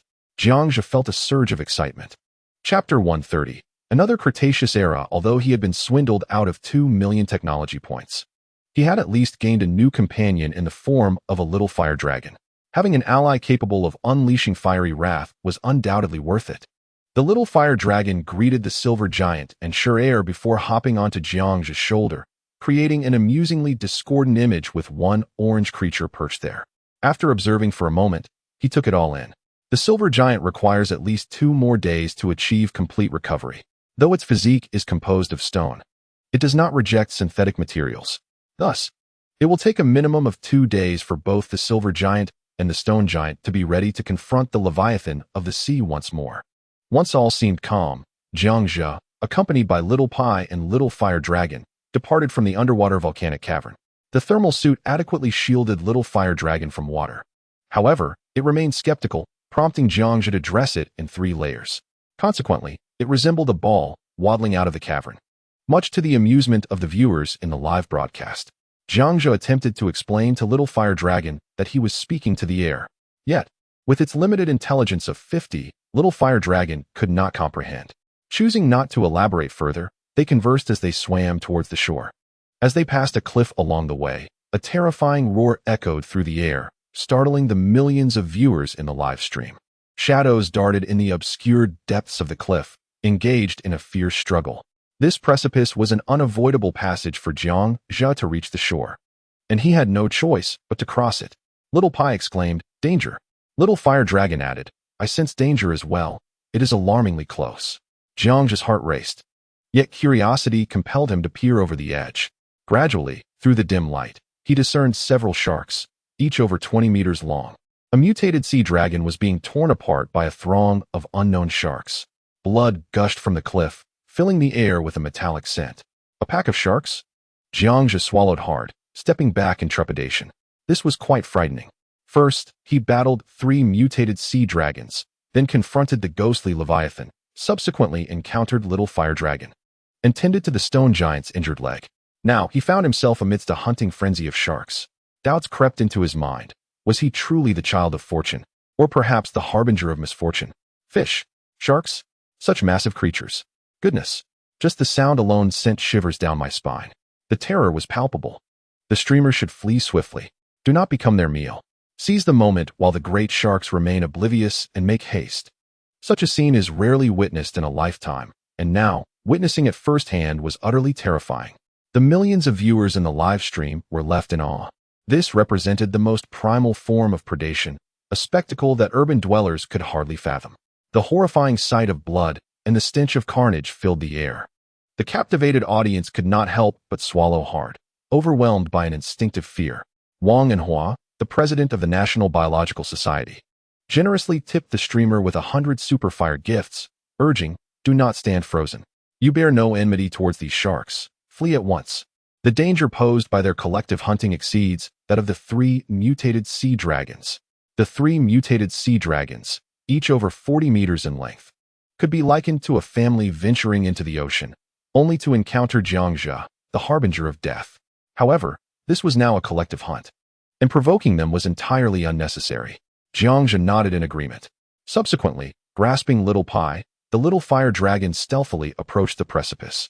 After taking a few steps, a small stone was inadvertently kicked, producing a clattering sound. Instantly, a splashing noise emanated from behind. The viewers in the live stream were instantly filled with trepidation. The host was in grave danger. The predator had heard them. Together, the human, the mouse, and the dragon swallowed hard and slowly turned their heads. A fish. A colossal fish. A great shark. Jiangxia exclaimed, "What the hell?" Little Pai cried, "Boss, are you trying to get us killed?" The little fire dragon added, "Boss, perhaps I could survive a couple of days in the volcanic cave, but out here with you, I doubt I could last an hour." Jiangxia gently patted the little fire dragon's head, reassuring, "Fear not, I will protect you." The little fire dragon retorted, "I don't believe you." Little Pai chimed in, "Neither do I. I am starting to loathe marine creatures." Jiangxia clenched his fists tightly. Anyone who had endured such calamities in a single day would harbor a dislike for marine life. The host was in dire straits. It seemed the shark was fixated on him. 2 more sharks emerged. "Oh no, oh no, oh no. Run for your lives. This is disastrous." The audience in the live stream trembled in fear. Just as they spoke, several menacing sharks surged from the dark cliffs. The hearts of the millions of viewers were once again gripped with suspense. The 3 elderly patients in the intensive care unit had just regained consciousness, but within 5 minutes, they were once again rendered unconscious by this scene. The attending physician and his colleagues had long since gone out for lunch and showed no inclination to return. Alan from the National Biological Research Institute tipped the host 100 superfire gifts. Alan warned, "Host, be cautious, this time I don't want a leg. These sharks are Cretaceous hybridus, capable of matching the size of a conger eel in a one-on-one battle, and they completely outclass it. 2 Cretaceous hybridus could easily defeat the mutated conger eel you encountered earlier. They are a force to be reckoned with, comparable even to the megalodon. And now with over 10 of them, you're finished." In the late Cretaceous period, the hybridus was the largest shark in the ocean and one of the most fearsome predators. Facing a similarly sized conger eel, it would dominate effortlessly. On Earth, even ordinary sharks can inflict devastating harm on humans. Not to mention, the mutated Cretaceous hybridus now exceeds 20 meters in length, a truly terrifying entity. Dr. Who from the Eagle Country Biological Research Institute tipped the host 100 superfire gifts. Dr. Who lamented, "Host, you are truly in dire straits. 14 mutated hybridus can be likened to the 10 mutated conger eels you faced earlier. They are exceptionally ferocious, and if you cannot withstand them, you must flee, or you will surely meet your end." Countless experts rushed to offer their insights. If these were ordinary sharks, even if they were not mutated, experts might still believe Jiangxia could take on a dozen of them. But now, facing mutated hybridus, he was dealing with an entirely different caliber of threat. Watching as the experts provided their insights was a spectacle unto itself. In the live broadcast room, over 100 million viewers felt a chill run down their spines. Many curious onlookers sought to gather information. The Cretaceous period, which began approximately 145 million years ago and concluded around 66 million years ago, stands as the longest phase in the Phanerozoic Eon. The terrifying creatures of that era were innumerable. The ordinary armored shark, measuring 7 to 8 meters, could single-handedly confront even larger ichthyosaurs. Now, it has grown to over 20 meters. The audience, now privy to the truth, felt a pang of sorrow. This was undoubtedly more perilous than the second danger encountered by the host in the past 6 days. In fact, many viewers had completely forgotten about the 3 mutated ichthyosaurs just moments prior. It was utterly horrifying. What manner of planet is this, where every organism is of such alarming size? Moreover, each one is a mutation. I am utterly astounded, truly humbled by the danger. An ordinary armored shark is merely 7 to 8 meters long. Even with such a small size, its combat prowess is off the charts. Now, at over 20 meters, the host is genuinely in peril. I have begun to admire Jiang Shan. By day he dwells in hell, and by night in paradise. Back and forth. If any of us were to ascend, who would not go mad? I would take on their surname. Chapter 131. Crafting a Gatling gun. The live stream room was rife with comments from over 100 million viewers. This planet is utterly terrifying. Each nation's elite is affected. Many are hospitalized, some bedridden and unable to rise. They are all watching the live stream from their hospital beds. Numerous self-proclaimed experts with weak hearts lacked even the courage to click on the live stream. This has become a well-recognized illness-inducing broadcast on Earth. The teeth of the armored shark never cease to grow. Aligned with its lifestyle, it not only consumes flesh but also devours bones. Furthermore, if it encounters indigestible food, the armored shark expels it by vomiting. Throughout its lifetime, a Cretaceous armored shark can grow over 10,000 teeth, raising concerns among countless biologists and oceanographers. Can a human, a mouse, or a dragon truly escape the jaws of such a top-tier predator? Pu Maqian remarked, even nature does not permit the host to defy the odds. Such an existence likely seeks to eliminate the host. Multiple comments from Ming Jin stated, the host's swimming speed is still insufficient. If it slows down further, there may be nothing left. As Jiangzhe fled with Xiao Pai and Xiao Huolong, he glanced back to see 14 armored sharks charging at him. Jiangzhe couldn't help but curse under his breath, whom have I offended? Now is certainly not the time to halt and fight. Moreover, countless elites in the live stream room advised against lingering in combat. The terrifying implications were all too clear. I feel that the host, along with Xiao Pai and Xiao Huolong, should be able to hold their own, right? If all else fails, doesn't the host possess a 10-meter laser sword? At worst, they could keep their distance and slay them. I believe this could work. In such a dire moment, I am compelled to pen a poem. Fish. Oh great fish, the armored shark. Is this really poetry? If this scene were to be depicted in a film or a documentary, hundreds of millions of viewers would surely appreciate the historical transformation it represents. Yet, when placed before their beloved host, no one can truly relax and enjoy the spectacle of ancient creatures engaged in predation. One can almost visualize the oceans of a primordial Earth, where countless biological battles transpired daily. Chang Jingming exclaimed, Xiao Jiang, be cautious. If they gnaw at you, your demise is inevitable. Meanwhile, Jiangzhe, drifting in thought, shouted back, shut up, all of you. You bunch of onlookers, reveling in chaos without comprehending the host's intent. The more you explain, the more terrified I become. Xiao Pai and Little Fire Dragon, embodying the spirit of dramatics, nodded in agreement. Exactly. Meow. Jiangzhe retrieved 2 laser sword hilts from his backpack, ready for battle. Niesher urged, charge in. Sweep with the gun, slash with the sword, unleash every possible technique. Fellow viewers, rally behind Xiao Jiang. Gao Yuliang voiced his support. I concur. National Kyoto Aerospace Department's Niesher tipped the host with 100 super fires. President of the National Biological Society, Wang Anhua, tipped 100 super fires. National Kyoto Geological Society's Liu Yu tipped 100 super fires. National Kyoto Marine Society's Chang Jingming tipped 100 super fires.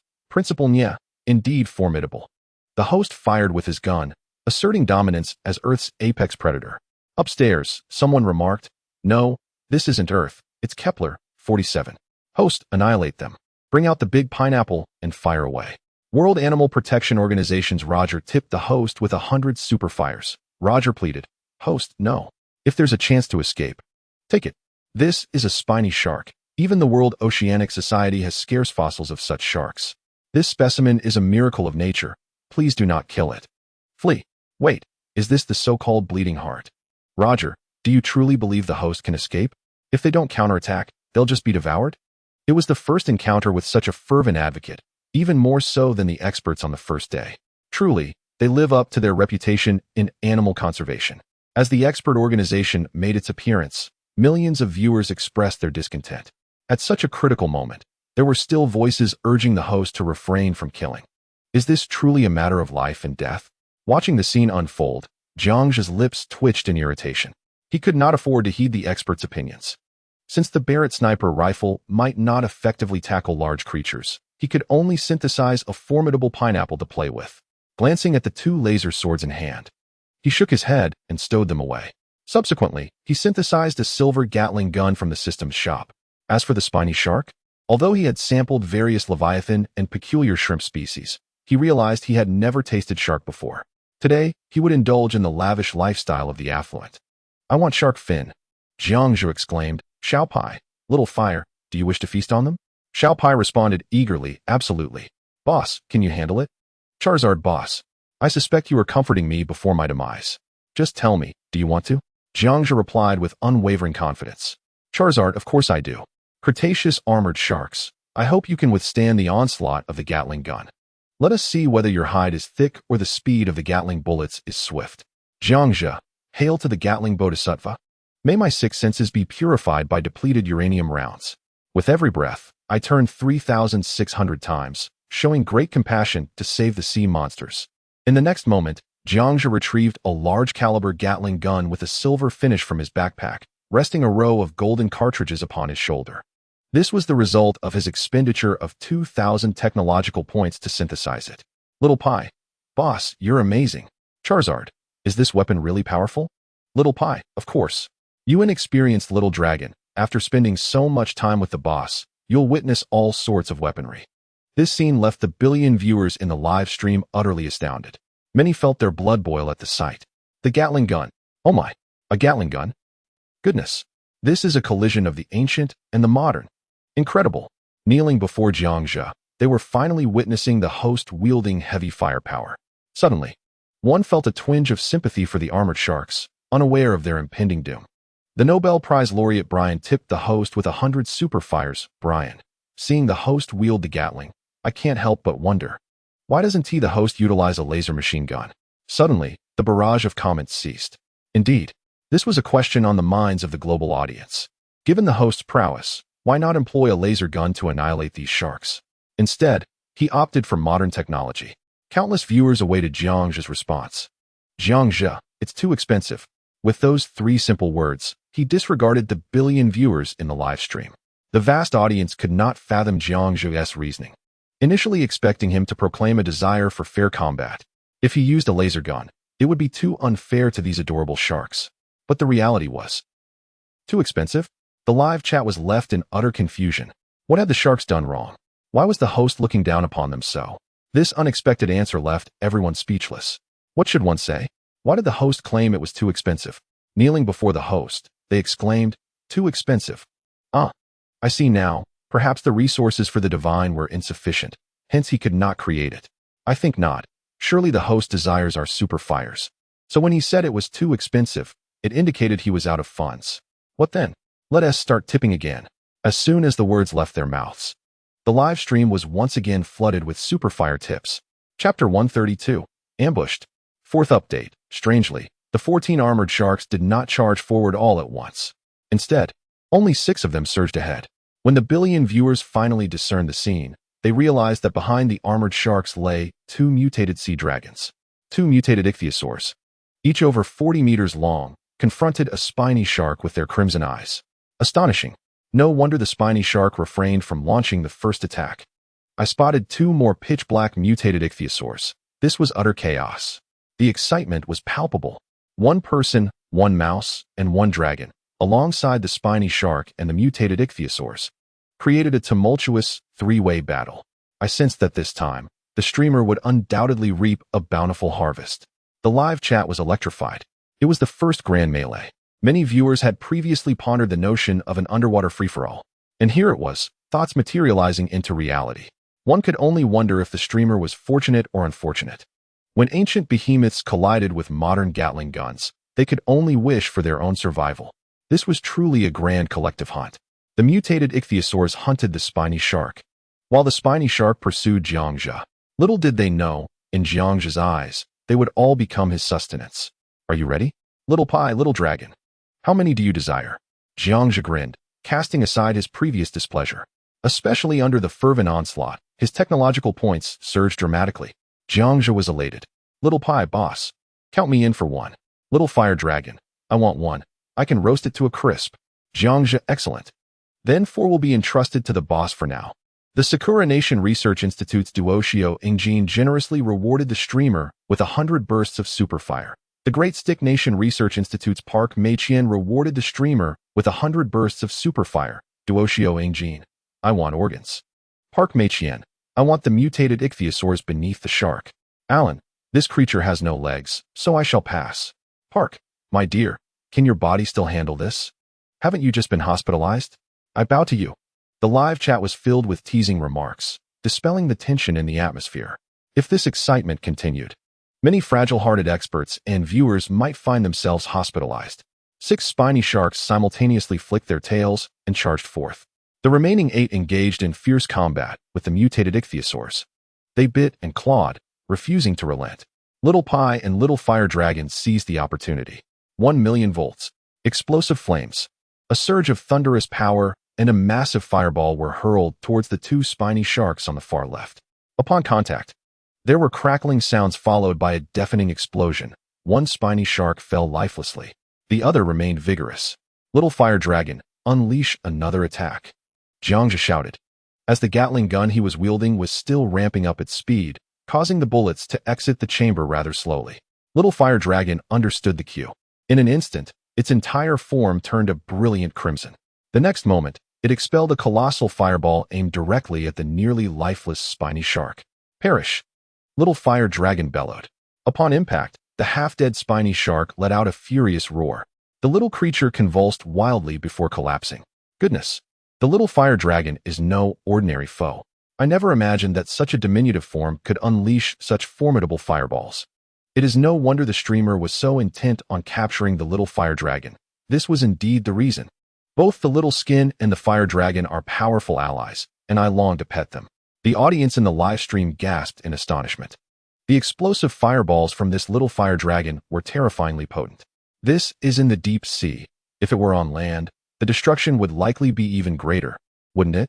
Excellent. Little ones, you merely need to deliver the finishing blow, as the leader is now about to engage. Jiangzhe swiftly scooped up the Little Dragon and the Little Skin with one arm, retreating to evade the jaws of 4 armored sharks. At the same time, the Gatling gun in his hand whirred into action. The armored sharks were incredibly swift, matching the previous mutant sea dragon's speed of 60 knots, closing in rapidly. Rat-a-tat-tat. Just as the Gatling gun began to spin and flames erupted from its muzzle, Jiangzhe was suddenly alarmed by a threat from his right. But it was too late. Out of nowhere, an armored shark launched a surprise attack, colliding directly with Jiangzhe. The man, the mouse, and the dragon were instantly sent flying. Bullets ricocheted chaotically through the seawater. What the hell? A sneak attack? Weren't there supposed to be 6? Is there another one lurking? My goodness. The streamer was knocked away, the force of the impact rivaling that of the ghostly Leviathan. This is bad. This is dire. The audience in the live stream witnessed everything. Just as Jiangzhe had begun firing the Gatling gun, having just released a few dozen rounds, a shadow darted past, and he was sent flying, losing control of the gun as bullets scattered wildly. Fortunately, Jiangzhe was unharmed. However, if the armored shark accidentally bit through the Little Skin or the Fire Dragon's thermal suit, they would all be doomed to the ocean's depths. The audience had learned their lesson. Jiangzhe was a being impervious to disaster. But the Little Skin and the Fire Dragon were not necessarily so fortunate. The slippery shark, were the Little Skin and the Fire Dragon unharmed? Lu Hong's heart trembled as he watched the scene unfold. Those 2 adorable creatures must not perish. Ming Chong wore a worried expression. Jiangzhe might endure scrapes and bruises without consequence, but if anything were to happen to the Little Skin or the Little Dragon, that would be unfortunate indeed. What is wrong with you all? Why are you not concerned for Jiangzhe's safety? Focusing solely on the Little Skin and the Little Dragon? Have you taken leave of your senses? That is your best brother. Brother Wang, visiting from the neighboring dormitory, frowned in concern. Lu Hong waved his hand dismissively. Jiangzhe will be fine. Ming Chong rolled his eyes. It's clear you aren't a true fan of Jiangzhe. Every true fan knows he escapes every peril. Even a wormhole cannot claim him. Can a mere armored shark pose a threat? They are not worthy. Brother Wang looked astonished, truly impressive. The other visiting brothers also appeared taken aback, realizing they had long known Jiangzhe was invincible. Soon, they were all displaying expressions of envy. Since Jiangzhe could not ascend through connections, he could only rely on Ming Chong and El Hong. Su Cheng, who was engrossed in his research on laser swords, observed the barrage of comments exploding on the screen, all inquiring whether the streamer was still alive. A faint smile tugged at Su Cheng's lips. As long as no extraterrestrial technology made an appearance, Zhizi was unlikely to meet his demise. The millions of viewers were clearly not die-hard fans of Zhizi. Thus, Su continued his solitary exploration of the laser sword. As anticipated, mere seconds later, Jiangzhe emerged from the precipice. Wielding a Gatling gun and stirring up a multitude of splashes. The live broadcast illuminated with bullets, flashes of fire, lightning, and fireballs. The vicinity of the cliff was engulfed in a storm of gunfire. Moments earlier, a spiky shark had launched a surprise attack from the right, sending Jiang Zhe tumbling into the abyss, yet he emerged unscathed. His thermal suit bore some damage, but it was of little consequence. The immense pressure of the deep sea was no match for the system's 3-meter field. The billion viewers in the live stream felt a surge of joy. The war god had returned. Chapter 133, The Joy of Suppressive Fire, 5th Update. I knew it. Little Jiang cannot perish. General Zhao Yuan from the Huai City Military District wore a deepening smile. The atmosphere in the conference room had remained tense from the beginning, but now, the generals finally exhaled in relief. They should wholeheartedly trust General Zhao. This young man was extraordinary, almost as if he were playing with cheat codes. Even in the cosmos, few possessed his blend of luck and strength. The foolish shark did not fare any better. Startled by the explosive flames, it collided with Jiang Zhe before hastily retreating. On the battlefield, this would undoubtedly be deemed cowardice. Once again, intense flames erupted, yet the viewers in the live stream were completely captivated by the spectacle before them. 3 spiky sharks were ferociously tearing apart a mutated songlong that exceeded 40 meters in length. Chunks of flesh were ripped away and swallowed by the spiky sharks, while blood continued to stain the ocean floor. One of the spiky sharks succumbed, its body severed by another mutated songlong. Crimson blood sprayed across the seabed once more. The remaining spiky sharks persisted in their assault on the mutated songlong. With bloodshot eyes, the mutated songlong fixated on one spiky shark, tearing it apart and spilling yet more blood. The severed bodies of 2 sharks were mercilessly consumed by the 2 mutated kanglongs. Howling with rage, the mutated kanglongs descended into complete madness. In a frenzy, the 2 mutated kanglongs swiftly dispatched the 9 spiky sharks that had been surrounding them, with Little Pai and Little Fire Dragon each claiming 1, while the mutated kanglongs took down 2. Only 9 spiky sharks remained to battle against the kanglongs. Observing this, Jiang Zhe was startled. From a total of 14 spiky sharks, 1 had suddenly vanished. Damn, it must be lurking somewhere, poised to strike again. He could not allow it to succeed. The billion viewers witnessing this scene couldn't help but shiver. Terrifying. Absolutely terrifying. This is a battle for survival. It terrified me to the core. It is truly horrifying. If the streamer were unarmed, he would undoubtedly perish. My heart raced as I watched. It felt more real than a film, utterly terrifying. The dread escalated as the mutated songlong and the armored shark showed no signs of retreat, their fighting spirit extraordinarily fierce. Such a scene, one that I may never witness again in my lifetime, unfolded before over 1 billion viewers in the live stream, each heart pounding with trepidation. Were this event not occurring in a live broadcast, few would dare to acknowledge it as a genuine and terrifying spectacle on an extraterrestrial realm. There were no special effects. It was a raw, life-or-death struggle, a relentless clash between predator and prey, with neither side exhibiting any inclination to withdraw. Even Su, who was researching laser swords, paused in his endeavors. At that moment, Jiang Zhe cautioned his companions, Xiao Pai and Xiao Huolong, to keep a vigilant eye on the armored shark that had retreated from the battlefield, lest it launch a surprise attack. The Gatling gun in his hands continued to unleash a relentless barrage, despite being injured by gunfire. The armored shark and the mutated songlong remained fixated on annihilating the 9 attacking armored sharks. Seeing this, a slight smile curled at the corners of Jiang Zhe's mouth as he aimed the Gatling gun at the armored sharks. It is not Jiang Zhe's style to exploit numerical superiority. He resolved to eliminate the 9 armored sharks first, as they are an exceptionally ruthless species. Leaving no room for mercy, the Gatling gun roared to life. An armored shark, caught off guard after having its fins severed by the mutated songlong, could not evade the onslaught of bullets firing at an astounding 600 rounds per minute. Its massive body, spanning over 20 meters, was riddled with bullet holes, blood painting the ocean floor as it plummeted downward. Yet, midway through its descent, the mutated songlong seized the opportunity, tearing the shark in 2 once more. 8 remained. I am utterly captivated. The streamer is incredible. Virtually every bullet finds its mark on the armored sharks. Initially, the mutated songlong was injured, yet it seemed none of the bullets struck it. Why does the streamer choose this approach? Why not target the mutated songlong as well? For those watching, it has been several days. Are they unaware that the streamer despises exploiting numerical advantages? Does Jiang Zhe relish being outnumbered? What extraordinary talent he possesses. The audience in the live stream watched, their blood surging with excitement, inspired by Jiang Zhe's integrity. Even at a depth of 1,000 meters beneath the sea, he steadfastly upheld his principle of not exploiting the weak. Were he among warriors, he would undoubtedly be a paragon of martial virtue. In a minute's time, 2 more armored sharks met their demise under the relentless fire of the Gatling gun, yet the mutated Songlong showed no mercy, tearing the slain sharks asunder once again. 6 remain. Has that spiked shark arrived? Jiang Zhe inquired, his focus unwavering as he continued to shoot. Boss, rest assured, we are keeping a close watch. You just keep firing. Xiaopi responded. Indeed, if it comes again, I shall unleash the explosive fireball upon it, Xiao Hualong added. Splendid. Tonight, we feast on chicken legs. Jiang Zhe felt a surge of joy within.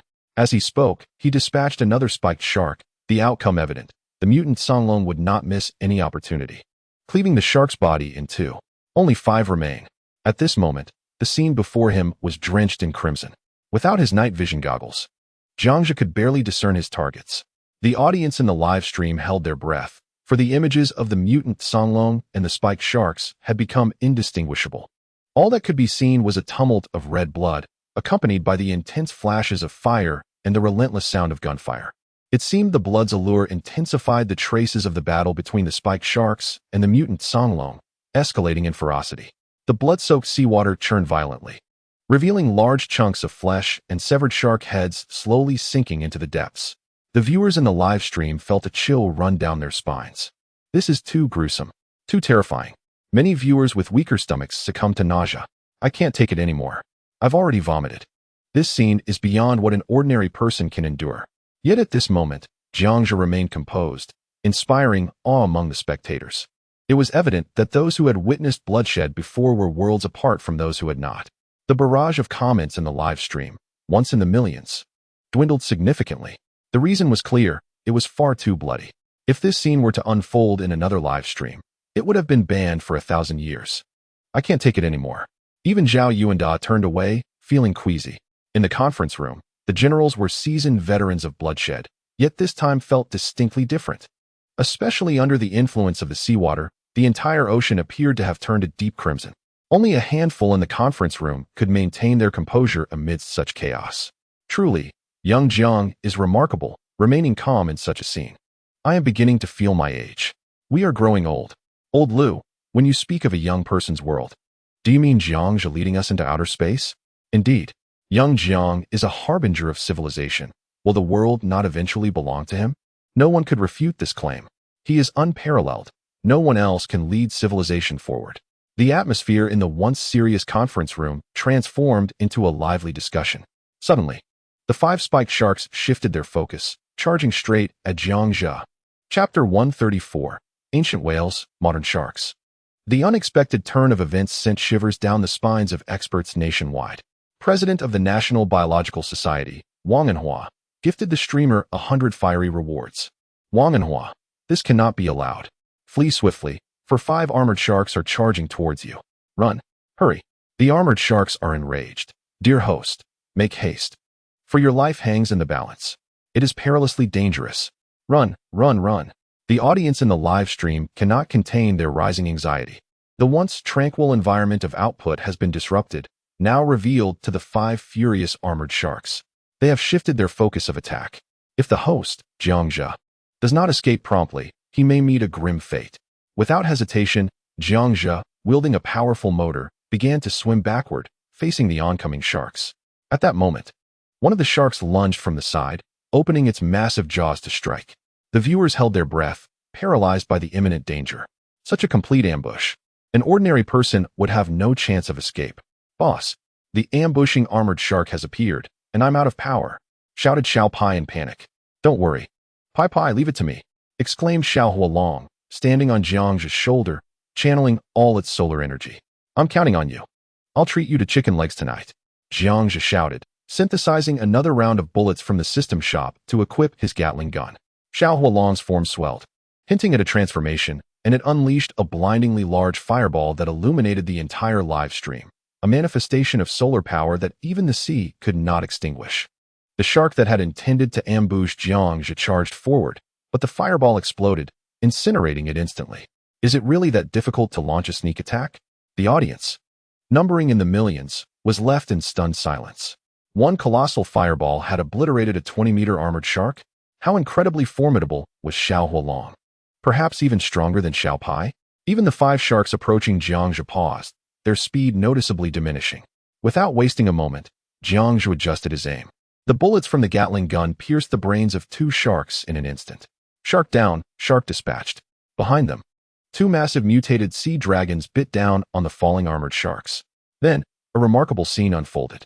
Originally 14 armored sharks, now only 3 remained. The 3 20-meter sharks were pursued by 2 injured 40-meter mutated sea dragons. Upon witnessing their fallen brethren, the remaining sharks hesitated for a moment, then roared and swiftly retreated. The viewers in the live stream were left dumbfounded. They fled? With the fall of sharks, the fear of the remaining ones intensified. What a hilarious turn of events. From 14 down to 3, and now they are in flight? How amusing. This is too much. The host is incredible. Xiao Hualong and Xiao Pai are equally impressive. Their teamwork is seamless. Without the assistance of the little fire dragon and the diminutive companion, the broadcaster would likely have faced a significantly increased probability of demise in such a dire situation. The audience in the live stream could not help but laugh, finding the scene utterly amusing. The once arrogant spiked shark was now in retreat. The atmosphere remained perilous. 2 injured variant sea dragons, alongside Jiangzhe, relentlessly pursued the 3 spiked sharks. Jiangzhe displayed remarkable courage. Although the 3 spiked sharks possessed a swift escape speed upon death, they could not evade the bullets. Soon, the waters 100 meters away were stained crimson with the sharks' blood. The sharks plummeted to the ocean floor. As the 3 spiked sharks fell lifeless, the variant sea dragons viciously tore into them, dividing the sharks once more.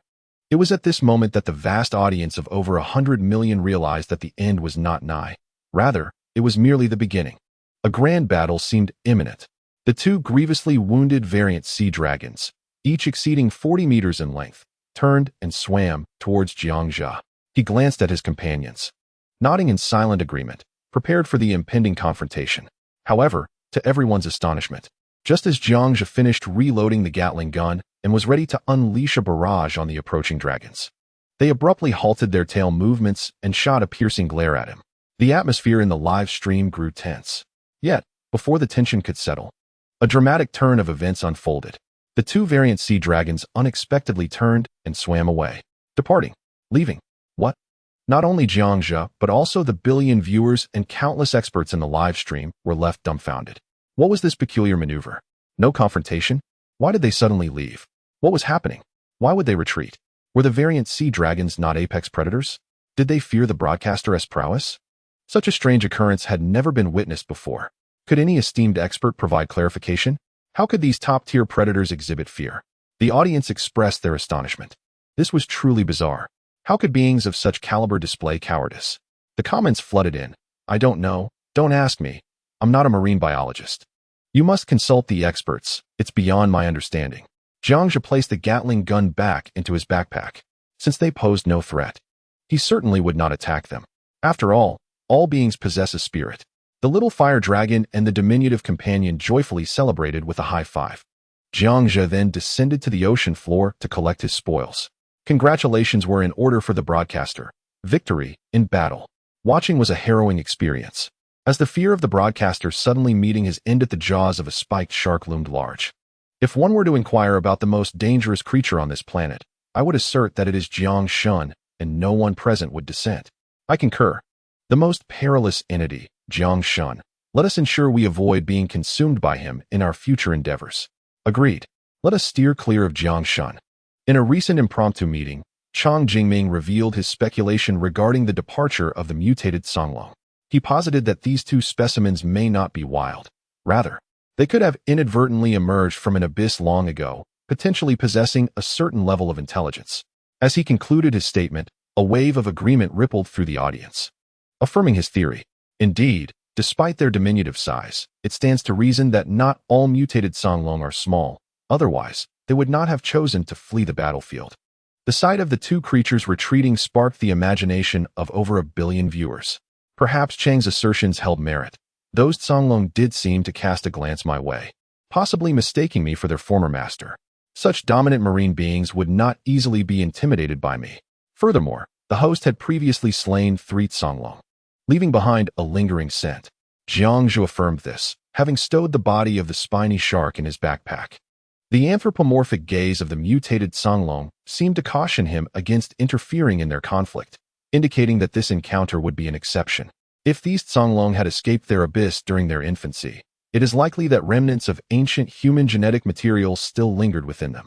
This starkly contrasts with the 3 mutated Songlong previously slain by Jiang, which were the true apex predators of the ocean, whereas the recent trio appeared to be mere synthetic hybrids, having merely reverted to their wild state. Such assertions garnered the support of millions in the live chat, providing a plausible explanation for the phenomenon. Jiangzhu remarked that, despite the day's dangers, the spoils were abundant. 3 Songlong carcasses, a small fire dragon, a ghostly leviathan infant, a spiny shark, and an emerald. He resolved to indulge in shark fin soup upon his return. Upon returning to the base with Xiao Pai and the small fire dragon, Jiangzhu prepared a room for the latter. Meanwhile, biologists worldwide were becoming increasingly agitated. Initially overwhelmed by the perils of the live broadcast, they now found time to investigate why the creatures of this world could breathe fire and wield lightning. Although research had been conducted on Xiao Pai since its appearance, conclusive findings had eluded them. However, the emergence of the small fire dragon had fundamentally transformed the understanding of these phenomena among Earth's experts. Creatures like the great yellow mouse and the diminutive dinosaur exhibited astonishing capabilities linked to the natural elements. Renowned biological expert Wang, reviewing the data reports and livestream screenshots, experienced a moment of revelation as the small fire dragon unleashed an incredibly powerful, blinding white flame, complemented by the pale electric force emitted by Xiao Pai. Such phenomena were anything but ordinary. It was evident that these extraordinary creatures, masters of the natural elements, possessed something unique within their very essence. The small fire dragon's fierce, white flames bore a striking resemblance to the sun's fiery radiance. Wang's eyes brightened at the revelation of plasma, the 4th state of flame. The fire emitted by this little fire dragon is indeed the plasma of the sun. No wonder it possesses such immense power, capable of delivering a fatal blow to a spiked shark. The little fire dragon and its companion, the little skin, excite the atoms in the air, prompting them to release photons as they return to their ground state. One cannot help but acknowledge that Jiang has truly stumbled upon a treasure. Wang nodded in appreciation. Meanwhile, global experts have arrived at this theory. Our understanding of this planet remains woefully limited. Only by venturing forth can we begin to unravel its secrets. Many specialists have begun to look forward to being chosen by Jiang. Observing the little skin and fire dragon frolicking in the base's hall, Jiangzhu chuckled. It seems we have gained another mouth to compete for resources with the host. The host Leviathan, the mutated Songlong, is in for a rough time. How envious I am of the little fire dragon and little skin. They were the first to feast, while we are left wanting. I long to spend a couple of days up there. The host beckons to the stars. The host beckons? Someone retorted, do you even know how to phrase that? Do not concern yourself with such details. It essentially means going to the planet. The chatroom buzzed with envy. After enduring countless disasters, the host always manages to turn misfortune into fortune, instilling a profound sense of security in the global audience regarding their safety. So there is no need for excessive worry. During a casual conversation, Su Cheng inadvertently walked past the live stream camera, prompting gasps from millions of viewers. This time, they clearly saw that the base seems to genuinely house inhabitants. Host, is your interstellar gate completed? Have you secretly taken a man up there? I had my suspicions earlier when I noticed a man stealing your equipment. Jiang, is it true that someone has ascended? I wish I could too. Viewers in the chatroom were astonished, initially thinking they were merely overreacting after staring at their screens for too long. Yet, it appears someone truly is within the base. The host has surreptitiously brought a man up before millions of viewers. Countless spectators let their imaginations run wild, pondering who this man could be. What gives him the privilege to enter a base that has yet to open for tourism? Jiangzhu feigned looking back and said, is there? I see no one. How could the host bring a man up? Perhaps you've been watching too many thrilling scenes and are imagining things. This is medically referred to as a neural delusion. Your eagerness to visit the base has led you to perceive figures. If I am not mistaken, some see a woman, while others see a man, right? I think I saw a woman. I saw a man. I saw an aunt. I saw an uncle. I saw a grandmother. Are you all being fooled? Clearly. It was a young man. Host, I suspect you are deceiving us. Harrison, the esteemed neurologist, remarked, from a behavioral standpoint, the streamer is deceiving you. Neurotic delusions are merely manifestations of mental illness. Thus, the streamer is rather blunt with you. I am Harrison, the voice of our psychiatric institution. Upon uttering these words, the chat exploded with reactions. Goodness, Jiang Shun, you have changed. You've started to confront people. Be wary, we might withhold our support. Jiang Shun, do you no longer care for me, to claim I am mentally ill? Exclaimed a distraught viewer. Let us part ways. The live stream was rife with complaints. The streamer has changed. To conceal the truth, they are resorting to deception at all costs. Enough, enough. There truly is no one here. Once the tourism project commences, we shall promptly select viewers from the chat to participate in the activities. Isn't that agreeable? Jiang Zhe, somewhat at a loss for words, pondered whether the presence of people held such significance. The atmosphere in the live stream, with millions of viewers, turned rather dismal. The streamer has begun to keep secrets. Who do you think that boy is? How am I unaware of anyone being at the base?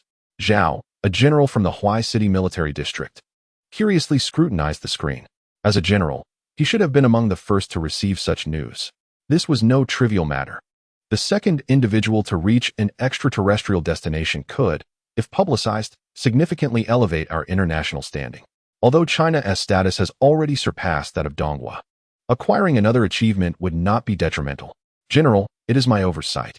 Professor Shi from Shaozhang's University had relayed the information to the Kyoto Military District first. They were the initial recipients of the news. The individual who reached the base is a close university friend of Xiao Jiang, named Su Cheng, spoke a lower-ranking officer. Zhao expressed his displeasure. Once again, Kyoto is the first to know. When will we be the first to receive such news? Xiao Jiang is one of our own. It is vital to note that military districts nationwide are covertly competing. No one is willing to yield. Even the selection of elite soldiers for the super soldier trials has seen participation from various special forces in Hawaii. Numerous military districts from across the nation have begun to select suitable candidates to send to the extraterrestrial base. International military districts are also clamoring for collaboration. After all, Jiang Shun had previously promised to allow scientists from all nations to partake in research. The conference room fell silent, with no one daring to speak. Jiang Zhu announced, "We have arrived at the final segment of today's agenda. It is now 9 o'clock in the evening. It should be morning on Earth. And it is time for the streamer to prepare meals for the two little ones. Xiao Pai, Xiao Hua, what shall we eat? The Leviathan of Death. Shark fins." Jiang Zhe carried the two little treasures into the kitchen, declaring, "All right. Following our unanimous decision, tonight's dinner will consist of Xiao Pai and Xiao Hua Long." No sooner had he spoken than Xiao Pai and Xiao Long darted away, seeking refuge. "Ha! Even at this moment, you jest with Xiao Pai and Xiao Long. You truly are mischievous. You frightened those two adorable little treasures." In a moment of levity, the host jestingly remarked, "If it comes to that, you may as well devour me." Laughter erupted as Jiang Zhe waved his hand dismissively. Today we feast on the mutated Songlong. Chapter 136. What transformation awaits after consuming the mutated Songlong? Let the games begin, the host announced. Having previously predicted the outcome of consuming the Leviathan of Death and profiting greatly, he pondered the potential transformation from devouring the spiked shark. The audience in the live stream could hardly contain their excitement. Many had speculated that consuming the Leviathan would enhance strength, and a multitude of them were correct, hastily making their way to the City of Night. As he entered the kitchen, Jiang Zhe summoned a mutated Songlong measuring over 40 meters. With a laser sword in hand, he deftly sliced through 2 pieces of Songlong fin, much to the delight of Little Pai, who drooled in anticipation. "Can we eat now?" asked the little fire dragon. "Not yet," replied Little Pai. "Last time, the boss made curry with the Leviathan. Now he is preparing braised Songlong." "Leviathan? The boss has eaten one of those." "Of course. The boss is incredible." The two small creatures whispered among themselves, eliciting laughter from the audience in the live stream.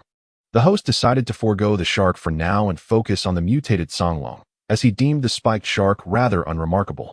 Jiang Zhe showcased his swordsmanship, demonstrating that any contact with the laser sword resulted in chunks of meat being severed from the mutated Songlong, revealing just how razor-sharp it was. Why was the host not consuming the spiked shark? Wasn't he an extinct creature as well? Perhaps the abundance of bones made it cumbersome to prepare? The meat of the mutated Songlong had a distinct odor, leading to the consensus that the shark was the better choice. The live stream buzzed with confusion. What had the shark done to deserve such treatment? This felt unjust. Jiangzhe shook his head. The term spiked shark is quite literal. With spikes present, it surely lacks appeal. My culinary skills are limited, and I prefer not to deal with excessively spiky ingredients. It's much easier to deb one. His reasoning stemmed from a childhood incident where, while visiting relatives in the countryside, he nearly choked on a fish bone from a crucian carp, which had lodged in his throat for nearly 3 hours before being extracted, necessitating a trip to the hospital. Thus, Jiangzhe harbored a psychological aversion to spiky foods. The audience, which numbered in the millions, was momentarily left speechless. They found themselves utterly astonished by such a clear and straightforward rationale. The host seems to have a fear of consuming spiky creatures. After a meticulous preparation, Jiangzhe chopped the mutated songlong into palm-sized pieces and tossed them into a large pot. A medley of spices was sprinkled, filling the air with an enticing aroma. I told you so. The boss is an excellent cook, proclaimed Little Pie. He just mentioned eating us. I suspect he might truly want to devour us one day, commented the little fire dragon. Not me. Don't include me in your statements. The boss will eat you, not me. Thank you very much, little dragon brother. Pie. Two lively individuals engaged in hushed whispers, bringing forth peals of laughter from the millions of viewers in the live stream. Truly, what a talent. Little Pie has undeniably transformed. Having picked up a few tricks from the host, and now floating on air, a fragrant, plump piece of meat was ladled up by Jiangzhe, quietly bubbling in the basin, exuding a tantalizing aroma. The anticipation was palpable. All right, folks, the feast begins. What transformation will the mutated songlong undergo? Jiangzhe inhaled deeply. Delicious. My mouth watered uncontrollably. I longed to savor it. I would spend any amount. Shall we guess later? He mused. Could the host grant me a taste? Upstairs. Are you a cannibal? Eating the host. Silence. Do not slander me. The enticing aroma of the meat, perhaps too alluring from the mutated songlong, caused the viewers to forget their guesses. After all, it was midday on Earth. They were ravenously hungry.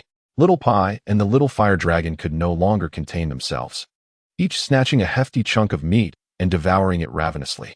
All right, the host is about to indulge. If no one is guessing, so be it. Jiangzhe, with a pair of large chopsticks, speared a piece of meat, filled with anticipation. For Jiangzhe, who understood that the mutated songlong was an ancestor of crocodiles. The crocodile's whites were a brownish yellow, with slit-like pupils, exuding an air of intimidation.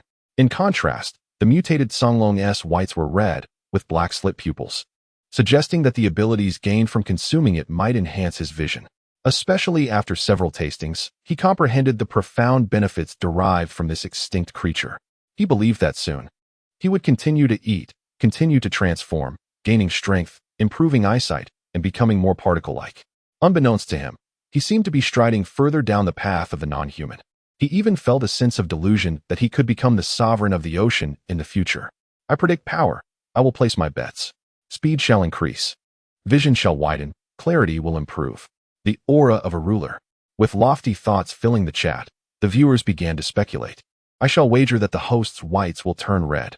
The live stream chat was inundated with comments, each viewer guessing, having learned from the previous experience. Everyone understood a fundamental truth. What the host consumed was intrinsically linked to the attributes of the extinct species. Those betting this time might find themselves at a significant loss. Under the urging of millions in the live stream, Jiangzhe wasted no time and directly stuffed a large piece of meat into his mouth. Little Pie and the little fire dragon gaped at Jiangzhe, uncertain of what transformation would ensue from the mutated songlong. A fiery sensation surged through him. An explosive heat erupted in his mouth, swiftly transforming into a searing broth that flowed into his belly. Suddenly, Jiangzhe felt his body tremble. Everything before him seemed to stretch infinitely, as if he were unknowingly retreating 100 steps. Every image deepened. The previously pure white now blazed with a scorching radiance. Originally a small skin and a little fire dragon, they have now transformed into a scarlet skin and a dragon. An invisible force of intimidation erupted from Jiangzhe. The small skin, in terror, exclaimed, "What the heck?" The little fire dragon, in disbelief, echoed, "What the heck?" Startled, both the small skin and the little fire dragon clutched their bowls and retreated hastily. Oh my goodness. In the laboratory, LV Hong's eyes widened, unable to gaze directly. It was unbelievable. Ming Chong swallowed hard, instinctively taking a few steps back. It was terrifying. What on earth is this? What the heck? The streamer has mutated? What has the streamer become? Good grief. Has Jiang Shun turned into a demon? Is this what a human I can possess? When I saw the mutated Songlong, I didn't feel this way. Why does the streamer make my legs weak? Can anyone explain? This has surely transcended humanity, hasn't he it? In the live stream, over 100 million viewers instinctively took steps back. Such eyes can only belong to demons from hell. President of the National Biological Society, Wang Enhua, gifted the streamer 100 super fires. Wang Enhua. Hurry, Xiao Jiang, find another mirror. Those eyes are too terrifying to behold.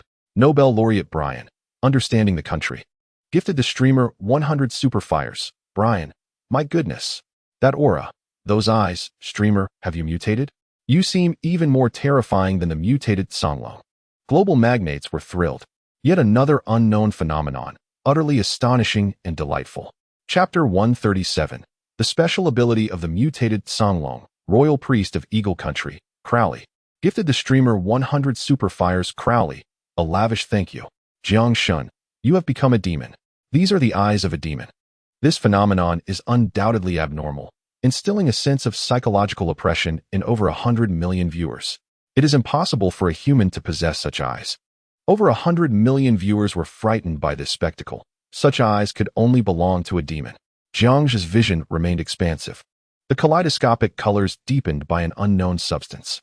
He could even see the blue diamonds on the mountains 500 meters away with clarity. Following the barrage of comments, he approached the mirror once more, gaining some understanding. It seemed that his eyes had indeed mutated. Before the mirror, he slowly opened his eyes. In an instant, his eyes widened in disbelief as he gazed at the figure in the mirror. A demon. He had undoubtedly transformed into a demon. The scarlet eyes, with black pupils unchanged, were what made Jiangzhu increasingly unsettling. Blood-red veins appeared intermittently around him. A mist of blood emanated from his eyes. It's happening. Jiangzhu could barely contain his emotions. Though terrifying, it was exhilarating. There was even a sensation that with a little more concentration, the monstrous creature would be frightened into retreat, emanating an aura of dominance from ancient mutated beings. As the sound resonated, over 1 billion viewers in the live stream were suddenly engulfed in sheer terror. The host, who had remained silent, revealed a smile that startled many ordinary people into a state of panic. It was simply horrifying. Jiangzhu realized this was the eye of the mutated Songlong. Having consumed its flesh, he had acquired its attributes, and this was undoubtedly the world as perceived through the eye of the mutated Songlong. The blood-red mist was surely a manifestation of the tyrannical aura brought forth by the mutated Songlong, a symbol of its intimidating power. News of Jiangzhu transforming into a devil swept across the internet once more. Shock! Jiang Shun has become a devil. You'll regret not clicking in. The comments flooded in. Oh my god. This is even more astounding than the last time he became transparent. Are those eyes white? Oh no, red. Has the host turned into a fire shadow with red eyes? So cool. I want those eyes too, even though they look terrifying. The comments spiraled into madness. And such eyes captivated numerous fans of the anime world. In the military district of Huai City, General Zhao gazed at Jiangzhu, feeling a tremor of unease, instinctively averting his gaze. Even the seasoned veterans, battle-hardened, dared not to meet the gaze of those eyes in the live stream. Anyone bold enough to lock eyes with Jiangzhu would find themselves overwhelmed by fear, succumbing to madness within mere seconds. Everything on this planet was immensely alluring. The lightning of Xiaopi, the flames of the little fire dragon, and the transparency of the ghostly Leviathan. Young Jiang was indeed incredibly fortunate. Indeed, I too have begun to envy young Jiang, someone remarked. The tense atmosphere in the meeting room dissipated, replaced by admiration for Jiang Zhe's extraordinary fortune. It seemed that this ability was not merely temporary. It appeared to have melded into his very bloodstream. As long as his eyes were fixated on an object, they would turn red, but the moment he relaxed, the crimson hue would revert to normal. Xiaopi approached with exuberance. Boss, congratulations. You've mastered another ability. You are not far from becoming the ocean's overlord. The little fire dragon leaped onto his shoulder. Boss, I almost thought you were the mutated Songlong. That was perilously close. This would undoubtedly be a life-saving ability for underwater exploration. Haha, the host is so excited today. Jiangzhu laughed heartily, playfully ruffling the fur of Xiaopi and the little fire dragon, entirely unconcerned with appearances. You truly scared me. Your red eyes almost made me wet myself. The fact that your red eyes might be a permanent ability is enviable. I've never wanted to taste the flesh of the mutated Songlong more than I do at this very moment. Just a bite to gain such an ability. Would the host be willing to share? Host, I'll pay 10 million meters of gold for a small piece of flesh. I too desire this ability. The Rothschild family tipped the host with 1,000 superfires, followed by the Saudi family doing the same. Rothschild commented, Host, congratulations, congratulations. A substantial sum is being offered for a piece of mutant sea dragon meat. 100 million meters of currency for a single morsel. A Saudi family exclaims, Congratulations, streamer. We too wish to procure this delicacy, offering 200 million for just one piece. The presence of the wealthiest individuals in the world stirs excitement in the live stream. Goodness, is there no respite for the ordinary folk? Envy spills forth as viewers yearn for such a treasure. It appears that the streamer is gradually evolving into a real-life superhero. The streamer's prowess is extraordinary. Their physical strength surpasses human limits. And the menace reflected in their gaze deters even the bravest souls. Coupled with an anti-gravity base and an array of cutting-edge technology, this truly seems divine. The audience cannot contain their exhilaration. Perhaps the mythical beings of yore, capable of splitting mountains and calming waves, pale in comparison, especially in the face of Jiang Zhe's formidable presence. Many begin to genuinely believe that Jiang Zhe is stepping toward divinity. In the intensive care unit, 3 elderly men observe the unfolding scene, their hearts fluttering with anticipation. Fortunately, they have just awakened, still distanced from fainting. Niesha remarks, such abilities are beyond human mastery. If someone were to acquire them, chaos would surely ensue on Earth. Gao Yuliang adds, this power is extraordinary, whether on the battlefield or in the marketplace. Its application would be astonishing. Wang Zhengwo continues, those elderly gentlemen from the Academy of Sciences have concluded that after consuming the meat, Jiangzhe emanates a certain aura that can disrupt mental processes, commonly referred to as a killing intent, which is notably potent. Niesher asserts, this is certainly no ordinary menace. I will privately message Jiangzhe. Such a treasure should remain under his control, with no need to sell it to the likes of the Rothschilds or Saudi magnates. The 3 elders are deeply concerned for Jiangzhe. Should such power fall into the wrong hands, it could disrupt societal order. It is akin to an individual possessing the ability to rob a bank without drawing a weapon, merely instilling terror to render everyone paralyzed. A robber could stride confidently into a bank and exit without a hitch. The gaze of a mutant beast, towering over 40 meters, would leave even seasoned warriors trembling. Upon reading a private message from Principal Nia, Jiangzhe nods in quiet agreement. Indeed, this mutant sea dragon is a prized possession that must not be allowed to end up on Earth, lest it lead to unnecessary chaos. I apologize to the millions who have messaged me, as well as the Saudis and the Rothschild family. The dangers posed by this mutant sea dragon are evident. Should it fall into the hands of ordinary people, a series of attacks would undoubtedly ensue. There is no need to escalate this situation further. Jiangzhe declares while savoring his meal. Chapter 138, Dark Dragon. What more do you expect of me? The unique nature of mutant sea dragon meat has prompted numerous nations to offer exorbitant sums for its procurement, even more extraordinary than ever before. A mere taste of this delicacy bestows an unparalleled ability. Its overwhelming allure has rendered it the coveted prize of countless illustrious families across the globe. However, driven by humanitarian principles, Jiangzhe resolutely declined such indulgence. In the physics laboratory, Lu Hong and Ming Chong found themselves encircled by a throng of graduate students, narrowly escaping their grasp as inquiries about the possibility of selling mutant Songlong meat through connections inundated them. This fervent obsession among ordinary individuals for this rare delicacy is nothing short of astonishing. Will Zhizi allow us to partake in this meat? Lu Hong pondered thoughtfully. I doubt it. It's too extreme. Ming Chong expressed a hint of curiosity, wondering if Zhizi would indeed offer a morsel to his 3 brothers. The atmosphere in the dormitory grew palpably awkward. Disappointment swept through the millions of viewers in the live stream. Yet, upon reflection, the streamer's actions were entirely justified, leading most spectators to relinquish their purchasing aspirations. It was far more sensible to enjoy the live stream in tranquility. As they watched Jiangzhe savor the mutant Songlong meat, the audience felt a profound sense of sympathy. To be mere spectators, unable to partake in such a rare delicacy imbued with extraordinary abilities, left their emotions encapsulated in a single word, explosion. Jiangzhe exited the camera's view, carrying a bowl of mutant Songlong meat to his workspace, where Su Cheng tirelessly deciphered Jiang Zhe's advanced technology. His excitement was palpable. There's something amiss. There's definitely something going on. The streamer, with a bowl of meat in hand, had undoubtedly reserved it for that man. Occasionally, the sound of electric welding echoed, suggesting that someone was indeed present at the base.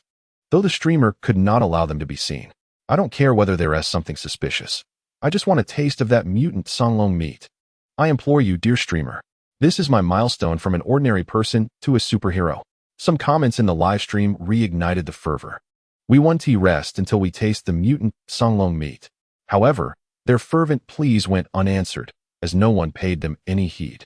As a large bowl of fragrant songlong meat was brought forth, Su Cheng's eyes lit up, only to be clouded by trepidation. This delicacy was far too precious. He had even contemplated that Jiang Zhe might not share it with him. Yet, the moment clearly exceeded Su Cheng's expectations. It's nothing. Those connected to me on this planet will inevitably face some covert threats in the future. This is a possibility, given my notoriety. There are certainly those who would dare to covet those around me, so I must begin my precautions now. My good brothers can partake, Jiang Zhe declared emphatically, placing the songlong meat upon the mechanical table. By the way, when you return to Earth, be sure to bring back some mutant songlong meat to arm both Lu Hong and Ming Chong. With advanced technology at their disposal, I trust my brothers will not cause harm. Thus, he concluded his assertions. Su Cheng gave Jiang Zhe a thumbs up. This life has been worthwhile. Having such a brother is indeed invaluable. His consideration was extraordinarily thoughtful. For this reason alone, it is worth it for the three of us to dedicate our lives to Zhezi. I appreciate your intentions.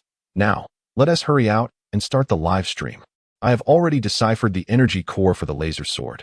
It merely requires a new type of synthetic material, and we can commence mass production henceforth. Su Cheng did not conceal this and reported his work findings. Impressive. I thought you were researching anti-gravity, Jiang Zhe commended. I had already cracked the laser energy core long ago. You should have mentioned it sooner. Otherwise, I would have informed you earlier.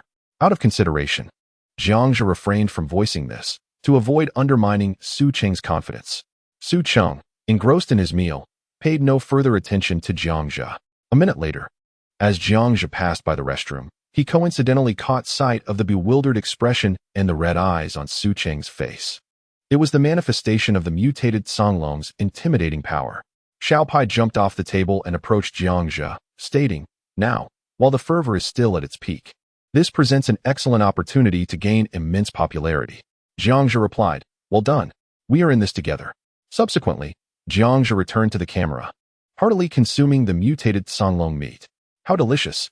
With each hearty bite of meat and gulp of beer, the exquisite flavor lingered on his lips and teeth. The red eyes truly felt invigorating, as if he were the sovereign of the ocean. Jiang Zhe provocatively grinned. The live stream was once again overwhelmed with fervor. Clearly, the global audience expressed their dissatisfaction with Jiang Zhe. Chang Jingming from the National Kyoto Marine Society tipped 100 bursts of popularity. Alan from the Donghua Biological Research Institute tipped the host 100 bursts of popularity. Chang Jingming, little Jiang, could you spare me a morsel of that meat? I assure you, I harbor no ill intentions. That songlong meat you consume possesses vast research potential. Alan, Jiang God. Fuck the squid. Brian, host. Fuck the squid. Doctor Who, Jiang God. Also fuck the squid. Big shots. Your fervor is futile. If you want to give it, then so be it. Jiang Zhe winked mischievously. 100 million viewers recognized that Jiang God was once again playing with their fervor, deliberately provoking billions of audience members. Jiang God, you have truly changed. You would never have acted this way before. The global bigwigs went mad. A piece of meat could potentially alter the earth. A true paradigm shift. How unfortunate. I genuinely wish to have a piece. Jiang God, do not let me see you, or I shall consume you to gain the red eyes. Terrifying. Have you all lost your minds? Are you willing to go to such lengths for the red eye ability? Even to the point of devouring Jiang God. The billions of viewers in the live stream were indeed going insane. This validated Jiang Zhe's thoughts. Even before the mutated songlong meat reached Earth, many had already become infatuated with it. It is evident that if this were to continue, it would undoubtedly lead to a catastrophic century. However, some discerning individuals recognized Jiang Zhe's motives. He was testing human nature. Yet it was apparent that the majority of humanity had failed the test. Jiang Zhe, did everyone see that? Surely, Some astute individuals have realized that the host was conducting a test in a certain area, but none of us passed, reinforcing the belief that the flesh of the Tsanglong cannot be revealed to the earth, or even within our own nation. Upon uttering these words, over 100 million viewers were left in stunned silence, which quickly erupted into a cacophony of regret. How deeply regretful. The cunning Jiang Shun is capable of concocting any scheme. This also signifies that we are forever destined to be estranged from the Tsanglong flesh. Jiang Zhe rose, retrieving a laser sword from his backpack, and swiftly sliced a spiked shark into chunks. The aquarium instantly became lively. In a careless moment, the Dake Long swung its tail, sending a baby phantom leviathan crashing against the crystal wall. No fighting. Whoever fights shall not receive meat, Jiang Zhe admonished. The Dake Long, too, was in a pitiful state. Having gone several days without being fed, it protested, "Humans are cruel." With eyes aflame, the Dake Long exclaimed, "You captured me and treat me as a pet? If you must, at least feed me." And even more outrageous, "You want to let me eat the little fish? What do you want from me? What do you expect from me?" Chapter 139. A fleeting daylight. Alan from the National Biological Research Institute generously tipped the host with 100 fiery gifts. Alan, the Dake Long is, after all, an extinct creature, yet it is being treated differently by the host. As a biologist, I find this quite distressing. Countless biologists rose in protest. This is unjust. This is not freedom. This is clearly discrimination. Just as Jiang Zhe was about to feed, he was taken aback by the barrage of comments and the Dake Long's complaints. Ahem. It is the host's oversight. I was indeed preparing to feed you, but with so many disasters, it slipped my mind. And this my apologies, Brother Dake. It is my fault. I will make it up to you today. Jiang Zhe felt somewhat embarrassed and poured all the spiked shark meat chunks into the aquarium. Indeed, he had forgotten about the Dake Long's presence. But who asked you to have such a low sense of presence? Ha! I'm dying of laughter. It seems I also forgot about the Dake Long. With such a low profile, it's no wonder the host overlooked it. This is unacceptable. I'm laughing so hard I might choke. I suspect the host wanted to eat the Dake Long, which is why he intentionally neglected to feed it. Upon hearing this, the viewers in the live stream unanimously agreed. Because the Dake Long voiced its complaints, the host no longer wanted to consume it. Yes, it must be so. Over 100 million viewers silently concurred. What a clumsy Jiang Shun. To be honest, Jiang Zhe indeed entertained the thought of consuming it, which is why he forgot to feed it. The Dake Long gulped down a meter-long chunk of meat. Forget it. I'm not that kind of fish that holds grudges. I see you fiddling with new gadgets every day. Can't you devise an automatic feeding machine? Without mentioning it, I might just starve to death at any moment. Jiang Zhe's lips twitched. What is happening today? Being lectured by a fish. All right. Brother Dake, I shall comply. Jiang Zhe, in a state of resignation, synthesized an automatic feeding machine from the system's store, expending 5,000 technology points. He then disposed of the remaining spiky shark meat into the refrigerator. This device operates with full automation, equipped with detection and feeding capabilities, and it will emit an alarm when food supplies run low. Impressive, isn't it? Jiang Zhe remarked, patting the aquarium. The dragon, Dake Long, opened its mouth wide, exclaiming, I am quite satisfied. Jiang Zhe responded, as long as you are content, take good care of little Leviathan. Do not indulge yourself by consuming them, understood? Dake Long affirmed, no problem, boss. As long as there is sufficient food, I will not touch them. Jiang Zhe chuckled, huh? The live stream is becoming increasingly entertaining. Such a tranquil and simple life is truly delightful. He felt a pang of envy as the host's civilization began to flourish. Indeed, the atmosphere was harmonious, at least within the base. They were safe from overwhelming disasters. Viewers in the live stream expressed their envy. This ordinary yet beautiful simplicity was precisely what they desired. Not only Dake Long, but the entire aquarium was filled with the sounds of eager feeding. It seemed he would have to check in more frequently. Neglecting them was not an option. Just as Jiang Zhe prepared to end the broadcast, a sudden flash of white light erupted on the ice surface not far from the base, illuminating the surroundings as bright as day for an instant before plunging back into darkness. Startled, Jiang Zhe sprang to his feet. Xiaopi and Xiaolong leaped off the table to observe from the floor-to-ceiling window. What on earth was that fleeting white light? The atmosphere in the live stream turned eerie. Could it be extraterrestrial? Too terrifying. That blinding light had illuminated the dark sky. Was it possible that aliens were attacking the host? Viewers, numbering in the millions, began to speculate. The bizarre white light flickered ominously. This was certainly abnormal, terrifyingly so. Even the pitch-black sky had momentarily been illuminated, something the host could not achieve at present. National Aerospace Department's Niesher tipped the host with 100 super fireballs. Niesher cautioned, "Xiao Jiang, I advise against indulging your curiosity. That radiant flash was undoubtedly emitted by extraterrestrials. Its power is exceedingly vast, potentially perilous." National Astronomy Department's Yenrin tipped 100 super fireballs. Yenrin concurred. "Principal Nie is correct. Xiao Jiang, it would be best to act as if nothing occurred. Based on my observations over the past few days, every time you venture outside, you encounter disasters followed by near-death experiences, only to emerge victorious. This pattern has been discerned by my keen insight. Thus I implore you, do not go outside." Jiang's 6 days of extraordinary adventures had been witnessed by millions. The probability of death was minimal, primarily because Jiang Zhe was remarkably resilient. If he were to venture towards the location of that blinding light, an unfathomable scene would likely unfold. There was no doubt it would be dangerous, certainly not safe. For the power of that white light was sufficient to illuminate a vast expanse of both the surface and the sky above.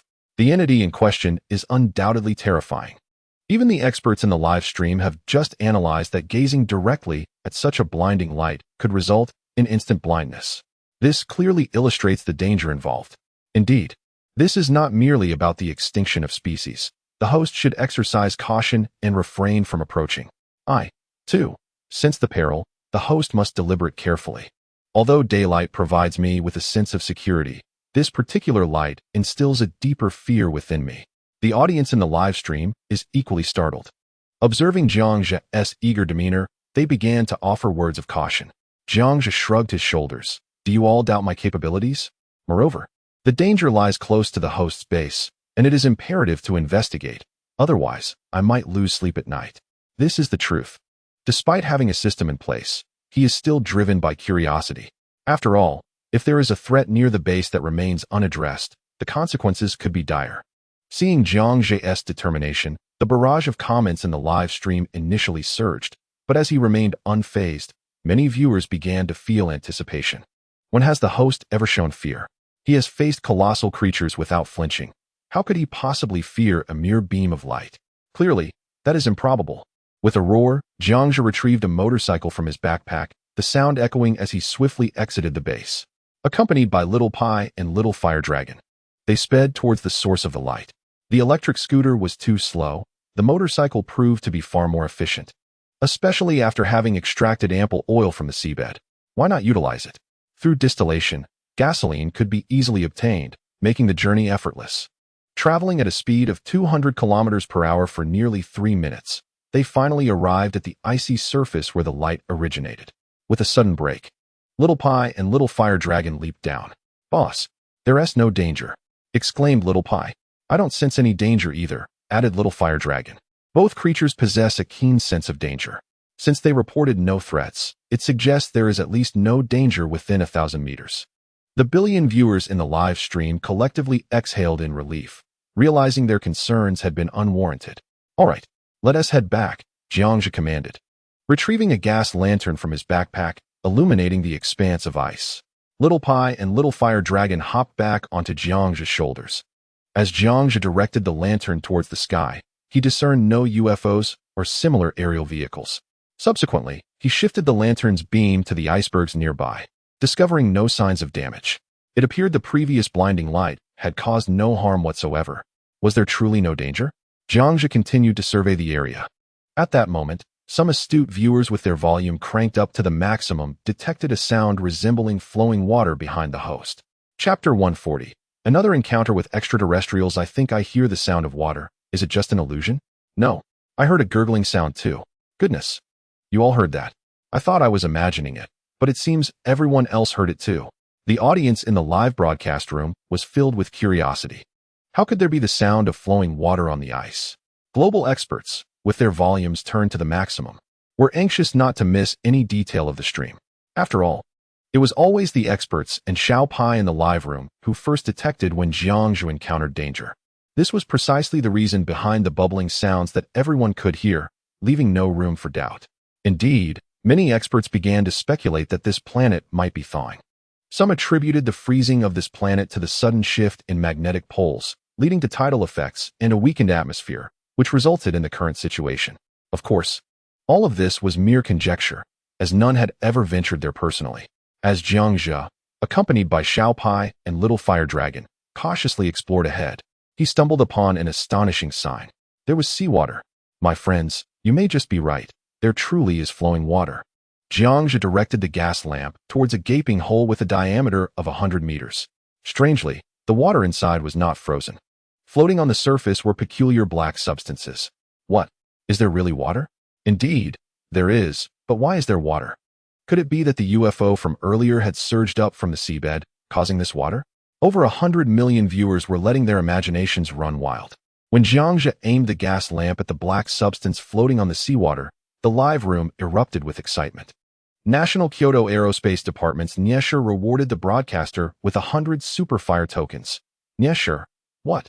There's truly something there. Xiao Jiang. Could you get a bit closer? I can't see clearly. National Biological Society President Wang Enhua rewarded the broadcaster with 100 Superfire tokens. Wang Enhua. Oh no. It seems to be that kind of thing. I can vaguely see it. Understanding National Biological Research Institute's Alan rewarded the broadcaster with 100 Superfire tokens. Alan, Boss Wang, you might be right. It is that kind of thing. All the experts in the live room held their breath, seemingly encountering yet another mysterious entity, aside from the one they had seen previously. Perhaps, esteemed experts, your guesses might indeed be correct, or it could be a leak from an underwater oil field. Jiang Zhe felt a spark of curiosity. Combining the fleeting flash of white light from earlier, he already had an inkling of the answer, but remained uncertain. Niesher, hurry over. Wang Enhua, perhaps this is yet another significant discovery. Let us set up our stools and await the revelation. Alan, I'm dying of curiosity. Quickly, quickly. The thoughts of the esteemed ones aligned seamlessly with Jiang Zhe's. Since their last encounter with extraterrestrials, they had not faced another. Perhaps this time, the likelihood of it being extraterrestrial was high. Global experts urged, is it that kind of thing? El Hong observed the scene with a serious expression. It was unlikely to be an oil leak, given the consensus among so many prominent figures. It was likely. Ming Chong nodded in agreement. As astute as the two are, they naturally comprehend the implications of this situation. It suggests that if there are extraterrestrials on the surface of the water, they are likely deceased. The question arises, why are they dead? This warrants profound contemplation. The peril may not lie upon the ice surface but beneath it, in the depths of the sea. The two swiftly relayed this information to Jiang Zhe. Upon receiving the message, Jiang Zhe's expression turned grave. This was indeed the case. It is highly probable that a spacecraft had surged unexpectedly from the ocean floor, breaching the ice with a 100-meter pit, along with several alien corpses. In the intensive care unit, the three old men were nearly overcome with anxiety. Niesher exclaimed, at such a critical moment, Xiao Jiang is still dawdling. Gao Yuliang urged, hurry, go see what's happening. Wang Zhengwo retorted, you two old geezers, weren't you just worrying about Xiao Jiang's safety? Why the sudden urgency now? Can't he weigh the pros and cons for a moment? Niesher insisted, it's impossible. If there's danger, it won't be on the surface, but rather beneath the ocean. Gao Yuliang interjected, old Wang. After watching the live broadcast for so long, don't you understand Xiao Jiang? He is on fire. He is on fire. Wang Zhengwo conceded, it seems that way indeed. At that moment, as Jiang Zhe was about to articulate his thoughts, he was interrupted by a barrage of comments flooding the live chat. Host, stop talking. We understand. The reason the host was hesitating was because we hadn't sent enough support. I get it. I get it.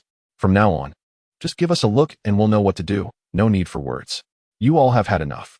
Come on, brothers, let us get the support rolling. Niesher from the National Aerospace Department tips the host 500 units of support. Wang Enhua, president of the National Biological Society, tips the host 500 units of support. Alan from the National Biological Research Institute tips the host 500 units of support. Dr. Hu from the Eagle Country Biological Research Institute tips the host 500 units of support. Jiang Zhe, with a sheepish smile, remarked, since everyone is so supportive, the host cannot refuse to show appreciation, so let us proceed together. The audience truly understood their role. Subsequently, Jiang Zhe synthesized a surface propeller from the system's store, a buoyant metallic plate, a marvel of future technology. Standing alongside Xiao Pai and Xiao Hualong, they automatically propelled towards the dark substance. Global experts and viewers, witnessing Jiang Zhe finally taking action, collectively held their breath as the truth drew ever closer. In truth, countless individuals were already aware that these were extraterrestrials. Yet humanity is inherently curious about the unknown, akin to conspiracy theories. Biologists, oceanographers, and viewers worldwide fixated their gazes on the increasingly closer patches of black matter. As the distance diminished, the details became ever clearer. The live stream, watched by billions, saw experts' breaths quickening. Everyone's hearts raced, fearing they might miss any detail. A mist enveloped the areas surrounding the black substance. As Jiangxia traversed through the white fog, the entire live stream erupted into chaos. The world went wild. Oh my, it's indeed another one. Far away in the Huai City military district, General Zhao's eyes widened in astonishment. He had previously heard rumors of Jiangxia encountering extraterrestrials beneath the sea, but the recorded footage paled in comparison to the shock of a live broadcast. Indeed, they were aliens, distinct from the previous species. Moreover, there was an entire group of them. How terrifying! How did they meet their demise? Although he had watched the recordings numerous times, each viewing left him in awe. It was simply unbelievable that two different extraterrestrial species existed. He had thought the earlier alien encounter was merely a fabrication to deceive young Jiang. The entire conference room erupted with excitement. Aliens. Different species of aliens. Niesher exclaimed, different species. They are undoubtedly different extraterrestrial beings. Gao Yuliang concurred, indeed. The alien with the long blades and gills previously spoke the truth. Battles are indeed occurring in unseen realms. Wang Jingwo added, I fear that the battles mentioned by that alien may very well be happening right here. Chapter 141. The Peculiar 18 Degrees, President of the National Biological Society, Wang Enhua, rewarded the streamer with 100 fiery gifts. Astrophysicist Walter from the United States rewarded the streamer with 100 fiery gifts. Astronomer Foster from the Eagle Nation rewarded the streamer with 100 fiery gifts, Wang Enhua remarked. Just as I suspected, two species have indeed appeared. Walter stated, streamer. It seems something has just transpired beneath the sea. Foster commented. I am even inclined to believe that a battle has just occurred below. The recent flash of white light likely indicates a retreat or a victorious faction. Indeed, they were a group of fallen extraterrestrials. A battle took place beneath the sea. Since the last encounter with the Blade Guild alien, encountering another species was astounding. How many more aliens could there be?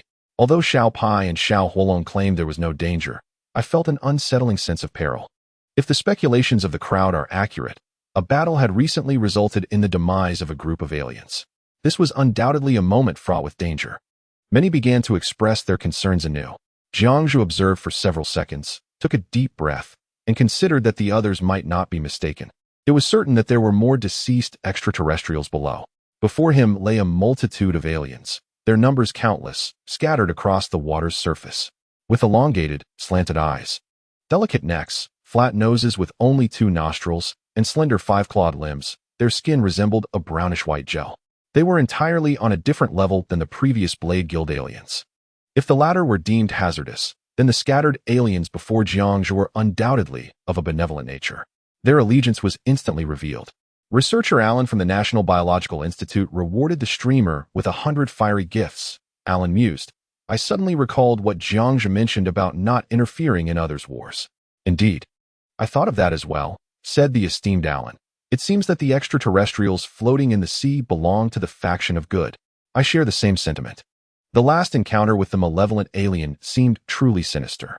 However, the host has already promised the nefarious extraterrestrial that they would refrain from intervening in their conflicts. Indeed, it would be best for the host to ignore such trivial matters. Let us return to the base for some rest. I still recall how that wicked alien was utterly terrified, practically trembling with fear. Countless viewers reminisced about that moment beneath the sea. The alien, bowing and scraping, apologized to the host. In reverence of the host's formidable strength, it implored not to partake in their battles. The mere thought of this evoked laughter among the millions of spectators. So, danger? It pales in comparison in the presence of the host. Since the host has made a promise, it is highly likely they will not engage in the alien dispute. Rest assured. These aliens, bare-chested, prompted the host to suspect they might have been abandoned by other extraterrestrial races, left to perish from scalding heat or freezing cold on the water's surface, analyzed Jiangxia, his face devoid of any terror. He even tossed some chocolate to Xiao Pai and Xiao Huolong, leaving the viewers in the live stream momentarily stunned. President Wang Enhua of the National Biological Society rewarded the host with 100 superfire gifts. Wang Enhua remarked, "Truly impressive, Xiao Jiangzi, maintaining such composure. Regardless of whether these aliens are benevolent or malevolent, they cannot compare to your prowess. They falter in both extreme heat and cold, even though they tower over 2 meters. Structurally, a single blow from you could pierce through their forms." Wang Daolao was not exaggerating. Even if Jiang Zhe were to encounter an evil alien, with his current strength and the intimidating presence of his crimson eyes, dispatching an extraterrestrial with a single punch would be a trivial feat moreover. In an environment with extreme temperature variations, even the foremost experts on Earth struggle to identify life forms that could survive on such a surface. As countless individuals contemplated Jiang Zhe's extraordinary capabilities, they felt reassured. Strolling on a surface of absolute zero is akin to dining, while sleeping in molten lava is unparalleled. Wang Daolao's assertions ring true. "I share the same thoughts," Jiang Zhe nodded. "How brazen." The host is becoming increasingly ostentatious. "Wang Daolao praises you for your prowess. And you accept it. Whatever happened to being modest? Not long ago, you were so understated. Jiang Shun, you have changed, no longer aloof." The live chat was filled with playful jibes. Jiang Zhe leaned closer, retrieving a life detector from his backpack to observe. This device, part of the medical pod's equipment, can assess various vital signs of organic life. The results indicated that the alien's bodily structure bore significant similarities to that of humans, differing only by a few enzymes, which are rather peculiar. Under sufficient energy conditions, they could grant this group of aliens a lifespan of 400 to 500 years, akin to that of Xiao Pai and Xiao Huolong. This made Jiang Zhe ponder whether these benevolent aliens might be the indigenous inhabitants of this planet, while the previous malevolent aliens were, in fact, the invaders. It was detected that there were no signs of scorching or frostbite on them prior to their demise. It can be surmised that this group of extraterrestrials had perished while still submerged in the depths of the ocean, having been swept to the surface after their vessel. Or perhaps another spacecraft breached the ice. Strangely, the water temperature remained above 100 degrees. Logically, it should have plummeted to absolute zero and frozen by nightfall, rather than maintaining at 18 degrees Celsius. This anomaly is indeed perplexing. Dr. Hu from the Eagle Nation Biological Research Institute contributed 100 superfire tokens to the broadcaster, declaring, "Jiang, I have deduced that these aliens likely died before surfacing. There is much to unravel within this mystery." Jiang Zhe paused momentarily upon glimpsing this comment. Compelled to admire the relevant experts on Earth, who, in certain respects, surpassed even his own life detection instruments. It seems that Earth scientists may not be as lacking as he had assumed. Perhaps, unbeknownst to many, the water temperature is indeed 18 degrees Celsius, with the ice layer nearly 800 meters thick. The broadcaster can confidently assert that the temperature throughout this ice cavity remains at 18 degrees Celsius. Nobel laureate Brian from the Understanding Nation also contributed 100 superfire tokens, exclaiming, "Mysterious. Utterly bizarre. It's neither 500 or 600 degrees, nor absolute zero, but a corporeal 30 degrees Celsius, suggesting the presence of a multitude of extraterrestrials below." Nobel physicist Kettler from the Will Nation added with 100 superfire tokens, "Moreover, I suspect this opening descends vertically. It may well be a zone of comfort. 18 degrees is the most agreeable temperature. I also hypothesize that some force field, beyond human comprehension, is safeguarding this seawater, maintaining it at 18 degrees. Furthermore, with an ice layer of 800 meters, the alien spacecraft must have ascended directly into the sky, the reasons for which are evidently clear." Prominent physicists from around the globe emerged to offer their explanations. The notion of a force field was posited. Otherwise, even a comfortable temperature would rapidly transform into ice, rather than the current scene of gentle ripples undulating slowly. Yet, what this phenomenon truly is remains uncertain, and no expert on Earth dares to assert their correctness. Everything awaits the broadcaster's deeper understanding. Chapter 142. The world emitted a scent of lemons. Jiang Zhe gradually packed the bodies of the deceased extraterrestrials into his backpack. Biological experts from various nations expressed their eagerness to purchase them for substantial sums. However, if the enzymes within these extraterrestrial beings were to be released, it could potentially elevate Earth's medical standards to a terrifying degree, even if not immediately applicable to humans. At the very least, it might provide a cure for cancer. Jiang Zhe pondered whether he should send the data regarding these enzymes back to China, for, having grown under the red flag, the new generation still harbored a sense of responsibility. Nevertheless, they should not receive it without cost. Some form of compensation, such as Superfire tokens, should be required. With these thoughts, a radiant smile spread across Jiang Zhe's face, causing the hearts of the millions of viewers in the live stream to tremble. The host seems to have new ideas again. How will he trick the viewers into giving him more gifts this time? Wang Enhua, the president of the National Biological Society, rewarded the host with 100 gifts, while Lu Yu from the National Geological Society did the same. Wang Enhua remarked, laughing slyly, that if he could just get a tiny glimpse of the alien corpse, it would be worth the fortune he had spent on gifts. Lu Yu found it peculiar. In the past, Jiang had been eager to share everything about extraterrestrial matters, but now, it seemed he had grown complacent with his ample gifts. It felt as though the host was concocting elaborate schemes to extract gifts from the audience. The host has become affluent. He seems unwilling to share even a morsel of good fortune now. It appears that when the host received fewer gifts, he was more generous. But now that the gifts are abundant, he seems to hoard them. What could be the reason behind this change? Many in the live stream, with millions of viewers, began to express their suspicions. The host has indeed transformed. Once generous, now he is reticent. There must be some ulterior motive. Jiang Zhe, feeling somewhat embarrassed, glanced at the barrage of comments and coughed. Wang, it's not like that. Sharing with you is certainly no issue, but I fear that the information might leak.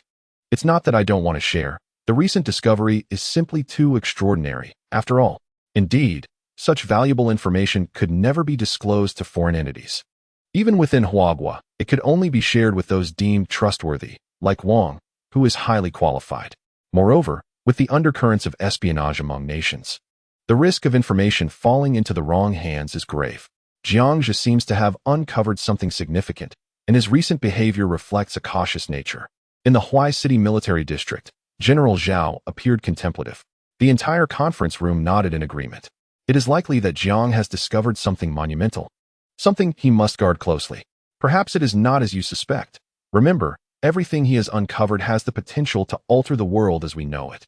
One must carefully consider the ramifications. If such information were to leak, the butterfly effect could indeed be substantial. How envious I am. If only I could visit an alien world and bring back a piece of their technology, Huagua would surely prosper. Some in the conference room agreed, while others maintained neutrality. Yet, everyone recognized that this discovery seemed momentous, at least another step toward changing the world. After a week of watching the live stream, millions of viewers silently began to shower the host with gifts. Isn't that what he desires? Yes, indeed. Host, you are driving me wild with curiosity. Is there a secret hidden within the alien's body? It must be so. The host has surely packed an alien corpse into his backpack. Is it possible that the host spares no one, even aliens? Such unique tastes. The chat room buzzed with excitement, clearly hoping for Jiang Zhe to share his findings. Xiao Jiangzi undoubtedly possesses something extraordinary. His frugality is remarkable. Within the villa, a surge of uncontainable excitement coursed through Wang, the esteemed figure. How infuriating. In the entire live broadcast, aside from the military zone, it was Wang who contributed the most. Now, he wouldn't even part with the slightest hint of an extraterrestrial finger. As someone of such stature, he naturally had the privilege to speak thus. Ding. You have received a new message. Please check it promptly. Wang retrieved his phone and glanced over the message. Shill. Do not let the live stream audience discover this. Refrain from revealing even the slightest detail. The alien corpse will be delivered to your residence shortly. While immortality may be an exaggeration, at the very least, cancer can surely be conquered. The message was from Jiang Zhe. After reading it, Wang had no doubt about Jiang Zhe's words. Why? Because he was exceedingly cautious. Wang was somewhat agitated. Cancer. A global dilemma. Could it be resolved at this very moment? Hurry, butler. You must ensure no one enters. Wang was so exhilarated he nearly stumbled. The butler? Before long, a brilliant flash illuminated Wang's villa, and an alien corpse materialized. Holy cow! Overjoyed, Wang barely registered the sight before him. He was instantly overwhelmed by Jiang Zhe's miraculous methods, fainting on the spot. Moments later, Wang Enhua, president of the National Biological Society, rewarded the streamer with 10,000 tokens. Wang Enhua, Xiao Jiangzi, a groundbreaking discovery. Thank you truly. Jiang Zhe, who was showcasing the alien's anatomical structure to the live stream audience, suddenly darkened in countenance. I told you to keep it a secret. Is this how you maintain confidentiality? Now, the audience accused me of favoritism? Alan, there's something amiss. There's a transaction. Doctor Who. I'm not pleased either. Jiang, you've changed, to the point where I hardly recognize you. Brian, there must be a deal. The host is biased. He must have secretly handed the alien corpse to Wong while stepping out of the frame. This is disheartening. Yes, sure. No. There's no issue. I can see it clearly. Xiao Jiang has done well. Haha. Gao Yuliang. Absolutely no problem. You foreigners should just give up, huh? Wang Jingwo. Xiao Jiang did well. Though I'm unsure of the specifics, I sense you've made another significant contribution to our nation. Huh. The audience of esteemed individuals began to harbor suspicions of hidden secrets. However, the viewers from Huagua immediately grasped the situation. Jiang, the deity, had entrusted the alien to Wang, while the rest were left empty-handed. The Huagua audience erupted in excitement. The host remained loyal, prioritizing the interests of Huagua. Thumbs up. Yet, the foreign audience wore expressions of discontent. Clearly, there was a disparity in treatment. I did not. Do not slander me. No one understands aliens better than I do. Jiangxia declared with his hands on his hips, resolutely. Far away in the Black Palace meeting room, Pu Pu listened intently. The corners of my mouth twitched in response. Pu Pu remarked, "This fellow has stolen my lines. Whenever I say such things, it signifies that the truth is the exact opposite of what he claims. How outrageous. He refuses to share with us abroad. Does he not realize that understanding our nation is paramount, as it is the world's greatest power? We must focus on him. If we do not, how can our understanding of our nation lead to a promising future? Focus on him? What are you even saying? Do you think it's worth targeting such a ruthless individual? Are you seeking to prolong your own existence?" The entire conference room was suddenly infused with a palpable sense of bitterness. Alas, there was nothing to be done about Jiangxia in the end. I could only indulge in a few words of venting. Chapter 143. The secret of immortality discovered after the bitterness faded, the live stream regained its serious tone. Once Jiangxia had showcased the alien to a global audience, many viewers were left with a chill running down their spines. The structural organization bore an uncanny resemblance to that of humans. Hands, feet, a heart, an utterly perfect replica of humanity. Truly, if the host had claimed that the aliens were future humans from Earth, I would have believed it. However, I am curious as to why these aliens lack offspring. Your focus seems rather peculiar, does it not? This was precisely the question that had intrigued biologists on Earth moments ago. If they do not reproduce, how do they propagate their species? Is it through love and energy? Clearly, that is not feasible. For experts, asexual reproduction is, at least for now, an unattainable scientific experiment. Unless it involves cloning or genetic modification, asexual reproduction cannot exist in our world. Your concerns are rather strange. Do not dwell on them, for the more you ponder, the more entangled you become. Now, let us conclude today's live stream. The host must take his leave. Jiangxia steered the small vessel, accompanied by Little Pie and Little Fire Dragon, toward the shore. With a thunderous roar, the motorcycle emitted a booming sound. As it navigated a turn, it even flung out its tail light. Clearly, Jiangxia's driving skills have become increasingly adept. The host tantalized viewers, having just discovered a group of deceased aliens. Yet he was already returning. I had anticipated that he would descend to investigate further. I thought perhaps we had not sufficiently boosted the stream's popularity, prompting the host's reluctance to explore. As a detective from the Chaoyang community, I am certain the host must have uncovered a treasure, eagerly returning to the base for research. Did you not notice how Master Wang expressed his gratitude with 1,000 super chats? After the detective's explanation in the live stream, millions of viewers expressed their astonishment. The host has indeed transformed. He has become someone we scarcely recognize. However, the Chaoyang community is correct. Certain secrets must remain concealed from the live audience. For instance, the enzymes studied in aliens that could potentially grant extra life? Indeed, if this knowledge were to fall into the hands of the major powers on Earth, the world would surely descend into chaos. 400 to 500 years of lifespan. How could this not excite the mad scientists? Fortunately, the audience in the live broadcast remained unaware. Upon returning to the base, Su Cheng approached with a beaming smile. With over 100 million viewers in the live room speculating about a remarkable treasure, he inquired, "What extraordinary treasure did you discover? Did you not even dare to explore the peril? Something truly astonishing?" Su Cheng's curiosity was palpable. Xiao Pai interjected, "No, our leader has not discovered any treasure. Little Fire Dragon affirmed, I can attest to that. Our leader has found nothing. Jiangzhe gently patted the heads of the two companions, admonishing them not to speak nonsense. For this was a secret only he could divulge. Earlier, while on the road, Xiao Pai and Little Fire Dragon had questioned Jiangzhe about the peculiarities of their situation. Jiangzhe candidly replied that he could live to the same age as them, which startled Xiao Pai and Little Fire Dragon, leading them to deliver dozens of playful slaps to him. They had previously contemplated the future, pondering how they would manage if their leader were to pass away.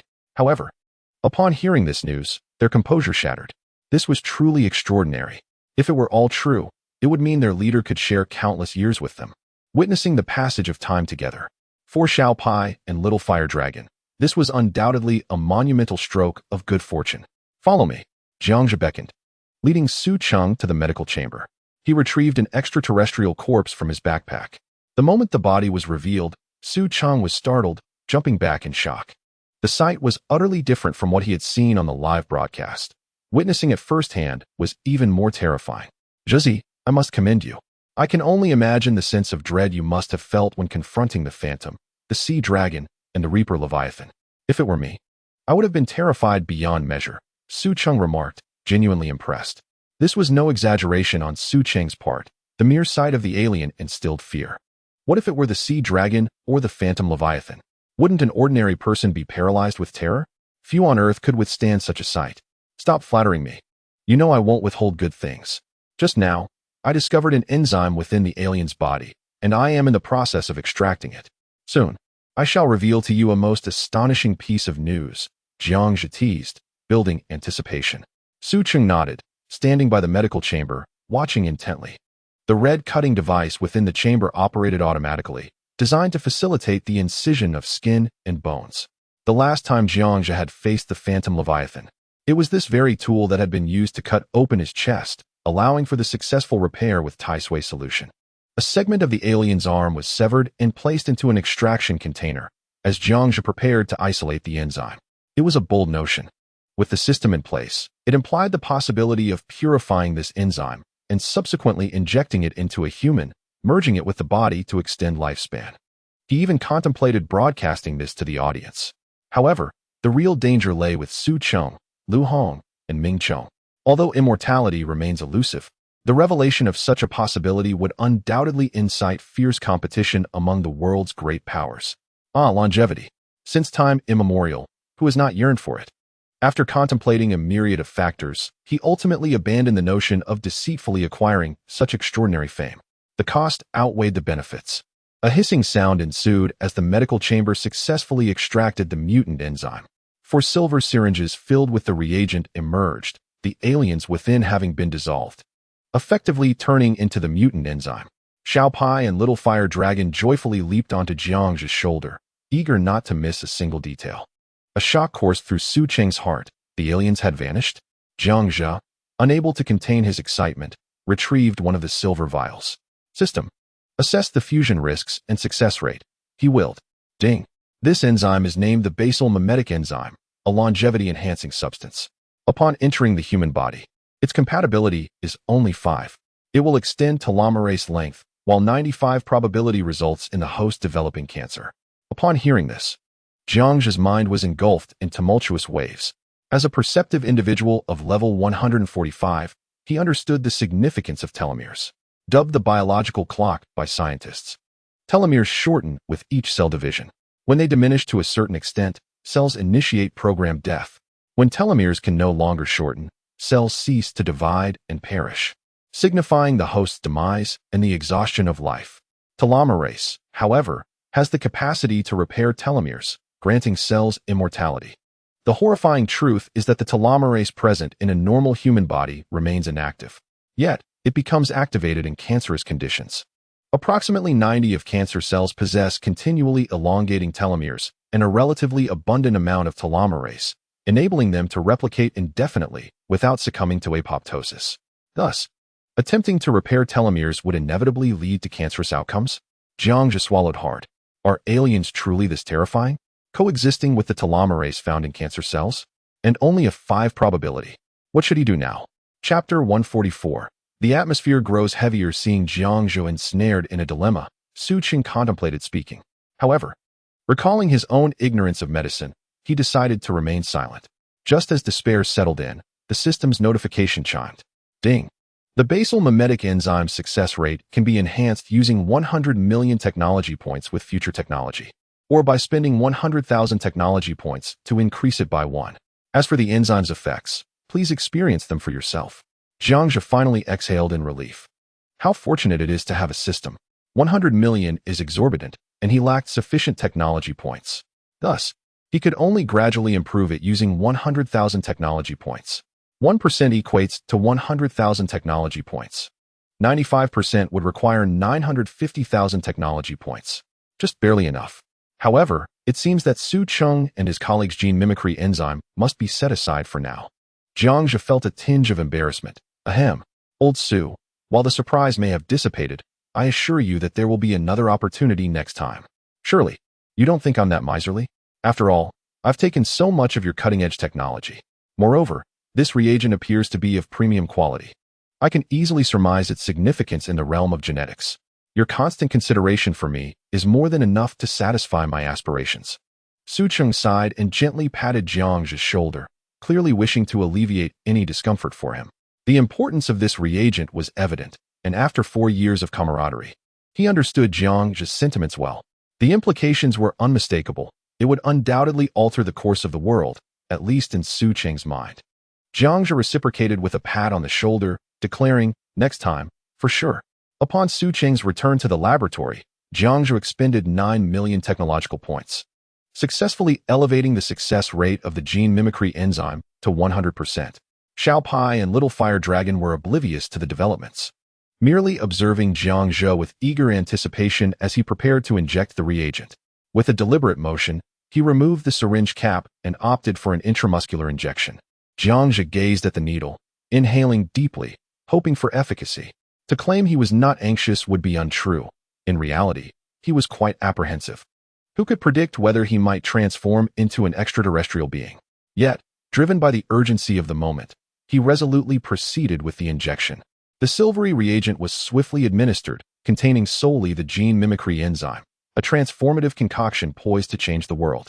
Jiang Zhe awaited the reaction with bated breath. 1 second, 2 seconds, 10 seconds. What the hell? This is utterly ineffective. He lamented. Why do I feel nothing? This is quite perplexing. Xiao Pai inquired. No effect? Little Fire Dragon added. Is it possible it's not suitable for humans? Just as the mouse and dragon finished their exchange, a remarkable transformation began to unfold within Jiang Zhe. His muscles twitched uncontrollably, yet it was merely a frantic convulsion. He felt a tingling sensation across his body, but nothing else transpired. What was happening? In the midst of his confusion, the system notification chimed once more. Ding. Effect has been activated. The system detects that your telomere length has increased 5-fold. Upon hearing the system's voice, Jiang Zhe exhaled in relief. The next moment, an uncontrollable excitement surged from within him, his expression shifting dramatically. Xiao Pai remarked, it was just like this last time. The boss nearly mistook me for a woman. Little Fire Dragon exclaimed, is it truly that terrifying? The boss doesn't he even spare mice? Xiao Pai retorted, go to hell. You're the mouse. I am the mouse god. Observing this, both Xiao Pai and Little Fire Dragon instinctively recoiled. The 5-fold increase in telomere length, naturally, lacked precise data control. Jiang Zhe could only attain the limited lifespan of an ordinary person, 90 years, multiplied 5-fold to yield 450 years. This implies that a single alien corpse could yield 4 vials of biomimetic enzymes, and within his backpack lay dozens of such alien remains. Jiang Zhe suddenly realized that immortality might not be as elusive as it seemed. In the future, he would witness the transformations of the world, observing the cycle of life and death unfold before his very eyes, perhaps even becoming a commonplace occurrence. Despite these thoughts, Jiang Zhe did not feel an overwhelming sense of excitement or exhilaration. It seemed that for the foreseeable future, he would be accompanied solely by Little Pai and Little Fire Dragon. A vague sense of melancholy washed over him, leaving him uncertain whether this was a blessing or a curse, or perhaps a duality of both fortune and misfortune, with calamity not arriving singularly. Little Pai and Little Fire Dragon eagerly inquired, did you succeed, boss? How long can we live? Their innocent voices jolted Jiang Zhe from his reverie. He managed to force a smile, declaring, "From now on, I will ensure that neither of you ever dies. We shall live alongside the heavens." Though he did not articulate it directly, his meaning was clear. The two little treasures were momentarily taken aback, only to quickly comprehend the significance of his words. They had succeeded. The atmosphere in the room shifted dramatically, transforming from one of heaviness to one of joy. At that moment, Su Cheng, who was observing from the workshop, let out a sigh. He had heard every word Jiangzhi spoke. Immortality, a long-desired aspiration of all humanity. In this instant, it was grasped by Zhezi. However, what followed was the weight of consequences, the nature of which remained uncertain. A complex emotion flickered in Su Cheng's heart, a blend of admiration and a tinge of pity. As a close friend, he understood that Jiangzhi was an orphan, with scarcely a few heartfelt relatives on earth. For those whose parents are still alive and whose futures are promising, the choice of immortality is evidently not the wisest. The impending separations, though not felt in the present, would inevitably lead to a profound sense of helplessness when that day eventually arrives, an overwhelming hatred for fate, for the world, for everything. Once, in a hospital filled with despair, Su Cheng's father suffered an acute brainstem hemorrhage. Fortuitously, the family was undergoing their annual medical checkup at the hospital. Had they arrived even slightly later, he might have perished on the spot. In that atmosphere, the sterile scent of the ICU and the sounds of weeping capitulated to the grip of illness, evoking a feeling of utter powerlessness. Ultimately, the root of all these tragedies lay in inadequate medical conditions and the underdevelopment of healthcare technology. Had the medical resources been sufficient, all could have been healed. Only those who have witnessed the parting of life and death can truly understand this gravity. Only by deeply experiencing that sense of powerlessness can one truly grasp its profound sorrow. Had I audaciously chosen immortality just now, perhaps I would have felt exhilaration or perhaps regret. Yet, the weight of regret would undoubtedly overshadow any excitement. Only Xiao Pai and Xiao Hua can accompany Zhezi on this long journey. After all, we share the same planet. Our lifespans may differ, but the future will undoubtedly be exceedingly long. Upon contemplating this, Su Cheng displayed a relieved smile. This, indeed, is Zhezi's ultimate destination. As for the outcome, it shall undoubtedly be favorable. Subsequently, Su Cheng gently closed the door to the studio. Jiangzhi cast a glance towards the studio entrance. The meaning in his eyes was unmistakable. With his heightened senses, he was acutely aware of everything around him. He knew Su Cheng had been secretly observing him. If anyone else were to arrive on this planet, they would likely rush to the mountains in search of gemstones or study sea monsters and organisms to empower and arm themselves. Yet, Su Cheng was different. From day one, he had relentlessly aimed to dismantle the black technology of the system. Jiangzhi understood his motivations. He merely wished to contribute to Earth, be it for military, civilian, or medical purposes. Given Su Cheng's experiences, he aspired to achieve it all. It appears I am still not perfect. Jiangzhi shook his head in self-deprecation. Chapter 145. Upgrading the base and constructing factory facilities. Since injecting the base mimicry enzyme, Jiangzhi felt as though he had only slept for 3 hours. Yet he was brimming with energy. He suddenly realized the truth in the saying that sleep is a waste of life. Only in wakefulness does one show the greatest reverence for existence. It seems the aliens possess a unique understanding of time. Otherwise, such enzymes would not exist. A man, a mouse, a dragon, and Su Cheng were all indulging in a delightful breakfast at the table, discussing the upcoming plans while preparing to implement them from scratch.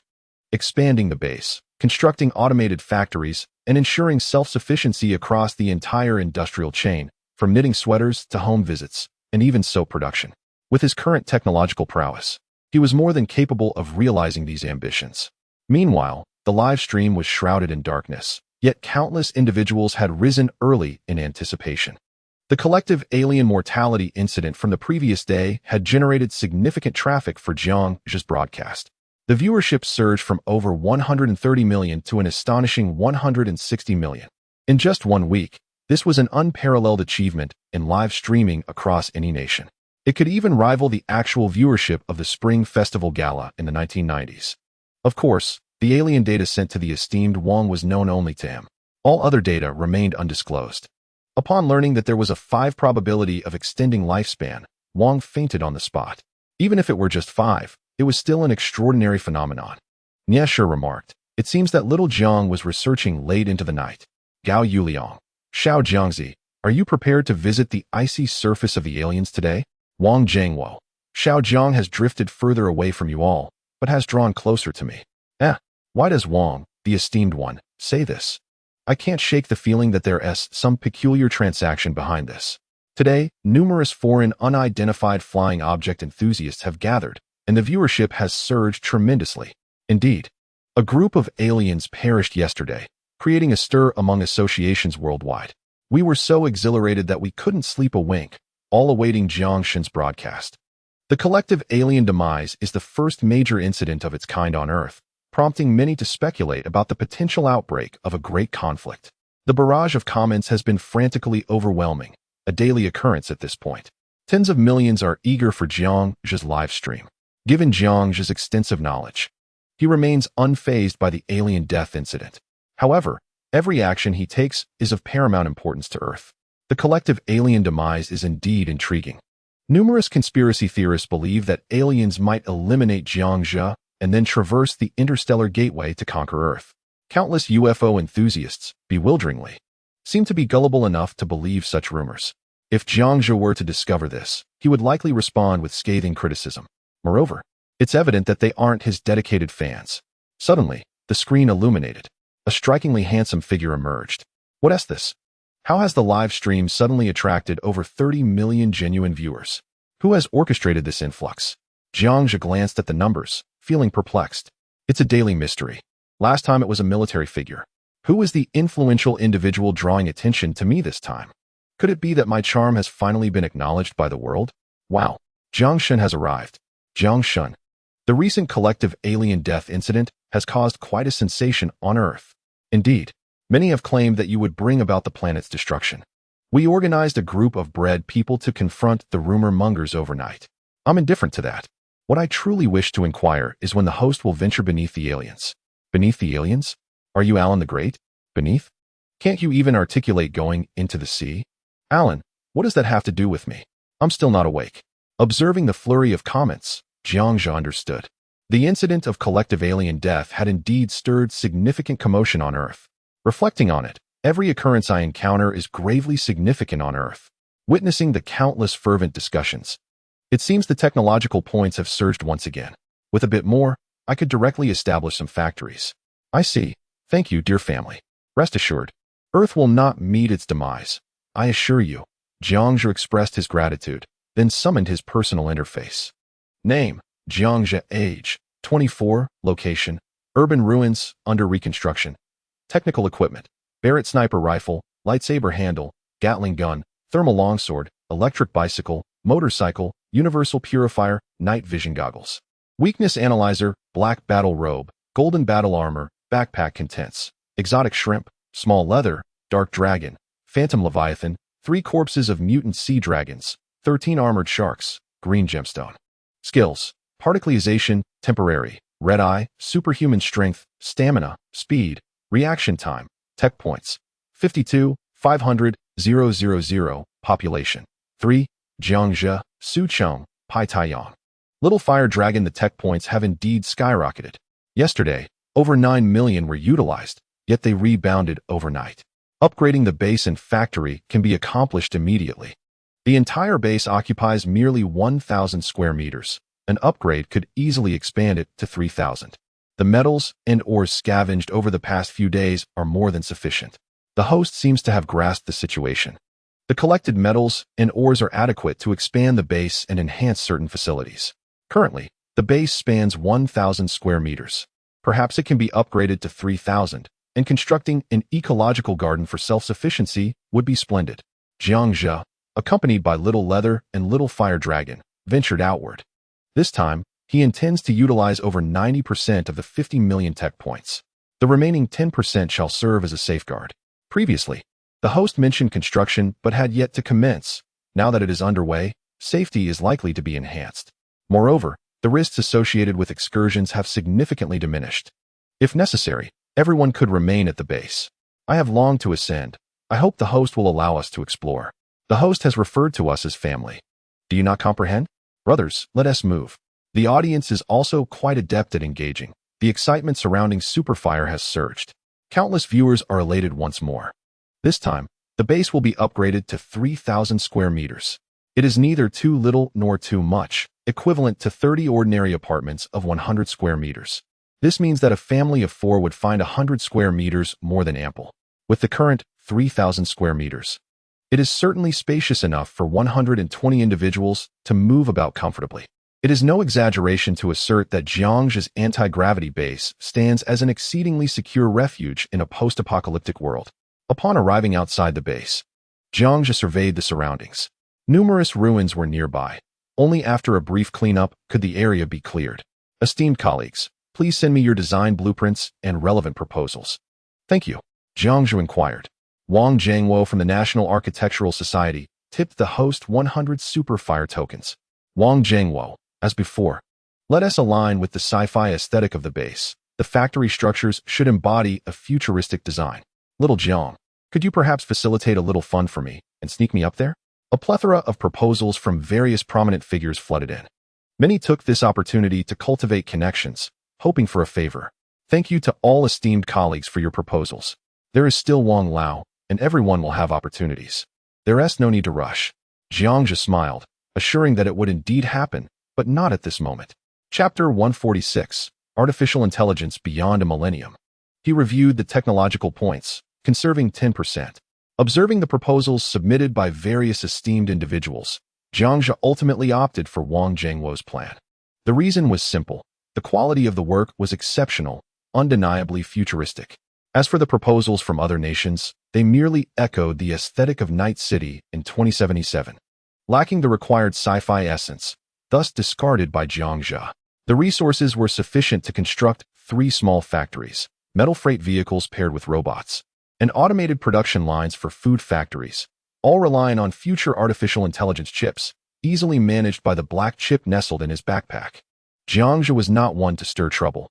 He genuinely contemplated establishing an entertainment venue, considering the safety within the base. Meanwhile, the live stream audience of over 100 million urged him on.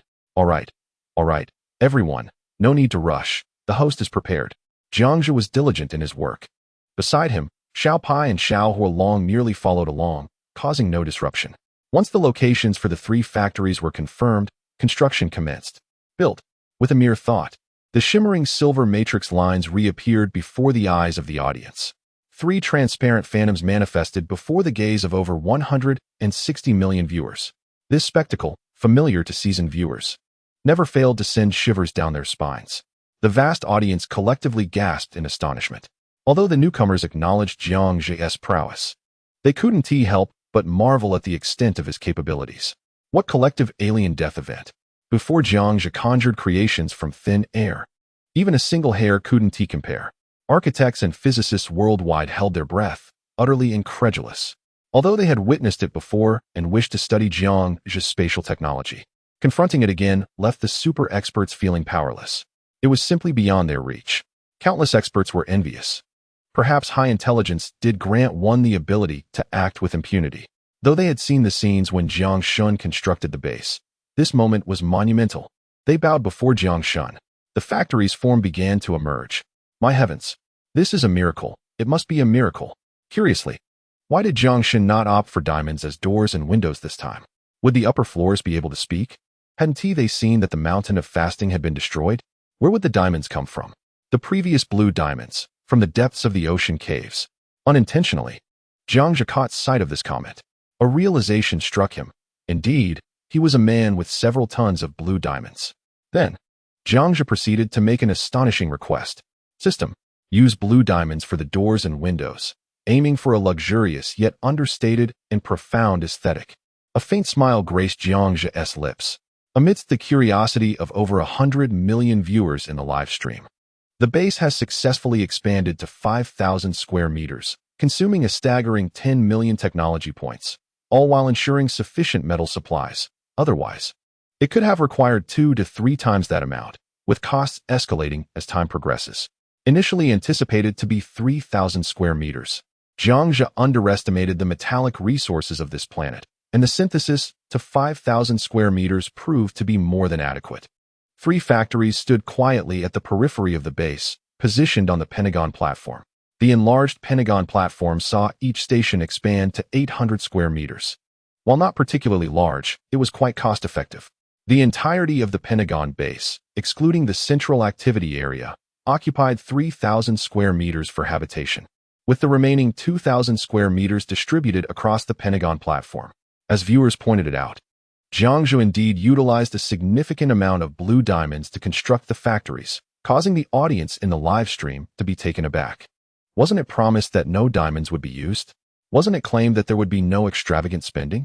And yet, here we are again. Although the 5,000 square meter base is impressive, a pang of anguish strikes my heart. I am genuinely moved to tears. Who was the fool that urged the host to use blue diamonds? Are you simply idle? It is infuriating. The host had almost forgotten about using blue diamonds as materials. But upon that foolish reminder, he proceeded without hesitation. Is this truly the realm of the affluent? The fool mused. What have I done wrong? I hope to one day ascend to the base and secretly snatch a piece of blue diamond or red diamond to return to Earth. Ha ha ha. Over 100 million viewers felt a pang of sympathy. It was far too extravagant and ostentatious. All ire was directed towards the viewer who reminded Jiangzhou about using blue diamonds.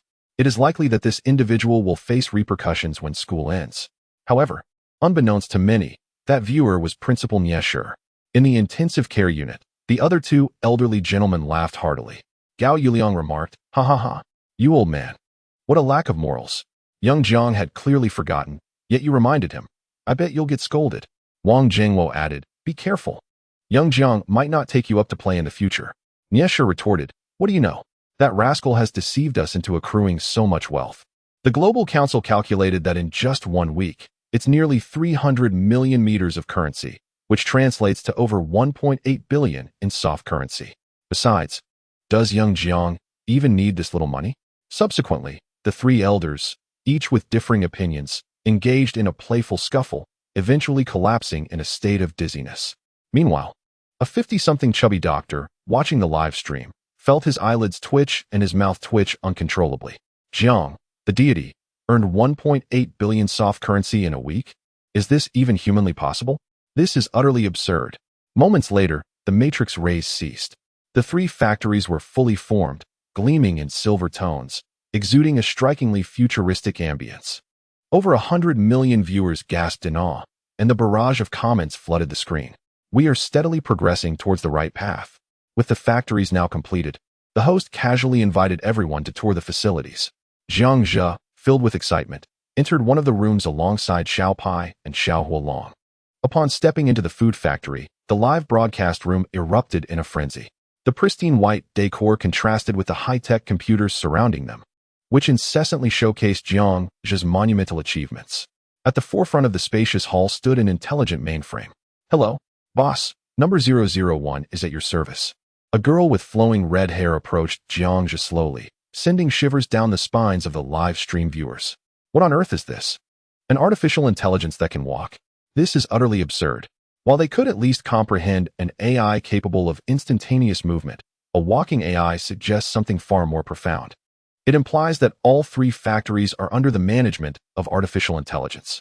In essence, Jiang Zhe had led over 160 million viewers into the very belly of artificial intelligence. Understanding National Nobel laureate Brian has rewarded the streamer with 100 fireballs. Brian exclaimed, "Indeed, Jiang Shun.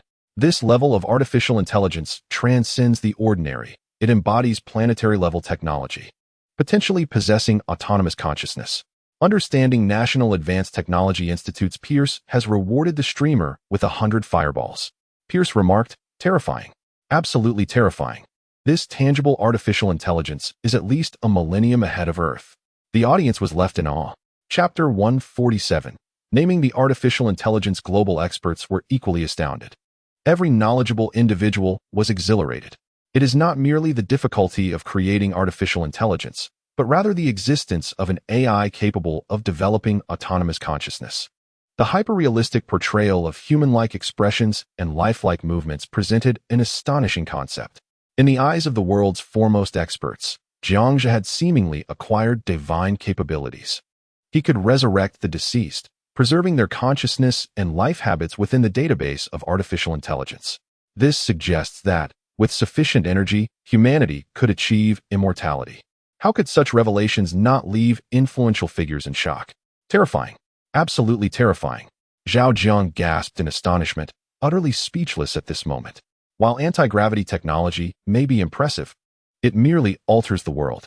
Yet, can it compare to the eternal life that humanity has sought since time immemorial? Clearly not.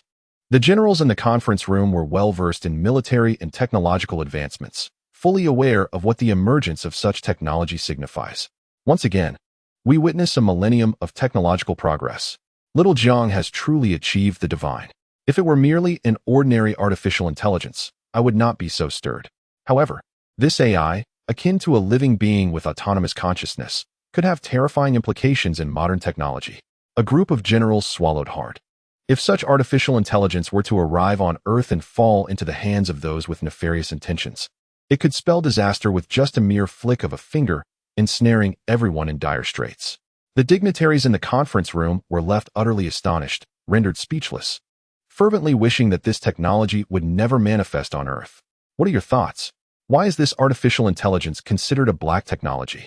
However, I believe it is not black technology at all. No one understands artificial intelligence better than I do.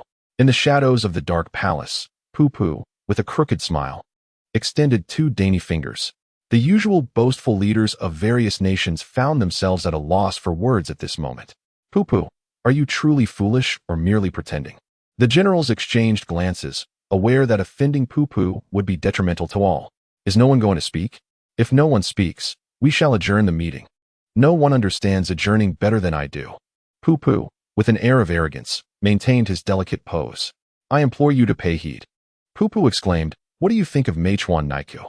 Meichuan Naiku swallowed hard. Esteemed Pu Pu, this artificial intelligence has been unanimously assessed by scientific experts as a technology from a bygone era, surpassing Earth's technological advancements by at least 2 millennia.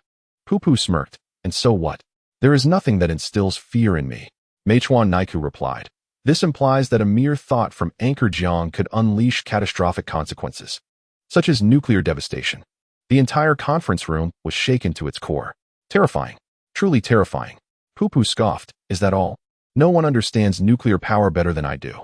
If such weapons were to be simultaneously launched or detonated, they could potentially transform the entire world.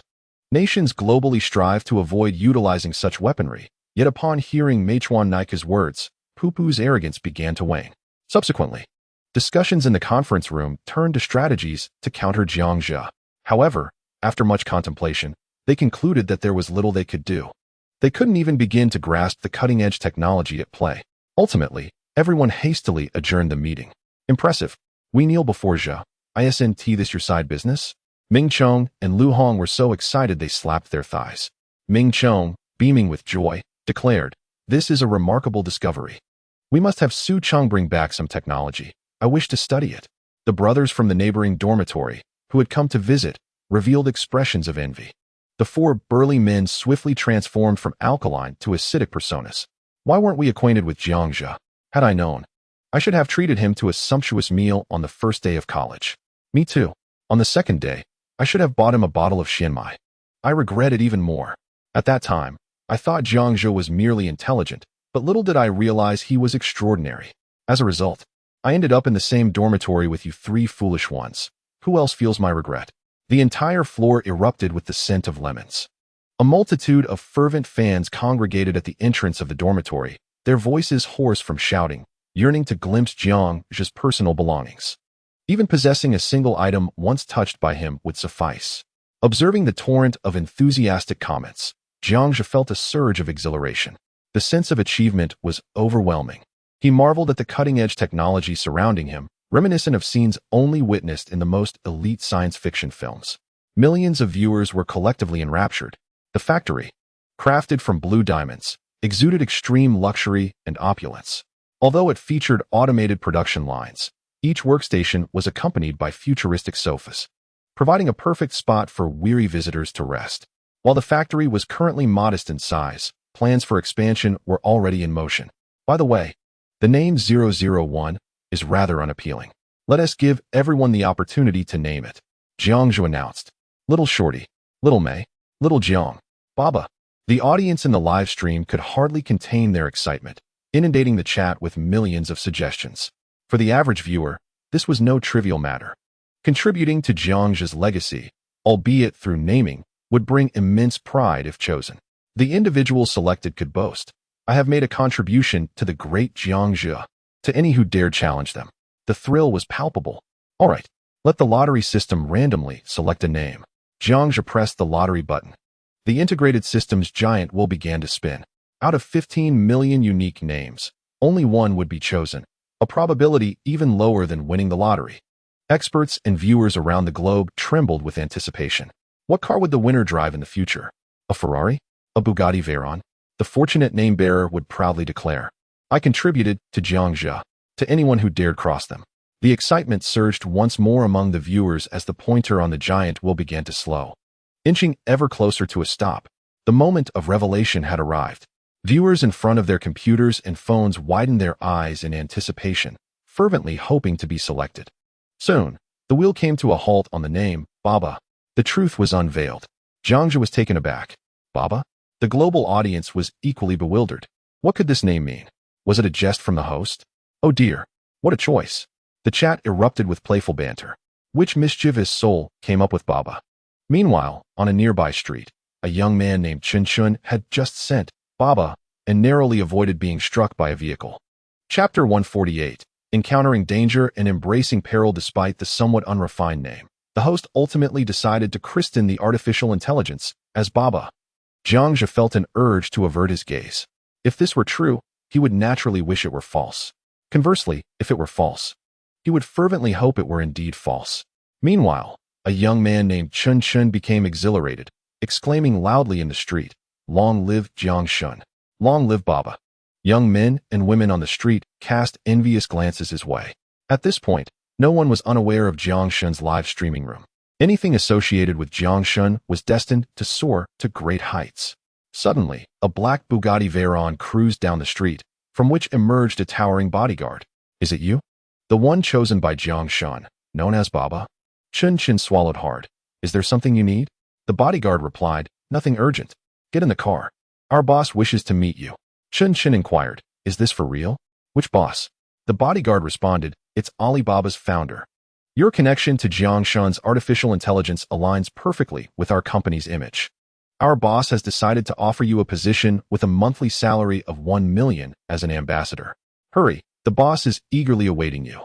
Upon hearing this, Chun Chun felt as though he had been struck by lightning. Happiness had arrived too swiftly. He then slapped himself in disbelief. It was true. The rumors were indeed accurate. A mere connection to Jiangshun could lead to remarkable success on Earth. "I am on the verge of prosperity." "Haha. Thank you, Jiangshun. Jiangshun is incredible. Long live Jiangshun." With excitement, he followed the bodyguard into the car. As the Bugatti Veyron sped away, young men and women on the street cast envious glances. "I feel so envious. I just named Jiangshun's artificial intelligence Jiang Xiaoong. Why wasn't I chosen? I feel even more envious. After choosing red, why wasn't I selected? This is so unfair. Jiangshun, this is unjust." A bystander could no longer contain themselves and burst into tears, shedding lemon-flavored tears. Feeling envious, that young man was snatched away by Alibaba's company as an ambassador. Jiangshun could make an ordinary person prosperous with just a simple draw. I have no words. Jiangshun's fame exploded. I was there on that street. And the air was thick with the sourness of hundreds of envious souls. Jiangshun, in the future, if there are any opportunities, please allow us to name them. This is the last tenderness afforded to your beloved audience. The live streaming room could not help but sigh. This time there's no hope. It will have to be next time. Jiangshun has plenty to offer, not just this instance. Most of the audience believed that everyone had a chance. It was far more worthwhile than lottery tickets, and there was no 20% tax on unexpected gains. Naturally, Jiangzhe laughed heartily. The allure of subtle ostentation is undeniably lethal. Thus, Jiangzhe aptly named the artificial intelligence, Baba. "Hello, boss. Baba is at your service." "Uft. At your service, Daddy? In what capacity, may I ask?" Amidst the laughter and mirth, a father serves with a jovial spirit, evoking uncontrollable laughter. The saying goes, those who frequently walk by the river are bound to get their shoes wet. The enthusiasm in the live stream chat is palpable, completely dispelling any lingering sourness from before. For the first time, Jiangshun has faced a setback. Global experts cannot contain their amusement, laughing heartily at the sight. Many viewers, having longed for this moment, relish Jiangshun's misfortune.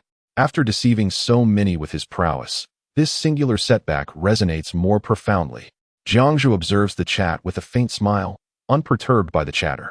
As long as the audience is delighted, the views will surely soar. Contentment envelopes him. Boss, aren't you going to retaliate? Inquires Xiao Pai. Boss, shall I incinerate them on earth? Adds Xiao Hualong. Jiangzhu's lips twitch in amusement. Thank you, my dear, but that won't be necessary. Such ferocity. Ready to unleash fire at the slightest provocation. With billions of viewers, they have toured 3 factories before returning to their base.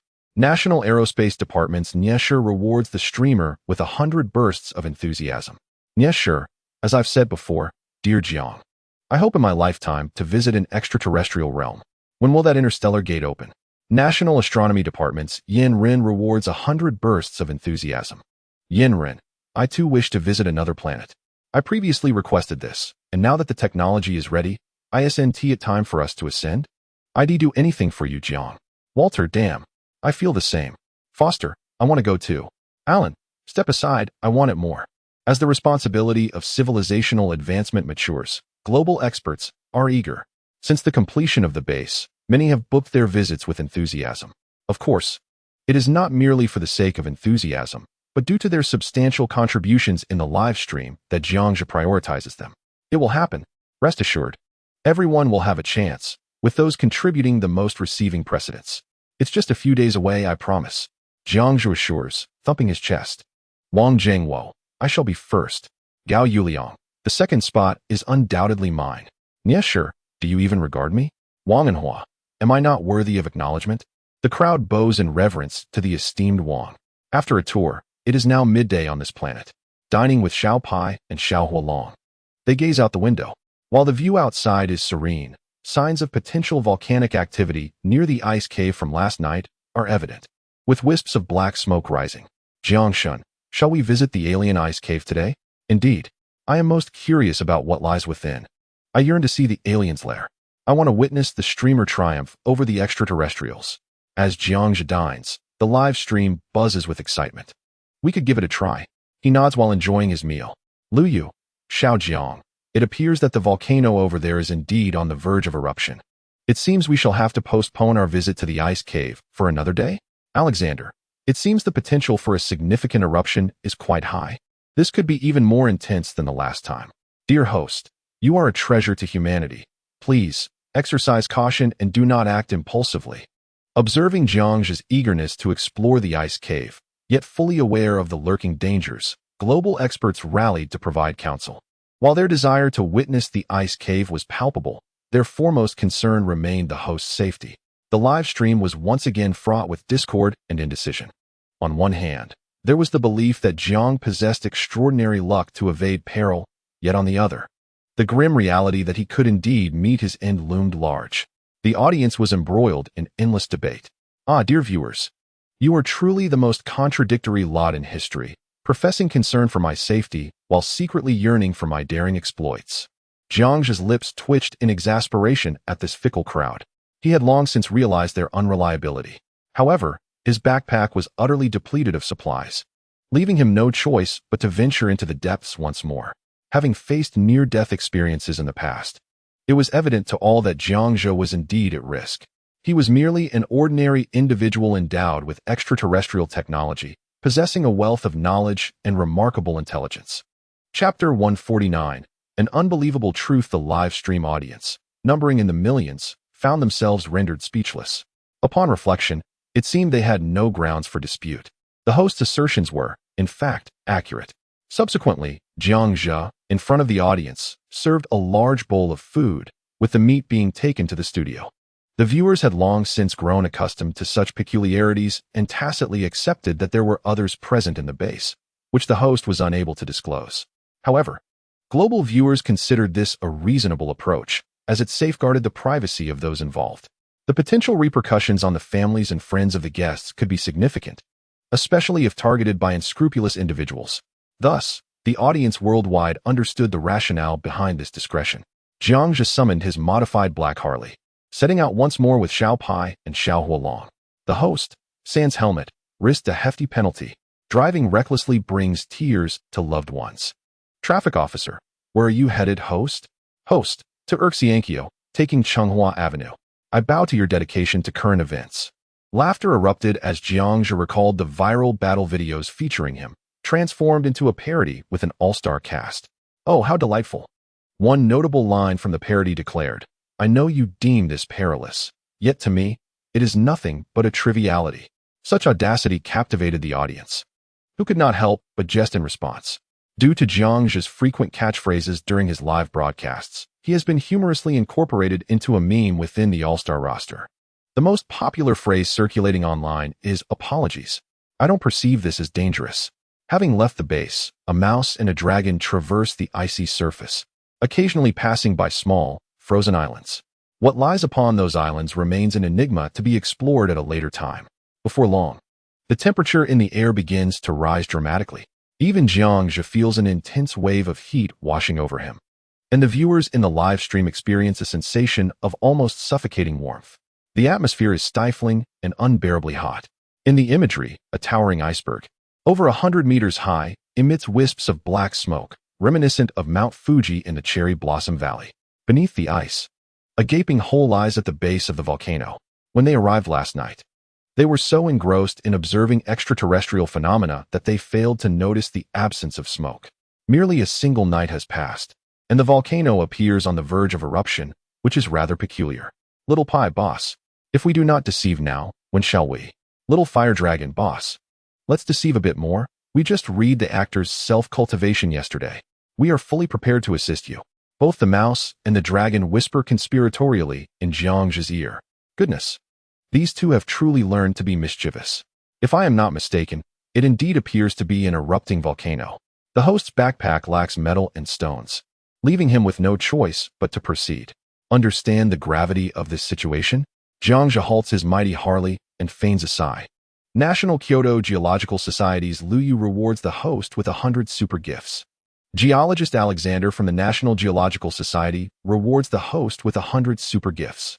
Liu Yu, young Jiang, allow me to remind you, based on my keen insight, this volcano is likely just the tip of the iceberg. There may very well be a larger underwater volcano lurking beneath. Alexander, indeed, danger and opportunity coexist. As the host observes the signs, you may uncover something extraordinary beneath the sea. Global experts tacitly share this sentiment. Since day 1, up to day 7, little has changed. This indicates that the planet is rife with peril, yet simultaneously teeming with rare treasures. National Astronomy Department's Yenren rewards the host with 100 super gifts. Yenren, this is somewhat perilous. Perhaps you should contemplate whether to descend. Jiangzhe shakes his head. Apologies. While this volcano may erupt at any moment, I fail to grasp what you perceive as danger. I understand you consider this place hazardous, but in my view, none of it is perilous. Such audacity. Ha. The host has uttered that phrase once again. Truly the god of Jiang. His prowess is indeed formidable, bathing in lava. New viewers, take note. Bowing before the god of Jiang. He truly embodies the universe's might. What can a mere active volcano do to deter me?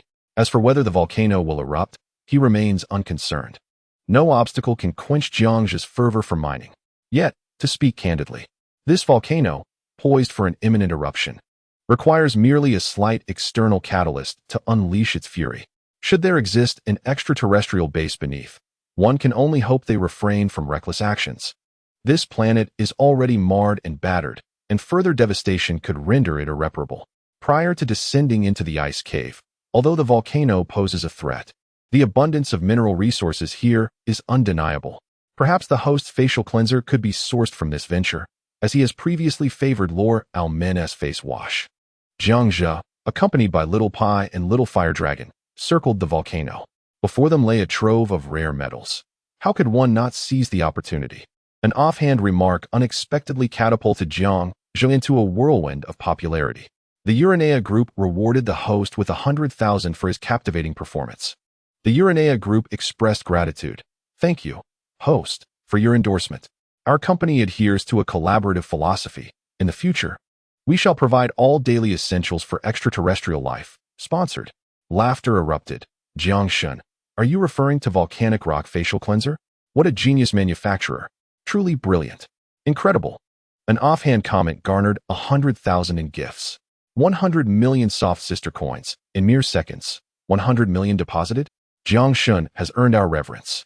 His fame is indeed well-deserved. The global audience in the live stream could hardly contain their excitement. To utter a single phrase and receive 100,000 gifts? How many individuals in this world could achieve such a feat? Coughing lightly, the host expressed his gratitude on behalf of future travelers to these manufacturers while loading the ores into his backpack. Indeed remarkable. Endorsing products leads to overwhelming success. He finally grasped the sensation experienced by top-tier celebrities. It truly is a matter of mere words. Little Pie and Little Fire Dragon busily assisted, hauling chunks of ore and metal into the backpack. To the eyes of global geologists, this volcano appeared to have existed for an unfathomable duration, so long that its age was incalculable. Jiang Zhe even discovered something extraordinary. Gazing at the object in his hand, his eyes widened in disbelief. What on earth is this? Little Pie and Little Fire Dragon jumped over, fearing their leader had encountered danger. At that moment, global experts observing the scene exhibited expressions of sheer incredulity. Jiang Zhe's discovery seemed poised to redefine humanity's understanding of the Earth. Over 100 million viewers collectively swallowed hard, struck by awe. Unbelievable. The live stream audience initially perceived this as an ordinary stone, yet upon Jiang Zhe's closer inspection, chills ran down everyone's spine. Jiang Zhe dared not exhale. Friends, is this not terrifying? Is this astonishing revelation not fearsome? Instantly, the live stream erupted into chaos. Chapter 150. Discovery of a female human fossil. Gasp. The audience of over 100 million drew in a sharp breath. This revelation shattered their worldview. How could such a thing possibly exist? Terrifying. Unimaginable. Truly frightful. We bow to the host. Such phenomena have emerged, prompting one to ponder the extent of this planet's past advancements. It seems humanity's history is poised for a profound revision. This is indeed a groundbreaking discovery. Millions of viewers in the live broadcast were left utterly astonished, unable to extricate themselves from the moment. Humanity is not exceptional. While it was previously believed that humans were not unique, who could have anticipated that we are, in fact, profoundly ordinary? Biologists and archaeologists worldwide found themselves swallowing their disbelief. This revelation fundamentally undermines Darwin's On the Origin of Species, dismantling many prevailing theories regarding human origins on Earth. Perhaps there were those who once claimed that humanity descended from extraterrestrial realms. Indeed, this is the case now. Such a discovery is nothing short of extraordinary, poised to alter our current understanding of history. Zhao gasped in astonishment. Despite having witnessed many bizarre occurrences before, none could compare to this shocking revelation. The officers in the conference room were left speechless. This was initially deemed an impossibility, yet it has manifestly occurred. I began to question the uniqueness of our Earth. Have we truly been special? I feel my life has been worthwhile. At least I will witness the discovery of human origins in my lifetime. Indeed, classmate Xiao Zhang's luck is truly remarkable, uncovering such a phenomenon.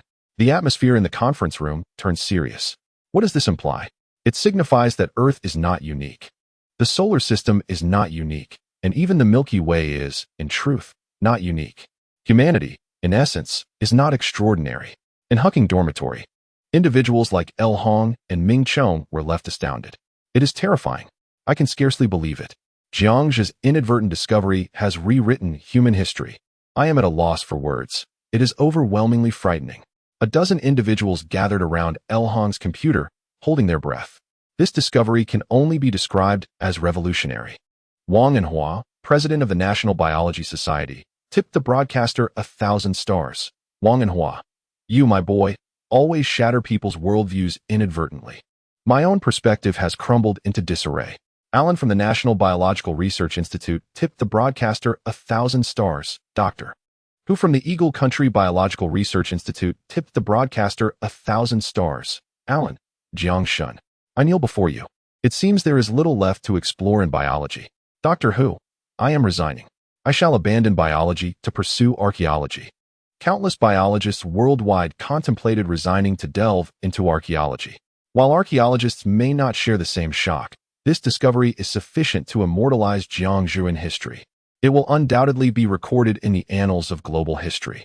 Although it was an accident during Jiang Zhe's stone quarrying, it shattered the worldviews of experts and viewers alike. What on earth is this? A pitch-black human skull fossil? A A skull remarkably resembling that of a human, complete with 2 eyes, a nasal bone, and darkened teeth, lay amidst the stone ruins. Even the small creatures, like the little dragon, had unearthed the area, revealing a complete skeletal structure. Yet, the true horror did not lie in this discovery alone.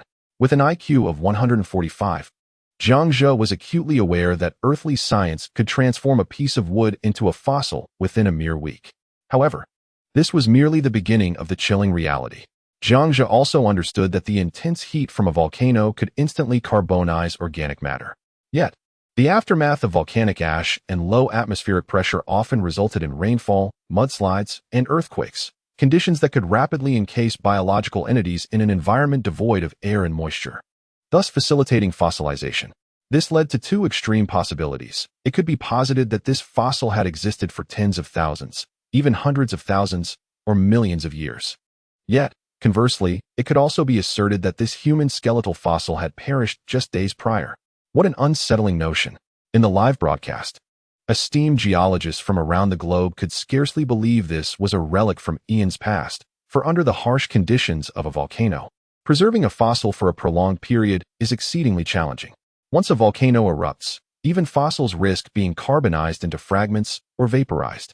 Such longevity seemed utterly implausible. The true terror was that the owner of this black skull and skeletal remains had died merely days ago. I was utterly astounded. Renowned biologists worldwide were now drawn to the scene, expressing their disbelief. Could it be that humans from millions of years ago still existed? This required no expert elucidation. I could assert that this bone belonged to a human who perished just days ago. As the comments flooded in, the global audience was thrown into a frenzy.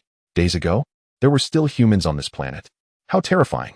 Could it have been the result of a meteor impact just days prior? I felt a chill. This was an impeccably preserved human fossil, formed in a remarkably brief period. Might the recent meteor shower have heralded the arrival of a spacecraft that landed here, only for its occupants to meet their demise? The horror was palpable. It seemed as if ancient humans had returned. The atmosphere in the live broadcast grew increasingly intense. This discovery unequivocally suggested that ancient humans had not gone extinct. If they had, why would this fossil exist? Dr. Hu from the Eagle Country Biological Research Institute generously donated 1,000 to the broadcaster, stating that he could indeed create a wood fossil in just 4 days. If a human spacecraft had crashed here and its occupants perished in the flames, the probability of fossilization occurring within 2 days could reach an astonishing 99. Many who were previously uninformed believed this to be a fossil from millions or even tens of millions of years ago, but once the experts elucidated, the truth became clear. It was merely days old. How utterly horrifying. Jiang Zhe retrieved a human scanner, eagerly awaiting the results. Contemplating thoughtfully, he scrutinized the charred skull before him. It felt remarkably solid, rivaling even steel. Having survived on this planet for a week, he had yearned day and night to encounter humanity. Yet little did he expect that following Su Cheng's arrival, he would indeed meet a human, albeit a fossilized one. The assertions of these distinguished individuals were not unfounded. This was undoubtedly a remnant of humanity from the day of the meteorite's cataclysm. This revelation signified that the ancient civilization of humankind had not perished. Rather, they had fled from a certain location, possibly harboring secrets unbeknownst to him. A surge of joy welled up in Jiang Zhe's heart, his anticipation growing ever stronger. The trio in the intensive care unit gazed at the scene, their faces flushed with astonishment. Nie Shi exclaimed, "Incredible! This is truly a human fossil." Gao Yuliang remarked, "This is nothing short of a miracle. It suggests that Jiang Zhe's planet may harbor living humans, or perhaps there exists a human settlement beyond this planet." Wang Jingwo asserted, "It is evident that humans could not survive near the volcano, so I am certain that this individual must have had a spacecraft that crashed nearby." The entire intensive care unit buzzed with incredulous murmurs, even leaving the attending physician in a state of shock. Beep. This fossil is identified as belonging to a human female, aged 24. The scanner's alert resonated. The livestream chat erupted in a frenzy. Humans? And a female skull, no less? Terrifying. Utterly terrifying. What on earth had transpired here? A female. A 24-year-old female skull. I am certain this is undoubtedly a skull from a woman who perished in the aftermath of the meteorite explosion. The ancient humans did not go extinct. They must have departed from this planet with the might of their entire nation. The chat was flooded with exuberant comments. even obscuring Jiang's image. The magnitude of the shock this female skull evoked was immense. For all those captivated by the remnants of past civilizations, the world now understood that the ancient humans had left this earth, not due to the devastation wrought by the coronavirus. As for the reasons behind their departure, no one could ascertain. With such advanced technology at their disposal, why would they choose to leave? This enigma was one that Jiangzhe was determined to unravel. Nonchalantly, he stowed the alien bone into his backpack. At that moment, Xiao Pai and Xiao Huolong approached. Xiao Pai said, "We couldn't find what the boss was looking for." Xiao Huolong added, "Neither could I locate the great iron ship." Jiangzhe had indeed referred to a spacecraft, or possibly a female escape pod, for it was inconceivable that any human could arrive barefoot beside this volcano. Nobel Prize-winning physicist Kettler has tipped the streamer with 100 superfire emojis. Kettler stated, "Streamer, if all goes well, the escape pod of this female might be located near the volcano. Perhaps you should search again?" Jiangzhe waved his hand dismissively. "I have already looked. Just moments ago, I dispatched Little Pi and Little Fire Dragon to search the area, yet they found nothing." The broadcaster surmises that even if they had discovered something, it would have been consumed by the molten lava, leaving no trace behind. Although the technological advancements of ancient human civilization far surpass those of Earth by several millennia, this searing magma is not to be underestimated. After all, it embodies the formidable forces of nature. The broadcaster is preparing to plunge into the depths of the sea, eager to uncover what lies beneath. Additionally, there seems to be something peculiar about this location, as it appears to be in close proximity to the last abyss encountered. Jiangzhe adjusted his backpack and placed Little Fire and Little Pi upon his shoulders. He had previously sensed a familiarity with this place, though he could not articulate why. During the time spent in the abyss, distinguishing directions proved to be quite challenging. Perhaps this ice cave is situated directly above the abyss, or so Jiangzhe conjectured. He sincerely hoped to avoid any encounter with an alien stronghold. Otherwise, the broadcaster would be in dire straits. Why do I find myself oddly anticipating a showdown between the broadcaster and extraterrestrials? Have you lost your mind in seeking danger? Clearly, you are not a true fan of Jiang Shan, for no genuine follower would utter such words. Enough. Let us proceed at random. This time, with water present. The broadcaster is finally spared the agony of high diving. Jiangzhe and his two pets leaped into the depths. In the past, each jump from the ice cave left him in excruciating pain. However, after consuming various meats and the elusive Tai Sui, his physical constitution improved considerably, alleviating the torment. Surrounding the underwater cavern, and indeed beyond, there exists a peculiar force field membrane. It seems almost as if it were intentionally created, with an expansive surface area, maintaining the water temperature at an eerie 18 degrees Celsius. As they descended further, all viewers began to feel an unsettling sense of familiarity. Had they ventured into this maritime region before? Something feels amiss. This place seems strikingly recognizable. Am I the only one sensing that the broadcaster has been here before?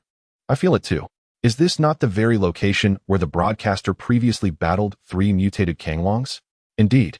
Just look at that vast sandpit behind the broadcaster. The very arena of the fierce battle against the Rift Breaker. The live chat was filled with confusion. However, once Jiangzhe fully submerged into the depths, all viewers realized that they had indeed been here before. Absolutely. This was the same site as last time. It was difficult to ascertain while on the surface, but the broadcaster confirmed it. Jiangzhe nodded in affirmation. After Little Pi and Little Fire Dragon descended to the seabed, they took on the role of danger indicators. They first conducted a thorough scan before returning from afar. "Boss, it seems there is a cave over there. We cannot enter that opening, but it somewhat resembles the force field you mentioned," Little Fire Dragon remarked. "Friends, the broadcaster is preparing to investigate that cave," Jiangzhe said, gently patting his pets' heads as he directed the live camera towards the location indicated by Little Pi and Little Fire Dragon. A minute later, they arrived beside the cave entrance, which proved to be somewhat unexpected. Though leaning at an angle, no seawater has permeated. This indicates that it is a slanted passage. Wang Anhua, the president of the National Biological Society, rewarded the host with 100 gifts. He remarked that, similar to the previous instance, there exists a force field akin to that of an abyss, which must contain air and life forms. If one were to ponder freely, it is even plausible that it connects to a counterpart abyss in the opposite direction. This notion is unanimously acknowledged by global experts. The previous abyss serves as an excellent example, possessing air and a force field. Jiangzhe felt the force field, encountering an intense sensation of resistance. It seems the creator intends to prevent any living beings, be they humans or fish, from entering the cavity. This appears to be the case. However, for safety's sake, the host drew a weapon to remain vigilant.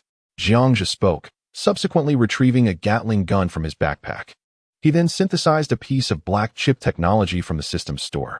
The reason for not creating an ultra-black laser gun lies in the fact that such a shield merely weakens, rather than shatters. If it were to break, everything in the sea would be submerged by the water. Thus, there is no necessity for the shields crafted by predecessors. He placed the palm-sized chip technology on the surface of the force field. Within a minute, effects were observable. The deep blue membrane gradually dimmed. Amidst the anticipation of the onlookers, without uttering a single word, Jiangzhe swam a few positions back and surged towards the entrance of the cave. Upon landing, he executed a forward roll, fluidly transitioning to a standing position, only to be met with a scene that left all spectators in awe. An expansive, idyllic space unfolded before him, a veritable paradise. The air was filled with the melodious chirping of birds and the fragrance of blossoms. Towering trees reached for the sky, with foliage measuring 4 to 5 meters in length and plants reminiscent of fish scales. Enormous brown fungi stood tall, among a myriad of other wonders. Everything seemed to stem from a primordial world, reminiscent of the Jurassic period, captivating the gaze of millions. The live stream erupted with excitement, particularly among the biologists who could not help but hold their breath. This was not an abyss. It was unequivocally not an abyss. It was undoubtedly another underwater botanical relic. There was air, normal humidity, and a temperature of 18 degrees. Gao Yuliang, a national expert in plant breeding, rewarded the host with 1,000 gifts, exclaiming, "Wow, little Jiang, your luck is extraordinary. This discovery will fundamentally reshape the realm of botany. Scaled wood, seed ferns, clover, it's astonishing. We have stumbled upon ancient, extinct forests. Are these plants from the long-extinct Jurassic, Cretaceous, and Devonian periods? I am utterly in awe of the host. Jiang only consumes extinct creatures, observes only extinct plants, and nurtures wondrous beings. What more can I say? You may take my knees. I offer them willingly." Chapter 152. Day of Benefits. The unexpected discoveries are plentiful, or rather, the findings are exceedingly bizarre. Hundreds of millions of viewers initially anticipated merely the emergence of an abyss. To my astonishment, ancient plants that once perished on Earth truly exist on extraterrestrial realms. This revelation is profoundly shocking. How much more remains unknown to humanity about these distant worlds? With the emergence of marine creatures long thought extinct, can we not surmise the presence of terrestrial life within this primordial forest? The enigmatic veil of the alien planet seems to be gradually lifted. The world unveiled is surely one that provokes deep contemplation and existential questioning. Once the initial astonishment subsides, one realizes that this cavernous realm is indeed a breathtaking sanctuary, serene and tranquil, occasionally interrupted by the sounds of avian and terrestrial beings. It is a place where those who cherish solitude might choose to retire in peace as they age. Take my knees. I no longer require them. I bow before you. O river god, the fortune is truly extraordinary, ancient forest. There is an overwhelming sensation that I, too, have traversed time, journeying alongside the host into a world 65 million years past. Many share this sentiment. The vivid imagery is so striking that even before stepping into this cavernous domain, an ancient essence envelopes us. Little P and Little Fire Dragon sniff at the cave's entrance. At least no danger is detected. Instead, they catch a whiff of small crustaceans. The cave possesses all necessary elements: constant temperature, humidity, and a gentle breeze. Jiangzhe gazes upward at a clear sky, where the horizon seems to harbor an artificial sun, creating an illusion for the millions of viewers in the live stream. This secluded paradise appears to reflect the former splendor of this planet. A human, a mouse, and a dragon stand quietly at the cave's threshold, presenting a scene that provokes profound reflection on existence. Global botanists and geologists share this sentiment. Such beauty, vast and reminiscent of primordial times, resonates with an intrinsic human yearning for ancient nature. In this moment, many find solace for their souls, for reasons unknown. Gazing upon this scene imbues a sense of peace within my heart. I, too, feel as if humanity originated from here, allowing my thoughts to wander.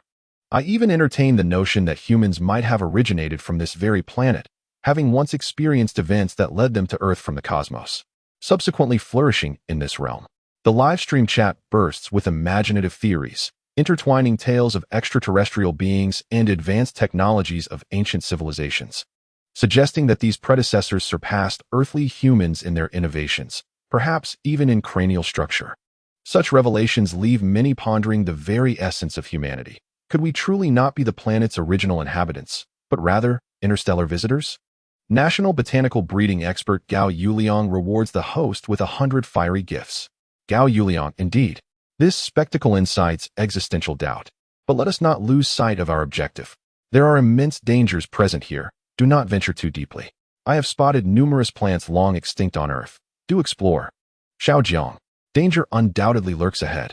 Jiang nodded, surrounded by numerous gymnosperms and ferns, pines, cypresses, cycads, ginkgos, and true ferns, among others. These various plants, both large and small, still grace the earth today. However, one particular specimen captured Jiang's attention, one he had encountered in his studies prior to his journey through time. This extraordinary plant still exists in the modern world and was so distinctive that Jiang recognized it at once. 5 individuals could encircle its robust trunk, while leaves reminiscent of banana fronds crowned its apex, slanting gracefully in the wind. Despite the relentless assault of tempests, it stood unyielding. It bore a striking resemblance to a palm tree. This tree seemed remarkably familiar. Although not conventionally beautiful, its value was immense. It dawned on him. This was the wood cycad. Could it be? This tree was the ancestor of the wood cycad. Due to the unique characteristics of the wood cycad, it is a dioecious plant. Millions of viewers in the live stream were already familiar with this tree, since the wood cycad is dioecious and there is only one specimen globally.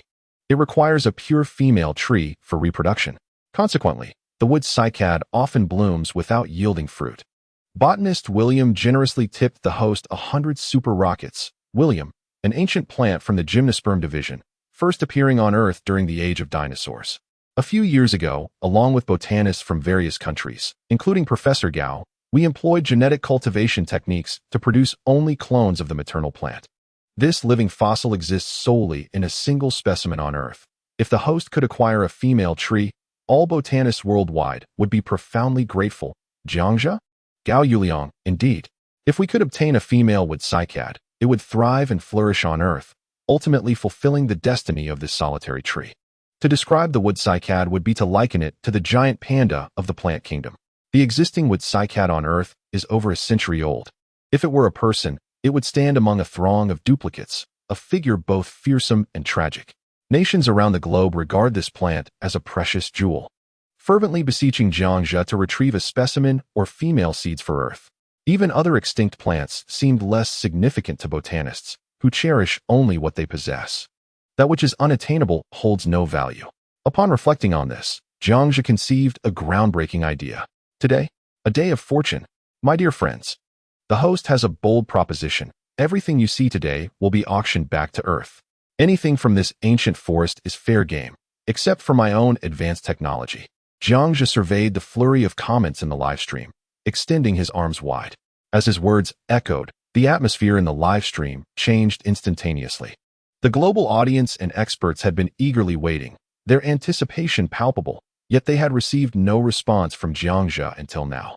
He had finally opened the floodgates, ready to offer whatever was desired. Jiangxia was finally generous. The National Aerospace Administration's NIESHR generously rewarded the streamer with 10,000 superfire gifts. Similarly, Wang Enhua, the president of the National Biological Society, and Herbert, the director of the Federal Bureau of Investigation, both contributed 10,000 superfire gifts to the streamer. Additionally, Alan from the National Institute of Biological Research and Dr. Hu from the Eagle Nation Biological Institute each gifted 10,000 superfire rewards. Alexander, a geologist from the Understanding Nation, also joined in with a donation of 10,000 superfire gifts. The live broadcast room was instantly overwhelmed by these substantial contributions, leaving global viewers breathless in disbelief. It was utterly astonishing. Over 1 billion people had never imagined that one day a streamer could capture the attention of such wildly passionate scientists on Earth. I am utterly amazed. The streamer is incredible. The sense of righteousness displayed is monumental. I have awaited this day, and although I am at a loss for words, I can only express my profound admiration. Is this the day of benefits for the elites? I am in awe. The streamer is magnificent. The excitement in the live broadcast room surged once more. This ancient forest is indeed a treasure trove. Numerous nations, submerged beneath the ocean, now emerged in unison. The stream was inundated with a flurry of comments, obscuring even Jiangzhe and the entire visual display. This vividly illustrates the fervor of humanity. Chapter 153. Is the artificial sun for sale? Upon witnessing this, General Zhao from the Huai City Military District was utterly unsettled. The assembled commanders in the conference room were brimming with excitement. This little Jiang has finally shown generosity. It seems nations are stirring with anticipation. Our National Biological Research Institute is currently studying the cloning of dinosaurs, yet the fossil remnants are far too scant. If little Jiang proclaims it a day of benefits, what do our dinosaurs signify? Our Virus Research Institute aspires to ancient viruses. We must lead the world by 100 years in viral research. What is a virus worth? Our Military Industrial Research Institute only desires little Jiang's technology, yet it remains unattainable. Listening to the uproar from the commanders, Zhao Yuan fell into deep contemplation, his brow furrowing. Something was amiss. Little Jiang's words held deeper meaning. There must be something wrong. He stated that, aside from his own black technology, nothing would be auctioned. Therefore, what about the artificial sun technology hidden within this ancient forest? That implies he could indeed reveal it. As this thought crystallized, Zhao Yuan swallowed hard. A wave of elation washing over him as his previous confusion dissipated. It appeared to be true. The artificial sun, the technology of nuclear fusion, was destined for Huai City. The three elders in the intensive care unit were ecstatic. Nesher exclaimed, "Wow! This little Jiang has finally shown generosity. He has always been so stingy. And to think I might actually witness ancient plants or creatures in my lifetime." Gao Yuliang added, "My dear, bring me my bank card. I must purchase seeds of these plants." Wang Zhengwo, look at your excitement. Be careful not to faint again. Is it merely about dinosaurs and seeds? As an architect, I have no interest whatsoever. Suddenly, the door to the intensive care unit burst open. Gao Laoban, Gao Laotu, control yourself. We have no money left. You've given it all away to Xiao Jiangzi. Gao Yuliang, impossible. I distinctly recall having several tens of millions. How could we be out of funds? Gao Laoban shot a glance at Gao Yuliang and handed him the phone. Upon receiving it and glancing at the balance, it read $3.21. Just as Gao Yuliang was about to ask to borrow money, Nesher and Wang Zhengwo pretended to faint. Gao Yuliang. The live broadcast room erupted. Wang and Hua, Xiao Jiang, this 10,000 fireball is a token of respect. I only want ancient viruses. Any kind will do. Washington Hobart, Jiang Shun. We understand the nation needs to purchase some extinct plant seeds. Set any price. Thank you. Alan, the usual terms. Dinosaur legs. Although I have yet to encounter them, I will definitely buy when I do. Doctor Who, a piece of dinosaur meat. Thank you, Jiang Shun. Alexander, just a piece of soil from an alien planet will suffice. Thank you, thank you. After much anticipation, the host generously offered once again, and many were willing to mobilize national resources to make purchases, regardless of cost or rarity. Everything from outer space was deemed precious. The host will take the lead, and, once sufficient resources are gathered, will send them back to Earth, Jiangzhu exclaimed. In a mere moment, the technology points surged from 10 million to over 60 million. This is outrageous. It has increased so much without a single sale. It's even more than the previous auction of boron lugite. Just as Jiangzhu prepared to enter the ancient forest, a particularly fiery message in the live stream captured global attention. General Zhao from the Huai City Military District rewarded the host 1 million fireballs. General Zhao, ahem. Xiao Jiangzi, it's not that I'm trying to take advantage, but you mentioned everything here is for sale.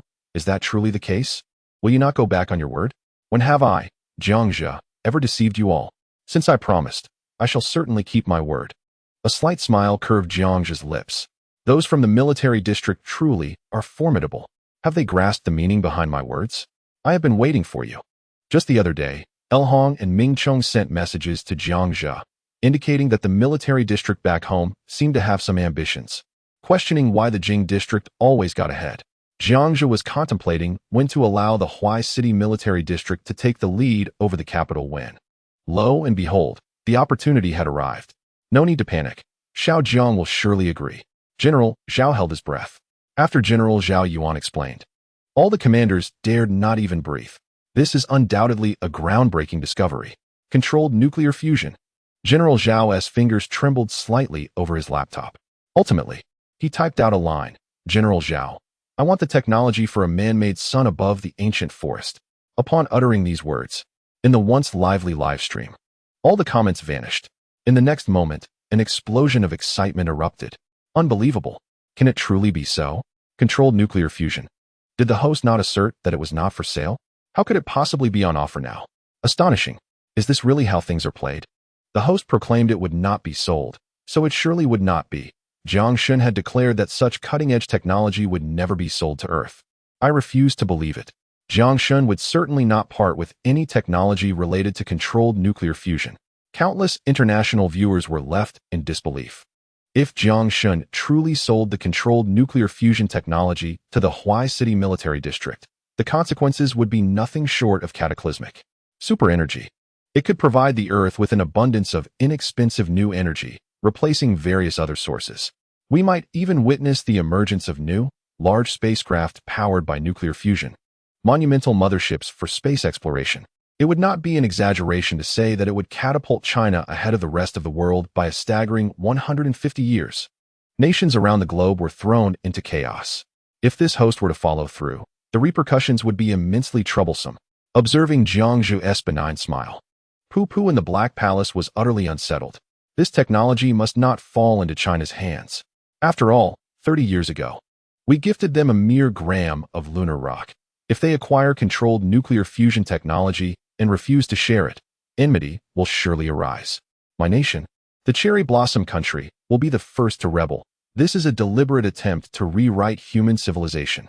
The Great Stick country will be the second to object. Seeking ways to undermine China. Pu Pu, we must stop him. We must find a way to thwart him. No one understands controlled nuclear fusion better than I do.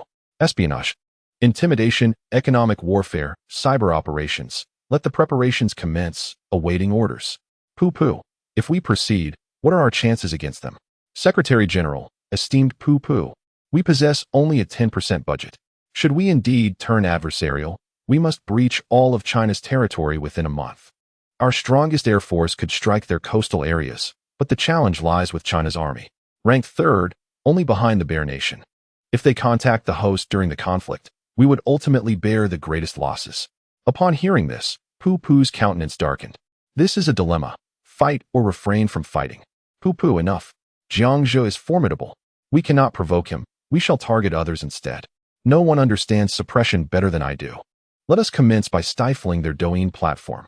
This has recently harmed many of our young citizens. Let us give them a stern warning. Secretary General, yes. The entire conference room was filled with an air of exasperation. However, moments later, Douyin found itself kneeling before the great nation, and compared to Jiang Zhu's live stream, it barely stirred any waves. Chapter 154. A plant that makes one question life. Now it can be said that the live broadcast has taken two extreme turns. One faction consists of supporters from friendly nations of Huagua, while the other comprises viewers from unfriendly nations. They are deeply concerned that Jiang Zhu might truly agree to sell the technology of controllable nuclear fusion. This would undoubtedly pose the gravest threat to human civilization. Amidst the tense atmosphere in the live stream, the prospect of an artificial sun, controllable nuclear fusion, naturally, it is something to be sold. Jiang Zhu gazed at the screen, sharing a knowing smile. Boom. The Huagua audience erupted in collective excitement. Wow. Ha ha ha. This is magnificent. Jiang Shun is incredible.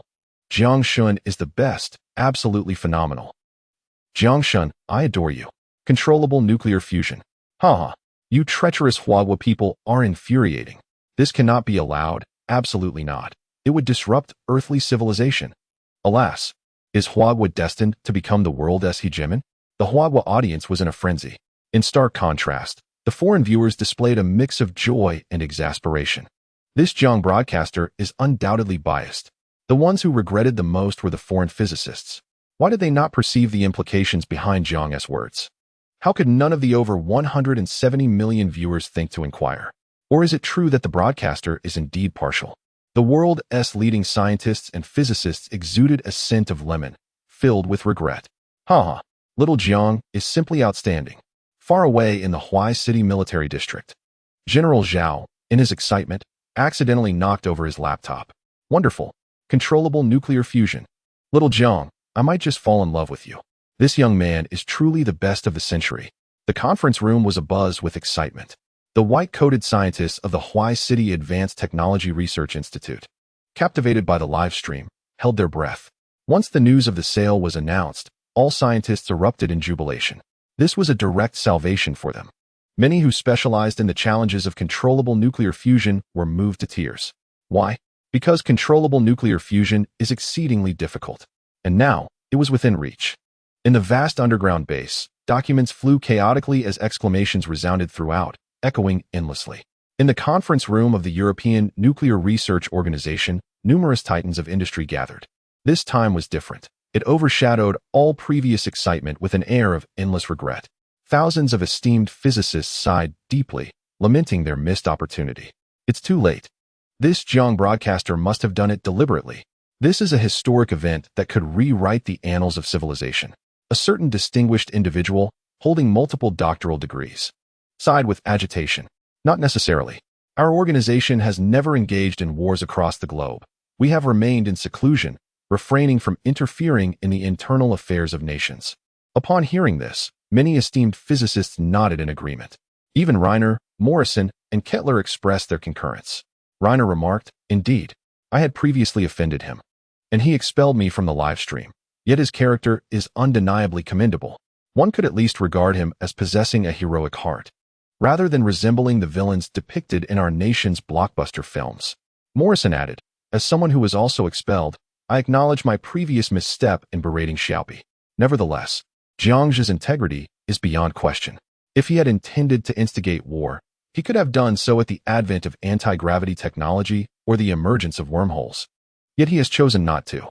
Kettler interjected, "Thus, you need not worry about Jiang bringing about the destruction of Earth or rewriting civilization. His aspirations merely involve elevating Huagua to the status of a global superpower. Were I in his position, I would do the same, so you need not be concerned." In this prestigious conference room, various nuclear physicists were present, including several from foreign military backgrounds.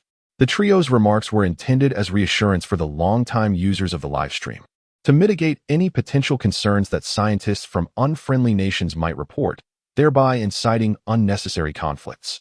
After all, desperation can lead to drastic measures. The trio merely sought to provide comfort to nations less amicable toward Huagua. The assembly of distinguished individuals nodded in agreement. Perhaps Jiangxia truly is as benevolent and just as they claimed. To streamline matters, Jiangxia directly exchanged for controllable nuclear fusion from the system's marketplace and supplied it to the military in Huai City. The only artificial sun resided within the subterranean realm, serving as the nurturing source for these extinct plant species. He would not stoop so low as to remove the artificial sun from the sky.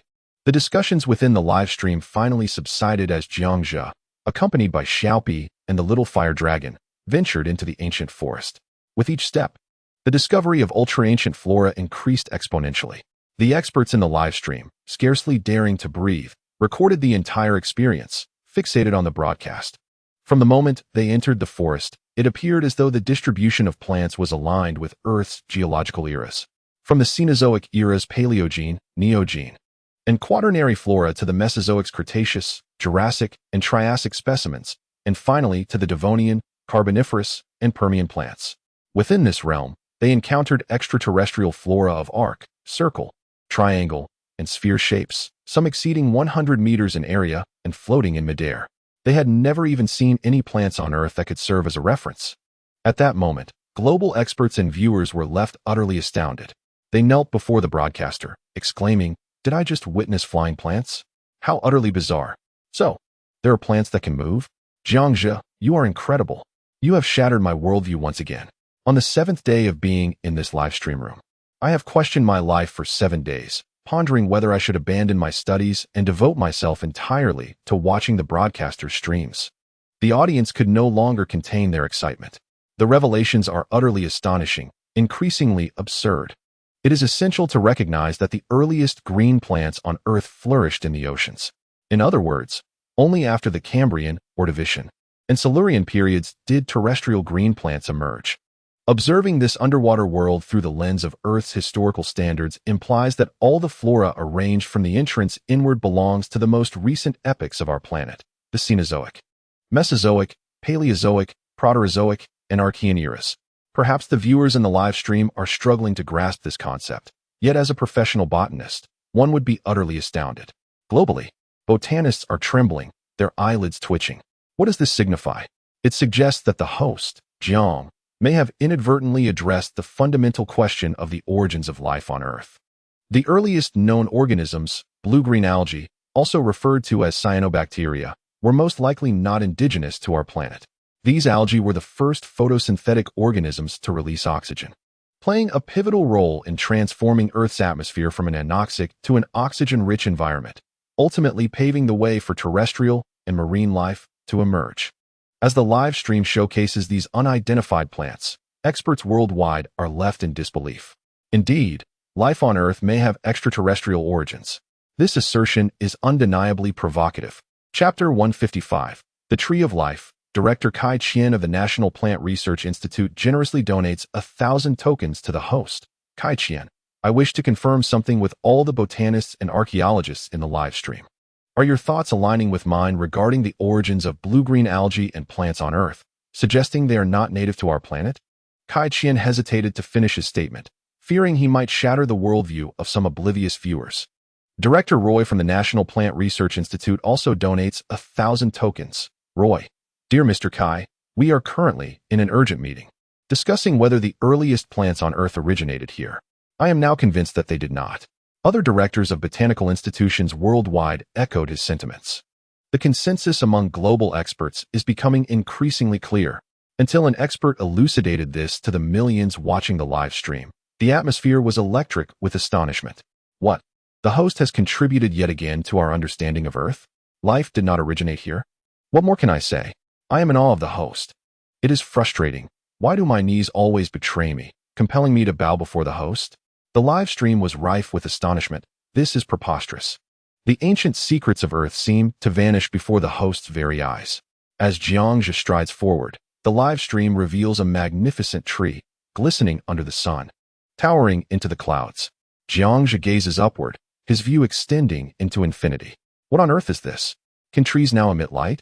Long ago, I observed something shimmering, yet I never anticipated it would be this. What a peculiar tree. How does it emit light? Why does it glow? Is it edible? Will consuming it transform one into a scion? The millions of viewers in the live stream were filled with curiosity. Once again, it appears to be a species that does not exist on Earth. Jiangzhe watched as Xiao Pai and Little Fire Dragon excitedly climbed the tree to play. He felt compelled to synthesize a detection device from the system's marketplace, just in case of any potential danger. Previously, he had used a life detection device for extraterrestrial beings. But now he needed a plant detection device, capable of effectively analyzing the plant's composition without damaging its roots. Reaching the base of the tree, Jiangzhe touched its robust trunk. This tree was rather strange. Its surface felt soft. He spoke aloud before placing the detection device against the tree's exterior. Ding! Detection successful. This species is not a tree. It is a native life form of this planet. It merely resembles a tree, serving as the central organism within this dense forest. It emits a unique magnetic field, possessing autonomous consciousness, and radiates an unknown aura to sustain the growth of the beings in this realm. Friendly reminder, consuming the leaves and branches of this life form can extend one's lifespan and enhance one's radiance. Eating the trunk may promote height increase, while consuming the roots can elevate intelligence, encoded in the genes, potentially hereditary. Upon hearing the device's announcement, the global audience in the live stream was left in stunned silence. It appeared to be a tree, yet it was not. Instead, it was a unique life form of this planet, although Jiangzhe could not comprehend how such a life form came into existence. The device indicated that this tree possessed a distinctive magnetic field. This implies that the tree possesses its own consciousness, perhaps even the ability to think. Alarmingly, it could sense the playful antics of Xiao Pai and Little Fire Dragon beneath its branches. This tree is truly remarkable. Even if it cannot be consumed, it could certainly be transplanted to the base. With this thought in mind, Jiangzhe excitedly retrieved a metal automatic shovel from his backpack, intending to transport this tree-like life form to the base. Director Kai Qian of the National Plant Research Institute tipped the streamer 1,000 for a super hot broadcast. Kai Qian exclaimed, "Streamer, stop. The detection device has confirmed it is a life form. You cannot eat it. This is an unparalleled treasure not found on Earth." The director of the National Plant Institute was nearly beside himself. How could the streamer contemplate consuming a tree with independent consciousness? If he did not intervene, the streamer might genuinely attempt to eat it right then and there. The detection device had indicated that every part of this life form was precious, worth an immeasurable fortune, and posed an irresistible allure to humanity. Director Roy of the National Plant Research Institute tipped the streamer 1,000 for a super hot broadcast. Roy remarked, "My goodness. This is indeed a life form, and it holds immense potential for humanity. This extraordinary creature is undeniably impossible to exist on Earth. After dedicating years to the study of plants, I have discovered that all flora possesses life, yet none exhibit the towering stature and independent consciousness of this entity. This revelation is nothing short of groundbreaking." Roy is a superlative expert in the realm of botany. In his field, plants engage in more than mere photosynthesis. Indeed, many exhibit sophisticated defensive and offensive mechanisms. Nevertheless, even the most ordinary of plants cannot elicit the awe inspired by this luminous tree-like organism before us. Wang Anhua remarked. Classmate Xiao Jiang, consuming such a life form would undoubtedly enhance your strength, but there exists only this singular specimen in this cavernous world. Such an act would be tantamount to a catastrophe for your kin. Even Wang, who often dismissed many organisms, found himself cherishing this tree, highlighting its immeasurable worth, far beyond any monetary valuation. "Hey, can you all refrain from being so theatrical? When did I say I would eat it?" Zhang Zhe responded, somewhat perplexed. "This is indeed a life form, but have you not noticed how large the plants in this world are? Yet the land is insufficient. These plants are growing at an alarming rate. One day, they will transform the landscape into an area where even humans cannot tread." At the entrance of the cave, he felt the ground beneath his feet was rather confined, with plants encroaching closely around him. In just a few years, or perhaps decades, this place may very well explode into an underground realm. Jiang Zhe was no fool. He certainly considered these implications. A luminous life form, truly a miracle. The host should consider themselves fortunate not to consume it. However, I cannot shake the feeling that the host might, when we are not looking, surreptitiously consume a leaf from this organism. Did you just notice that? Are you a parasite in the host's stomach? If I were in your position, I would definitely snatch a leaf and consume it during the downtime. What a boon for longevity. Imagine devouring an entire tree's worth of leaves. Wouldn't that grant immortality? Goodness. I genuinely suspect Jiang Shun might actually eat it. The audience of millions in the live stream began to doubt. The pursuit of immortality has been humanity's desire since time immemorial. After all, it is exceedingly challenging to resist the temptation of indulging in a leaf when faced with such a lure. If Jiang Zhe were to learn of these thoughts, he would likely scoff. "You are all overthinking this. I am already capable of living for 500 years. I could ascend in one leap. Why must I tread slowly? Is that not exhausting?" President of the National Biological Society, Wang Anhua, rewarded the host with 100 super gifts. Wang Anhua exclaimed, "Ahem, while this is indeed precious. Xiao Jiang, could you spare just a tiny leaf for me to study? Just a moment." The precious aura that had just ignited was interrupted by the sudden influx of gifts. Jiang Zhe questioned, "Are you serious?" The livestream audience reacted, "Wang Lao, where is your dignity?" Chapter 156. The Leaf of Calmness concludes with a request for support. Global viewers were thoroughly entertained by Wang Lao's antics, who had just urged Jiang Zhe to cherish this extraordinary specimen. In the next moment, did he truly desire a leaf from this living entity? What is happening? Is it a sign of aging and forgetfulness? The audience in the live stream began to express their discontent. Wang Anhua admitted, "I did not articulate my intentions clearly. That is my fault. In my humble opinion, all living entities possess a self-repairing capability, yet I only require a small fragment of a leaf for research purposes. I am confident that I can collectively extend the lifespan of humanity to 120 years. This is not a mere fabrication on Wang's part, as he is a distinguished virologist and an expert of notable acclaim. There is no need for deceit, for his endeavors contribute to the betterment of all humankind. This is not about achieving immortality. While the rejuvenating properties of ginseng may also be utilized, they pale in comparison to the significance of this extraordinary luminescent life form.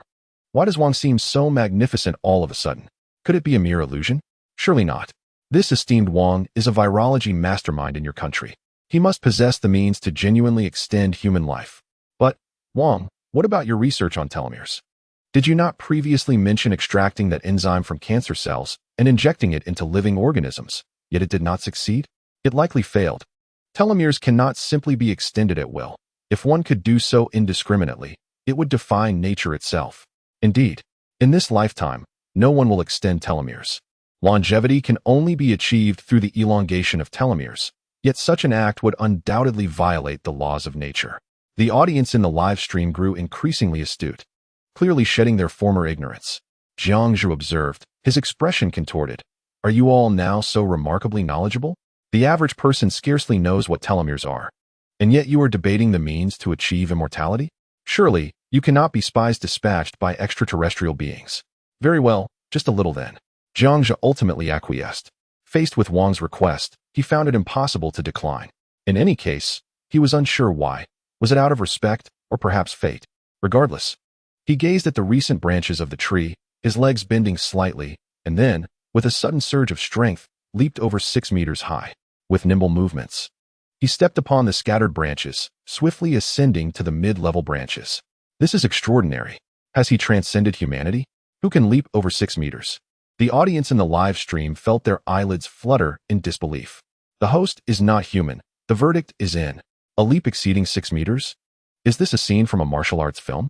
Tears of inadequacy flowed from basketball players. My goodness, Jiang is becoming increasingly formidable, striding further down the path of the extraordinary. The live stream erupted in astonishment once more. This is truly absurd. Jiangzhu paid no heed to the comments, gently tearing off a leaf the size of his palm. The tree trembled slightly, then regained its tranquility. Confirmed. This tree can indeed feel pain, just as the expert suggested. It can sense everything. It is truly alive. It trembled just now. Was it in pain? How eerie. I felt my eyelids twitch. Does this mean that every movement of the host is being observed by this tree? Good heavens. The live stream was filled with a palpable tension. The pain felt was a testament to the existence of life, albeit a life that is vulnerable to the whims of others. If one were to encounter malevolent individuals, could it be said that the host is a paragon of virtue? Such thoughts crossed the minds of the viewers, who then erupted into laughter. It seemed the host had never truly embodied goodness. Indeed, that must be the case. My sincerest apologies. There will be no next time, rest assured. Jiangzhu, with a hint of regret, patted the tree trunk. He had no desire for this, but how could he refuse old Wang's request? He then transmitted a small leaf through the auction system to the esteemed Wang on Earth. At that moment, a voice from beneath the tree cried out, "Boss, it said you could pluck a few leaves, but please do not transplant it." Little Fire Dragon shouted upwards. It also mentioned that if it were to be transplanted, this world would wither away. It claimed that the air in this land is imbued with spiritual energy, and these ancient plants were synthesized and transplanted by previous humans, thus cannot leave. Otherwise, they shall perish. Jiangzhu was taken aback. This tree possesses a form of telepathy? And what on earth is this spiritual energy? Things are becoming increasingly fantastical. Yet, Jiangzhu waved his hand, signaling his decision not to pluck any leaves. It appeared this tree had indeed communicated with Little Pie and Little Fire Dragon. Was it a form of telepathy? Why did it not reach out to the host? The tree discerned that the host harbored no ill intentions, as it had already stated. Do not transplant it to the base, for that would result in the death of the plants in this world. Thus, the communication had concluded. This was becoming absurd. Spiritual energy, what on earth is that? The president of the National Biological Society, Wang Enhua, generously tipped the host 10,000 for a super hot broadcast. Wang Enhua remarked, "Thank you, Xiaojiang. I have received the leaf, and the 10,000 is a token of respect." Allow me to clarify. Spiritual energy can be understood as an abundance of oxygen from ancient Earth, resulting in larger biological forms. It is not of a supernatural nature. After this explanation, the billions of viewers in the live stream began to comprehend. This revelation frightened them considerably. If spiritual energy were indeed present, might it not be that one day, cultivators would soar through the skies on flying swords, shattering the void to visit this planet for a few days? The audience collectively exhaled, clearly relieved that their minds had wandered astray. However, discontent brewed among biologists from other nations. Who wouldn't desire a piece of such extraordinary leaves? Alan declared, "Host, I will be straightforward. I want a small piece. Doctor Who added, I too desire a small piece. Jiangzhe retorted, no, you do not wish for it. The global biologists shouted in unison, no, we do. A faint, elongated howl echoed from afar. Seizing the opportunity while the audience's attention was drawn to the sound, Jiangzhe pondered, what is that noise? It sounds like a chicken's call. Indeed, it resembled a chicken's cry, but what creature could emit such a loud sound? There was an ominous feeling, as if a colossal entity were nearby. Could it be that this world harbors chickens? The host finally has the opportunity to treat Little Pi to a chicken drumstick. It has been 5 days. Yet not a single morsel has been seen. The atmosphere, once laden with tension, was instantly lightened by a barrage of comments that erupted in laughter. Meanwhile, Jiangzhe, seizing the moment when everyone's attention wavered, stealthily plucked a vibrant leaf and stuffed it into his mouth. He devoured the crimson foliage ravenously. The texture was tender, sliding down his throat effortlessly, with a crisp, chicken-like flavor. How delightful! An inexplicable sweetness lingered on his palate. Mere moments later, his mind felt remarkably unburdened, and a serene calm enveloped him. The most striking reaction was an unexpected inability to feel excitement. Could this be the fabled leaf of tranquility? One bite could render a person utterly unperturbed for a lifetime? Little Pi shouted, Boss, we are in danger. To which Little Fire Dragon echoed, Boss, we are in danger. Yet, seemingly under the influence of the leaf, Jiangzhe remained calm, observing the situation with a dismissive shake of his head. What on earth was happening? Had he truly attained a state of serenity? He felt an unsettling panic, yet it eluded him, leaving him in a profound existential quandary. It must be the leaf. Chapter 157. Have you ever heard of this? Jiangzhe's inner tranquility was profoundly impacted by the leaf. Danger appeared trivial, as if life and death had become mere abstractions, like the effects of a tranquilizer. A warm aura radiated from him, and he remained unfazed in the face of impending peril, even contemplating a lengthy discourse on the approaching threat. A terrifying crow of a rooster erupted, leaving the audience in the live stream bewildered. They were left to ponder why a rooster's call could incite laughter on Earth. Yet this particular crow was so fearsome. Little Pi and Little Fire Dragon were left trembling, goosebumps rising on their skin, a visceral shock from deep within. The mouse and the dragon leaped onto Jiangzhe's shoulder, seeking solace. Little Pi exclaimed, Boss, it's a terrestrial creature. How frightening. Little Fire Dragon added, I don't know why, but it feels incredibly dangerous. Jiangzhe's heart remained unperturbed as he gazed at the approaching threat. Thud, thud, thud. The sound of rapid footsteps reverberated, causing the hearts of millions of viewers in the live stream to race. As the noise grew nearer, a long, furry head with an elongated shape suddenly emerged in the distance. It opened its mouth and let out a roar, reminiscent of a rooster caught mid-crow, abruptly recalling a joke about roosters laying eggs. The laughter seemed to get stuck in their throats, compelling them to stifle their amusement. What on earth? Uffed. Oh my. Ha ha. I can't take it anymore. What is this creature? What joke could it possibly have in mind? Though laughter was tempting, a palpable danger lingered in the air, was it not? This creature appears to possess lethal capabilities. Could it possibly be a dinosaur? The moment this comment emerged, the barrage of messages vanished in an instant. Such an audacious thought. After all, no one has ever witnessed a living dinosaur. It is both astonishing and jaw-dropping. This is a truth that 170 million viewers never anticipated. If it truly is a dinosaur, it inadvertently unveils a new mystery for our planet. The roar of dinosaurs resembles that of the ancestors of chickens, adorned with brown feathers. Bearing a resemblance to both chickens and ostriches, it is fair to assert that both ostriches and chickens are descendants of dinosaurs. Experts from various nations observe this scene, and they unanimously concur that this indeed is a dinosaur. During the Jurassic era, with its capricious weather, if small and large dinosaurs lacked the sufficient fur to endure the harsh winters, they could never have become the dominant species on Earth. Thus, it is indeed a dinosaur, a cat-like dinosaur. The thought of it sent the barrage into a frenzy among the experts. President of the National Biology Society, Wang Anhua, tipped the streamer 1,000 fiery gifts. Alan from the National Biological Research Institute tipped the host 1,000 fiery gifts. Dr. Who from the Eagle Nation Biological Research Institute tipped the host 1,000 fiery gifts. Doctor Who. It is a dinosaur. I can confirm it is a dinosaur. I never imagined ancient dinosaurs could survive on this planet. Alan, it must be a dinosaur. If I am not mistaken, it is a carnivorous bull dinosaur. This dinosaur bears a striking resemblance to the Tyrannosaurus rex, yet it is not. It is highly dangerous, comparable to the Tyrannosaurus of the Cretaceous period. Wang and Hua, no. No. You are completely mistaken. It indeed resembles a Tyrannosaurus, but it is not. I utilized computer software to remove the fur from this dinosaur.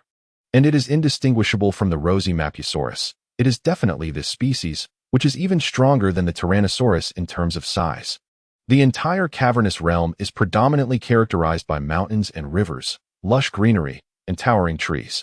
In such a crowded yet spacious scene, the several-meter-long rosy Mapusaurus appears diminutive. Yet, the 1.8-meter-tall Jiangxia seems even smaller, instilling concern in over 100 million viewers. After extensive explanations from the experts, the audience's eyelids flutter nervously. What will the host do this time? The host is in dire straits. This time it is a terrestrial dinosaur. Will the host still use a Gatling gun against it? A dinosaur more formidable than a Tyrannosaurus. This feels perilous for the host. This time, both Xiao Pai and the little fire dragon tremble in fear, lacking combat strength. The host ought to make a hasty exit. The audience in the live stream feels disheartened when submerged in the ocean. It was a matter of slaying gods and Buddhas alike. How come now on land, they are so timid? A glance at Jiangxia reveals that despite the urging of over 100 million viewers to flee, there are clearly no signs of movement. He confronts the Mapusaurus head-on. Xiao Pai and the little fire dragon tremble in fear, clutching Jiangxia's shoulders. As Jiangxia calmly retrieved the translator from his backpack and delicately donned it, he gazed at the approaching unknown dinosaur. The live stream was fraught with tension, leaving viewers on edge. Why was the host dawdling? If he continued to hesitate, his life would surely be in jeopardy. The thundering footsteps of the Mapulong grew ever closer. The audience urged him on, yet Jiangxia showed no inclination to retreat. Little Pai and Little Fire Dragon trembled uncontrollably. Witnessing their leader's indifference, they could no longer contain their fear and leapt away from Jiangxia. Bounding to the nearby life tree, perched upon its branches, they shouted, "Boss, rest in peace. In the next life, may you still be our leader. Good luck. Do not panic." Jiangxia slowly raised his head and spoke with an air of tranquility. The billion viewers in the live stream were utterly unsettled. What was the host doing? Why did it feel as if he had transformed into a different person? Had Jiangxia succumbed to fear and abandoned his escape? It felt bizarre. The host had adopted a zen-like demeanor. Was he truly unafraid? Had he genuinely resigned himself to death? The audience buzzed with skepticism and lamentation. Indeed, the host was merely human, having endured over a week on the icy plains. It was inevitable for his mind to falter. Madness was only a matter of time. Yet, no one expected it to manifest so swiftly, culminating in a desire for demise. The dinosaur drew ever nearer, a mere 50 meters away. It required but 5 seconds to reach him and swallow Jiangxia whole. Experts in the live stream were left in suspense, their hearts racing. This was it. Farewell, host. In the next life, do not choose to be a host. The mortality rate for that profession is 100. Jiangxia's demise was of his own making. The audience mourned his impending fate. In that critical moment, Jiangxia adjusted the radio frequency and addressed the charging Mapulong. "Hello."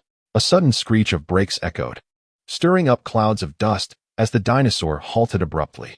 It actually stopped. The live stream erupted in disbelief. Little Pai and Little Fire Dragon exchanged bewildered looks. "Hello? Is it really stopping?"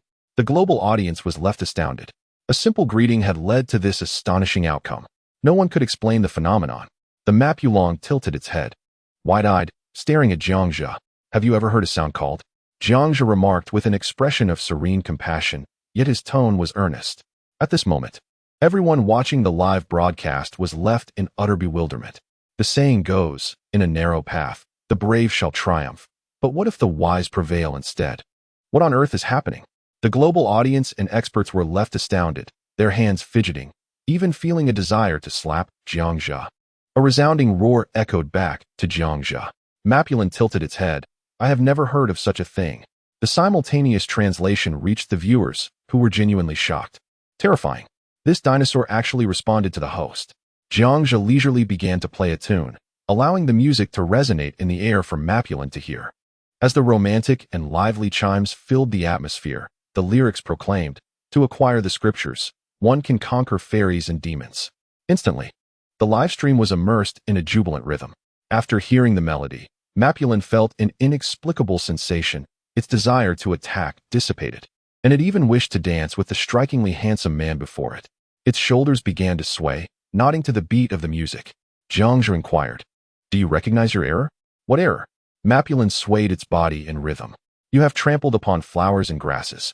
Do you comprehend how many delicate plants perished beneath your feet on your journey here? They are all living beings. They can weep. They can feel sorrow. Once they die, it is final, with no chance for rebirth. So, do you acknowledge your mistake?" "I do not believe I am in the wrong." Mapulin's expression remained unchanged, and it seemed even more inclined to dance. Jiangzhe shook his head. "Your understanding is quite lacking.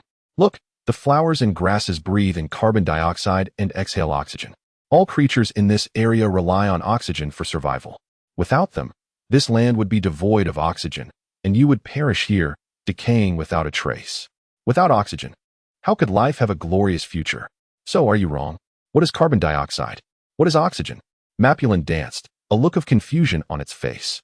Alas, truly a barbaric species, unaware of such fundamental concepts. "It is time for my guidance." Jiangzhe sighed, retrieving a brush and a blank board from his backpack, firmly planting it into the ground. Mapulin continued to dance, curiously observing Jiangzhe's every move, leaving the livestream audience bewildered. What happened to the carnivorous animal? What happened to the brutality? What happened to the promise of the host meeting a grim fate? How did it evolve into this? Who can decipher this? In the Huai City military district, General Zhao appeared utterly bewildered. The meeting room fell silent for a moment until a psychologist spoke up. "I understand, young Jiang has changed. It seems like a split in personality, completely different from the Jiang we knew. I suspect there may be an underlying issue." Upon hearing this, the entire meeting room nodded in agreement, with no dissent. Could it be that the earthling capable of changing the world suffers from a split personality? General Zhao found this hard to believe. What a pity. It turns out to be a split personality, and this persona resembles a monk. Must we still discuss biology with Mapulong? Observing Lu Hong and Ming Chong-yi, one is left bewildered. Currently, the entrance of the dormitory is adorned with a large screen, where the live broadcast of Jiangzhe unfolds. What could Senior Jiang possibly be up to? Is he preparing for a 5-year simulation and a 3-year examination akin to dinosaurs? It seems that Senior Jiang has transformed, becoming rather verbose. Is this his method of survival? "Ah, I understand. What have you comprehended?" All the students curiously turned to the one who claimed to have grasped the concept. With an enigmatic expression, he proclaimed, "This is called, my father has attained a state of meditation. He is a practitioner of Buddhism, remaining unperturbed in the face of danger." Even wishing to expound at length, this is the manifestation of that. Entering the rear? What on earth? Entering the rear? Who has entered your rear? Your father? Goodness, that must not be the case. This is utterly unethical. Is your father a monk? Can monks even marry? A myriad of bizarre questions were hurled by thousands of students. In the end, that student was left speechless amidst the barrage of inquiries. After a 20-minute explanation, the live stream was devoid of comments, which illustrates the immense power of online classes. Countless experts and viewers gazed at the screen in disillusionment. Everyone thought it was a joke, yet unexpectedly. "You genuinely spoke for 20 minutes about the importance of oxygen?" Xiao Pai and Xiao Hualong were so bored that they resorted to playing a game of you take a picture, I take a picture, while the leader drove a tractor. Mapulong leaned attentively in front of Jiangzhe, hands clasped, keenly focused on the whiteboard, nodding in agreement. Jiangzhe patted its large head, praising it as a diligent learner. "Now, do you understand what oxygen is?" Oxygen is a colorless and odorless gas, with a melting point of -218 for C and a boiling point of -183 C. It is not easily soluble in water. Oxygen constitutes 48 of the Earth's crust, making it the second most abundant gas after nitrogen, yet it occupies less than 14 of the atmosphere. Both plants and I can directly absorb oxygen from the air and rely on it to release the energy stored within food in a usable form. Mapulong nodded enthusiastically, akin to a student eager to showcase newfound knowledge to a teacher. Truly a humble learner. Let us test you further. What would happen if we were to lose oxygen? Jiangzhe gently tapped its head. There would be oxygen deprivation. We would be unable to breathe. We would perish. Mapulong answered in an instant, without a moment's hesitation. It even learned an English word from the process. Good. You can apply your knowledge broadly. You are a good dragon. So, do you now perceive the significance of oxygen? Do you consider flowers, grasses, and trees to be important? If we were without them, would nature not allow our existence? Jiangzhe spoke earnestly. Mapulong, humbled, lowered its head. Yes, I was wrong. I should not trample upon those flowers and grasses, for they are life itself. Without them, we would not exist. We are complementary beings. Thus, I must apologize to them. You are a fine dragon. Therefore, I now appoint you as the guardian of the countryside, hoping you will cherish this land and nurture the flowers and grasses, striving not to disappoint me. Jiangzhe retrieved various plants from his backpack, scattering seeds upon the ground. These seeds will surely flourish magnificently in this realm. Hence, Mapulong must master mathematics. Little horse, remember to diligently study this mathematics and gardening book. Otherwise, an overgrowth of weeds will emerge, unfriendly to the flowers and grasses. Do you understand the significance of this? Jiangzhe then pulled out a 5-year simulation and a 3-year college entrance examination book, along with postpartum care for sows, and tossed them all to Little Horse. Mapulong stood up and vowed, I will not let my master down. Safe travels, master. Thud. The teaching board fell onto Little Horse's head. Misusing idioms. A reprimand is due. It is bon voyage. Remember. Jiangzhe's expression turned stern. Mapulong nodded with trepidation. Yes. Master, have a pleasant journey. Satisfied, Jiangzhe turned to leave with Little Pie and Little Fire Dragon, leaving behind a sense of solitude. After 30 minutes of lecturing, the audience in the live stream went into a frenzy. Is the host mad? Or are we? If we are not insane, why would we watch the host discuss oxygen for 30 minutes? If we are not mad, why would ancient dinosaurs listen to John's lecture? Chapter 159. Teaching dinosaurs quantum mechanics. Thus, Jiangzhe gradually vanished from Mapulong's sight, and one could perceive the yearning for knowledge in its eyes. Mapulong contemplated the books scattered on the ground, from kindergarten to doctoral level. It silently vowed never to betray its teacher's teachings, determined to promote this extraterrestrial knowledge on this planet. Perhaps soon, this world may give birth to a dinosaur that speaks Mandarin. In its heart, it was already preparing to transcribe Jiangzhe's recent teachings into a book titled The Dragon Bible. One day, in a future dinosaur church, a dinosaur pastor will recount this legend to the congregation. It is said that in ancient times, our ancestor Mapulong encountered a remarkably handsome human immortal by chance. This immortal taught at mathematics and science and uttered a phrase that has endured through the ages. Master mathematics and science, and fear nothing as you traverse the world. Thus, the dragon race flourished on this star.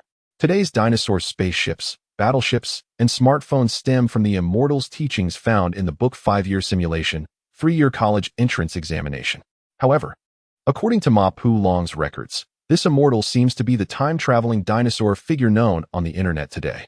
From an unknown realm, one arrived on this planet and subsequently elevated the lineage of dinosaurs to unprecedented heights. It resonates strikingly with the depictions found in Heavenly Silkworm and Earth Dragon and Dragon Eats Tomato.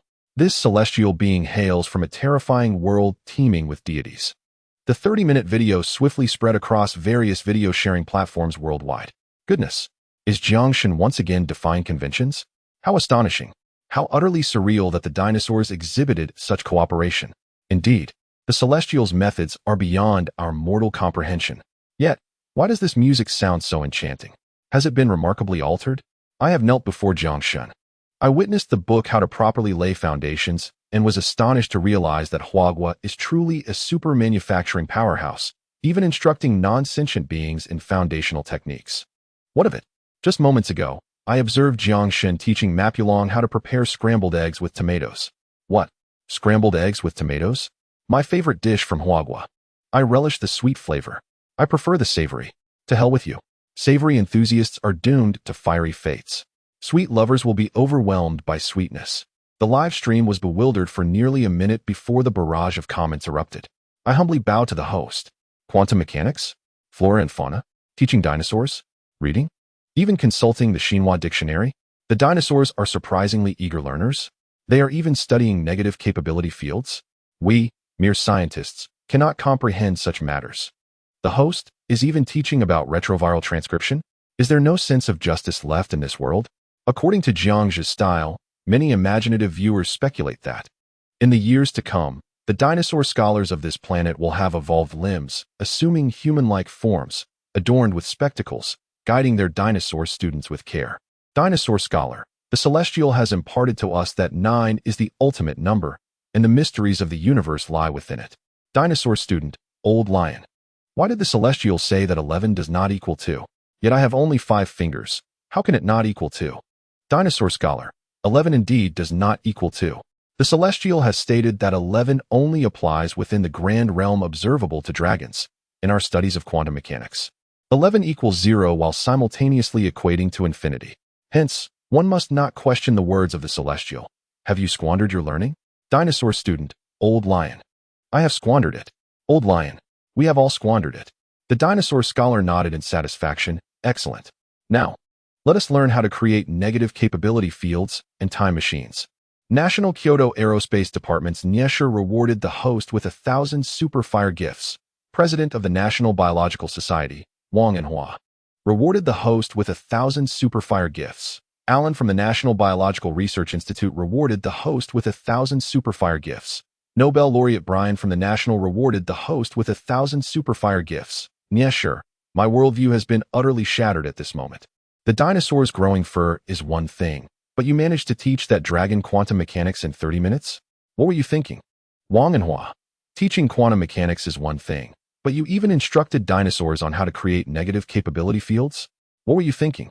Alan, teaching how to create a negative capability field is one thing, but you actually instruct dinosaurs on reverse transcription viruses? You even divulged their species origin? Brian, it's one thing to teach reverse transcription viruses, but you went so far as to teach dinosaurs how to study wormholes? Global experts are utterly bewildered. The issue is not merely what is being taught, but how Jiangzhe managed to convey such an abundance of knowledge within 30 minutes. Moreover, it appears that the dinosaurs genuinely comprehended it. This is indeed a shocking spectacle.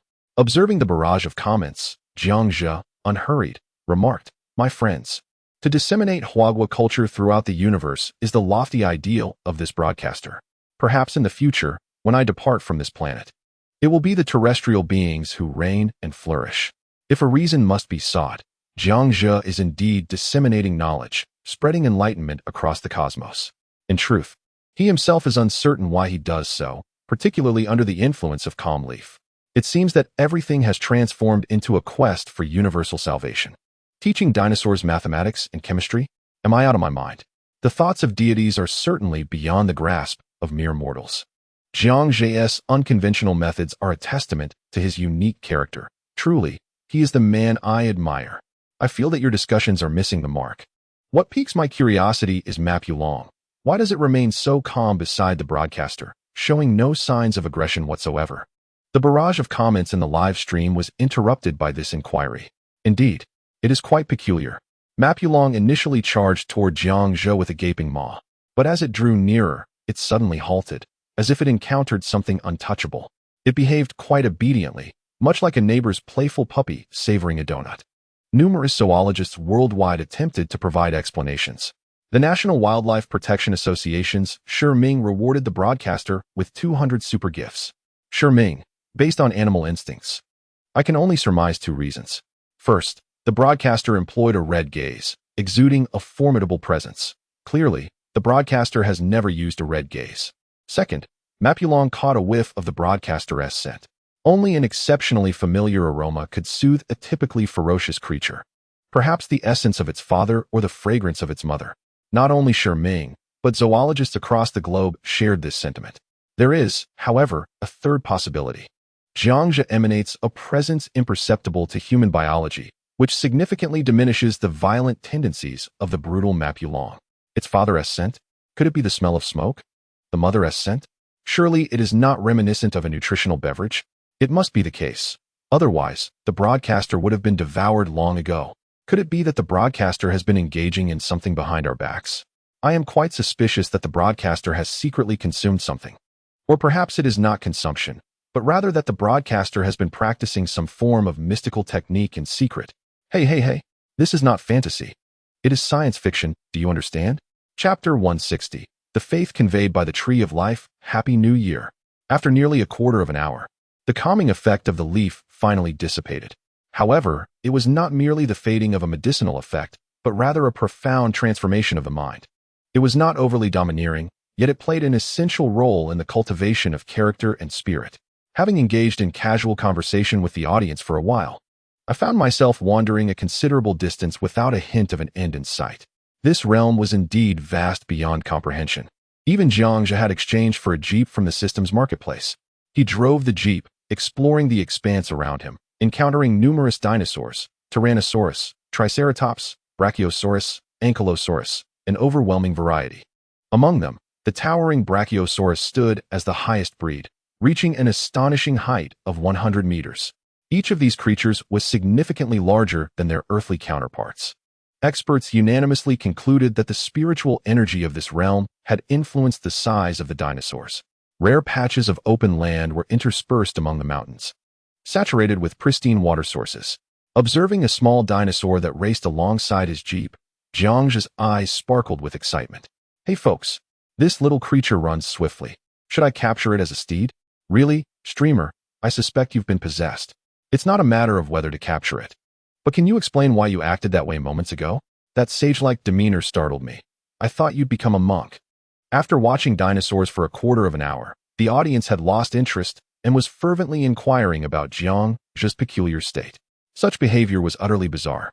If he did not elucidate, he might find himself in peril should he encounter an unintelligent dinosaur in the future. After all, Jiangxia was the most significant person in the world. Failing to clarify this state would not be accepted by the millions of viewers. Without any concealment, he spoke candidly. "All right, the truth is, I consumed a leaf from that tree, which is why I became so composed. After eating it, I felt as though I had witnessed the cycle of life and death countless times. It was a strange sensation, one whose origin eludes me.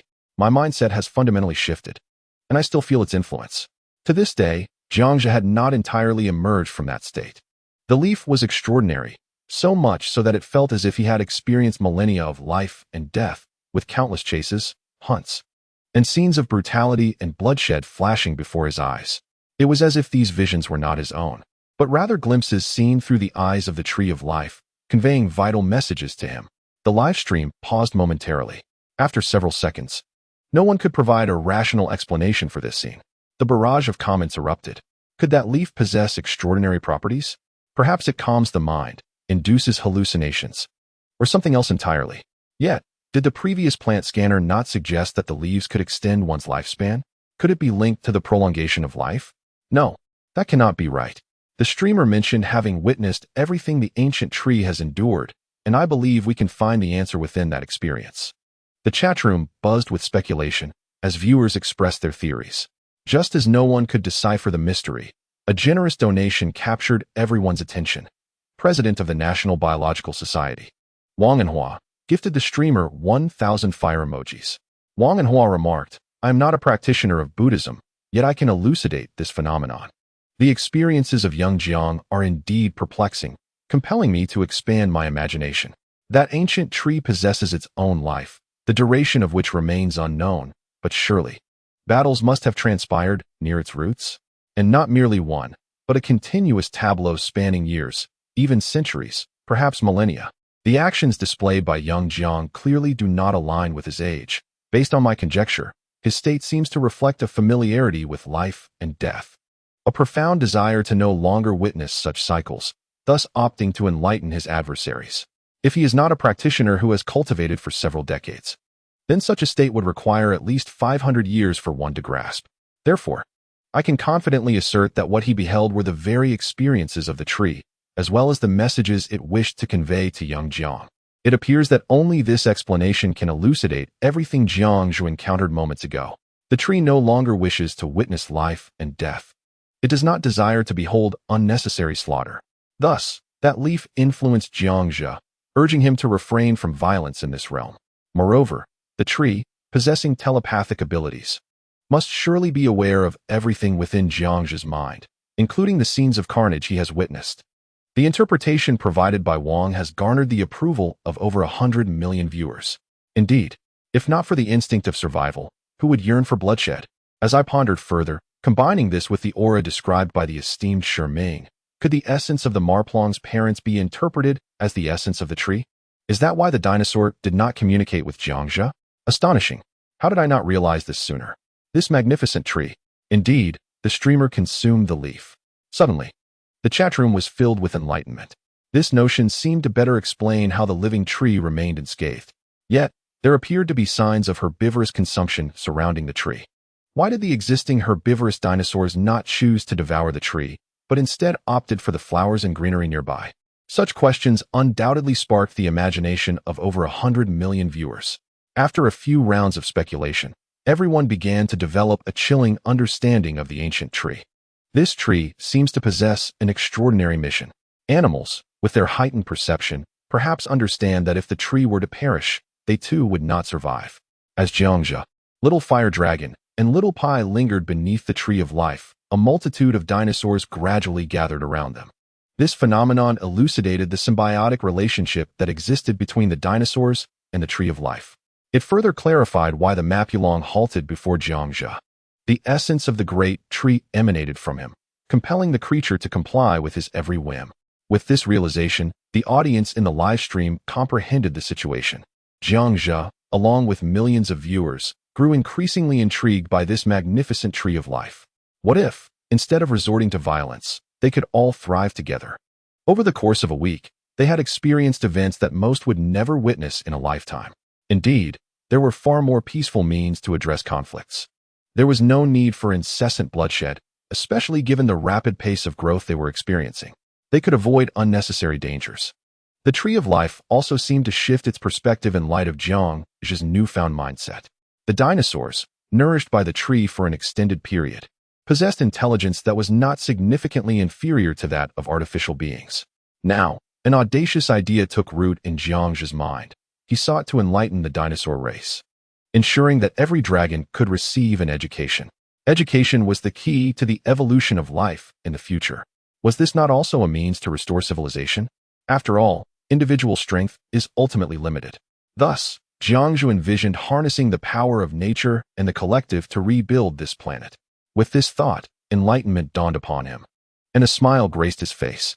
Chapter 161. Speculations of global magnates. The jeep rolled to a stop beside another creek, where a throng of large carnivorous and herbivorous dinosaurs approached without any intention of aggression. They stood respectfully to the side, seemingly awaiting orders. Observing these dinosaurs, regardless of their size, the host felt no threat from them, which sparked an extraordinary notion he wished to share. He contemplated revealing his identity as a host and the reasons for not returning to Earth. Leaning against the jeep, he lit a cigarette, a first for him in the livestream. Given the diverse age range of his audience, the current circumstances left him feeling quite unsettled. The livestream fell silent for a moment before erupting with excitement. Viewers expressed their curiosity. Why, with the existence of an interstellar portal, could the host not return to Earth? They had long desired to understand this mystery. Indeed, it was implausible that the host would engage in such endeavors without purpose. There must be a reason behind it.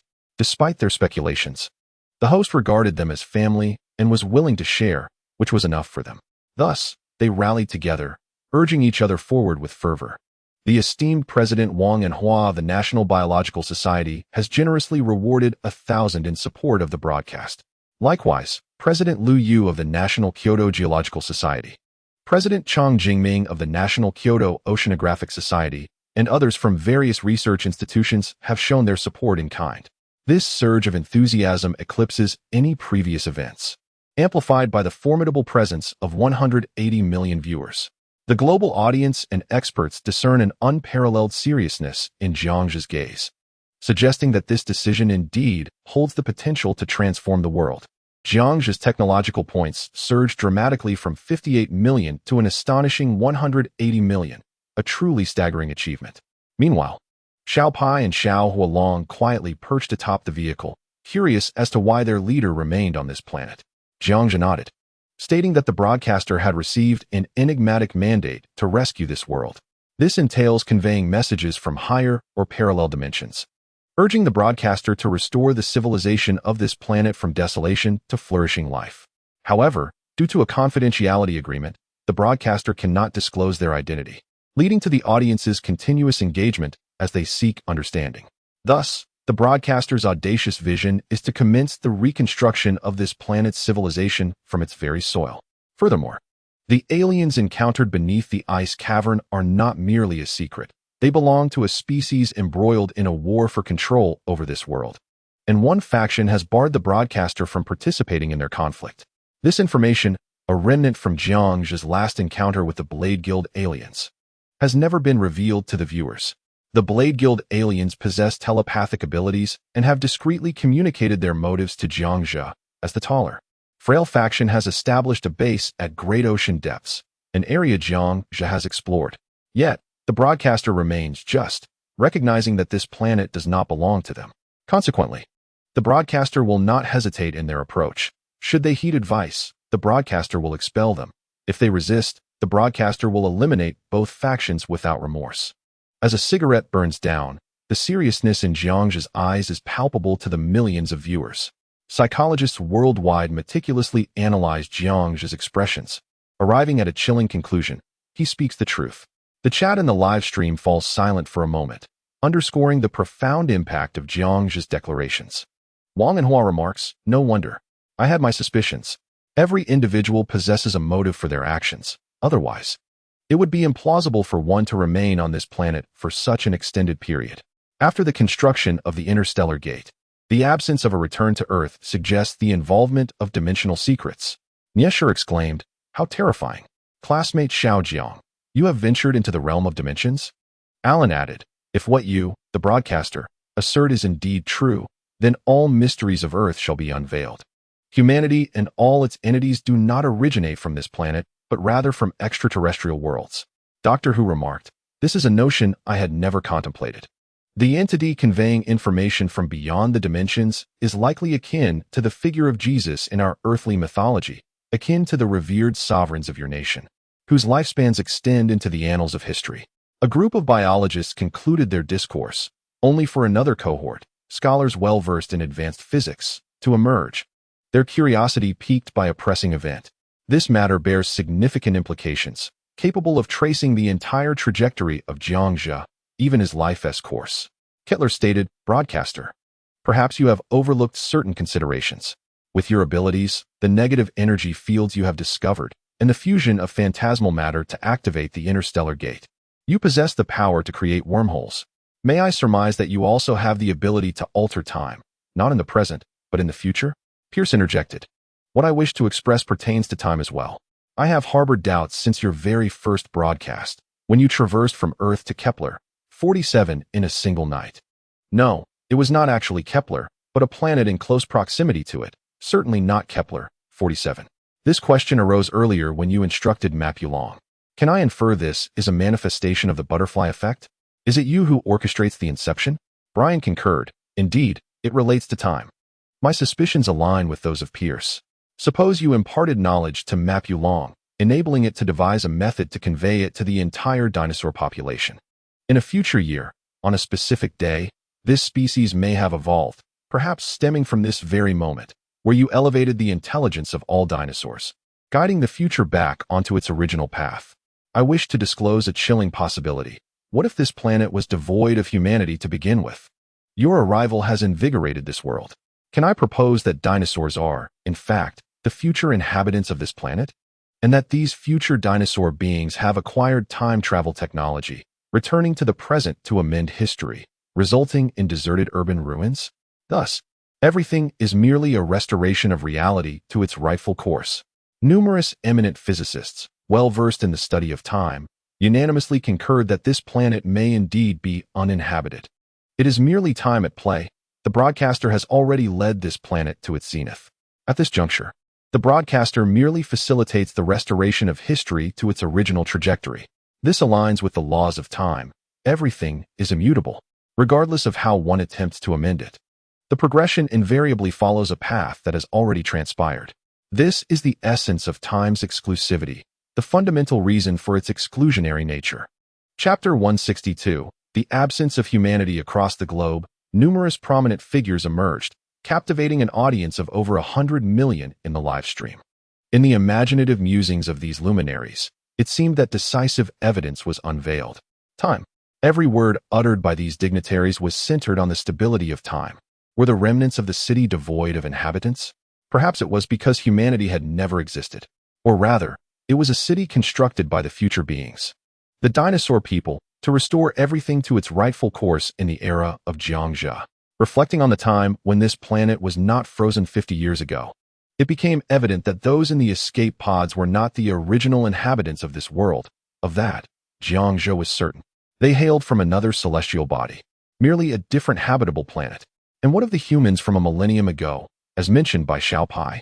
With this thought, Jiang Zhe felt compelled to inquire once more. What were these humans from 1,000 years past truly like? His expression turned somber as he addressed Xiao Pai. Xiao Pai? I have a crucial question. One that could determine everything. Please tell me earnestly, did any elder in your lineage ever encounter the humans of a millennium ago? A direct observation, without any written accounts. Jiang Zhe sensed the gravity of the situation, recalling Xiao Pai's earlier assertion that the humans of 1,000 years ago regarded the Pai tribe as their masters. This statement lingered in his mind, leading him to subconsciously believe that this planet indeed had inhabitants a millennium ago. Xiao Pai stared wide-eyed, its demeanor reflecting the seriousness of the matter. Boss, I was mistaken.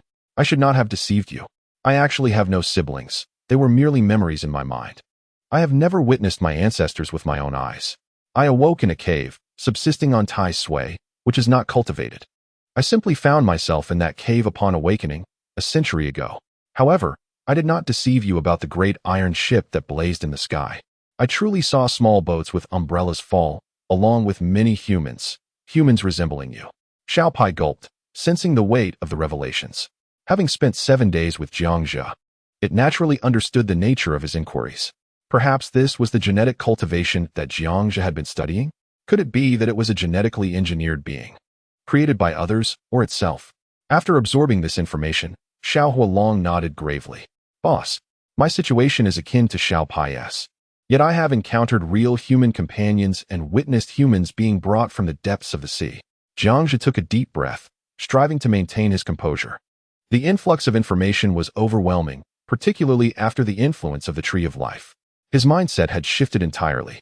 The content shared by Xiao Hualong and Xiao Pai resonated closely with his own thoughts. It seemed that indeed, everything had begun because of you, Jiang Shun. How true that is. If this is indeed the case, then everything falls into place. This planet has been devoid of human presence since the dawn of time. I share your sentiments, Jiang Shun. This planet appears to be a ring, destined for you to cultivate it, indispensable to its very existence. Even a millennium ago, its fate was already sealed. Indeed, Jiang Shun, this phenomenon is what we call destiny. Your life has been preordained to develop this world. At the very least, those of higher dimensions are urging you to undertake this task, for it is your calling. In the live stream, millions of viewers began to speculate. The eminent physicists emerged, making the unfolding events all the more comprehensible. Everything is governed by the law of causality as it pertains to Jiang Shun. Where there is a cause, there is an effect. If we were to liken this entire scenario to a clock, then at this very moment, Jiang Zhe stands simultaneously at both 12 o'clock and 2400 hours. In other words, his present is both a beginning and an end. This moment will perpetually recur, further validating the notion that time is not linear. Time exists merely as a circle. Only in this manner can we rationalize the simultaneous occurrence of the past, present, and future. The sequence of events is merely a subjective interpretation of those living in this era and cannot definitively ascertain the nature of time. Contemplating this, Jiang Zhe closed his eyes and took a deep breath. All right, my brothers, you are all correct. The host may indeed exist within a temporal loop. What he intends to accomplish is to elevate the intelligence of this dinosaur race from this moment forward, enabling them to influence the future of this planet. This aligns with the mission bestowed upon him by those of higher dimensions. Jiang Zhe seemed to grasp the essence of this revelation. The system itself emanates from the future, or perhaps from higher dimensions. Jiang Zhe was uncertain which it was. However, at this moment, the system did not oppose his thoughts, signifying that his actions were permissible. As a result of Jiang Zhe's revelations, the audience in the live stream surged to an astounding 250 million. Is this for real? Did Jiang Shun truly disclose something? Is he genuinely guided by higher dimensions to construct a planet? I knew it. The world may not be as mundane as we once thought. I always believed in the existence of higher dimensions. Divine beings. They must be celestial entities. Higher dimensions are undoubtedly inhabited by such beings. The host is incredibly fortunate to have been chosen by these divine beings in his lifetime to build a planet. Truly, I envy him more than ever. So, does that mean the host is a contemporary oracle? A conduit for divine communication? How dare you call him an oracle? The host is the representative of the divine. Do you not fear being smitten by a celestial finger for such blasphemy? New viewers flocked to the host's video from various platforms across the internet. Upon hearing that Jiang Shun was about to reveal something, everyone rushed over. Little did they anticipate that Jiang Shun would unveil his true identity. Jiang Shun is indeed the representative of the divine, a celestial envoy traversing the earthly realm. Now, one's identity transcends that of a mere scientist, becoming akin to a human with an intelligence quotient of 35,000, a celestial being. To be in contact with such divine entities is undoubtedly an object of covetous desire for nations across the globe. Jiang Zhe was presently perusing items within the system's marketplace that could elevate the intelligence of animals, bestowing upon them the ability for autonomous learning and cognitive development. After flipping through several pages, he soon discovered a suitable device, Gene Optimization Liquid. While not exorbitantly priced, the required quantity was likely beyond computation. Reluctantly, he retrieved the translator once more, addressing the carnivorous and herbivorous dinosaurs. Now, I must undertake a monumental task. Summon every dinosaur in this realm, every member of your clans. From the eldest to the youngest. It is imperative that you gather them all. A multitude of dinosaurs exchanged glances, deliberating for a few seconds, with a few roars, before they rushed off en masse in the direction they had come from. In no time, the scene was left devoid of life. Meanwhile, in the conference room of the Black Palace, the leaders of various nations, upon learning of Jiang Zhe's identity, abandoned any thoughts of confronting him. Only Pu Pu persisted in his efforts against Jiang Zhe, harboring the intention to slay a god. Pu Pu exclaimed, "What do you all think? Is this Jiang broadcaster speaking truth or fiction? Is he truly the spokesperson for the divine? If so, how shall we eliminate him?" A moment of awkwardness swept through the conference room, as the corners of many mouths twitched in amusement, mockery. Just moments ago, they had been strategizing ways to counteract Jiang Zhe, but the revelations had shattered their preconceived notions. A celestial being? How absurd a notion! Yet, uttered from Jiang Zhe's lips, they were compelled to treat it with utmost seriousness. For everything he had accomplished aligned perfectly with the methods of the divine. A wormhole? A phenomenon manageable by modern man? Clearly not. There must be some divine assistance behind Jiang Zhe's ability to wield such technology. With the emergence of wormholes, could the future development of time-traveling technology truly be deemed unbelievable? It was evidently a plausible reality. Several representatives from neutral nations began to exit the conference chamber. Let it be. You deal with him yourself. No one understands how to contend with a deity better than you. One remarked. As someone who transitioned from the study of physics to politics, I can unequivocally inform you, ignorant one, Pu Pu, that opposing someone who masters wormholes and time is a folly. Do you comprehend the consequences? I shall enlighten you. You will ultimately meet a fate without a resting place. Come now, you duplicitous Pu Pu. At the very least, Jiang Zhe does not engage in backbiting, while you incessantly proclaim no one understands better than you. I am thoroughly fatigued by your incessant blather. I shall withdraw from this friendly nation, extend my apologies to Huagua, and seek amicability with them. With your madness, the stability and safety of my nation, Sakura, are imperiled. I must return and see if I can negotiate with the president of Huagua to become a province of their nation, lest we become targets in the future. I too share this sentiment. The era of the world's hegemonic powers has come to an end. Now, the Celestial Empire stands as the preeminent nation. And as a neighboring state, we, the Northern Bear Nation, ought to foster amicable relations, especially with the presence of the esteemed Jiang Shun. You shall forever remain in his shadow. Farewell indeed. A multitude of national representatives hastily exited the Black Palace conference room. What was once a spacious venue accommodating hundreds now harbored a mere 20 individuals, a testament to the number who withdrew from the alliance following Jiang Zhe's revelation. Those remaining had undoubtedly offended the Celestial Empire far too grievously. For regardless of their apologies, the grand leader of the Celestial Empire would never acquiesce. Pu Pu exclaimed, "What have I done to deserve this? Why does everyone target me?" I assert. His words were abruptly interrupted. No one is more oblivious to their own limitations than you. Enough of this. Let us cease our discourse and watch the live broadcast. Let us hope that when Jiang Zhe returns to Earth, he does not seek retribution against you. Mocked the Grand Leader of Australia. Chapter 163. A massacre of 3,000, leaving only a singular path to a grand conclusion. At Huaqing University, Following Jiang Zhe's revelation, all faculty and students collectively ceased their classes. Students gathered in the vast square, where a colossal screen displayed Jiang Zhe's every move. The discussions in the square were fervent, with students from around the globe expressing their astonishment. Indeed, Jiang Shun is truly a divine messenger. I always knew his intellect was beyond the ordinary. What is Jiang Shun currently engaged in? Jiang Shun is preparing to civilize the dinosaurs. This could alter the fate of an entire species. Is it possible? Is he truly poised to defy destiny for them? It was a foregone conclusion. Global physicists were already speculating that the future inhabitants of this planet might very well be descendants of dinosaurs. And it was at this moment that Jiang Shun was amassing hundreds of tons of silvery optimization liquid for their transformation. Many of the onlookers who grasped the truth were left utterly astounded. Jiang Shun is indeed destined to defy fate. In the conference room of the South China Sea, the Grand Leader gazed at the screen, feeling the impact of Jiang Zhe's actions. Given his high rank and authority, he had access to numerous secrets. Extraterrestrial beings were no longer a mystery, as they had long been encountered on Earth. Perhaps ordinary individuals would never encounter such information in their lifetimes. But for those in positions of great power, it was as simple as sipping water.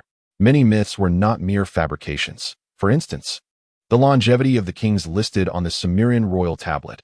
8 monarchs whose lifespans lingered around 10,000 years, collectively reigning for over 240,000 years.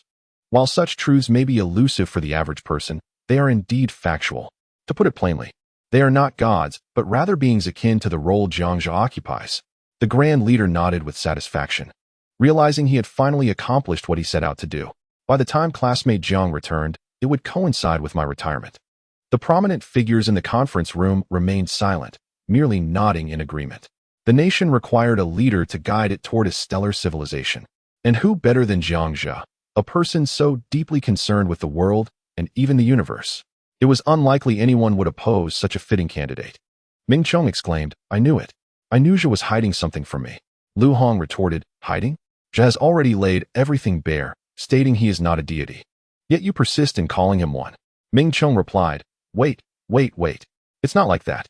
Just a few days ago, I was studying gravitational waves and discovered the existence of dimensions. The gravitational wave signal I sent was intercepted by an unknown space, which responded with a binary code that translated to "don't mess around with the light." I did make contact with a deity, all right. In the dormitory, dozens of muscular men were left bewildered. Gravitational waves? Intercepted? Contact with a deity? And the deity said "don't mess around"? A deity who uses such language? You should consider a career in screenwriting. What a pity. All right. I was joking. Let's focus on Zhe. Ming Chong laughed heartily. Amidst the skepticism of the muscular men, he had no choice but to declare that his claims were unfounded, thus escaping their scrutiny. Meanwhile, Su Cheng in the base observed the scene before him, then rose and approached the window, gazing into the distant icy caverns. You, even at this moment, still wish to conceal the existence of the system. Su Cheng shook his head with a faint smile. Just moments ago, he had heard a sound echo in his mind. Upon learning about it, he too had bound himself to a system known as the Live Deception System. However, the live broadcast would not remain in this world, but would selectively venture into parallel worlds. His task was to broadcast and deceive the entirety of Earth in those parallel realms. Yet, upon entering these worlds, all related memories would be wiped clean. Initially, he could have chosen to traverse immediately, but now, he yearned to witness Jiang Zhe's final moments, the very instant that would alter the world. Thus, Su Cheng could linger a while longer. Suddenly, a resonating thud echoed throughout the expanse. A cloud of dust rose from the distance, reminiscent of an earthquake of magnitude 7 or 8. The ground shook violently. A group of dinosaurs, varying in size, swiftly approached Jiang Zhe. The transition from extreme motion to utter stillness occurred in an instant. Upon their arrival, they immediately lay down. Once the commotion subsided, thousands of meteorological bombs were prepared, infused with Jiang Zhe's genetic optimization liquid. Only simultaneous rainfall could bestow blessings upon the land. "Boss, I'm ready," called Xiao Pai. "I'm ready too," chimed in Xiao Hualong. A mouse and a dragon controlled thousands of breath bombs. With a mere tug of a small hand, countless breath bombs would ascend into the sky and explode. Are we all prepared? This moment could very well alter the course of history, and I am uncertain what the future holds. It may give rise to myriad scenarios. Jiangzhe felt a tinge of anxiety. Global magnates have proclaimed that it is merely a matter of time.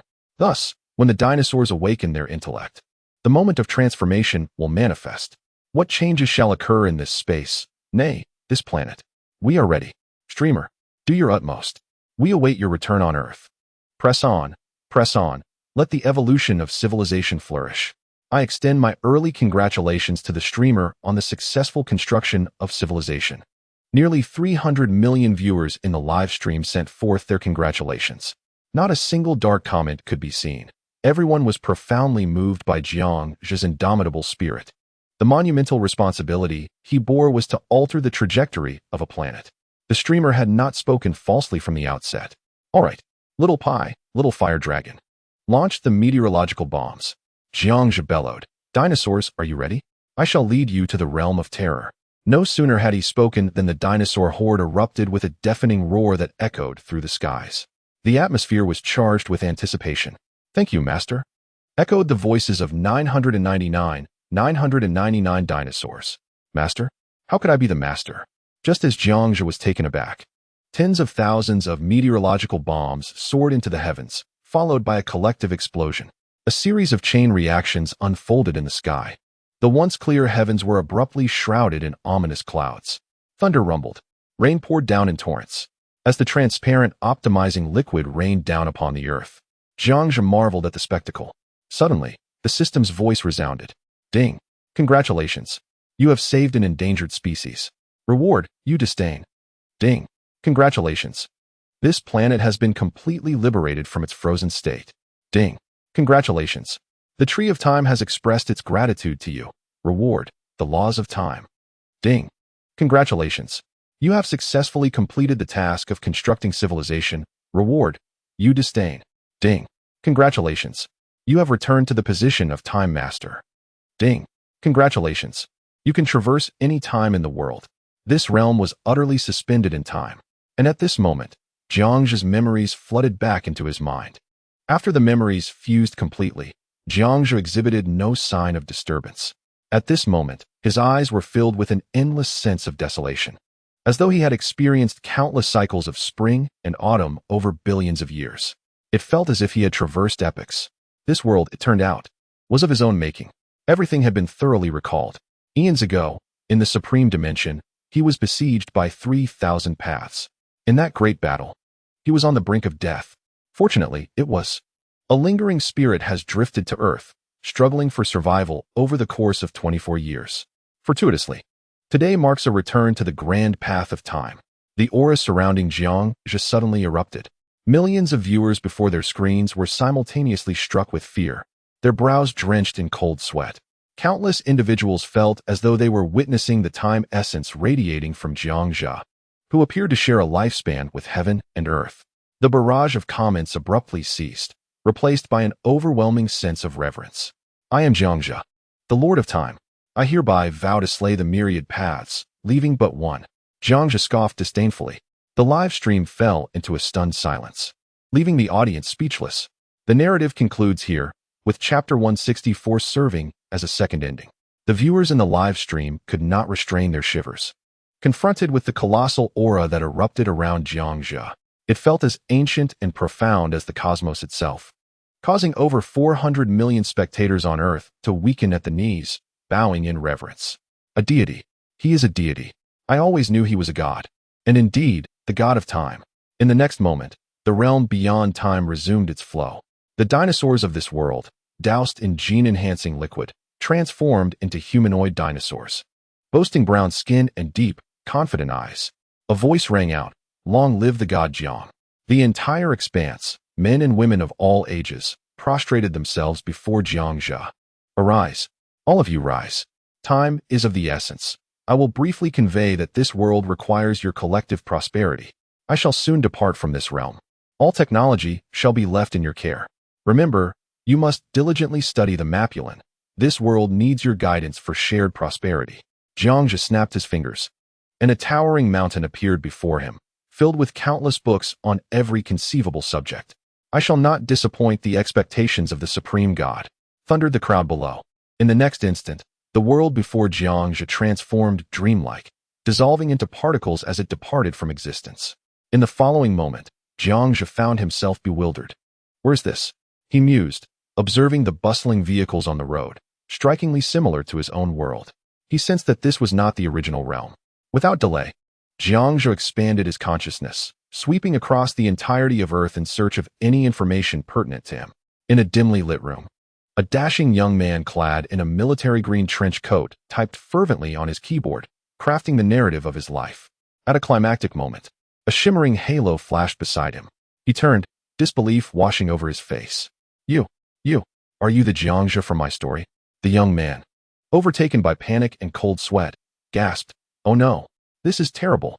Having caused him so much calamity, I ultimately earned little in return, which forced me to write a new book on Tomato titled Live, Jumping Down from Space. Surely, he must harbor resentment." Jiang Zhe remained silent, his eyes narrowing slightly. With a subtle gesture, he summoned an invisible force that lifted the young man clad in a military green trench coat and pinned him against the wall. Jiang Zhe slowly seated himself before the computer, gazing at the manuscript displayed on the screen, a cold smile creeping into his heart.